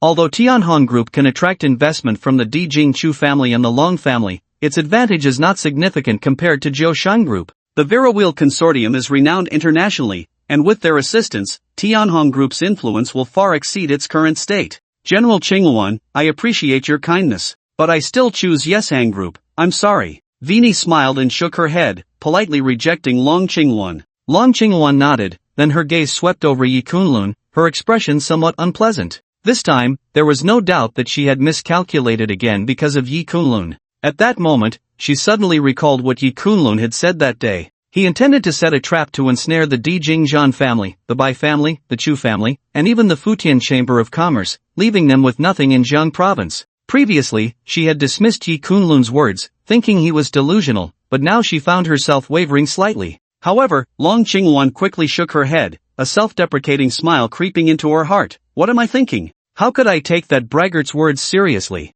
Today's events are merely an accident, a coincidence. Even if the Wheel Consortium assists Yeshang Group, it won't change anything. With this thought, she glanced at Yi Kunlun. Seeing his indifferent demeanor, as if everything was of no concern to him, she couldn't help but snort coldly, what a show-off. In a few days, Tianhong Group and Jiang Group will both receive substantial funding and go public. Let's see how Yeshang Group responds. With that thought, Long Chingan stepped away with her long, graceful legs. Miss Shangwan, I will discuss the cooperation matters with you later. Right now, I would like to talk to Mr. Yi about something, if you don't mind. Vini said, her beautiful eyes looking at Shangwan Aoshue gently. Miss Vini, please go ahead. Shangwan Aoshue nodded with a light smile, her eyes glancing meaningfully at Yi Kunlun before walking towards the conference venue. This guy always manages to surprise people unexpectedly, but what does Vini want to discuss with Mr. Yi alone? What could it be? Shangwan Aoshue looked at Vini, her competitive spirit prompting her to reassess the woman.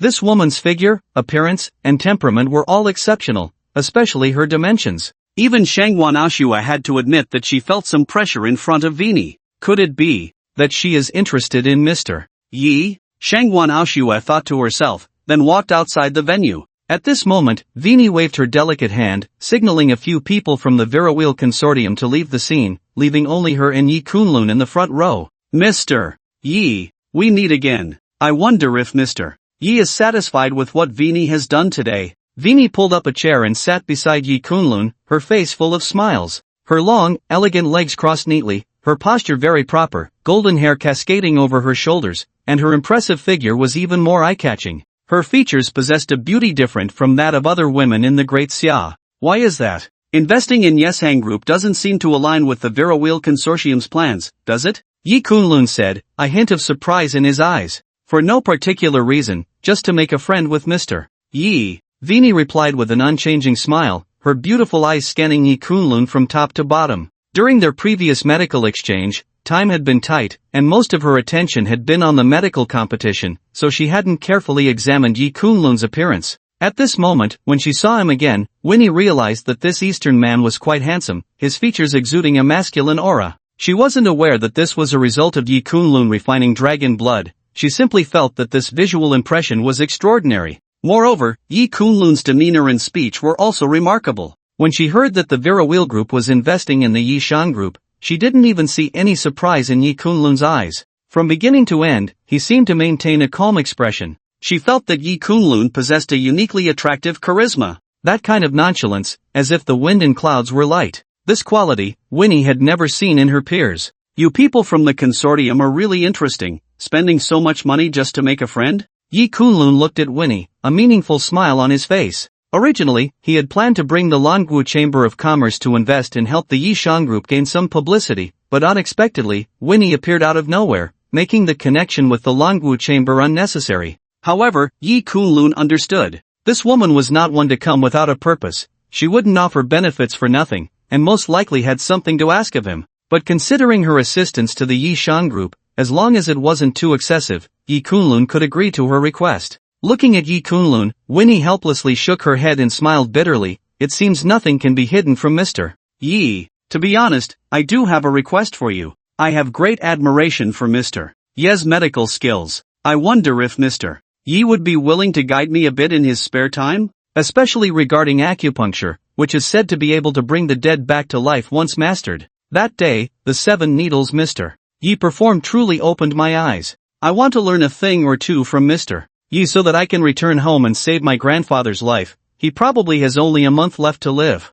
This was her main reason for collaborating with the Yi Shang group. She wanted to ask Yi Kunlun for a favor, to see if he would be willing to help her with her medical questions. Winnie entered the medical field primarily for her grandfather's illness, which countless renowned Western doctors had deemed hopeless. Having had an extraordinary talent in medicine since childhood, she thought that once her skills were refined, she could treat her grandfather herself. However, she underestimated the severity of her grandfather's condition, which was more complicated than she had imagined. If nothing unexpected happened, her grandfather had only a month left to live. The reason she accompanied the Western medical delegation to Daxia was largely to see if there were any experts in the Daxia medical community. However, after witnessing Yi Kunlun's medical skills, she felt that learning from him might give her some hope of saving her grandfather's life when she returned. I see. Yi Kunlun nodded upon hearing this. It was understandable that Winnie was eager to save her family member. The acupuncture techniques I possess are the secret arts of the Yen family and are not to be passed on. Yi Kunlun shook his head at Winnie, rejecting the idea of teaching her the Yen family's acupuncture methods. Hearing this, Winnie trembled slightly, her heart sinking to the bottom. Her beautiful eyes unconsciously glistened with tears. She hadn't expected that after offering such a significant gift to the Yi Shang group, Yi Kunlun would refuse to teach her acupuncture. Previously, seeing him help others, she thought he was a kind-hearted person. Had she misjudged him? A hint of bitterness surfaced in Winnie's heart. However, I can personally go and take a look at your grandfather's condition. Yi Kunlun continued. Upon hearing the latter part of Yi Kunlun's statement, Winnie was instantly filled with joy. All her previous dissatisfaction with him vanished in an instant. She quickly grasped Yi Kunlun's hand tightly, tears streaming down her beautiful face, and said softly, Mr. Yi, are you really willing to go? That would be so grateful. She originally thought that Yi Kunlun was unwilling to go, which is why she suggested that he teach her acupuncture. Compared to the help you provided to the Yi Shang group,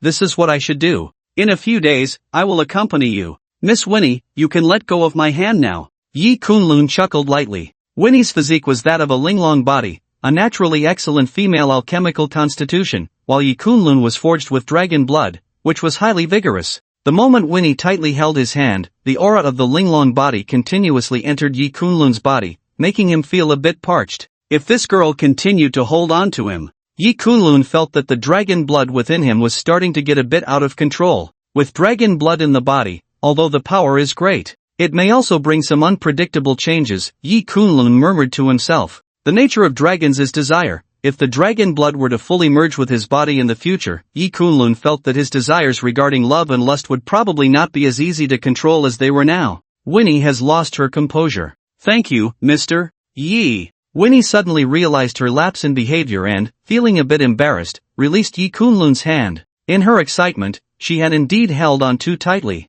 Mr. Yi, may I ask you some questions about medicine? For example, how were you able to diagnose so quickly that day? Winnie's beautiful eyes turned to Yi Kunlun, sincerely seeking guidance. You have an extraordinary talent for medicine, but your experience is still lacking. If you had sufficient experience, your speed in diagnosing that day would not be inferior to mine. Since you want to learn more about this, I will share a few insights with you. Yi Kunlun nodded with a smile. He then began to discuss some experiences regarding observation, listening, inquiry, and palpation, while Winnie sat beside him, listening attentively. This summit of the Jiang province business community had now turned into a medical exchange between Yi Kunlun and Winnie. Meanwhile, just after leaving the summit, Shangwan Aoshua ran into Long Qingwan. The two women exchanged glances, and the air was thick with tension. Long Qingwan, it seems you guessed wrong again. Do you remember what I said to you back in the old capital of Nanling? Shangwan Aoshua looked at Long Qingwan, a hint of a smile appearing at the corners of her crimson lips. Shangwan Aoshua, since when did you rely on a man to hold the scene? Do you think that by obtaining the cooperation of the Vela Vale Group, you can rest easy in Jiang province? Even if the Vela Vale Group invests all its funds in Jiang province in the future, it would only amount to about 10 billion. Don't think I don't know. things are not so calm within the Shangwan family. You can no longer transfer funds from the Shangwan family. After all, their intention is to reclaim Yi Kunlun's shares in the Yi Shang group, making it solely owned by the Shangwan family, and you are unwilling. In a few days, it will be the listing day for Tianhong Group and Jiaoxing Group. The current financial scale of your Yi Shang Group is being crushed by the Tianqi Group and Jiaoxing Group, and if you don't choose to go public, you won't be able to compare with the two major groups in the future. Do you think you can still rely on Yi Kunlun's luck to help you turn things around? Long Qingluan sneered coldly. Regarding the Shangwan family, Long Qingluan was naturally well aware. Within the Shangwan family, there was not just the Shangwan Yuntian lineage. The imperial capital's aristocracy was complex, generally divided into several major lineages that balanced each other. Shangwan Aoshui was indeed dazzling. Although she was a woman, she was undoubtedly the top figure of the younger generation in the Shangwan family. However, the Shangwan family's layout in Jiang province would not allow her to act impulsively and hand over half of the shares of the Yi Shang group to an outsider. Shangwan Aoshui's decision has already caused the Yeshang group to lose the financial support from the Shangwan family. It seems you've done your homework well. A hint of depth appeared in Shangwan Aoshui's beautiful eyes, followed by a cold laugh. But I'm willing to take this gamble. Those old fools in the Shangwan family will regret it sooner or later. Ha! Betting your future in the Shangwan family for a Yi Kunlun? Shangwan Aoshui. In 3 days at the listing summit, you'll realize just how foolish your decision truly is. That guy Yi Kunlun. I understand him 1,000 times better than you do. This time, he won't be able to replicate any miracles. Long Qingluan's lips curled into a sneer, and she turned to leave. Only a foolish woman like Shangwan Aoshui would believe in Yi Kunlun's so-called schemes. Does he really think he can set traps for several prominent families in the capital, including the Futian Chamber of Commerce? Who does he think he is? Even Xiao Wenshan, the head of the Longwu Chamber of Commerce in Jiang province, wouldn't dare claim such confidence. Long Qingluan couldn't understand what madness had overtaken Shangwan Aoshui, believing in Yi Kunlun's wild claims. Watching Long Qingluan's retreating figure, Shangwan Aoshui crossed her arms proudly over her chest and snorted lightly. Long Qingluan, who the truly foolish woman is, remains to be seen. However, a deep look soon appeared in her beautiful eyes as she murmured, in 3 days, it will be the day Tianhong Group and Jiaoxing Group make their market debut. With the support of the prominent families behind them, their financial backing will surge. As Long Qingluan said, I can't mobilize funds from the Shangwan family to push for the listing now, and the 100 billion from Belaware isn't enough. At that time, how will Mr. Yi respond? On Yi Kunlun, Shangwan Aoshui felt that nothing was impossible. His medical skills were extraordinary, and even the renowned doctors of the medicine gate bowed to him. His painting skills were equally superb, rumored to be a master in the art world, and his musical talent was also at the pinnacle, with deep ties to the Longwu Chamber of Commerce. This guy's trump cards always left people guessing just how strong he really was. But this time, how would he break the deadlock? Could he really mobilize the funds of the Longwu Chamber of Commerce in Jiang province? From what she understood, the cash flow of the Longwu Chamber of Commerce in Jiang province was around 500 billion. If he could mobilize half of that, it would indeed shock the business world at the Yeshang Group's listing conference. But that seemed too far-fetched. The only path left for the Yeshang Group now seemed to be to choose not to go public and develop slowly. Shangwan Aoshui murmured. Given the current state of the Yeshang Group's industry and financial background, choosing to go public and compete head-on with the other two major groups was indeed not a wise move. Although Shangwan Aoshui was aware that there seemed to be a deep connection between Yi Kunlun and Xiao Wenshan, merely having a good relationship with Xiao Wenshan would not be enough to mobilize such a large sum of money from the Longwu Chamber of Commerce. Well, let's take it one step at a time. He always manages to create miracles. Even if there is no influx of funds by then, with the cooperative businesses the Yeshang Group has secured, plus the financial injection from the Belaware Consortium, even if Jiaoxing Group and Tianqi Group successfully go public, it shouldn't be too difficult for the Yeshang Group to maintain its current position. Shangwan Aoshui thought to herself. With that in mind, she quickly left the spot and returned to the Yeshang Group. After all, Vini had already agreed to cooperate with the Yeshang Group, and it was time for her to return and prepare some related matters with Zhang Yi. An hour later. At this moment, Yi Kunlun had nearly finished explaining the steps of observation, inquiry, and pulse-taking, along with his experiences in pulse diagnosis, to Vini. Thank you, Mr. Yi. Vini has greatly benefited. Vini sighed, realizing that the legacy of the medical field in the Great Xia truly lived up to its reputation. Many of the experiences of the ancestors cannot be compared to the medical knowledge accumulated by the Western medical community over the past few hundred years. She felt that what Yi Kunlun had just said, if recorded in writing, could probably fill several books, truly broadening Vini's horizons. It's just a small effort, Yi Kunlun said with a light laugh, shaking his head. As a healer, sharing this knowledge with Vini was also a good deed.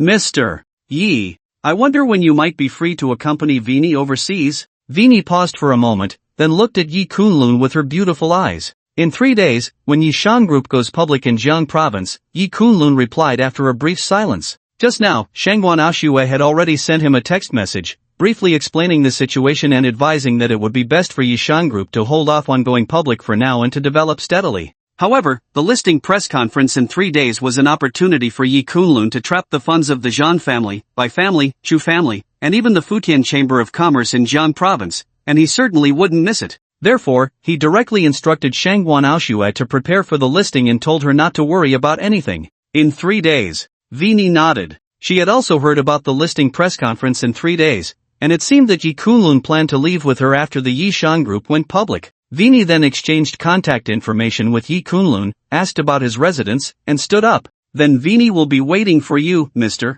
Yi. Mr. Yi, I haven't discussed the details of the collaboration with Miss Shangguan yet, so I'll take my leave now, Vini said, placing her delicate hands in front of her and bowing slightly with a smile. Alright, see you then, Yi Kunlun nodded and watched as Vini and the people from the Velaware consortium left. After Vini left, Yi Kunlun did not stay long at the venue and quickly returned to the South Ling Shitting. For him now, most of his focus was on cultivating his martial arts realm. The residence in South Ling Shitting was very beneficial for his practice. Yi Kunlun spent 3 consecutive days in seclusion. 3 days later, he slowly opened his eyes, and his martial arts aura seemed even more unfathomable than 3 days ago. The place chosen by his master for seclusion was indeed extraordinary. The terrain here was like a dragon raising its head, naturally gathering the spiritual energy of heaven and earth, resembling a spiritual formation that could be encountered but not sought. However, Yi Kunlun knew very well that the spiritual energy gathered here was becoming increasingly limited in its help to him. After all, his current strength was already comparable to the top 10 figures on the Asian martial arts master list, relying solely on the inhalation and exhalation of spiritual energy. Aside from helping him stabilize his martial arts foundation, its other effects could almost be ignored. But during these 3 days of seclusion, Yi Kunlun carefully sensed the changes in his body and gained some insights he had never had before. Above the martial arts master, there exists a martial arts realm. My 3 masters were like this in the past, but the specifics of that realm remain unknown. Now that the spiritual energy of heaven and earth is scarce, the vast majority of martial arts prodigies can only reach the realm of martial arts master in their lifetime. But there should still be some exceptionally gifted individuals with extraordinary luck who can step into the realm above martial arts master, though they should be few and far between. To step into the realm above martial arts master, it should be related to the Dantian. Yi Kunlun's eyes revealed a deep understanding. The hallmark of entering the martial arts master realm is the opening of the Dantian within the body, and to advance further, there must be changes in the Dantian. At this moment, within Yi Kunlun's Dantian, it seemed to gather a mysterious qi, something that had not existed before, which appeared after he refined the 5-yin pill and integrated some dragon blood, significantly increasing his strength. Clearly, he was approaching the realm above martial arts master to some extent. Yi Kunlun felt that once he completely refined the dragon blood, he might have great fortune, and at that time, exploring the realm above the martial arts master would not be impossible. Just as Yi Kunlun was deep in thought, Shangguan Ashue's call came in. Mr. Yi, today is the day the Yi Shan Group participates in the Jiang province listing conference. Where are you? I'll come to pick you up, Shangguan Aoshue said on the other end of the line. Nanling Shitting, thank you, Yi Kunlun nodded. Half an hour later, a Maybach business car stopped at the highest point of Nanling Shitting. In the back seat, Shangguan Aoshue looked at Yi Kunlun with a light smile and said, Mr. Yi, what kind of charm did you cast on Miss Winnie that made her willing to invest 10 billion, and even choose to give a significant discount in cooperation with the Velaware consortium, proposing a contract with a 70-30 split? Sometimes I really doubt if Miss Winnie has taken a liking to you. In the past 2 days, Winnie had discussed the details of cooperating with the Yi Shan Group with her, and to be honest, the concessions from Winnie's side surprised Shangguan Aoshue quite a bit. She needs my help to treat her grandfather, so it's only natural for her to show goodwill towards the Yi Shan Group, Yi Kunlun explained to Shangguan Aoshue with a light smile. I see. A hint of realization appeared in Shangguan Aoshue's beautiful eyes. If that were the case, it made sense why Winnie valued Yi Kunlun so much. Mr. Yi, today the Yi Shan Group is preparing to make a push for the listing, and our preliminary work is almost ready. With the current cooperation between the Yishang Group and the Longwu Chamber of Commerce, the Mahamud Consortium, and the Velawir Consortium, our business is all developing positively. Plus, with Master Jiang from the financial management field bringing in a lot of talent, the Yishang Group now meets all the requirements, and going public is definitely a sure thing. But to compete with the Jiaoxing Group and the Tianhong Group, we still need external funding. Right now, the Yishang Group's capital is still lacking. Adding in the funds from the Velawir Consortium, and counting all other business assets, it's only about 20 billion. And as far as I know, both the Jiaoxing Group and the Tianhong Group have prepared around 45 billion in capital this time, making a strong push for the listing. I'm sorry, Ao Xue is incompetent. Previously, Ao Xue promised Mr. Yi to build up the Yishang Group and then enter the imperial capital to compete with the Yi family there, but the Shangwan family cannot mobilize funds to Jiang province now. Some people in the family oppose this, otherwise, it could relieve a significant amount of pressure on the Yishang Group. Shangwan Aoxue sighed lightly, expressing her apologies to Yi Kunlun. This was also her reason for advising Yi Kunlun not to go public just yet, as the Yishang Group was indeed somewhat isolated and unsupported at the moment. No worries. Just leave the next steps to me. I assure you that today's Yishang Group will shock Jiang province and even the entire daxia, Yi Kunlun said, looking at Shangwan Aoxue, a gentle expression appearing in his eyes.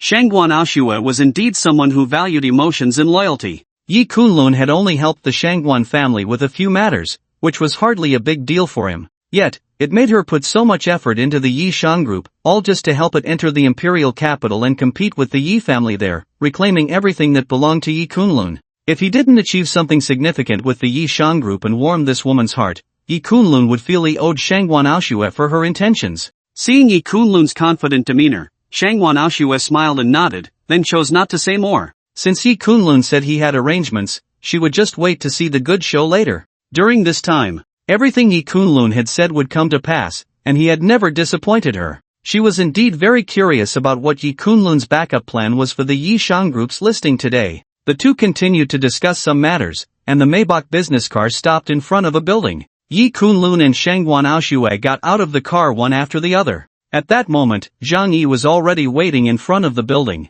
Old Jiang, Yi Kunlun and Shangwan Aoxue greeted him. Seeing Yi Kunlun and Shangwan Aoxue approaching, Zhang Yi smiled and said, "Young friend Yi, Miss Shangwan, the listing press conference is about to start, let's head up." With that, Yi Kunlun and Shangwan Aoxue took the dedicated passage elevator with Zhang Yi. The atmosphere at today's listing press conference was even more lively than the business summit in Jiang province a couple of days ago, as that summit was merely a prelude to this listing event. Of course, the main focus today was still on the three major groups in Jiang province, Jiaoxing Group, Tianhong Group, and Yishang Group. Many people present were aware that today was the listing day for these three groups, and it was bound to be extraordinary, with each group vying against the others. After all, in recent times, these three major groups had been engaged in both open and covert battles, which was no secret in Jiang province's business community. Whoever could achieve the highest market value today would undoubtedly become the number one in Jiang province, with an unshakable status. Many people came to this listing press conference just to witness the excitement. At this moment, Jiaoxing Group's Zhan Tianlong and Bai Junlin had also arrived at the venue, along with a representative from the Japanese Fujita Chamber of Commerce, who was Fujita Ichiro, the elder brother of Fujita Jiro. In fact, he was the true heir of the Fujita Chamber of Commerce, but Fujita Ichiro focused more on the study of martial arts while managing the Fujita Chamber of Commerce in Japan, leaving more overseas matters to Fujita Jiro. However, with Fujita Jiro dead in the Great Xia, the overseas layout of the Fujita Chamber of Commerce naturally fell to Fujita Ichiro. His visit to Jiang province this time had two reasons. One was to oversee the Fujita Chamber of Commerce's investments in Jiang province, and the other was to investigate his brother's death and seek revenge on the murderer. Rest assured, Lord Ichiro, today our Jiaoxing Group will surely reach its peak upon listing. With the support of your Fujita Chamber of Commerce, even Tianhong Group will find it hard to compete with us, Zhan Tianlong and Bai Junlin said with a faint smile as they looked at Fujita Ichiro. Both were in a relaxed mood. During this period, Jiaoxing Group had faced numerous setbacks, often thwarted by Yishang Group. The only thing that had gone smoothly was the effort to attract investment from the Fujita Chamber of Commerce. With the status of the Bai family and the Zhan family in the capital, I naturally believe in this matter. Then let's celebrate our pleasant cooperation in advance, Fujita Ichiro said with a smile, clearly determined to succeed in Jiaoxing Group's listing today. Given the financial strength of the Fujita Chamber of Commerce, he was confident he could handle any small disturbances from Tianhong Group or Yishang Group today. This time, the Fujita Chamber of Commerce would surely establish a foothold in the business world of Jiang province. General Qingluan, I hope our Chu family and Long family can cooperate happily this time. Meanwhile, from the direction of Tianhong Group, a young man from the Chu family looked at Long Qingluan and said with a faint smile. This person also came from the capital's Chu family, of similar age to Chu Yuan, named Xu Li. Outsiders were unaware of his true identity, but some people from the capital's aristocracy knew. He was the illegitimate son of the current head of the Chu family, Chu Yuanlong, and his status was far inferior to that of Chu Yuan. He had always lived in Chu Yuan's shadow within the Chu family, having little qualification to interfere in the family's business layout. However, with Chu Yuan's unexpected incident in Jiang province, the Chu family's plans could not be interrupted, so they sent Chu Li to come. The purpose was also to see if he could take on a great responsibility and eventually replace Chu Yuan's position. After saying this, Chu Li glanced at Long Qingluan's profile. She sat there so gracefully, like a perfect painting, and Chu Li couldn't help but feel a bit infatuated. This woman was too perfect. Her looks, temperament, and figure were impeccable, and her talents were unparalleled. Among the younger generation of the Long family, no one could compare to her, they all lived in her shadow. No wonder she captivated so many young heirs in the imperial capital. This time is my opportunity. Chu Yuan is dead, and I, Xu Li, can step forward. Collaborating with the Long family, making Tianhong Group the top company in Jiang province, is my only chance to get closer to Long Qingluan. At that time, she will surely look at me with new eyes. Xu Li murmured to himself. In the past, as the illegitimate son of Chu Yuanlong, he wouldn't have dared to have any thoughts about Long Qingluan. After all, their statuses were too different. But now, he, Xu Li, had the chance to become the future heir of the Chu family, being the only son of Chu Yuanlong. In terms of status, he was not unworthy of Long Qingluan. I hope so, Long Qingluan nodded. Her beautiful eyes looked at Yi Kunlun and Shangguan Aoshue walking in from a distance, a hint of something inexplicable flickering in her gaze, as if she was lost in thought. This guy really came. Could he perform some miracle today? Long Qingluan murmured to herself, her beautiful eyes revealing a deepness, but she quickly shook her head. Right now, Yi Shang Group was lacking 2 to 300 billion compared to Jiaoxing Group and Tianhong Group. Without the Shangguan family's assistance, what could Yi Kunlun do to turn the tide? The previous times were just his good luck. I will prove that my decision to break off the engagement with you was not wrong. My judgment, Long Qingluan's judgment,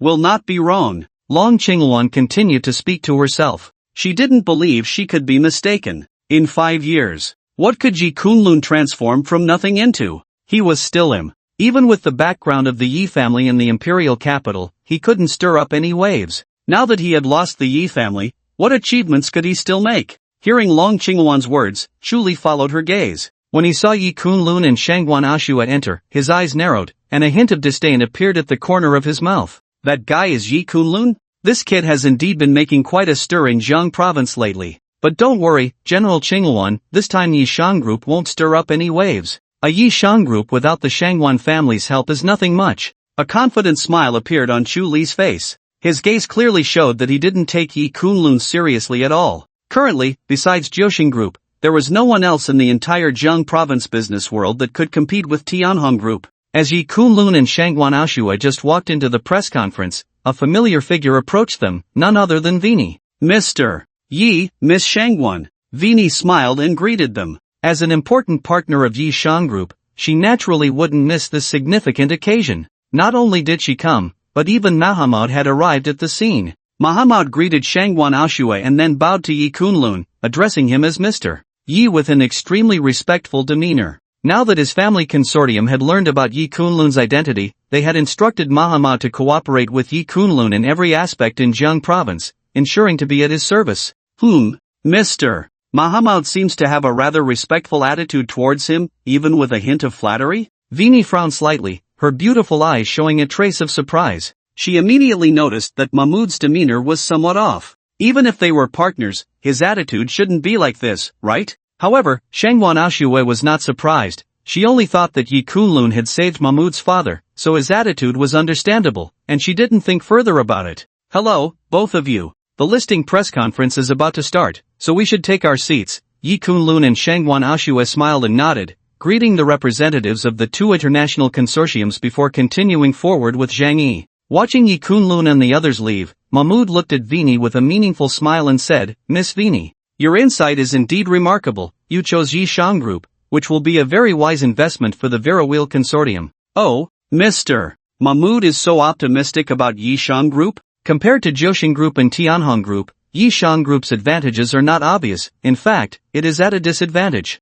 After going public, it is hard to say whether it can take the lead in Jiang province. Vini's beautiful eyes showed a hint of curiosity, and she chuckled lightly. Some things are not as simple as they appear on the surface. Mahmood, seeing this, did not explain much, smiled slightly, and fell silent, taking a seat nearby. He originally thought Vini invested in Yishang Group because she knew Yi Kunlun's identity, but it seemed that was not the case. Since that was so, it was clear that Yi Kunlun had no intention of revealing his identity, so he naturally wouldn't elaborate unnecessarily. Vini raised her eyebrows, her curiosity deepening as she looked at Yi Kunlun's back, murmuring softly, "Mr. Yi, it seems there are still secrets." Soon, the listing press conference officially began under the host's call. The host started with a brief introduction of the guests, focusing on those in the front row. Sitting in the front row were all representatives from Jiang province's three major groups, attracting the attention of many in the crowd. "Young friend Yi, Miss Shangwan. Based on the information I currently have, if Jiang Group and Tianhong Group do not continue to mobilize funds after going public, we will still need to prepare 25 billion to compete with them in market value and stabilize the stock price."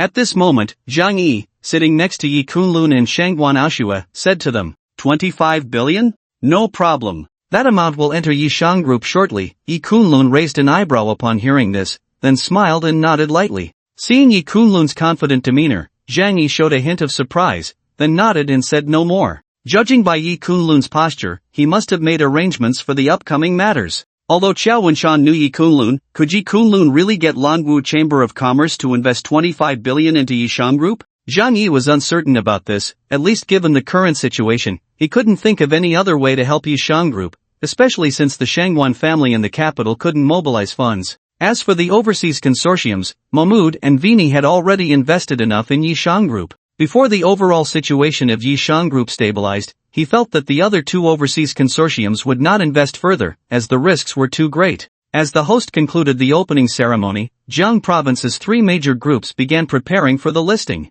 The first to present was Jiang Group, which, with its assets and cash flow, had 50 billion, shocking many business figures present, as the amount of funding Jiang Group, Tianhong Group, and even Yishang Group received before going public was kept confidential. Many people estimated that the capital of Jiang Group should be around 30 billion, but unexpectedly, it turned out to be 20 billion more. The same goes for Tianhong Group, which, with its assets and cash flow, also has a scale of 50 billion. Due to the capital of Jiang Group and Tianhong Group exceeding expectations, once they went public, the stock price soared, and the market value climbed. Watching this scene, many people present were moved. The foundation of the Jing family was still too strong. Just by entering the Jiang province business world, as long as they leveraged the Jing family's background, the market value would not be low. Many people were aware that among the companies preparing to go public today, these two groups had the strongest foundation.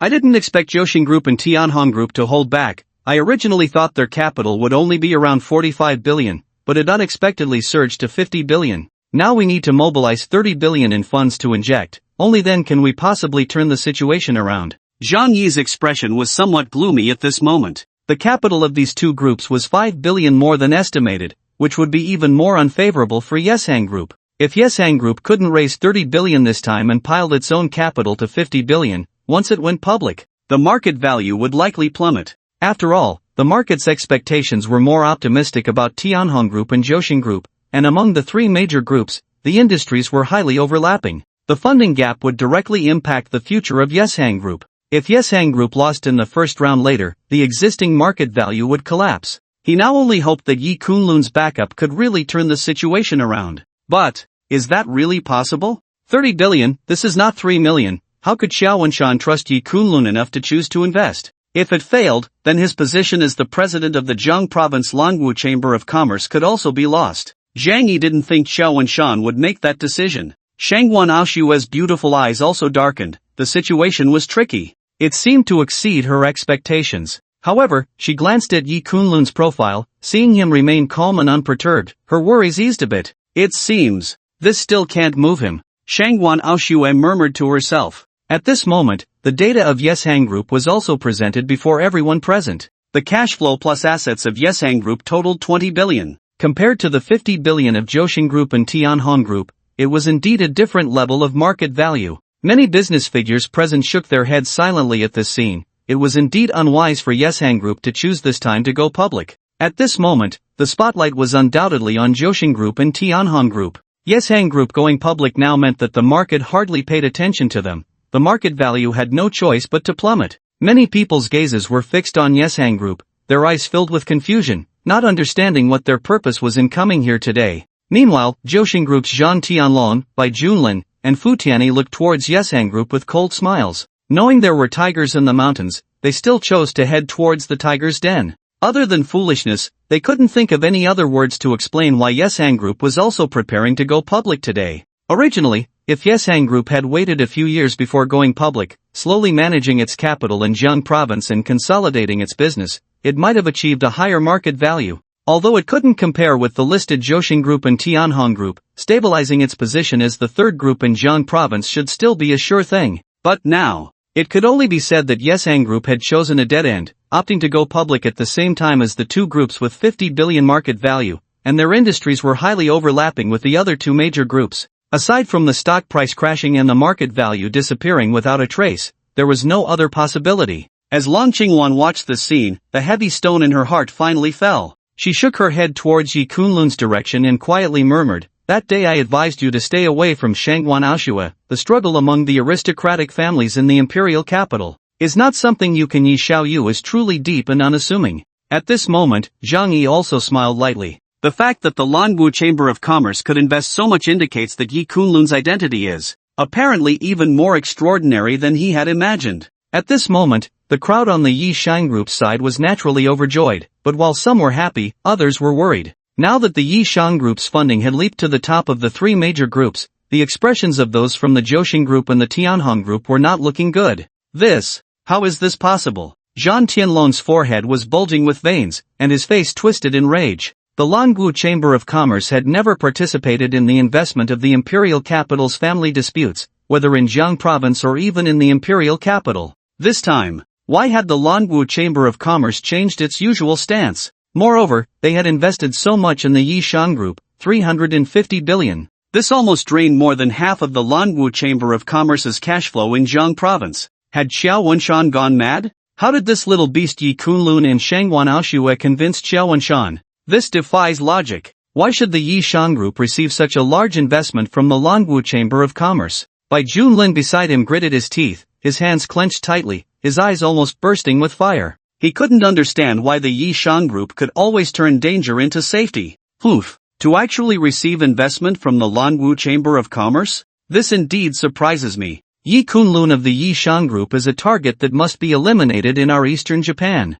Today, we must bring down the Yi Shang Group. You two need not worry. Although the Lanwu Chamber of Commerce's involvement is unexpected, it won't affect the overall situation. Fujita Ichiro's eyes flashed with a hint of coldness, and he then spoke lightly to Zhang Tianlong and Bai Junlin. After saying this, he made a phone call, instructing someone to immediately invest 150 billion in the Jiang Group. In the blink of an eye, the Jiang Group's funding reached 650 billion, surpassing the Yi Shang Group by 100 billion. Meanwhile, on the Tianhong Group's side, Chu Li's face had turned almost the color of pig liver. The Lanwu Chamber of Commerce had actually entered the fray, which was beyond his expectations. Beside him, Long Qingwan's expression was also not good. This time, she had miscalculated again. The Yi Shang Group had truly managed to pull off a dramatic reversal at this listing conference. Shangwan Aoshue, how did she do it? Long Qingwan gritted her teeth, a thoughtful look appearing in her beautiful eyes, and then she coldly snorted, "Even if Shangwan Aoshue secured the Lanwu Chamber of Commerce's investment,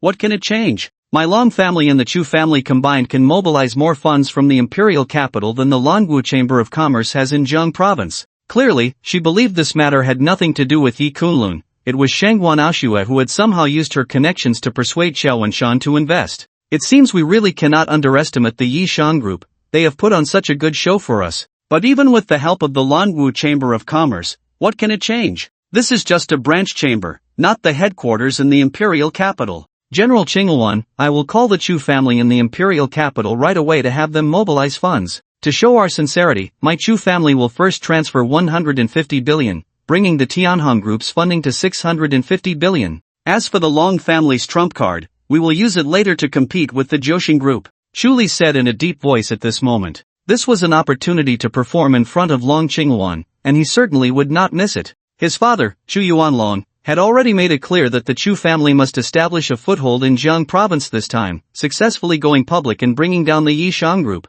The Chu family could currently mobilize 300 billion in cash flow in the short term, so transferring 150 billion was not a difficult task for them. After all, this money was originally prepared for competing with the Jiang Group. Good. Long Qingwan nodded upon hearing this, and then she stopped saying anything more. The Dragon family's trump card indeed had not yet reached the point of being revealed. After all, the Bai family and the Zhan family in the imperial capital had not made any moves yet. It was merely the Futian Chamber of Commerce that had made the first investment. Even if the entry of the Langu Chamber of Commerce has something to do with Yu and Shangguan Aoshue, but I don't believe Yu and Shangguan Aoshue really have the means to lay out plans involving the major families of the imperial capital and the Futian Chamber of Commerce. Even with the Langu Chamber of Commerce as your backing, you still can't have such big ambitions. Long Qingluan glanced at Yi Kunlun, a deep look appearing in her beautiful eyes as she thought to herself. 500 billion was actually not the final capital pool of the Jiang Group and the Tianhong Group. This was something Long Qingluan was well aware of. After all, later on, the Tianhong Group would still have to compete with the Jiang Group. The entry of the Langu Chamber of Commerce was indeed somewhat unexpected, but it was just a small episode. Once the funds from the Long family and the Chu family entered Jiang province, Long Qingluan believed that the Yishang Group would not have any miracles. After all, the funds between each branch of the Langu Chamber of Commerce could not be interconnected. Even if Qiao Wenshan was willing to help the Yishang Group, he could only assist with the cash flow of the Langu Chamber of Commerce's branch in Jiang province and could not mobilize funds from the headquarters in the imperial capital or other branches. As far as she knew, the Langu Chamber of Commerce had 500 billion in liquid funds in Jiang province, which was still not enough to change the overall situation. 1 minute later, the Jiang Group and the Tianhong Group received another 150 billion in external funding, bringing the capital pool to 650 billion. This scene immediately caused quite a stir among many people present. The ambition of the imperial capital's families seemed to far exceed their imagination. They were preparing to challenge the trillion mark. In an instant, many people in the crowd changed their expressions. The Yishang Group receiving investment from the Langu Chamber of Commerce was indeed surprising, but the funds that the Langu Chamber of Commerce could mobilize in Jiang province were limited. If the Yishang Group only had this helper, today was destined to be just a supporting role. The foundation of the imperial capital's families was still too strong. At this moment, many business figures sighed, wondering which family besides the imperial capitals could casually mobilize over 100 billion in cash flow. At this moment, the crowd looked at the market value of the Jiang Group and the Tianhong Group, all marveling. Even though the Yishang Group had the backing of the Langu Chamber of Commerce's branch in Jiang province, it still fell short in terms of funds compared to the other two groups with the background of the imperial capital's families.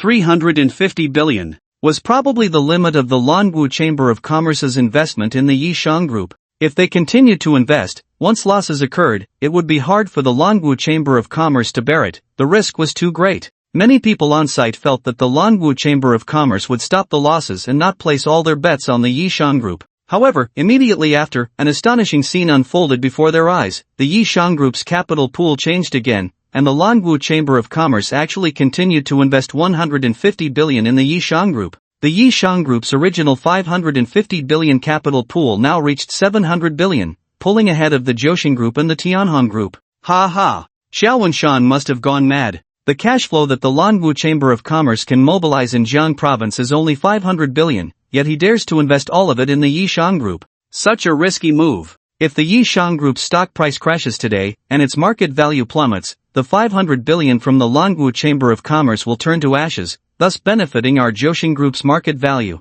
At this moment, Fu Tianichiro looked at this scene without a hint of disappointment. Instead, he burst into laughter. The cash flow of the Langu Chamber of Commerce in Jiang province is only around 50 billion, and those with enough status are well aware of this. However, this scale still cannot compare to the funds that the Jiang Group can mobilize due to its background. At the very least, the expectation from the Futian Chamber of Commerce and the Bai and Zhan families was to turn the Jiang Group into a 100 billion group for listing. Currently, the funding situation of the Jiang Group has not yet reached the point where they can truly exert their strength, but the Yeshang Group, has almost drained the limits of the funds that the Languo Chamber of Commerce can mobilize in Jiang province. The Languo Chamber of Commerce's entry with money has indeed surprised Futian Ichiro. At this moment, Bai Junlin and Zhan Tianlong both showed faint cold smiles. What was Qiao Wenshan thinking to dare to invest so much money in the Yeshang Group? Originally, they thought that Qiao Wenshan's actions today were the intention of the Languo Chamber of Commerce headquarters in the capital,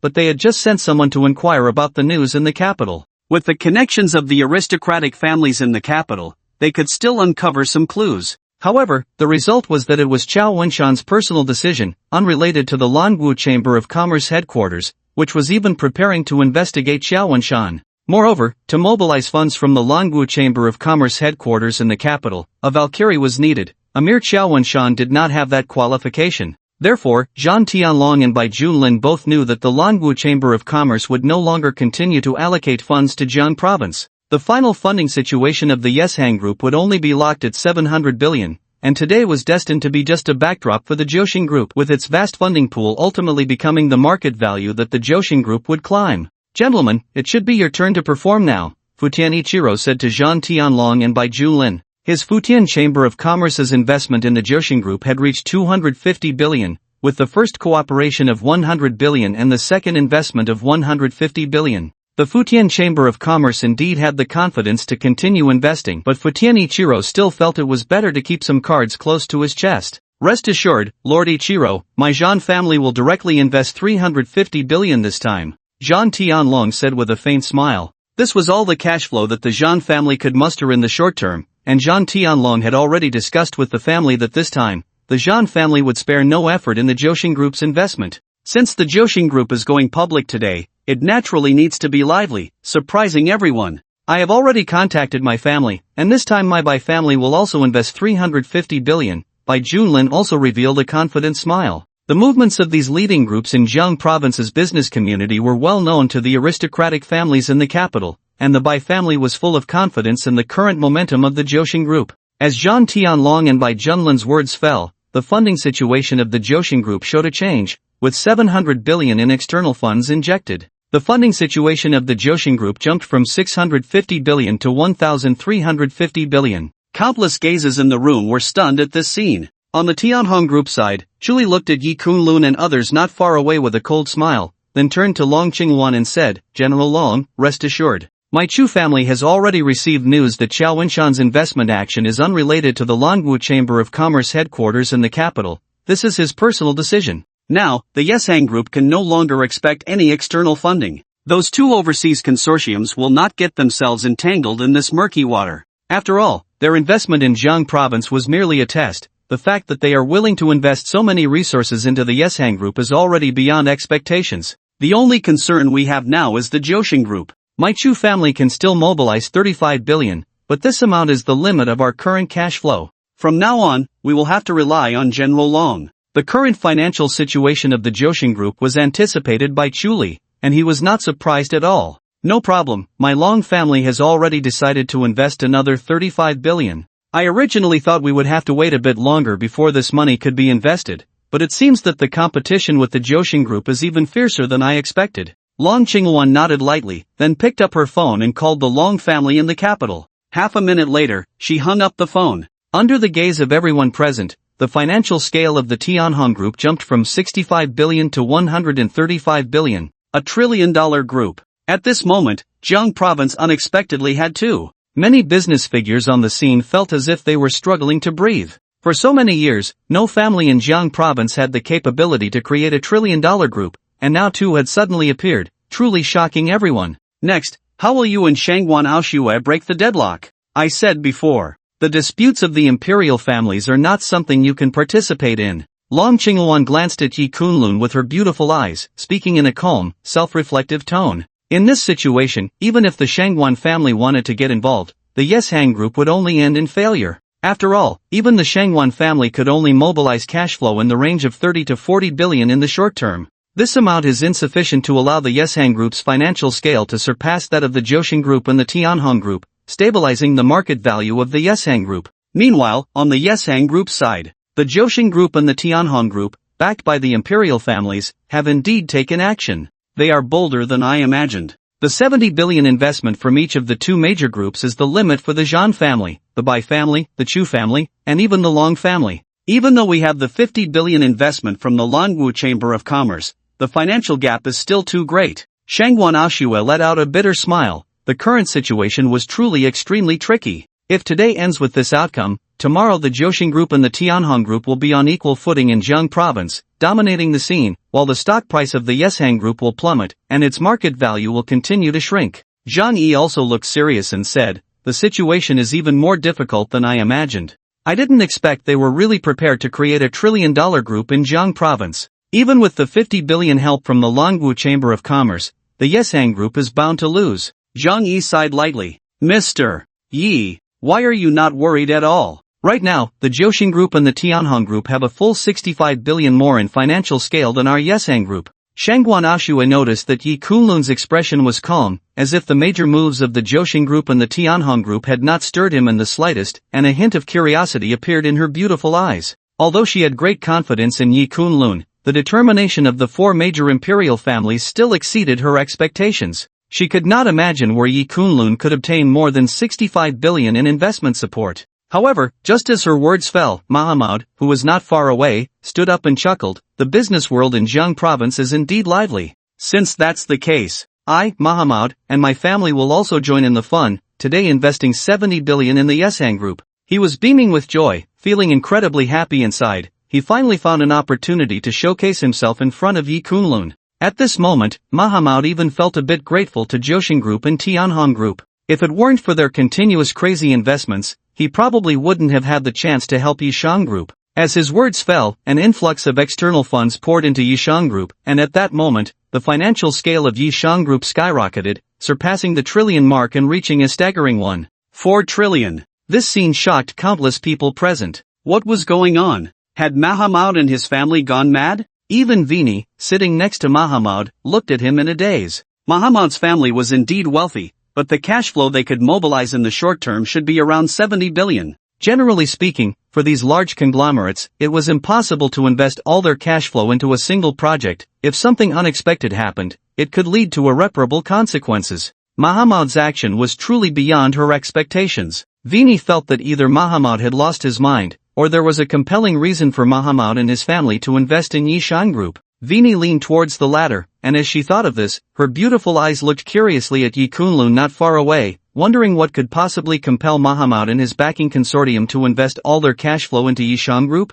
If something went wrong, Mahamud and his family's consortium would plummet from grace. The events at today's listing conference were indeed full of twists and turns. Even someone like Vini, who was used to the storms of life, felt her proud chest rise and fall, clearly affected by the day's various reversals, her heart racing a bit faster. After all, she had just truly thought that the 10 billion investment from the Veraware consortium would go down the drain. If that happened, she would certainly have no explanation to give when she returned to her family. After all, her family's stance was more inclined towards Jiaoxing Group and Tianhong Group. She had only chosen Yishan Group because she wanted to gain a favor from Yi Kunlun. And at this moment, Yi Kunlun had indeed given her a huge surprise. This time, the investment from the Veraware consortium not only wouldn't go to waste but might also yield significant profits. "Mr. Yi, you are becoming more and more intriguing," Vini said, narrowing her beautiful eyes, a smile curving at the corners of her mouth. She had never felt such great interest in a man before. For some reason, she always felt an inexplicable attraction to Yi Kunlun. For instance, that day when she held his hand, she seemed to sense a wonderful power.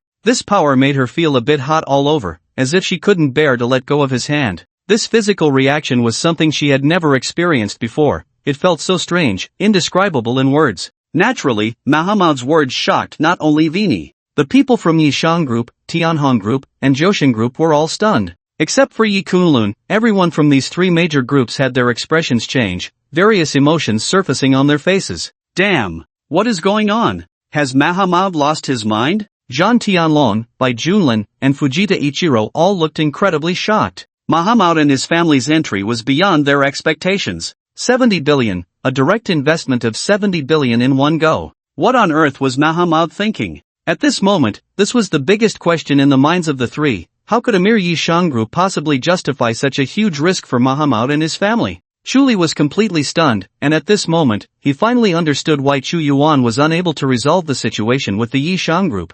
The Yi Shang group was something that was utterly inscrutable, no one knew where its bottom line lay. Even Long Qingwan's exquisite face showed a hint of astonishment for the first time. Looking at the financial figures of the Yi Shang group, a complex expression appeared in her beautiful eyes, and her jade-like hand instinctively clenched into a fist. This time, the words Yi Kunlun had said to her flashed unconsciously in her mind. In the Jiang province business world, he was going to lay out plans involving the Zhan family, the Bai family, the Chu family, and the Futian Chamber of Commerce. At that time, she had scoffed at it, but now, seeing the Yi Shang group's ups and downs, once again standing at the top of the financial rankings, her state of mind began to fluctuate, becoming difficult to calm. Mahmud's willingness to invest like this indeed surprised me, but the final outcome won't change anything. Long Qingwan, being no ordinary person, quickly calmed her mind and spoke in a flat tone. In her view, Mahmud's involvement was mostly due to Yi Kunlun saving his father before. However, that life-saving grace should have been repaid after the Yi Shang group's cooperation with the Mahmud family on orders worth several billion. Mahmud's substantial investment this time truly surprised Long Qingwan, and she was somewhat puzzled about what he was thinking. However, in her opinion, even with Mahmud injecting 700 billion into the Yi Shang group, it wouldn't change anything. This time, with the Long and Chu families joining forces, even without the Yi Shang group's interference, they still couldn't compete with the financial power of the Zhan family, the Bai family, and the Futian Chamber of Commerce. Therefore, to ensure that Tianhong group could strive for the top market value in Jiang province, she had naturally prepared a backup plan, which she had just not used until now. It seemed that the time had come to employ it. With this thought, Long Qingwan picked up her phone and dialed a number, then spoke in a calm tone. "It's about time, we should go on stage." After saying this, she hung up the phone. Watching this scene, Chu Li's eyes lit up. "General Qingwan, you have prepared a backup plan?" The Chu family's cash flow had already been fully mobilized, including the Long family as well. The intensity of the competition before him was far beyond his imagination. He originally thought that Tianhong Group's limits had been reached, and his heart sank significantly. Unexpectedly, Long Qingwan seemed to have more preparations. Of course, to compete with the Jiaoxing Group that has the Futian Chamber of Commerce, relying solely on the Long and Chu families is not enough. A deep look appeared in Long Qingwan's beautiful eyes. She was well aware of Mahmud's consortium and the cash flow they could mobilize. It was roughly the same amount they had just invested in the Yi Shang Group. As for the Belleville Group, which was also cooperating with the Yi Shang Group, she had investigated it. The previous 100 billion investment in the Yi Shang Group was entirely Vini's personal action. It could be said that she had gone against the wishes of the Belleville Consortium, and now the Belleville Consortium would only be thinking about how to cut their losses, not about continuing to invest in the Yi Shang Group. In this current situation, she was curious to see what miracles the Yi Shang Group could still produce. Hearing Long Qingwan's words, Chu Li immediately breathed a sigh of relief, then looked at Long Qingwan and said with admiration, "General Qingwan is indeed well prepared. I admire you, but I wonder what this backup plan you have is." Before he could finish his sentence, a figure walked in from outside the press conference venue. The Yi family of the imperial capital is investing 300 billion into Tianhong Group. Yi Tianxian walked into the venue, his steps calm and his demeanor imposing, smiling faintly at the people in the direction of Tianhong Group. The Yi family of the imperial capital? At that moment, everyone around turned their gaze toward Yi Tianxian, their expressions filled with astonishment. The Yi family from the capital had never been heard of planning to establish a presence in Jiang province before. Why did they suddenly appear at such a critical moment? At this moment, many gazes directed towards Long Qingwan were filled with admiration. To be able to pull in the Yi family from the capital with an investment of 3 billion was indeed an extremely difficult task. No wonder Tianhong Group still dared to compete with Jiaoxing Group despite lacking the support of the Futian Chamber of Commerce. It turned out they had already allied with the Yi family from the capital. With the three major families from the capital joining forces in Jiang province, Tianhong Group truly had no reason to fear Jiaoxing Group. Yi Tianxian? I didn't expect the purpose of his visit to Jiang province this time. Would be this, Shangwan Ashua said, her beautiful eyes fixed on Yi Tianxian, a deep expression emerging on her face. The sudden emergence of the Yi family from the capital indeed caught everyone off guard. Previously, the Yi family had shown no intention of establishing a presence in Jiang province, and this sudden arrival was clearly due to Yi Kunlun. Now that Yi Tianxuan's father was at the helm of the Yi family, he would naturally not allow Yi Kunlun to gain a foothold in Jiang province. This really puts us in a precarious position. Facing the Yi family from the capital at this timing is faster than I imagined, Shangguan Aoshua said with a serious expression. Jiang Yi glanced at Yi Kunlun, then at Yi Tianxian, a profound look appearing in his eyes. This elder had long resided in the capital and was well aware of many matters concerning the families there. The Yi family's entry this time was clearly well prepared, specifically aimed at targeting Yi Kunlun, wanting to ensure that Yi Shang group would not rise before it even had a chance. Yi Tianxian? Yi Kunlun narrowed his eyes. It had been over a decade since he left the capital and last saw him. Yi Kunlun looked at Long Qingwan with some surprise. He hadn't expected this woman to be able to pull in the Yi family from the capital to join forces in Jiang province. No wonder she remained unfazed in the face of Jiaoxing group, which had the support of the Futian Chamber of Commerce. It's fine. Yi Tianxuan's appearance is still a pleasant surprise for me. You two just need to continue watching the show, Yi Kunlun said with a faint smile to Shangwan Aoshui and Zhang Yi. Originally, he only wanted to set a trap for the Zhan family, Bai family, Chu family, and the Futian Chamber of Commerce. Since the Yi family wanted to jump in, he naturally wouldn't miss this opportunity. Does Mr. Yi have a backup plan? Hearing Yi Kunlun's words, Zhang Yi's eyes lit up, and a look of interest appeared on his old face. With the previous two backup plans, Yi Kunlun had the Languo Chamber of Commerce invest 5 billion and the Mahamad Group invest 6 billion. What would the next backup plan look like? Shangwan Aoshui's eyes also brightened.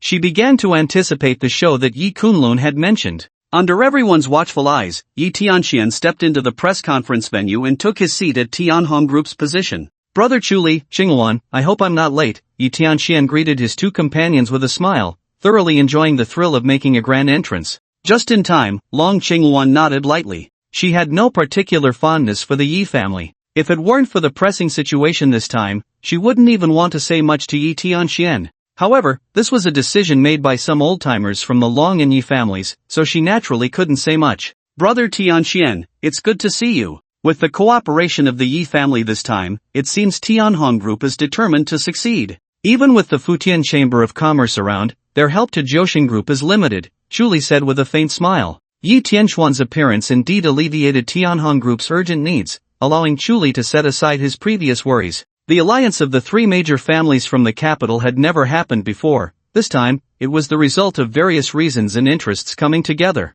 Moreover, the Yi family is wealthy and influential. Even though the Jiaoxing Group has the support of the Futian Chamber of Commerce, Chuli feels that today's financial situation may not even compare to the Tianhong Group. As for the Yeshang Group, it has already been ignored by Chuli at this moment. The cash flow of Mahamad's family consortium has been fully injected, and the investment from the Belleville consortium into the Yeshang Group was never satisfactory. It was purely a personal action by Winnie. The Yeshang Group's current overseas partners can be said to have no hope left. And within the Great Xia, the Languo Chamber of Commerce and the Shangwan family cannot provide assistance either. He could hardly imagine what means the Yeshang Group could use to recruit funds again. At this moment, Yi Tianxian also glanced at Yi Kunlun not far away, and the two locked eyes. Yi Tianxian coldly smiled and made a gesture of cutting his throat towards Yi Kunlun. Clearly, his appearance this time was not for any other reason but to target the Yeshang Group led by Yi Kunlun. Meanwhile, the expressions of the people from the Jiaoxing Group were not looking good.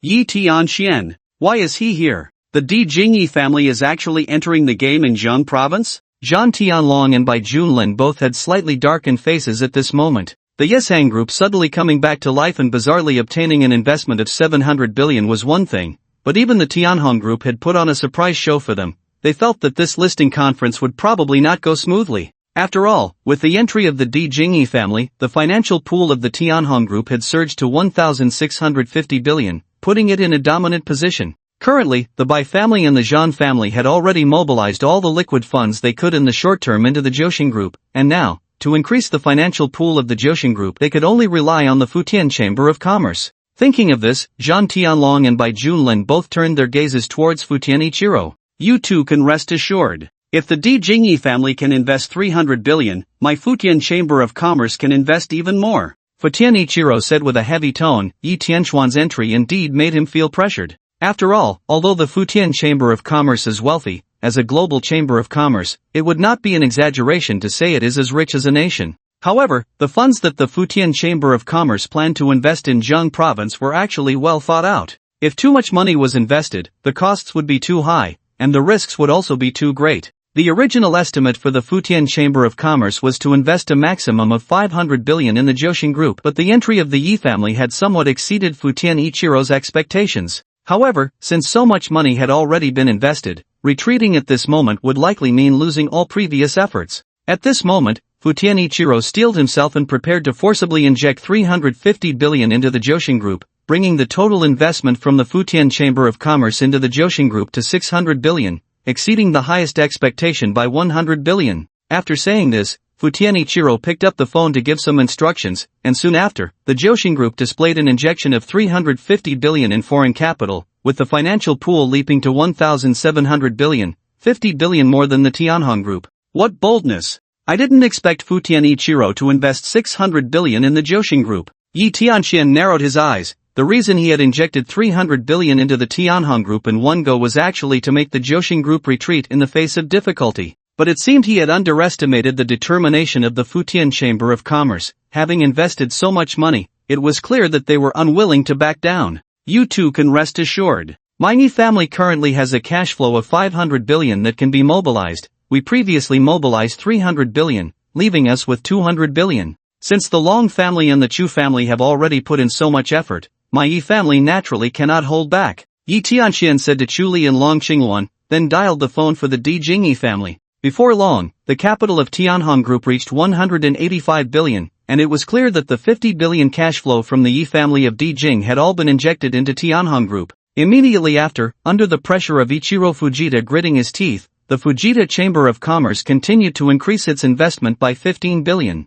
This time, he did not choose to let the capital of Joshin Group exceed that of Tianhong Group by even a penny. The reason was simple: he felt there was no need to clash head-on with the three major families of Di Jing. Since everyone had invested so much money, it was better to maintain a similar capital scale and wait for the stock price to soar and the market value to rise, without the need to keep pouring money in. This was also the sentiment of Zhang Tianlong and Bai Junlin. It seems Joshin Group has already shown goodwill. At this moment, Chu Li's eyes brightened, and he chuckled lightly. This situation was actually a win-win for everyone. After all, Joshin Group was not clear about Tianhong Group's trump cards, and Tianhong Group was also unclear about Joshin Group's details. Continuing to compete could very well lead to both sides losing face. Long Qingwan and Yi Tianxian also nodded lightly. They were not surprised by Joshin Group's decision and could accept it. The current situation completely aligned with the interests of the five major families of Di Jing, as well as the interests of the Fujita Chamber of Commerce, making everyone happy. It's over. Yi Shang Group has already exited. I thought their appearance this time could bring some surprises, but it seems to be nothing more than that. To rise in Jiang province and then enter the Di Jing business world? A pipe dream. Yi Tianxian looked towards Yi Shang Group, especially focusing on Yi Kunlun, sneering disdainfully. Ha! I heard that Shangwan Aoshue chose to tear her face with Bai Junlin for this guy, pushing the Bai family towards the Zhan family. This is also the reason she lost the support of the Shangwan family this time. This woman. It seems her vision isn't that great. Yi Tianxian continued to sneer. Among the younger generation of the Di Jing families, the most dazzling were actually two women, Long Qingwan and Shangwan Aoshue. The martial arts talent of the two was outstanding, overshadowing the young masters of the Di Jing families. But at this moment, Yi Tianxian felt that Shangwan Aoshue's vision was just so. The decline of the Shangwan family was destined to start with her generation. However, just as his words fell, an astonishing scene unfolded before him. Not only him, but also Chu Li, Long Qingwan, and the people from Joshin Group all had their pupils suddenly constrict, looking in disbelief at the capital data of Yi Shang Group. At this moment, they saw that Yi Shang Group's capital showed an injection of 60 billion from foreign investment, unexpectedly leaping from the original 140 billion capital to break through the 200 billion mark. No, this is impossible. Zhang Tianlong, Bai Junlin, and even Ichiro Fujita all stood up abruptly, exclaiming in shock, their expressions losing composure as they could no longer sit still. They all knew that the current support for Yi Shang Group was clear. The Mahamad Group was almost the last resort. Who else could inject capital into Yi Shang Group? Damn it! Does Yi Kunlun still have a backup? How could he receive so much investment support? This is unreasonable. Bai Junlin gritted his teeth and said in a low voice, his face turning extremely pale at that moment. Originally, he thought Yi Shang Group was finished, and what remained was just the matter between Joshin Group and Tianhong Group. But who would have thought that Yi Shang Group had come back to life, and the capital had broken through 200 billion, leaving Joshin Group and Tianhong Group far behind. Now, the cash flow of the Bai family and the Zhan family could not be mobilized in the short term, and as for the Fujita Chamber of Commerce, at this moment, Zhang Tianlong and Bai Junlin both knew very well that the other party had invested 75 billion, which had already seriously exceeded the Fujita Chamber of Commerce's expectations for investing in Jiang province. Whether Futian Commercial Company is willing to continue investing is a matter of two opinions. Not only were the expressions of the people from Jiaoxing Group grim, but even those from Tianhong Group. At this moment, their faces had also darkened. Yeshang Group. Chu Li's forehead was about to burst with veins. Right now, the Chu family, the Long family, and the Yi family had no cash flow to mobilize for investment. The 150 billion gap with Yeshang Group was truly the last straw that broke the camel's back. The money the Chu family invested in Tianhong Group. With Yeshang Group firmly holding the top market value, it was likely they would not know how much they would lose. Where did he find so much funding? Even for our imperial family in Beijing, the cash flow we can temporarily mobilize is just about this. Yi Tianxian was no longer calm. At this moment, his gaze towards Yi Kunlun was turning fierce. 500 billion in cash flow. For the Yi family in Beijing, this was no small loss. This was the first thing he did after heading south to Jiang province, and the result was such a huge loss, especially facing the situation with Yi Kunlun's Yeshang Group. Yi Tianxian clenched his fists. Previously, he had never taken this former young master of the Yi family seriously. In Yi Tianxuan's eyes, Yi Kunlun was like a stray dog. Even if he had returned with his life, without the backing of the Yi family in Beijing, he was hardly worth mentioning. But the scene unfolding now had given Yi Tianxian a resounding slap in the face. He realized that his understanding of Yi Kunlun seemed to be too shallow. Meanwhile, Long Qingwan's expression finally changed. The Yi family's involvement was her last trump card, which she thought would easily stabilize the situation. From start to finish, she had great confidence. After all, she was well aware of the funds that the Futian Commercial Company was preparing to invest in Jiang province, as well as the liquid funds that the Zhan family and Bai family could mobilize. At worst, Tianhong Group and Jiaoxing Group would reach a truce, bringing their market values to the same level. But she never expected that this situation would be shattered by Yeshang Group, which had even leaped into the 200 billion funding threshold. This time, she truly had no backup in Jiang province. Long Qingwan watched this scene, biting her lip, her body stiffening, complex emotions flashing in her beautiful eyes. All this time, compared to Shangguan Aoshua, Long Qingwan had never been at a disadvantage. But since Yi Kunlun's appearance, she seemed to have been losing ground, constantly at a disadvantage in her confrontations with Shangguan Aoshua. This time, the Long family's layout in Jiang province had undoubtedly failed. As long as Yeshang Group maintained its current funding, its market value would soar, gaining unanimous market approval, while Tianhong Group would likely see its stock price plummet and market value shrink. Yi Kunlun's words to her that day were not false. He indeed aimed to lay out plans involving the Chu family, Zhan family, Bai family, and even Futian Commercial Company.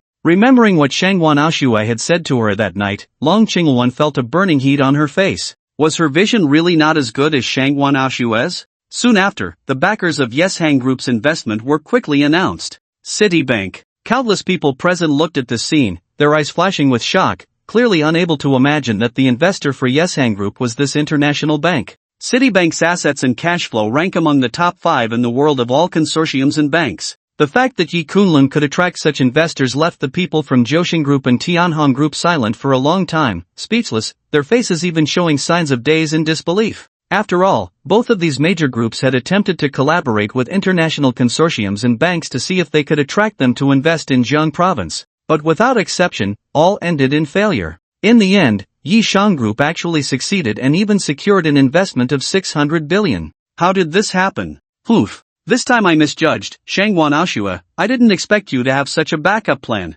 But the struggle among the aristocratic families in the capital is just a prelude. The real battlefield is in the capital, and we have plenty of time. Long Qingwan's delicate face flashed with a hint of coldness, her expression somewhat gloomy, and she murmured to herself. The involvement of Citibank, in her view, had nothing to do with Yi Kunlun. It was either Shangguan Aoshua or Zhang Yi's connections. This time, the Long family, the Zhan family, and the Yi family indeed failed in their layout in Jiang province. The Long family's cash injection into Tianhong Group was about 500 billion, but this money is now trapped, and it will continue to shrink as Tianhong Group's market value declines. At the very least, hundreds of billions of funds will turn into bubbles, ultimately converting into the continuously rising market value of Yi Shang Group. However, given the Long family's foundation, although this loss is significant, it has not yet reached the level of shaking their roots. But next, in the capital, the disputes among the aristocratic families in the capital, the Shangguan family will not have such good luck again. Lord Ichiro, what should we do now?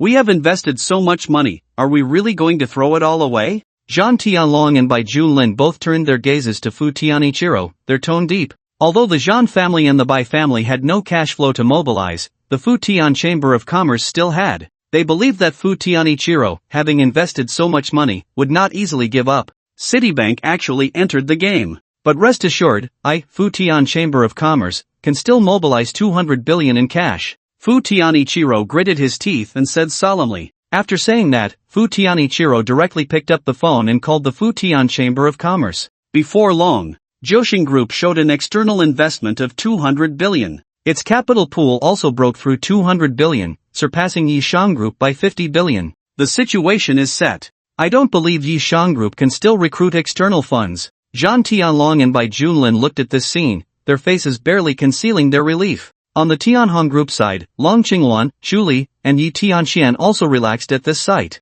In their view, Shing Group taking off was much better than Shang Group. However, just after Futian Ichiro had someone complete the investment, his phone rang again. Hearing the voice on the other end, Futian Ichiro's face instantly turned a liver-like color, extremely ugly, trembling all over, veins bulging on his forehead, and his expression began to twist. Lord Ichiro, what happened? Seeing Futian Ichiro's change in demeanor, Zhan Tianlong and Bai Junlin felt a sudden unease rising in their hearts. The oil and natural gas resources we originally planned to purchase from the International Energy Consortium have now skyrocketed in price, and the market is already empty. There are no such resources in the short term. I've been tricked. Shang Group's background is the International Consortium. They colluded to set me up, just to trap my Futian Chamber of Commerce. Futian Ichiro gritted his teeth and said, the Futian Chamber of Commerce had a liquidity of 1 trillion. This money was intended to purchase some energy resources. Originally, investing 1 trillion in Shing Group today, as long as its market value reached the top in Jiang province, Shing Group would be favored by the market and its stock price would soar.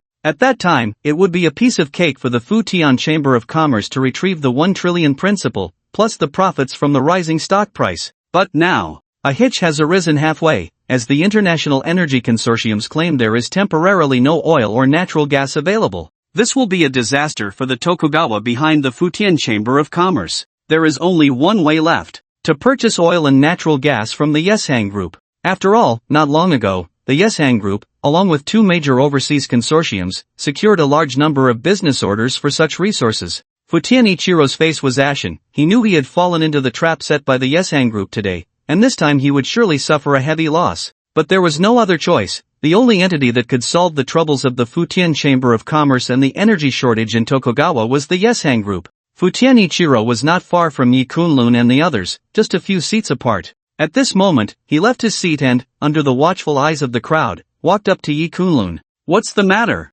Have you received some good news? Yi Kunlun looked at Futian Ichiro with a faint smile. His smile carried a hint of amusement. Today's setup could be officially wrapped up. You win. Futian Ichiro, want to purchase oil and natural gas from your Yeshang Group. Name your price. Upon hearing Yi Kunlun's words and seeing the smile on his face, Futian Ichiro's expression turned dark as he spoke in a low voice. The energy business we have at Yeshang Group is worth about 10 billion. In exchange for your Futian Chamber of Commerce's shares in Shing Group, that shouldn't be too much to ask, right? Yi Kunlun chuckled lightly. The overseas energy consortiums that originally cooperated with the Futian Chamber of Commerce had refused to sell energy to them under the pretext of market shortages, which was naturally at Yi Kunlun's behest. After presenting the supreme card of the Divine Court, completing these matters was merely a matter of a few words. Kid, don't go too far. Hearing Yi Kunlun's demands, Futian Ichiro's face turned green. He knew Yi Kunlun would likely ask for a high price, but he never expected the other party's appetite to be this large. He invested 100 billion,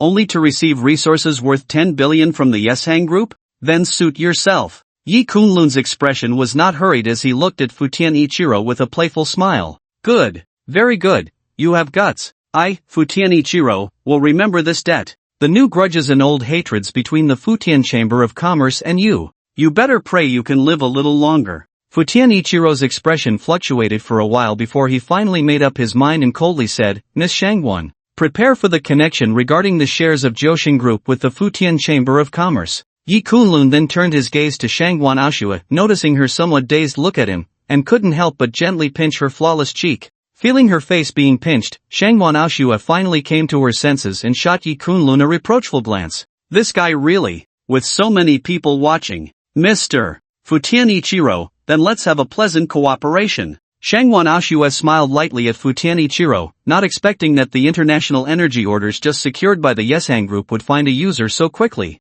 Moreover, the price the other party was willing to pay was so high. The Yeshang Group could be said to have made nearly 900 billion in profit. Truly worthy of Mr. Yi. Shangwan Aoshue gazed at Yi Kunlun's profile, feeling a sense of admiration in her heart. Yi Kunlun's ability to collaborate with Citibank and other major energy conglomerates was indeed something she had not anticipated. Although she was unclear about the reasons behind it, she felt it no longer mattered. Now the prospects for the Yeshang Group's listing could be said to be bright. The other major imperial families entering Jiang province could be declared defeated. Soon, under the signing of the contract by both parties, the international oil and gas orders of the Yeshang Group were transferred to the Futian Chamber of Commerce, while the Futian Chamber of Commerce invested 100 billion in Jiaoxing Group, which was now entirely in the hands of Yeshang Group. Futian Ichiro cast a cold glance at Yi Kunlun before turning and leaving the press conference. There was no longer any business for the Futian Chamber of Commerce. Staying would only bring shame. However, before leaving, his gaze towards Yi Kunlun was filled with murderous intent,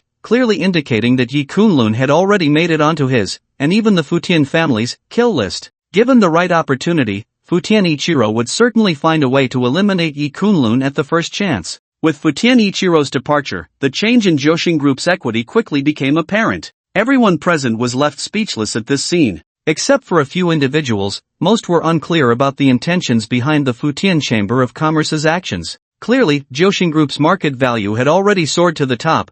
With an unlimited future ahead, the Futian Chamber of Commerce only needed to wait for the stock price to rise and the market value to increase, at which point they could cash out and leave. Yet now they had transferred all their shares to Yeshang Group. What was going on? Damn it! Now Yeshang Group has become our largest shareholder in Jiaoxing Group. The entire Jiaoxing Group is now completely at their mercy. If they cash out now and inject funds into Yeshang Group, it would be disastrous. Zhan Tianlong and Bai Junlin had not anticipated such a turn of events, their faces turning pale. Sure enough, just as they finished speaking, Yeshang Group began to cash out its shares in Jiaoxing Group. Jiaoxing Group's capital was at 250 billion, and its market value was rising sharply. The money invested by the Futian Chamber of Commerce was not lost at all after Yeshang Group cashed out. However, Jiaoxing Group's capital shrank by more than half in an instant, and its market value collapsed. It directly fell to third place in Jiang province, significantly lower than the second place Tianhong Group. Moreover, after this market upheaval, the market outlook for Jiaoxing Group was very bleak,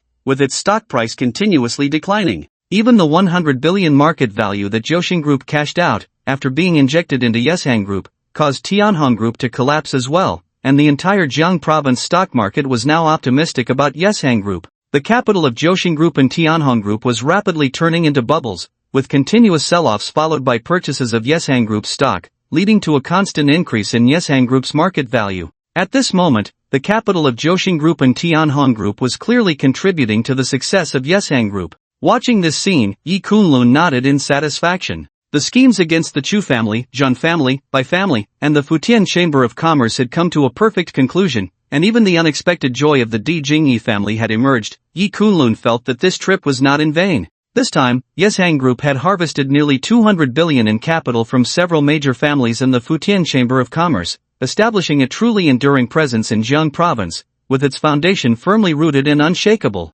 So, how about it? I didn't break my promise, did I? Yi Kunlun said with a light smile as he looked at Shangwan Aoshue. Shangwan Aoshue had done so much for him, and Yeshang Group's foothold in Jiang province was just a small gift he gave to her. No. Shangwan Aoshue lightly rested her chin in her hand, her beautiful eyes gazing at Yi Kunlun with a smile. She seemed reluctant to take her eyes off him, as if she wanted to see through the secrets he held. This guy was always so mysterious, making it impossible to figure him out. At this moment, Shangwan Aoshue felt a sense of exhilaration. Yi Kunlun had truly done it. He had made Yishang Group the number one in market value in Jiang province. Today, he proved to the world that her choice to collaborate with Yi Kunlun was not wrong. Thinking of those who had looked down on her and Yi Kunlun's partnership before, such as Zhan Tianlong, Bai Junlin, and Long Qingwan, even some old-timers from the Shangwan family, Shangwan Aoshue felt a surge of vindication in her heart. Mr. Yi, how did you manage to bring Citibank on board? Shangwan Aoshue asked curiously, her beautiful eyes fixed on Yi Kunlun, wishing she could strip him down to see every detail. This was something she had never been able to understand. It was just a matter of a phone call, Yi Kunlun replied with a light smile. Upon hearing this, Shangwan Aoshua couldn't help but roll her eyes at him, her expression suddenly full of charm. Mr. Yi is teasing Aoshua again. In her view, Yi Kunlun must have paid a hefty price to bring Citibank into the fold, but he simply didn't want to share that cost with her. It seems I underestimated this woman, Shangwan Aoshua. Although we lost in Jiang province this time, next time in the imperial capital, I wonder who from the Shangwan family will come to our aid. Bai Junlin gritted his teeth. His original plan was to crush Yi Shan Group, forcing Shangwan Aoshua to kneel before him, begging for cooperation between the Bai and Shangwan families. But now, that idea had clearly shattered. At this moment, he had no desire to stay in Jiang province any longer and got up to leave. The market value of Jiang Group would undoubtedly plummet, ultimately leading to its delisting. Now he had to consider how to discuss the next big picture with the Bai family after returning to the imperial capital, especially since the Bai family had suffered significant losses in Jiang province. With Bai Junlin's departure, Zhan Tianlong also left, as he too needed to return to the imperial capital to report on the situation in Jiang province. Moreover, the identities of the two martial arts masters who had died a couple of days ago had now been revealed as Qin Jinjian and Chu Tianqing. Zhan Tianlong had witnessed Qin Jinjian's incident firsthand, and he needed to report on the white-clad martial arts master to his family as well. In the blink of an eye, all the people from Jiang Group had left the venue. Many present understood that Jiang Group was likely to become a mere shell from now on. Shangwan Aoshua. Next time in the imperial capital, you won't be so lucky, Long Qingwan said, casting a dark glance at Shangwan Aoshua. Jiang Group and Tianhong Group had spent so much money today, only to end up benefiting Yi Shan Group entirely. She had anticipated any outcome today, but she never expected such a scene to unfold. With that, she stood up and left the press conference, clearly preparing to return to the imperial capital. Having been in Jiang province for some time now, and with the Long family's involvement in Jiang province having failed, there was no need for her to stay any longer. With Long Qingwan's departure, Zhu Li and Yi Tianxian also decided to leave. Now, all the glory belonged to Yi Shan Group, and sitting there, they felt like they were on pins and needles. Yi Kunlun. I didn't expect that our first meeting would bring me such a surprise. Shangwan Aoshua, this woman, can actually pull so many connections, it truly is unexpected. Good. Very good. But no matter how glorious Yi Shan Group becomes, it has nothing to do with you, you won't have the fate to enjoy it. Yi Tianxian shot a cold glance in Yi Kunlun's direction. The rise of Yi Shan Group in Jiang province was indeed unstoppable. In the future, relying on Yi Shan Group, Yi Kunlun might reach an impressive height. But the premise was that he would have the chance to continue living. With that, he left the scene. It was clear that Yi Tianxian was already prepared to strike against Yi Kunlun. As long as the timing was right, he would not hesitate to act. Mr. Yi, today you have truly opened Vini's eyes. Vini would like to congratulate Mr. Yi and Yi Shan Group here, Vini said with a smile as she approached, looking at Yi Kunlun and several others from Yi Shan Group. At this moment, she felt incredibly fortunate about her decision. The 1 billion invested by the Virawheel Consortium in Yi Shan Group was essentially a form of original shares, which would undoubtedly become more valuable over time.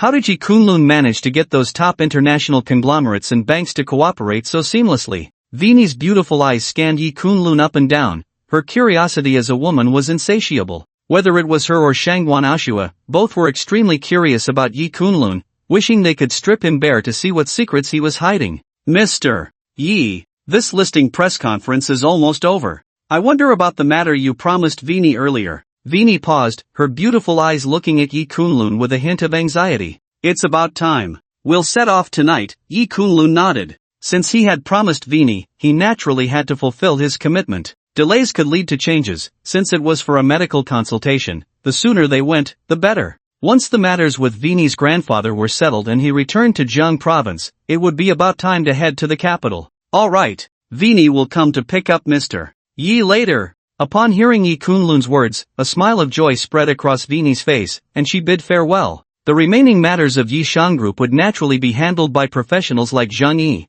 and soon after, Yi Kunlun and Shangwan Aoshua left the press conference venue. Mr. Yi, what are your plans next? Yi Shan Group has now established a foothold in Jiang province, Shangwan Aoshua said softly, walking alongside Yi Kunlun, her beautiful eyes gazing at him. This time, I will take a trip overseas, and after I return, it should be about time to go to the capital, Yi Kunlun replied slowly. So soon? It seems Mr. Yi wants to get Yi Shan Group involved in the capital? A hint of surprise appeared in Shangwan Aoshua's beautiful eyes, and she chuckled lightly. This is the Mr. Yi I know. However, when the time comes to go to the capital, Aoshua's ability to help Mr. Yi will probably be very limited. I can only return to the capital first to prepare before you come back. You will always be the mistress of Yi Shang Group. I promised you that I would make Yi Shang Group the most dazzling in Daxia, and in the future, it will be others helping you, not you helping Yi Shang Group. Yi Kunlun looked deeply at Shangguan Aoshui and smiled gently.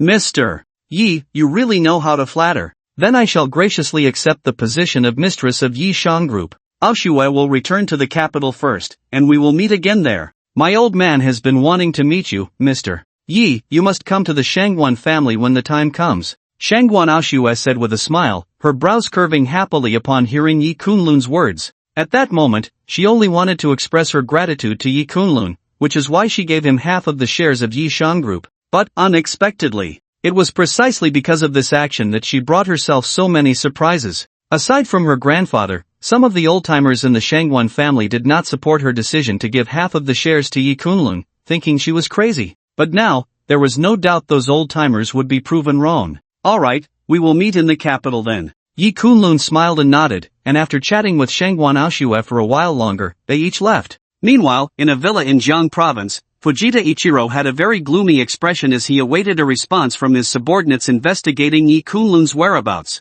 Young master, the investigation is complete. Yi Kunlun's residence is in the South Ridge Mansion. He is supposed to meet with Vinny from the Veilaville Consortium and head overseas. A voice came from the other end of the phone, respectfully addressing Ichiro Fujita. Clearly, after Yi Kunlun left the press conference, Ichiro Fujita had been sending people to follow him, looking for an opportunity to end Yi Kunlun's life. Hearing his subordinate's voice, Ichiro Fujita's face suddenly lit up with wild joy. Good. Very good. I finally know where this kid lives. His martial arts strength was that of a grandmaster, and his talent in martial arts was even stronger than that of the previous Ichiro Fujino and Nakamura Shonan, earning him the title of the most promising young man in the East to step into the realm of martial arts masters. Killing you in the Great Xia would indeed be a bit troublesome. Since you're heading overseas, that makes it even more suitable. Ichiro Fujita sneered, already making plans in his heart. Meanwhile, at the South Ridge Mansion, as the evening glow descended, Yi Kunlun sat cross-legged on the balcony, meditating, when a screech of brakes sounded below the villa. Vinny's phone rang, and Yi Kunlun opened his eyes, then walked downstairs. Mr. Yi, we should get going. As he exited the villa, Vinny, with her golden hair cascading over her shoulders, dressed in a white shirt and a black pencil skirt, stood before Yi Kunlun. Let's go. Yi Kunlun nodded and then got into the back seat of the business car with Vinny, heading straight for the airport. An hour later, the business car arrived at Jiang Province International Airport. The Veilaville Consortium owned a private jet, which soon took off from Jiang Province International Airport, heading overseas. Apart from the crew, the entire plane had only Yi Kunlun and Vinny. Since this flight was quite long, taking about 20 hours, Vinny kept busy during the journey, continuing to ask Yi Kunlun about various medical topics. Yi Kunlun answered one by one, occasionally making Vinny exclaim in surprise, her beautiful eyes sparkling. Western medicine treats the symptoms, while traditional Chinese medicine treats the root cause. I can't imagine how Mr. Yi, at such a young age, has mastered so many medical theories and is proficient in so many methods of treating ailments. After several hours of conversation, Vinny gazed at Yi Kunlun and couldn't help but exclaim. My master taught me well, Yi Kunlun replied with a smile, not explaining too much. Time passed second by second, and in the blink of an eye, 20 hours had gone by. The plane landed at an overseas airport, and Vinny had already arranged for someone to meet them. As soon as Yi Kunlun and Vinny got off the plane, they boarded a special car heading to a villa owned by the Veilaville Consortium. Mr. Yi, no matter whether you can save my grandfather this time or not, you will always be a good friend of Vinny, and I will never forget your kindness. In the car, Vinny smiled at Yi Kunlun. Clearly, she didn't want to put too much pressure on him, indicating that as long as he did his best, she would accept whatever the final outcome was. We'll see when the time comes. As long as the person is still alive, I can't say I'm 100% sure, but I should have about 70% confidence, Yi Kunlun replied with a faint smile. As they chatted along the way, the car soon stopped in front of a villa estate. Oh, as soon as he got out of the car, Yi Kunlun frowned. In this villa estate, he sensed a vast aura of spiritual energy, seemingly coming from underground. There's something unusual about this villa. Yi Kunlun's eyes revealed a deep glint as he murmured to himself. If he wasn't mistaken, there should be a spiritual spring within this villa. Spiritual springs were incredibly rare. A martial artist soaking in it would benefit immensely, not only clearing their meridians and strengthening their martial foundation but also absorbing the spiritual energy within the spring to nourish themselves. Miss Vinny, your villa estate must have some history, right? Yi Kunlun looked at Vinny and said. Vinny nodded upon hearing this. Mr. Yi indeed has extraordinary insight. This villa estate has been passed down from my ancestors for no less than 1,000 years. Do you know that within your villa estate, there is a spiritual spring? Yi Kunlun said, clearly having thoughts about the spiritual spring beneath the villa estate, wanting to go down and take a look later. A spiritual spring? Vinny was not clear on what that was and had never heard her family mention it. However, there is indeed a forbidden area within this villa estate. No one is allowed to go there, including us from the Villarville Consortium. This is a family rule that has been passed down for 1,000 years. It is said that if the things inside are made public, it will bring disaster to the Villarville Consortium. Mr. Yi, what exactly is the spiritual spring you just mentioned? Is it related to our Villarville Consortium's family rules? Vinny looked at Yi Kunlun with curiosity in her beautiful eyes. Her intuition told her that there seemed to be great fortune within her family's forbidden area. I wonder if you know about martial artists. This spiritual spring is formed by the gathering of the spiritual energy of heaven and earth. Both timing and location are essential. The birth of a spiritual spring may take thousands of years, and it is extremely rare in the world. If martial artists discover that your Villarville Consortium has a spiritual spring, your consortium will likely face bloodshed.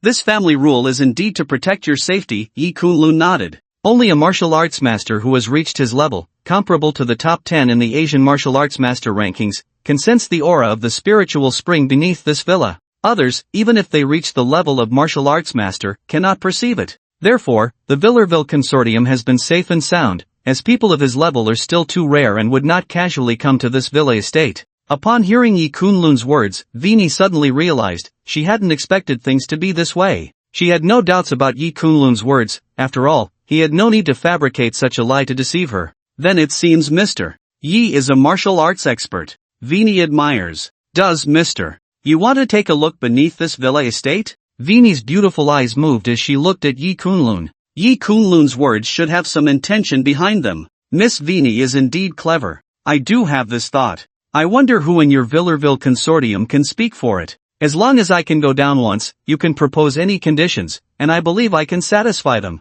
Yi Kunlun smiled and nodded. A month later, he would be heading to the imperial capital, and the enemies he would face then would likely be even more terrifying. With his current strength, although he had reached the top 10 in the Asian martial arts master rankings, Yi Kunlun felt it was still not enough. The spiritual spring before him should provide him with considerable help. Since he had encountered such fortune, Yi Kunlun naturally would not miss it. Mr. Yi is too modest. You are a distinguished guest of our Villarville Consortium. My father is currently the head of the Villarville Consortium. Although this is a forbidden area of the Villarville Consortium, it is still permissible for you to go once. I will discuss this with my father, and he should agree, Vinny said with a light smile. This family rule that had been passed down for 1,000 years had long been taken lightly by her and the people of the Villarville Consortium. They did not regard it as a big deal. If it weren't for Yi Kunlun bringing it up, she would have almost forgotten about it. After all, there was a stone door blocking the forbidden area beneath the villa, and outsiders could not enter at all.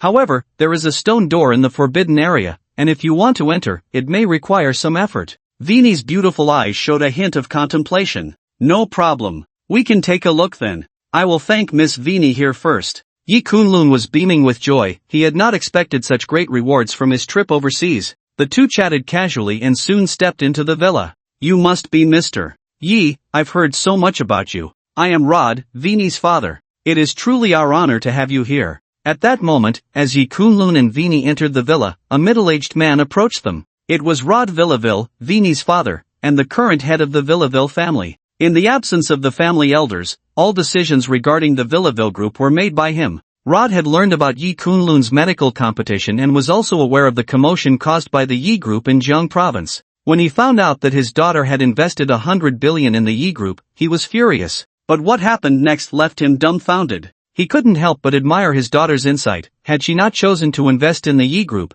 the Villaville group would have suffered significant losses from their recent investment in Jiang province. Father, Mr. Yi wants to see the forbidden area beneath our villa. Vinny paused for a moment and then spoke to Rod. Upon hearing his daughter's words, Rod's eyes showed a hint of surprise. and he nodded without hesitation, saying, "The Yi group is now our partner, and if Mr. Yi wishes to go, he can do so at any time. However, before we go, could Mr. Yi first help me diagnose my father's condition?" Yi Kunlun nodded, "No problem. Let's take a look." With that, Yi Kunlun followed Rod and his daughter into a nearby sick room. On the bed lay an elderly man, his complexion poor, eyes tightly shut, and breathing faint, resembling Rod to some extent. Clearly, he was Rod's father and Vini's grandfather. Such heavy energy, Yi Kunlun raised an eyebrow, glancing at Rod's father before narrowing his eyes. Just a few glances were enough for Yi Kunlun to discern some clues. No wonder you couldn't find a cure despite consulting many famous doctors. His symptoms are not caused by an illness but by blood parasites. The balance of yin and yang in his body is disrupted, and his vital energy is continuously being drained, leading to his coma. Yi Kunlun said calmly. Upon hearing Yi Kunlun's words, both Rod and Vini were taken aback, and then a look of joy flashed across their faces. Since Yi Kunlun had identified the cause, there should be a way to resolve it. "Please, Mr. Yi, I am deeply grateful for your help," Rod said sincerely. "It's a small matter, but the steps may be a bit complicated. I will need some assistance." Yi Kunlun smiled lightly. He could tell that Rod's father had been poisoned, and this was something he could not hide from Yi Kunlun. However, extracting the blood parasites would require considerable effort. "Mr. Yi, please feel free to make any requests, our Villaville group will certainly fulfill them," Vini quickly responded. "Actually, it's quite simple. I would like to ask Miss Vini a question. May I know if you are still a virgin?" Yi Kunlun paused and then looked at Vini. As soon as Yi Kunlun spoke, Vini's face turned red, her hands clasped in front of her, looking somewhat flustered. Clearly, she had not expected Yi Kunlun to say such a thing. "Vini has not had any intimate contact with other men. I wonder why Mr. Yi asks this," Vini said, looking at Yi Kunlun with a hint of embarrassment. At that moment, her beautiful eyes held a different meaning as she gazed at Yi Kunlun. Clearly, he was here to save her grandfather, so why did he ask such a question? Could it be that Mr. Yi wanted to use my body as a condition to treat my grandfather? Vini looked at Yi Kunlun, a trace of disappointment inevitably surfacing in the depths of her pupils. In her previous interactions with Yi Kunlun, she felt that he was like a modest young gentleman, but now it seemed she had overthought it. Meanwhile, Luoda was also looking at Yi Kunlun with a strange expression, clearly surprised that he would ask such a question. Could it be that he was interested in Vini? This wouldn't do. Vini was already betrothed, and the family she was to marry into was a consortium even larger than the Villarville group. Although she had always been unwilling, this was the will of the Villarville Elder Council, which allowed no resistance. "Miss Vini, please don't mind. Your grandfather's health has been compromised by a bloodworm, which is why he is becoming increasingly weak and has little time left. This situation is actually quite similar to being cursed. The cure is simple, you just need to eliminate the bloodworm. But this bloodworm has already fused with the blood, and it can only be drawn out from your grandfather's body. The blood of a virgin has a fatal attraction for the bloodworm. If Miss Vini is still a virgin, then I only need a small amount of your blood to easily draw out this bloodworm," Yi Kunlun explained with a light smile as he looked at Vini. He knew that if he didn't clarify, Vini would likely think of him as a rogue. "I see." Vini nodded, then looked at Yi Kunlun and softly asked, "Mr. Yi, what should I do?" She had some understanding of bloodworms from medical texts. It was said to be a rare thing in the world. Once it entered a person's body, it would drain their vitality and follow them for life. Now, hearing Yi Kunlun's explanation, her grandfather's symptoms indeed resembled those of someone afflicted by a bloodworm. "It's very simple, just extend your hand." Yi Kunlun took out a silver needle and had Vini open her delicate hand. He then pricked her fingertip, and in the next moment, a drop of blood appeared at the needle's tip. Under the watchful eyes of Luoda and Vini, Yi Kunlun made a cut on Luoda's father's arm and then inserted the silver needle into the wound. What happened next astonished both father and daughter. At that moment, they both saw something moving beneath the old man's skin, seemingly heading towards the wound. About 10 seconds later, a blood-red bloodworm crawled out from Luoda's father's wound, greedily consuming the blood on the silver needle. Unexpectedly, in the next moment, it was struck by Yi Kunlun's needle and died on the spot, which he then discarded into a nearby trash can. At the same time, Luoda's father's complexion began to gradually improve, clearly indicating that the root of the illness, which various renowned doctors had been unable to identify, had now been completely eliminated by Yi Kunlun. Watching this scene, both Luoda and Vini breathed a sigh of relief, especially Luoda, who looked at Yi Kunlun with admiration. At such a young age, his knowledge and medical skills were remarkable. If he hadn't seen it with his own eyes, he would have found it hard to believe. "This is it. Now that the bloodworm has been dealt with, the old man will be lively again in a couple of days. You too, obtaining this bloodworm comes at a significant cost. It takes at least decades to cultivate one. Did your grandfather offend someone? Yi Kunlun squinted slightly as he looked at Luoda and Vini. Upon hearing Yi Kunlun's words, Luoda's expression darkened immediately. My father has never had any enemies, but he is a member of the Villarville Elder Council. He has always opposed the merger between our Villarville group and the Griffith group, so it must be the Griffith group that did this. Despicable. The Griffith group originally wanted to form a marriage alliance with our Villarville group. I never expected them to resort to such underhanded tactics. I will hold the Griffith group accountable. Vinnie's expression also darkened, but she still tried to be rational and said, Father, our Villarville consortium has been eyed by others for a long time. Until the murderer is identified, it's better not to jump to conclusions, otherwise, we might find ourselves in a passive position. The Griffith consortium is more deeply rooted than the Villarville consortium, and Vinnie worried that her father's impulsiveness could lead to irreparable consequences. After all, it was still unclear who the real culprit was and whether they were from the Griffith consortium. Yi Kunlun had no interest in the deceit and intrigue of these consortia. Since he had saved someone and successfully fulfilled his agreement, it was time to explore the forbidden area beneath this villa estate. After all, he was quite eager about that spiritual spring. Once he soaked in it for a while and fully absorbed its spiritual energy, his strength would surely take a significant leap. Currently, he could exert a force of 40,000 pounds with a single punch, and he was looking forward to how much he would transform after absorbing the power of the spiritual spring. Gentlemen, I have already cured my ailment. I wonder if you remember your promise to let me visit the forbidden area of this villa estate? Yi Kunlun slowly stood up, looking at Rod and Vinny with a smile. Rod snapped back to attention upon hearing this and immediately replied respectfully, I almost forgot about this matter. Vinny, please take Mr. Yi to have a look. Soon, Yi Kunlun, under Vinny's guidance, left the hospital room and arrived at the basement of the villa estate. After walking for several dozen meters, Yi Kunlun and Vinny reached a stone door. Mr. Yi, this is the forbidden area of our villa estate, but to get inside, we need to push open this stone door, Vinny said with a wry smile. If they were to blow up this stone door, the entire basement would likely collapse, burying everything below. And trying to push open this stone door with human strength was utterly impossible. After all, it weighed at least tens of thousands of pounds, far beyond what human strength could manage. Therefore, over the past 1,000 years, there had been curious individuals from the Villarville consortium who wanted to see what lay behind this forbidden area. But without exception, they all returned empty-handed. Over time, no one even bothered to care about the things in this basement anymore. No worries. I should be able to handle this stone door. Under Vinny's astonished gaze, Yi Kunlun stepped up to the stone door, placing both palms against it, channeling his energy, and gathering a tremendous force of 40,000 pounds. Boom! The stone door, sealed for over 1,000 years, actually began to budge at that moment. My goodness! Vinny lightly covered her mouth, her beautiful eyes filled with surprise as she looked at this scene, gazing at Yi Kunlun in awe. What incredible strength! This stone door must weigh tens of thousands of pounds, yet it was pushed open by Yi Kunlun? Half a minute later, Yi Kunlun completely pushed the stone door open. It worked! Miss Vinny, would you like to come with me to take a look? Yi Kunlun smiled at Vinny beside him. Vinny is quite curious about this 1,000-year secret and wants to see what the spiritual spring Mr. Yi mentioned is all about. A glimmer of excitement flashed in Vinny's beautiful eyes. Originally, she had no interest in what was inside since the stone door couldn't be opened.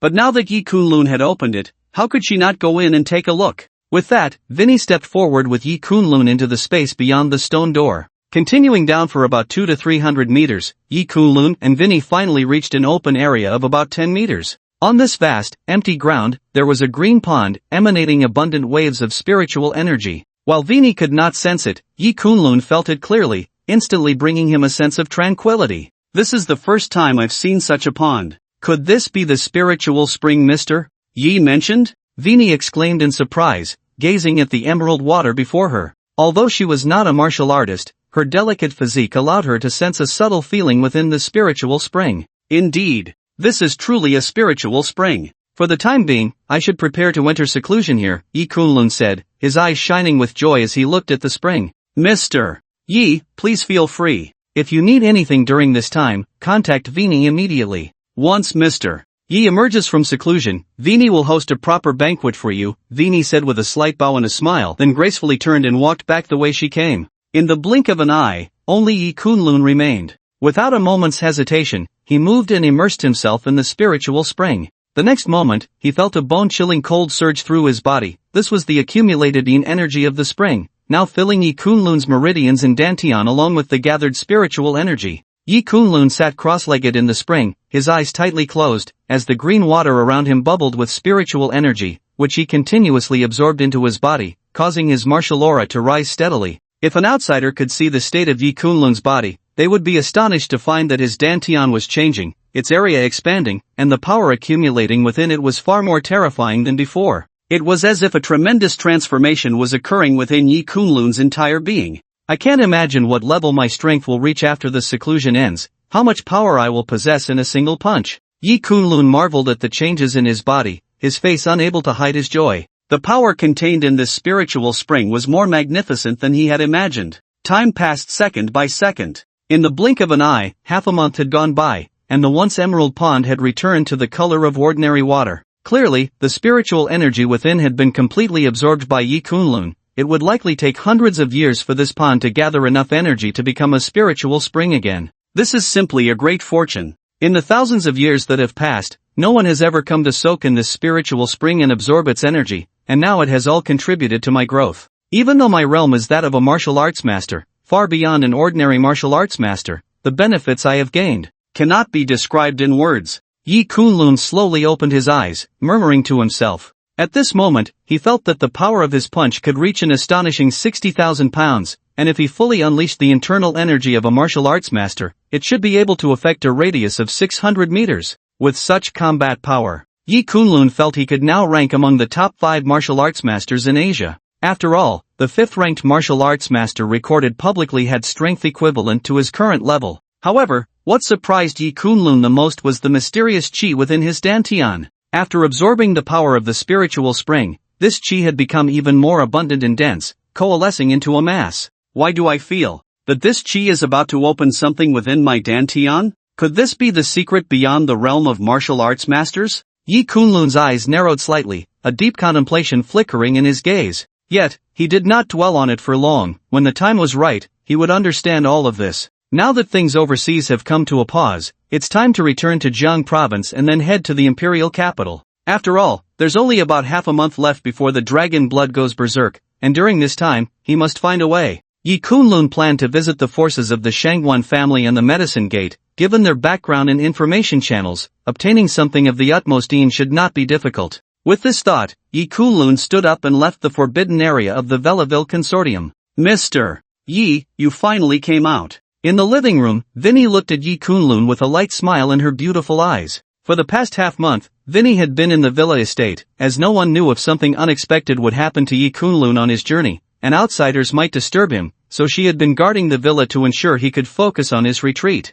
Thank you for your hard work, Miss Vinny. Yi Kunlun, whose sensing range extended several hundred meters, was naturally aware that Vinny had not left during this half-month, and he nodded at her. He had received considerable kindness from the Belleville Consortium. Without this spiritual spring, Yi Kunlun felt that it would have taken him at least 2 or 3 years to cultivate to his current level. Looking ahead, it might be necessary to support the Belleville Consortium when the time comes. Mr. Yi is too kind. My grandfather was able to recover thanks to you, so this little matter is something I should do, Vinny replied. Mr. Yi, I wonder if you are free tonight. I would like to invite you to a party, Vinny said, her beautiful eyes looking at Yi Kunlun with anticipation. She had been invited to a party today and was initially prepared to decline, but coincidentally, Yi Kunlun had just come out of seclusion. During this half-month, she had felt a bit stifled and hadn't gone out to relax for a long time, which is why she extended the invitation to Yi Kunlun to join her. All right. Yi Kunlun smiled and nodded. After being in seclusion for half a month, he also thought it would be nice to relax a bit. After all, he still had half a month before heading to the imperial capital, so there was no rush. Hearing Yi Kunlun's agreement, Vinny's beautiful eyes immediately sparkled with joy. Thank you, Mr. Yi. Please wait here for a moment. I'll be right back. With that, Vinny went upstairs. About half an hour later, she changed into a white lace strapless dress. Her elegance was striking, and combined with her tall figure and alluring curves, the dress accentuated her noble demeanor. Even Yi Kunlun couldn't help but glance at Vinny a couple of times. Unlike many women he had met in the Great Xia, Vinny possessed a beauty that was hard to find among them. Mr. Yi, There are many outfits upstairs that I specially prepared for you, would you like to try one on? Vinny asked with a gentle smile in her beautiful eyes. That's not necessary. It's just a party, I just want to relax a bit and not engage in too much socializing, Yi Kunlun replied with a shake of his head and a smile. Upon hearing Yi Kunlun's words, Vinny nodded and stepped forward to link her arm with his, winking and smiling, then let's get going. Tonight, Mr. Yi, you are my partner. If anyone causes trouble for me later, you must stand up for me. You are the young lady of the Belleville Consortium, who could possibly cause you trouble? Yi Kunlun said, surprised and laughing. This time, Vinny had saved him a lot of trouble. If someone really did cause her or the Belleville Consortium trouble later, he wouldn't mind stepping in. Soon, Yi Kunlun and Vinny drove away from the villa estate, heading towards the city. Nighttime. In a 5-star high-end banquet hall, Yi Kunlun and Vinny arrived at the entrance. The banquet hall had been booked for the event, and entry required identification or an invitation. After Vinny presented her identification, she and Yi Kunlun quickly entered. The upscale banquet hall was unlike a bar, its interior was decorated in a classical and luxurious style, giving off an air of elegance and nobility, as if it were a place frequented by the upper echelons of Western aristocracy. Vinny, you finally made it. Who is this? As Vinny and Yi Kunlun walked in, several voluptuous Western women approached them, their beautiful eyes curiously sizing up Yi Kunlun. Although their looks and figures were slightly inferior to Vinny's, these women exuded a remarkable grace, clearly also of noble descent. This is Mr. Yi, who came with me to the party tonight, Vinny explained with a smile to her female companions. A person from the Great Xia. The eyes of the Western women brightened as they looked at Yi Kunlun, and they eagerly greeted him, their enthusiasm palpable, reluctant to let go of his hand. They had encountered some people from the Great Xia before, but it was their first time meeting someone with Yi Kunlun's extraordinary demeanor, so different from the Western aristocrats they were used to, which piqued their interest. Vinny smiled slightly, thinking to herself that Mr. Yi truly lived up to his reputation. Wherever he went, he was undeniably charming. Soon, Vinny and Yi Kunlun continued forward and took a seat in the center of the hall. Vinny hadn't been back for a while, so she was busy catching up with her friends and introducing Yi Kunlun to them. Yi Kunlun's eloquence and extraordinary insights made him engage in delightful conversations with Vinny's female friends, causing them to regard him with newfound admiration. Vinny, have you been so busy these past 2 weeks? I've invited you several times, but you didn't come. At that moment, a man in a suit approached, his golden hair and handsome features exuding charm, a smile on his face. It's Riley Griffith. Some of Vinny's female friends exchanged glances, their eyes flashing with intrigue. The Griffith family had long sought to arrange a marriage with the Villaville family, and this was no secret. The young nobles present were all aware of it. Naturally, the intended marriage partners were Riley and Vinny, and Riley had been pursuing Vinny for quite some time. However, Vinny had not entertained such thoughts, especially after her grandfather fell seriously ill. She had focused entirely on studying medicine, thus consistently rejecting Riley's advances. Now that Vinny had brought a male companion to the ball, the situation became quite interesting. Gossip and the thrill of watching drama unfold were inherent to women, especially in the presence of romantic rivals. Many women around turned their attention to the unfolding scene, eager to see what would happen next. Riley, I've been a bit busy lately, Vinny replied politely with a smile. Riley nodded, then his gaze fell on Yi Kunlun, narrowing slightly, before he chuckled. Vinny,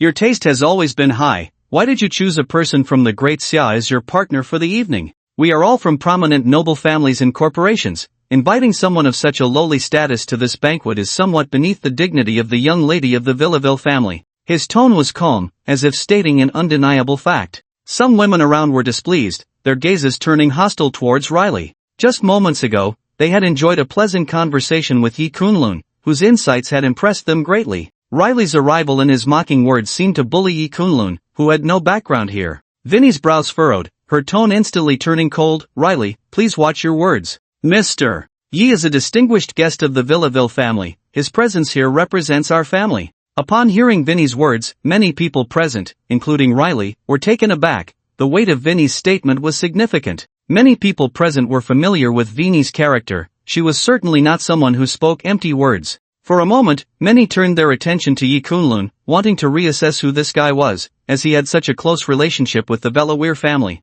It seems I underestimated this friend of mine. I apologize for my earlier remarks, Layli said, surprised by Vinny's strong reaction, and after a brief pause, he smiled amiably. Yi Kunlun remained indifferent. Layli's boring provocations did not stir his emotions in the slightest. As his words fell, the elegant sound of a piano filled the hall. "Layli, I heard your piano skills are quite high, why not play us a piece?" someone suggested at that moment. In gatherings of young nobles and tycoons, the piano was always a popular way to showcase one's talents. A deep smile appeared in Layli's eyes, and he addressed the crowd. "Everyone, it's rare for us to gather like this. Recently, I've made some progress in my piano repertoire. Today, I will play a piece for Vini and a few friends here, allowing our guest from Daxia to appreciate it." Upon hearing Layli's words, many women in attendance brightened with interest. Layli's piano skills were indeed exceptional, and none of the young people around could compare to him. With news of his recent improvements, many women became curious, their eyes fixed on Layli, eager to witness his upcoming performance. Even Vini, who was somewhat surprised, glanced at Layli. Coming from the Velawir family, she had been exposed to various forms of art since childhood and was quite interested in the piano. Hearing Layli's words piqued her curiosity. She wanted to see what piece he would perform. Watching this scene, a confident smile appeared on Layli's face. This was exactly what he hoped to see. The feeling of being the center of attention was something he thoroughly enjoyed. Under everyone's gaze, Layli sat down at a piano, and at that moment, the entire hall fell silent. The background music faded away, and all eyes were on Layli. The next moment, elegant piano music began to flow, the rhythm changing rapidly, the tone steady, causing many in the audience to rise to their feet. The young nobles present were quite knowledgeable about piano tones and pieces, having studied them since childhood. At that moment, everyone recognized the piece Layli was playing and his piano level, 18 tones per second. I didn't expect Layli to reach such a level, even those internationally renowned piano masters only manage 16 tones per second. Moreover, he is playing the internationally famous piece The Blue Danube. Only those with extremely high skill can perform this piece, aside from the masters, hardly anyone else can play it. But Layli's rendition, I believe even some masters would struggle to play it. His talent on the piano is likely a once-in-a-century occurrence. Many women gasped in admiration at this scene. Their eyes sparkled as they looked at Layli, who came from the Griffith family, a conglomerate worth hundreds of billions, and with Layli's exceptional qualities, he truly was a rare nobleman in their circle. Soon, Layli stopped playing, slowly rising to his feet, and the hall erupted with thunderous applause. Layli reveled in the feeling of being the center of attention. He was confident that his performance today would surely win Vini's heart. Compared to him, the Daxia person she brought was simply not worth mentioning. In terms of family background and talent, what could the other party possibly compare to Layli? Soon after Layli finished playing the piano, he got up and returned to his seat, looking at Vini with a smile and saying, "Vini, I wonder how you felt about that piece, The Blue Danube.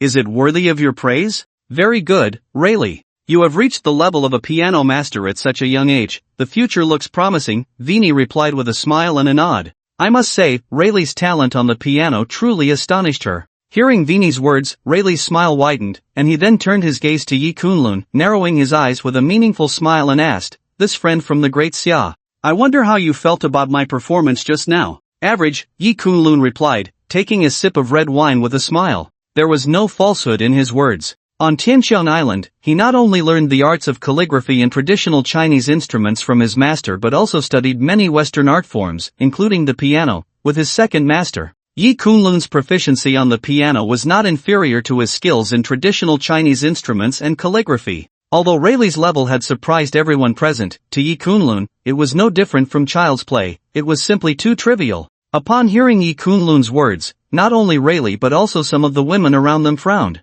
Layli's piano skills were evident to all, and such proficiency was likely beyond that of many internationally renowned piano masters. How could Yi Kunlun say it was average? It seemed rather arrogant and dismissive. It seems this friend from the great Xia has an even higher level of piano skills. If that's the case, why not come up and play a piece? That way, we can broaden our horizons. I wonder what you think. A fleeting shadow crossed Layli's face, and he then joked with a somewhat sarcastic tone. In his view, someone of Yi Kunlun's age could not possibly understand the nuances of piano appreciation. His earlier words were merely a facade of calm. If Yi Kunlun took the stage, he would likely humiliate himself. If he didn't, it would be seen as cowardice. Undoubtedly, Layli believed Yi Kunlun would embarrass himself in front of Vini. "Layli, Mr. Yi is a distinguished guest of my Viraware family. Don't go too far," Vini said, her brows furrowing. She had naturally seen through Layli's intentions and warned him. "It's fine. It's been a bit dull these past 2 weeks, and it's rare to get out and relax. I'll go up and play a piece," Yi Kunlun said with a faint smile. After a half-month of seclusion, it was indeed time to relax, and the piano was a good way to do so. Upon hearing Yi Kunlun's words, Vini's beautiful eyes flashed with surprise. She had originally thought Yi Kunlun would refuse, but she didn't expect him to want to perform on stage. Mr. Yi, there's no need to force yourself. Vini gently tugged at the corner of Yi Kunlun's clothing and spoke softly to him. Clearly, she was worried that Yi Kunlun might be acting on impulse, falling for Rayleigh's provocation, and if he couldn't get off the stage later, it would be quite embarrassing. Yi Kunlun had done her a great favor, and she naturally didn't want to see him humiliated in front of a crowd. Don't worry. Thank you for your care during this time. Today, since I have nothing to do, I will dedicate a piece to you, Vini, Yi Kunlun said with a light smile, patting her hand to reassure her, and then he stood up and walked toward the piano. Watching this scene, everyone present became curious, their gazes converging on Yi Kunlun. Rayleigh, on the other hand, wore a cold smile. Yi Kunlun choosing to embarrass himself on stage was the best outcome.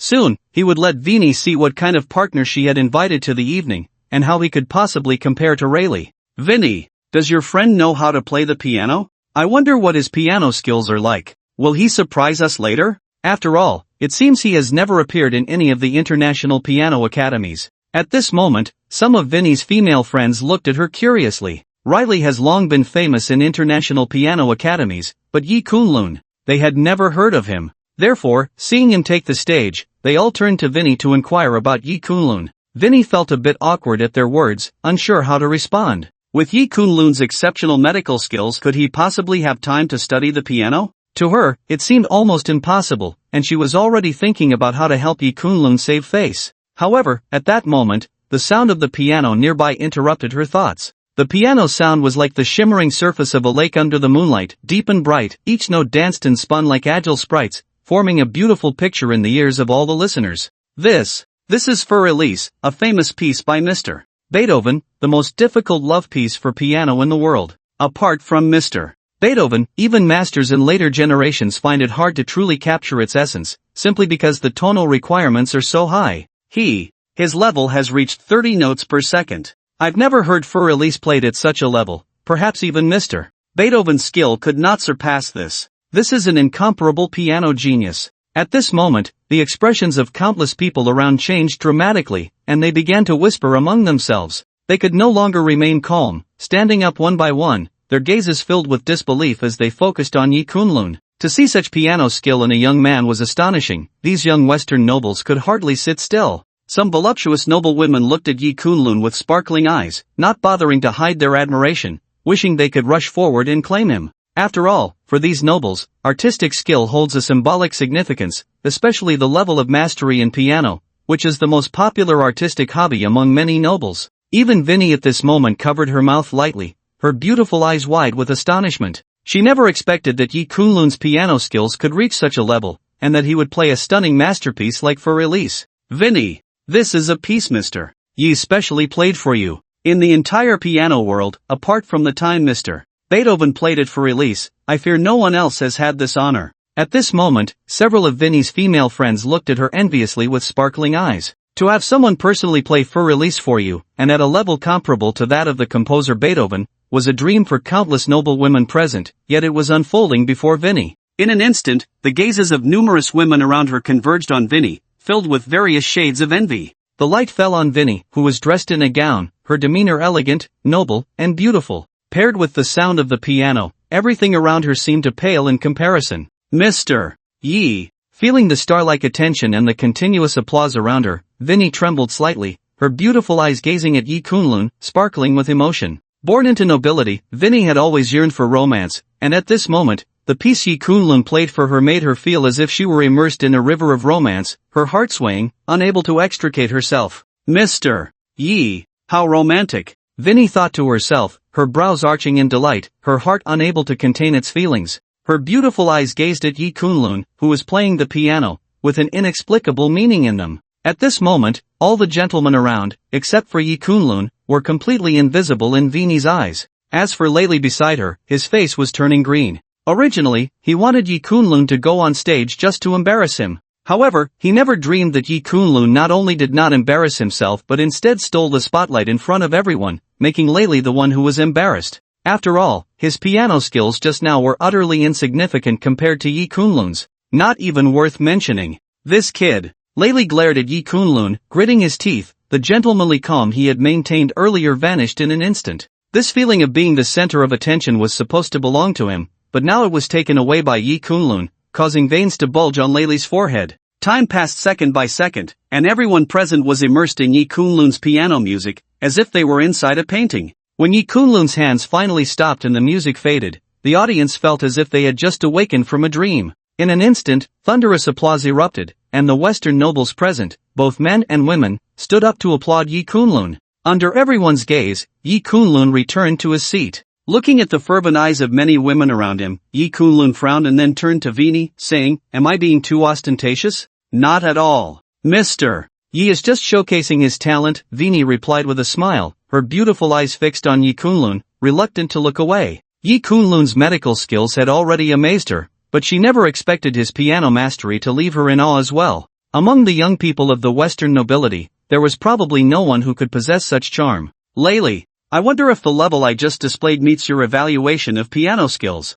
Yi Kunlun's gaze swept towards Layli, smiling faintly. Vini had brought him to the party today, and Yi Kunlun knew the reason well. It was mostly to make Layli back off and stop having any thoughts about her. Since that was the case, he naturally had to fulfill Vini's small wish.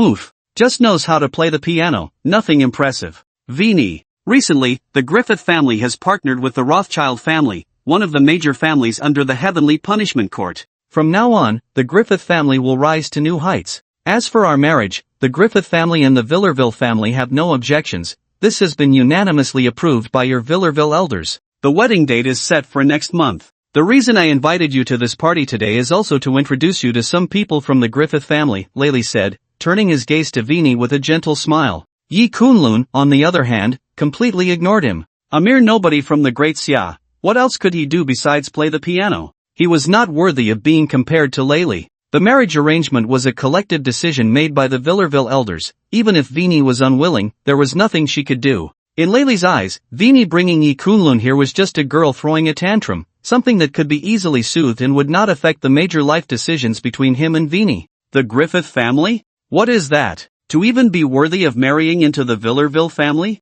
No one can force Vini to marry someone she doesn't want to. At that moment, before Vini could speak, an untimely voice rang out. Instantly, countless gazes turned to Yi Kunlun, filled with surprise. The Griffith family is a colossal entity with assets in the hundreds of billions. Wanting to kill a person from the Great Xia overseas is as easy as squashing an ant, right? Yet here, Yi Kunlun actually made such a ruthless statement in public, directly offending the Griffith family, which indeed surprised everyone present. Is this Great Xia person out of his mind? It's important to know that if the Griffith family wanted to kill Yi Kunlun, even the Velawir family would find it hard to protect him. However, when Vini looked at Yi Kunlun, her beautiful eyes sparkled with tears, deeply moved. Ever since the Griffith family sought to arrange a marriage with the Velawir family, Vini had been pressured by her family to marry Riley, with no one considering her feelings. But Yi Kunlun before her showed no fear of the Griffith family and spoke up for her, making Vini's gratitude hard to express. "Kid, you have no right to speak here. The marriage between Vini and me is a matter settled by the Griffith and Velawir families, and no one can oppose it. Out of respect for you being a distinguished guest of the Velawir family, I'll give you a chance to apologize." At this moment, Riley's expression darkened as he coldly looked at Yi Kunlun. "Riley, what, do you want to lay a hand on my friend Vini? The matters settled between the Velawir and Griffith families have nothing to do with Vini. They can marry whoever they want," Vini replied coldly, staring expressionlessly at Riley. "Vini, are you trying to push the Velawir family into the fire? The industries of the Griffith family and the Velawir family overlap significantly. Now that our Griffith family has partnered with the Rothschild family, with just a word from us, your Velawir family could be completely shut out." Riley's face turned green upon seeing Vini speak up for Yi Kunlun. He was about to marry Vini, and as her fiancé, he felt humiliated by her defending another man. The surrounding gazes made Riley's expression turn somewhat sinister. This kind of humiliation was something he had never experienced in his life. Thus, Riley began to threaten Vini, realizing that if soft tactics wouldn't work, he had to resort to hard ones. Sure enough, after hearing Riley's words, Vini's pretty face slightly changed color. The Griffith family was already stronger than the Velawir family, and now with the partnership with the Rothschild family, many of the Velawir family's industries would be restricted by the Griffith family. Riley's words were not an empty threat. "Oh, what a big talk. Starting today, all cooperation between your Griffith family and the Rothschild family will be cancelled. Do you believe it?" At this moment, Yi Kunlun, sitting nearby, smiled, taking a sip of red wine as he looked at Riley. As soon as he said this, everyone around was stunned, their eyes filled with disbelief as they looked at Yi Kunlun, while Riley stared at him as if he were a fool.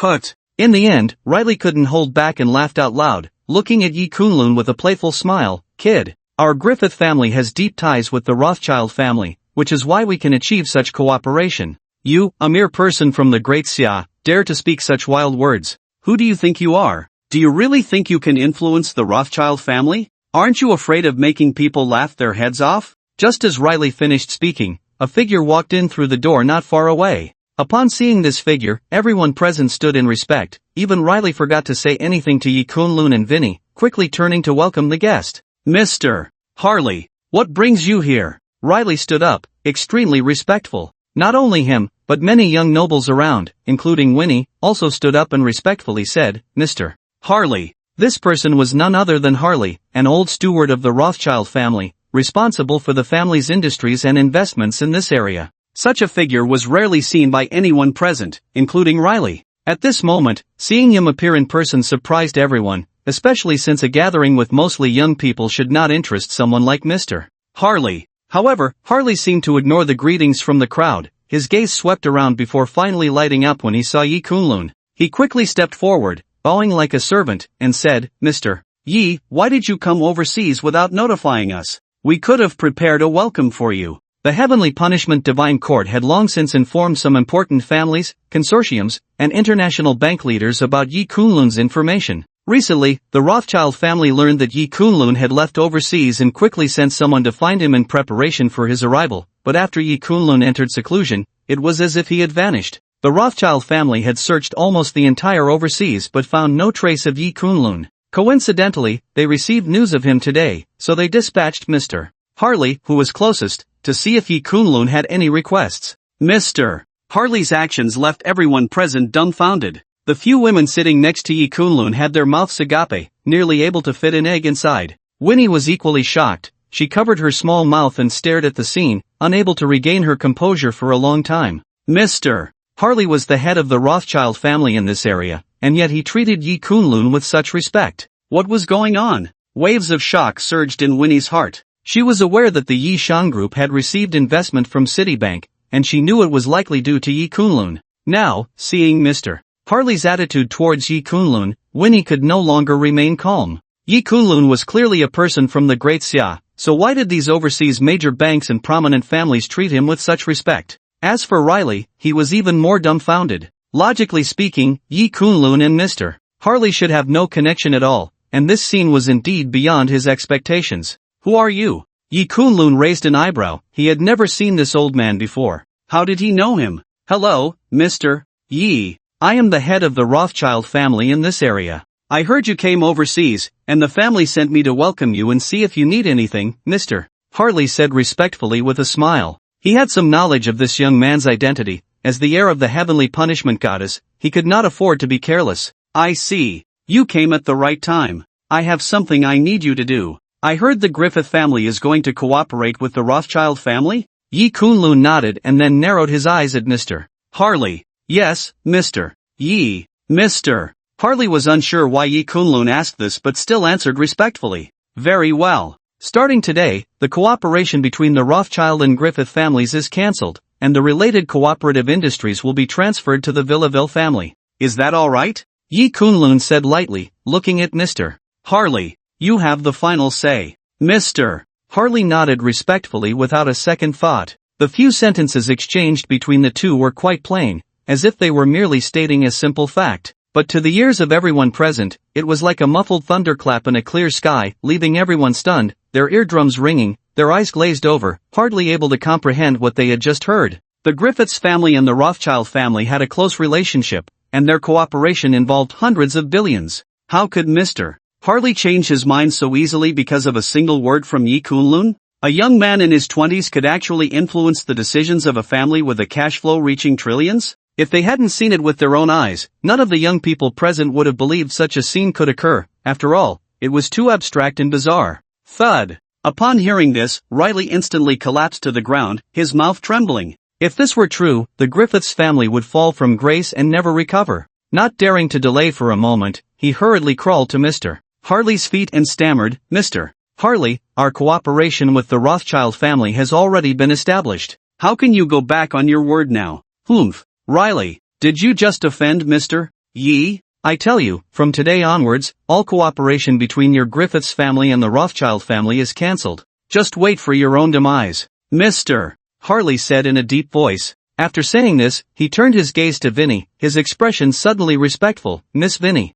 I will visit the Villaville family later to discuss the cooperation matters that will replace the Griffiths family." He could see that Vinny had a good relationship with Yi Kunlun, and since that was the case, the Villaville family would naturally be the target of the Rothschild family's outreach. Upon hearing this, Vinny felt as if she were dreaming, and it took her a few seconds to regain her senses. She quickly stood up and bowed to Mr. Harley. "Then our Villaville family looks forward to your visit, Mr.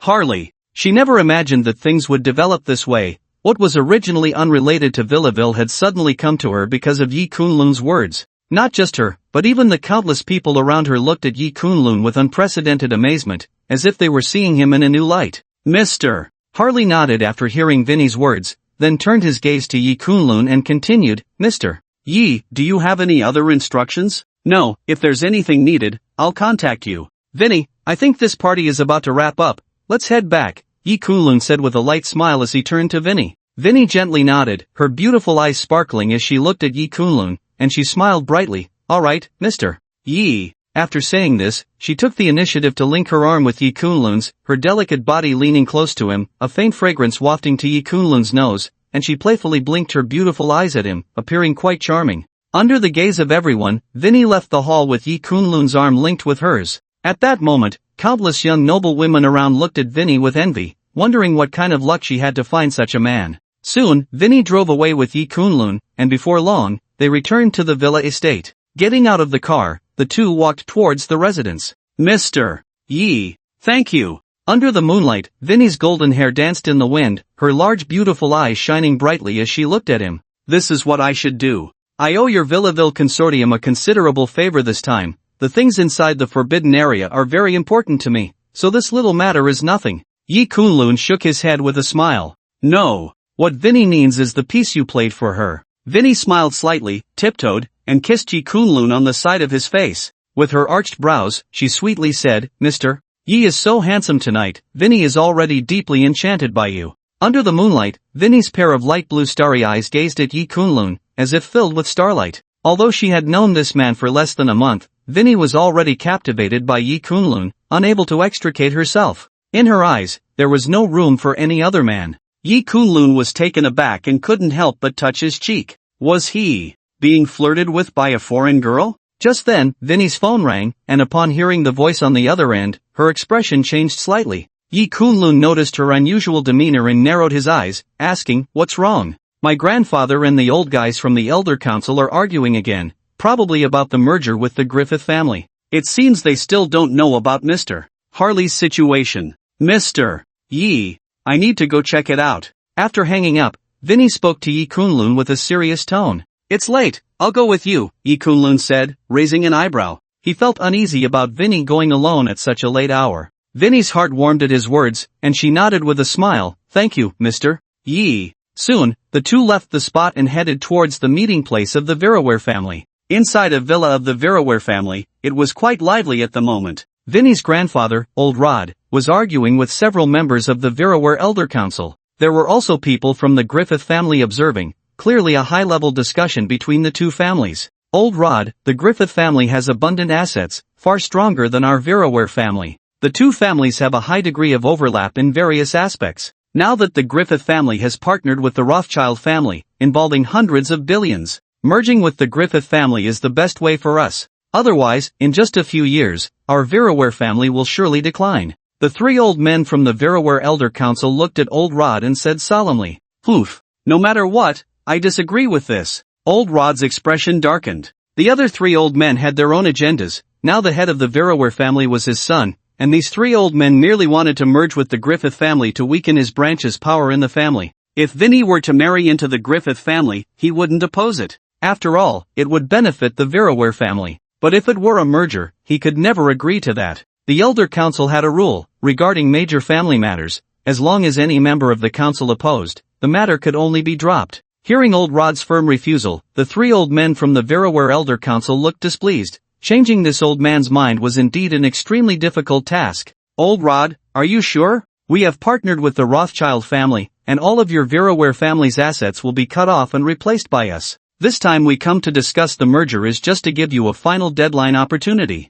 Otherwise, the only path awaiting your Veroware family will be destruction. Do not doubt the capabilities of the Rothschild family. A member of the Griffith family stepped forward, looking at old Rod with a somewhat grim expression. This person was none other than Riley's father, Alec Griffith. He was quite surprised. Logically, old Rod should have been dead, so how was he suddenly so lively? Not only him, but even the 3 old geezers of the Veroware family were puzzled. Some time ago, they had learned that old Rod was critically ill. Yet, in the blink of an eye, he appeared to be in perfect health, showing no signs of illness at all, which truly surprised them. However, in Alec's view, it was of little consequence. Although old Rod was not dead, the Griffith family had already gained the upper hand, and the pressure was evident. Old Rod would have to make a wise choice. Sure enough, upon hearing Alec's threatening words, old Rod's expression changed slightly, which was exactly what he feared. Although the Griffith family was somewhat stronger than the Veroware family, it was nearly impossible to squeeze the Veroware family out of existence.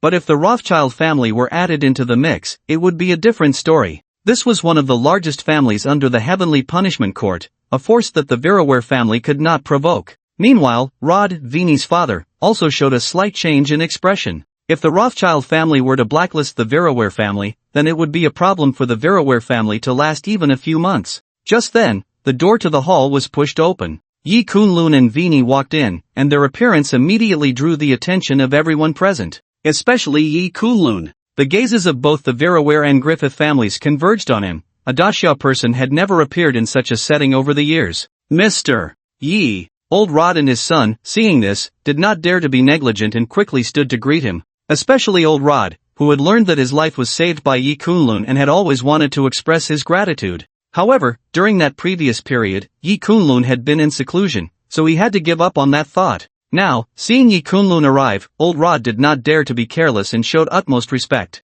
Oof. Old Rod, you are becoming increasingly useless. Just a mere Daxia person, and you treat him with such respect. As a member of the Veroware Elder Council, where has your dignity gone? At this moment, several members of the Veroware Elder Council, witnessing old Rod and his son standing to greet Yi Kunlun, suddenly had unsightly expressions and snorted coldly. The Veroware family was a Western noble family. How could they allow a young Daxia man to be treated with such deference? Mr. Yi is my benefactor, my life was saved by him. What is wrong with my attitude? Old Rod snorted coldly. Hearing this, the expressions of the others present changed slightly, their gazes focusing on Yi Kunlun for a moment. They had been wondering how old Rod had recovered. It turned out to be because of this young Daxia man. Old Rod, have you considered the matter? I don't have much patience. If you still refuse to merge with our Griffith family today, I can guarantee that your Veroware family will go bankrupt and decline within a month. Alec coldly stated, ignoring the sudden appearance of Yi Kunlun and Vini.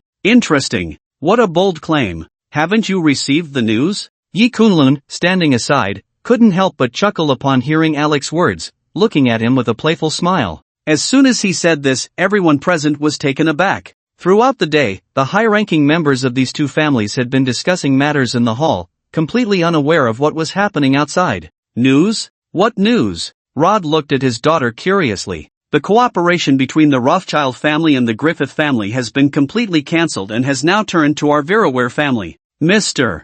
Harley should be visiting our Veroware family tomorrow, Vini explained to her father. She hurried over this time to announce the matter to the members of the Veroware Elder Council. Ha ha. Vini, are you joking? Our Griffith family and the Rothschild family are in-laws, with deep ties and long-standing cooperation. How could we suddenly cancel it, and how could we possibly choose your Veroware family? At this moment, Alec seemed to have heard the biggest joke in the world, unable to help but laugh out loud. However, right after that, his phone rang. It was the butler of the Griffith family calling. As soon as he answered the phone, the smile on Alec's face froze, and the next moment, it turned into a look more dreadful than death. Looking at Alec's expression, everyone present understood that the situation had likely changed. Could it really be as Vinny said, that the Rothschild family was going to cooperate with the Veroware family? How is this possible? Alec's gaze became vacant, and he exclaimed in disbelief. The news was far more serious than he had imagined. The Rothschild family not only cancelled their cooperation with the Griffith family but also intended to completely block their industries. In less than a month, the Griffith family would be finished.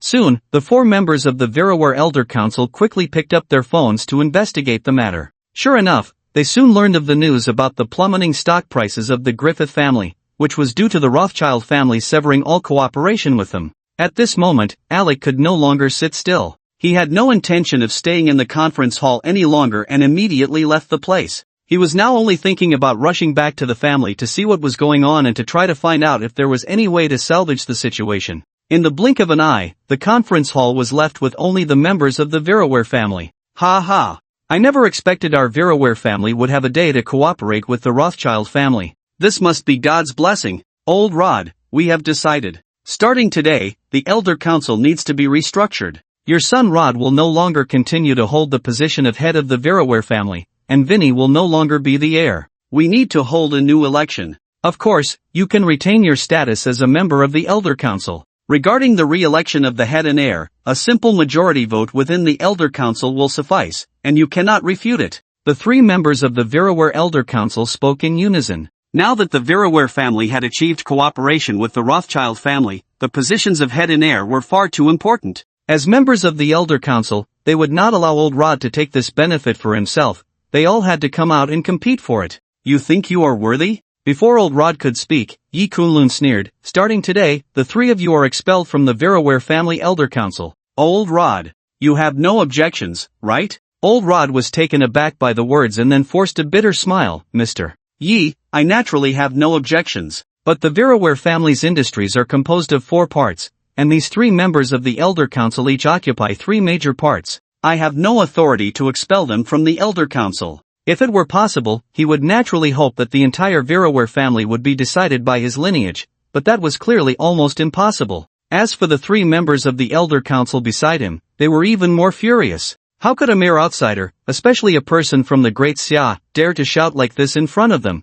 saying he would expel them from the Viraware family? Yi Kunlun's words were simply the biggest joke they had ever heard. Good, as long as you have no objections. Yi Kunlun nodded, and then he struck out with a palm, causing the long table in front of him to turn to dust. I'll give you 3 seconds to choose. Do you want to end up like this long table, or will you submit, or choose to leave the Villarville family? Yi Kunlun said in a calm tone. Sometimes, dealing with these trivial matters is more straightforward with force. Yi Kunlun's thunderous display immediately startled everyone present. What kind of power was this, to smash a table into powder with a single palm? Why your martial arts strength? The 3 elders of the council trembled, their mouths quivering involuntarily. Martial arts masters also exist in the West, and within the Villarville family, the 4 old men of the council are martial artists. However, their strength, including Old Lord, is merely at the Dan level. To smash a 10-meter-long table into powder with a single palm, one would need a tremendous force of over 10,000 pounds. A martial arts master.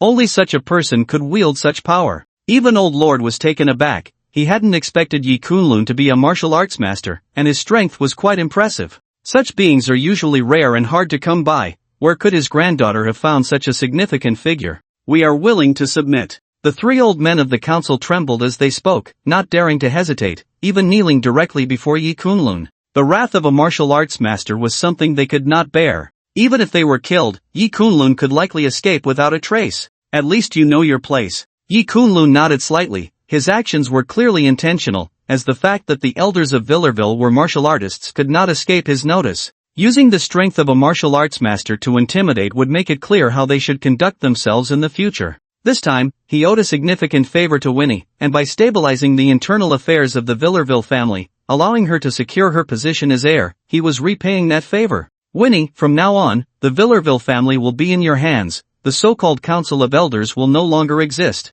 Unless something unexpected happens, I should be returning to the Great Xia tomorrow. If the Villarville family encounters any trouble in the future, just contact the Rothschild family. For my sake, they should assist you regardless of the difficulties you face, Yi Kunlun said with a faint smile as he looked at Winnie. Now that matters overseas had come to a close, it was about time for him to return to the Great Xia and head to the imperial capital. Yi Kunlun's words were light and casual, as if he were discussing a trivial matter. But to the ears of the other members of the Villarville family, it sounded like a thunderclap, leaving them momentarily stunned.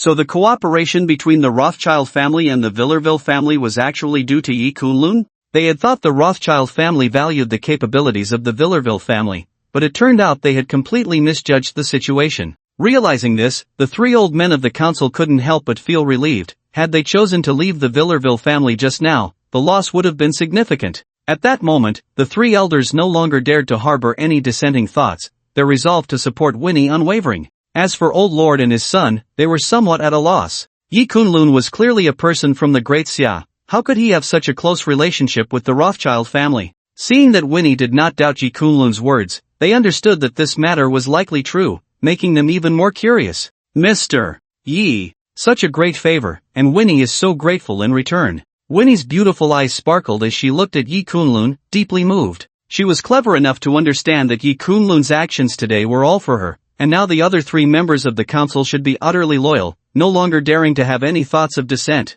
The old Rod and his son beside him were also taken aback. Previously, it was Riley who had an engagement with Winnie, but with the rupture of the Griffith family, this marriage alliance was clearly off. The current Yi Kunlun was outstanding in every aspect, making him an excellent choice to be with Winnie. In an instant, the two of them were already filled with thoughts. It's a small matter, nothing to mention, we should be heading back. Yi Kunlun waved his hand with a smile and then left the conference hall with Winnie. The others did not dare to linger and also stood up to see Yi Kunlun off. However, just as they stepped out of the villa's gate, an unexpected turn of events occurred, causing the members of the Viraware family to change their expressions. They saw that Alec had returned at some point, and he had brought a large number of martial arts experts, fully armed, surrounding them tightly. His son Riley was among them, staring maliciously at the members of the Viraware family and Yi Kunlun. Alec, what do you want? Old Rod's heart sank slightly at this scene, and he stepped forward to reprimand sternly. He already had a bad premonition, with the Griffith family mobilizing so many people, it seemed that a bloodbath was about to unfold here today.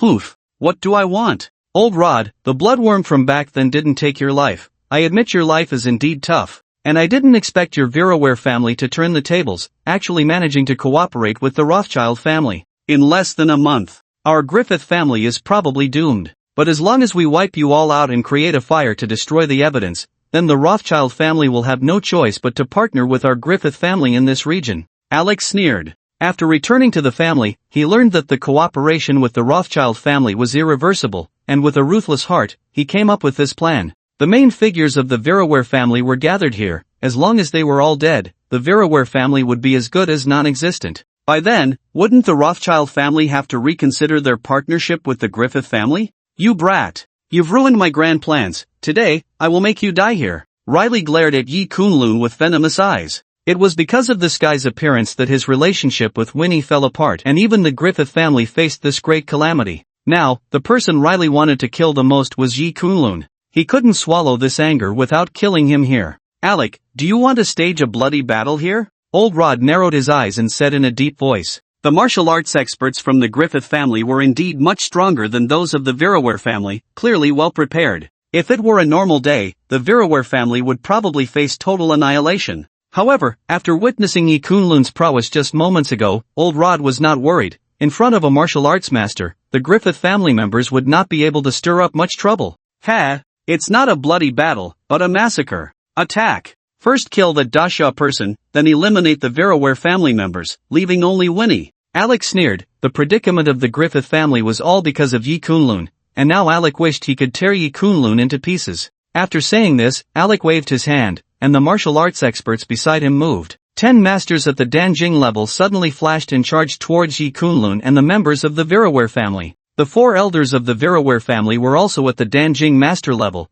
and in the eyes of the Griffith family members, dealing with them was merely a matter of ease. However, at that moment, an astonishing scene unfolded that left everyone speechless. Yi Kunlun, who had remained silent until now, suddenly vanished from his spot, and the next moment, he appeared before the 10 grandmasters of Danjing without anyone noticing when he had moved. With just a single palm strike, a piercing scream echoed through the venue as these 10 grandmasters of Danjing were instantly turned into a mist of blood, leaving not even a bone behind. The entire place fell silent, not a sound to be heard. The remaining members of the Griffith family looked at Yi Kunlun, chills running down their spines. This scene was simply too shocking for them to comprehend. What kind of power was this, to turn the 10 strongest martial artists of the Griffith family into a mist of blood with a single strike? With just you lot, do you think you can kill me? Answer pitiful for looking at the sky from the bottom of a well. Since that's the case, I will personally send you all on your way, Yi Kunlun said in a detached tone. After speaking, Yi Kunlun casually waved his hand again. This strike, with an overwhelming force, instantly wiped out all the members of the Griffith family present. In just a few seconds, the scene returned to silence. Only the heavy smell of blood in the air indicated that a fierce battle had just taken place here. The remaining members of the Villarville family stared at this scene, unable to regain their senses for a long time. Was such power truly possessed by a human? The three elders of the Villarville family felt even more fortunate that they had not sought death by provoking Yi Kunlun earlier, otherwise, the fate of the Griffith family members would likely have been theirs. Thank you, Mr. Yi. The members of the Villarville family respectfully expressed their gratitude to Yi Kunlun. Without him, they would have likely faced a bloodbath at the hands of the Griffith family today. Mr. Yi, from now on, if you need anything, our Villarville family will never refuse. Old Rod stepped forward and respectfully clasped his hands towards Yi Kunlun. You flatter me, old man. Today's events were largely due to me. I was merely doing what I should, Yi Kunlun replied. It's getting late, you all can leave me here, he waved his hand. Old Rod nodded in response and then turned to Vinny, saying, Vinny, it's getting late, you should take Mr. Yi back. Sending off Mr. Yi. Under the watchful eyes of the Villarville family, Yi Kunlun and Vinny drove away, heading towards the villa where they had been staying. Late at night, Vinny's car stopped at the villa's entrance, and Yi Kunlun and Vinny walked side by side. Mr. Yi, today you truly opened my eyes. I didn't expect you to be not only a medical genius but also a martial arts master. I admire you.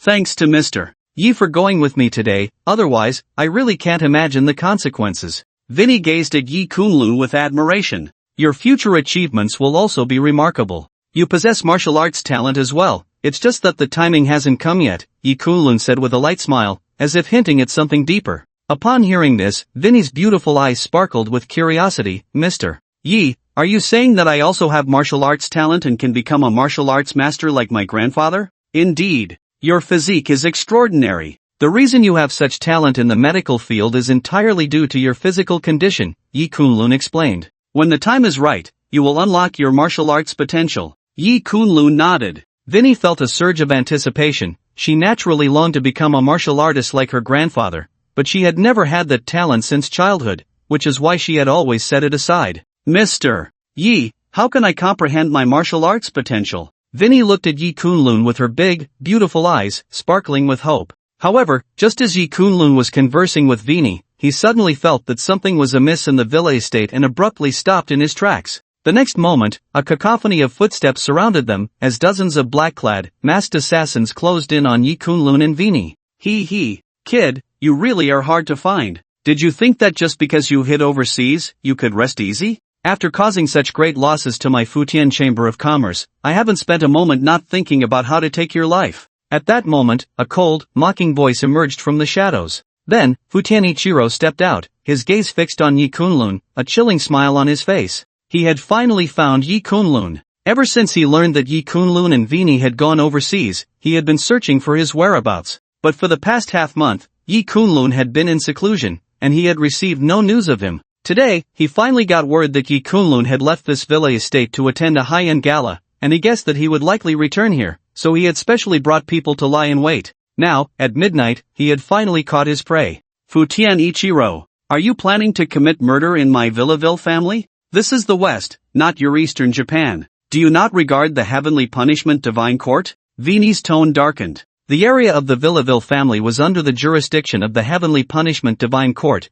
and for someone from the East to act recklessly here was a provocation. Upon hearing Vinny's words, a hint of apprehension appeared on Futian Ichiro's face. Even if he had 1,000 guts, he would not dare to show any disrespect to the Heavenly Punishment Divine Court. He quickly shifted his gaze and smiled. Miss Vinny, rest assured. I, Futian Ichiro, will naturally not harm you. This kid is someone we must kill from the East, and he has no connection to the Heavenly Punishment Divine Court. Even if I kill him, the Heavenly Punishment Divine Court will not inquire about it. Upon hearing Futian Ichiro's words, Vinny's pretty face immediately darkened. Her worst fears had come to pass. However, at that moment, Yi Kunlun, standing beside her, looked at Futian Ichiro with a playful smile on his face. Futian Ichiro, did Nakamura Yuto not send any information to you in the East? Before Nakamura Yuto was subdued by him, Yi Kunlun remembered that he had already conveyed information about himself to the east, so they should have known about him. But judging by Futian Ichiro's expression, it seemed that they were still unaware, otherwise, he would not dare to come after Yi Kunlun with just a mere grandmaster of Qi and a dozen assassins.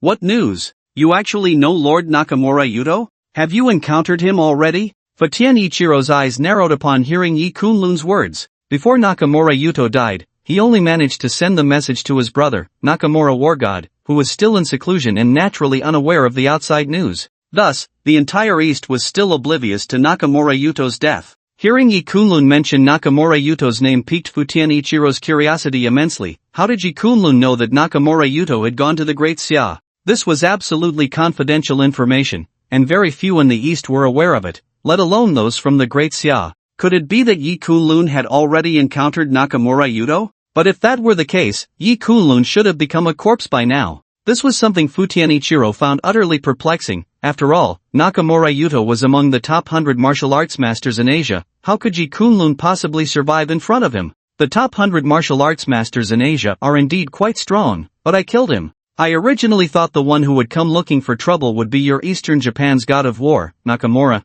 but unexpectedly, it's you, this little shrimp. Yi Kunlun raised an eyebrow and smiled playfully. Boom! As soon as he finished speaking, a sudden burst of martial arts master aura erupted from him, a terrifying internal force enveloping the surroundings. Although he wasn't using his full strength, the range of his internal energy reached 400 meters, instantly making Fujita Ichiro feel as if he had fallen into an ice cave. His pupils widened in fear, his whole body trembling uncontrollably, his mouth stuttering. Why you? Your strength? How? How is this possible? He looked as if he had seen a ghost, as if he had encountered the greatest shock in the world, his body cold all over. As a master of the Gang Chi, he could not be clearer about the intensity of Yi Kunlun's displayed strength at this moment. The range of internal energy reaching 400 meters had already reached the level of the top 10 martial arts masters in Asia. Yi Kunlun before him was only in his 20s, yet he could achieve such a level? What on earth is this kid, a human or a ghost? Fujita Ichiro had always felt that his martial arts talent was outstanding, a rare martial arts prodigy in Eastern Japan in recent years. At just 30, he had already become a master of Gangchi, and had been entrenched in this realm for several years. But compared to Yi Kunlun, he was simply nothing. However, if he knew that this was not even Yi Kunlun's full strength, and that he could unleash internal energy affecting 600 meters, he would probably doubt his life on the spot. Run! Without a moment's hesitation, Fujita Ichiro's figure quickly retreated. He regretted deeply in his heart, realizing he had truly miscalculated this time. He had not conducted a detailed investigation into Yi Kunlun's specific situation. This guy's strength far exceeded their expectations from Eastern Japan. Since you've come, then stay forever. Yi Kunlun's tone was calm, and the next moment, he moved his palm, causing the leaves around to fall, as if sharp blades were cutting through the air. Screams echoed continuously as dozens of assassins from Eastern Japan were instantly killed by Yi Kunlun, collapsing straight to the ground. Whoosh! Yi Kunlun moved, appearing in front of Fujita Ichiro the next moment, examining him expressionlessly. You can't kill me. I am willing to be your hostage, allowing you to negotiate with the Fujita family. You have already killed my brother. If you kill me too, the Fujita family will definitely not let you go. And the god of war Nakamura will soon emerge from seclusion. If I am your hostage, you can negotiate. Fujita Ichiro looked at Yi Kunlun, his body trembling, his legs going weak as he collapsed to the ground. Faced with a martial arts master, and one whose internal energy release range reached 400 meters, he had no chance of escape. To survive, the only possibility was for Yi Kunlun to spare him. Boom! However, as soon as Fujita Ichiro finished speaking, he was instantly killed by Yi Kunlun with a single palm strike. As for the Fujita family, Yi Kunlun didn't take them seriously at all. He still had a blood debt to settle with them and the families of Eastern Japan for the past pursuit of his parents. How could he negotiate for peace? You will not die a good death. Fujita Ichiro cursed at Yi Kunlun with a resentful gaze before dying. He never expected Yi Kunlun to be so decisive, completely disregarding the threats from Eastern Japan.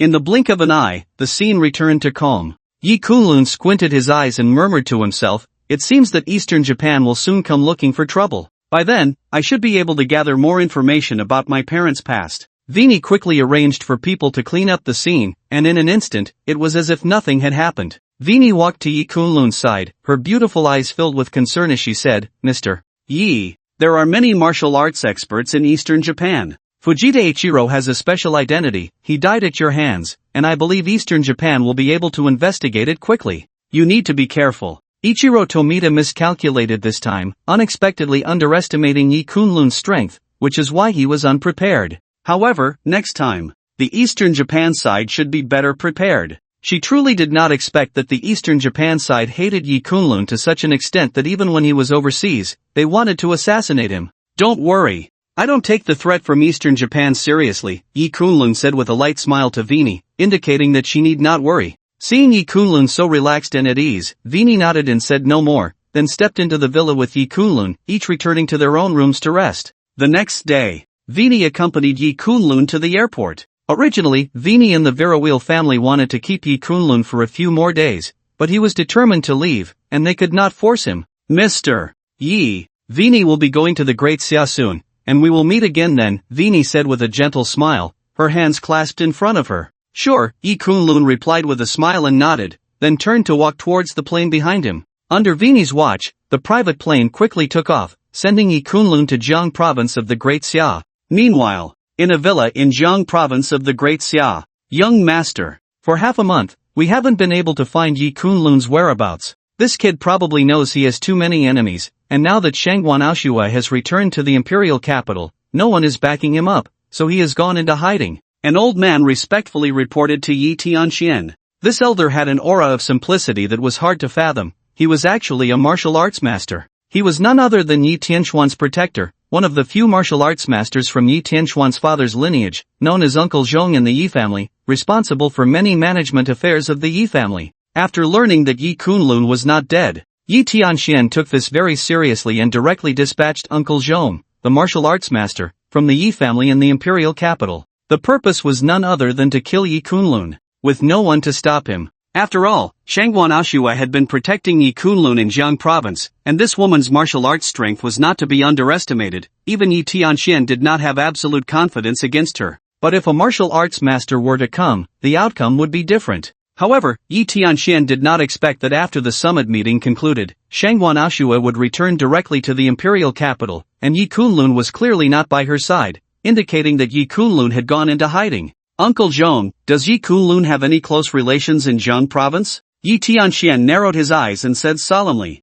Since Yi Kunlun was hiding and not showing himself, he could only take other measures. The only close relation should be Su Qing from the Su family of Nanling. However, young master, I have uncovered some unusual matters regarding this girl, Uncle Zhong said, his eyes suddenly revealing a deep look, as if he had discovered some extraordinary secrets while investigating Su Qing. Oh? Something that even you, Uncle Zhong, find surprising. It seems indeed unusual. Now I am curious, Yi Tianxian said, intrigued by Uncle Zhong's expression, his eyes showing curiosity. He was well aware of the Su family of Nanling. After all, Su Dongtian, whom he had killed before, came from the Su family of Nanling. He understood Uncle Zhong's character. Even if a noble family in the imperial capital was destroyed, it probably wouldn't stir any emotions in him. But the fact that investigating a girl from a small Su family in Nanling could cause such a reaction was indeed surprising to Yi Tianxian. According to my investigation, this girl is not from the Su family of Nanling. She was merely adopted by the couple from the Su family.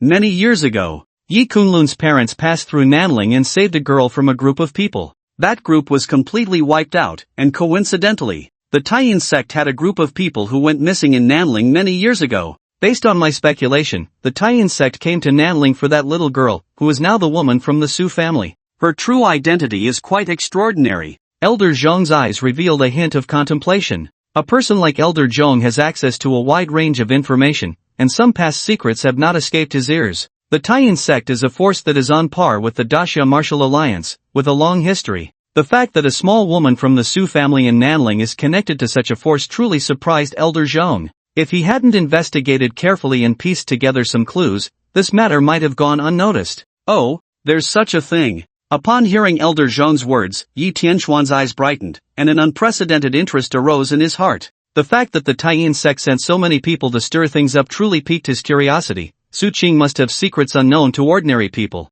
Interesting, I'm starting to be curious about Su Qing. I heard this woman was Yi Kunlun's fiancée in the past. The last time he returned to Nanling, he caused quite a scene at her engagement banquet. Take her away, I'm not afraid Yi Kunlun won't show up. Let's go to the Su family in Nanling now. Yi Tianxian slowly stood up and smiled faintly at Elder Zhong. After saying this, Yi Tianxian and Elder Zhong's figures disappeared from the spot. At the Su family in Nanling. In the evening, Su Qing was strolling on the lawn outside with her parents. Xinger. The commotion caused by the Yi group in Jiang province is quite significant. Its market value has already reached 300 billion. I heard that Shangwan Aoshui gave Kunlun half of her shares. Are their relationship too close? During this time, Kunlun hasn't come to the Su family. Has this kid forgotten you because he found a new love? At this moment, Su Jin looked at his daughter with a furrowed brow. He didn't care much about Yi Kunlun's achievements, but he was concerned about Su Qing's major life events. Originally, he thought that with Yi Kunlun's return, Su Qing and he could rekindle their past relationship and fulfill the marriage agreement made by their parents.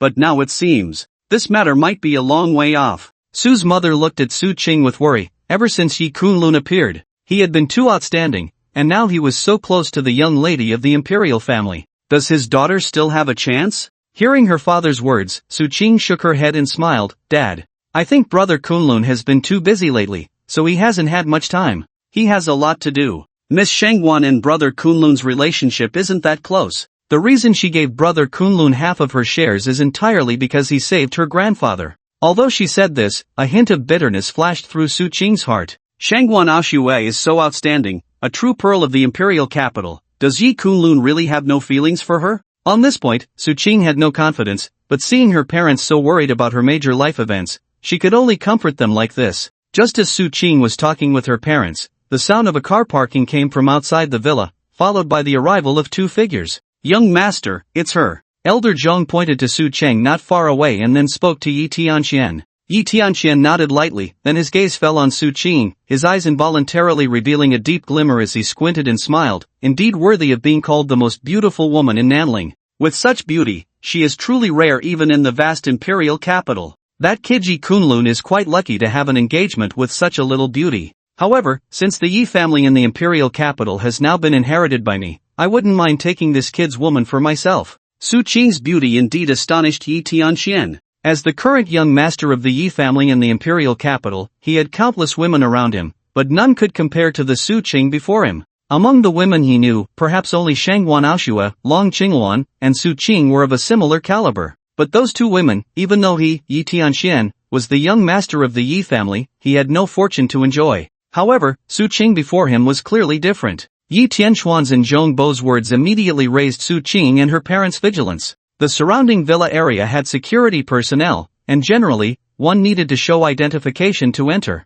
The fact that these two could appear here without any hindrance was very suspicious. Who are you? Su Qing stood protectively in front of her parents, her beautiful eyes watching the two men before her warily. Boom! As soon as Su Qing's words fell, a terrifying internal force erupted from Zhong Bo, enveloping the entire area. Su Qing and her parents felt a suffocating pressure descend upon them, making it difficult to move even an inch. Martial arts experts. Su Qing and her parents' expressions changed, turning pale. They never expected such figures would come to find the Su family. There's no need to be nervous. We came here, just for you. If you come with me, your parents will be safe. But if you refuse, then who knows what will happen. Yi Tianxian looked at Su Qing with a faint smile, but there was a hint of threat hidden within it. You came for brother Kunlun? Su Qing's beautiful eyes fixed on Yi Tianxian, her fair face darkening as she gritted her teeth. The two men before her were clearly martial artists, and the Su family, in principle, should have no dealings with such people.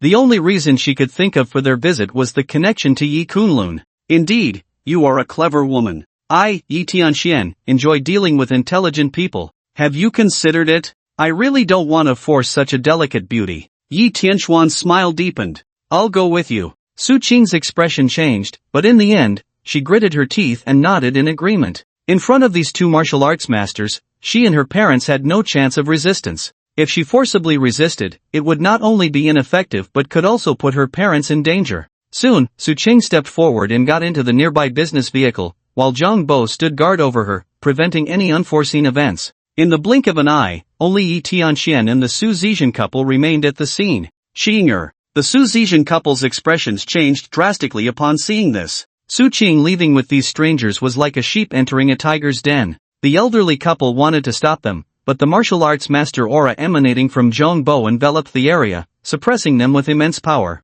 Although it wouldn't cost the Su Zetian couple their lives, it rendered them unable to move, forced to watch helplessly as Su Qing got into the black business vehicle not far away. If you want Su Qing to be safe, have Yi Kunlun come to the top of Tianjiang Mountain tonight. Don't think of any other methods, or I will ensure that not only will it be ineffective, but your entire Su family will be reduced to ashes, and Su Qing will undoubtedly die. Yi Tianxian looked at the Su Zetian couple with a cold smile, then got into the car and disappeared from the spot. Tianjiang Mountain was the highest peak in Jiang province, rarely visited by people. In Yi Tianxuan's view, it was the perfect place to kill Yi Kunlun. He believed that the couple would find a way to contact Yi Kunlun, and all that was left to do was wait for Yi Kunlun to come to them. Before long, the black business car disappeared from sight. The Su couple was finally able to move again. The two elders did not dare to delay and quickly picked up their phones to dial Yi Kunlun's number. In matters like this, they could think of no one else but Yi Kunlun to resolve it. After all, Yi Kunlun was also a martial arts master and had a close relationship with the Shangwan family in the capital.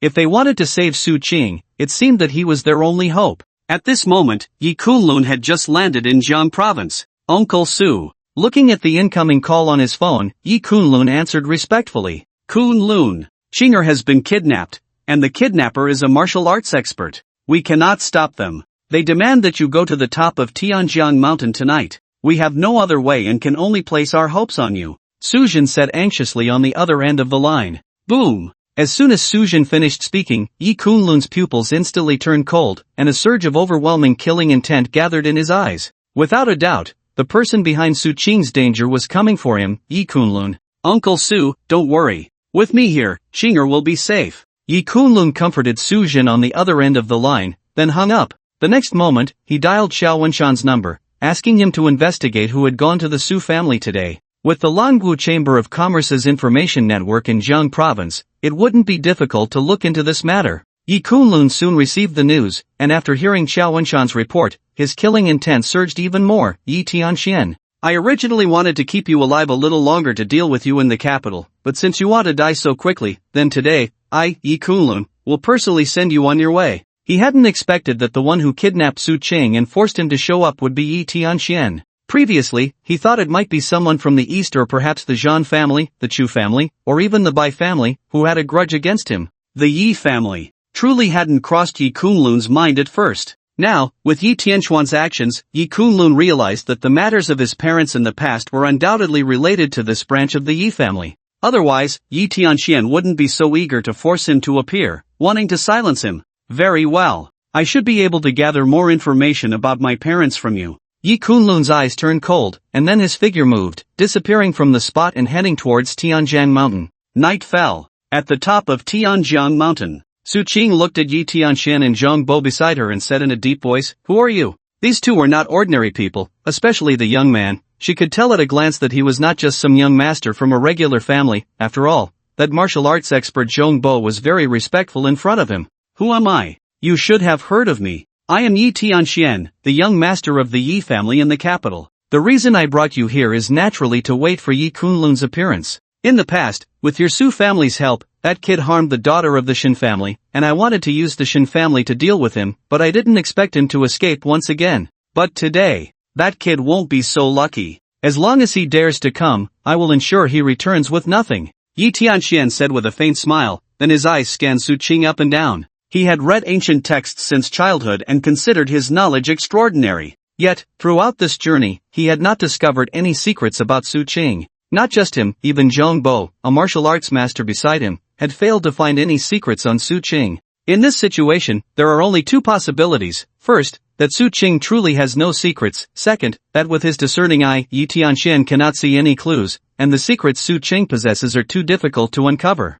In Yi Tianxuan's view, the former is almost impossible. Because just now, he had Uncle Zhong investigate some past matters and learned that Yi Kunlun's parents indeed stayed at the Su family in Nanling for a few days. Therefore, at this moment, Yi Tianxian is even more curious about Su Qing. After dealing with Yi Kunlun today, he intends to thoroughly dig into the secrets of this woman. Hearing Yi Tianxuan's words, Su Qing's expression slightly changed. You are actually targeting Brother Kunlun. She did not expect that Yi Tianxian would take her hostage just to deal with Yi Kunlun, but she wasn't particularly worried. Others might not know, but she was very clear about Yi Kunlun's martial arts strength. That day, after resolving the martial artist beside Chingan, Yi Kunlun told her that his strength was that of a martial arts master. With such strength, he could be considered a top-tier expert throughout the Great Xia. Brother Kunlun? What an intimate title. I, Yi Tianxian, am proud. For the women I wish to conquer, I have always looked down upon using any forceful means. Today, I will let you see with your own eyes just how insignificant your brother Kunlun is in front of me, Yi Tianxian. When you see your Prince Charming kneeling before me like an ant, you will understand what kind of waste Yi Kunlun truly is, and at that time, you will willingly follow me. Yi Tianxuan's gaze fixed on Su Qing, a contemptuous smile on his face. As the young master of the Yi family in the imperial capital, he naturally looked down on forcing a mere daughter of the small Su family in Nanling. Today, he wants Su Qing to submit to him, to be completely captivated by his charm. After all, only in this way can he experience the thrill of conquest. He, Yi Tianxian, can seize the position of young master of the Yi family in the imperial capital, and at the same time, make the woman he loves change her affections and willingly follow him. You are not comparable to him. Su Qing looked at Yi Tianxian with her beautiful eyes, then slightly shook her head, as if stating a simple fact. Yi Kunlun avenges his enemies directly, killing them at the wedding banquet. Why would he need to resort to such despicable means? Although the current Yi Tianxian is the young master of the Yi family in the imperial capital, his character is that of a despicable person.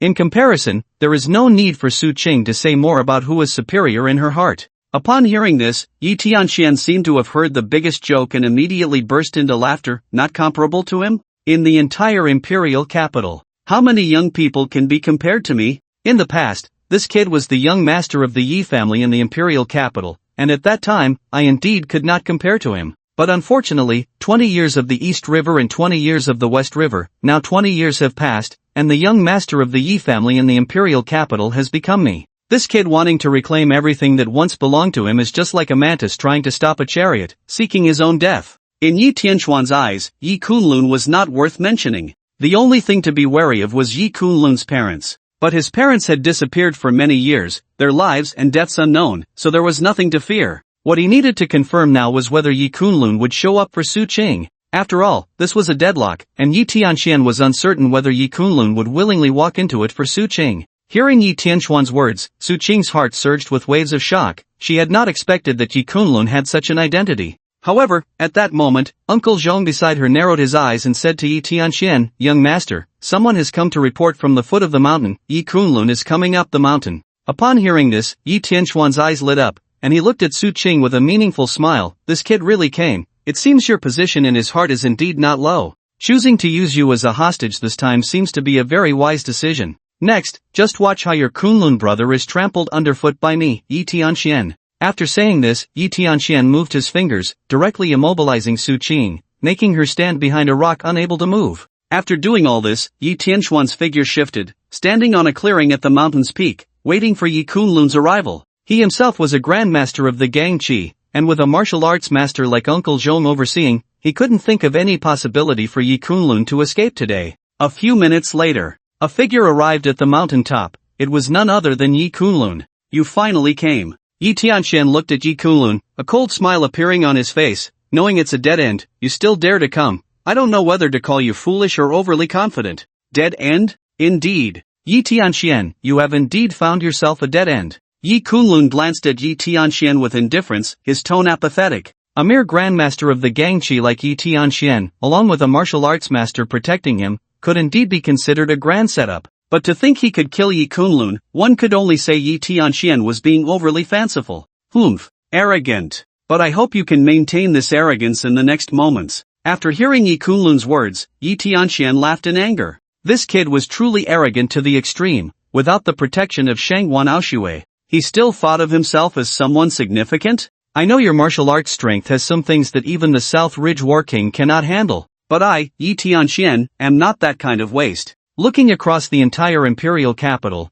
my martial arts talent is among the very few in the younger generation. Just 5 years ago, you were still an ordinary person. What do you have to fight me?" Yi Tianxian sneered, and then his figure suddenly vanished from the spot. Boom! In just a breath, he appeared in front of Yi Kunlun, raising his fist to strike at Yi Kunlun's face. His punch was powerful and heavy, even the sound of air being torn could be heard around. In an instant, Yi Tianxuan's fist was just a few centimeters from Yi Kunlun's face, and he was fully confident that after this punch, Yi Kunlun would turn into a mist of blood on the spot. However, just then, a calm voice rang out, accompanied by a terrifying aura that enveloped the entire area. In my eyes, you are actually no different from that waste, the South Ridge War King. Yi Kunlun's cold voice sounded, and it was even impossible to tell when he had made his move. Yi Tianquan's fist was instantly shackled by him. Accompanied by the sound of bones shattering, Yi Tianquan let out a piercing scream. His hand bones were crushed by Yi Kunlun on the spot, the terrifying power spreading through his arm, causing his entire arm to explode into a mist of blood, leaving him as a one-armed man.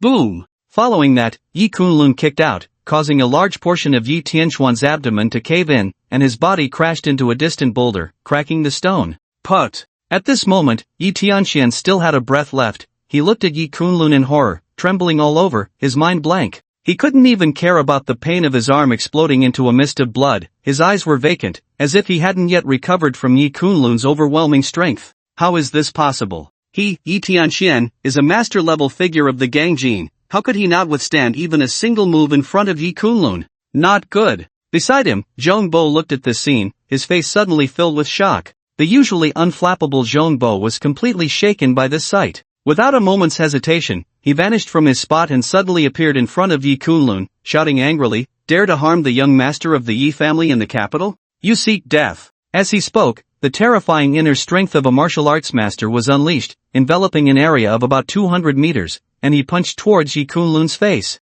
The power contained in this punch was incomparably stronger than that of Yi Tianquan, boasting a force of 15,000 pounds, rivaling that of Nakayama Yudo from before. Clearly, Zhongbo's strength was enough to place him among the top 100 martial arts masters in Asia. Such a person could indeed walk with arrogance in Jiang province. Zhongbo, leave him a dog's life. I want to personally end him. At this moment, Yi Tianquan came to his senses, covering his hand, his face twisted in rage. Having lost an arm to Yi Kunlun, Yi Tianquan would now be reduced to a cripple. Thinking of this, his heart was filled with countless resentments. How could he vent this anger without personally killing Yi Kunlun? Rest assured, young master. I will definitely cripple this brat and leave him for you to deal with. Zhongbo replied solemnly, then took a step forward. With Yi Tianquan losing an arm, he bore an undeniable responsibility. It could be said that he had failed to protect him. With that, he transformed his punch into a claw, aiming to seize Yi Kunlun by the neck, intending to directly capture him and then use his inner strength to cripple Yi Kunlun's meridians, reducing him to a useless state. Just an old dog dares to bark wildly in front of its master?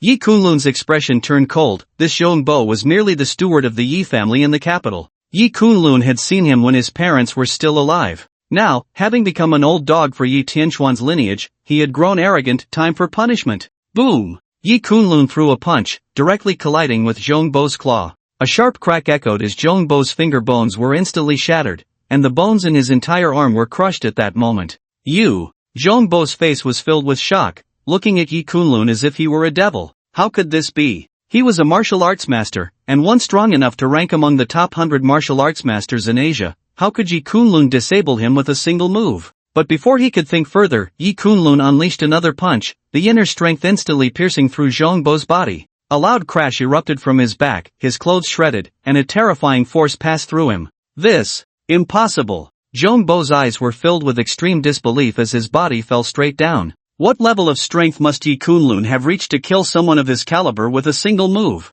5 years. In just 5 years, how could such a transformation occur? This was a question Zhongbo would never comprehend until his death. Thud! Zhongbo's body fell to the ground, and not far away, Yi Tianquan watched the scene, shivering all over, his mouth trembling uncontrollably, his face pale to the extreme. He never dreamed that the martial arts master Zhongbo could be so easily defeated by Yi Kunlun. What level of strength had Yi Kunlun reached? He had miscalculated. At this moment, Yi Tianquan's calmness vanished, and all that remained in his gaze towards Yi Kunlun was endless fear. In 5 years, how could Yi Kunlun have transformed to such an extent? This was something Yi Tianquan could not fathom. No, you can't kill me. I am the young master of the Yi family in the capital. My father is a martial arts master, strong enough to be among the top 10 martial arts masters in Asia, and he is also an elder of the Martial Alliance. The price you will pay for killing me is something you cannot bear. Yi Tianquan looked at Yi Kunlun, who was approaching step by step, completely panicked,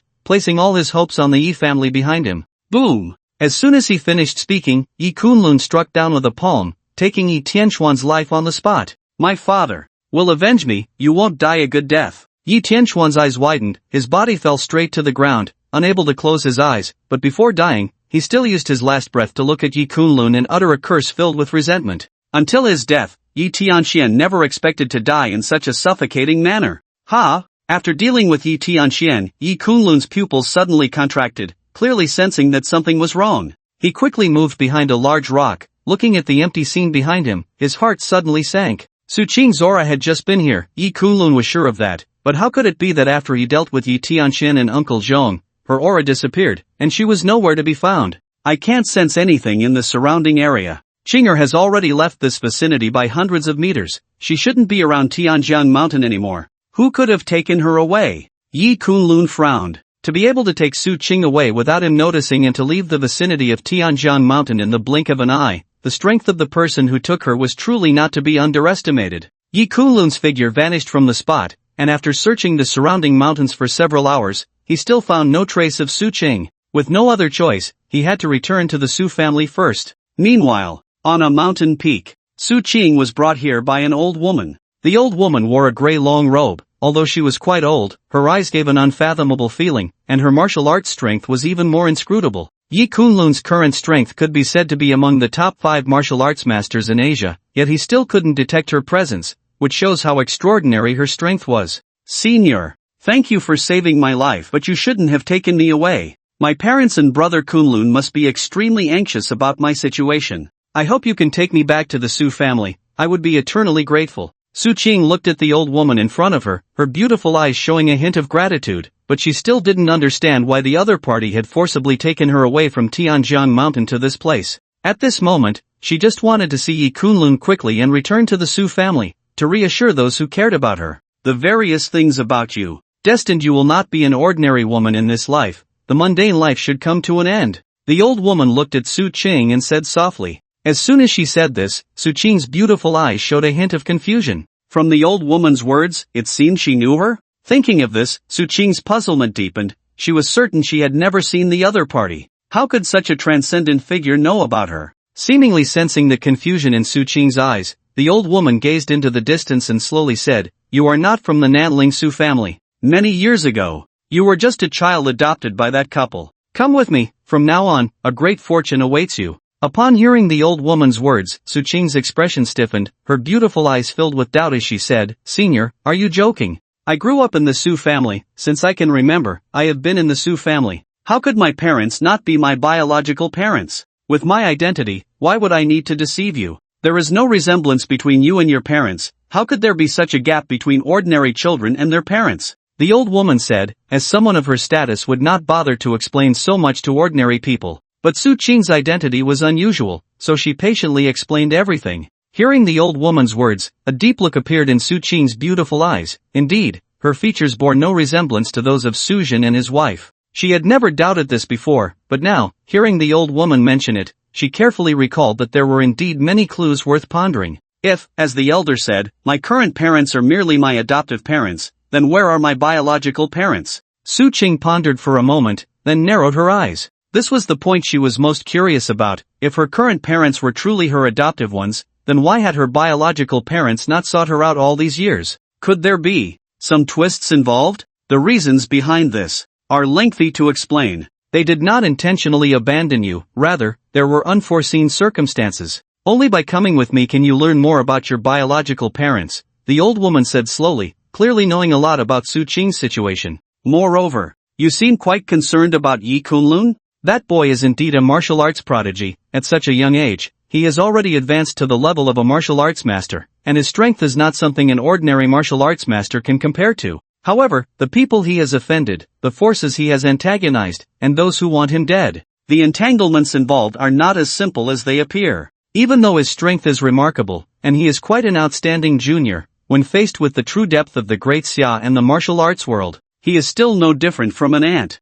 If you want to help him, you can only come with me. The secrets you carry are enough to bring about a tremendous transformation. Seeing that Su Qing was still somewhat unmoved, the old woman narrowed her eyes and began to speak of Yi Kunlun. Sure enough, upon hearing about Yi Kunlun's situation, Su Qing's expression changed slightly. Alright, I will go with you. After some contemplation, Su Qing gritted her teeth and nodded. Whether it was more secrets about her origins or her desire to help Yi Kunlun in the future, it seemed she had no choice but to leave with this old woman. She would return to the Su family in Nanling to report safety to her parents when she had the time. Rest assured, with the secrets you carry, you will undergo a transformation and achieve great fortune in no more than a year. Your extraordinary physique is about to fulfill its potential. The old woman nodded, then waved her sleeve, taking Su Qing away in an instant. Su family. Suzhen and his wife were anxiously waiting for news about their daughter in the hall when Yi Kunlun happened to walk in from the direction of the main door. Kunlun, how is it? Upon seeing Yi Kunlun, Suzhen and his wife immediately showed a hint of joy and hurriedly approached to ask. All their hopes were pinned on Yi Kunlun. Since he had returned safely, things should be settled. However, the couple glanced behind Yi Kunlun and noticed he had come alone, without Su Qing, causing their hearts to sink. Uncle Su, Aunt Su, is it possible that Qinger has a somewhat special identity? Yi Kunlun narrowed his eyes and asked Suzhen and his wife. On the way back, he had been thinking that the person who took Su Qing must be significantly stronger than him. Such a person could be considered a rare figure in the current martial arts world. Su Qing, in theory, should have no possible connection with such a person, unless there was some deep-rooted relationship between them. Hearing Yi Kunlun's words, Suzhen and his wife were both taken aback, clearly not expecting him to say such a thing. For a moment, the expressions of Suzhen and his wife changed. They thought of Su Qing's true identity. However, logically, Yi Kunlun should not have known about this, and it seemed unrelated to her kidnapping. Kunlun, what has happened that you would ask this way? Suzhen fell silent for a moment, then looked at Yi Kunlun with curiosity. Yi Kunlun did not hide anything and briefly recounted the events that had occurred on Tianjiang Mountain. Upon hearing that a hidden master had taken Su Qing away, Suzhen and his wife fell silent, exchanging glances and inevitably sighing. It seemed that their greatest fear had come true. The one who took Su Qing away must be someone who knew her true identity. At that moment, Suzhen seemed to age several decades. He had never revealed a hint about Su Qing's true identity, not for any other reason but to protect her. Yet, he never expected that things would turn out this way, and Su Qing had still left them. Kunlun. Regarding Qinger's identity, my wife and I had intended for it to be a lifelong secret, allowing Qinger to live an ordinary life, but we never expected this day would come. Qinger's identity is indeed extraordinary. Well then, I will tell you everything today. In fact, regarding Qinger, this matter is also related to your parents, not your adoptive parents, but your biological parents. Suzhen said with a hint of melancholy, then recounted some past events to Yi Kunlun. He even mentioned that the engagement between Yi Kunlun and Su Qing was something his parents had actively requested in the past. Very few people in Nanling knew about Yi Kunlun's biological parents, but Suzhen and his wife were among them. After all, when Yi Kunlun's adoptive parents brought him to Nanling, they had personally spoken to the couple about this, saying that Yi Kunlun was the descendant of that couple from back then, which was also the reason for the proposed marriage between the Su family and the Yi family of Nanling. Listening to Suzhen's words, Yi Kunlun fell silent. He truly did not expect things to be this way. Could it be that my parents sensed some secret in Qinger and wanted her to marry me? If I follow this line of thought, I should be able to uncover some clues about Qinger, but unfortunately, what secret does Qinger hold is still unknown. Yi Kunlun murmured to himself. The matter concerning Su Qing had even involved his parents. It seemed that they must have known about Su Qing's true identity. But now, with his parents missing, he had no way to investigate such secret information. Uncle Su, Auntie, don't worry. I will search for Qinger with all my heart. I will bring her back safely to you. The one who took her away possesses extraordinary martial prowess. If they intended her harm, she should have already perished on Tianjiang Mountain. Therefore, I suspect, the one who took her away means her no harm. Yi Kunlun pondered for a moment, then slowly spoke to Suzhen and his wife. At this point, being anxious was of no use. Yi Kunlun believed that as his martial skills improved and his perspective broadened, investigating the matter of Su Qing would not be as difficult as it was now. At the very least, following the clues related to his parents, once he found them, obtaining information about Su Qing would not be a difficult task. Hearing Yi Kunlun's words, Suzhen and his wife thought carefully and indeed found some truth in it. If that were the case, Su Qing should be fine and most likely return to her original family. Then we will trouble you, Kunlun. We do not ask for much, just hope that Qinger can be safe and sound. Suzhen and his wife sighed lightly. After continuing to chat with Suzhen and his wife for a while, Yi Kunlun stood up to bid farewell. The time left for him to deal with the dragon blood in his body was already limited. He was to head to the imperial capital tomorrow. The imperial capital was a place of outstanding talents and rich family heritage, and Yi Kunlun felt quite confident about finding the treasures of the earth that could suppress the dragon blood within him. The next day, in the Southern Ridge family estate, Yi Kunlun slowly opened his eyes. He had been in seclusion, meditating and resting for an entire day, allowing his mental state to return to its peak. Young master. At this moment, Xiao Wenshan drove over and respectfully bowed to Yi Kunlun. You've done well during this time. Yi Kunlun nodded, looking at Xiao Wenshan with satisfaction. Hearing Yi Kunlun's praise, Xiao Wenshan naturally looked delighted. It is an honor for me to work for the young master. He knew that he was now considered a trusted confidant of Yi Kunlun, a privilege that even the heads of other regions of the Dragon Martial Chamber did not have. His status in the Dragon Martial Chamber would surely rise. Soon, Xiao Wenshan drove Yi Kunlun to the Jiang province airport, and Yi Kunlun boarded a flight to the imperial capital. Meanwhile, in the imperial capital, there were also undercurrents stirring, with one shocking news after another. The biggest news recently was that several major families in the imperial capital had suffered setbacks in Jiang province, almost losing everything, with only the Shangwan family managing to establish a foothold there. The Yi Shang group in Jiang province had initially reached a capital of nearly 300 billion, and now its market value had soared, approaching 400 billion. This was almost beyond everyone's expectations, leaving many from the families in the imperial capital utterly astonished. At the imperial capital airport, Yi Kunlun stepped off the plane, feeling a myriad of emotions. It had been many years since he last left the imperial capital. Now, returning, everything had changed. He was no longer the young master of the Yi family, and his parents were nowhere to be found. Now, it was time to settle some past grievances. Mr. Yi, it's been more than half a month, and you still look as impressive as ever. Just then, a light laugh came from not far away. He saw Shangwan Aoshua striding over with her long, graceful legs.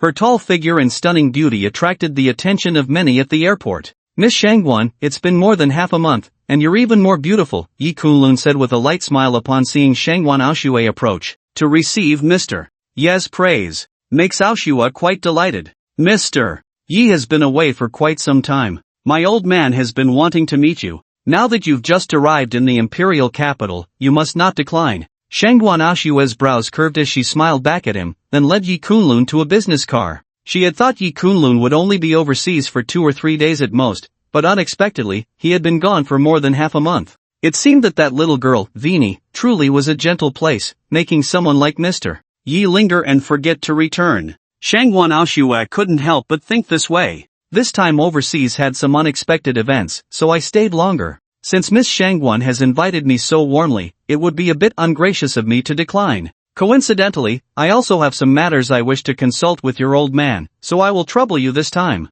Yi Kunlun nodded with a smile. Shangwan Aoshua's gesture was just in line with his wishes. After all, having just arrived in the imperial capital, there were many things he needed to understand. The Shangwan family, as a prominent family in the capital, had extraordinary depth, making it an excellent place to gather information. Soon, the business vehicle stopped at a courtyard, and it was clear that Shangwan Yuntian's residence was here. In this area of the capital, being able to live in such a location was not just about wealth, but given the Shangwan family's background, it was not surprising that Shangwan Yuntian lived here. Under the guidance of Shangwan Aoshua, Yi Kunlun quickly entered the courtyard with her. Currently, this courtyard was inhabited solely by Shangwan Yuntian, and Shangwan Aoshua would occasionally come to accompany her grandfather, making it quite peaceful. In the living room, Shangwan Yuntian was lying on a grandmaster chair, resting with his eyes closed. At that moment, upon hearing footsteps, he slowly opened his murky eyes. Grandpa, Mr. Yi has arrived, Shangwan Aoshua said with a light smile,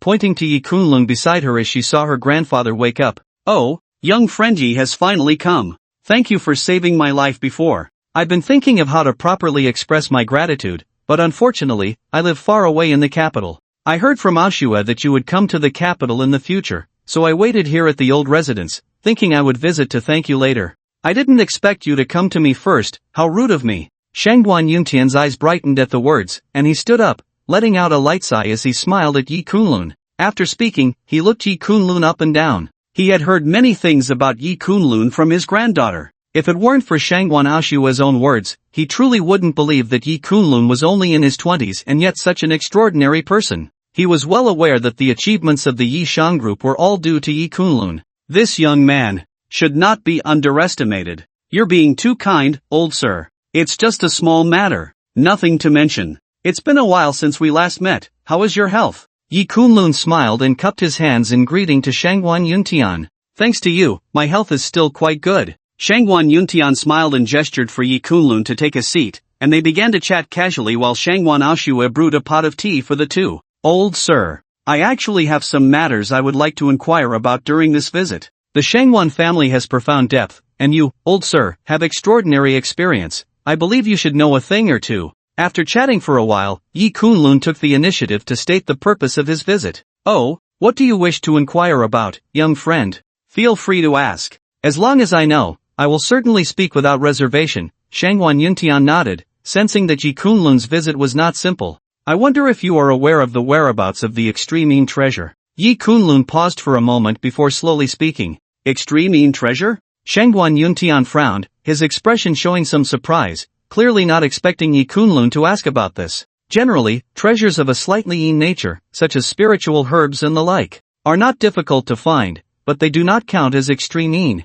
Extreme treasures are typically not used by ordinary people. Those who use them do so in emergencies. Since you are looking for the extreme treasure, it must be for an urgent matter. To be honest, the forbidden area of the Shangwan family is predominantly Yin, and there is a Yin river inside, where the weeds grow to an extreme Yin. I believe there should be what you seek within the forbidden area. However, the Shangwan family's forbidden area can only be entered once a year, and in 10 days, it will be opened. At that time, let Aoshue take you in to have a look. However, whether you can find something useful will depend on your fortune. Shangwan Yuntian pondered for a moment before speaking to Yi Kunlun. Hearing this, Yi Kunlun's eyes immediately lit up. His original plan was just to ask Shangwan Yuntian if he had any clues, but he didn't expect this lead to be found so quickly, and it was even in the forbidden area of the Shangwan family. Old man, since it's a forbidden area, it must not be accessible to outsiders, right? As far as I know, the Shangwan family is divided into several branches. Would the others agree not seeking to squeeze the Yi steel, just hoping to secure some space for survival, and later slowly compete with Yi steel in the steel market? But from what Yi Kunlun said, it seemed he had quite a relationship with the Rothschild family as well. I suppose I have some connections. Convincing the Rothschild family to choose our Yi steel should not be a problem. Yi Kunlun nodded and smiled. Mr. Yi really surprises me. It seems that in 2 days, I will see another surprise. Shangwan Aoshue's brows curved, her face full of smiles. A 25-year-old young man claiming he could influence the Rothschild family's investment in trade worth hundreds of billions in the Great Xia would probably make others think Yi Kunlun had lost his mind. But Shangwan Aoshue believed in Yi Kunlun's words without a doubt. Mr. Yi always brings surprises. I wonder how he has such connections overseas. Shangwan Aoshue murmured to herself, her beautiful eyes scanning Yi Kunlun as if trying to see through him. She simply couldn't understand how someone as young as Yi Kunlun could have so many connections abroad, even surpassing those from the imperial capital's noble families. However, the unusual glint in her beautiful eyes was fleeting, quickly returning to normal, and she smiled as she continued, It's getting late, Mr. Yi should rest early. I will take my leave now, as I need to prepare for the Steel Trade Summit in 2 days. If you need anything, feel free to contact me. With that, she bid farewell to Yi Kunlun and left. Miss Shangwan, take care. After watching Shangwan Aoshue disappear from view, Yi Kunlun returned to his room. Just then, his phone rang, and the caller was none other than Jiang Yi. Young friend Yi, I heard from Miss Shangwan that you have arrived in the imperial capital? As soon as the call connected, Jiang Yi's laughter came through. That's right, old Jiang, I'm currently in the imperial capital. Is there something you need? Yi Kunlun asked curiously upon hearing Jiang Yi's voice. A late-night call meant this old fellow must have something important to discuss. It's like this. I'm also in the imperial capital now. Our Jiang Province Chini Association is going to have a performance competition with the Chini Association from the imperial capital. In previous years, we have always lost. This time, I would like to invite you to represent the Jiang Province Chini Association and help us regain our honor. I wonder if you have some free time, young friend Yi. Jiang Yi said with a smile on the other end of the line. The younger generation of the Jiang Province Chini Association had been too disappointing over the years, always suppressed by the Chini Association of the imperial capital. Now that there was finally a chance to regain their pride and reputation, Jiang Yi naturally wouldn't let it slip away easily. Tomorrow? That works. Yi Kunlun nodded. He would only be attending the Steel Trade Summit with Shangwan Aoshue in 2 days, so he had time tomorrow. Hearing Yi Kunlun's agreement, Jiang Yi laughed heartily, clearly very pleased. Then it's settled. Tomorrow's Chini competition will be at the Imperial Opera House, and I will be waiting for you there. After confirming the location, Yi Kunlun hung up the phone. Jiang Yi had joined the Yi Shan group, and Yi Kunlun felt he owed him a favor, so he naturally had to help. The next day, After the sun rose, Yi Kunlun set off for the Imperial Opera House, where he found Jiang Yi waiting for him. "Young friend Yi, you are punctual, you truly are a man of your word," Jiang Yi said with a smile as he approached. "Old Jiang, you flatter me. Since I agreed, I, Yi Kunlun, must fulfill my promise. When does the Chini competition start?" Yi Kunlun asked curiously. "In an hour. Come with me to change clothes first, so we can prepare for the performance." After speaking, Yi Kunlun followed Jiang Yi into the Imperial Capital Opera House. Once the necessary preparations were made, about an hour had passed, and Yi Kunlun and Jiang Yi arrived at the backstage area. At this moment, the seats in the Imperial Capital Opera House were filled to capacity, all occupied by music enthusiasts from the upper echelons of society. For ordinary people, obtaining a ticket for today's performance was nearly impossible. Long Qingwan, she actually came? Yi Kunlun spotted a familiar figure on the other side of the backstage, none other than Long Qingwan. At that moment, Long Qingwan also turned her gaze towards Yi Kunlun, her beautiful eyes flashing with surprise. She hadn't expected to encounter Yi Kunlun here. Glancing at Jiang Yi beside him, her eyes filled with even more confusion. Could it be that Yi Kunlun was the young man Jiang Yi had invited to this music performance? However, Long Qingwan's surprise was fleeting. She quickly regained her composure and shifted her gaze away. Under the watchful eyes of everyone, she slowly walked out from backstage and ascended to the performance stage. In that instant, thunderous applause erupted throughout the venue. The reason why it was so difficult to obtain a ticket for the Imperial Capital Opera House today, with every seat occupied, was primarily because Long Qingwan was performing here. She had been invited to the opening ceremony as a representative of the Imperial Capital Music Association, and for this performance at the Imperial Capital Opera House, she was naturally the star of the show. There were too many legends surrounding her. Many believed she would become the second Valkyrie of the Great Xia in the future, so any performance by Long Qingwan was always a full house, and this performance at the Imperial Capital Opera House was no exception. Amidst the applause, Long Qingwan gracefully took her seat in front of the guqin. She then played a piece titled Spring Sun and White Snow, one of the top 10 ancient melodies of the Great Xia. The sound of the guqin flowed gently, and at that moment, the venue fell silent, with countless gazes converging on Long Qingwan. The music, played by Long Qingwan's slender jade-like fingers, was like a celestial melody, intricately woven, captivating the hearts of the audience,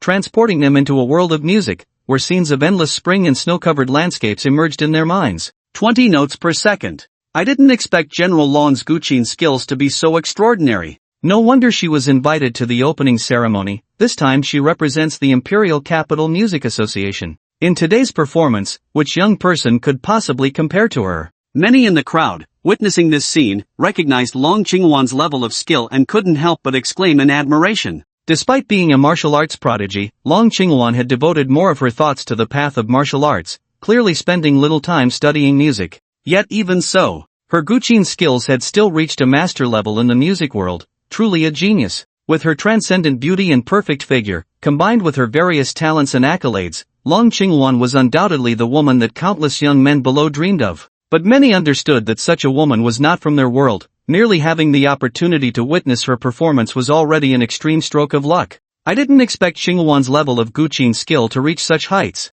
The Imperial Capital Music Association truly has an abundance of talent. Jiang Yi gazed at Long Qingwan on stage, unable to suppress his astonishment. He had no idea that Long Qingwan possessed such musical prowess. There were very few juniors he could appreciate, and Long Qingwan was definitely one of them. Indeed impressive, Yi Kunlun nodded lightly. This woman, who had become the youngest bearer of the military star in the Great Xia, clearly didn't have much time to devote to music, but achieving such results was enough to demonstrate her extraordinary talent. Despite not having a good impression of her, Yi Kunlun had to admit that this woman, who once had a marriage contract with him, was indeed excellent in every aspect. After all, the reason his was at such a level was entirely due to the guidance of his master on the island, but Long Qingwan did not have that privilege. If she could receive the same guidance as him, Yi Kunlun felt that with her talent, achieving a level of comparable to his would not be difficult at all. A few minutes later, Long Qingwan's slightly closed eyes slowly opened, and the movement of her fingertips plucking the strings came to a stop, clearly indicating that she had finished playing. At that moment, the venue erupted into thunderous applause once again. Under the gaze of everyone, Long Qingwan stepped forward with her long, graceful legs and took her place in the front row. Qingwan, I didn't expect you to be so remarkable. It has truly impressed your grandfather, Long Dingfeng said, looking at Long Qingwan with a pleased nod and a smile. Long Qingwan's proficiency in was something Long Dingfeng had not realized before. It seemed she had been too low-key in her daily life and had not showcased much. He was extremely satisfied with his granddaughter, who was truly outstanding in every way. However, he felt a lingering regret that she had set her standards too high and had yet to settle down in her life. Grandfather, you flatter me. I've just been practicing martial arts more often, and my temperament inevitably becomes restless. I only play during my leisure time, it's nothing special. Long Qingwan shook her head with a smile. Although her level could be considered top-notch even in the Imperial Capitals Association, she knew that true masters often remained inconspicuous. In front of real experts, her level was actually nothing extraordinary.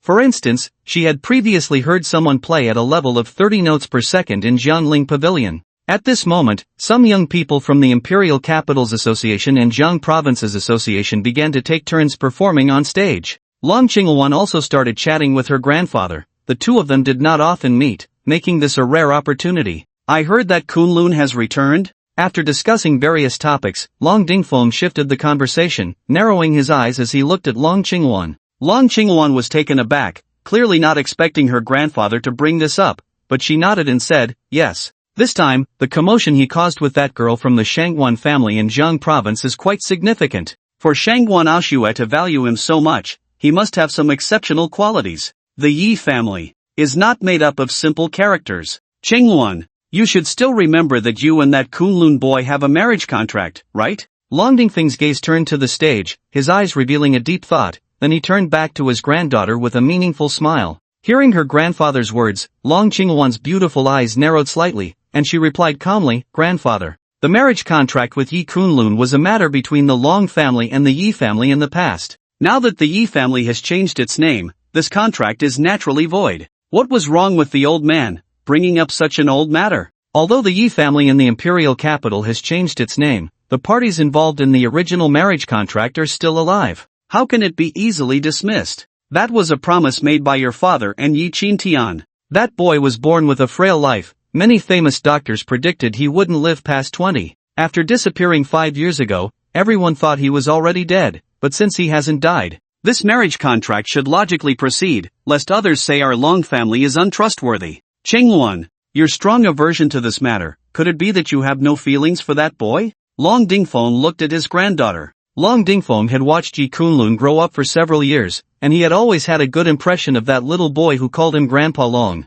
He originally thought Yi Kunlun was dead, but unexpectedly, he was blessed by fate. Although Yi Kunlun had lost the support of the Yi family in the capital, Long Dingfeng believed that the matter of their past engagement could not be dismissed as mere child's play. After all, Long Qingwan's father and Yi Kunlun's father were sworn brothers. Now that the elders of the Yi family in the capital were no longer around, it was naturally up to their elders in the Long family to oversee the matter. It's not that I don't feel anything. It's just that I utterly detest this guy. If I could, I would never want to see him again in my life. Grandpa, let's not bring up the matter of the engagement again, Long Qingwan said lightly, as if mentioning Yi Kunlun made her originally calm heart begin to feel a bit restless. I've never seen you like this when talking about someone of the opposite sex, Qingwan. It seems that the Yi family's boy, whom I haven't seen in years, is indeed quite interesting. I've only seen his photo and never met him in person, but now I'm rather curious, Long Dingfeng chuckled. He knew Long Qingwan's character well, a man who could make her grit her teeth like this piqued his curiosity.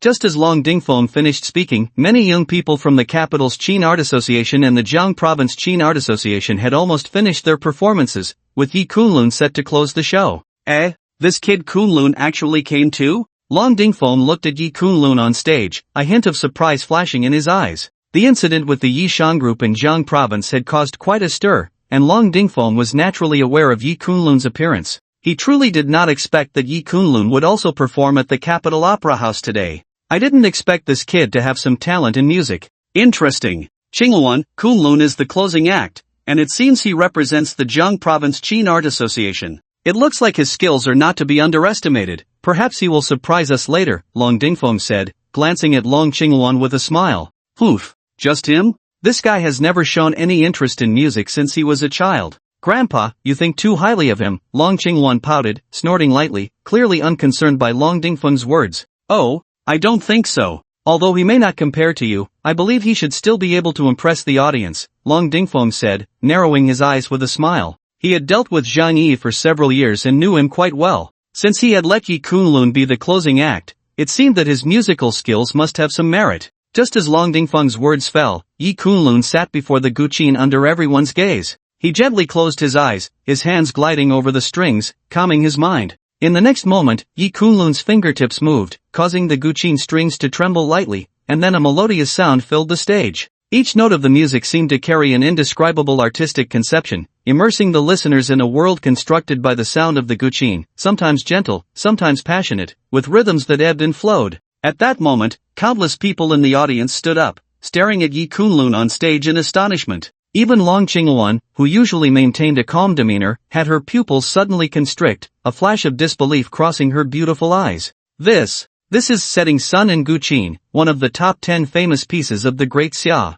Its difficulty ranks among the top 3 of the 10 famous pieces, and he can actually play it. Long Qingwan's heart surged with waves of shock, looking at Yi Kunlun as if he were a stranger. This scene was not what she had imagined. But immediately after, the shock in her beautiful eyes intensified, and her gaze even seemed a bit dazed. This is 30 notes per second, how is that possible? How could he achieve such a level? At that moment, she could clearly hear the notes played by Yi Kunlun, which were 30 in a second, almost half again as fast as the 20 notes per second she had heard before. Although it was only an increase of 10 notes per second, she was acutely aware of the difference, which was like the difference between heaven and earth. At this moment, she quickly recalled the day at Jiangling Pavilion when someone played the piano, and given the circumstances at the time, that pianist was clearly Yi Kunlun. The person who played at Jiangling Pavilion that day was really him. Long Qingwan's expression darkened. She had been discussing with Shin Yueshi about which senior it could be, feeling admiration, and even thought about visiting him, only to find out it was Yi Kunlun, the very person she disliked the most. Just moments ago, she had told her grandfather that Yi Kunlun's skills were nothing special, but the level he displayed as soon as he took the stage made her face flush with embarrassment. This kid Kunlun, his talent in music is truly astonishing. Qingwan, this time you really misjudged. Long Dingfeng looked at his granddaughter with a knowing smile. Oof, he can only play a bit of piano, it's nothing to brag about. Grandpa, stop boasting about him. Long Qingwan coldly huffed after hearing her grandfather's words, her beautiful eyes glaring at Yi Kunlun with displeasure. The thought that Yi Kunlun was the one who played at Jiangling Pavilion that day, the senior she had been eager to visit, made Long Qingwan feel incredibly frustrated. After finally coming out to accompany her grandfather for a bit of relaxation, she unexpectedly ran into this guy. Long Qingwan was already speechless, just wanting to leave the scene quickly. However, as a key figure at the opening ceremony and representing the Imperial Capital Music Association, she clearly could not leave before the performance concluded. Time passed second by second, and soon Yi Kunlun stopped strumming the strings, the music ceased, and the venue erupted into enduring applause. In this performance competition between the Jiang Province Music Association and the Imperial Capital Music Association's youth, the strengths and weaknesses were clear at a glance. Even with Long Qingwan's opening performance, she still could not compare to Yi Kunlun's recent piece. Kunlun. At this moment, after finishing his performance, Yi Kunlun heard someone calling his name, and he turned his gaze over, just in time to see Long Qingwan and Long Dingfeng sitting in the front row, with the one who called him being Long Dingfeng. Old man, it's been years, are you still well? Yi Kunlun did not delay, stepping off the stage to bow to Long Dingfeng with a light smile. In the past, he had a frail life, and Long Dingfeng had traveled far and wide, seeking out many famous doctors to treat him, even searching for rare herbs and treasures in hopes of restoring Yi Kunlun's health. Although ultimately it had no effect, Yi Kunlun had always remembered this kindness, thus holding Long Dingfeng in high regard. He had originally planned to find a suitable time to visit Long Dingfeng after arriving in the imperial capital, but he didn't expect to meet him here. Thanks to your concern, I'm still in decent health. It's been years. That little kid who used to follow me around calling me Grandpa Long has grown up so much. I heard you've made some extraordinary moves in Jiang province recently, truly impressive for someone so young. Long Dingfeng looked at Yi Kunlun with satisfaction, nodding and smiling. It's nothing extraordinary, just a little action. Yi Kunlun shook his head with a smile, surprised that Long Dingfeng was so well informed about his affairs in Jiang province. It makes sense, considering the other party's identity and status, the matter of Jiang province should not be hidden from him. It's been many years since we last met. Your uncle Long and auntie should be eager to see you. After you disappeared in the capital back then, they often worried about you. If there's nothing else going on, why don't you come back to the Long family with us? Long Dingfeng patted Yi Kunlun's shoulder and smiled. By the way, let's also talk about your past engagement with Qingwan. Yi Kunlun nodded. No problem. I also want to visit Uncle Long and Auntie. He remembered how Long Shugua and his wife had taken good care of him in the past. Now that he was back in the capital, it was only right to pay them a visit. As for the engagement that Long Dingfeng mentioned, Yi Kunlun thought it was mostly about dissolving the old engagement between him and Long Qinghuan, which he had no issue with. Meanwhile, Long Qinghuan looked at Yi Kunlun with a hint of disdain in her beautiful eyes. This guy agreed quite quickly, perhaps he couldn't wait to fulfill the engagement. She knew her grandfather was a man of strong emotions, a stubborn old man. But her parents were reasonable people, and she believed they wouldn't cling to an old engagement as if it were a serious matter. That's great. Since that's the case, it's about time we set off. Long Dingfeng smiled and nodded at Yi Kunlun's words. With that, Yi Kunlun, Long Qinghuan, and Long Dingfeng left the capital's opera house together. Who is this kid? He seems quite familiar with the Long family? I've never seen him before, and he represents the Jiang Province Chini Association, so he shouldn't be one of those young masters from the capital's noble families. At that moment, many people at the scene were looking in Yi Kunlun's direction and began to whisper among themselves. Long family residence. A business car stopped at the entrance, and Yi Kunlun, Long Qinghuan, and Long Dingfeng all got out and walked inside. Before coming, Long Dingfeng had already informed them, so the banquet was already set up in the hall of the residence. A couple stood at the door, the man with a solemn expression and the woman elegantly graceful. They had clearly been waiting for some time. They were none other than Long Qinghuan's parents. You must be Kunlun. At this moment, Long Qinghuan's father stepped forward, his gaze fixed on Yi Kunlun as he smiled. Yes, it's me. It's been many years, uncle, you still look impressive, and auntie, you still look so young. Yi Kunlun smiled at Long Shugua and his wife, bowing respectfully. He had always respected these elders. After all, Long Shugua and his father, Yi Qingtian, shared a deep friendship as sworn brothers. Moreover, since childhood, he had been well cared for by Long Shugua and his wife. Just like Long Dingfeng, they had also sought medical treatment for his ailments, so Yi Kunlun had always remembered this kindness. Time really flies. That little kid from back then has now grown into a handsome young man. Very good. Back then, when your parents went missing and you disappeared in the capital, I thought something unfortunate had happened to you. Thankfully, heaven has favored you. It's good that you're safe. Long Qinghuan's mother, Ao Zhu, looked at Yi Kunlun with a sense of relief. Indeed, time is merciless. Nothing is more comforting than seeing you safe and sound. If your parents knew, they would surely be happy for you. In the blink of an eye, you and Qinghuan have both grown up. Don't just stand there, come in and sit down. Long Shugua also smiled, patting Yi Kunlun's shoulder and pulling him into the hall to take a seat. It was clear that Long Shugua and his wife were very pleased with this younger generation. Seeing him return broke the countless predictions of short life from famous doctors, and the relief in their hearts needed no further words. For a moment, the old couple, along with Long Dingfeng, pulled Yi Kunlun to take a seat, starting to inquire about his well-being and asking about his experiences over the years. Long Qinghuan, sitting nearby, felt completely sidelined. Watching this scene, she couldn't help but feel frustrated. Why was it that as soon as Yi Kunlun arrived at her home, her parents treated him as if he were their own child, while she seemed like a stranger? Even her grandfather, who usually showed little interest in outside matters, had begun to take such an interest in Yi Kunlun's affairs. Long Qinghuan had a vague sense of foreboding. She had thought that after such a long time without seeing Yi Kunlun, her parents would have no enthusiasm for him. At most, they would treat him as a guest, exchanging a few casual pleasantries before moving on. But now it seemed, her parents' enthusiasm for Yi Kunlun far exceeded her expectations. If Yi Kunlun were to bring up their old engagement and wanted to renew it, would her parents refuse? Long Qinghuan felt uncertain. Soon, the meal began. After a few rounds of drinks, Long Dingfeng set down his cup and looked at Yi Kunlun with a smile, saying, Kunlun, the reason we brought you to the Long family this time is not only because your uncle and Aunt Long haven't seen you in years and want to catch up, but also to discuss your marriage with Qinghuan. As soon as Long Dingfeng said this, Long Shugua and his wife turned their attention to Yi Kunlun. Indeed. It's time to talk about your marriage with Qinghuan. Long Shugua nodded in agreement.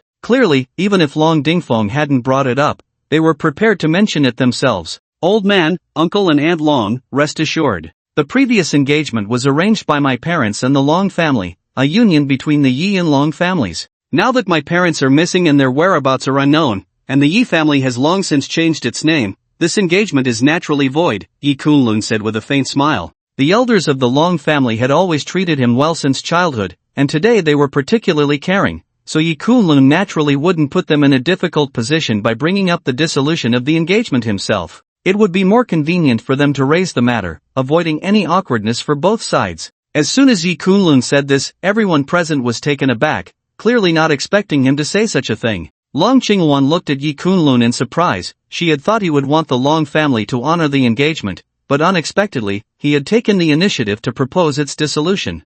Oof, at least he knows what's good for him, Long Qingwan thought to herself as she glanced at Yi Kunlun. At that moment, she found him a bit more agreeable, and he was temporarily less annoying. Ha ha, Kunlun, where are you thinking? We invited you to the Long family to discuss this matter, and it's certainly not to dissolve the engagement. Although the Yi family has changed its name, it does not affect the previous engagement. Now that your parents are not around, as elders of the Long family, we must fulfill this engagement. How can we easily dismiss it? Long Dingfeng laughed heartily. He hadn't expected Yi Kunlun to be so straightforward, thinking that their invitation was to discuss breaking off the engagement. The Long family, a prestigious family in the capital, would never go back on their word. What the old man means is what we, as a couple, mean. Your marriage with Qingwan was arranged by me and your father. We are sworn brothers. Now that they are missing, I should take on the responsibility of being an elder. You and Qingwan's marriage can be arranged on an auspicious day, Long Shugwa said with a light smile, nodding. If Yi Kunlun had directly pressured the Long family regarding the marriage contract with the Yi family as soon as he opened his mouth, wanting them to fulfill the agreement, he would have had to think twice. After all, this would imply that Yi Kunlun's character was lacking, making it unwise for the Long family to entrust their daughter to him. However, upon hearing Yi Kunlun's recent words, it was clear that he was quite satisfied with this junior. As for Ao Zhu beside him, she looked at Yi Kunlun and smiled, nodding her head. The orders of parents and the words of matchmakers must be respected. Even though the Yi family has undergone great changes, now that both of you have grown up, you should naturally fulfill the marriage contract of the past. Long Qingwan, hearing her parents' and grandfather's words, was momentarily stunned. This situation seemed somewhat different from what she had anticipated. Logically speaking, after Yi Kunlun proposed to break off the engagement, her grandfather, that old stubborn man, should have stopped mentioning it. Shouldn't her parents have taken the opportunity to completely nullify the marriage contract? Why were they now unwilling to break the engagement? Long Qingwan looked at her parents, utterly confused. Not only was Long Qingwan perplexed, but Yi Kunlun was also somewhat dazed. What was going on? The elders of the Long family called him here, not to discuss breaking off the engagement? After all, without the backing of the Yi family in the imperial capital, the Long family could easily choose a better match for their daughter, which would be more beneficial for them. To be honest, Long Shugwa and Long Dingfeng, as members of an imperial family, were not as superficial as ordinary people. They did not look down on Yi Kunlun for lacking the Yi family's background. Instead, they wanted to fulfill the old marriage contract, which was indeed unexpected for Yi Kunlun. This guy. Long Qingwan bit her lip, a hint of anger flashing in her beautiful eyes as she looked at Yi Kunlun. This bastard must have figured out her parents' and grandfather's characters. He knew they were not superficial people but rather trustworthy, so he deliberately staged this act of self-pity, first proposing to break off the engagement to gain their favor. Her parents, feeling that this guy had a good character, thought they owed him something for the engagement talk, which led them to refuse Yi Kunlun's request to break off the engagement, thus further solidifying the commitment. Just a moment ago, she thought this guy had some self-awareness and had given him more credit than he deserved, but it turned out she was overthinking it. Old man, uncle and aunt, about this matter. Yi Kunlun forced a bitter smile, then shook his head at the three elders of the Long family, preparing to say something. Kunlun, if you still regard us as your elders, do not bring this matter up again. The Long family will certainly not cancel the marriage contract. Qingwan currently has no boyfriend, and your appearance at this moment is truly destined by heaven. Do you look down on our Long family, or do you look down on Qingwan? Before Yi Kunlun could say anything further, Long Shugwa straightened his expression and spoke, his tone leaving no room for doubt. Ao Zhu and Long Dingfeng beside him nodded in agreement, clearly supporting Long Shugwa's words. Yi Kunlun was immediately rendered speechless by Long Shugwa's statement. The Long family was an imperial family, and Long Qingwan's looks, temperament, and figure were considered the jewels of the imperial capital, a peerless beauty, and she was also a female general bearing the weight of a military star, the kind of woman countless men dreamed of.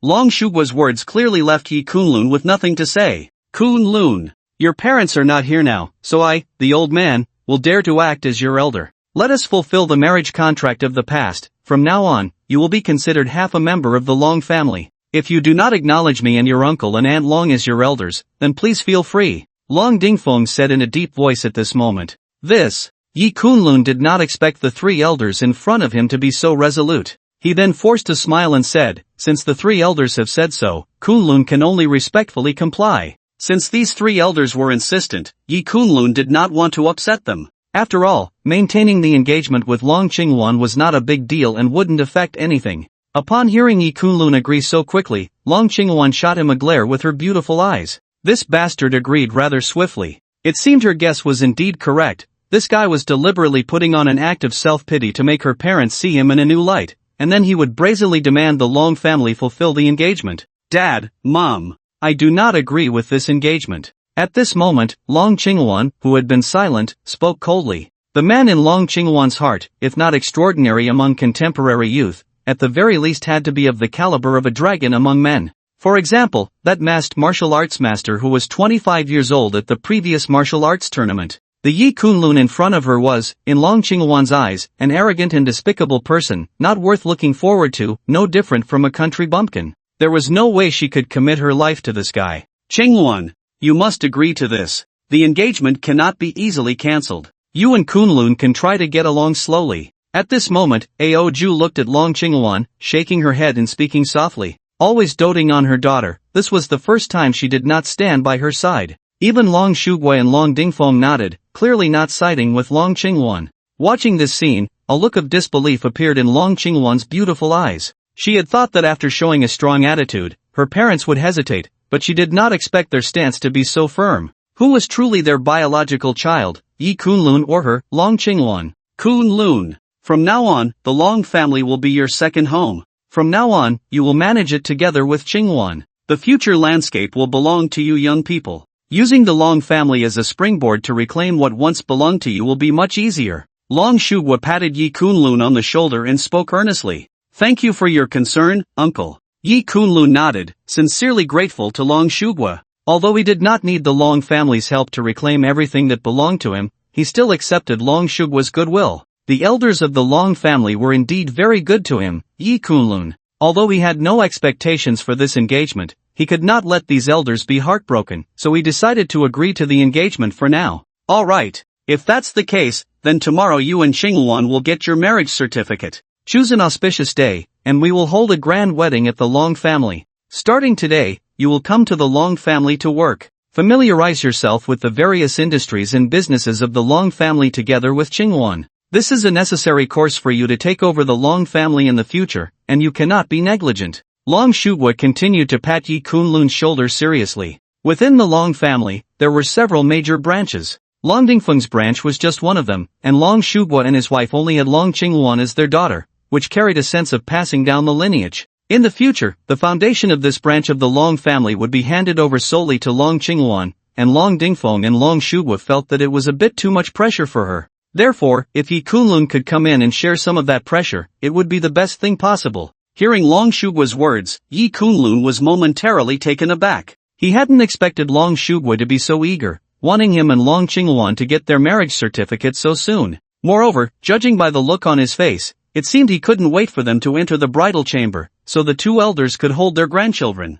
Uncle, isn't getting the certificate a bit rushed? Please give Qingwan and me some time, after all, we just met not long ago. Yi Kunlun said with a bitter smile, feeling overwhelmed by Long Shugua's enthusiasm. Besides, he had another engagement with Su Qing, and he didn't know how his parents had managed it. Clearly, they had made a pact with the imperial capital's Long family, and then suddenly arranged another engagement for him in Nanling. Could it be that they were afraid he, Yi Kunlun, wouldn't be able to find a wife, so they arranged a marriage first and would see later who was suitable? If that were the case, his parents probably didn't even know how many engagements they had set up for him. Very good. The young man is neither arrogant nor impatient, progressing step by step, which is commendable. If you really want to get the certificate with this girl Qingwan sooner, I might have to reconsider your character. It seems I can completely trust you now. Since you say so, then we won't rush the certificate. Let Qingwan and you date for a while. However, from now on, you should come to the Long family more often, accompany Qingwan in various Long family affairs, and help her out.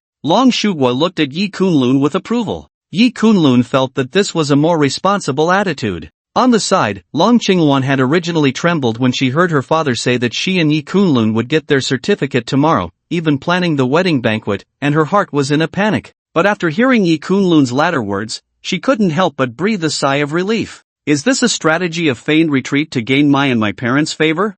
Oof. Thinking too much. Maybe my parents and grandfather could be deceived by you, but I, Long Qingwan, will not. Long Qingwan shot a glance at Yi Kunlun, snorting in her heart, believing she had seen through his little tricks. Uncle, don't worry. Where Qingwan needs help, I will do my best to assist. Yi Kunlun nodded. The kindness of Long Shuguan and his wife towards him was considerable, and with the old master Long Dingfeng also caring for him, he would naturally pay more attention to the Long family's affairs. Meanwhile, Long Qingwan, upon hearing Yi Kunlun's words, silently shook her head at him. This guy was starting to boast again. Relying on his connection with Guan Aoshue, he had achieved a little success in Jiang province, and he didn't know his own weight. It was one thing to boast in front of her, but to be so unrestrained in front of her parents was simply self-righteous, like mud that couldn't be propped up. In a while, it will be time for Long's Pharmaceuticals to launch new products. I heard that the Yanmen side in Nanling has developed a new type of medicine that has remarkable effects on heart disease. If we can secure it, it will be of immeasurable importance to our Long's Pharmaceuticals.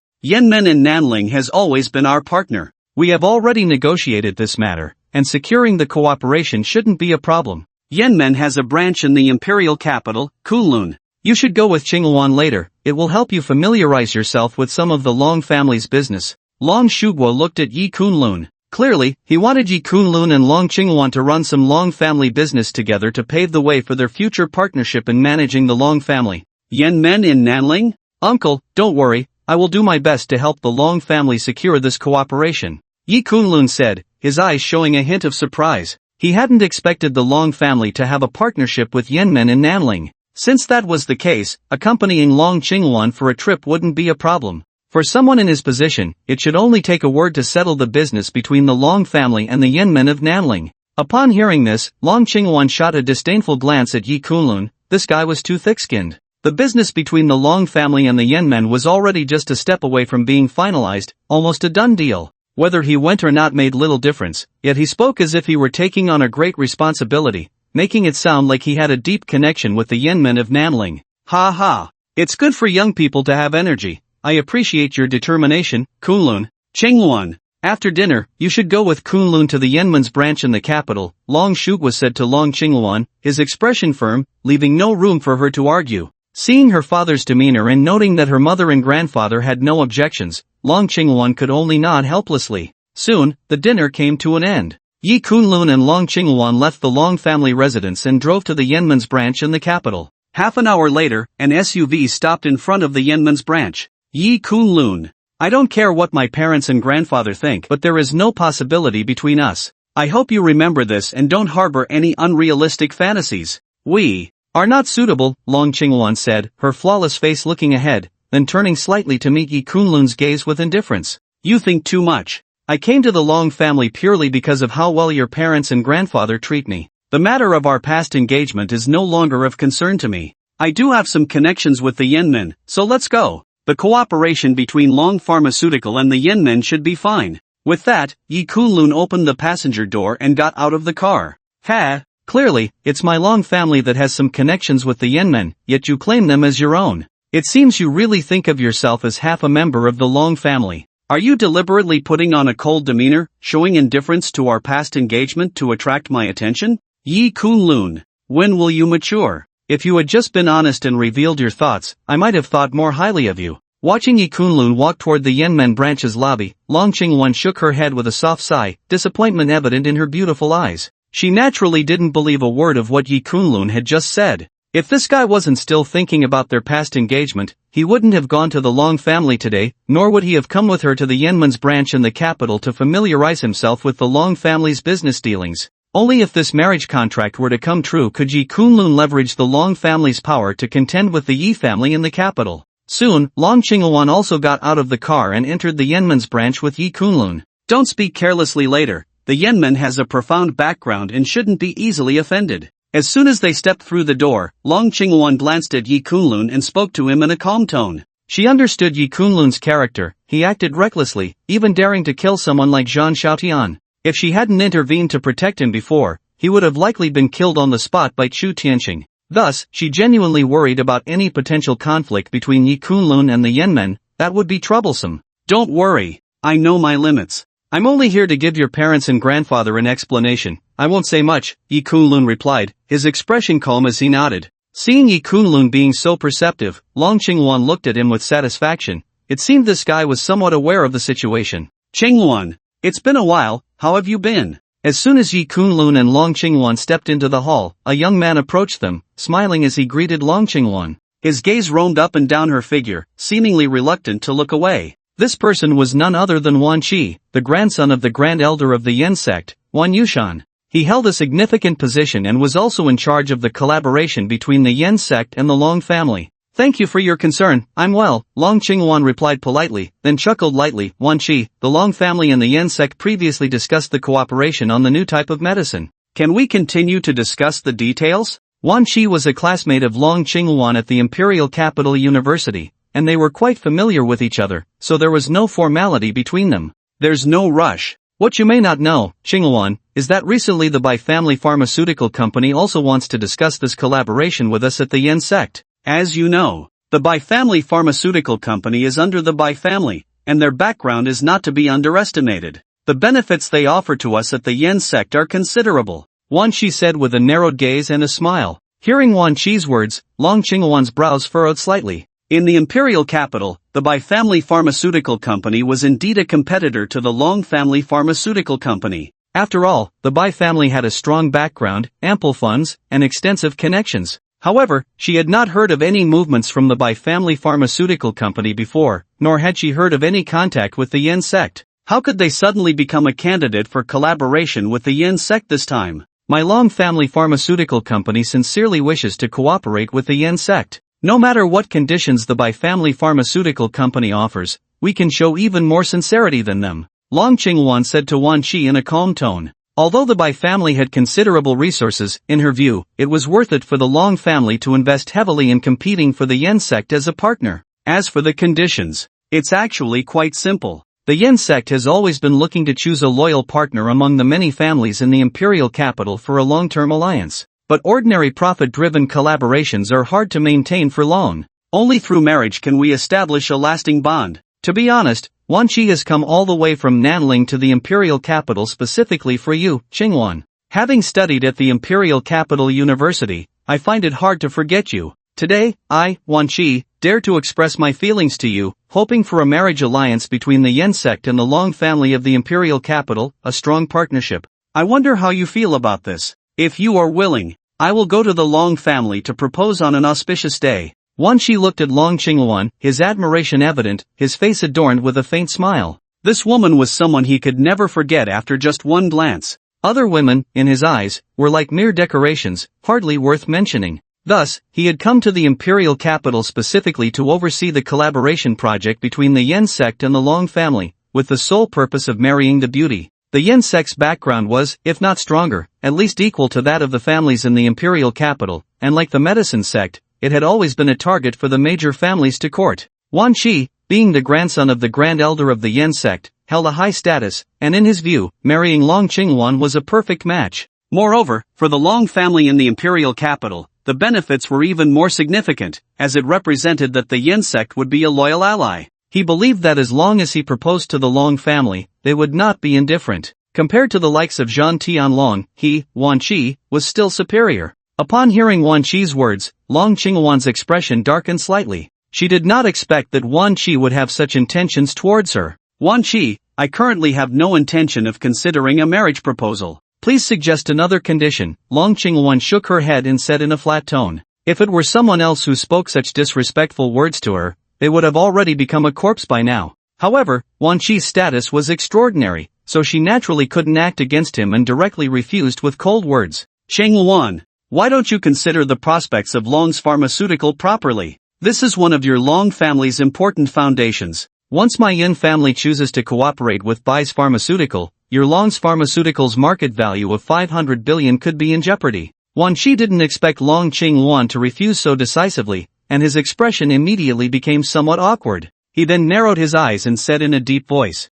among the young people in the world who dared to threaten Long Qingwan, there were very few, but Wan Qi was one of them. After all, he believed that his status was no less than Long Qingwan's. Even the marriage between the Yin family and the Long family was considered a favor to the Long family, but Wan Qi didn't expect Long Qingwan to be so unappreciative. At this moment, his expression became somewhat impatient. Since soft tactics wouldn't work, he decided to use hard tactics, directly threatening her with the prospects of Long's pharmaceutical, not believing that Long Cheng-Wan could remain indifferent. Upon hearing Wan Chi's words, Long Cheng-Wan's pretty face darkened. It seemed the other party wanted to use Bai's pharmaceutical's name to pressure Long's pharmaceutical. She had thought that the discussion of cooperation with the Yin family would go smoothly, but she didn't expect such an incident to occur. Want to marry my fiancé? Have you asked me? However, before Long Cheng-Wan could say anything, a calm voice sounded from the side. The speaker was none other than Yi Kunlun. Although Yi Kunlun had no particular thoughts about the marriage contract with the Long family, since the contract still existed, Long Cheng-Wan was, in a sense, his fiancé.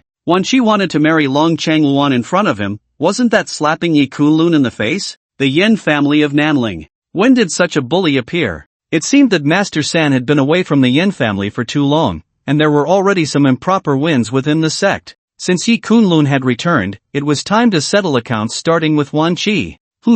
Kid, what did you just say? At this moment, Wan Chi finally focused his gaze on Yi Kunlun. He had just seen him enter with Long Cheng-Wan and thought he was her driver. But hearing what the other party just said, this kid was Long Cheng-Wan's fiancé? Did you not hear clearly? Yi Kunlun narrowed his eyes, a playful smile appearing on his face, and then with a loud slap, he sent Wan Chi flying, blood spitting from his mouth as he fell hard. Is that loud enough? Did you hear clearly now? Yi Kunlun said lightly, looking at the bruised and battered Wan Chi. Wan Chi covered his face, completely stunned. Although he was not a martial arts master, even martial arts grandmasters had to show him some respect. The reason was simple, he was the grandson of the Grand Elder of the Yin family. Anyone who dared to offend him was equivalent to offending the entire Yin family. Within the Yin family, not only were there extraordinary medical skills, but there were also many martial arts masters. Wan Chi's grandfather, Wan Yushan, was one of the top martial artists, having been among the top 20 in the Asian martial arts master rankings years ago, and his strength was now unfathomable, ranking just below a few supreme elders in the Yin family.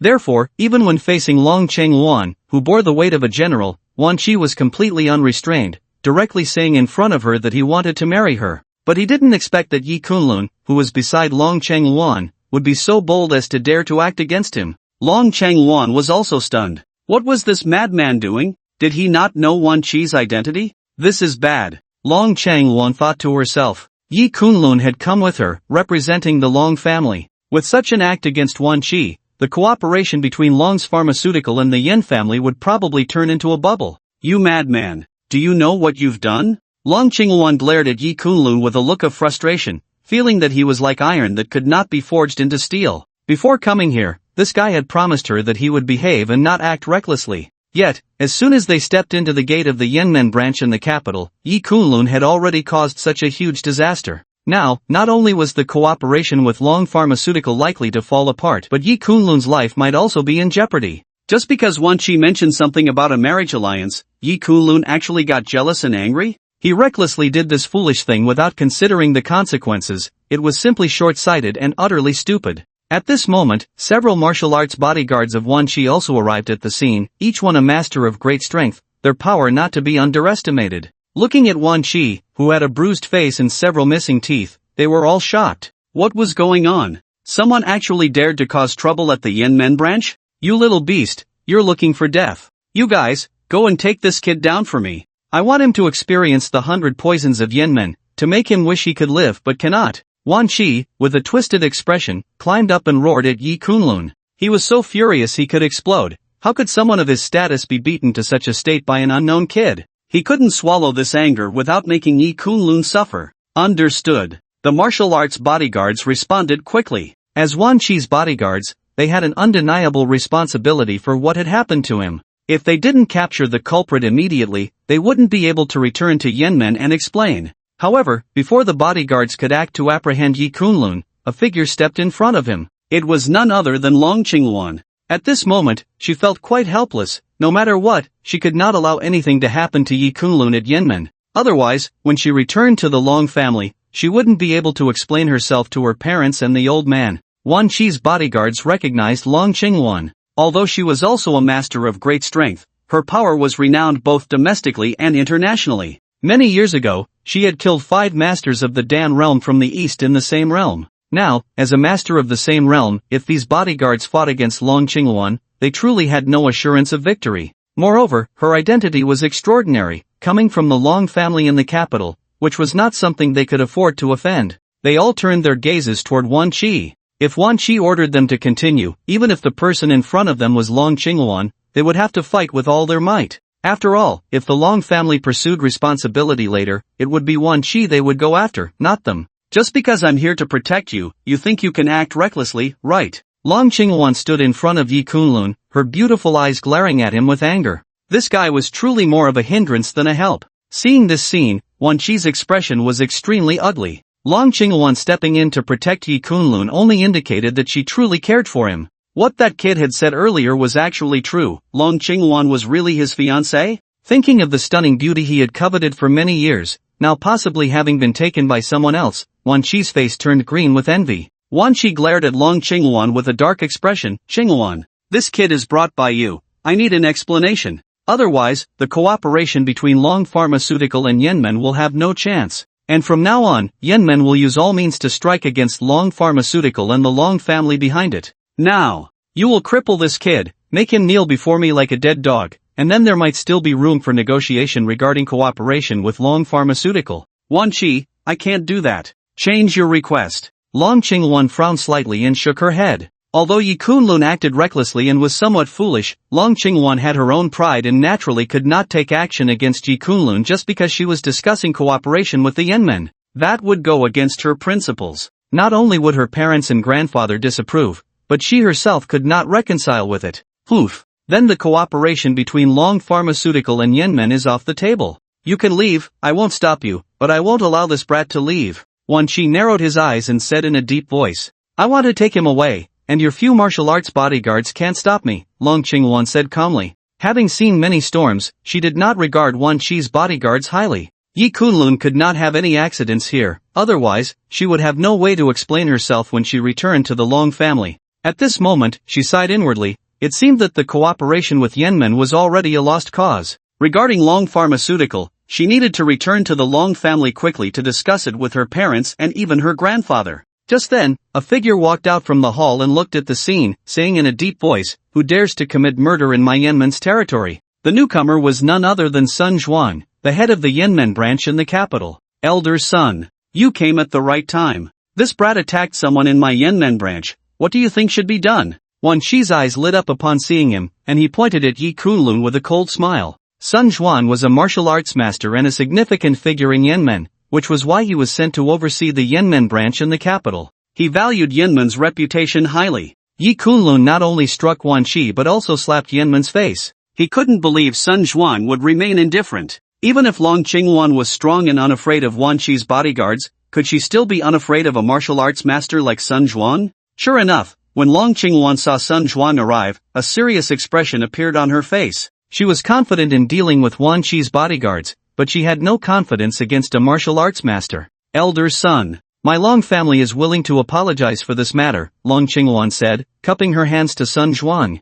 General Long, Yanmen's face cannot be humiliated. This brat dares to cause trouble in my Yanmen, so it's not as simple as an apology, Sun Zhuang said in a flat tone. This matter has nothing to do with General Long, you may leave, but this brat must be handed over to us in Yanmen for handling, Sun Zhuang continued. Upon hearing Sun Zhuang's words, Long Qinghuan's brows furrowed. A martial arts master in the capital was not invincible, her Long family had such figures as well. She was about to say something more. However, before she could speak, a figure stood in front of her. Leave the next matters to me, Yi Kunlun said, his back to Long Qinghuan, in a calm tone. Seeing this, Long Qinghuan, standing behind Yi Kunlun, was so angry that her eyes nearly turned black. What was he doing at this moment? If it weren't for his arrogance, how could Long Pharmaceutical be in such a passive position? If Yi Kunlun had bowed his head and admitted his mistake behind her, it would have been fine. She could have brought out a martial arts master from the Long family to apply pressure and forcibly take him away today. But Yi Kunlun was still acting like a big shot at this moment,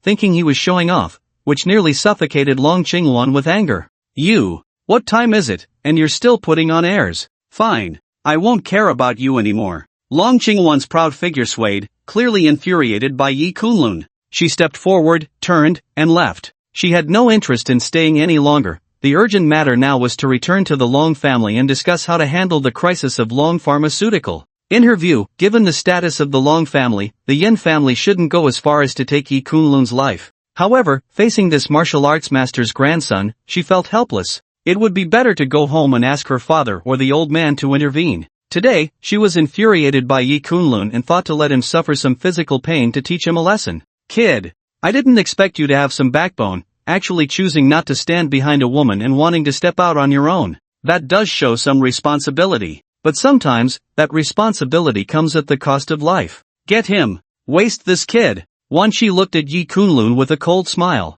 Now that Long Qingwan was gone, he wondered who could still protect Yi Kunlun. As Wan Qi's words fell, several martial arts bodyguards, all grandmasters of the Gangjing level, moved instantly. Clearly, they wanted to subdue Yi Kunlun at the first opportunity, and they were fully confident, as Yi Kunlun at that moment showed no signs of energy fluctuation, appearing no different from an ordinary person. The Yin family is in such a state now, it seems it's time for a cleanup. Yi Kunlun spoke indifferently. The next moment, he swung his palm, and a terrifying inner strength gathered in his palm, instantly enveloping those grandmasters of the Gangjing level. At that moment, the figures of the grandmasters seemed to be bound by something, unable to move an inch. Clearly, at such close range, the inner strength emanating from Yi Kunlun was enough to restrain them.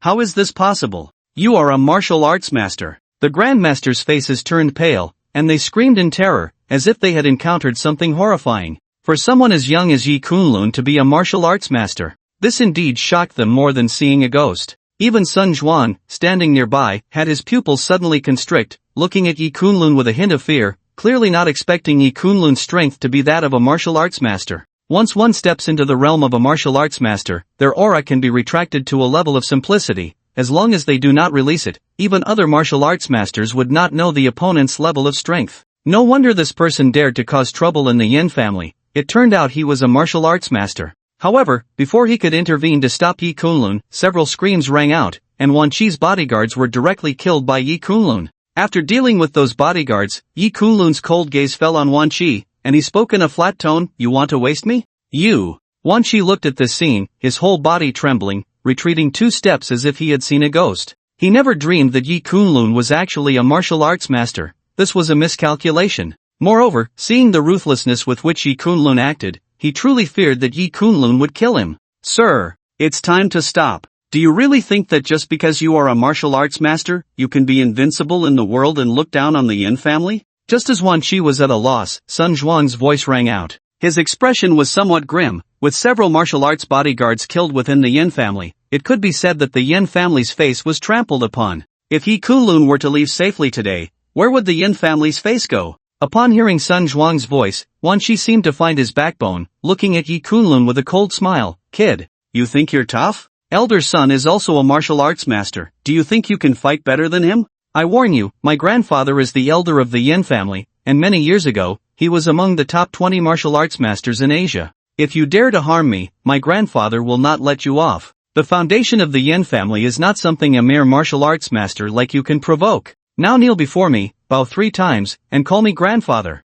I might consider sparing your worthless life." Wan Qi sneered at Yi Kunlun. "When did it become your place to decide in the Yin men? Your grandfather is merely the grand elder of Yin men. Does he really think he is the master of Yin men? Even if I kill you here today, what can your grandfather do to me?" Yi Kunlun replied with a cold smile. Boom! As he spoke, a terrifying aura suddenly erupted from him. He stepped forward and was instantly in front of Wan Qi, preparing to strike him down with a single palm, ready to end Wan Qi's life. "Elder son, save me." Wan Qi's expression changed drastically. He never expected Yi Kunlun would dare to attack him in front of Sun Zhuang. Has this kid gone mad? Does he really not fear the revenge of Wan Qi's grandfather, or the entire Yin men? This is the anger of an imperial family, something even they cannot bear. What gives Yi Kunlun the right? Stop! Sun Zhuang's expression changed suddenly at this scene. He cursed Wan Qi for being an idiot in his heart. The person before him was a top martial arts genius. To become a martial arts master at such a young age, what kind of power could he possibly have behind him? To demand that the other kneel and call him grandfather was simply asking for death. At this moment, Sun Zhuang was filled with contempt for Wan Qi. Although he was extremely displeased with Wan Qi's behavior, as this kid had often relied on his status to bully others in Nanling, Sun Zhuang had long been unable to stand him. However, Wan Qi's status was extraordinary. If anything unexpected happened here, Sun Zhuang would be held accountable. Although both were martial arts masters, Wan Yushan's status in Yanmen was only second to a few supreme elders. With the ghost doctor absent, it would not be an exaggeration to say he was the acting master of the sect. If he pursued the matter, Sun Zhuang would not be able to escape blame. Boom! However, just as Sun Zhuang took a step forward, he was met with a wave of Yi Kunlun's hand, and a terrifying internal force enveloped him. Faced with this casual strike from Yi Kunlun, Sun Zhuang found himself with no room to resist and was sent flying with a single palm. Sun Zhuang fell to the ground, momentarily stunned. Although his strength was not as terrifying as Wan Yushan's, he was still among the top 90 martial arts masters in Asia. He could easily exert over 10,000 pounds of force with a single palm, yet Yi Kunlun had merely waved his arm and instantly dispersed that immense power? How terrifying must this kid's martial arts strength be? Wan Qi trembled all over, his eyes filled with fear, collapsing to the ground. He never expected that someone like Sun Zhuang would be unable to withstand even a casual strike from Yi Kunlun. As he watched Yi Kunlun approach, Wan Qi wanted to plead for mercy, but before he could say anything, Yi Kunlun struck him down on the spot. Wan Qi's eyes widened in anger, and he died with his eyes wide open, clearly unable to close them. He never dreamed he would die in such a humiliating manner. After dealing with Wan Qi, Yi Kunlun seemed to have merely completed a trivial task. He looked at Sun Zhuang and said lightly, "Do you recognize this?" With that, he took out a token, the Yanmen order given to him by the ghost doctor before he left Tianshan Island. This is the Yanmen order. Sun Zhuang trembled upon seeing the token, his pupils constricting sharply, his expression changing drastically as if he had received a great shock, his speech becoming somewhat disjointed. The fact that this martial arts master could lose his composure so completely indicated the turmoil within him. "Sir, how do you have the Yanmen order? What is your relationship with the ghost doctor?" Sun Zhuang, regaining his composure, hurriedly stepped forward to bow to Yi Kunlun, not daring to show any signs of disrespect. The reputation of the ghost doctor, that woman, resounded throughout the southern ridge. Those who held her Yanmen order were equivalent to the master of Yanmen, and everyone within Yanmen had to obey their commands. However, the ghost doctor and the Yanmen order had disappeared from the world for many years. At this moment, seeing the Yanmen order again, Sun Zhuang's heart was stirred like a stormy sea. Could it be that the ghost doctor is making a comeback? "She is my third master," Yi Kunlun said calmly. "I, Sun Zhuang, pay my respects to the young master." Sun Zhuang was quick to seize the opportunity. Upon hearing Yi Kunlun's words, he immediately performed a deep bow. He had no doubts about Yi Kunlun's statement. In his view, no one could take the Yanmen order from the ghost doctor unless she personally bestowed it. Given Yi Kunlun's age and his extraordinary martial prowess, it was astonishing. If he had the ghost doctor backing him, everything made sense. "You are quite adept at navigating situations," Yi Kunlun said, a hint of surprise flickering in his eyes as he looked at Sun Zhuang with a knowing smile. "I was unaware of the young master's true identity. I even considered taking action against the young master, which is a crime deserving of death. I hope the young master can forgive me," Sun Zhuang said, his face slightly awkward as he forced a laugh. He couldn't help but feel relieved that Yi Kunlun had held back, otherwise, he wouldn't have been able to survive in front of him. After all, Yi Kunlun had merely waved his hand and sent him flying with just the internal energy in his palm. If he had struck with full force, he would have likely died on the spot. "Later, you should visit the Long family and discuss the cooperation with Long Pharmaceutical. We need to ensure everything is done perfectly and that the Long family is satisfied," Yi Kunlun said, glancing at Sun Zhuang with a calm tone. Upon hearing this, Sun Zhuang's eyes flashed with surprise. For the young master to personally give instructions, it seemed the relationship between the Long family and the young master was quite significant. It appeared that the Long family in the imperial capital had struck it rich, being noticed by the young master, something other noble families could only dream of. "I will obey," Sun Zhuang quickly replied with a cupped fist. Originally, there was also the Bai family pharmaceutical as a backup for cooperation, but now that Yi Kunlun had personally spoken, the only choice was naturally Long Pharmaceutical. "Young master, with Wan Qi's death, this matter is serious. Wan Yushan will not let it go easily. How should we handle this?" Many years ago, he was already a powerful figure comparable to the top 20 on the Asian martial arts master list. If all these years have passed, he has likely reached the level of those ranked around 10th on the list. Sun Zhuang frowned and then looked at Yi Kunlun, asking. Wan Yushan's identity was significant, and his martial prowess was extraordinary. With his grandson dead at Yi Kunlun's hands, he would likely not let it go easily. Now that the ghost doctor was not in Yanmen, and the few elders in Yanmen were also missing, having been in seclusion for years, if Wan Yushan wanted to harm Yi Kunlun, it seemed that no one in Yanmen could stop him. After all, this person had already been able to rank among the top 20 on the Asian martial arts master list many years ago. With so much time passed, his strength must have advanced further, and he might even have entered the top 10.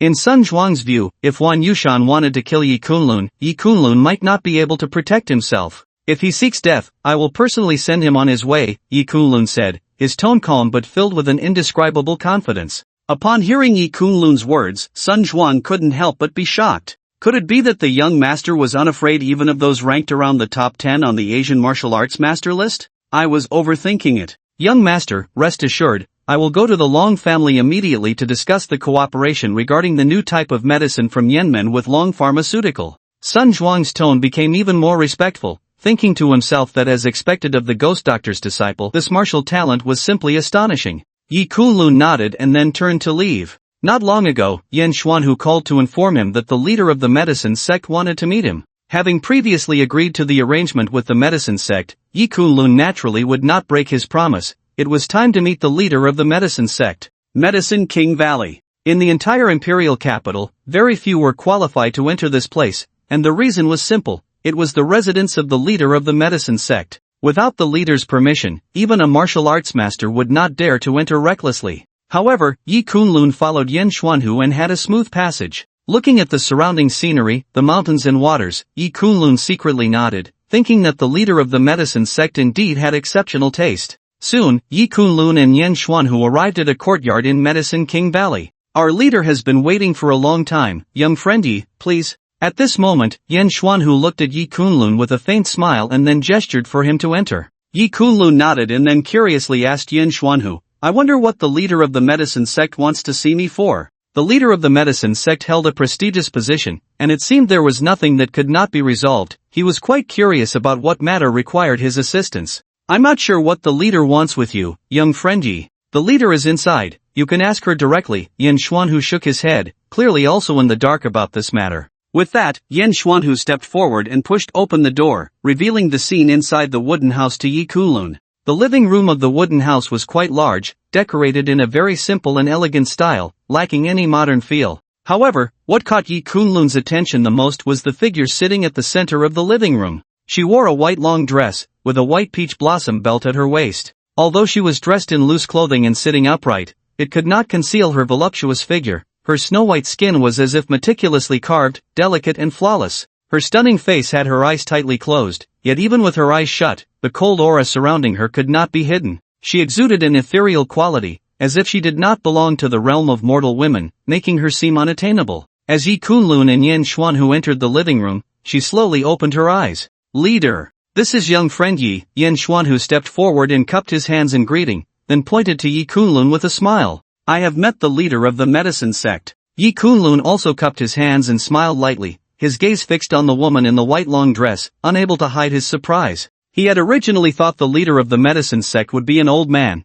as someone in such a powerful position must be a person of great virtue and prestige, likely older than Yan Xuanhu. But he did not expect to see such a young woman, which indeed caught him off guard. Hearing Yan Xuanhu's words, the leader of the medicine sect nodded. Thank you for your hard work, Elder Yan. I have important matters to discuss with this young brother Yi, so I kindly ask Elder Yan to step aside for a moment. Her voice was very cold, carrying a sense of distance. As you command. Yan Xuanhu nodded and then cupped his hands as he exited the door. At this moment, only Yi Kunlun and the leader of the medicine sect remained in the living room. Leader, I wonder why you invited me here. The medicine sect has shown me kindness before, and I will not refuse anything within my capabilities, Yi Kunlun said, looking at the leader of the medicine sect and cupping his hands. Little guy. Sister really has something for you to help with. Come here and let me see how much of the legacy that woman passed on to you. Xiaoyao's cold expression suddenly changed, revealing a charming smile as she waved her hand at Yi Kunlun, signaling him to come over and sit beside her.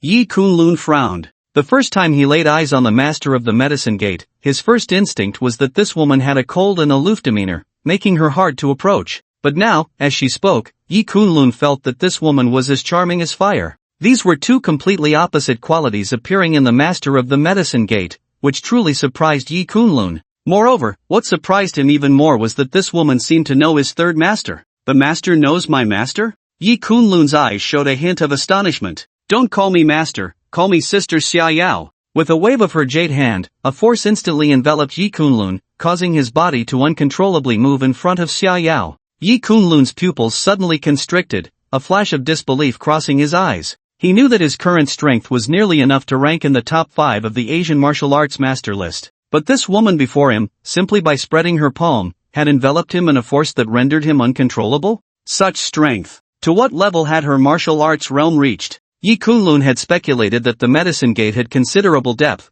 but he never expected that the master of the Medicine Gate, Xia Yao, would possess such monstrous strength. He felt that he had almost no room for resistance in front of her. The last time he felt such pressure from a powerful opponent was when he faced his 3 masters. Xia Yao's strength was simply unfathomable. Not just acquaintances. My relationship with her is far more intimate than you can imagine. I heard that you obtained the inheritance of the 13 needles of the Yin Gate. I didn't expect that woman would actually be willing to pass on the Yin Gate's foundation to you. It seems your medical talent truly shines through the ages. Oh, you have quite a few secrets. At around 25 years of age, you have reached such martial arts strength. On the surface, your strength is enough to enter the top 5 of the Asian martial arts master list. With such talent, it's no wonder that woman would pass on her teachings to you, making you the young master of the Yin Gate. Wait, there's also a force of supreme yang and dominance about you. Is this the aura of dragon blood? Xia Yao pressed her jade hand on Yi Kunlun's shoulder,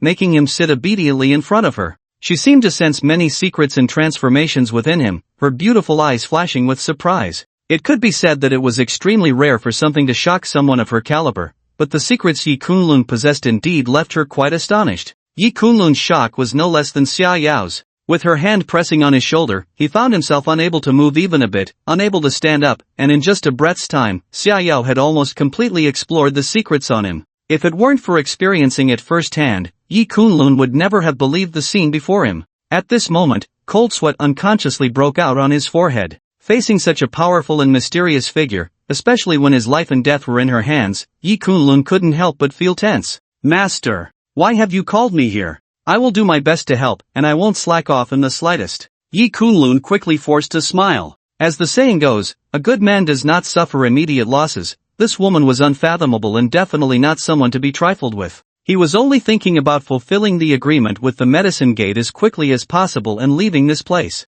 What's wrong? Afraid that sister will eat you? Xia Yao smiled as she lifted Yi Kunlun's chin, her beautiful eyes carefully examining the man before her. But in the face of the extraordinary beauty's enthusiasm, Yi Kunlun had no leisure to enjoy it at this moment. To him, this woman seemed like a madwoman, somewhat neurotic, making her impossible to fathom. Being so intimate with a man she had just met, what else could this woman be but crazy? Master, please just tell me what you need. Yi Kunlun chuckled dryly a couple of times, feeling a great pressure being under the same roof as this woman. Sister, the reason I came to find you this time is solely for the Yinmen 13 needles that you master. The Yinmen needle technique is more yin, while the Yaomen needle technique is more yang. When I broke through in the past, I had some hidden ailments that lean towards yang in my body, and the Yinmen 13 needles can help me resolve these issues. However, before that, I must see how skilled you are with the Yinmen 13 needles. If you're not up to par, I won't let you administer the needles. Xia Yao's fingertips gently glided over Yi Kunlun's chin, her breath fragrant as she smiled charmingly.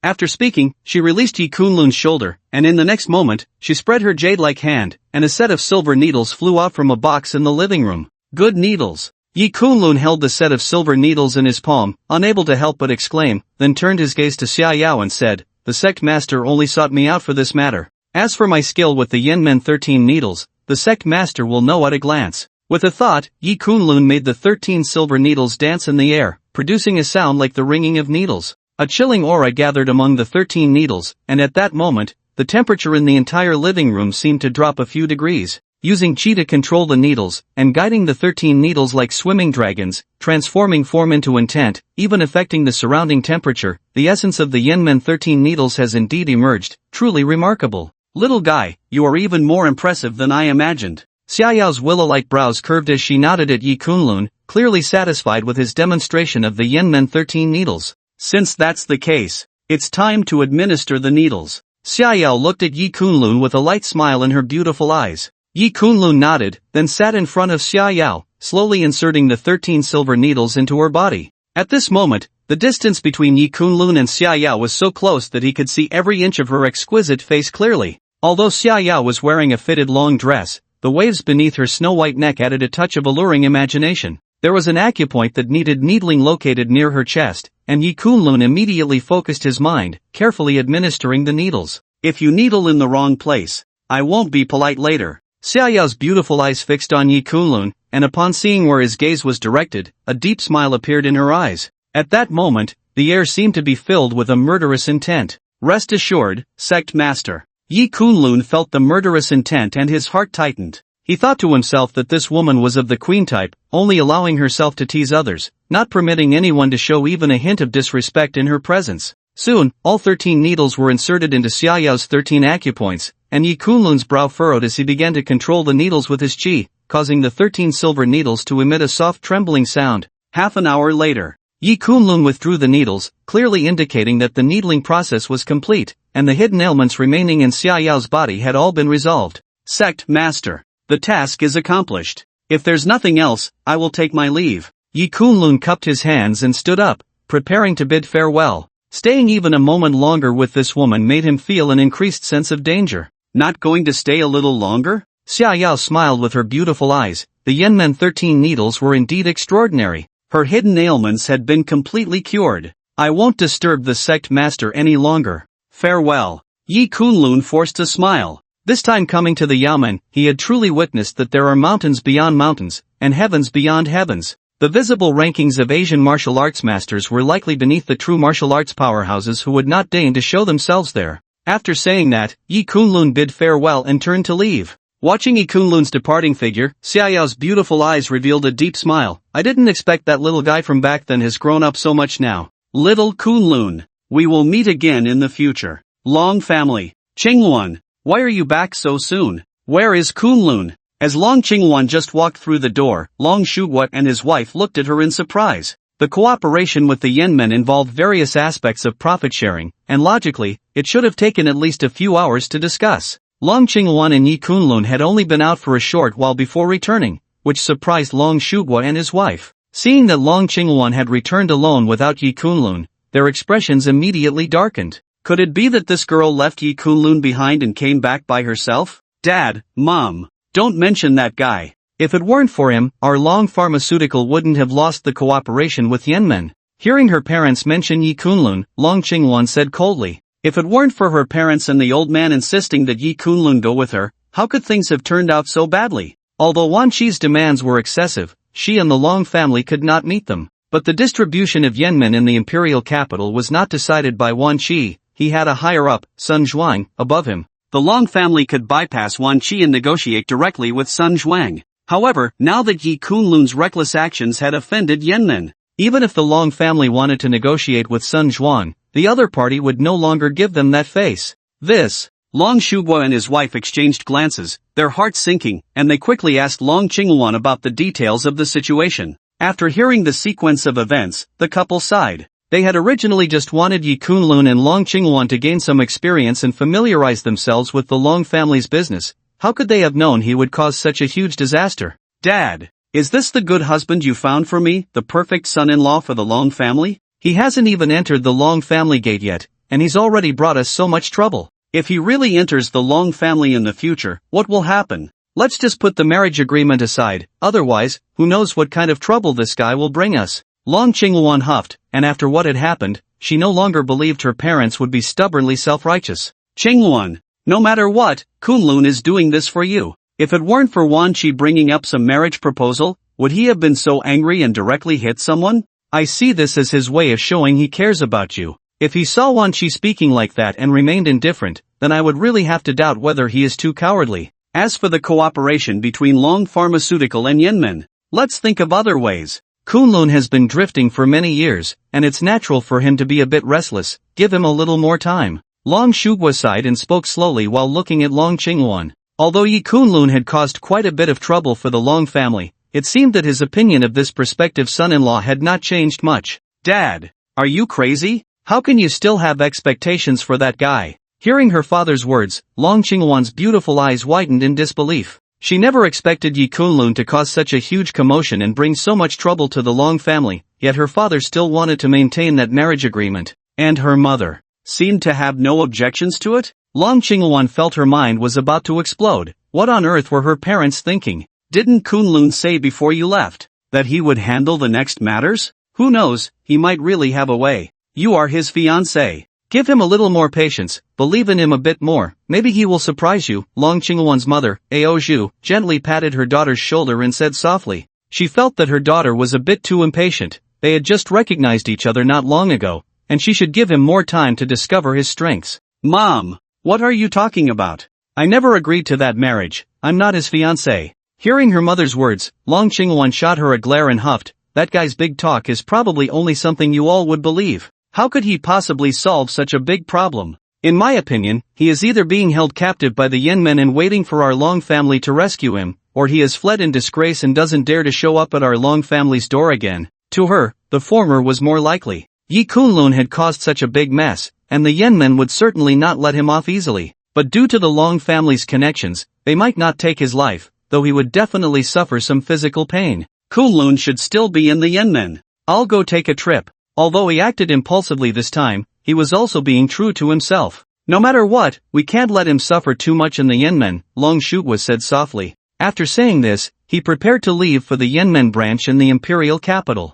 Oof. In the end, it still requires my Long family to step in and save him. This time, I want to see what face he has left to boast in front of me. After we save him, he should leave the Long family in disgrace and never mention any engagement again. Long Qingwan thought to herself. However, before the Long family could set out, a figure walked in from outside. Upon seeing this figure, the members of the Long family were taken aback, for the visitor was none other than Sun Zhuang, the head of the Yanmen in the imperial capital. Everyone, I hope you won't mind my uninvited visit, Sun Zhuang said with a slight smile as he looked at the Long family. Elder son is a distinguished guest. Your arrival at the Long family is a great honor. To be honest, I was just about to pay you a visit, but I didn't expect you to come here first. Long Shugwa welcomed him with a smile. He felt a jolt in his heart, wondering if Sun Zhuang had come to demand an explanation. Long Qingwan also frowned slightly. Logically, it shouldn't be the Long family that needed to apologize, but rather the Yanmen waiting for them, yet Sun Zhuang had taken the initiative to come to the Long family? It seemed that the severity of Yi Kunlun's troubles was even worse than she had imagined, otherwise, Sun Zhuang wouldn't have personally come to seek an explanation. However, what Sun Zhuang said next left the Long family members stunned. Ha ha! I actually came this time to discuss the cooperation with Longshire Pharmaceutical. I have already had someone draft the contract. Please take a look and see if there are any issues. If there are no problems, let's sign the contract, Sun Zhuang said with a smile as he took out a contract and handed it to the Long family. Looking at this scene, Long Qingwan and Long Shugwa were both dumbfounded, clearly not expecting Sun Zhuang to come to the Long family for such a matter. This was illogical. After Yi Kunlun caused trouble in the Yanmen, shouldn't they be angry and directly cancel the cooperation with Longshire Pharmaceutical? Why was Sun Zhuang personally delivering the contract? At this moment, the Long family members were somewhat at a loss, as what was happening before them was beyond their imagination. After receiving the contract and looking at its contents, not only were Long Shugwa and his wife dumbfounded, but even Long Qingwan's beautiful eyes flashed with a hint of shock. Clearly, they were all taken aback by what was written in the contract. The most important piece of information in the contract was that the Yanmen would provide treatment for heart disease and various new drugs to Long's Pharmaceutical, adopting a profit-sharing model, with a split of 90 to 10, Long's Pharmaceutical receiving 90 and Yanmen receiving. The content of this contract was something the Long family had never anticipated. Yanmen was practically giving Long's Pharmaceutical a tremendous benefit, the value of which was unimaginable. If they hadn't seen the contract with their own eyes, they would never have believed such a thing could happen. Gentlemen, are you dissatisfied with the contents of the contract? Seeing the unusual expressions on the faces of the Long family, Sun Zhuang asked curiously. If the Long family was unhappy with the contract, it wouldn't be a problem for Yanmen to give up all the profits and transfer the patents of these drugs to Long's Pharmaceutical, especially since Yi Kunlun was the young master of Yanmen. Satisfied. Truly too satisfied. I never expected Yanmen to be willing to offer such a large concession. My Long family is quite flattered. Elder son, how about a 50-50 split instead? Yanmen seems a bit too enthusiastic. Long Shugwa said with a bitter smile. He had seen many storms in his life, but the scene before him made him feel somewhat overwhelmed. No need. This is the sincerity of Yanmen in wanting to establish a long-term partnership with Long's Pharmaceutical. I believe there will be more cooperation with the Long family in the future, Sun Zhuang said, shaking his head with a smile. Elder son, this move by Yanmen must have someone assisting the Long family, right? Long Qingwan furrowed her brows and then looked at Sun Zhuang. Such a significant concession, and the Long family had proposed a 50-50 split. Sun Zhuang actually refused. Coupled with Yi Kunlun's previous relationship, the Long family had offended Yanmen, and Sun Zhuang's actions made her feel that unless someone was backing them, Yanmen would never act this way. General Long indeed has extraordinary insight. Sun Zhuang's delivery of the contract is actually under the orders of our Yanmen young master, specifically to collaborate with the Long family. General Long is renowned in Daxia. I believe our Yanmen young master has recognized General Long's talents and the development prospects of the Long family. Sun Zhuang nodded with a smile. Long Qingwan, bearing the star of a general, had limitless prospects, and with Yi Kunlun assisting the Long family, he felt that Yi Kunlun had seen the future of the Long family. Yanmen young master? Upon hearing Sun Zhuang's words, the members of the Long family were all taken aback, including Long Qingwan, who wore a look of confusion. They were certain they did not know any Yanmen young master, yet this young master was actually assisting the Long family? This was something they had not anticipated at all. Elder son, may I ask what the Yanmen young master's name is? Long Qingwan's beautiful eyes showed a hint of curiosity as she thought that if given the opportunity in the future, she would like to pay a visit to such a person. After all, the Yanmen young master held an extraordinary status. Barring any accidents, he could potentially take over Yanmen in the future. Such a status would require even the noble families of the imperial capital to treat him with respect. As for the young master's name, I actually don't know either. General Long, don't you know our Yanmen young master? Sun Zhuang shook his head curiously. Since Yi Kunlun had not informed him of his name, how could he dare to ask? He was also puzzled. Hadn't Long Qingwan just gone to the Yanmen branch with Yi Kunlun? Did she not know Yi Kunlun's true identity? I know him? Hearing Sun Zhuang's words, the look of confusion in Long Qingwan's beautiful eyes deepened. Seeing this expression on Long Qingwan's face, Sun Zhuang was also quite surprised. It seemed that the Long family was unaware of who the young master of the Yanmen was. Could it be that the young master intended to conceal his identity and did not want the world to know he was the true young master of Yanmen? With this thought, Sun Zhuang chose not to say more. Ladies and gentlemen, if there are no issues with the contract, let's sign it. After all, the Long pharmaceutical press conference is in 2 days, and we cannot afford to be negligent. Sun Zhuang looked at Long Shugua and his wife, as well as Long Qingwan. Upon hearing this, Long Shugua quickly signed the contract, keeping one copy for himself and handing another to Sun Zhuang. After receiving the contract, Sun Zhuang breathed a sigh of relief, thinking that the young master should be satisfied now. He then exchanged a few pleasantries with the Long family before bowing and leaving. Qingwan, do you know the young master of Yanmen? At this moment, Long Shugua and his wife turned their attention to Long Qingwan. From what Sun Zhuang had just said, it was clear that their daughter was acquainted with the young master of Yanmen. The reason the young master was willing to cooperate this time was likely due to her influence. The couple was not particularly surprised by this. Long Qingwan was renowned in the Great Xia, with an impressive network, and knowing the young master of Yanmen, while somewhat unexpected, was not incomprehensible. Maybe, but I don't know his identity, and he should know me. If there is a chance in the future, I must thank him properly. A deep glimmer passed through Long Qingwan's beautiful eyes as she pondered. Wan Qi's identity was merely that of the grandson of the elder of Yanmen, which could not be compared to the young master of Yanmen. If the young master of Yanmen issued an order, even if Wan Qi did not want to cooperate with Long Pharmaceutical, he would have no choice. The Long family had received a great favor this time. She felt that she would definitely meet the young master of Yanmen in the future, and it would not be too late to express her gratitude then. The young master of Yanmen is being so kind. Could it be that he has feelings for Qingwan? At this moment, Ao Zhu, who had been silent, pondered aloud. As soon as she said this, Long Shugua furrowed his brow. This possibility was indeed quite likely. Qingwan, could the young master of Yanmen be one of your suitors?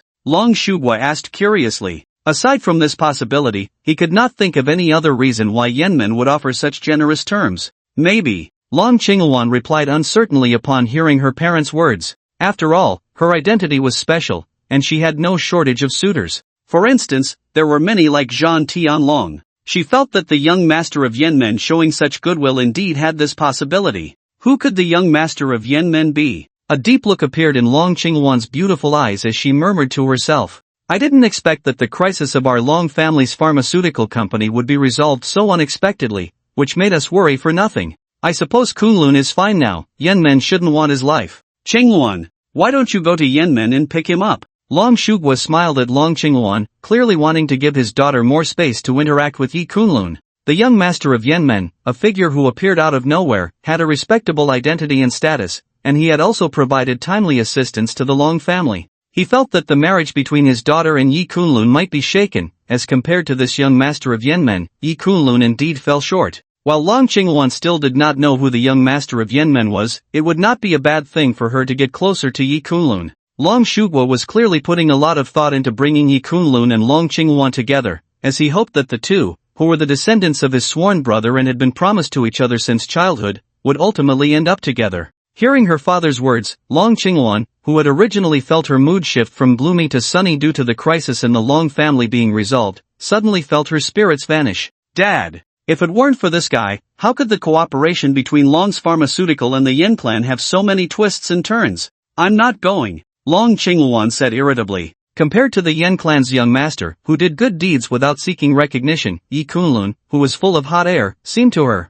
simply like mud that couldn't be molded. But ultimately, with her parents, Long Shugui and his wife, taking a firm stance and not allowing her to argue, she could only let out a helpless sigh and head towards the Yin clan's branch in the imperial capital. However, just as Long Qingwan left the gates of the Long family, she ran into Yi Kunlun. The Yin clan let you out? Upon seeing Yi Kunlun, Long Qingwan raised an eyebrow. She hadn't expected the Yin clan to take the initiative to release Yi Kunlun. It seemed the young master of the Yin clan had intervened. What Wan Qi had done was indeed a disgrace to the Yin clan, and although Yi Kunlun's actions of hitting someone were inappropriate, the Yin clan probably wouldn't pursue the matter deeply. After all, if the young master of the Yin clan truly had intentions towards her, then Wan Qi's actions had clearly angered him, and Yi Kunlun's intervention to teach Wan Qi a lesson was precisely in line with the young master's wishes. Yes, just like that. Looking at Yi Kunlun, who appeared unscathed and seemingly had not faced any punishment from the Yin clan, Long Qingwan was convinced of this thought. Let me out? The Yin clan, I can come and go as I please, do I need them to let me out? Yi Kunlun frowned, then continued calmly, the cooperation between the Yin clan and Long's pharmaceutical should have been finalized, right? He had left Yaoang Valley and come directly to the Long family to see if Sun Zhuang had handled things properly. Yi Kunlun, when will you change this habit of boasting? The Yin clan has indeed signed a cooperation agreement with our Long's pharmaceutical, but what does that have to do with you? Long Qingwan's stunning face flashed with disdain, then she coldly laughed. This is the young master's intention of the Yin clan. Do you dare to claim you are the young master of the Yin clan? This guy really had a thicker skin than a city wall, and he was truly addicted to acting, really taking his arrogant words from the afternoon seriously? I am indeed the young master of the Yin clan. Yi Kunlun nodded at Long Qingwan, and he was also puzzled as to why he hadn't disclosed his identity to the Long family when he arrived at their door today. Yi Kunlun. It doesn't matter if a person is in a low point, as long as they have ambition, they will eventually soar. But if a person is filled with delusions and arrogance, then this life will be like this. I, Long Qingwan, am very disappointed in you. Long Qingwan looked deeply at Yi Kunlun, then shook her head. If Yi Kunlun had confessed and admitted his mistakes in front of her at that moment, she might have thought he had some sense of responsibility, but now, looking at Yi Kunlun, all she felt was disappointment. The man she, Long Qingwan, would choose could not be someone like this. At this moment, her rejection of the engagement with Yi Kunlun grew even stronger. Believe it or not, since the contract has been signed, it has nothing to do with me. Yi Kunlun frowned, then turned to leave directly. He had no more topics to discuss with this woman. He had come to the Long family just to see if the contract had been successfully signed, to give Long Shugwa and his wife an explanation. After saying that, Yi Kunlun turned and left. Have I exposed your lies, leaving you with no place to hide? Watching Yi Kunlun's departing figure, Long Qingwan snorted coldly, her beautiful eyes flashing with contempt. In her view, Yi Kunlun was now exposed as a liar, too embarrassed to enter the Long family gates, which was why he turned to leave. Soon, Long Qingwan also turned to leave. The collaboration between Long Pharmaceutical and the Yin family involves many details that she needs to handle, especially with the press conference for Long Pharmaceutical coming up in a few days, where she must participate personally. It's better that Yi Kunlun has left, so her parents won't insist on him accompanying her to familiarize himself with some of the Long family's business. If others see her fiancé, it would surely lead to gossip, and she would be embarrassed again. After resting for a night in the villa, the next day, Shangwan Aoshui came to pick up Yi Kunlun. Mr. Yi, have you been sleeping well these past few days? Yi Kunlun opened the door to see Shangwan Aoshui lightly curling a few strands of hair, her phoenix eyes blinking, a smile appearing on her exquisite face as she looked at him. Today, she wore a white shirt and a black short skirt, her long legs wrapped in black stockings, her tall and proud figure perfectly outlined, exuding the charm of a capable and mature woman. Not bad, let's head out, Yi Kunlun replied with a smile and a nod. Soon, Yi Kunlun and Shangwan Aoshue were on their way to the Imperial Capital Steel Trade Summit in a business vehicle. An hour later, in the Imperial Capital Business District, in front of an international building, Yi Kunlun and Shangwan Aoshue stepped out of the business vehicle and walked into the building together. The person in charge of Yi Steel is Yi Ling, who is also Yi Tianxuan's sister. I believe Mr. Yi is not unfamiliar with her. Shangwan Aoshue introduced some details about Yi Steel in the elevator, such as its current market value, the main person in charge, and the various partners involved in the industry.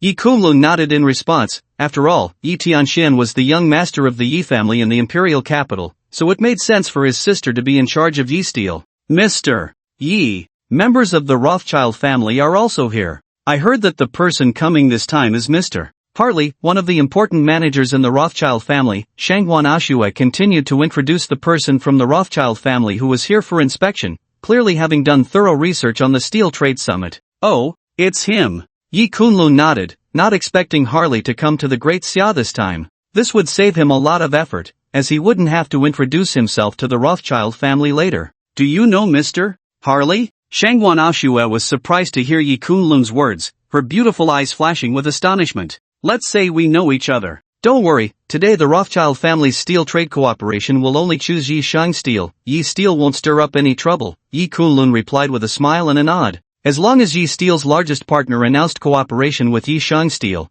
there would be no doubt that Yi Steel's market value would plummet while Yi Shang Steel would soar. Having just arrived in the imperial capital, he naturally wanted to give the Yi family a gift, and causing Yi Steel's market value to drop was the perfect opportunity. Mr. Yi always surprises people. I didn't expect you to know someone like Mr. Harley. I really wonder how your overseas connections have developed so deeply, Shangwan Aoshue said, her beautiful eyes sparkling with admiration as she looked at him. With Yi Kunlun's words, she understood that the situation was likely already settled, and Yi Steel would not be able to turn things around. Soon, the elevator stopped. Yi Kunlun and Shangwan Aoshue stepped out, showed their invitation, and entered the Steel Trade Summit venue. At this moment, the venue was already quite lively, gathering many leaders from large enterprises and prominent families both domestically and internationally, all of whom held significant influence in the steel industry. Shangwan Aoshue, I didn't expect your Yi Shang group, having just established Yi Shang Steel, would dare to attend this Steel Trade Summit. Do you really think you have any advantages? As Yi Kunlun and Shangwan Aoshue just walked in, a cold laugh echoed from the side. A heavily made-up woman approached, her gaze on Yi Kunlun and Shangwan Aoshue filled with disdain. Especially when her eyes fell on Yi Kunlun, a glint of coldness flashed in her eyes as she mockingly said, Yi Kunlun, you managed to scrape back a life, yet you don't know how to live quietly in the shadows. Now you even dare to appear here. Do you really think that just relying on Shangwan Aoshue will allow you to turn things around? Recently, she had heard about the actions of Yi Kunlun and Shangwan Aoshue in Jiang province. Originally, Yi Ling thought Yi Kunlun would hide in Jiang province, but she didn't expect him to come to the capital so soon. To think that with just Shangwan Aoshue and her limited connections from the Shangwan family, he could turn the tables in the capital and challenge the current Yi family? In Yi Ling's view, Yi Kunlun's thoughts were no different from a fool's dream. After saying this, Yi Ling headed towards the hall with a few companions. The Steel Trade Summit's press conference was about to begin, and Yi Steel would be the first to give a speech. She needed to prepare well for the upcoming cooperation with the Rothschild family. Ha! Yi Ling really is so arrogant. If it weren't for the Yi family's existence, with that face of hers, she wouldn't know how many times she'd have died already. Shangwan Aoshue looked at Yi Ling's departing figure and couldn't help but snort coldly. Clearly, her relationship with Yi Ling was not good. After all, as the daughter of the Yi family, Yi Ling was far inferior to Shangwan Aoshue in every aspect. Not to mention talent in martial arts, even in business and social circles, she was nowhere near Shangwan Aoshue and Long Qingluan. Yi Ling's jealousy towards her and Long Qingluan was not a recent development. Miss Shangwan doesn't need to lower herself to the level of such a person. The press conference is about to start, let's go take our seats. Yi Kunlun said with a faint smile, then stepped forward. In his eyes, Yi Ling was insignificant, just a junior of the Yi family in the capital. If she didn't seek her own death by causing trouble for him, he wouldn't even have the interest to crush this ant. Shangwan Aoshue nodded, then chuckled lightly. To be honest, I'm quite looking forward to the moment Yi Ling gets slapped in the face. After saying this, the two continued forward to take their seats. Among the prominent families in the capital involved in the steel trade, the Bai family, the Zhan family, and the Chu family all had their stakes, so besides Yi Ling, Zhan Tianlong, Bai Junlin, and Chu Li also arrived at the scene. After all, this was an opportunity to collaborate with the top overseas financial giant, the Rothschild family. Such an opportunity. Previously, among the many prominent families in the capital, besides the Yi family, no other family had the chance to get involved. But now, with the previous cooperation between the Yi family and the Rothschild family coming to an end, it was the perfect time for other prominent families in the capital to replace the Yi family, and others naturally wouldn't miss out. The heirs of several prominent families in the capital looked towards Yi Kunlun and Shangwan Aoshue with cold sneers. The Yi Shang group really wanted to get involved in every aspect, competing with the prominent families of the capital in every industry? The miracle of Jiang province would not be replicated by the Yi Shang group. After all, this was the capital, the foundation of the prominent families. When a family like the Rothschilds considered cooperation, they naturally had to take into account the background of the prominent families in the capital. What could the Yi Shang group, a mere ant just entering the capital, use to compete with these prominent families? Aoshue, do you think this guy can bring you and the Yi Shang group any miracles? The Yi Shang group being able to establish a foothold in Jiang province is already the limit. To think of further stepping into the capital. Without the help of the Shangwan family, you can only say you're thinking too much. Bai Junlin sat in his seat, looking at the coldly speaking Shangwan Aoshue not far away. After finishing his words, when his gaze swept towards Yi Kunlun, the hostility was unmistakable. If it weren't for this kid, Shangwan Aoshue would probably have already accepted him. Moreover, the failure of the Bai family's layout in Jiang province was also closely related to Yi Kunlun. Logically speaking, there should be many people wanting Yi Kunlun dead. So why is this kid still alive? At this moment, although Bai Junlin's gaze towards Yi Kunlun was filled with hostility, he was also quite puzzled. As for the nearby Zhan Tianlong, he felt the same way, his eyes filled with murderous intent as he looked at Yi Kunlun. In his view, after the press conference in Jiang province that day, Fujita Ichiro should have taken Yi Kunlun's life. After all, Yi Kunlun had caused the Fujita Chamber of Commerce to suffer huge losses, and Fujita Ichiro could not possibly swallow this anger. According to his estimation, Yi Kunlun should be dead by now. But now, not only was Yi Kunlun alive, he was even standing right in front of him, and was preparing to let the Yi Shang group advance into the capital. It seems it's time to find an opportunity to take this kid's life. A cold glint flashed in Zhan Tianlong's eyes as he muttered to himself, killing his brother, and yet he could still be so lively for so long. The Zhan family of the capital would probably become a joke. As for Chu Li from the Chu family, his eyes were filled with even more killing intent as he looked at Yi Kunlun. Unlike the heirs of other major families in the capital, he knew much more about Yi Kunlun's background. Just the incident of the extermination of the Yi family in Nanling in the past involved the Chu family, and based on this alone, Yi Kunlun had to die. At this moment, the heirs of several major families in the capital felt a murderous intent rise in their hearts upon seeing Yi Kunlun. However, they quickly calmed down and shifted their gaze away from Yi Kunlun. After all, the main purpose of coming here today was to secure cooperation with the Rothschild family, and their focus should be on that. Before long, the press conference officially began. As the person in charge of Yi Steel, Yi Ling slowly took the stage amidst a round of applause. Ladies and gentlemen, I am honored to be the first speaker at this Steel Trade Summit. Today, I will introduce to you the scale, layout, market value, and background of Yi Steel. Yi Ling looked at the crowd, straightened her back, and proudly began to explain the various aspects of Yi Steel. She was filled with confidence. Currently, there was no steel company in the entire capital that could be compared to Yi Steel. Moreover, Yi Steel was backed by the Yi family of the capital, and with the previous cooperation with the Rothschild family, even though she had just taken over Yi Steel, she was confident that she could do this job well. Before long, Yi Ling had nearly finished her speech and stepped down from the stage to thunderous applause. After Yi Ling stepped down, many heads of steel companies began to take the stage one by one, introducing their own industries. Bai Junlin, Zhan Tianlong, and Chu Li were all the same. This trade summit was an excellent opportunity to make a name for themselves, and everyone present showcased their speaking talents, introducing themselves one by one.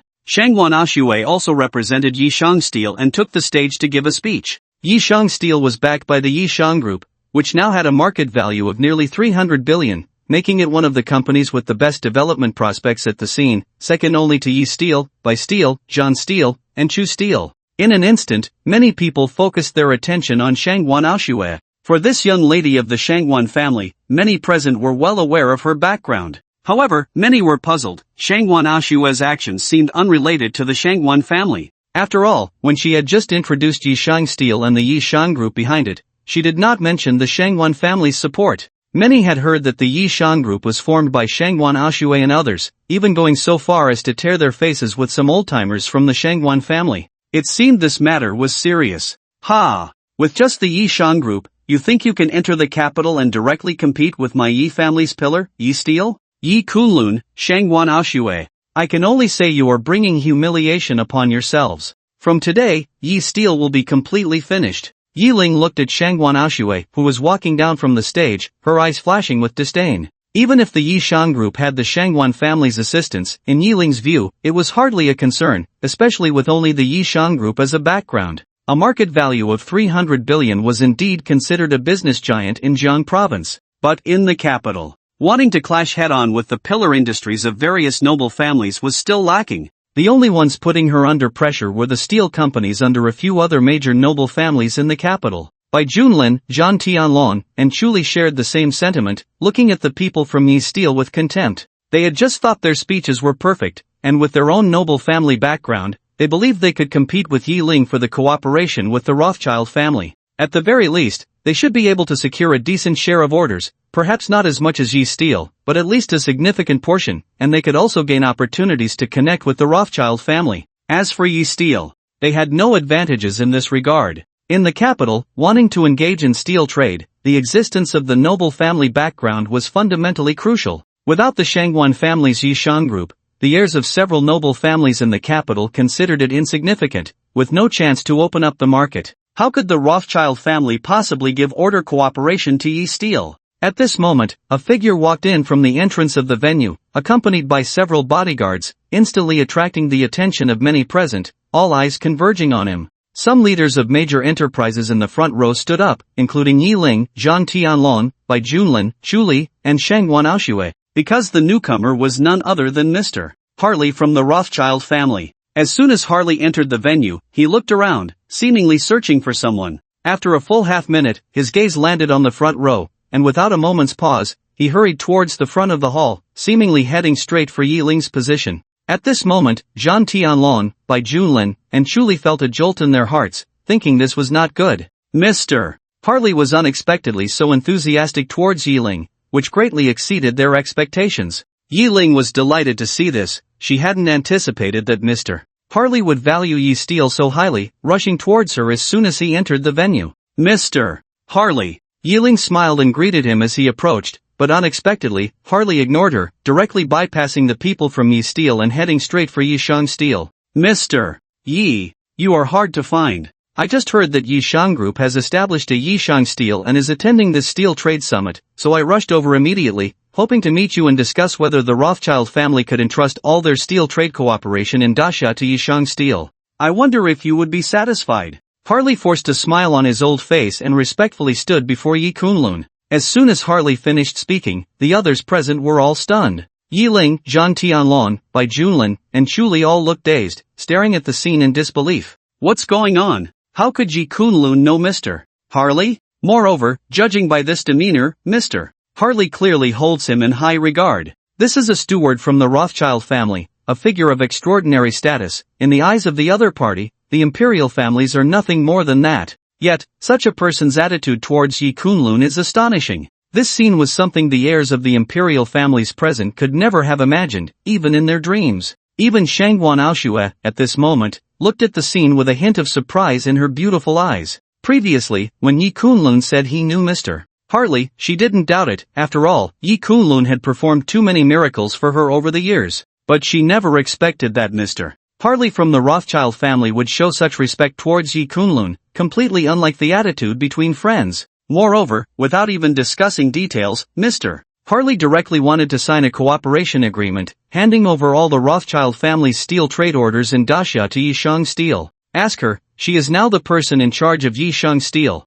For specific cooperation, Mr. Harley can discuss it with Miss Shangwan, Yi Kunlun said, turning his gaze to Shangwan Aoshui beside him, then chuckled lightly. This must be Miss Shangwan. I have heard much about you, and indeed, seeing is believing. This time, our Rothschild family is willing to provide a steel trade order worth 500 billion, to initiate further cooperation with Yishang Steel. This is the amount for 1 year, and in the future, the basis for cooperation will only increase, never decrease. Moreover, we, the Rothschilds, are willing to cooperate with Yishang Steel at half the international steel raw material price. Harley looked at Shangwan Aoshue with a kind smile. He could see that this woman had a deep relationship with Yi Kunlun. It seems that in the future, the Rothschild family would need to engage more with the Shangwan family. Originally, the Rothschild family had leaned towards getting closer to the Yi family among the many imperial families, but now, due to Yi Kunlun's connection, it was clear that this previous decision would have to change. As soon as Harley finished speaking, not only was Shangwan Aoshue taken aback,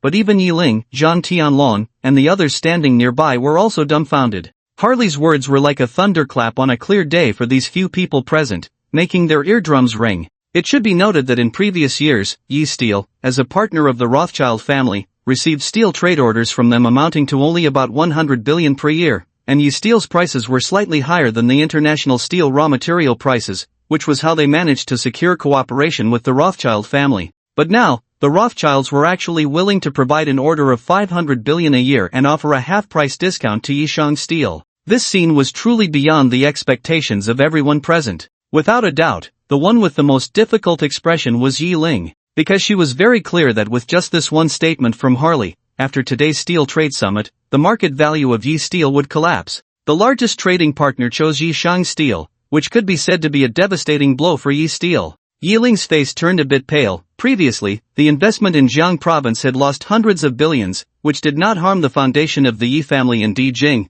but if anything unexpected happened to Yi Steel, the foundation of the Yi family would be shaken. This was a risk that the Yi family in Dijing had never encountered in so many years. At this moment, Yi Ling looked at Yi Kunlun with gritted teeth, her eyes revealing an unprecedented resentment. In her view, all of Yi Steel's failures today were because of Yi Kunlun. If it weren't for him, Harley would definitely choose to cooperate with Yi Steel. Mr. Harley, our Yi Steel has cooperated with the Rothschild family for many years, and we have always had a pleasant partnership. You might want to reconsider. We at Yi Steel are willing to offer significant concessions. Yi Ling quickly calmed her emotions and stepped forward, forcing a smile as she looked at Harley. No matter what, she had to fight for the possibility of cooperation with the Rothschild family. Even if she could obtain 1/10 of the original order volume between Yi Steel and the Rothschild family, she had to find a way to secure it, otherwise, Yi Steel would face a devastating blow. As Yi Ling spoke, the others, Zhang Tianlong, Bai Junlin, and Chuli also regained their senses, leaving their seats to approach Harley, expressing their sincerity for cooperation from the Dijing family. I'm sorry, everyone. The Rothschild family's steel trade partner is only Yishang Steel. Harley shook his head at the others. Even though Yi Ling and the others were willing to offer significant concessions, as long as it was a company or family opposed to Yishang Steel, the Rothschild family would naturally not choose to cooperate. Harley had also heard a bit about what happened in Jiang province, so he directly ignored the requests from Yi Ling and the others. Hearing Harley's words, Yi Ling and the others felt a sudden jolt in their hearts, realizing the situation was dire. They did not expect that despite offering such significant concessions, Harley still would not consider cooperating with them, still choosing Yishang Steel as the only steel partner of the Rothschild family in Disya. This was troublesome. Yi Ling and the others looked at Shangwan Aoshue and Yi Kunlun, their faces darkening to the extreme. There was no doubt that this time Yishang Steel had firmly established its foothold in Dijing, achieving unimaginable success in the steel field. Given time, if Yishang Group fully entered Dijing, it would likely cause considerable trouble for the Dijing family. Where on earth did this kid Yi Kunlun get so many overseas connections? Zhang Tianlong, Bai Junlin, and Chuli looked at Yi Kunlun, their expressions deepening. Previously, in Jiang province, Yi Kunlun had already demonstrated his overseas connections, causing their investments from the Dijing family to fail, resulting in a complete loss in Jiang province's business world. Now, the attitude of the Rothschild family left them even more shocked. What kind of connections did Yi Kunlun have overseas? The situation was becoming increasingly tricky. Although Zhang Tianlong and the others had previously looked down on Yi Kunlun, time and again, the facts proved that Yi Kunlun always had some unexpected trump cards. If this kid doesn't die, he will really be a big trouble in the future. It seems I need to find an opportunity. Zhang Tianlong glanced deeply at Yi Kunlun, murmuring to himself, and then turned to leave. You two don't need to look so grim. This kid's good days are about to come to an end. Later, I will personally send him on his way, Zhang Tianlong said calmly as he passed by Bai Junlin and Chuli. As Zhang Tianlong left, Bai Junlin and Chuli also began to exit one after another, casting malicious glances at Yi Kunlun before they departed. They had heard Zhang Tianlong's words clearly before he left. It seemed he had intentions to kill Yi Kunlun. Such a good show, they certainly couldn't miss it, and they thought they would have to personally witness it later. However, before that, they needed to prepare for another matter, which was to attend a party tonight hosted by the Longwu Chamber of Commerce. Yi Kunlun, I admit you did shock me today, but for the Yi Shang group to establish a foothold in the capital, it won't be that easy. We have plenty of time, you better pray that you can live a little longer. Yi Ling shot Yi Kunlun a cold glance before turning to leave. Many years ago, her father's branch of the Yi family in the capital could easily eliminate Yi Kunlun's branch with just a little effort. To her, it was fine for Yi Kunlun to be driven out of the capital like a stray dog. Even though Yi Kunlun had some overseas connections, in front of such a colossal entity as the aristocratic families of the capital, with powerful families led by martial arts masters, Yi Kunlun's life and death were merely a thought away. With this in mind, Yi Ling had already made some plans. In the blink of an eye, only Yi Kunlun, Shangguan Aoshue, and Harley remained.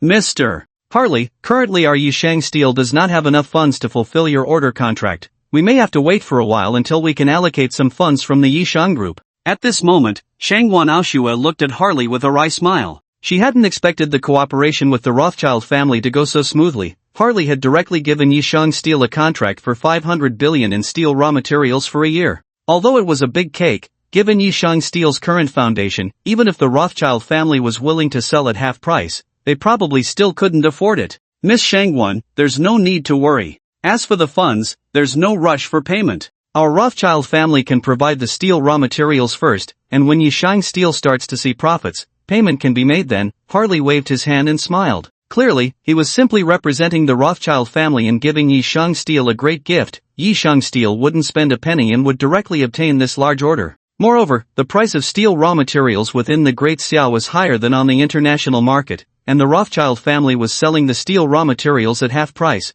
allowing Yi Shang Steel to make a profit before payment. This was something Shangguan Aoshue had never even dared to imagine before. She looked at Yi Kunlun beside her with a complex expression. What kind of identity did Yi Kunlun have, and what connection did he have with the Rothschild family to receive such treatment for Yi Shang Steel? Is Miss Shangguan dissatisfied with this proposal? If not, we can discuss it in more detail. Seeing Shangguan Aoshue's unusual expression, Harley thought she was unhappy with the terms and quickly said, Mr. Harley, you flatter me. We at Yi Shang Steel are more than satisfied with this proposal. If it weren't for your own words, I would never believe this could happen to Yi Shang Steel. Shangguan Aoshue quickly calmed her mind and shook her head with a smile. I'm glad Miss Shangguan is satisfied. Then let's agree on the specific details of our cooperation. If all goes well, we can sign the contract today. After seeing Shangguan Aoshue nod, Harley also breathed a sigh of relief and smiled. The Rothschild family could never suffer too much loss. With their steel raw material market,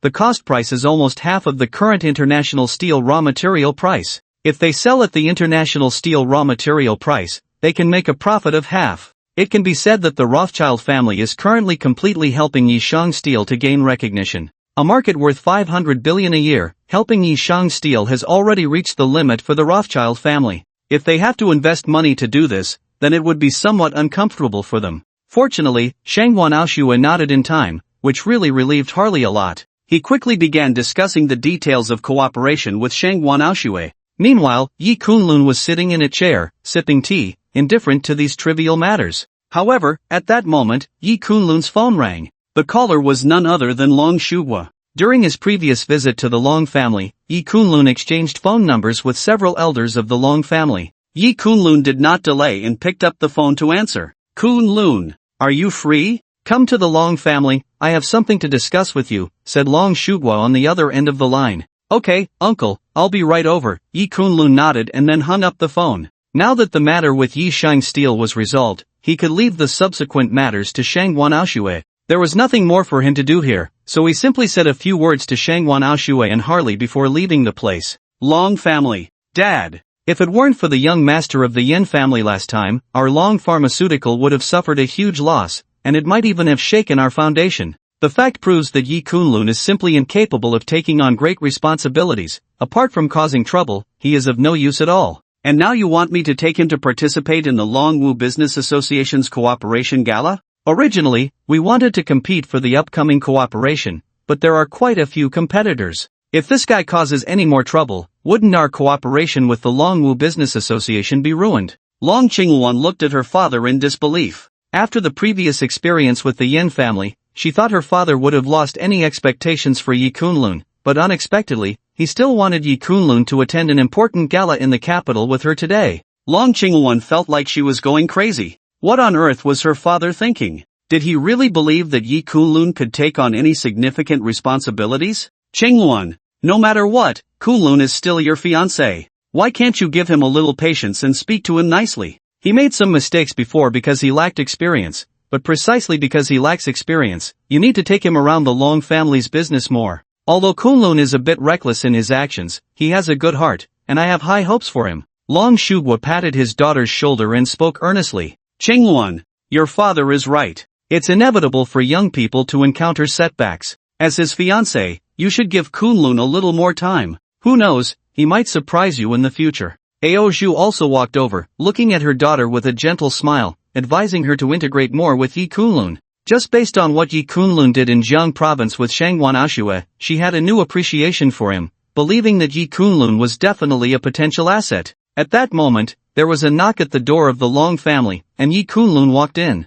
Kunlun is here. Ha ha. We were just talking about you. Long Shugwa laughed heartily upon seeing Yi Kunlun, then took a few steps forward to pull him into the courtyard. Uncle, aunt. Yi Kunlun greeted Long Shugwa and his wife, then looked at Long Shugwa curiously and asked, Uncle, what is the reason you called me here? Oh, it's like this. Qingwan is going to attend a gala for the Longwu Chamber of Commerce later, and I'm worried about her going alone in case something unexpected happens, so I asked you to accompany her. It's good to have someone with her. The Longwu Chamber of Commerce is planning to develop a large shopping mall in the capital, and they are currently struggling with the choice of land. I want you and Qingwan to see if you can secure it. After all, our Long family has land in a prime location. Youth should be more energetic. Encountering some setbacks is nothing to worry about. Long Shugwa patted Yi Kunlun's shoulder and smiled, clearly indicating that he need not feel guilty about the previous incident with the Yin family. However, Yi Kunlun didn't think much of it and nodded, saying, let the Longwu Chamber of Commerce choose the Long family's land for the shopping mall investment?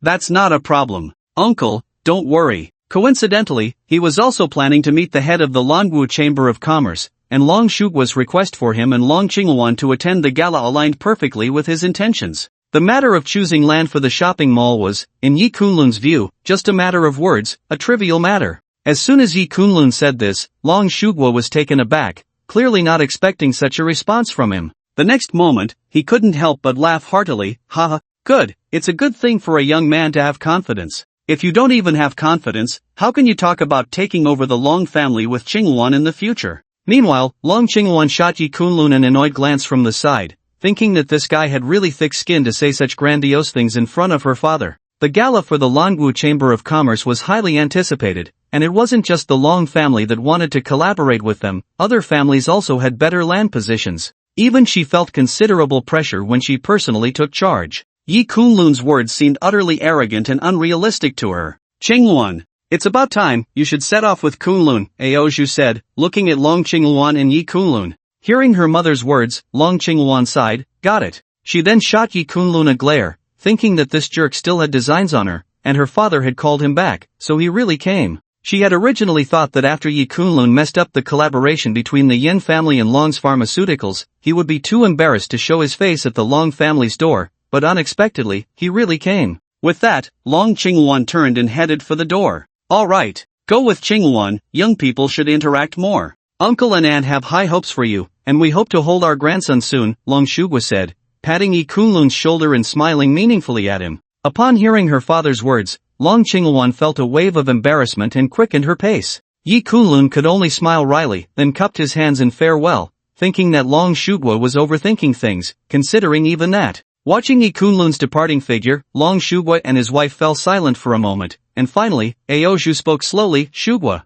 I see that Qingwan doesn't seem very interested in Kunlun. If she ultimately refuses to marry Kunlun, what should we do then? Are we really going to force her? No one knows a daughter better than her mother. Aozhu was well aware of her daughter's character. If they force Long Qingwan to marry, she would definitely resist. Qin Tian is my sworn brother, and Kunlun is like my half-son. If Qingwan can happily marry Kunlun, that would be the best outcome. But if in the end they still can't be together, it can't be forced. After all, a forced melon is not sweet. Let's help Kunlun fight for it a bit more, and give Qingwan and him some time. let these two young people blend together more. This child Kunlun is destined for hardship, born with a frail life. He barely escaped his fate by coming to Nanling, but then his family faced misfortune, and now his parents are gone. As his uncle, I should take care of his major life events. Besides, he has good character and has proven his abilities in Jiang province. If he can take action with Shangwan Ashue, he can certainly do the same with Qingwan. The resources Qingwan can mobilize are not inferior to that girl from the Shangwan family.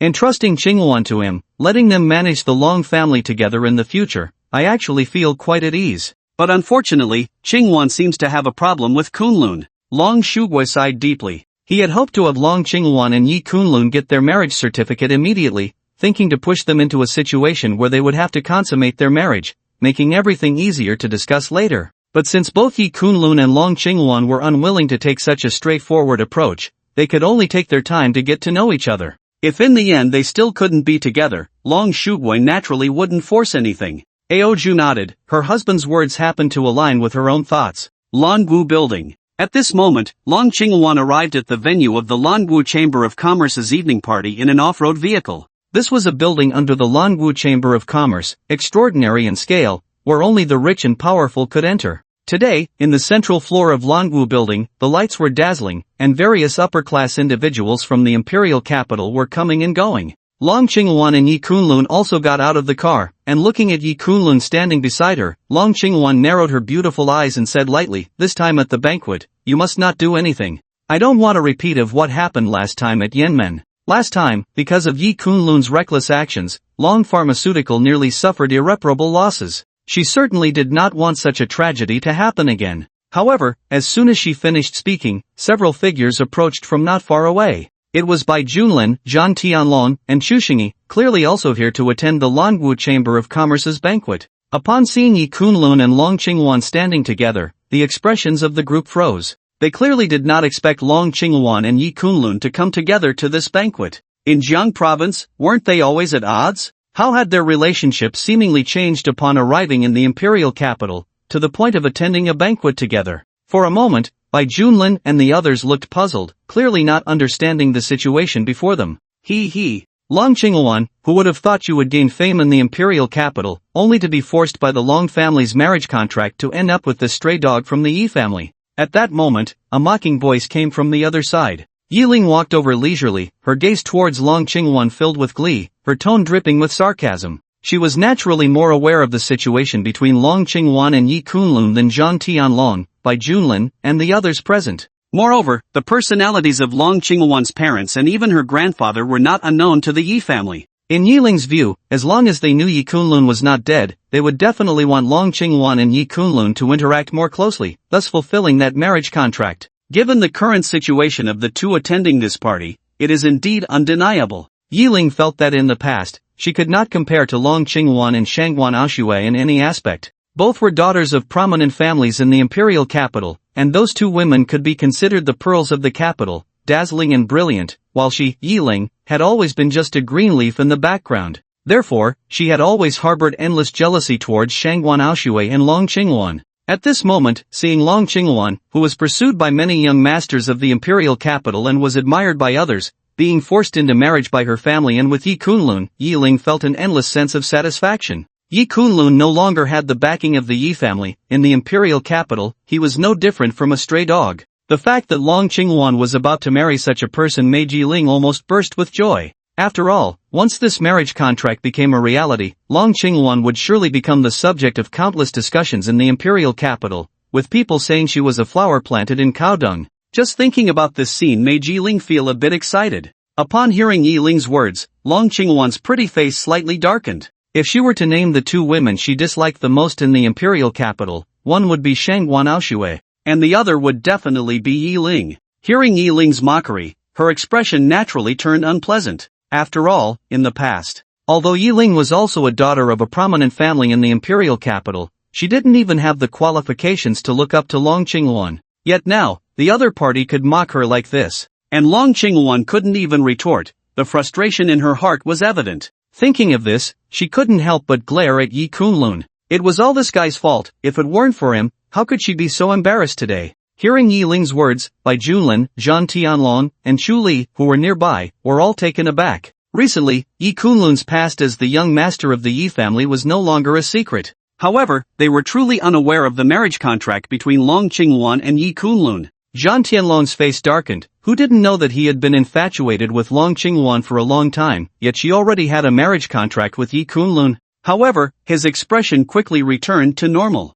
After all, the marriage contract between Long Qingwan and Yi Kunlun was set by the elders of the Long family and Yi Kunlun, and it did not represent her true feelings. Long Qingwan's disdainful gaze towards Yi Kunlun did not escape the notice of the others. As long as Long Qingwan had no feelings for Yi Kunlun, then Zhan Tianlong still had a chance. Chu Li, who shared the same thoughts, was also nearby. He was the only son of Chu Yuanlong from the Chu family, considered the future successor of the Chu family. Compared to Yi Kunlun, Chu Li felt that his advantages were self-evident. Yi Kunlun wouldn't last long. This was the shared thought of Zhan Tianlong and Chu Li. As long as he died, the marriage contract between Long Qingwan and him would naturally cease to exist. Therefore, after a brief moment of shock, the people present quickly regained their composure, their expressions returning to normal. However, the jealousy in their gazes towards Yi Kunlun was undeniable. This guy was already close to Shangguan Aoshua, and now he had a marriage contract with Long Qingwan. The two most dazzling pearls of the imperial capital were actually related to this guy, something that the young masters of the imperial capital could only dream of. Long Qingwan, I know what you are planning by attending this party, but I can only say that your Long family is just daydreaming today. Since you have a marriage contract with Yi Kunlun, then the Long family is naturally a target for my Yi family to suppress. My boyfriend is Fong Ben, and his father, Fong Qingshan, is the person in charge of the recent development of this land by the Langu Chamber of Commerce. My Yi family will gain absolute advantage. Yi Ling looked at Long Qingwan with a cold smile, then confidently stepped into the Langu building. Hearing Yi Ling's words, Long Qingwan frowned slightly, her heart sinking a little. She never expected that Yi Ling would actually get involved with the Langu Chamber of Commerce. As for Fong Ben's identity, Long Qingwan naturally knew a bit. The other party's father indeed had significant power to influence the Langu Chamber of Commerce's choice of land for development. After Yi Ling's remark, Zhan Tianlong, Chu Li, Bai Junlin, and others all had different expressions, and judging by their demeanor, Yi Ling seemed quite confident about securing the land for cooperation with the Langu Chamber of Commerce. Rest assured, my friends, Fong Ben is my childhood friend. The Langu Chamber of Commerce has many options for land development, and I can have a word with him later. It shouldn't be a difficult task for the Langu Chamber of Commerce to choose some of our land, Zhan Tianlong said with a smile. Then we will have to rely on Brother Tianlong's kind words, Bai Junlin and Chu Li responded, their eyes lighting up. They initially thought the difficulty of this endeavor would be considerable, but they didn't expect Zhan Tianlong to have such connections. It seemed that securing cooperation with the Langu Chamber of Commerce today would be no problem. It's nothing, just a small matter. Qingwan, don't worry. I will also speak well for the Long family later. However, that Yi Kunlun has a very poor relationship with the Yi family, and it seems Yi Ling doesn't think highly of him. Whether Fong Ben is willing to give the Long family this face, I can't be sure. Zhan Tianlong said with a light laugh, looking at Long Qingwan. Clearly, he intended to elevate himself in front of Long Qingwan while deliberately belittling Yi Kunlun. After saying this, Zhan Tianlong and the others stepped ahead into the Langu building.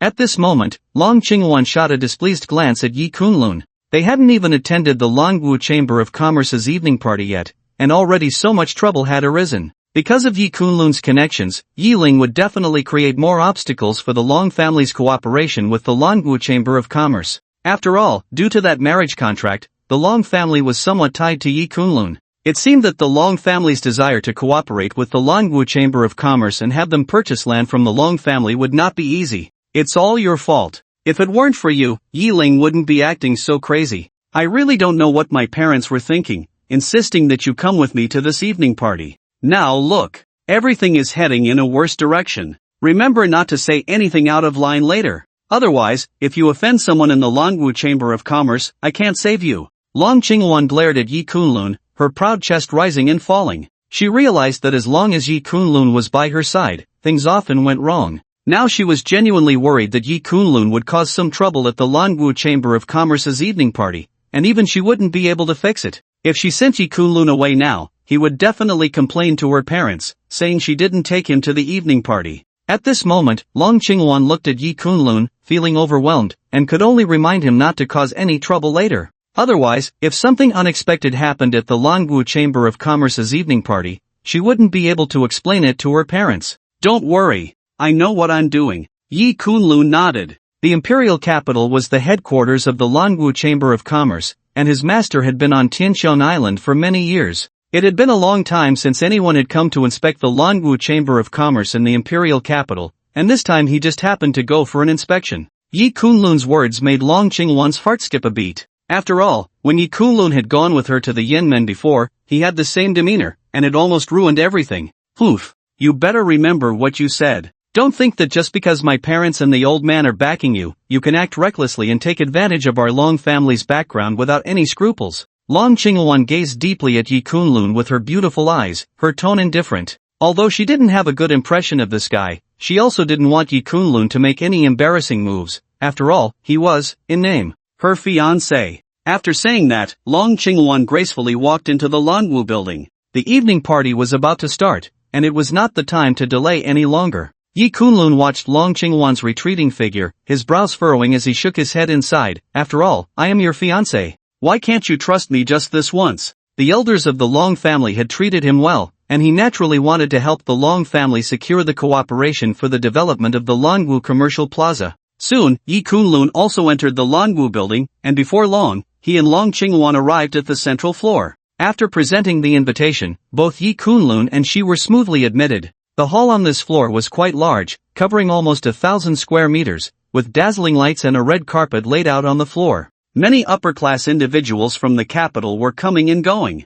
Many recognized Long Qingwan, and upon seeing her enter the hall with a strange man, their eyes filled with curiosity. After all, Long Qingwan usually attended such events without a male companion. Today was a special case. Watching the gazes of the crowd, Long Qingwan felt a bit frustrated. It seemed that the topic about her would only become more incessant. Sure enough, just as Long Qingwan and Yi Kunlun stepped into the hall, Yiling's mocking voice rang out from not far away. Long Qingwan, you really brought your fiancé here, huh? Do you really think he can help your Long family secure the cooperation? This kind of occasion is not something a former waste heir of the Yi family, who was kicked out of the capital, can just waltz into. Aren't you afraid of losing face? Her voice was loud enough for many present to hear clearly. It was evident that she intended to embarrass Long Qingwan in front of everyone, making it clear that her fiancé was actually a nobody, expelled from the Yi family with no background to speak of. The precious jewel of the Long family, the youngest woman in the great Xia to bear the weight of a general star, yet her fiancé was such an insignificant character. One could imagine how much amusement this would bring. Just thinking about how Long Qingwan would become the topic of discussion for everyone present made Jiling feel exhilarated. After so long, she could finally get back at Long Qingwan and witness this woman's embarrassing moment. Many people holding wine glasses were left dumbfounded upon hearing Yi Ling's words, some even dropping their glasses to the ground, still oblivious. The shock brought by Yi Ling's words was simply too immense. There were many young gentlemen present, their gazes towards Yi Kunlun filled with envy and jealousy. Where did this guy come from, to have an engagement with a gem like Long Qingwan? In no time, whispers filled the air, and everyone began to discuss Yi Kunlun and Long Qingwan. Upon hearing Yi Ling mention Yi Kunlun's identity, the expressions of those present changed. It was clear that almost everyone was taken aback, not expecting that the person engaged to Long Qingwan was such an unknown figure, the former waste heir expelled from the Yi family. Long Qingwan felt the gazes of the crowd around her and sighed helplessly. It seemed that from today onward, she would not be able to escape being the subject of others' discussions. Thinking of this, she cast a glance at Yi Kunlun beside her, seeing his indifferent demeanor, completely unconcerned with the words of others present. A hint of anger surfaced on her delicate snow-white face. It was all this guy's fault that she, Long Qingwan, had become the center of attention. Yet he acted as if it had nothing to do with him, which truly annoyed her. I will secure the cooperation with the Long family today, Yi Kunlun said calmly, thinking she was worried about the collaboration when he noticed her gaze. It was just a matter of a mere location choice for the Long Martial Commerce Association. It was nothing for him, Yi Kunlun, to handle. Yi Kunlun, when will you ever grow up? Hearing his words, Long Qingwan felt no joy at all. Instead, she shook her head in disappointment, her beautiful eyes revealing her desolation. In front of everyone knew that Yi Kunlun was her fiancé. If only this guy had shown a bit of responsibility, not just empty words, and made some actual comforting gestures towards her. Even if he had said a few words about how he would work hard in the future, making the crowd see him in a new light, she would have regarded him with a bit more respect. But unfortunately, that was just her fantasy. Yi Kunlun was still the same guy who only dreamed big and spoke grandly. If he had some ability like Zhan Tianlong and knew people from the Long Martial Commerce Association, it would be one thing, but he had no skills at all and pretended to be a big shot, claiming he could handle the cooperation between the Long family and the Long Martial Commerce Association. Why did her fiancé have to be such an unrealistic guy? Lingling, what's going on that's so lively? At that moment, a voice came from the side, and a young man in a suit walked over, instantly attracting the attention of the crowd. It's nothing. Just a bit of fun, introducing everyone to our General Long's fiancé, Yiling said with a smile as she stepped forward to link arms with him, proudly raising her chin towards Long Qingwan. Her boyfriend, Yiling's, was from the headquarters of the Long Martial Commerce Association, while Long Qingwan's fiancé was a useless scion of the Yi family in the capital. It was clear who was stronger and who was weaker. Upon hearing Yiling's words, Fong Ben's eyes narrowed, and he looked at Long Qingwan and Yi Kunlun with a smile, saying, I didn't expect General Long to already have a fiancé. This is bound to make many young masters in the capital feel disheartened. His tone carried a hint of sarcasm. After all, he could hear the whispers of the crowd around him. Fong Ben was one of those who had thoughts about Long Qingwan. He had once confessed to her back when they were both students at the capital university. After all, Long Qingwan was too dazzling back then, and almost no young master from the upper echelons of the capital could resist her charm. But in the end, Fong Ben was rejected by Long Qingwan, and he had always held a grudge about it. Now, upon learning that her fiancé was a nobody and a waste from the Yi family, he felt a sense of relief in his heart. Long Qingwan's taste seemed to be nothing special after all. Long Qingwan naturally caught the underlying meaning in Fong Ben's words. Her brows furrowed immediately, but she said nothing more. With Yi Kunlun present, no matter what she said, it would only serve to provide more amusement for the crowd. She quickly took a seat nearby. The seating arrangement for this gala was quite significant, with the prominent families of the capital seated in the center. With Fong Ben's arrival, the gala of the Long Martial Commerce Association clearly began in earnest. The main purpose of this evening's event is to provide a platform for communication, allowing the prominent figures of the imperial capital's upper society to seek what they need and see if there are opportunities for collaboration. Therefore, after the event officially began, everyone present started to take their seats and discuss the cooperation they required. Many people were aware that the collaboration with the Longwu Chamber of Commerce was a play orchestrated by several major families of the imperial capital, and for a moment, many gazes turned towards Fong himself. After all, they all understood that the decision of where the Longwu Chamber of Commerce would choose to develop a shopping center and which imperial family to partner with largely rested on Fong himself. Given the relationship between Fong Ben and Yiling, it was likely that the Longwu Chamber of Commerce would choose to collaborate with the Yi family today. Ladies and gentlemen, welcome to this evening's event hosted by the Longwu Chamber of Commerce. On behalf of the Longwu Chamber of Commerce, I extend my sincere welcome, Fong Ben said with a polite smile to everyone present. As his words fell, thunderous applause erupted in the venue.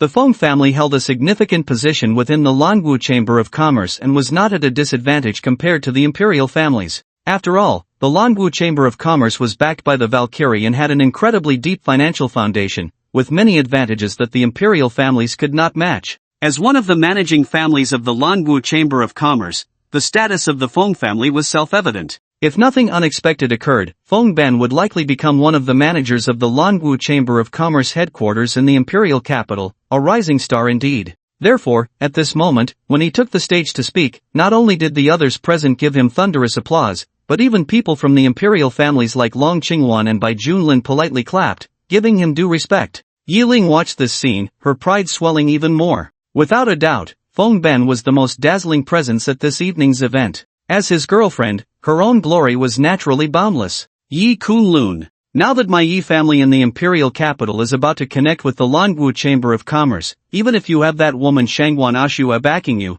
and even Long Qingwan helping you, what waves can you possibly stir? Yiling's gaze turned towards Yi Kunlun, and she couldn't help but sneer inwardly. She admitted that Yi Kunlun was quite skilled at living off others. He had two precious gems that many young masters of the imperial families dreamed of, Shangwan Ashue and Long Qingwan. Their relationships with Yi Kunlun seemed quite special, but that couldn't change anything. If Yi Kunlun thought he could leverage the backing of these two women's families to reclaim what once belonged to him, Yiling could only say he was overthinking it. Her father and Fong Ben's father were sworn brothers, and the union between her and Fong Ben was a done deal. In the future, the relationship between the Yi family and the Longwu Chamber of Commerce would undoubtedly become even closer, and with the Fong family's position within the Longwu Chamber of Commerce, Fong Ben was likely to become one of its managers. With such a background and support, even if Yi Kunlun received help from the Shangwan and Long families, How could he contend with the Yi family of the imperial capital? After all, the Longwu Chamber of Commerce was backed by the Valkyrie and even the Great Xia Martial Alliance.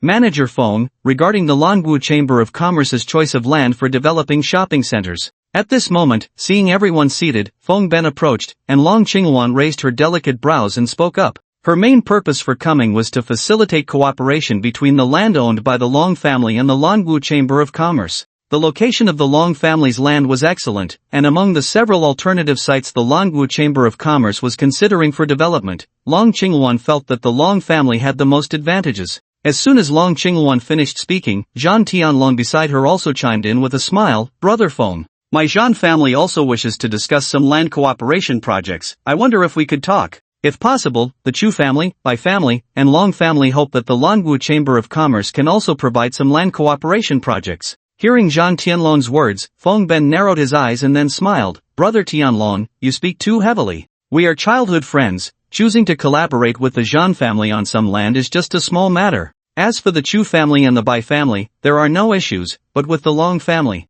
it seems we won't be able to reach an agreement. General Long, we at the Longwu Chamber of Commerce should be unable to cooperate regarding your land." At this moment, Fong Ben took a sip of tea and then shook his head at Long Qingwan. However, at this point, Fong Ben changed his tone and smiled meaningfully, "But you can talk to Lingling and see if she is willing to grant your Long family some land for cooperation." Clearly, Fong Ben was intentionally targeting the Long family. Since the Long family wanted to support the former waste heir of the Yi family, as Yi Ling's boyfriend, Fong Ben naturally would not allow the Longwu Chamber of Commerce to collaborate with the Long family. He even aimed to undermine the Long family, especially since with Yi Kunlun's appearance, the Long family and the Yi family had become somewhat incompatible. He wanted Long Qingwan to ask Yi Ling, simply to embarrass her in public. Upon hearing Fong Ben's words, Long Qingwan's pretty face slightly darkened. It was indeed as she had thought, her relationship with Yi Ling greatly interfered with the cooperation between the Longwu Chamber of Commerce and the Long family. Even though the Long family's land had the most development advantages, obtaining cooperation with the Longwu Chamber of Commerce was almost impossible.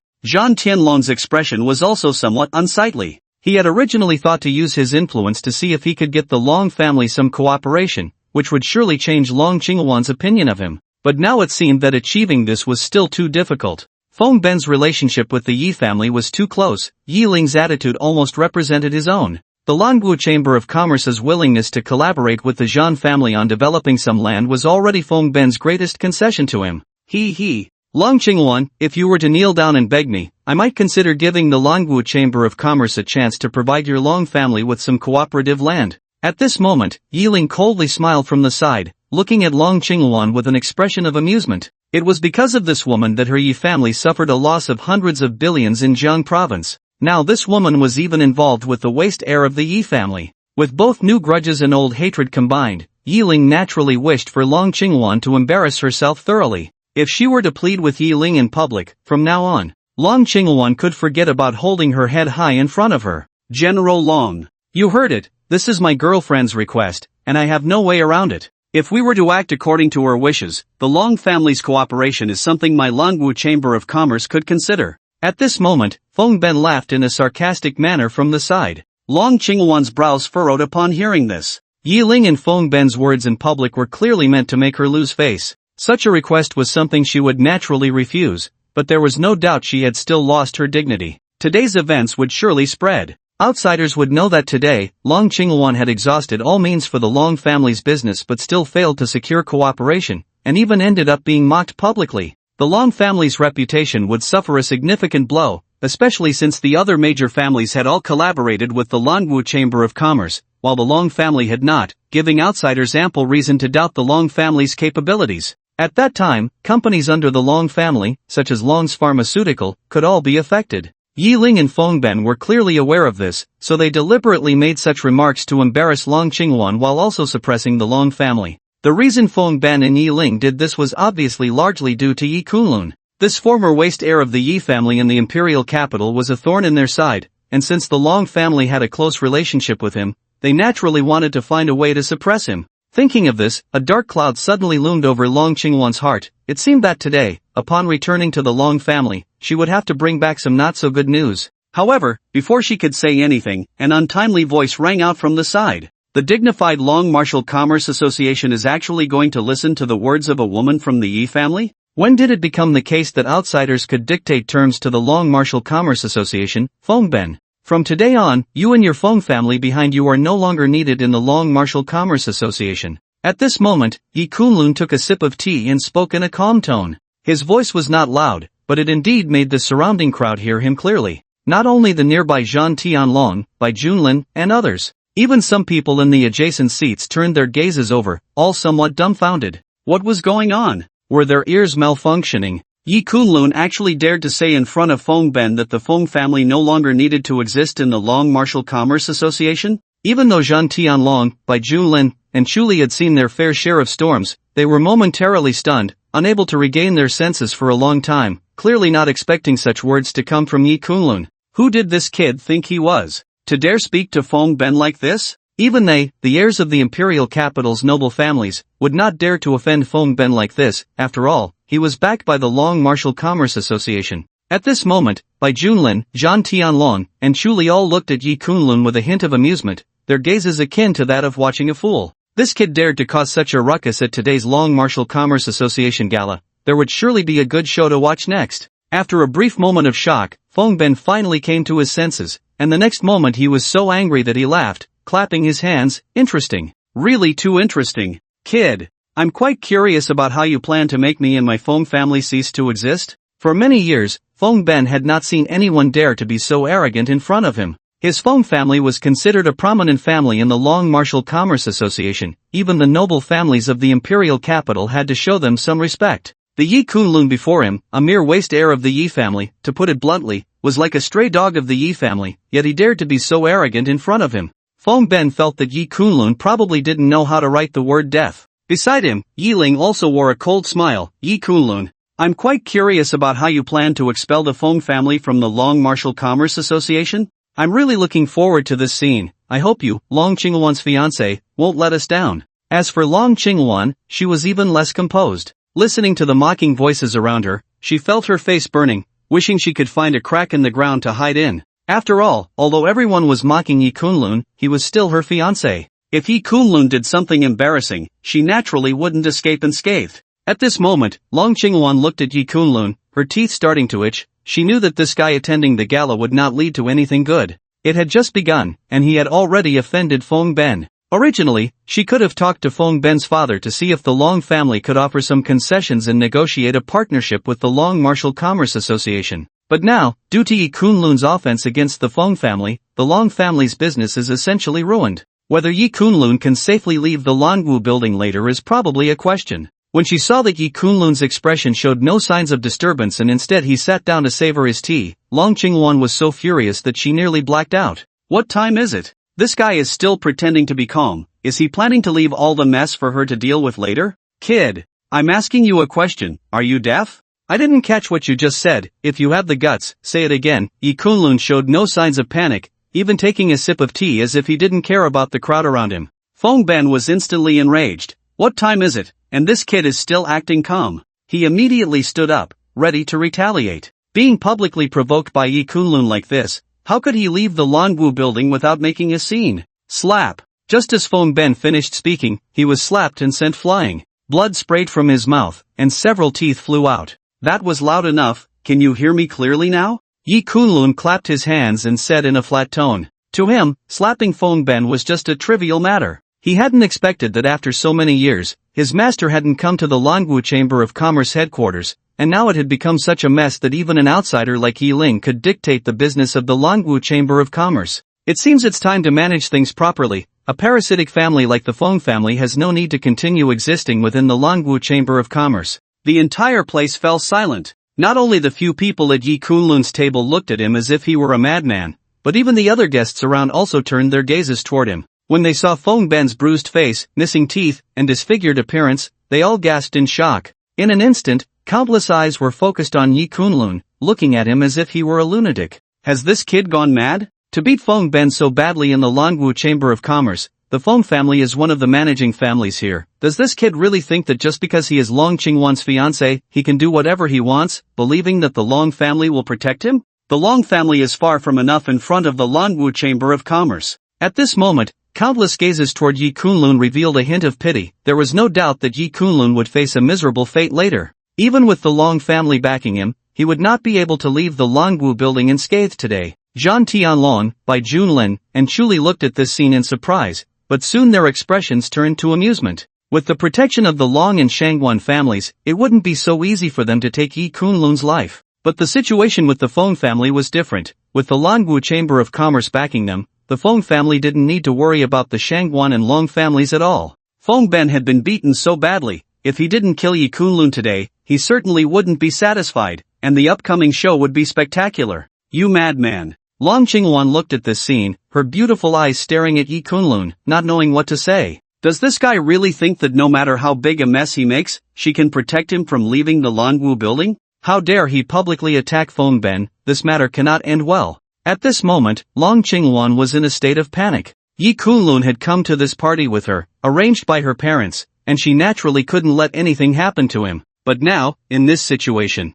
she felt that even if she wanted to protect Yi Kunlun, it might be impossible. After all, there were martial arts masters stationed in the Longwu building. Even though she was a powerful grandmaster, she could not safely take Yi Kunlun away from here. Don't worry, I can handle this. The cooperation between the Long family and the Long Martial Association won't have any issues, Yi Kunlun said calmly to Long Qingwan. As soon as Yi Kunlun spoke, Long Qingwan was instantly infuriated. Despite her usual calm demeanor, she felt a wave of anger that made her vision blur, her proud figure rising and falling with her emotions. How could this guy still be thinking about such irrelevant things at a time like this? In the end, it would still be her, Long Qingwan, who had to clean up this mess. However, before Long Qingwan could say anything, Fong Ben, who had fallen to the ground in a disheveled state, immediately stood up, his gaze towards Yi Kunlun filled with a fierce snarl. You little beast. You're asking for death. What kind of identity did he have? As one of the project leaders of the Long Martial Association, he had been publicly slapped to the ground by Yi Kunlun? Feeling the eyes of the crowd on him, Fong Ben felt utterly humiliated, especially since he had made such a fool of himself in front of his girlfriend, Yi Ling. If he didn't regain his dignity, he would likely become a laughingstock. Manager Fong. At that moment, several martial artist bodyguards rushed in from outside the hall. Upon seeing Fong Ben's miserable state, they were all taken aback. They were responsible for maintaining security at the event, and now such a disturbance had occurred, they could hardly escape blame. Take this kid down for me. I want him to wish he were dead. Fong Ben spat out a mouthful of blood, his face twisted with rage. Understood. The martial artist bodyguards responded with a bow. As bodyguards of the Long Martial Association, they had to clear out anyone who dared to cause trouble in their territory. Boom! With that, the bodyguards stepped forward, their martial aura unmistakable. At that moment, countless gazes converged on them, many looking at Yi Kunlun with a sense of anticipation, especially Zhan Tianlong, Bai Junlin, Chuli, and Yi Ling. They had all been waiting to see how Yi Kunlun would meet his end, and now they were finally going to get their wish. Even with Long Qingwan present, it was impossible for her to protect Yi Kunlun within the Long Martial building. Long Qingwan's beautiful eyes watched the scene, her expression darkening. The strength of these bodyguards was considerable, all having reached the level of Grandmaster, comparable to her own. Although she was confident she could handle it, she wasn't entirely sure she could protect Yi Kunlun from them. Moreover, there were also martial masters stationed within the Long Martial building. If she intervened, the other side would certainly not stand by idly. Yi Kunlun had caused too much trouble this time. She felt that only her father or grandfather could possibly save him.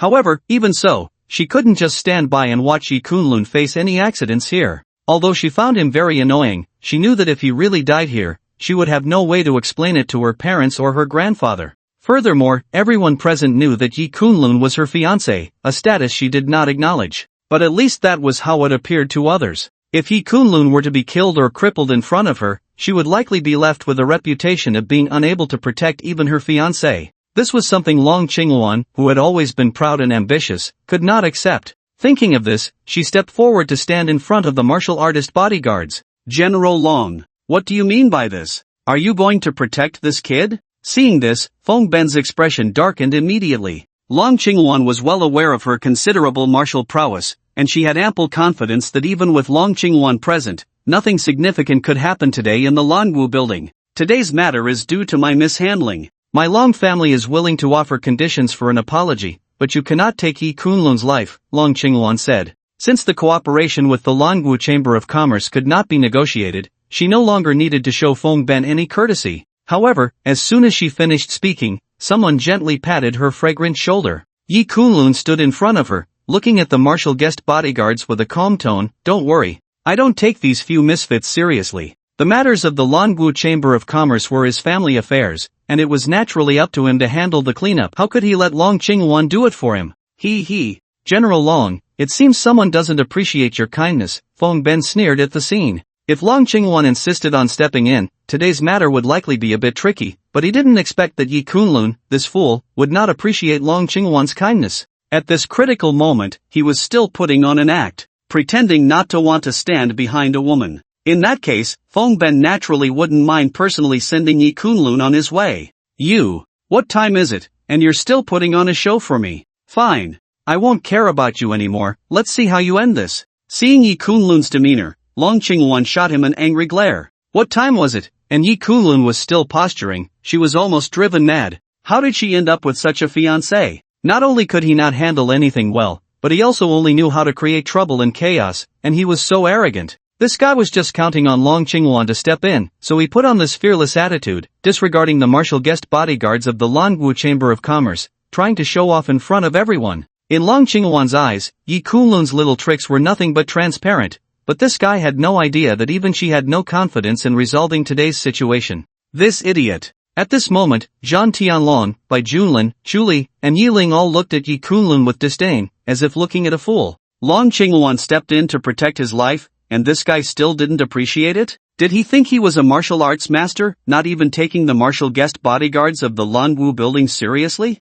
What an arrogant tone, causing a scene in the Lanwu building, hitting my son Fong Qingshan, and still daring to speak so wildly. Kid, who gave you the courage? At this moment, a figure walked in from outside. It was Fong Qingshan, Fong Ben's father, who entered the hall with a dark expression. He had just met with an important figure at the Lanwu building, which was why he arrived late to the event. But he didn't expect that just by arriving a little late, such a thing would happen. In the entire imperial capital, who didn't know that the Fong family was a prominent family within the Lanwu Chamber of Commerce? Even the aristocratic families of the imperial capital wouldn't dare to offend them recklessly, yet in broad daylight, his son Fong Qingshan was beaten to the point of disfigurement. Fong Qingshan felt that if this matter wasn't handled well, his family would likely become a laughingstock of the Lanwu Chamber of Commerce, and they wouldn't be able to mix in there anymore. It's Fong Qingshan. Many people in the crowd were startled to see the newcomer, clearly not expecting that today's incident would even attract such a figure. Fong Qingshan was the head of the Fong family and held a certain degree of influence within the Lanwu Chamber of Commerce. Someone of his status would require respect even from the heads of the aristocratic families in the imperial capital.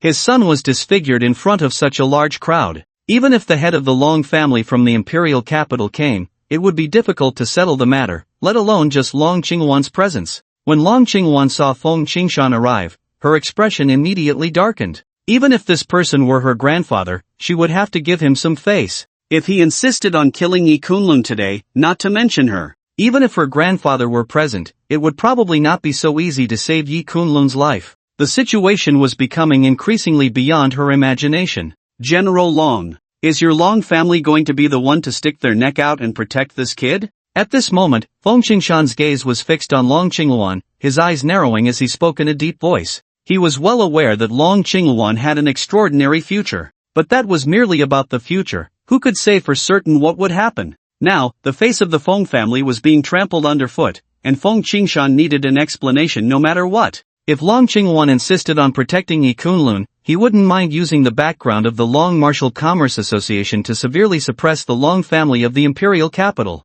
As soon as Fong Qingshan said this, Yiling immediately looked at Long Qingwan with a cold smile. Originally, there was no deep-seated hatred between the Fong family and the Long family, but after today's events, that was no longer the case. In the future, if the Yi family of the imperial capital wanted to use the Fong family or even the Long Martial Commerce Association to suppress the Long family, it would likely be much smoother. Upon hearing Fong Qingshan's words, Long Qingwan's pretty face slightly sank. The scene she feared the most had indeed appeared. Now, because of Yi Kunlun, the Long family not only lost the opportunity to cooperate with the Long Martial Commerce Association but also offended the Fong family, and inadvertently, the Long Martial Commerce Association behind the Fong family as well. Due to the relationship with the Fong family, the possibility of the Long family cooperating with the Long Martial Commerce Association again in the future was almost zero. Moreover, in certain areas, they might even face suppression, which was extremely bad news for the Long family of the imperial capital. If news of a falling out with the #1 commerce association in the Great Xia spread, the listed industries under the Long family would suffer a huge blow. Long Qinghuan looked at Yi Kunlun beside her, letting out a long sigh in her heart. How could her fiancé be such a person? Not to mention being the ideal husband in her heart. If he had even a fraction of the qualities of someone like Zhan Tianlong, she wouldn't be so resistant to this engagement. The Long family had indeed taken a big tumble because of Yi Kunlun. However, before Long Qinghuan could say anything, the situation on the scene changed again. What's going on? Just as tensions were high, another figure walked in from outside. When everyone saw this figure, their expressions immediately became serious. The martial arts bodyguards from the Long Martial Building immediately clasped their hands in salute. President Wang. Even Long Qinghuan, Zhan Tianlong, Bai Junlin, Shuli, Yiling, and others also clasped their hands in greeting, their demeanor respectful. The newcomer was none other than Wang Wanguang, the vice president of the Long Martial Commerce Association's headquarters in the imperial capital, a person of extraordinary status. President Wang. There was a small incident at the scene, please rest assured. I will handle it shortly. Even Fong Qingshan, at this moment, was respectful, stepping forward to salute Wang Wanguang. It was clear that the important figure he was here to receive today was Wang Wanguang. As the vice president of the Long Martial Commerce Association's headquarters, Wang Wanguang often inspected various locations under the Long Martial Commerce Association in the imperial capital, and today he happened to come to inspect the Long Martial Building. After hearing about the disturbance at the event, Wang Wanguang came to the scene to see what was happening. Was it you who caused trouble here just now? Wang Wanguang looked at the bruised and battered Fong Ben, then turned his gaze to Yi Kunlun, his eyes narrowing slightly. That's right, it was me. Yi Kunlun faced Wang Wanguang without standing up, instead sitting in his seat, sipping tea, and lightly nodding. Arrogant. Seeing Yi Kunlun's demeanor, the Fong family father and son, Yiling, and many others present all shouted in anger. This kid is so presumptuous, facing someone like President Wang,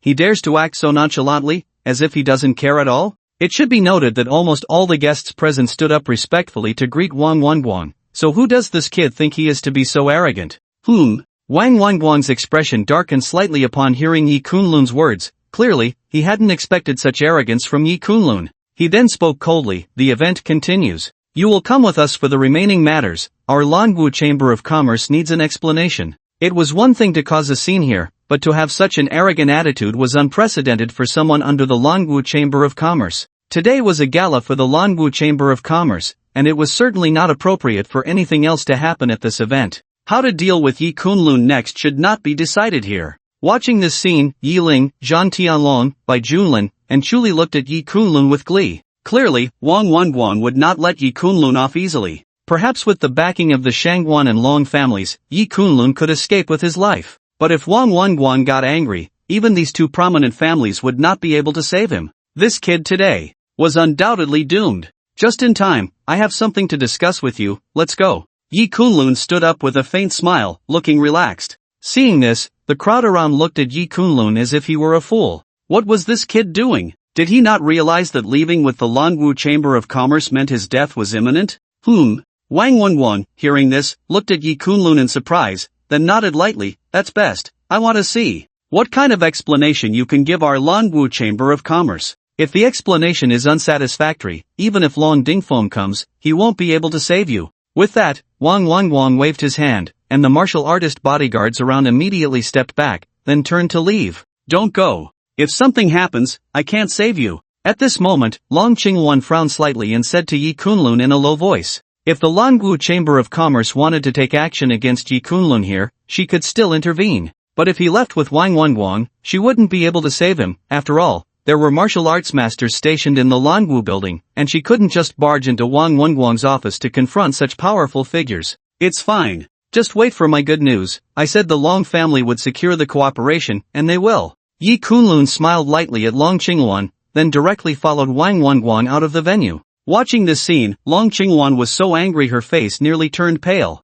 What time was it? And Yi Kunlun was still putting on an act. Did this guy not understand what kind of status someone like Wang Wanguang represented? Did he think that with the backing of the Long family and some connection to the Shangwan family, the Lanwu Chamber of Commerce wouldn't dare to touch him? The nearby Zhan Tianlong and others, who had some grievances with Yi Kunlun, now looked at him with amusement, wondering what kind of madness had overtaken him. Did he think he was the master of the Lanwu Chamber of Commerce, daring to be so arrogant? This time, they were going to see how Yi Kunlun would save himself. In the past, the business war in Jiang province was seen by them as completely reliant on Yi Kunlun leveraging his relationship with Shangguan Aoshue to live off others, which allowed him to survive until now and acquire so many shares in the Yi Shang group. But now, such good fortune would not come to him repeatedly. Oof. This little beast is quite arrogant. I want to see what kind of identity you have. Fong Ben looked at this scene, his face twisted in a cold smile. He had seen arrogance before, but he had never seen anyone so audacious. Facing Wang Wangguang and still daring to act this way, if Yi Kunlun's identity didn't make the Lanwu Chamber of Commerce wary, he couldn't think of any possibility for Yi Kunlun to survive. Soon, Feng's father and son, along with several martial arts bodyguards, left the scene and headed towards Wang Wangguang's office. I've done my best. This outcome is entirely of your own making, Long Qingluan said, her beautiful eyes watching the direction Yi Kunlun had disappeared, shaking her head silently. Having such an arrogant and dismissive fiancé, no matter how capable she was, it was impossible for her to protect him after he repeatedly caused catastrophic troubles. Today, she asked herself if she had done her best, but unfortunately, Yi Kunlun kept seeking his own demise, offending powerful forces that even the Long family didn't want to provoke. Even if her parents and grandfather asked, she would have no regrets. What she needed to do now was to return and discuss with her parents, grandfather, and other members of the Long family how to handle the terrible situation they might face next. After all, this time the Long family had also fallen out with the Lanwu Chamber of Commerce, and they needed to prepare adequately before the news spread. Otherwise, the impact on their various industries and even listed companies would be hard to predict. With this in mind, Long Qingluan lost interest in staying at the party any longer. She stepped away with her long, graceful legs and left the scene. After this incident, many guests began to leave one by one, clearly losing interest in the event. However, what happened today would undoubtedly become a topic of conversation for many during their leisure time. In Wang Wangguang's office, Yi Kunlun arrived first with Wang Wangguang, who narrowed his eyes and said, "Who are you?" Causing a scene in the Langu building and facing him, Wang Wangguang, Yi Kunlun remained unfazed, even coming to his office, seemingly unafraid of the Langu Chamber of Commerce's threats. His intuition told him that this young man was either fearless, not even afraid of the Langu Chamber of Commerce, or had lost his mind.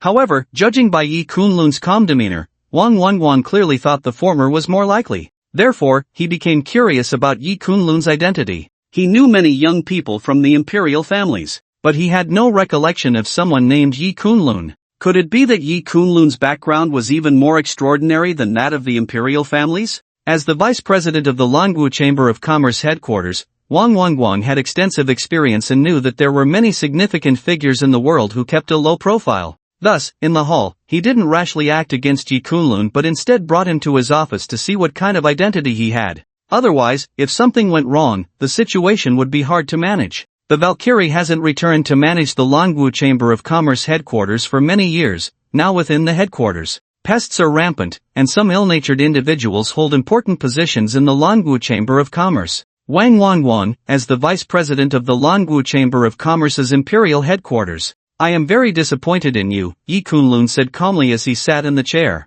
Hearing Yi Kunlun's words, Wang Wangguang trembled, cold sweat breaking out on his forehead uncontrollably. He involuntarily trembled his lips twice, looking at Yi Kunlun with immense trepidation and said, You are." At this moment, Wang Wangguang's heart was anything but calm. The fact that Yi Kunlun could speak so calmly about the Valkyrie, coupled with his subsequent words, all of this indicated a deep connection between Yi Kunlun, the Valkyrie, and even the Dragon Martial Commerce Association. Adding to this was his age. An idea suddenly emerged in Wang Wangguang's mind. Not long ago, the Valkyrie had notified several leaders of the Dragon Martial Commerce Association that the young master of the association had been born, and seeing him was akin to seeing the Valkyrie herself. The Yi Kunlun before him couldn't possibly be. Just as he finished speaking, Yi Kunlun took out a ring from his bosom and placed it on the table. Upon seeing the ring, Wang Wangguang trembled all over, not daring to be the slightest bit negligent. He hurriedly stepped forward and respectfully performed a deep bow to Yi Kunlun, cupping his hands and saying, "I, Wang Wangguang, pay my respects to the young master. I was unaware of your identity before, and I have offended you greatly. I truly deserve death, and I hope the young master will forgive me." At this moment, cold sweat was continuously forming on his forehead. If Yi Kunlun were to pursue the matter of his earlier disrespect, his position as the vice president of the Dragon Martial Commerce Association would be at an end. Wang Wenguang never dreamed that Yi Kunlun was actually the young master of the Dragon Martial Commerce Association, and that he had come to this gala today. He couldn't help but feel an immense sense of relief that he hadn't acted against Yi Kunlun in the hall earlier, and had even thought of bringing him to his office to inquire about his background. If he had rashly allowed someone to act against Yi Kunlun in the hall, the consequences would have been unimaginable. I only came here on a whim to inspect things, Yi Kunlun said. I am very dissatisfied with the current situation within the headquarters of the Dragon Martial Commerce Association. The Fong family, for their own selfish interests, has handed over the decision-making power for the association's investment in the mall to a woman from the Yi family. As the vice president, you cannot escape responsibility. Yi Kunlun put away the ring, looking at Wang Wenguang with a calm tone. Logically speaking, such a massive investment in the market, involving hundreds of billions of funds, should require Wang Wenguang, as the vice president, to sign off on it. But Fong Ben could directly decide, which clearly indicated a significant overreach of authority, and Wang Wenguang bore the guilt of mismanagement. Young master, please forgive me. There are many affairs within the Dragon Martial Commerce Association, and I only arrived here at the Dragon Martial building today to inspect, so I have not yet seen the mall development proposal presented by Fong Qingshan. The words of the Fong family cannot represent the final decision of the Dragon Martial Commerce Association. Even if the young master does not come, I will still review Fong Ben's choice of the mall's location later. Wang Wenguang hurriedly spoke, his back already covered in cold sweat. Although this young man before him was much younger, looking to be in his 20s, just the fact that he held the Valkyrie ring meant that with a single word, he could send Wang Wenguang to his doom, so it was impossible for him not to be nervous upon hearing Yi Kunlun's inquiry. Upon hearing this, Wang Wenguang could no longer miss the implied meaning in Yi Kunlun's words. He was clearly very dissatisfied with the Fong father and son. He had already cursed the Fong family's ancestors in his heart, thinking to himself, why did they have to offend the young master of the Dragon Martial Commerce Association? Wasn't that courting death? They almost dragged him, Wang Wenguang, down with them. Just then, the door to Wang Wenguang's office was pushed open. The Fong father and son, Yi Ling, and several martial artist bodyguards from the Dragon Martial building walked in. Fong Ben covered his face and looked at Yi Kunlun with a sneer, saying, Kid, have you thought about how you're going to die? You actually dared to act against me in the Dragon Martial building. Do you really think Long Qingwan can protect you? Now, if you kneel honestly in front of me, bow 3 times, and call me grandpa a few times, I might consider sparing your miserable life. Yi Ling watched this scene with a cold smile on her face. The reason she followed was simply to witness how Yi Kunlun would die. Slap. Before Fong Ben could finish his words, he was instantly slapped away, a few of his teeth flying out along with blood.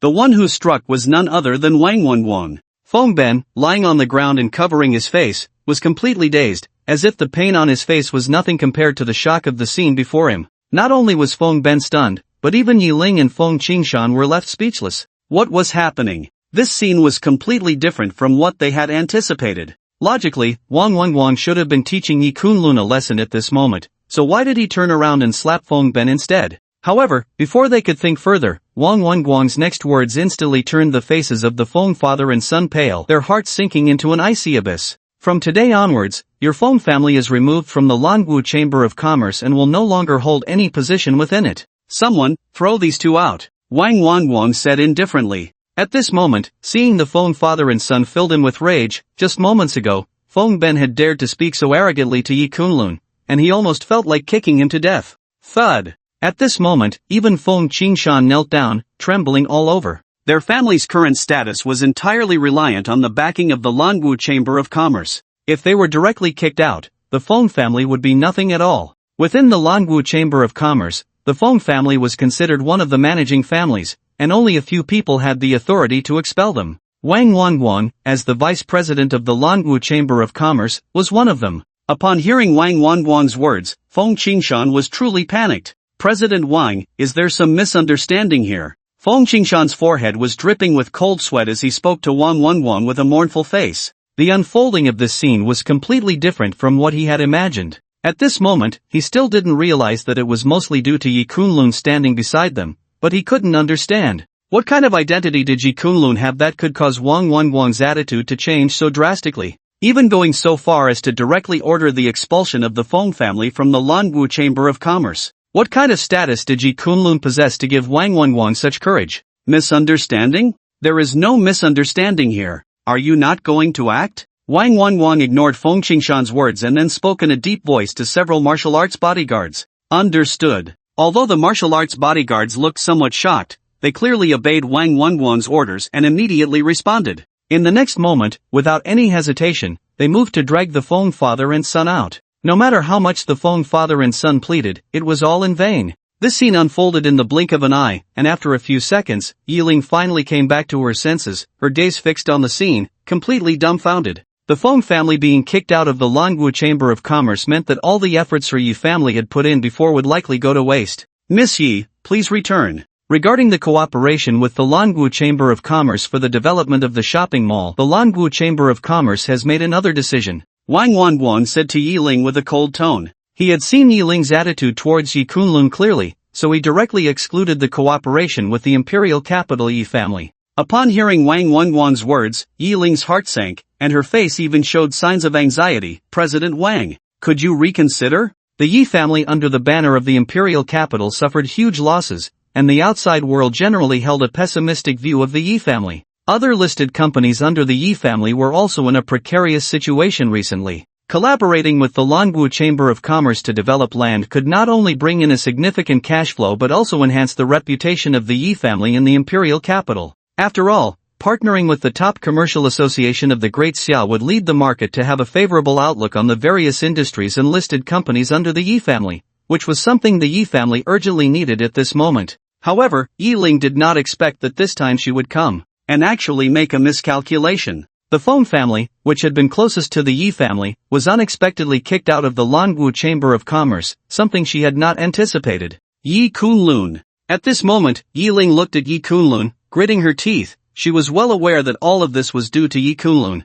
but like the father and son of the Fong family, she could not understand how Yi Kunlun had managed to change Wang Wenguang's attitude so drastically. She knew Yi Kunlun's background better than anyone. How could a mere stray dog of the Yi family be valued so highly by Wang Wenguang? Wang Wenguang, could it be that this kid had deceived him? President Wang, you can't have been deceived by this kid. He is just the useless young master of our Yi family, with no power or influence, and no background to speak of. At this moment, as Yiling thought of this, she quickly spoke up.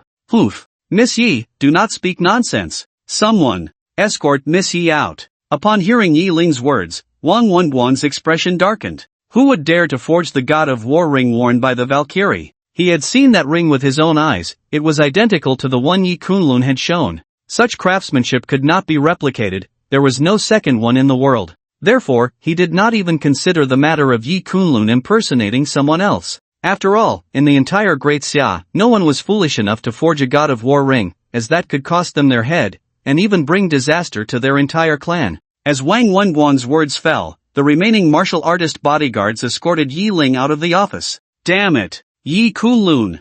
I don't know what schemes you used to deceive President Wang, but good luck won't follow you forever. It's time to return to the family and find a way to have my father mobilize martial forces to get rid of Yi Kunlun. After leaving Wang Wenguang's office, Yiling muttered to herself with a venomous gaze. This time, the Yi family's good fortune was once again ruined by Yi Kunlun, and Yi Kunlun was still carefree, causing trouble in the Longwu building without a care. Just thinking about it made Yiling feel a bit of a heart attack. But she was also puzzled. Her brother had gone south to Jiang province, and even brought a martial arts master with him. Now that the matters in Jiang province had come to a close, he should have returned to the imperial capital by now, so why was he still not back? With this thought, she immediately left the Longwu building. The collaboration with the Longwu Chamber of Commerce was essentially in vain. She needed to return to the Yi family as soon as possible to report the situation. Inside Wang Wenguang's office. Well done. From now on, the matters of the Longwu Chamber of Commerce must be supervised thoroughly. Similar incidents like the Fong family must not happen again. Yi Kunlun nodded at Wang Wenguang, speaking in a calm tone. Hearing Yi Kunlun's words, Wang Wenguang felt relieved. He understood that Yi Kunlun was letting the past go. Understood. I will ensure strict oversight of the Longwu Chamber of Commerce from now on, and eliminate anyone with ulterior motives. Please rest assured, young master. Wang Wenguang said respectfully with a bow. There's one more thing. For the collaboration on the shopping mall development with the Longwu Chamber of Commerce, let's choose the Long family. Yi Kunlun nodded and continued. Since he had promised Long Shugua before leaving, he naturally had to follow through on this small matter. Understood. Wang Wenguang nodded in response. The land owned by the Long family was indeed a good location for developing a shopping mall. However, looking at this situation, the relationship between the Long family and the young master is not ordinary. He must make a personal visit. After giving his instructions, Yi Kunlun left first. At the Langu building's evening event, many who remained were wearing various expressions, as they had just witnessed the Fong family being expelled from the Langu building. Originally, Zhan Tianlong, Bai Junlin, and Chu Li, who had stayed to watch the excitement, were all puzzled. What was going on? Shouldn't the Fong family be one of the managers of the Lanwu Chamber of Commerce? How could they be thrown out of the Lanwu building? At this moment, a sense of foreboding surged in their hearts. Their previous cooperation with the Lanwu Chamber of Commerce had been finalized with Fongben, and if nothing unexpected happened, they should be able to sign the relevant contracts the next day. But now that the Fong father and son had been expelled from the Lanwu building, wouldn't their previously agreed cooperation also fall through? What is going on? The people from the Langu Chamber of Commerce should have gone to punish Yi Kunlun, yet the ones thrown out of the Langu building were the Fong father and son. Bai Junlin's expression darkened as he spoke. His intuition told him that there was likely something amiss. Zhan Tianlong and Chu Li also wore grim expressions, remaining silent for a long time. At this moment, they all saw Yi Kunlun walking through the hall, unharmed, and heading down the elevator. Just then, Wang Wenwang's figure entered the scene. Everyone. Fong Qingshan and Fongben have violated the regulations of the Lanwu Chamber of Commerce and have now been expelled. Any promises made by these two previously are considered overstepping their authority and are all invalid without personal consent, Wang Wenwang said calmly to the crowd, and after speaking, he left the venue. Now, what he needed to do was to rush to the Long family at the first opportunity to discuss cooperation matters. Upon hearing Wang Wenwang's words, the crowd was stunned, and the next moment, a clamor erupted, with whispers of speculation rising and falling. The Fong family was a managing family of the Langu Chamber of Commerce, and they had actually been kicked out. This was definitely a big deal, enough to shock the major families in the imperial capital. Could this matter be related to Yi Kunlun, who had just been taken away? But what was this kid's identity that could provoke such action from the Lanwu Chamber of Commerce? Many initially thought of Yi Kunlun, but quickly shook their heads, feeling it was too far-fetched. Most likely, the Fong father and son had done something shady that infringed on the interests of the Langu Chamber of Commerce, and Wang Wenguan had caught them red-handed, leading to their expulsion. That kid Yi Kunlun is really lucky. At this critical moment, the Fong father and son, those fools, were actually found out. This kid's act of hitting someone is, for the Langu Chamber of Commerce, a righteous act. Zhan Tianlong said with a dark expression, clearly sharing the same thoughts as the others present, believing that the Fong father and son had been caught by Wang Wenguang for some wrongdoing, which led to their expulsion from the Langu Chamber of Commerce. They had originally thought the Langu Chamber of Commerce could take Yi Kunlun's life, but unexpectedly, he had escaped another disaster. He couldn't wait any longer. He was going to take Yi Kunlun's life today. After all, Yi Kunlun was currently without Shangguan Aoshui or Long Qingluan by his side, making it the perfect opportunity to eliminate him. With this thought, Zhan Tianlong stood up and left the scene. Chu Li and Bai Junlin exchanged glances, both understanding Zhan Tianlong's impending intentions, and a cold smile appeared on their faces. It seemed Zhan Tianlong couldn't hold back and was about to take action first. With Zhan Tianlong stepping in, dealing with Yi Kunlun would surely be a piece of cake, especially since Yi Kunlun was currently without Shangguan Aoshui and Long Qingluan. Such a good show was not to be missed. Thinking of this, the two of them also followed in the footsteps of Zhan Tianlong. Suburbs of the imperial capital. Yi Kunlun was strolling alone on the mountainside on his way back to the villa, with no one around, but at this moment, he stopped in his tracks. The reason was simple. Two figures were blocking his path. Yi Kunlun, I never expected you to repeatedly turn danger into safety, even managing to escape with your life from Jiang province to the imperial capital, killing my brother Zhan Tianlong. The fact that you have lived to this day is already a humiliation for my Zhan family. Today, I will personally send you on your way. Let that martial arts master behind you come forward. Zhan Tianlong looked at Yi Kunlun and sneered. The Zhan family had already investigated the cause of Chu Tianqing and Qin Jinjian's deaths. The two had come to challenge the martial arts master behind Yi Kunlun, intending to eliminate that powerful figure and then easily crush Yi Kunlun. However, they never expected to capsize in the gutter, ultimately dying in the waters of Nanling Jiang. In Zhan Tianlong's view, the martial arts master behind Yi Kunlun either came from the Shangguan family or the Long family. With such a formidable martial arts master backing him, it was no wonder Yi Kunlun was so arrogant, daring even to kill his brother Zhan Tianlong.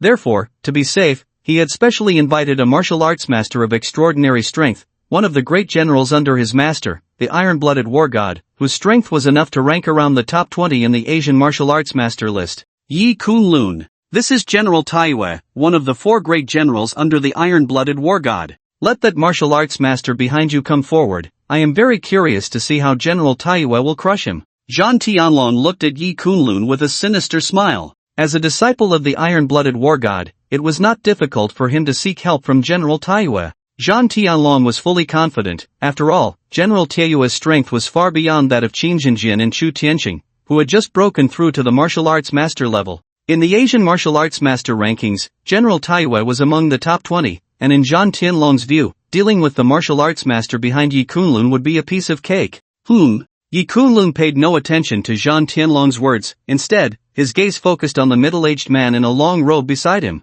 In an instant, Yi Kunlun's pupils suddenly constricted, for the long robe of this middle-aged man bore a pattern he was very familiar with. In the center of the robe was a purple-gold circular emblem, very similar to the purple-gold circular token Yi Kunlun had obtained before. This person, or the force behind him, was likely connected to the massacre of the Nanling family. Do you recognize this? Yi Kunlun narrowed his eyes, taking out a purple-gold circular token and looking at the middle-aged man indifferently. Oh, what is this? The middle-aged man was startled upon seeing the item Yi Kunlun produced, seemingly not expecting it to come from him. Very good. It's good that you recognize it. It seems that the incident with the massacre of the Nanling Yi family is also related to you. Yi Kunlun's expression was indifferent, but a cold glint flashed in his eyes. He had been searching for clues about this purple gold token, but had found no leads for a long time. However, he never expected Zhang Tianlong to deliver this clue right to his doorstep, saving him a lot of effort. The matter of the Nanling Yi family actually involved the Dragon Blood War God and the Iron-Blooded War God.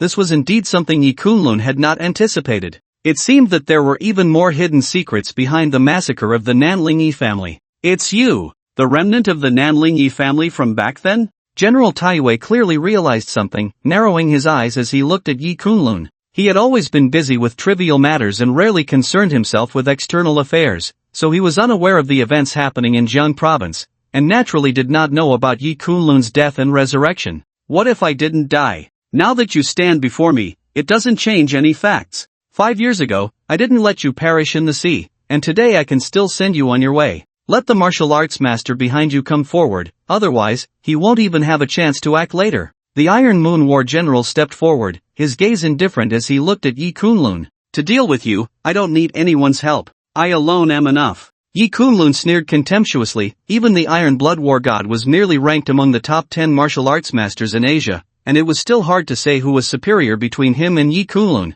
Yi Kunlun's current strength made him look down on even the Iron Blood War God, let alone the Iron Moon War General, who was merely under his command. Arrogant! Hearing Yi Kunlun's words, the Iron Moon War General snorted coldly. A mere 20-something junior dared to speak so boldly in front of him, the Iron Moon War General? Boom! After speaking, a terrifying martial arts aura erupted from the Iron Moon War General, enveloping an area of about 300 meters around him. In a single step, his figure vanished from the spot, and the next moment he appeared before Yi Kunlun. Originally, the Iron Blood War God would not bother to deal with someone like Yi Kunlun. He had come this time just to confront the martial arts master behind Yi Kunlun. But now, upon learning Yi Kunlun's true identity, he immediately harbored the intent to kill, clearly wanting to take matters into his own hands. In such a situation, it was naturally something that Zhang Tianlong was pleased to see. He had originally planned to personally end Yi Kunlun's life, but with the Iron Moon War General stepping in, Yi Kunlun was surely doomed. Die! The Iron Moon War General's eyes were cold as he hurled a punch at Yi Kunlun's face. This punch carried a force of 30,000 pounds. Even before it reached Yi Kunlun, the wind from the punch had already stirred up a storm, snapping nearby trees in half. What terrifying power! Is this the strength of the Iron Moon War General? Zhang Tianlong watched this scene, his pupils suddenly contracting in shock. Martial arts masters of this level were rare in the world. It was already a rare event to see one, let alone to witness a full battle. This was Zhang Tianlong's first time seeing the Iron Moon War General act personally, and the display was truly terrifying. The saying that everyone below the martial arts master level is an ant was no empty talk. He felt that if the Iron Moon War General's punch were aimed at him, he would surely turn into a mist of blood under that blow, with no chance of survival. Thinking about how Yi Kunlun would soon be reduced to a mist of blood, a sinister smile appeared on Zhang Tianlong's face. This guy, who had repeatedly thwarted the Zhan family's plans and even had a marriage engagement with Long Qingwan, was finally going to die. At this moment, Yi Kunlun faced the Iron Moon War General's punch with only a calm lift of his right hand. Boom! Yi Kunlun spread his palm and directly caught the Iron Moon War General's punch out of thin air. A terrifying wave of energy erupted on the scene, raising clouds of dust, and the area within dozens of meters beneath Yi Kunlun and the Iron Moon War General was engulfed in the terrifying force, turning to dust. The Iron Moon War General's pupils suddenly contracted, his gaze at Yi Kunlun filled with unprecedented fear. At that moment, he felt a suffocating pressure emanating from Yi Kunlun. His 30,000 pounds punch was as if it had been grasped like a chick, completely immobilized in Yi Kunlun's palm. How could this be possible? What was happening before him had far exceeded the Iron Moon War General's expectations. With his strength, facing Yi Kunlun, he actually felt as if he were confronting a vast ocean. Just how terrifying must Yi Kunlun's martial prowess be? However, before Taiyu, the war general, could think further, the pain in his fist nearly made him black out, and he let out a piercing scream.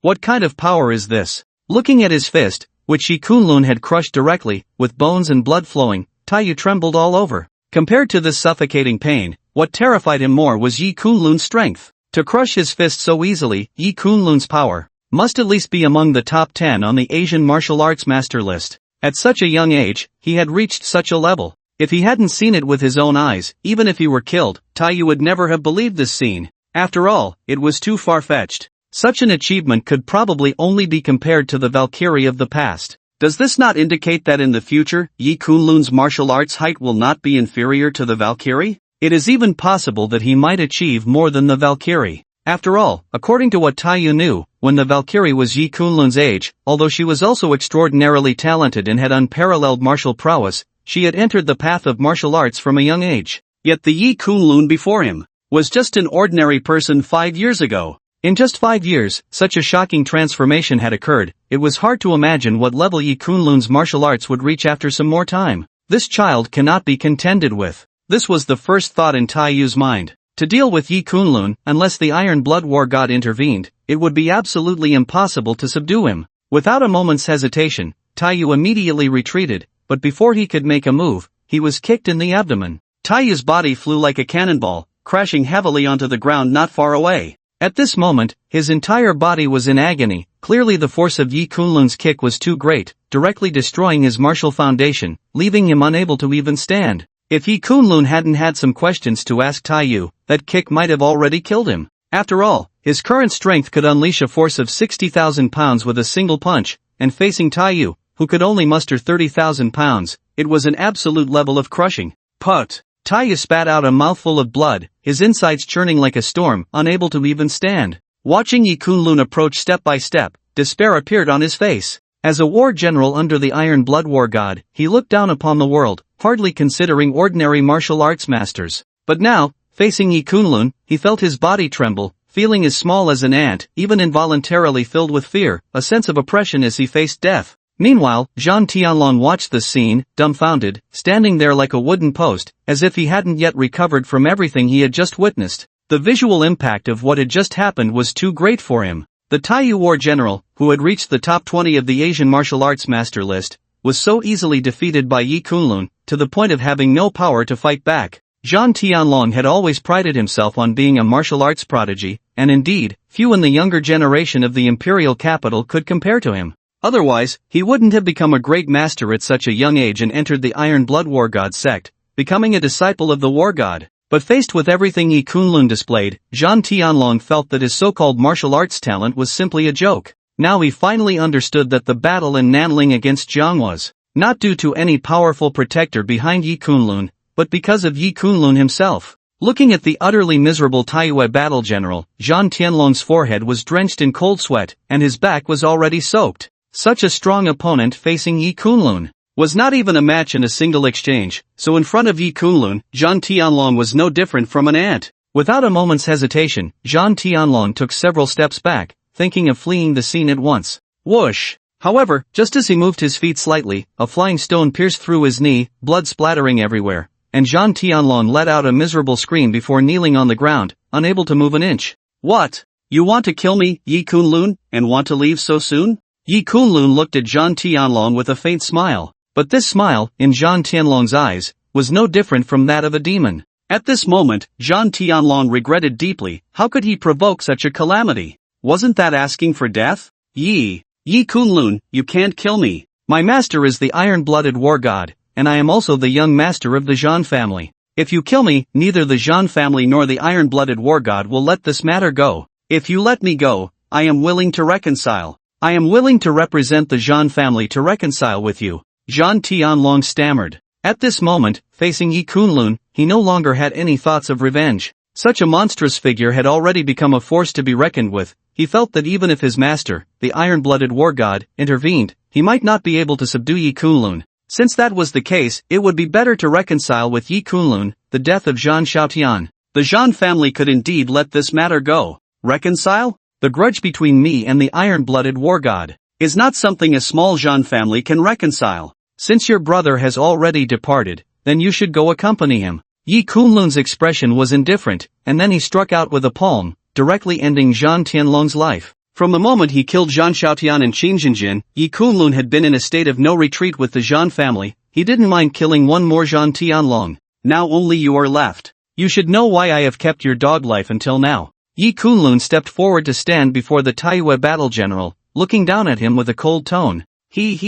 I admit your strength exceeds my imagination, but if you want to extract anything from me, I can only say you are daydreaming. The Taiyue battle general knew he was doomed today and naturally would not reveal any secrets to Yi Kunlun, then looked at him with a sneer. Whoosh! Just as he finished speaking, the sound of several silver needles piercing the air rang out. Yi Kunlun flicked his sleeve, and several silver needles struck the Taiyue battle general's acupoints. In an instant, the Taiyue battle general trembled and convulsed, as if undergoing inhumane torture. His usually calm demeanor could no longer withstand the torment. In just a minute, the Taiyue battle general could no longer bear it, trembling as he said, I will tell you. Whatever you want to know, I will speak without reservation. What was the purpose of going to Nanling to destroy the Yi family, and what is the origin of that round token? Yi Kunlun narrowed his eyes and said lightly, the one who went that day was the iron-blooded war god. We were just accompanying him. I do not know the specifics of why they wanted to destroy the Nanling Yi family. That token on you was also left behind by the iron-blooded war god. Only he knows its origin and identity. The Taiyue battle general's face was pained as he trembled, recounting everything he knew one by one. Yi Kunlun did not doubt the words of the Iron Moon general. The other party's demeanor and speech could not lie. It seemed that more matters needed to be clarified with the Iron Blood War god. Where is the Iron Blood War god? Yi Kunlun asked the final question. The Iron Blood War god will hold a banquet tonight. The location is at the Iron Blood Manor, which is where the Iron Blood War god resides. The Iron Moon general revealed everything he knew to Yi Kunlun, praying at that moment for a swift end. After hearing the Iron Moon general's words, Yi Kunlun struck out with a palm, directly ending the Iron Moon general's life. The Iron Moon general's eyes widened in disbelief, clearly unable to comprehend that he would die in such a suffocating manner. A figure ranked among the top 20 on the Asian martial arts master list was killed by a young man with a single blow. Iron Blood War God. A deep glint appeared in Yi Kunlun's eyes as he murmured to himself, an unprecedented killing intent flashing in the depths of his pupils. It seemed that he had to go to the Iron Blood Manor tonight. His intuition told him that with so many forces and big names involved in the past destruction of the Nanling Yi family, there must be a significant story behind it. Perhaps he could learn more information he wanted from the Iron Blood War god. However, he was not in a hurry. There were still a few hours until nightfall. It should be coming out now. At this moment, Yi Kunlun spoke indifferently, addressing the dense forest behind him with an expressionless face. Whoosh! Upon hearing Yi Kunlun's voice, Bai Junlin and Xu Li, who had been hiding in the shadows to observe everything happening tonight, instantly collapsed to the ground, trembling all over, their faces paler than death. They had originally planned to see how Yi Kunlun would meet his demise, so they had been lurking in the dark to watch the show. But they never expected the situation to take such a dramatic turn. Zhan Tianlong had brought a martial arts master with him, and this master was a general-level expert under the Iron Blood War god, ranked around the top 20 on the Asian martial arts master list. Such a figure was killed by Yi Kunlun in an instant. This young man's martial arts strength was simply terrifying. They had miscalculated. Everyone had miscalculated. Yi Kunlun had been pretending to be a pig to eat the tiger. Now, both of them regretted it deeply. Had they known Yi Kunlun's martial arts strength was so abnormal, even if they had 1,000 times more courage, they wouldn't have dared to come and watch. Whoosh! As soon as Yi Kunlun's words fell, he waved his arm, and a terrifying force swept around, sending the surrounding bushes flying. Bai Junlin and Chu Li's figures instantly appeared before Yi Kunlun. Given his martial arts realm, within a radius of several hundred meters, even martial arts masters could not escape Yi Kunlun's perception, let alone Bai Junlin and Chu Li. Since you want to see me die so badly, then I'll send you two on your way first. Yi Kunlun's eyes turned cold. He had no intention of showing mercy to these two. With that, Yi Kunlun struck out with a palm, accompanied by two screams. Bai Junlin and Chu Li were directly killed on the spot by Yi Kunlun. Their eyes widened in anger, unable to close, clearly not expecting that they had only wanted to see some fun, but it had led to their own demise.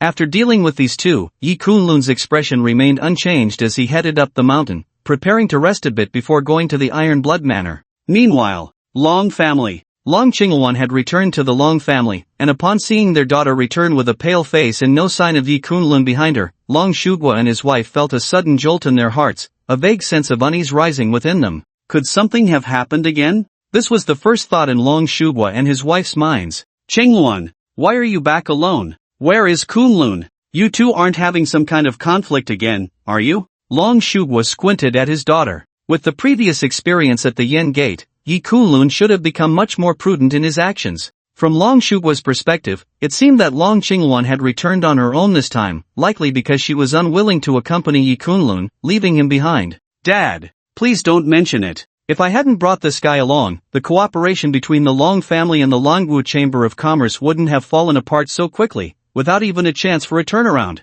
Upon hearing her father's words, Long Qingwan was instantly filled with anger. This guy has gone mad. At the Longwu Chamber of Commerce's gala, he actually attacked Fong Ben. This incident even alarmed Vice President Wang Wenguang of the Longwu Chamber of Commerce headquarters. Now that guy has been taken away by the Longwu Chamber of Commerce, and there are martial arts masters stationed in the Longwu building. Even if I wanted to save him, it would be futile. Dad, this is the fiancé you chose for me. Even before we are married, he has already brought so much trouble to the Long family. This guy relies on our Long family to protect him, acting recklessly, disregarding everyone in the capital. Sooner or later, he will bring disaster upon us. Long Qingwan glared at her father. She simply couldn't understand what her parents saw in Yi Kunlun. Logically, after the incident at the Yin Gate, Yi Kunlun should have been kept away from the Long family. Yet her parents still held some expectations for that guy, which was utterly absurd. Hearing Long Qingwan's words, Long Shugua and his wife exchanged a glance, both sighing helplessly.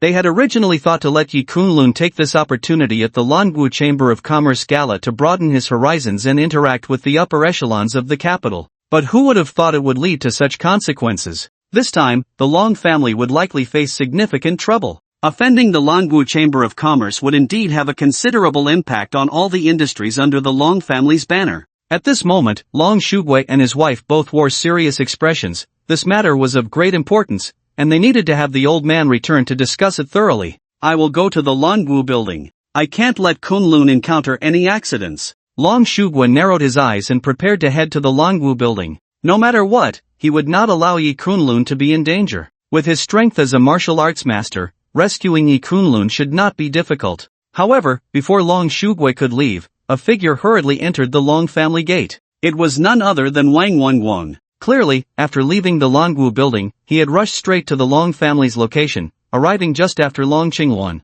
Everyone is here. It seems I haven't arrived too late. Looking at the members of the Long family present, Wang Wenguang's face broke into a faint smile. President Wang. Upon seeing Wang Wenguang, the members of the Long family were all taken aback, quickly stepping forward to greet him. Long Shugua, his wife, and Long Qingwan all wore expressions of confusion, clearly surprised by Wang Wenguang's visit to the Long family. However, before they could ask anything in detail, Wang Wenguang laughed heartily twice. Everyone. The location for the Longwu Chamber of Commerce's new shopping center has been selected, specifically the area owned by the Long family. I have come to visit to discuss cooperation with the Long family. I wonder if the Long family is willing to cooperate. As soon as Wang Wenguang said this, the Long family members were even more puzzled. What was going on? Shouldn't the Longwu Chamber of Commerce be venting their anger on the Long family and severing all cooperative ties? How could it be that Wang Wenguang, the vice president of the Longwu Chamber of Commerce, had come to discuss cooperation?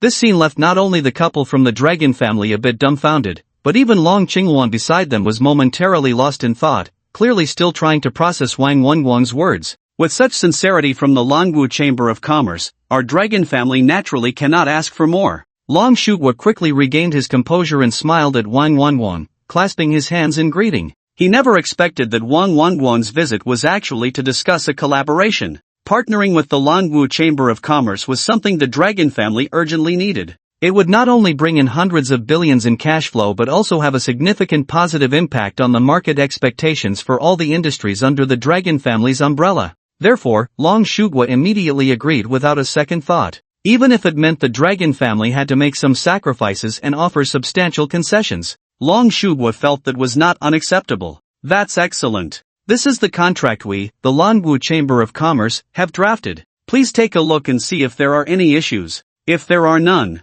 I will send someone over shortly to handle the subsequent matters, Wang Wanguang said with a light smile. With that, he took out a contract and handed it to the members of the dragon family. Since the collaboration between the Longwu Chamber of Commerce and the dragon family was personally instructed by Yi Kunlun, he understood that the relationship between Yi Kunlun and the dragon family was quite profound. Therefore, in terms of the cooperation with the Longwu Chamber of Commerce, he offered the dragon family significant concessions. After receiving the contract from Wang Wanguang, Long Shuhua, his wife, and Long Qingwan all focused their attention on it. Upon seeing the contents, the three of them were stunned, their eyes flashing with disbelief. The contract indicated that the Longwu Chamber of Commerce would invest in purchasing land from the dragon family at a price 30% higher than the market rate, and in the future, the Longwu Chamber of Commerce would build the Longwu shopping mall, in which the dragon family would hold a 30% stake. From then on, the profits from this mall would allow the dragon family to share in the earnings, something that Long Shuhua and his wife,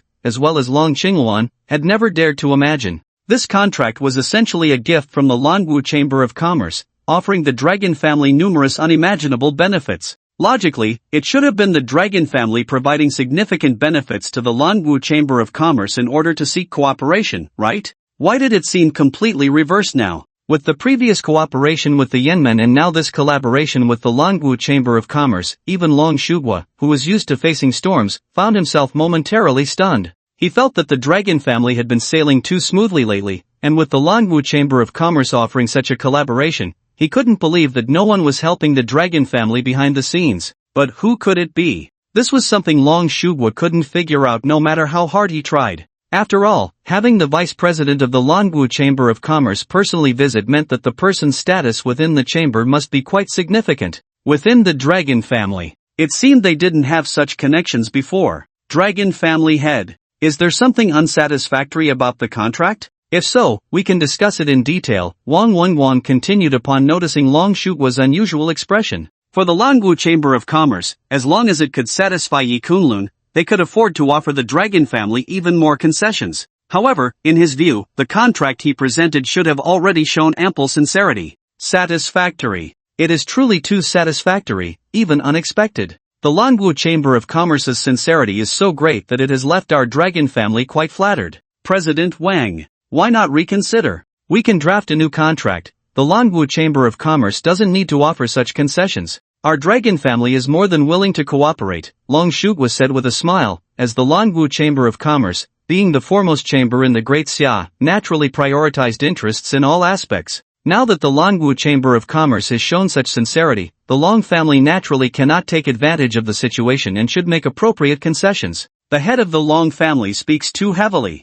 The cooperation with the Long family is something that the young master of the Longwu Chamber of Commerce instructed, and this little concession is merely a drop in the bucket for the Longwu Chamber of Commerce. It is nothing significant. In the future, the Longwu Chamber of Commerce and the Long family will have more business dealings. Since it has already been finalized, I will send someone later to coordinate the remaining details with the Long family. Everyone, farewell. Wang Wanguang clasped his hands and smiled, then turned to leave the Long family. As the vice president of the Longwu Chamber of Commerce headquarters, he was always very busy. Being able to visit the Long family was already a rare moment of leisure amidst his hectic schedule. If it weren't for Yi Kunlun's personal instruction, he wouldn't have come. Now that the matter was settled, it was naturally time to leave. The young master of the Longwu Chamber of Commerce? Upon hearing Wang Wanguang's words, the three members of the Long family were taken aback. The reason the Long family could cooperate with the Longwu Chamber of Commerce was because of the young master of the Longwu Chamber of Commerce? However, before they could ask further, Wang Wanguang's figure had already left the Long family. Qingwan, Do you know the young master of the Lanwu Chamber of Commerce? At this moment, Long Shuguo looked at his daughter curiously. He and his wife had not heard of the young master of the Lanwu Chamber of Commerce before, and it was clear that the cooperation between the young master and the Long family would not consider their faces. Apart from Long Qingwan, they couldn't think of any other possibility. After all, with the previous example of the young master of the Yanmen, it was only reasonable for them to attribute this reason to Long Qingwan, the young master of the Lanwu Chamber of Commerce. Among the people I know, just like that young master of the Yanmen, I do not recognize him. Long Qingwan frowned slightly upon hearing this. She indeed did not know this person, and then shook her head. The young master of the Lanwu Chamber of Commerce. Such a figure is truly remarkable, and can be said to be a future candidate to take over the Lanwu Chamber of Commerce. Such a person actually sent such a generous gift to the Long family, even without showing his face, as if it were merely a trivial matter. At this moment, Long Qingwan felt a surge of curiosity about the young master of the Lanwu Chamber of Commerce. She had seen many extraordinary young people, such as Zhang Tianlong, Bai Junlin, and Xu Lizzi, but compared to the young master of the Yanmen and the young master of the Lanwu Chamber of Commerce, these young talents from the imperial capital's noble families were indeed not on the same level, and the sense of mystery was vastly different. Most likely another young man with intentions towards you. Such a generous gift is merely a gesture of goodwill, and he didn't even show his face. This young master of the Lanwu Chamber of Commerce truly has extraordinary courage. Long Shuguo sighed and spoke. Now he felt a bit troubled. First, there was a young master of the Yanmen, and now another young master of the Lanwu Chamber of Commerce had appeared. The backgrounds of these individuals were too extraordinary, far beyond what Yi Kunlun could compare to. After his daughter received such attentions from these two young masters, her standards would obviously be higher. Coupled with the troubles Yi Kunlun had caused in recent days, his daughter was already extremely impatient with him, and it was likely that any future union with Yi Kunlun was becoming increasingly elusive. Perhaps, if there is a chance, I would like to meet this young master of the Lanwu Chamber of Commerce and see what kind of person he is. The crisis of our Long family has been resolved by his single word, and we have gained so many benefits. Before this, we wouldn't even have dared to think about it. It seems we owe the young master of the Lanwu Chamber of Commerce a great favor. A smile appeared in Long Qingwan's beautiful eyes. At this moment, she was in a good mood, as her greatest worry about the Long family's crisis had been lifted. Not only had they not offended the Lanwu Chamber of Commerce, causing serious public opinion issues, but they had also gained cooperation, which was extremely beneficial news for all the industries under the Long family. At this moment, the phone of Long Shuguo rang, and the caller was none other than Yi Kunlun. Kunlun, are you alright? Upon connecting the call, Long Shuguo was instantly filled with joy. He had originally thought something had happened to Yi Kunlun and had not yet had the chance to ask Wang Wenguang for the reason, as he was preparing to head to Lanwu building. Unexpectedly, he received a call from Yi Kunlun just in time, and he breathed a sigh of relief. After all, it was his idea to have Yi Kunlun and Long Qingwan attend the Lanwu Chamber of Commerce's evening event. If something had happened to Yi Kunlun, he would have felt guilty for a lifetime. Uncle, you worry too much. What could possibly happen to me? Yi Kunlun was taken aback for a moment, then continued to laugh on the other end of the line. I called to ask if the Lanwu Chamber of Commerce has signed a cooperation agreement with the Long family. Long Shuguo and his wife, as well as Long Qingwan, could hear Yi Kunlun's voice clearly. Upon hearing Yi Kunlun's voice, not only were Long Shuguo and his wife stunned, but even Long Qingwan was momentarily dazed. Ha ha! Kunlun, your news is really well informed. The Lanwu Chamber of Commerce has indeed just signed a contract with the Long family, and they provided us with unexpected benefits. I was just about to discuss it with you. Later, Qingwan will be invited to the Iron Blood Manor to attend a dinner hosted by the Iron Blood War god. As a young girl, I'm not too at ease. Why don't you accompany her tonight and bring her back afterward? Long Shuguo continued to smile at Yi Kunlun on the phone. Alright, uncle, I'll come over now. Yi Kunlun replied and then hung up. He was already planning to go to Iron Blood Manor tonight, but he didn't know where it was. Going with Long Qingwan would save him some trouble. Seeing her father hang up the phone, Long Qingwan snorted. This guy must have been saved by the young master of the Lanwu Chamber of Commerce. The Lanwu Chamber of Commerce is being lenient and not holding his unreasonable behavior against him, and he also heard about the young master's order to cooperate with the Long family. Now he suddenly calls, making it seem like he was the one who arranged everything. Dad! The guests at the Iron Blood War God's banquet are all young talents from the capital and people of extraordinary status. You want me to bring Yi Kunlun along? Aren't you just trying to embarrass me? Long Qingwan was very dissatisfied with her father's words. Previously, she had agreed to take Yi Kunlun to discuss cooperation with the Yenmen and to attend the Langwu Chamber of Commerce's evening event, both of which had almost led to major blunders and had caused her to lose face. Now she was being asked to bring Yi Kunlun to the banquet hosted by the Iron Blood War god. She didn't want to become the center of attention again, with everyone knowing that her fiancé was someone like Yi Kunlun. Hearing his daughter's words and seeing her strong attitude, Long Shugwa sighed lightly. Qingwan, your mother and I have a good impression of Kunlun. He just arrived in the capital and is a bit impulsive. After all, young people need to be tempered to grow. How about this? I'll give you both 7 days to spend time together. If after 7 days you still feel nothing for Kunlun, your mother and I won't bring up the engagement again. He could see that his daughter was indeed not fond of Yi Kunlun. Perhaps the two were really not suitable, but Long Shugwa still wanted to give Yi Kunlun and Long Qingwan one last chance to spend time together. If after this period there was still no result, he naturally wouldn't force anything. Upon hearing her father's words, Long Qingwan's beautiful eyes lit up. Just 7 days. As long as after 7 days she could shake off the burden of having Yi Kunlun as her fiancé. But you need to be more patient with Kunlun. This child may be a bit impatient, but he has a good heart. If you miss this chance, perhaps you really won't meet again in this lifetime. At this moment, Ao Zhu stepped forward and patted her daughter's shoulder, speaking to her earnestly. Oof. I will never regret missing out on Yi Kunlun in this lifetime. My heart belongs to that masked 25-year-old martial arts master, a person of great skill and hidden talent. How could it possibly be someone like Yi Kunlun, who is all talk and arrogant? Hearing her mother's words, Long Qingwan was quite dismissive and huffed lightly. Her mother really didn't know the truth about Yi Kunlun. Long Qingwan believed that her understanding of Yi Kunlun was unmatched. If she were to regret this engagement, that would be absolutely impossible. 7 days. Just 7 days, and she, Long Qingwan, would have nothing to do with Yi Kunlun anymore. Thinking of this, Long Qingwan felt a heavy sigh of relief in her heart. Just then, while Long Qingwan was talking with her parents, a figure walked in from outside the Long family's gate. It was none other than Yi Kunlun. Uncle, Aunt, Qingwan. As soon as he entered the door, Yi Kunlun greeted the Long family with a smile. Hearing Yi Kunlun's voice, Long Qingwan naturally couldn't show any displeasure in front of her parents, but she still coldly responded. This guy really has thick skin. This time, the Long family nearly faced a crisis because of him and the Long Martial Association. If it weren't for the young master of the Long Martial Association, the Long family's losses would have been unimaginable. Yet this guy still had the face to come to the Long family's door and greet everyone with a smile. At this moment, Long Qingwan's beautiful eyes were fixed on Yi Kunlun, and she was filled with anger. Kunlun is here. Please sit down. Qingwan was just talking about you with us. Seeing Yi Kunlun arrive, Long Shugwa and his wife both smiled and invited him to sit. Dad, Mom, why are you being so polite to this guy? If it weren't for him, how could our Long family have faced crisis after crisis? If it weren't for our Long family's good fortune, who knows what kind of losses we would have suffered? Seeing her parents' warm demeanor, Long Qingwan was filled with rage and shot Yi Kunlun a glare. Qingwan, tone it down a bit.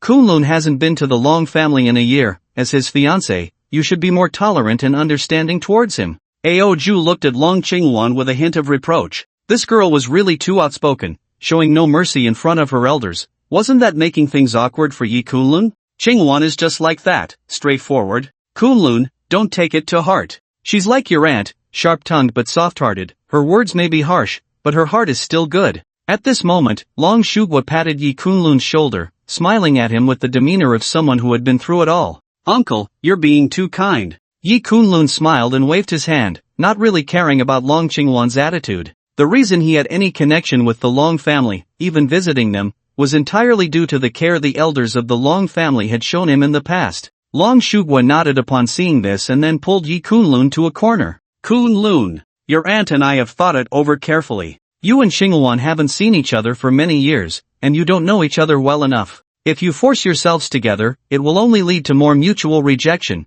which is not what we or your parents intended. I just spoke with Qingwan and agreed to give you 7 days to spend time together, to see if you can accept each other and get closer. After 7 days, regarding your engagement, we elders won't impose anything. Long Shugwa paused for a moment before slowly speaking to Yi Kunlun, but soon he smiled and patted Yi Kunlun on the shoulder, saying earnestly, you have 7 days. You need to put in more effort. Your uncle and aunt will help you secure more time with Qingwan. Yi Kunlun was taken aback by this and then forced a bitter smile, saying, the matter of the marriage contract from back then can't really be changed. Uncle, I think there's no need to wait 7 days. we can dissolve the engagement between me and Qingwan today. However, Long Shugua's expression turns serious. No matter what, I want you and Qingwan to try spending some time together first. Otherwise, when I see your parents in the future, I won't have the face to talk to them. Seeing Long Shugua's firm attitude, Yi Kunlun could only nod helplessly. The disdain that Long Qingwan had for him was well known. 7 days, in Yi Kunlun's view, wouldn't change anything. However, since it was the elder's intention, he naturally couldn't go against it. That's more like it. It's getting late, you should set off with Qingwan to the Iron Blood Manor, Long Shugua said, satisfied. Soon, Yi Kunlun and Long Shugua returned to the hall from a corner. It's about time. Kunlun, you should accompany Qingwan to the Iron Blood Manor this time, Aozhu said with a gentle smile as she saw Yi Kunlun approach. Clearly, both Aozhu and Long Shugua were trying to create some space for Yi Kunlun and Long Qingwan. The previous 2 visits had been for business, which inevitably brought some pressure, with their minds focused on business. In the eyes of Long Shugua and his wife, during this time, Yi Kunlun and Long Qingwan had not had much time to enjoy their own world together. The upcoming trip to the Iron Blood Manor was merely a dinner invitation, a chance to relax, and it could be said to be an excellent opportunity for Yi Kunlun and Long Qingwan to understand each other better and enhance their feelings. Therefore, at this moment, Long Shugua and his wife began urging Yi Kunlun and Long Qingwan to leave, wanting the 2 young people to spend more time together. Alright, Aunt. Yi Kunlun nodded. It was indeed time to head to the Iron Blood Manor and settle some accounts with the Iron Blood War God. Beside him, Long Qingwan looked at this scene and shot Yi Kunlun an annoyed glare. This guy really knew how to seize an opportunity. As soon as he saw a chance to accompany her, he immediately agreed, truly thick-skinned. However, since the 7-day agreement had already been set, she naturally couldn't go against her parents' wishes. With a gloomy expression, Long Qingwan quickly left the Long family with Yi Kunlun. Yi Kunlun, did you just meet the young master of the Long Wu Chamber of Commerce? As they stepped out of the Long family, Long Qingwan looked at Yi Kunlun with her beautiful eyes. In her view, since Yi Kunlun was unharmed, it must have been the young master of the Long Wu Chamber of Commerce who intervened. Otherwise, with the status of the Fong family father and son in the Long Wu Chamber of Commerce, Yi Kunlun would definitely not have appeared here unscathed. Long Qingwan was somewhat curious about this young master who helped the Long family, wanting to know what kind of person he was, to be so generous towards the Long family. The young master of the Long Wu Chamber of Commerce? Yi Kunlun frowned, not expecting Long Qingwan to ask this question. However, he didn't think much of it and nodded, saying, the young master of the Long Wu Chamber of Commerce is me. Wang Wenguan came to the Long family today, didn't he mention this to you? As soon as Yi Kunlun said this, Long Qingwan looked at him with deep disdain in her beautiful eyes and scoffed, Yi Kunlun, your thickness of skin is truly beyond my expectations. You previously claimed to be the young master of the Yen Men, and now you've changed to the young master of the Long Wu Chamber of Commerce? Oof. It's fine if a person lacks ability, but they should be humble and strive for improvement, rather than spouting grandiose claims and daydreaming all day. In her eyes, Yi Kunlun was simply shameless. Previously saved by the young master of the Yen Gate, he had the audacity to call himself the young master of the Yen Gate in front of her. Now, having been saved by the young master of the Longwu Merchant Association, he was again claiming to be the young master of the Longwu Merchant Association. Wasn't this guy just afraid that she, Long Qingwan, would have feelings for someone else? He was deliberately impersonating others in front of her. Little did he know, such behavior would only make her more contemptuous and disdainful. Fine, if you don't believe it. Yi Kunlun was too lazy to explain anything, and he immediately walked to a nearby car. He had never had much to say to this woman, Long Qingwan. To him, she was just a big-breasted, brainless person who thought too highly of herself and everything. Ha! Are you feeling ashamed now that I've exposed your lies? Looking at Yi Kunlun's expression, Long Qingwan was even more certain of her thoughts, her beautiful eyes filled with disdain as she murmured to herself. Now she was even more resolute in her decision. In 7 days, no matter what, she had to sever all ties with Yi Kunlun and no longer have any engagement-related entanglements with this guy. I really don't know what my dad is thinking, wanting me to bring you to a place like the Iron Blood Manor, and you actually agreed. In such a place, your presence will only be more embarrassing. But if I don't take you, you will definitely complain to my parents. Once we reach the foot of Iron Blood Manor, we will act separately. You can choose whether or not to attend the banquet, but don't act like my fiancé. After getting into the car, Long Qingwan glanced at Yi Kunlun and said lightly, no problem. Yi Kunlun nodded upon hearing this. Long Qingwan's words were just what he wanted. After all, he was going to settle accounts with the Iron Blood War God, and it would indeed be inconvenient to go with Long Qingwan. Hearing Yi Kunlun's understanding, Long Qingwan felt relieved. She was genuinely worried that Yi Kunlun would cling to her, following her wherever she went. Tonight's banquet at Iron Blood Manor would attract many prominent figures from the imperial capital, and she didn't want to become the center of everyone's attention again. Soon, Long Qingwan pressed the accelerator and drove the off-road vehicle away from the spot, heading straight for Iron Blood Manor. 2 hours later, nightfall gradually descended. Long Qingwan parked the car at the foot of Iron Blood Manor. This was the residence of the Iron Blood War God, and the surrounding gates were strictly guarded. To enter, one must present an identity invitation. After presenting her identity, Long Qingwan quickly gained access to the foot of Iron Blood Manor. Anyone wishing to go to Iron Blood Manor must walk up. At this moment, both Long Qingwan and Yi Kunlun got out of the car, preparing to walk towards the manor. Around them, there were also many figures heading towards Iron Blood Manor. Qingwan, long time no see, how have you been lately? At this moment, a young man dressed in military attire, standing tall, approached, looking at Long Qingwan with a light smile. Xiao Fong? Long Qingwan was surprised to see the visitor, her beautiful eyes flashing with astonishment, but she still smiled and greeted him, continuing, I heard you've been training overseas for years, I didn't expect you to return so soon. It's been a long time. The visitor was named Xiao Fong, the son of the Dragon Blood War God, with an extraordinary status and formidable martial prowess. During her training to become a general star, Long Qingwan had teamed up with Xiao Fong to complete some tasks. However, it had been several years since she last saw him, and she hadn't expected to encounter him at Iron Blood Manor. The iron-blooded war god has invited many young people, and I naturally cannot be an exception. Speaking of which, it has been several years since we last met. Qingwan, you are even more charming than before, truly graceful. I have been honing my skills overseas these years, and I heard you have already taken on the mantle of a general. Achieving such accomplishments at your age, you are likely to stand shoulder to shoulder with the Valkyrie in the future. Xiao Fong gazed at Long Qingwan, sighing as he spoke, his eyes filled with undisguised admiration. Ever since they had executed a mission together, he had been deeply captivated by this woman. The other women in the imperial capital were merely mediocre. However, as the son of the iron-blooded war god, he had spent these years training on foreign battlefields to uphold his parents' reputation.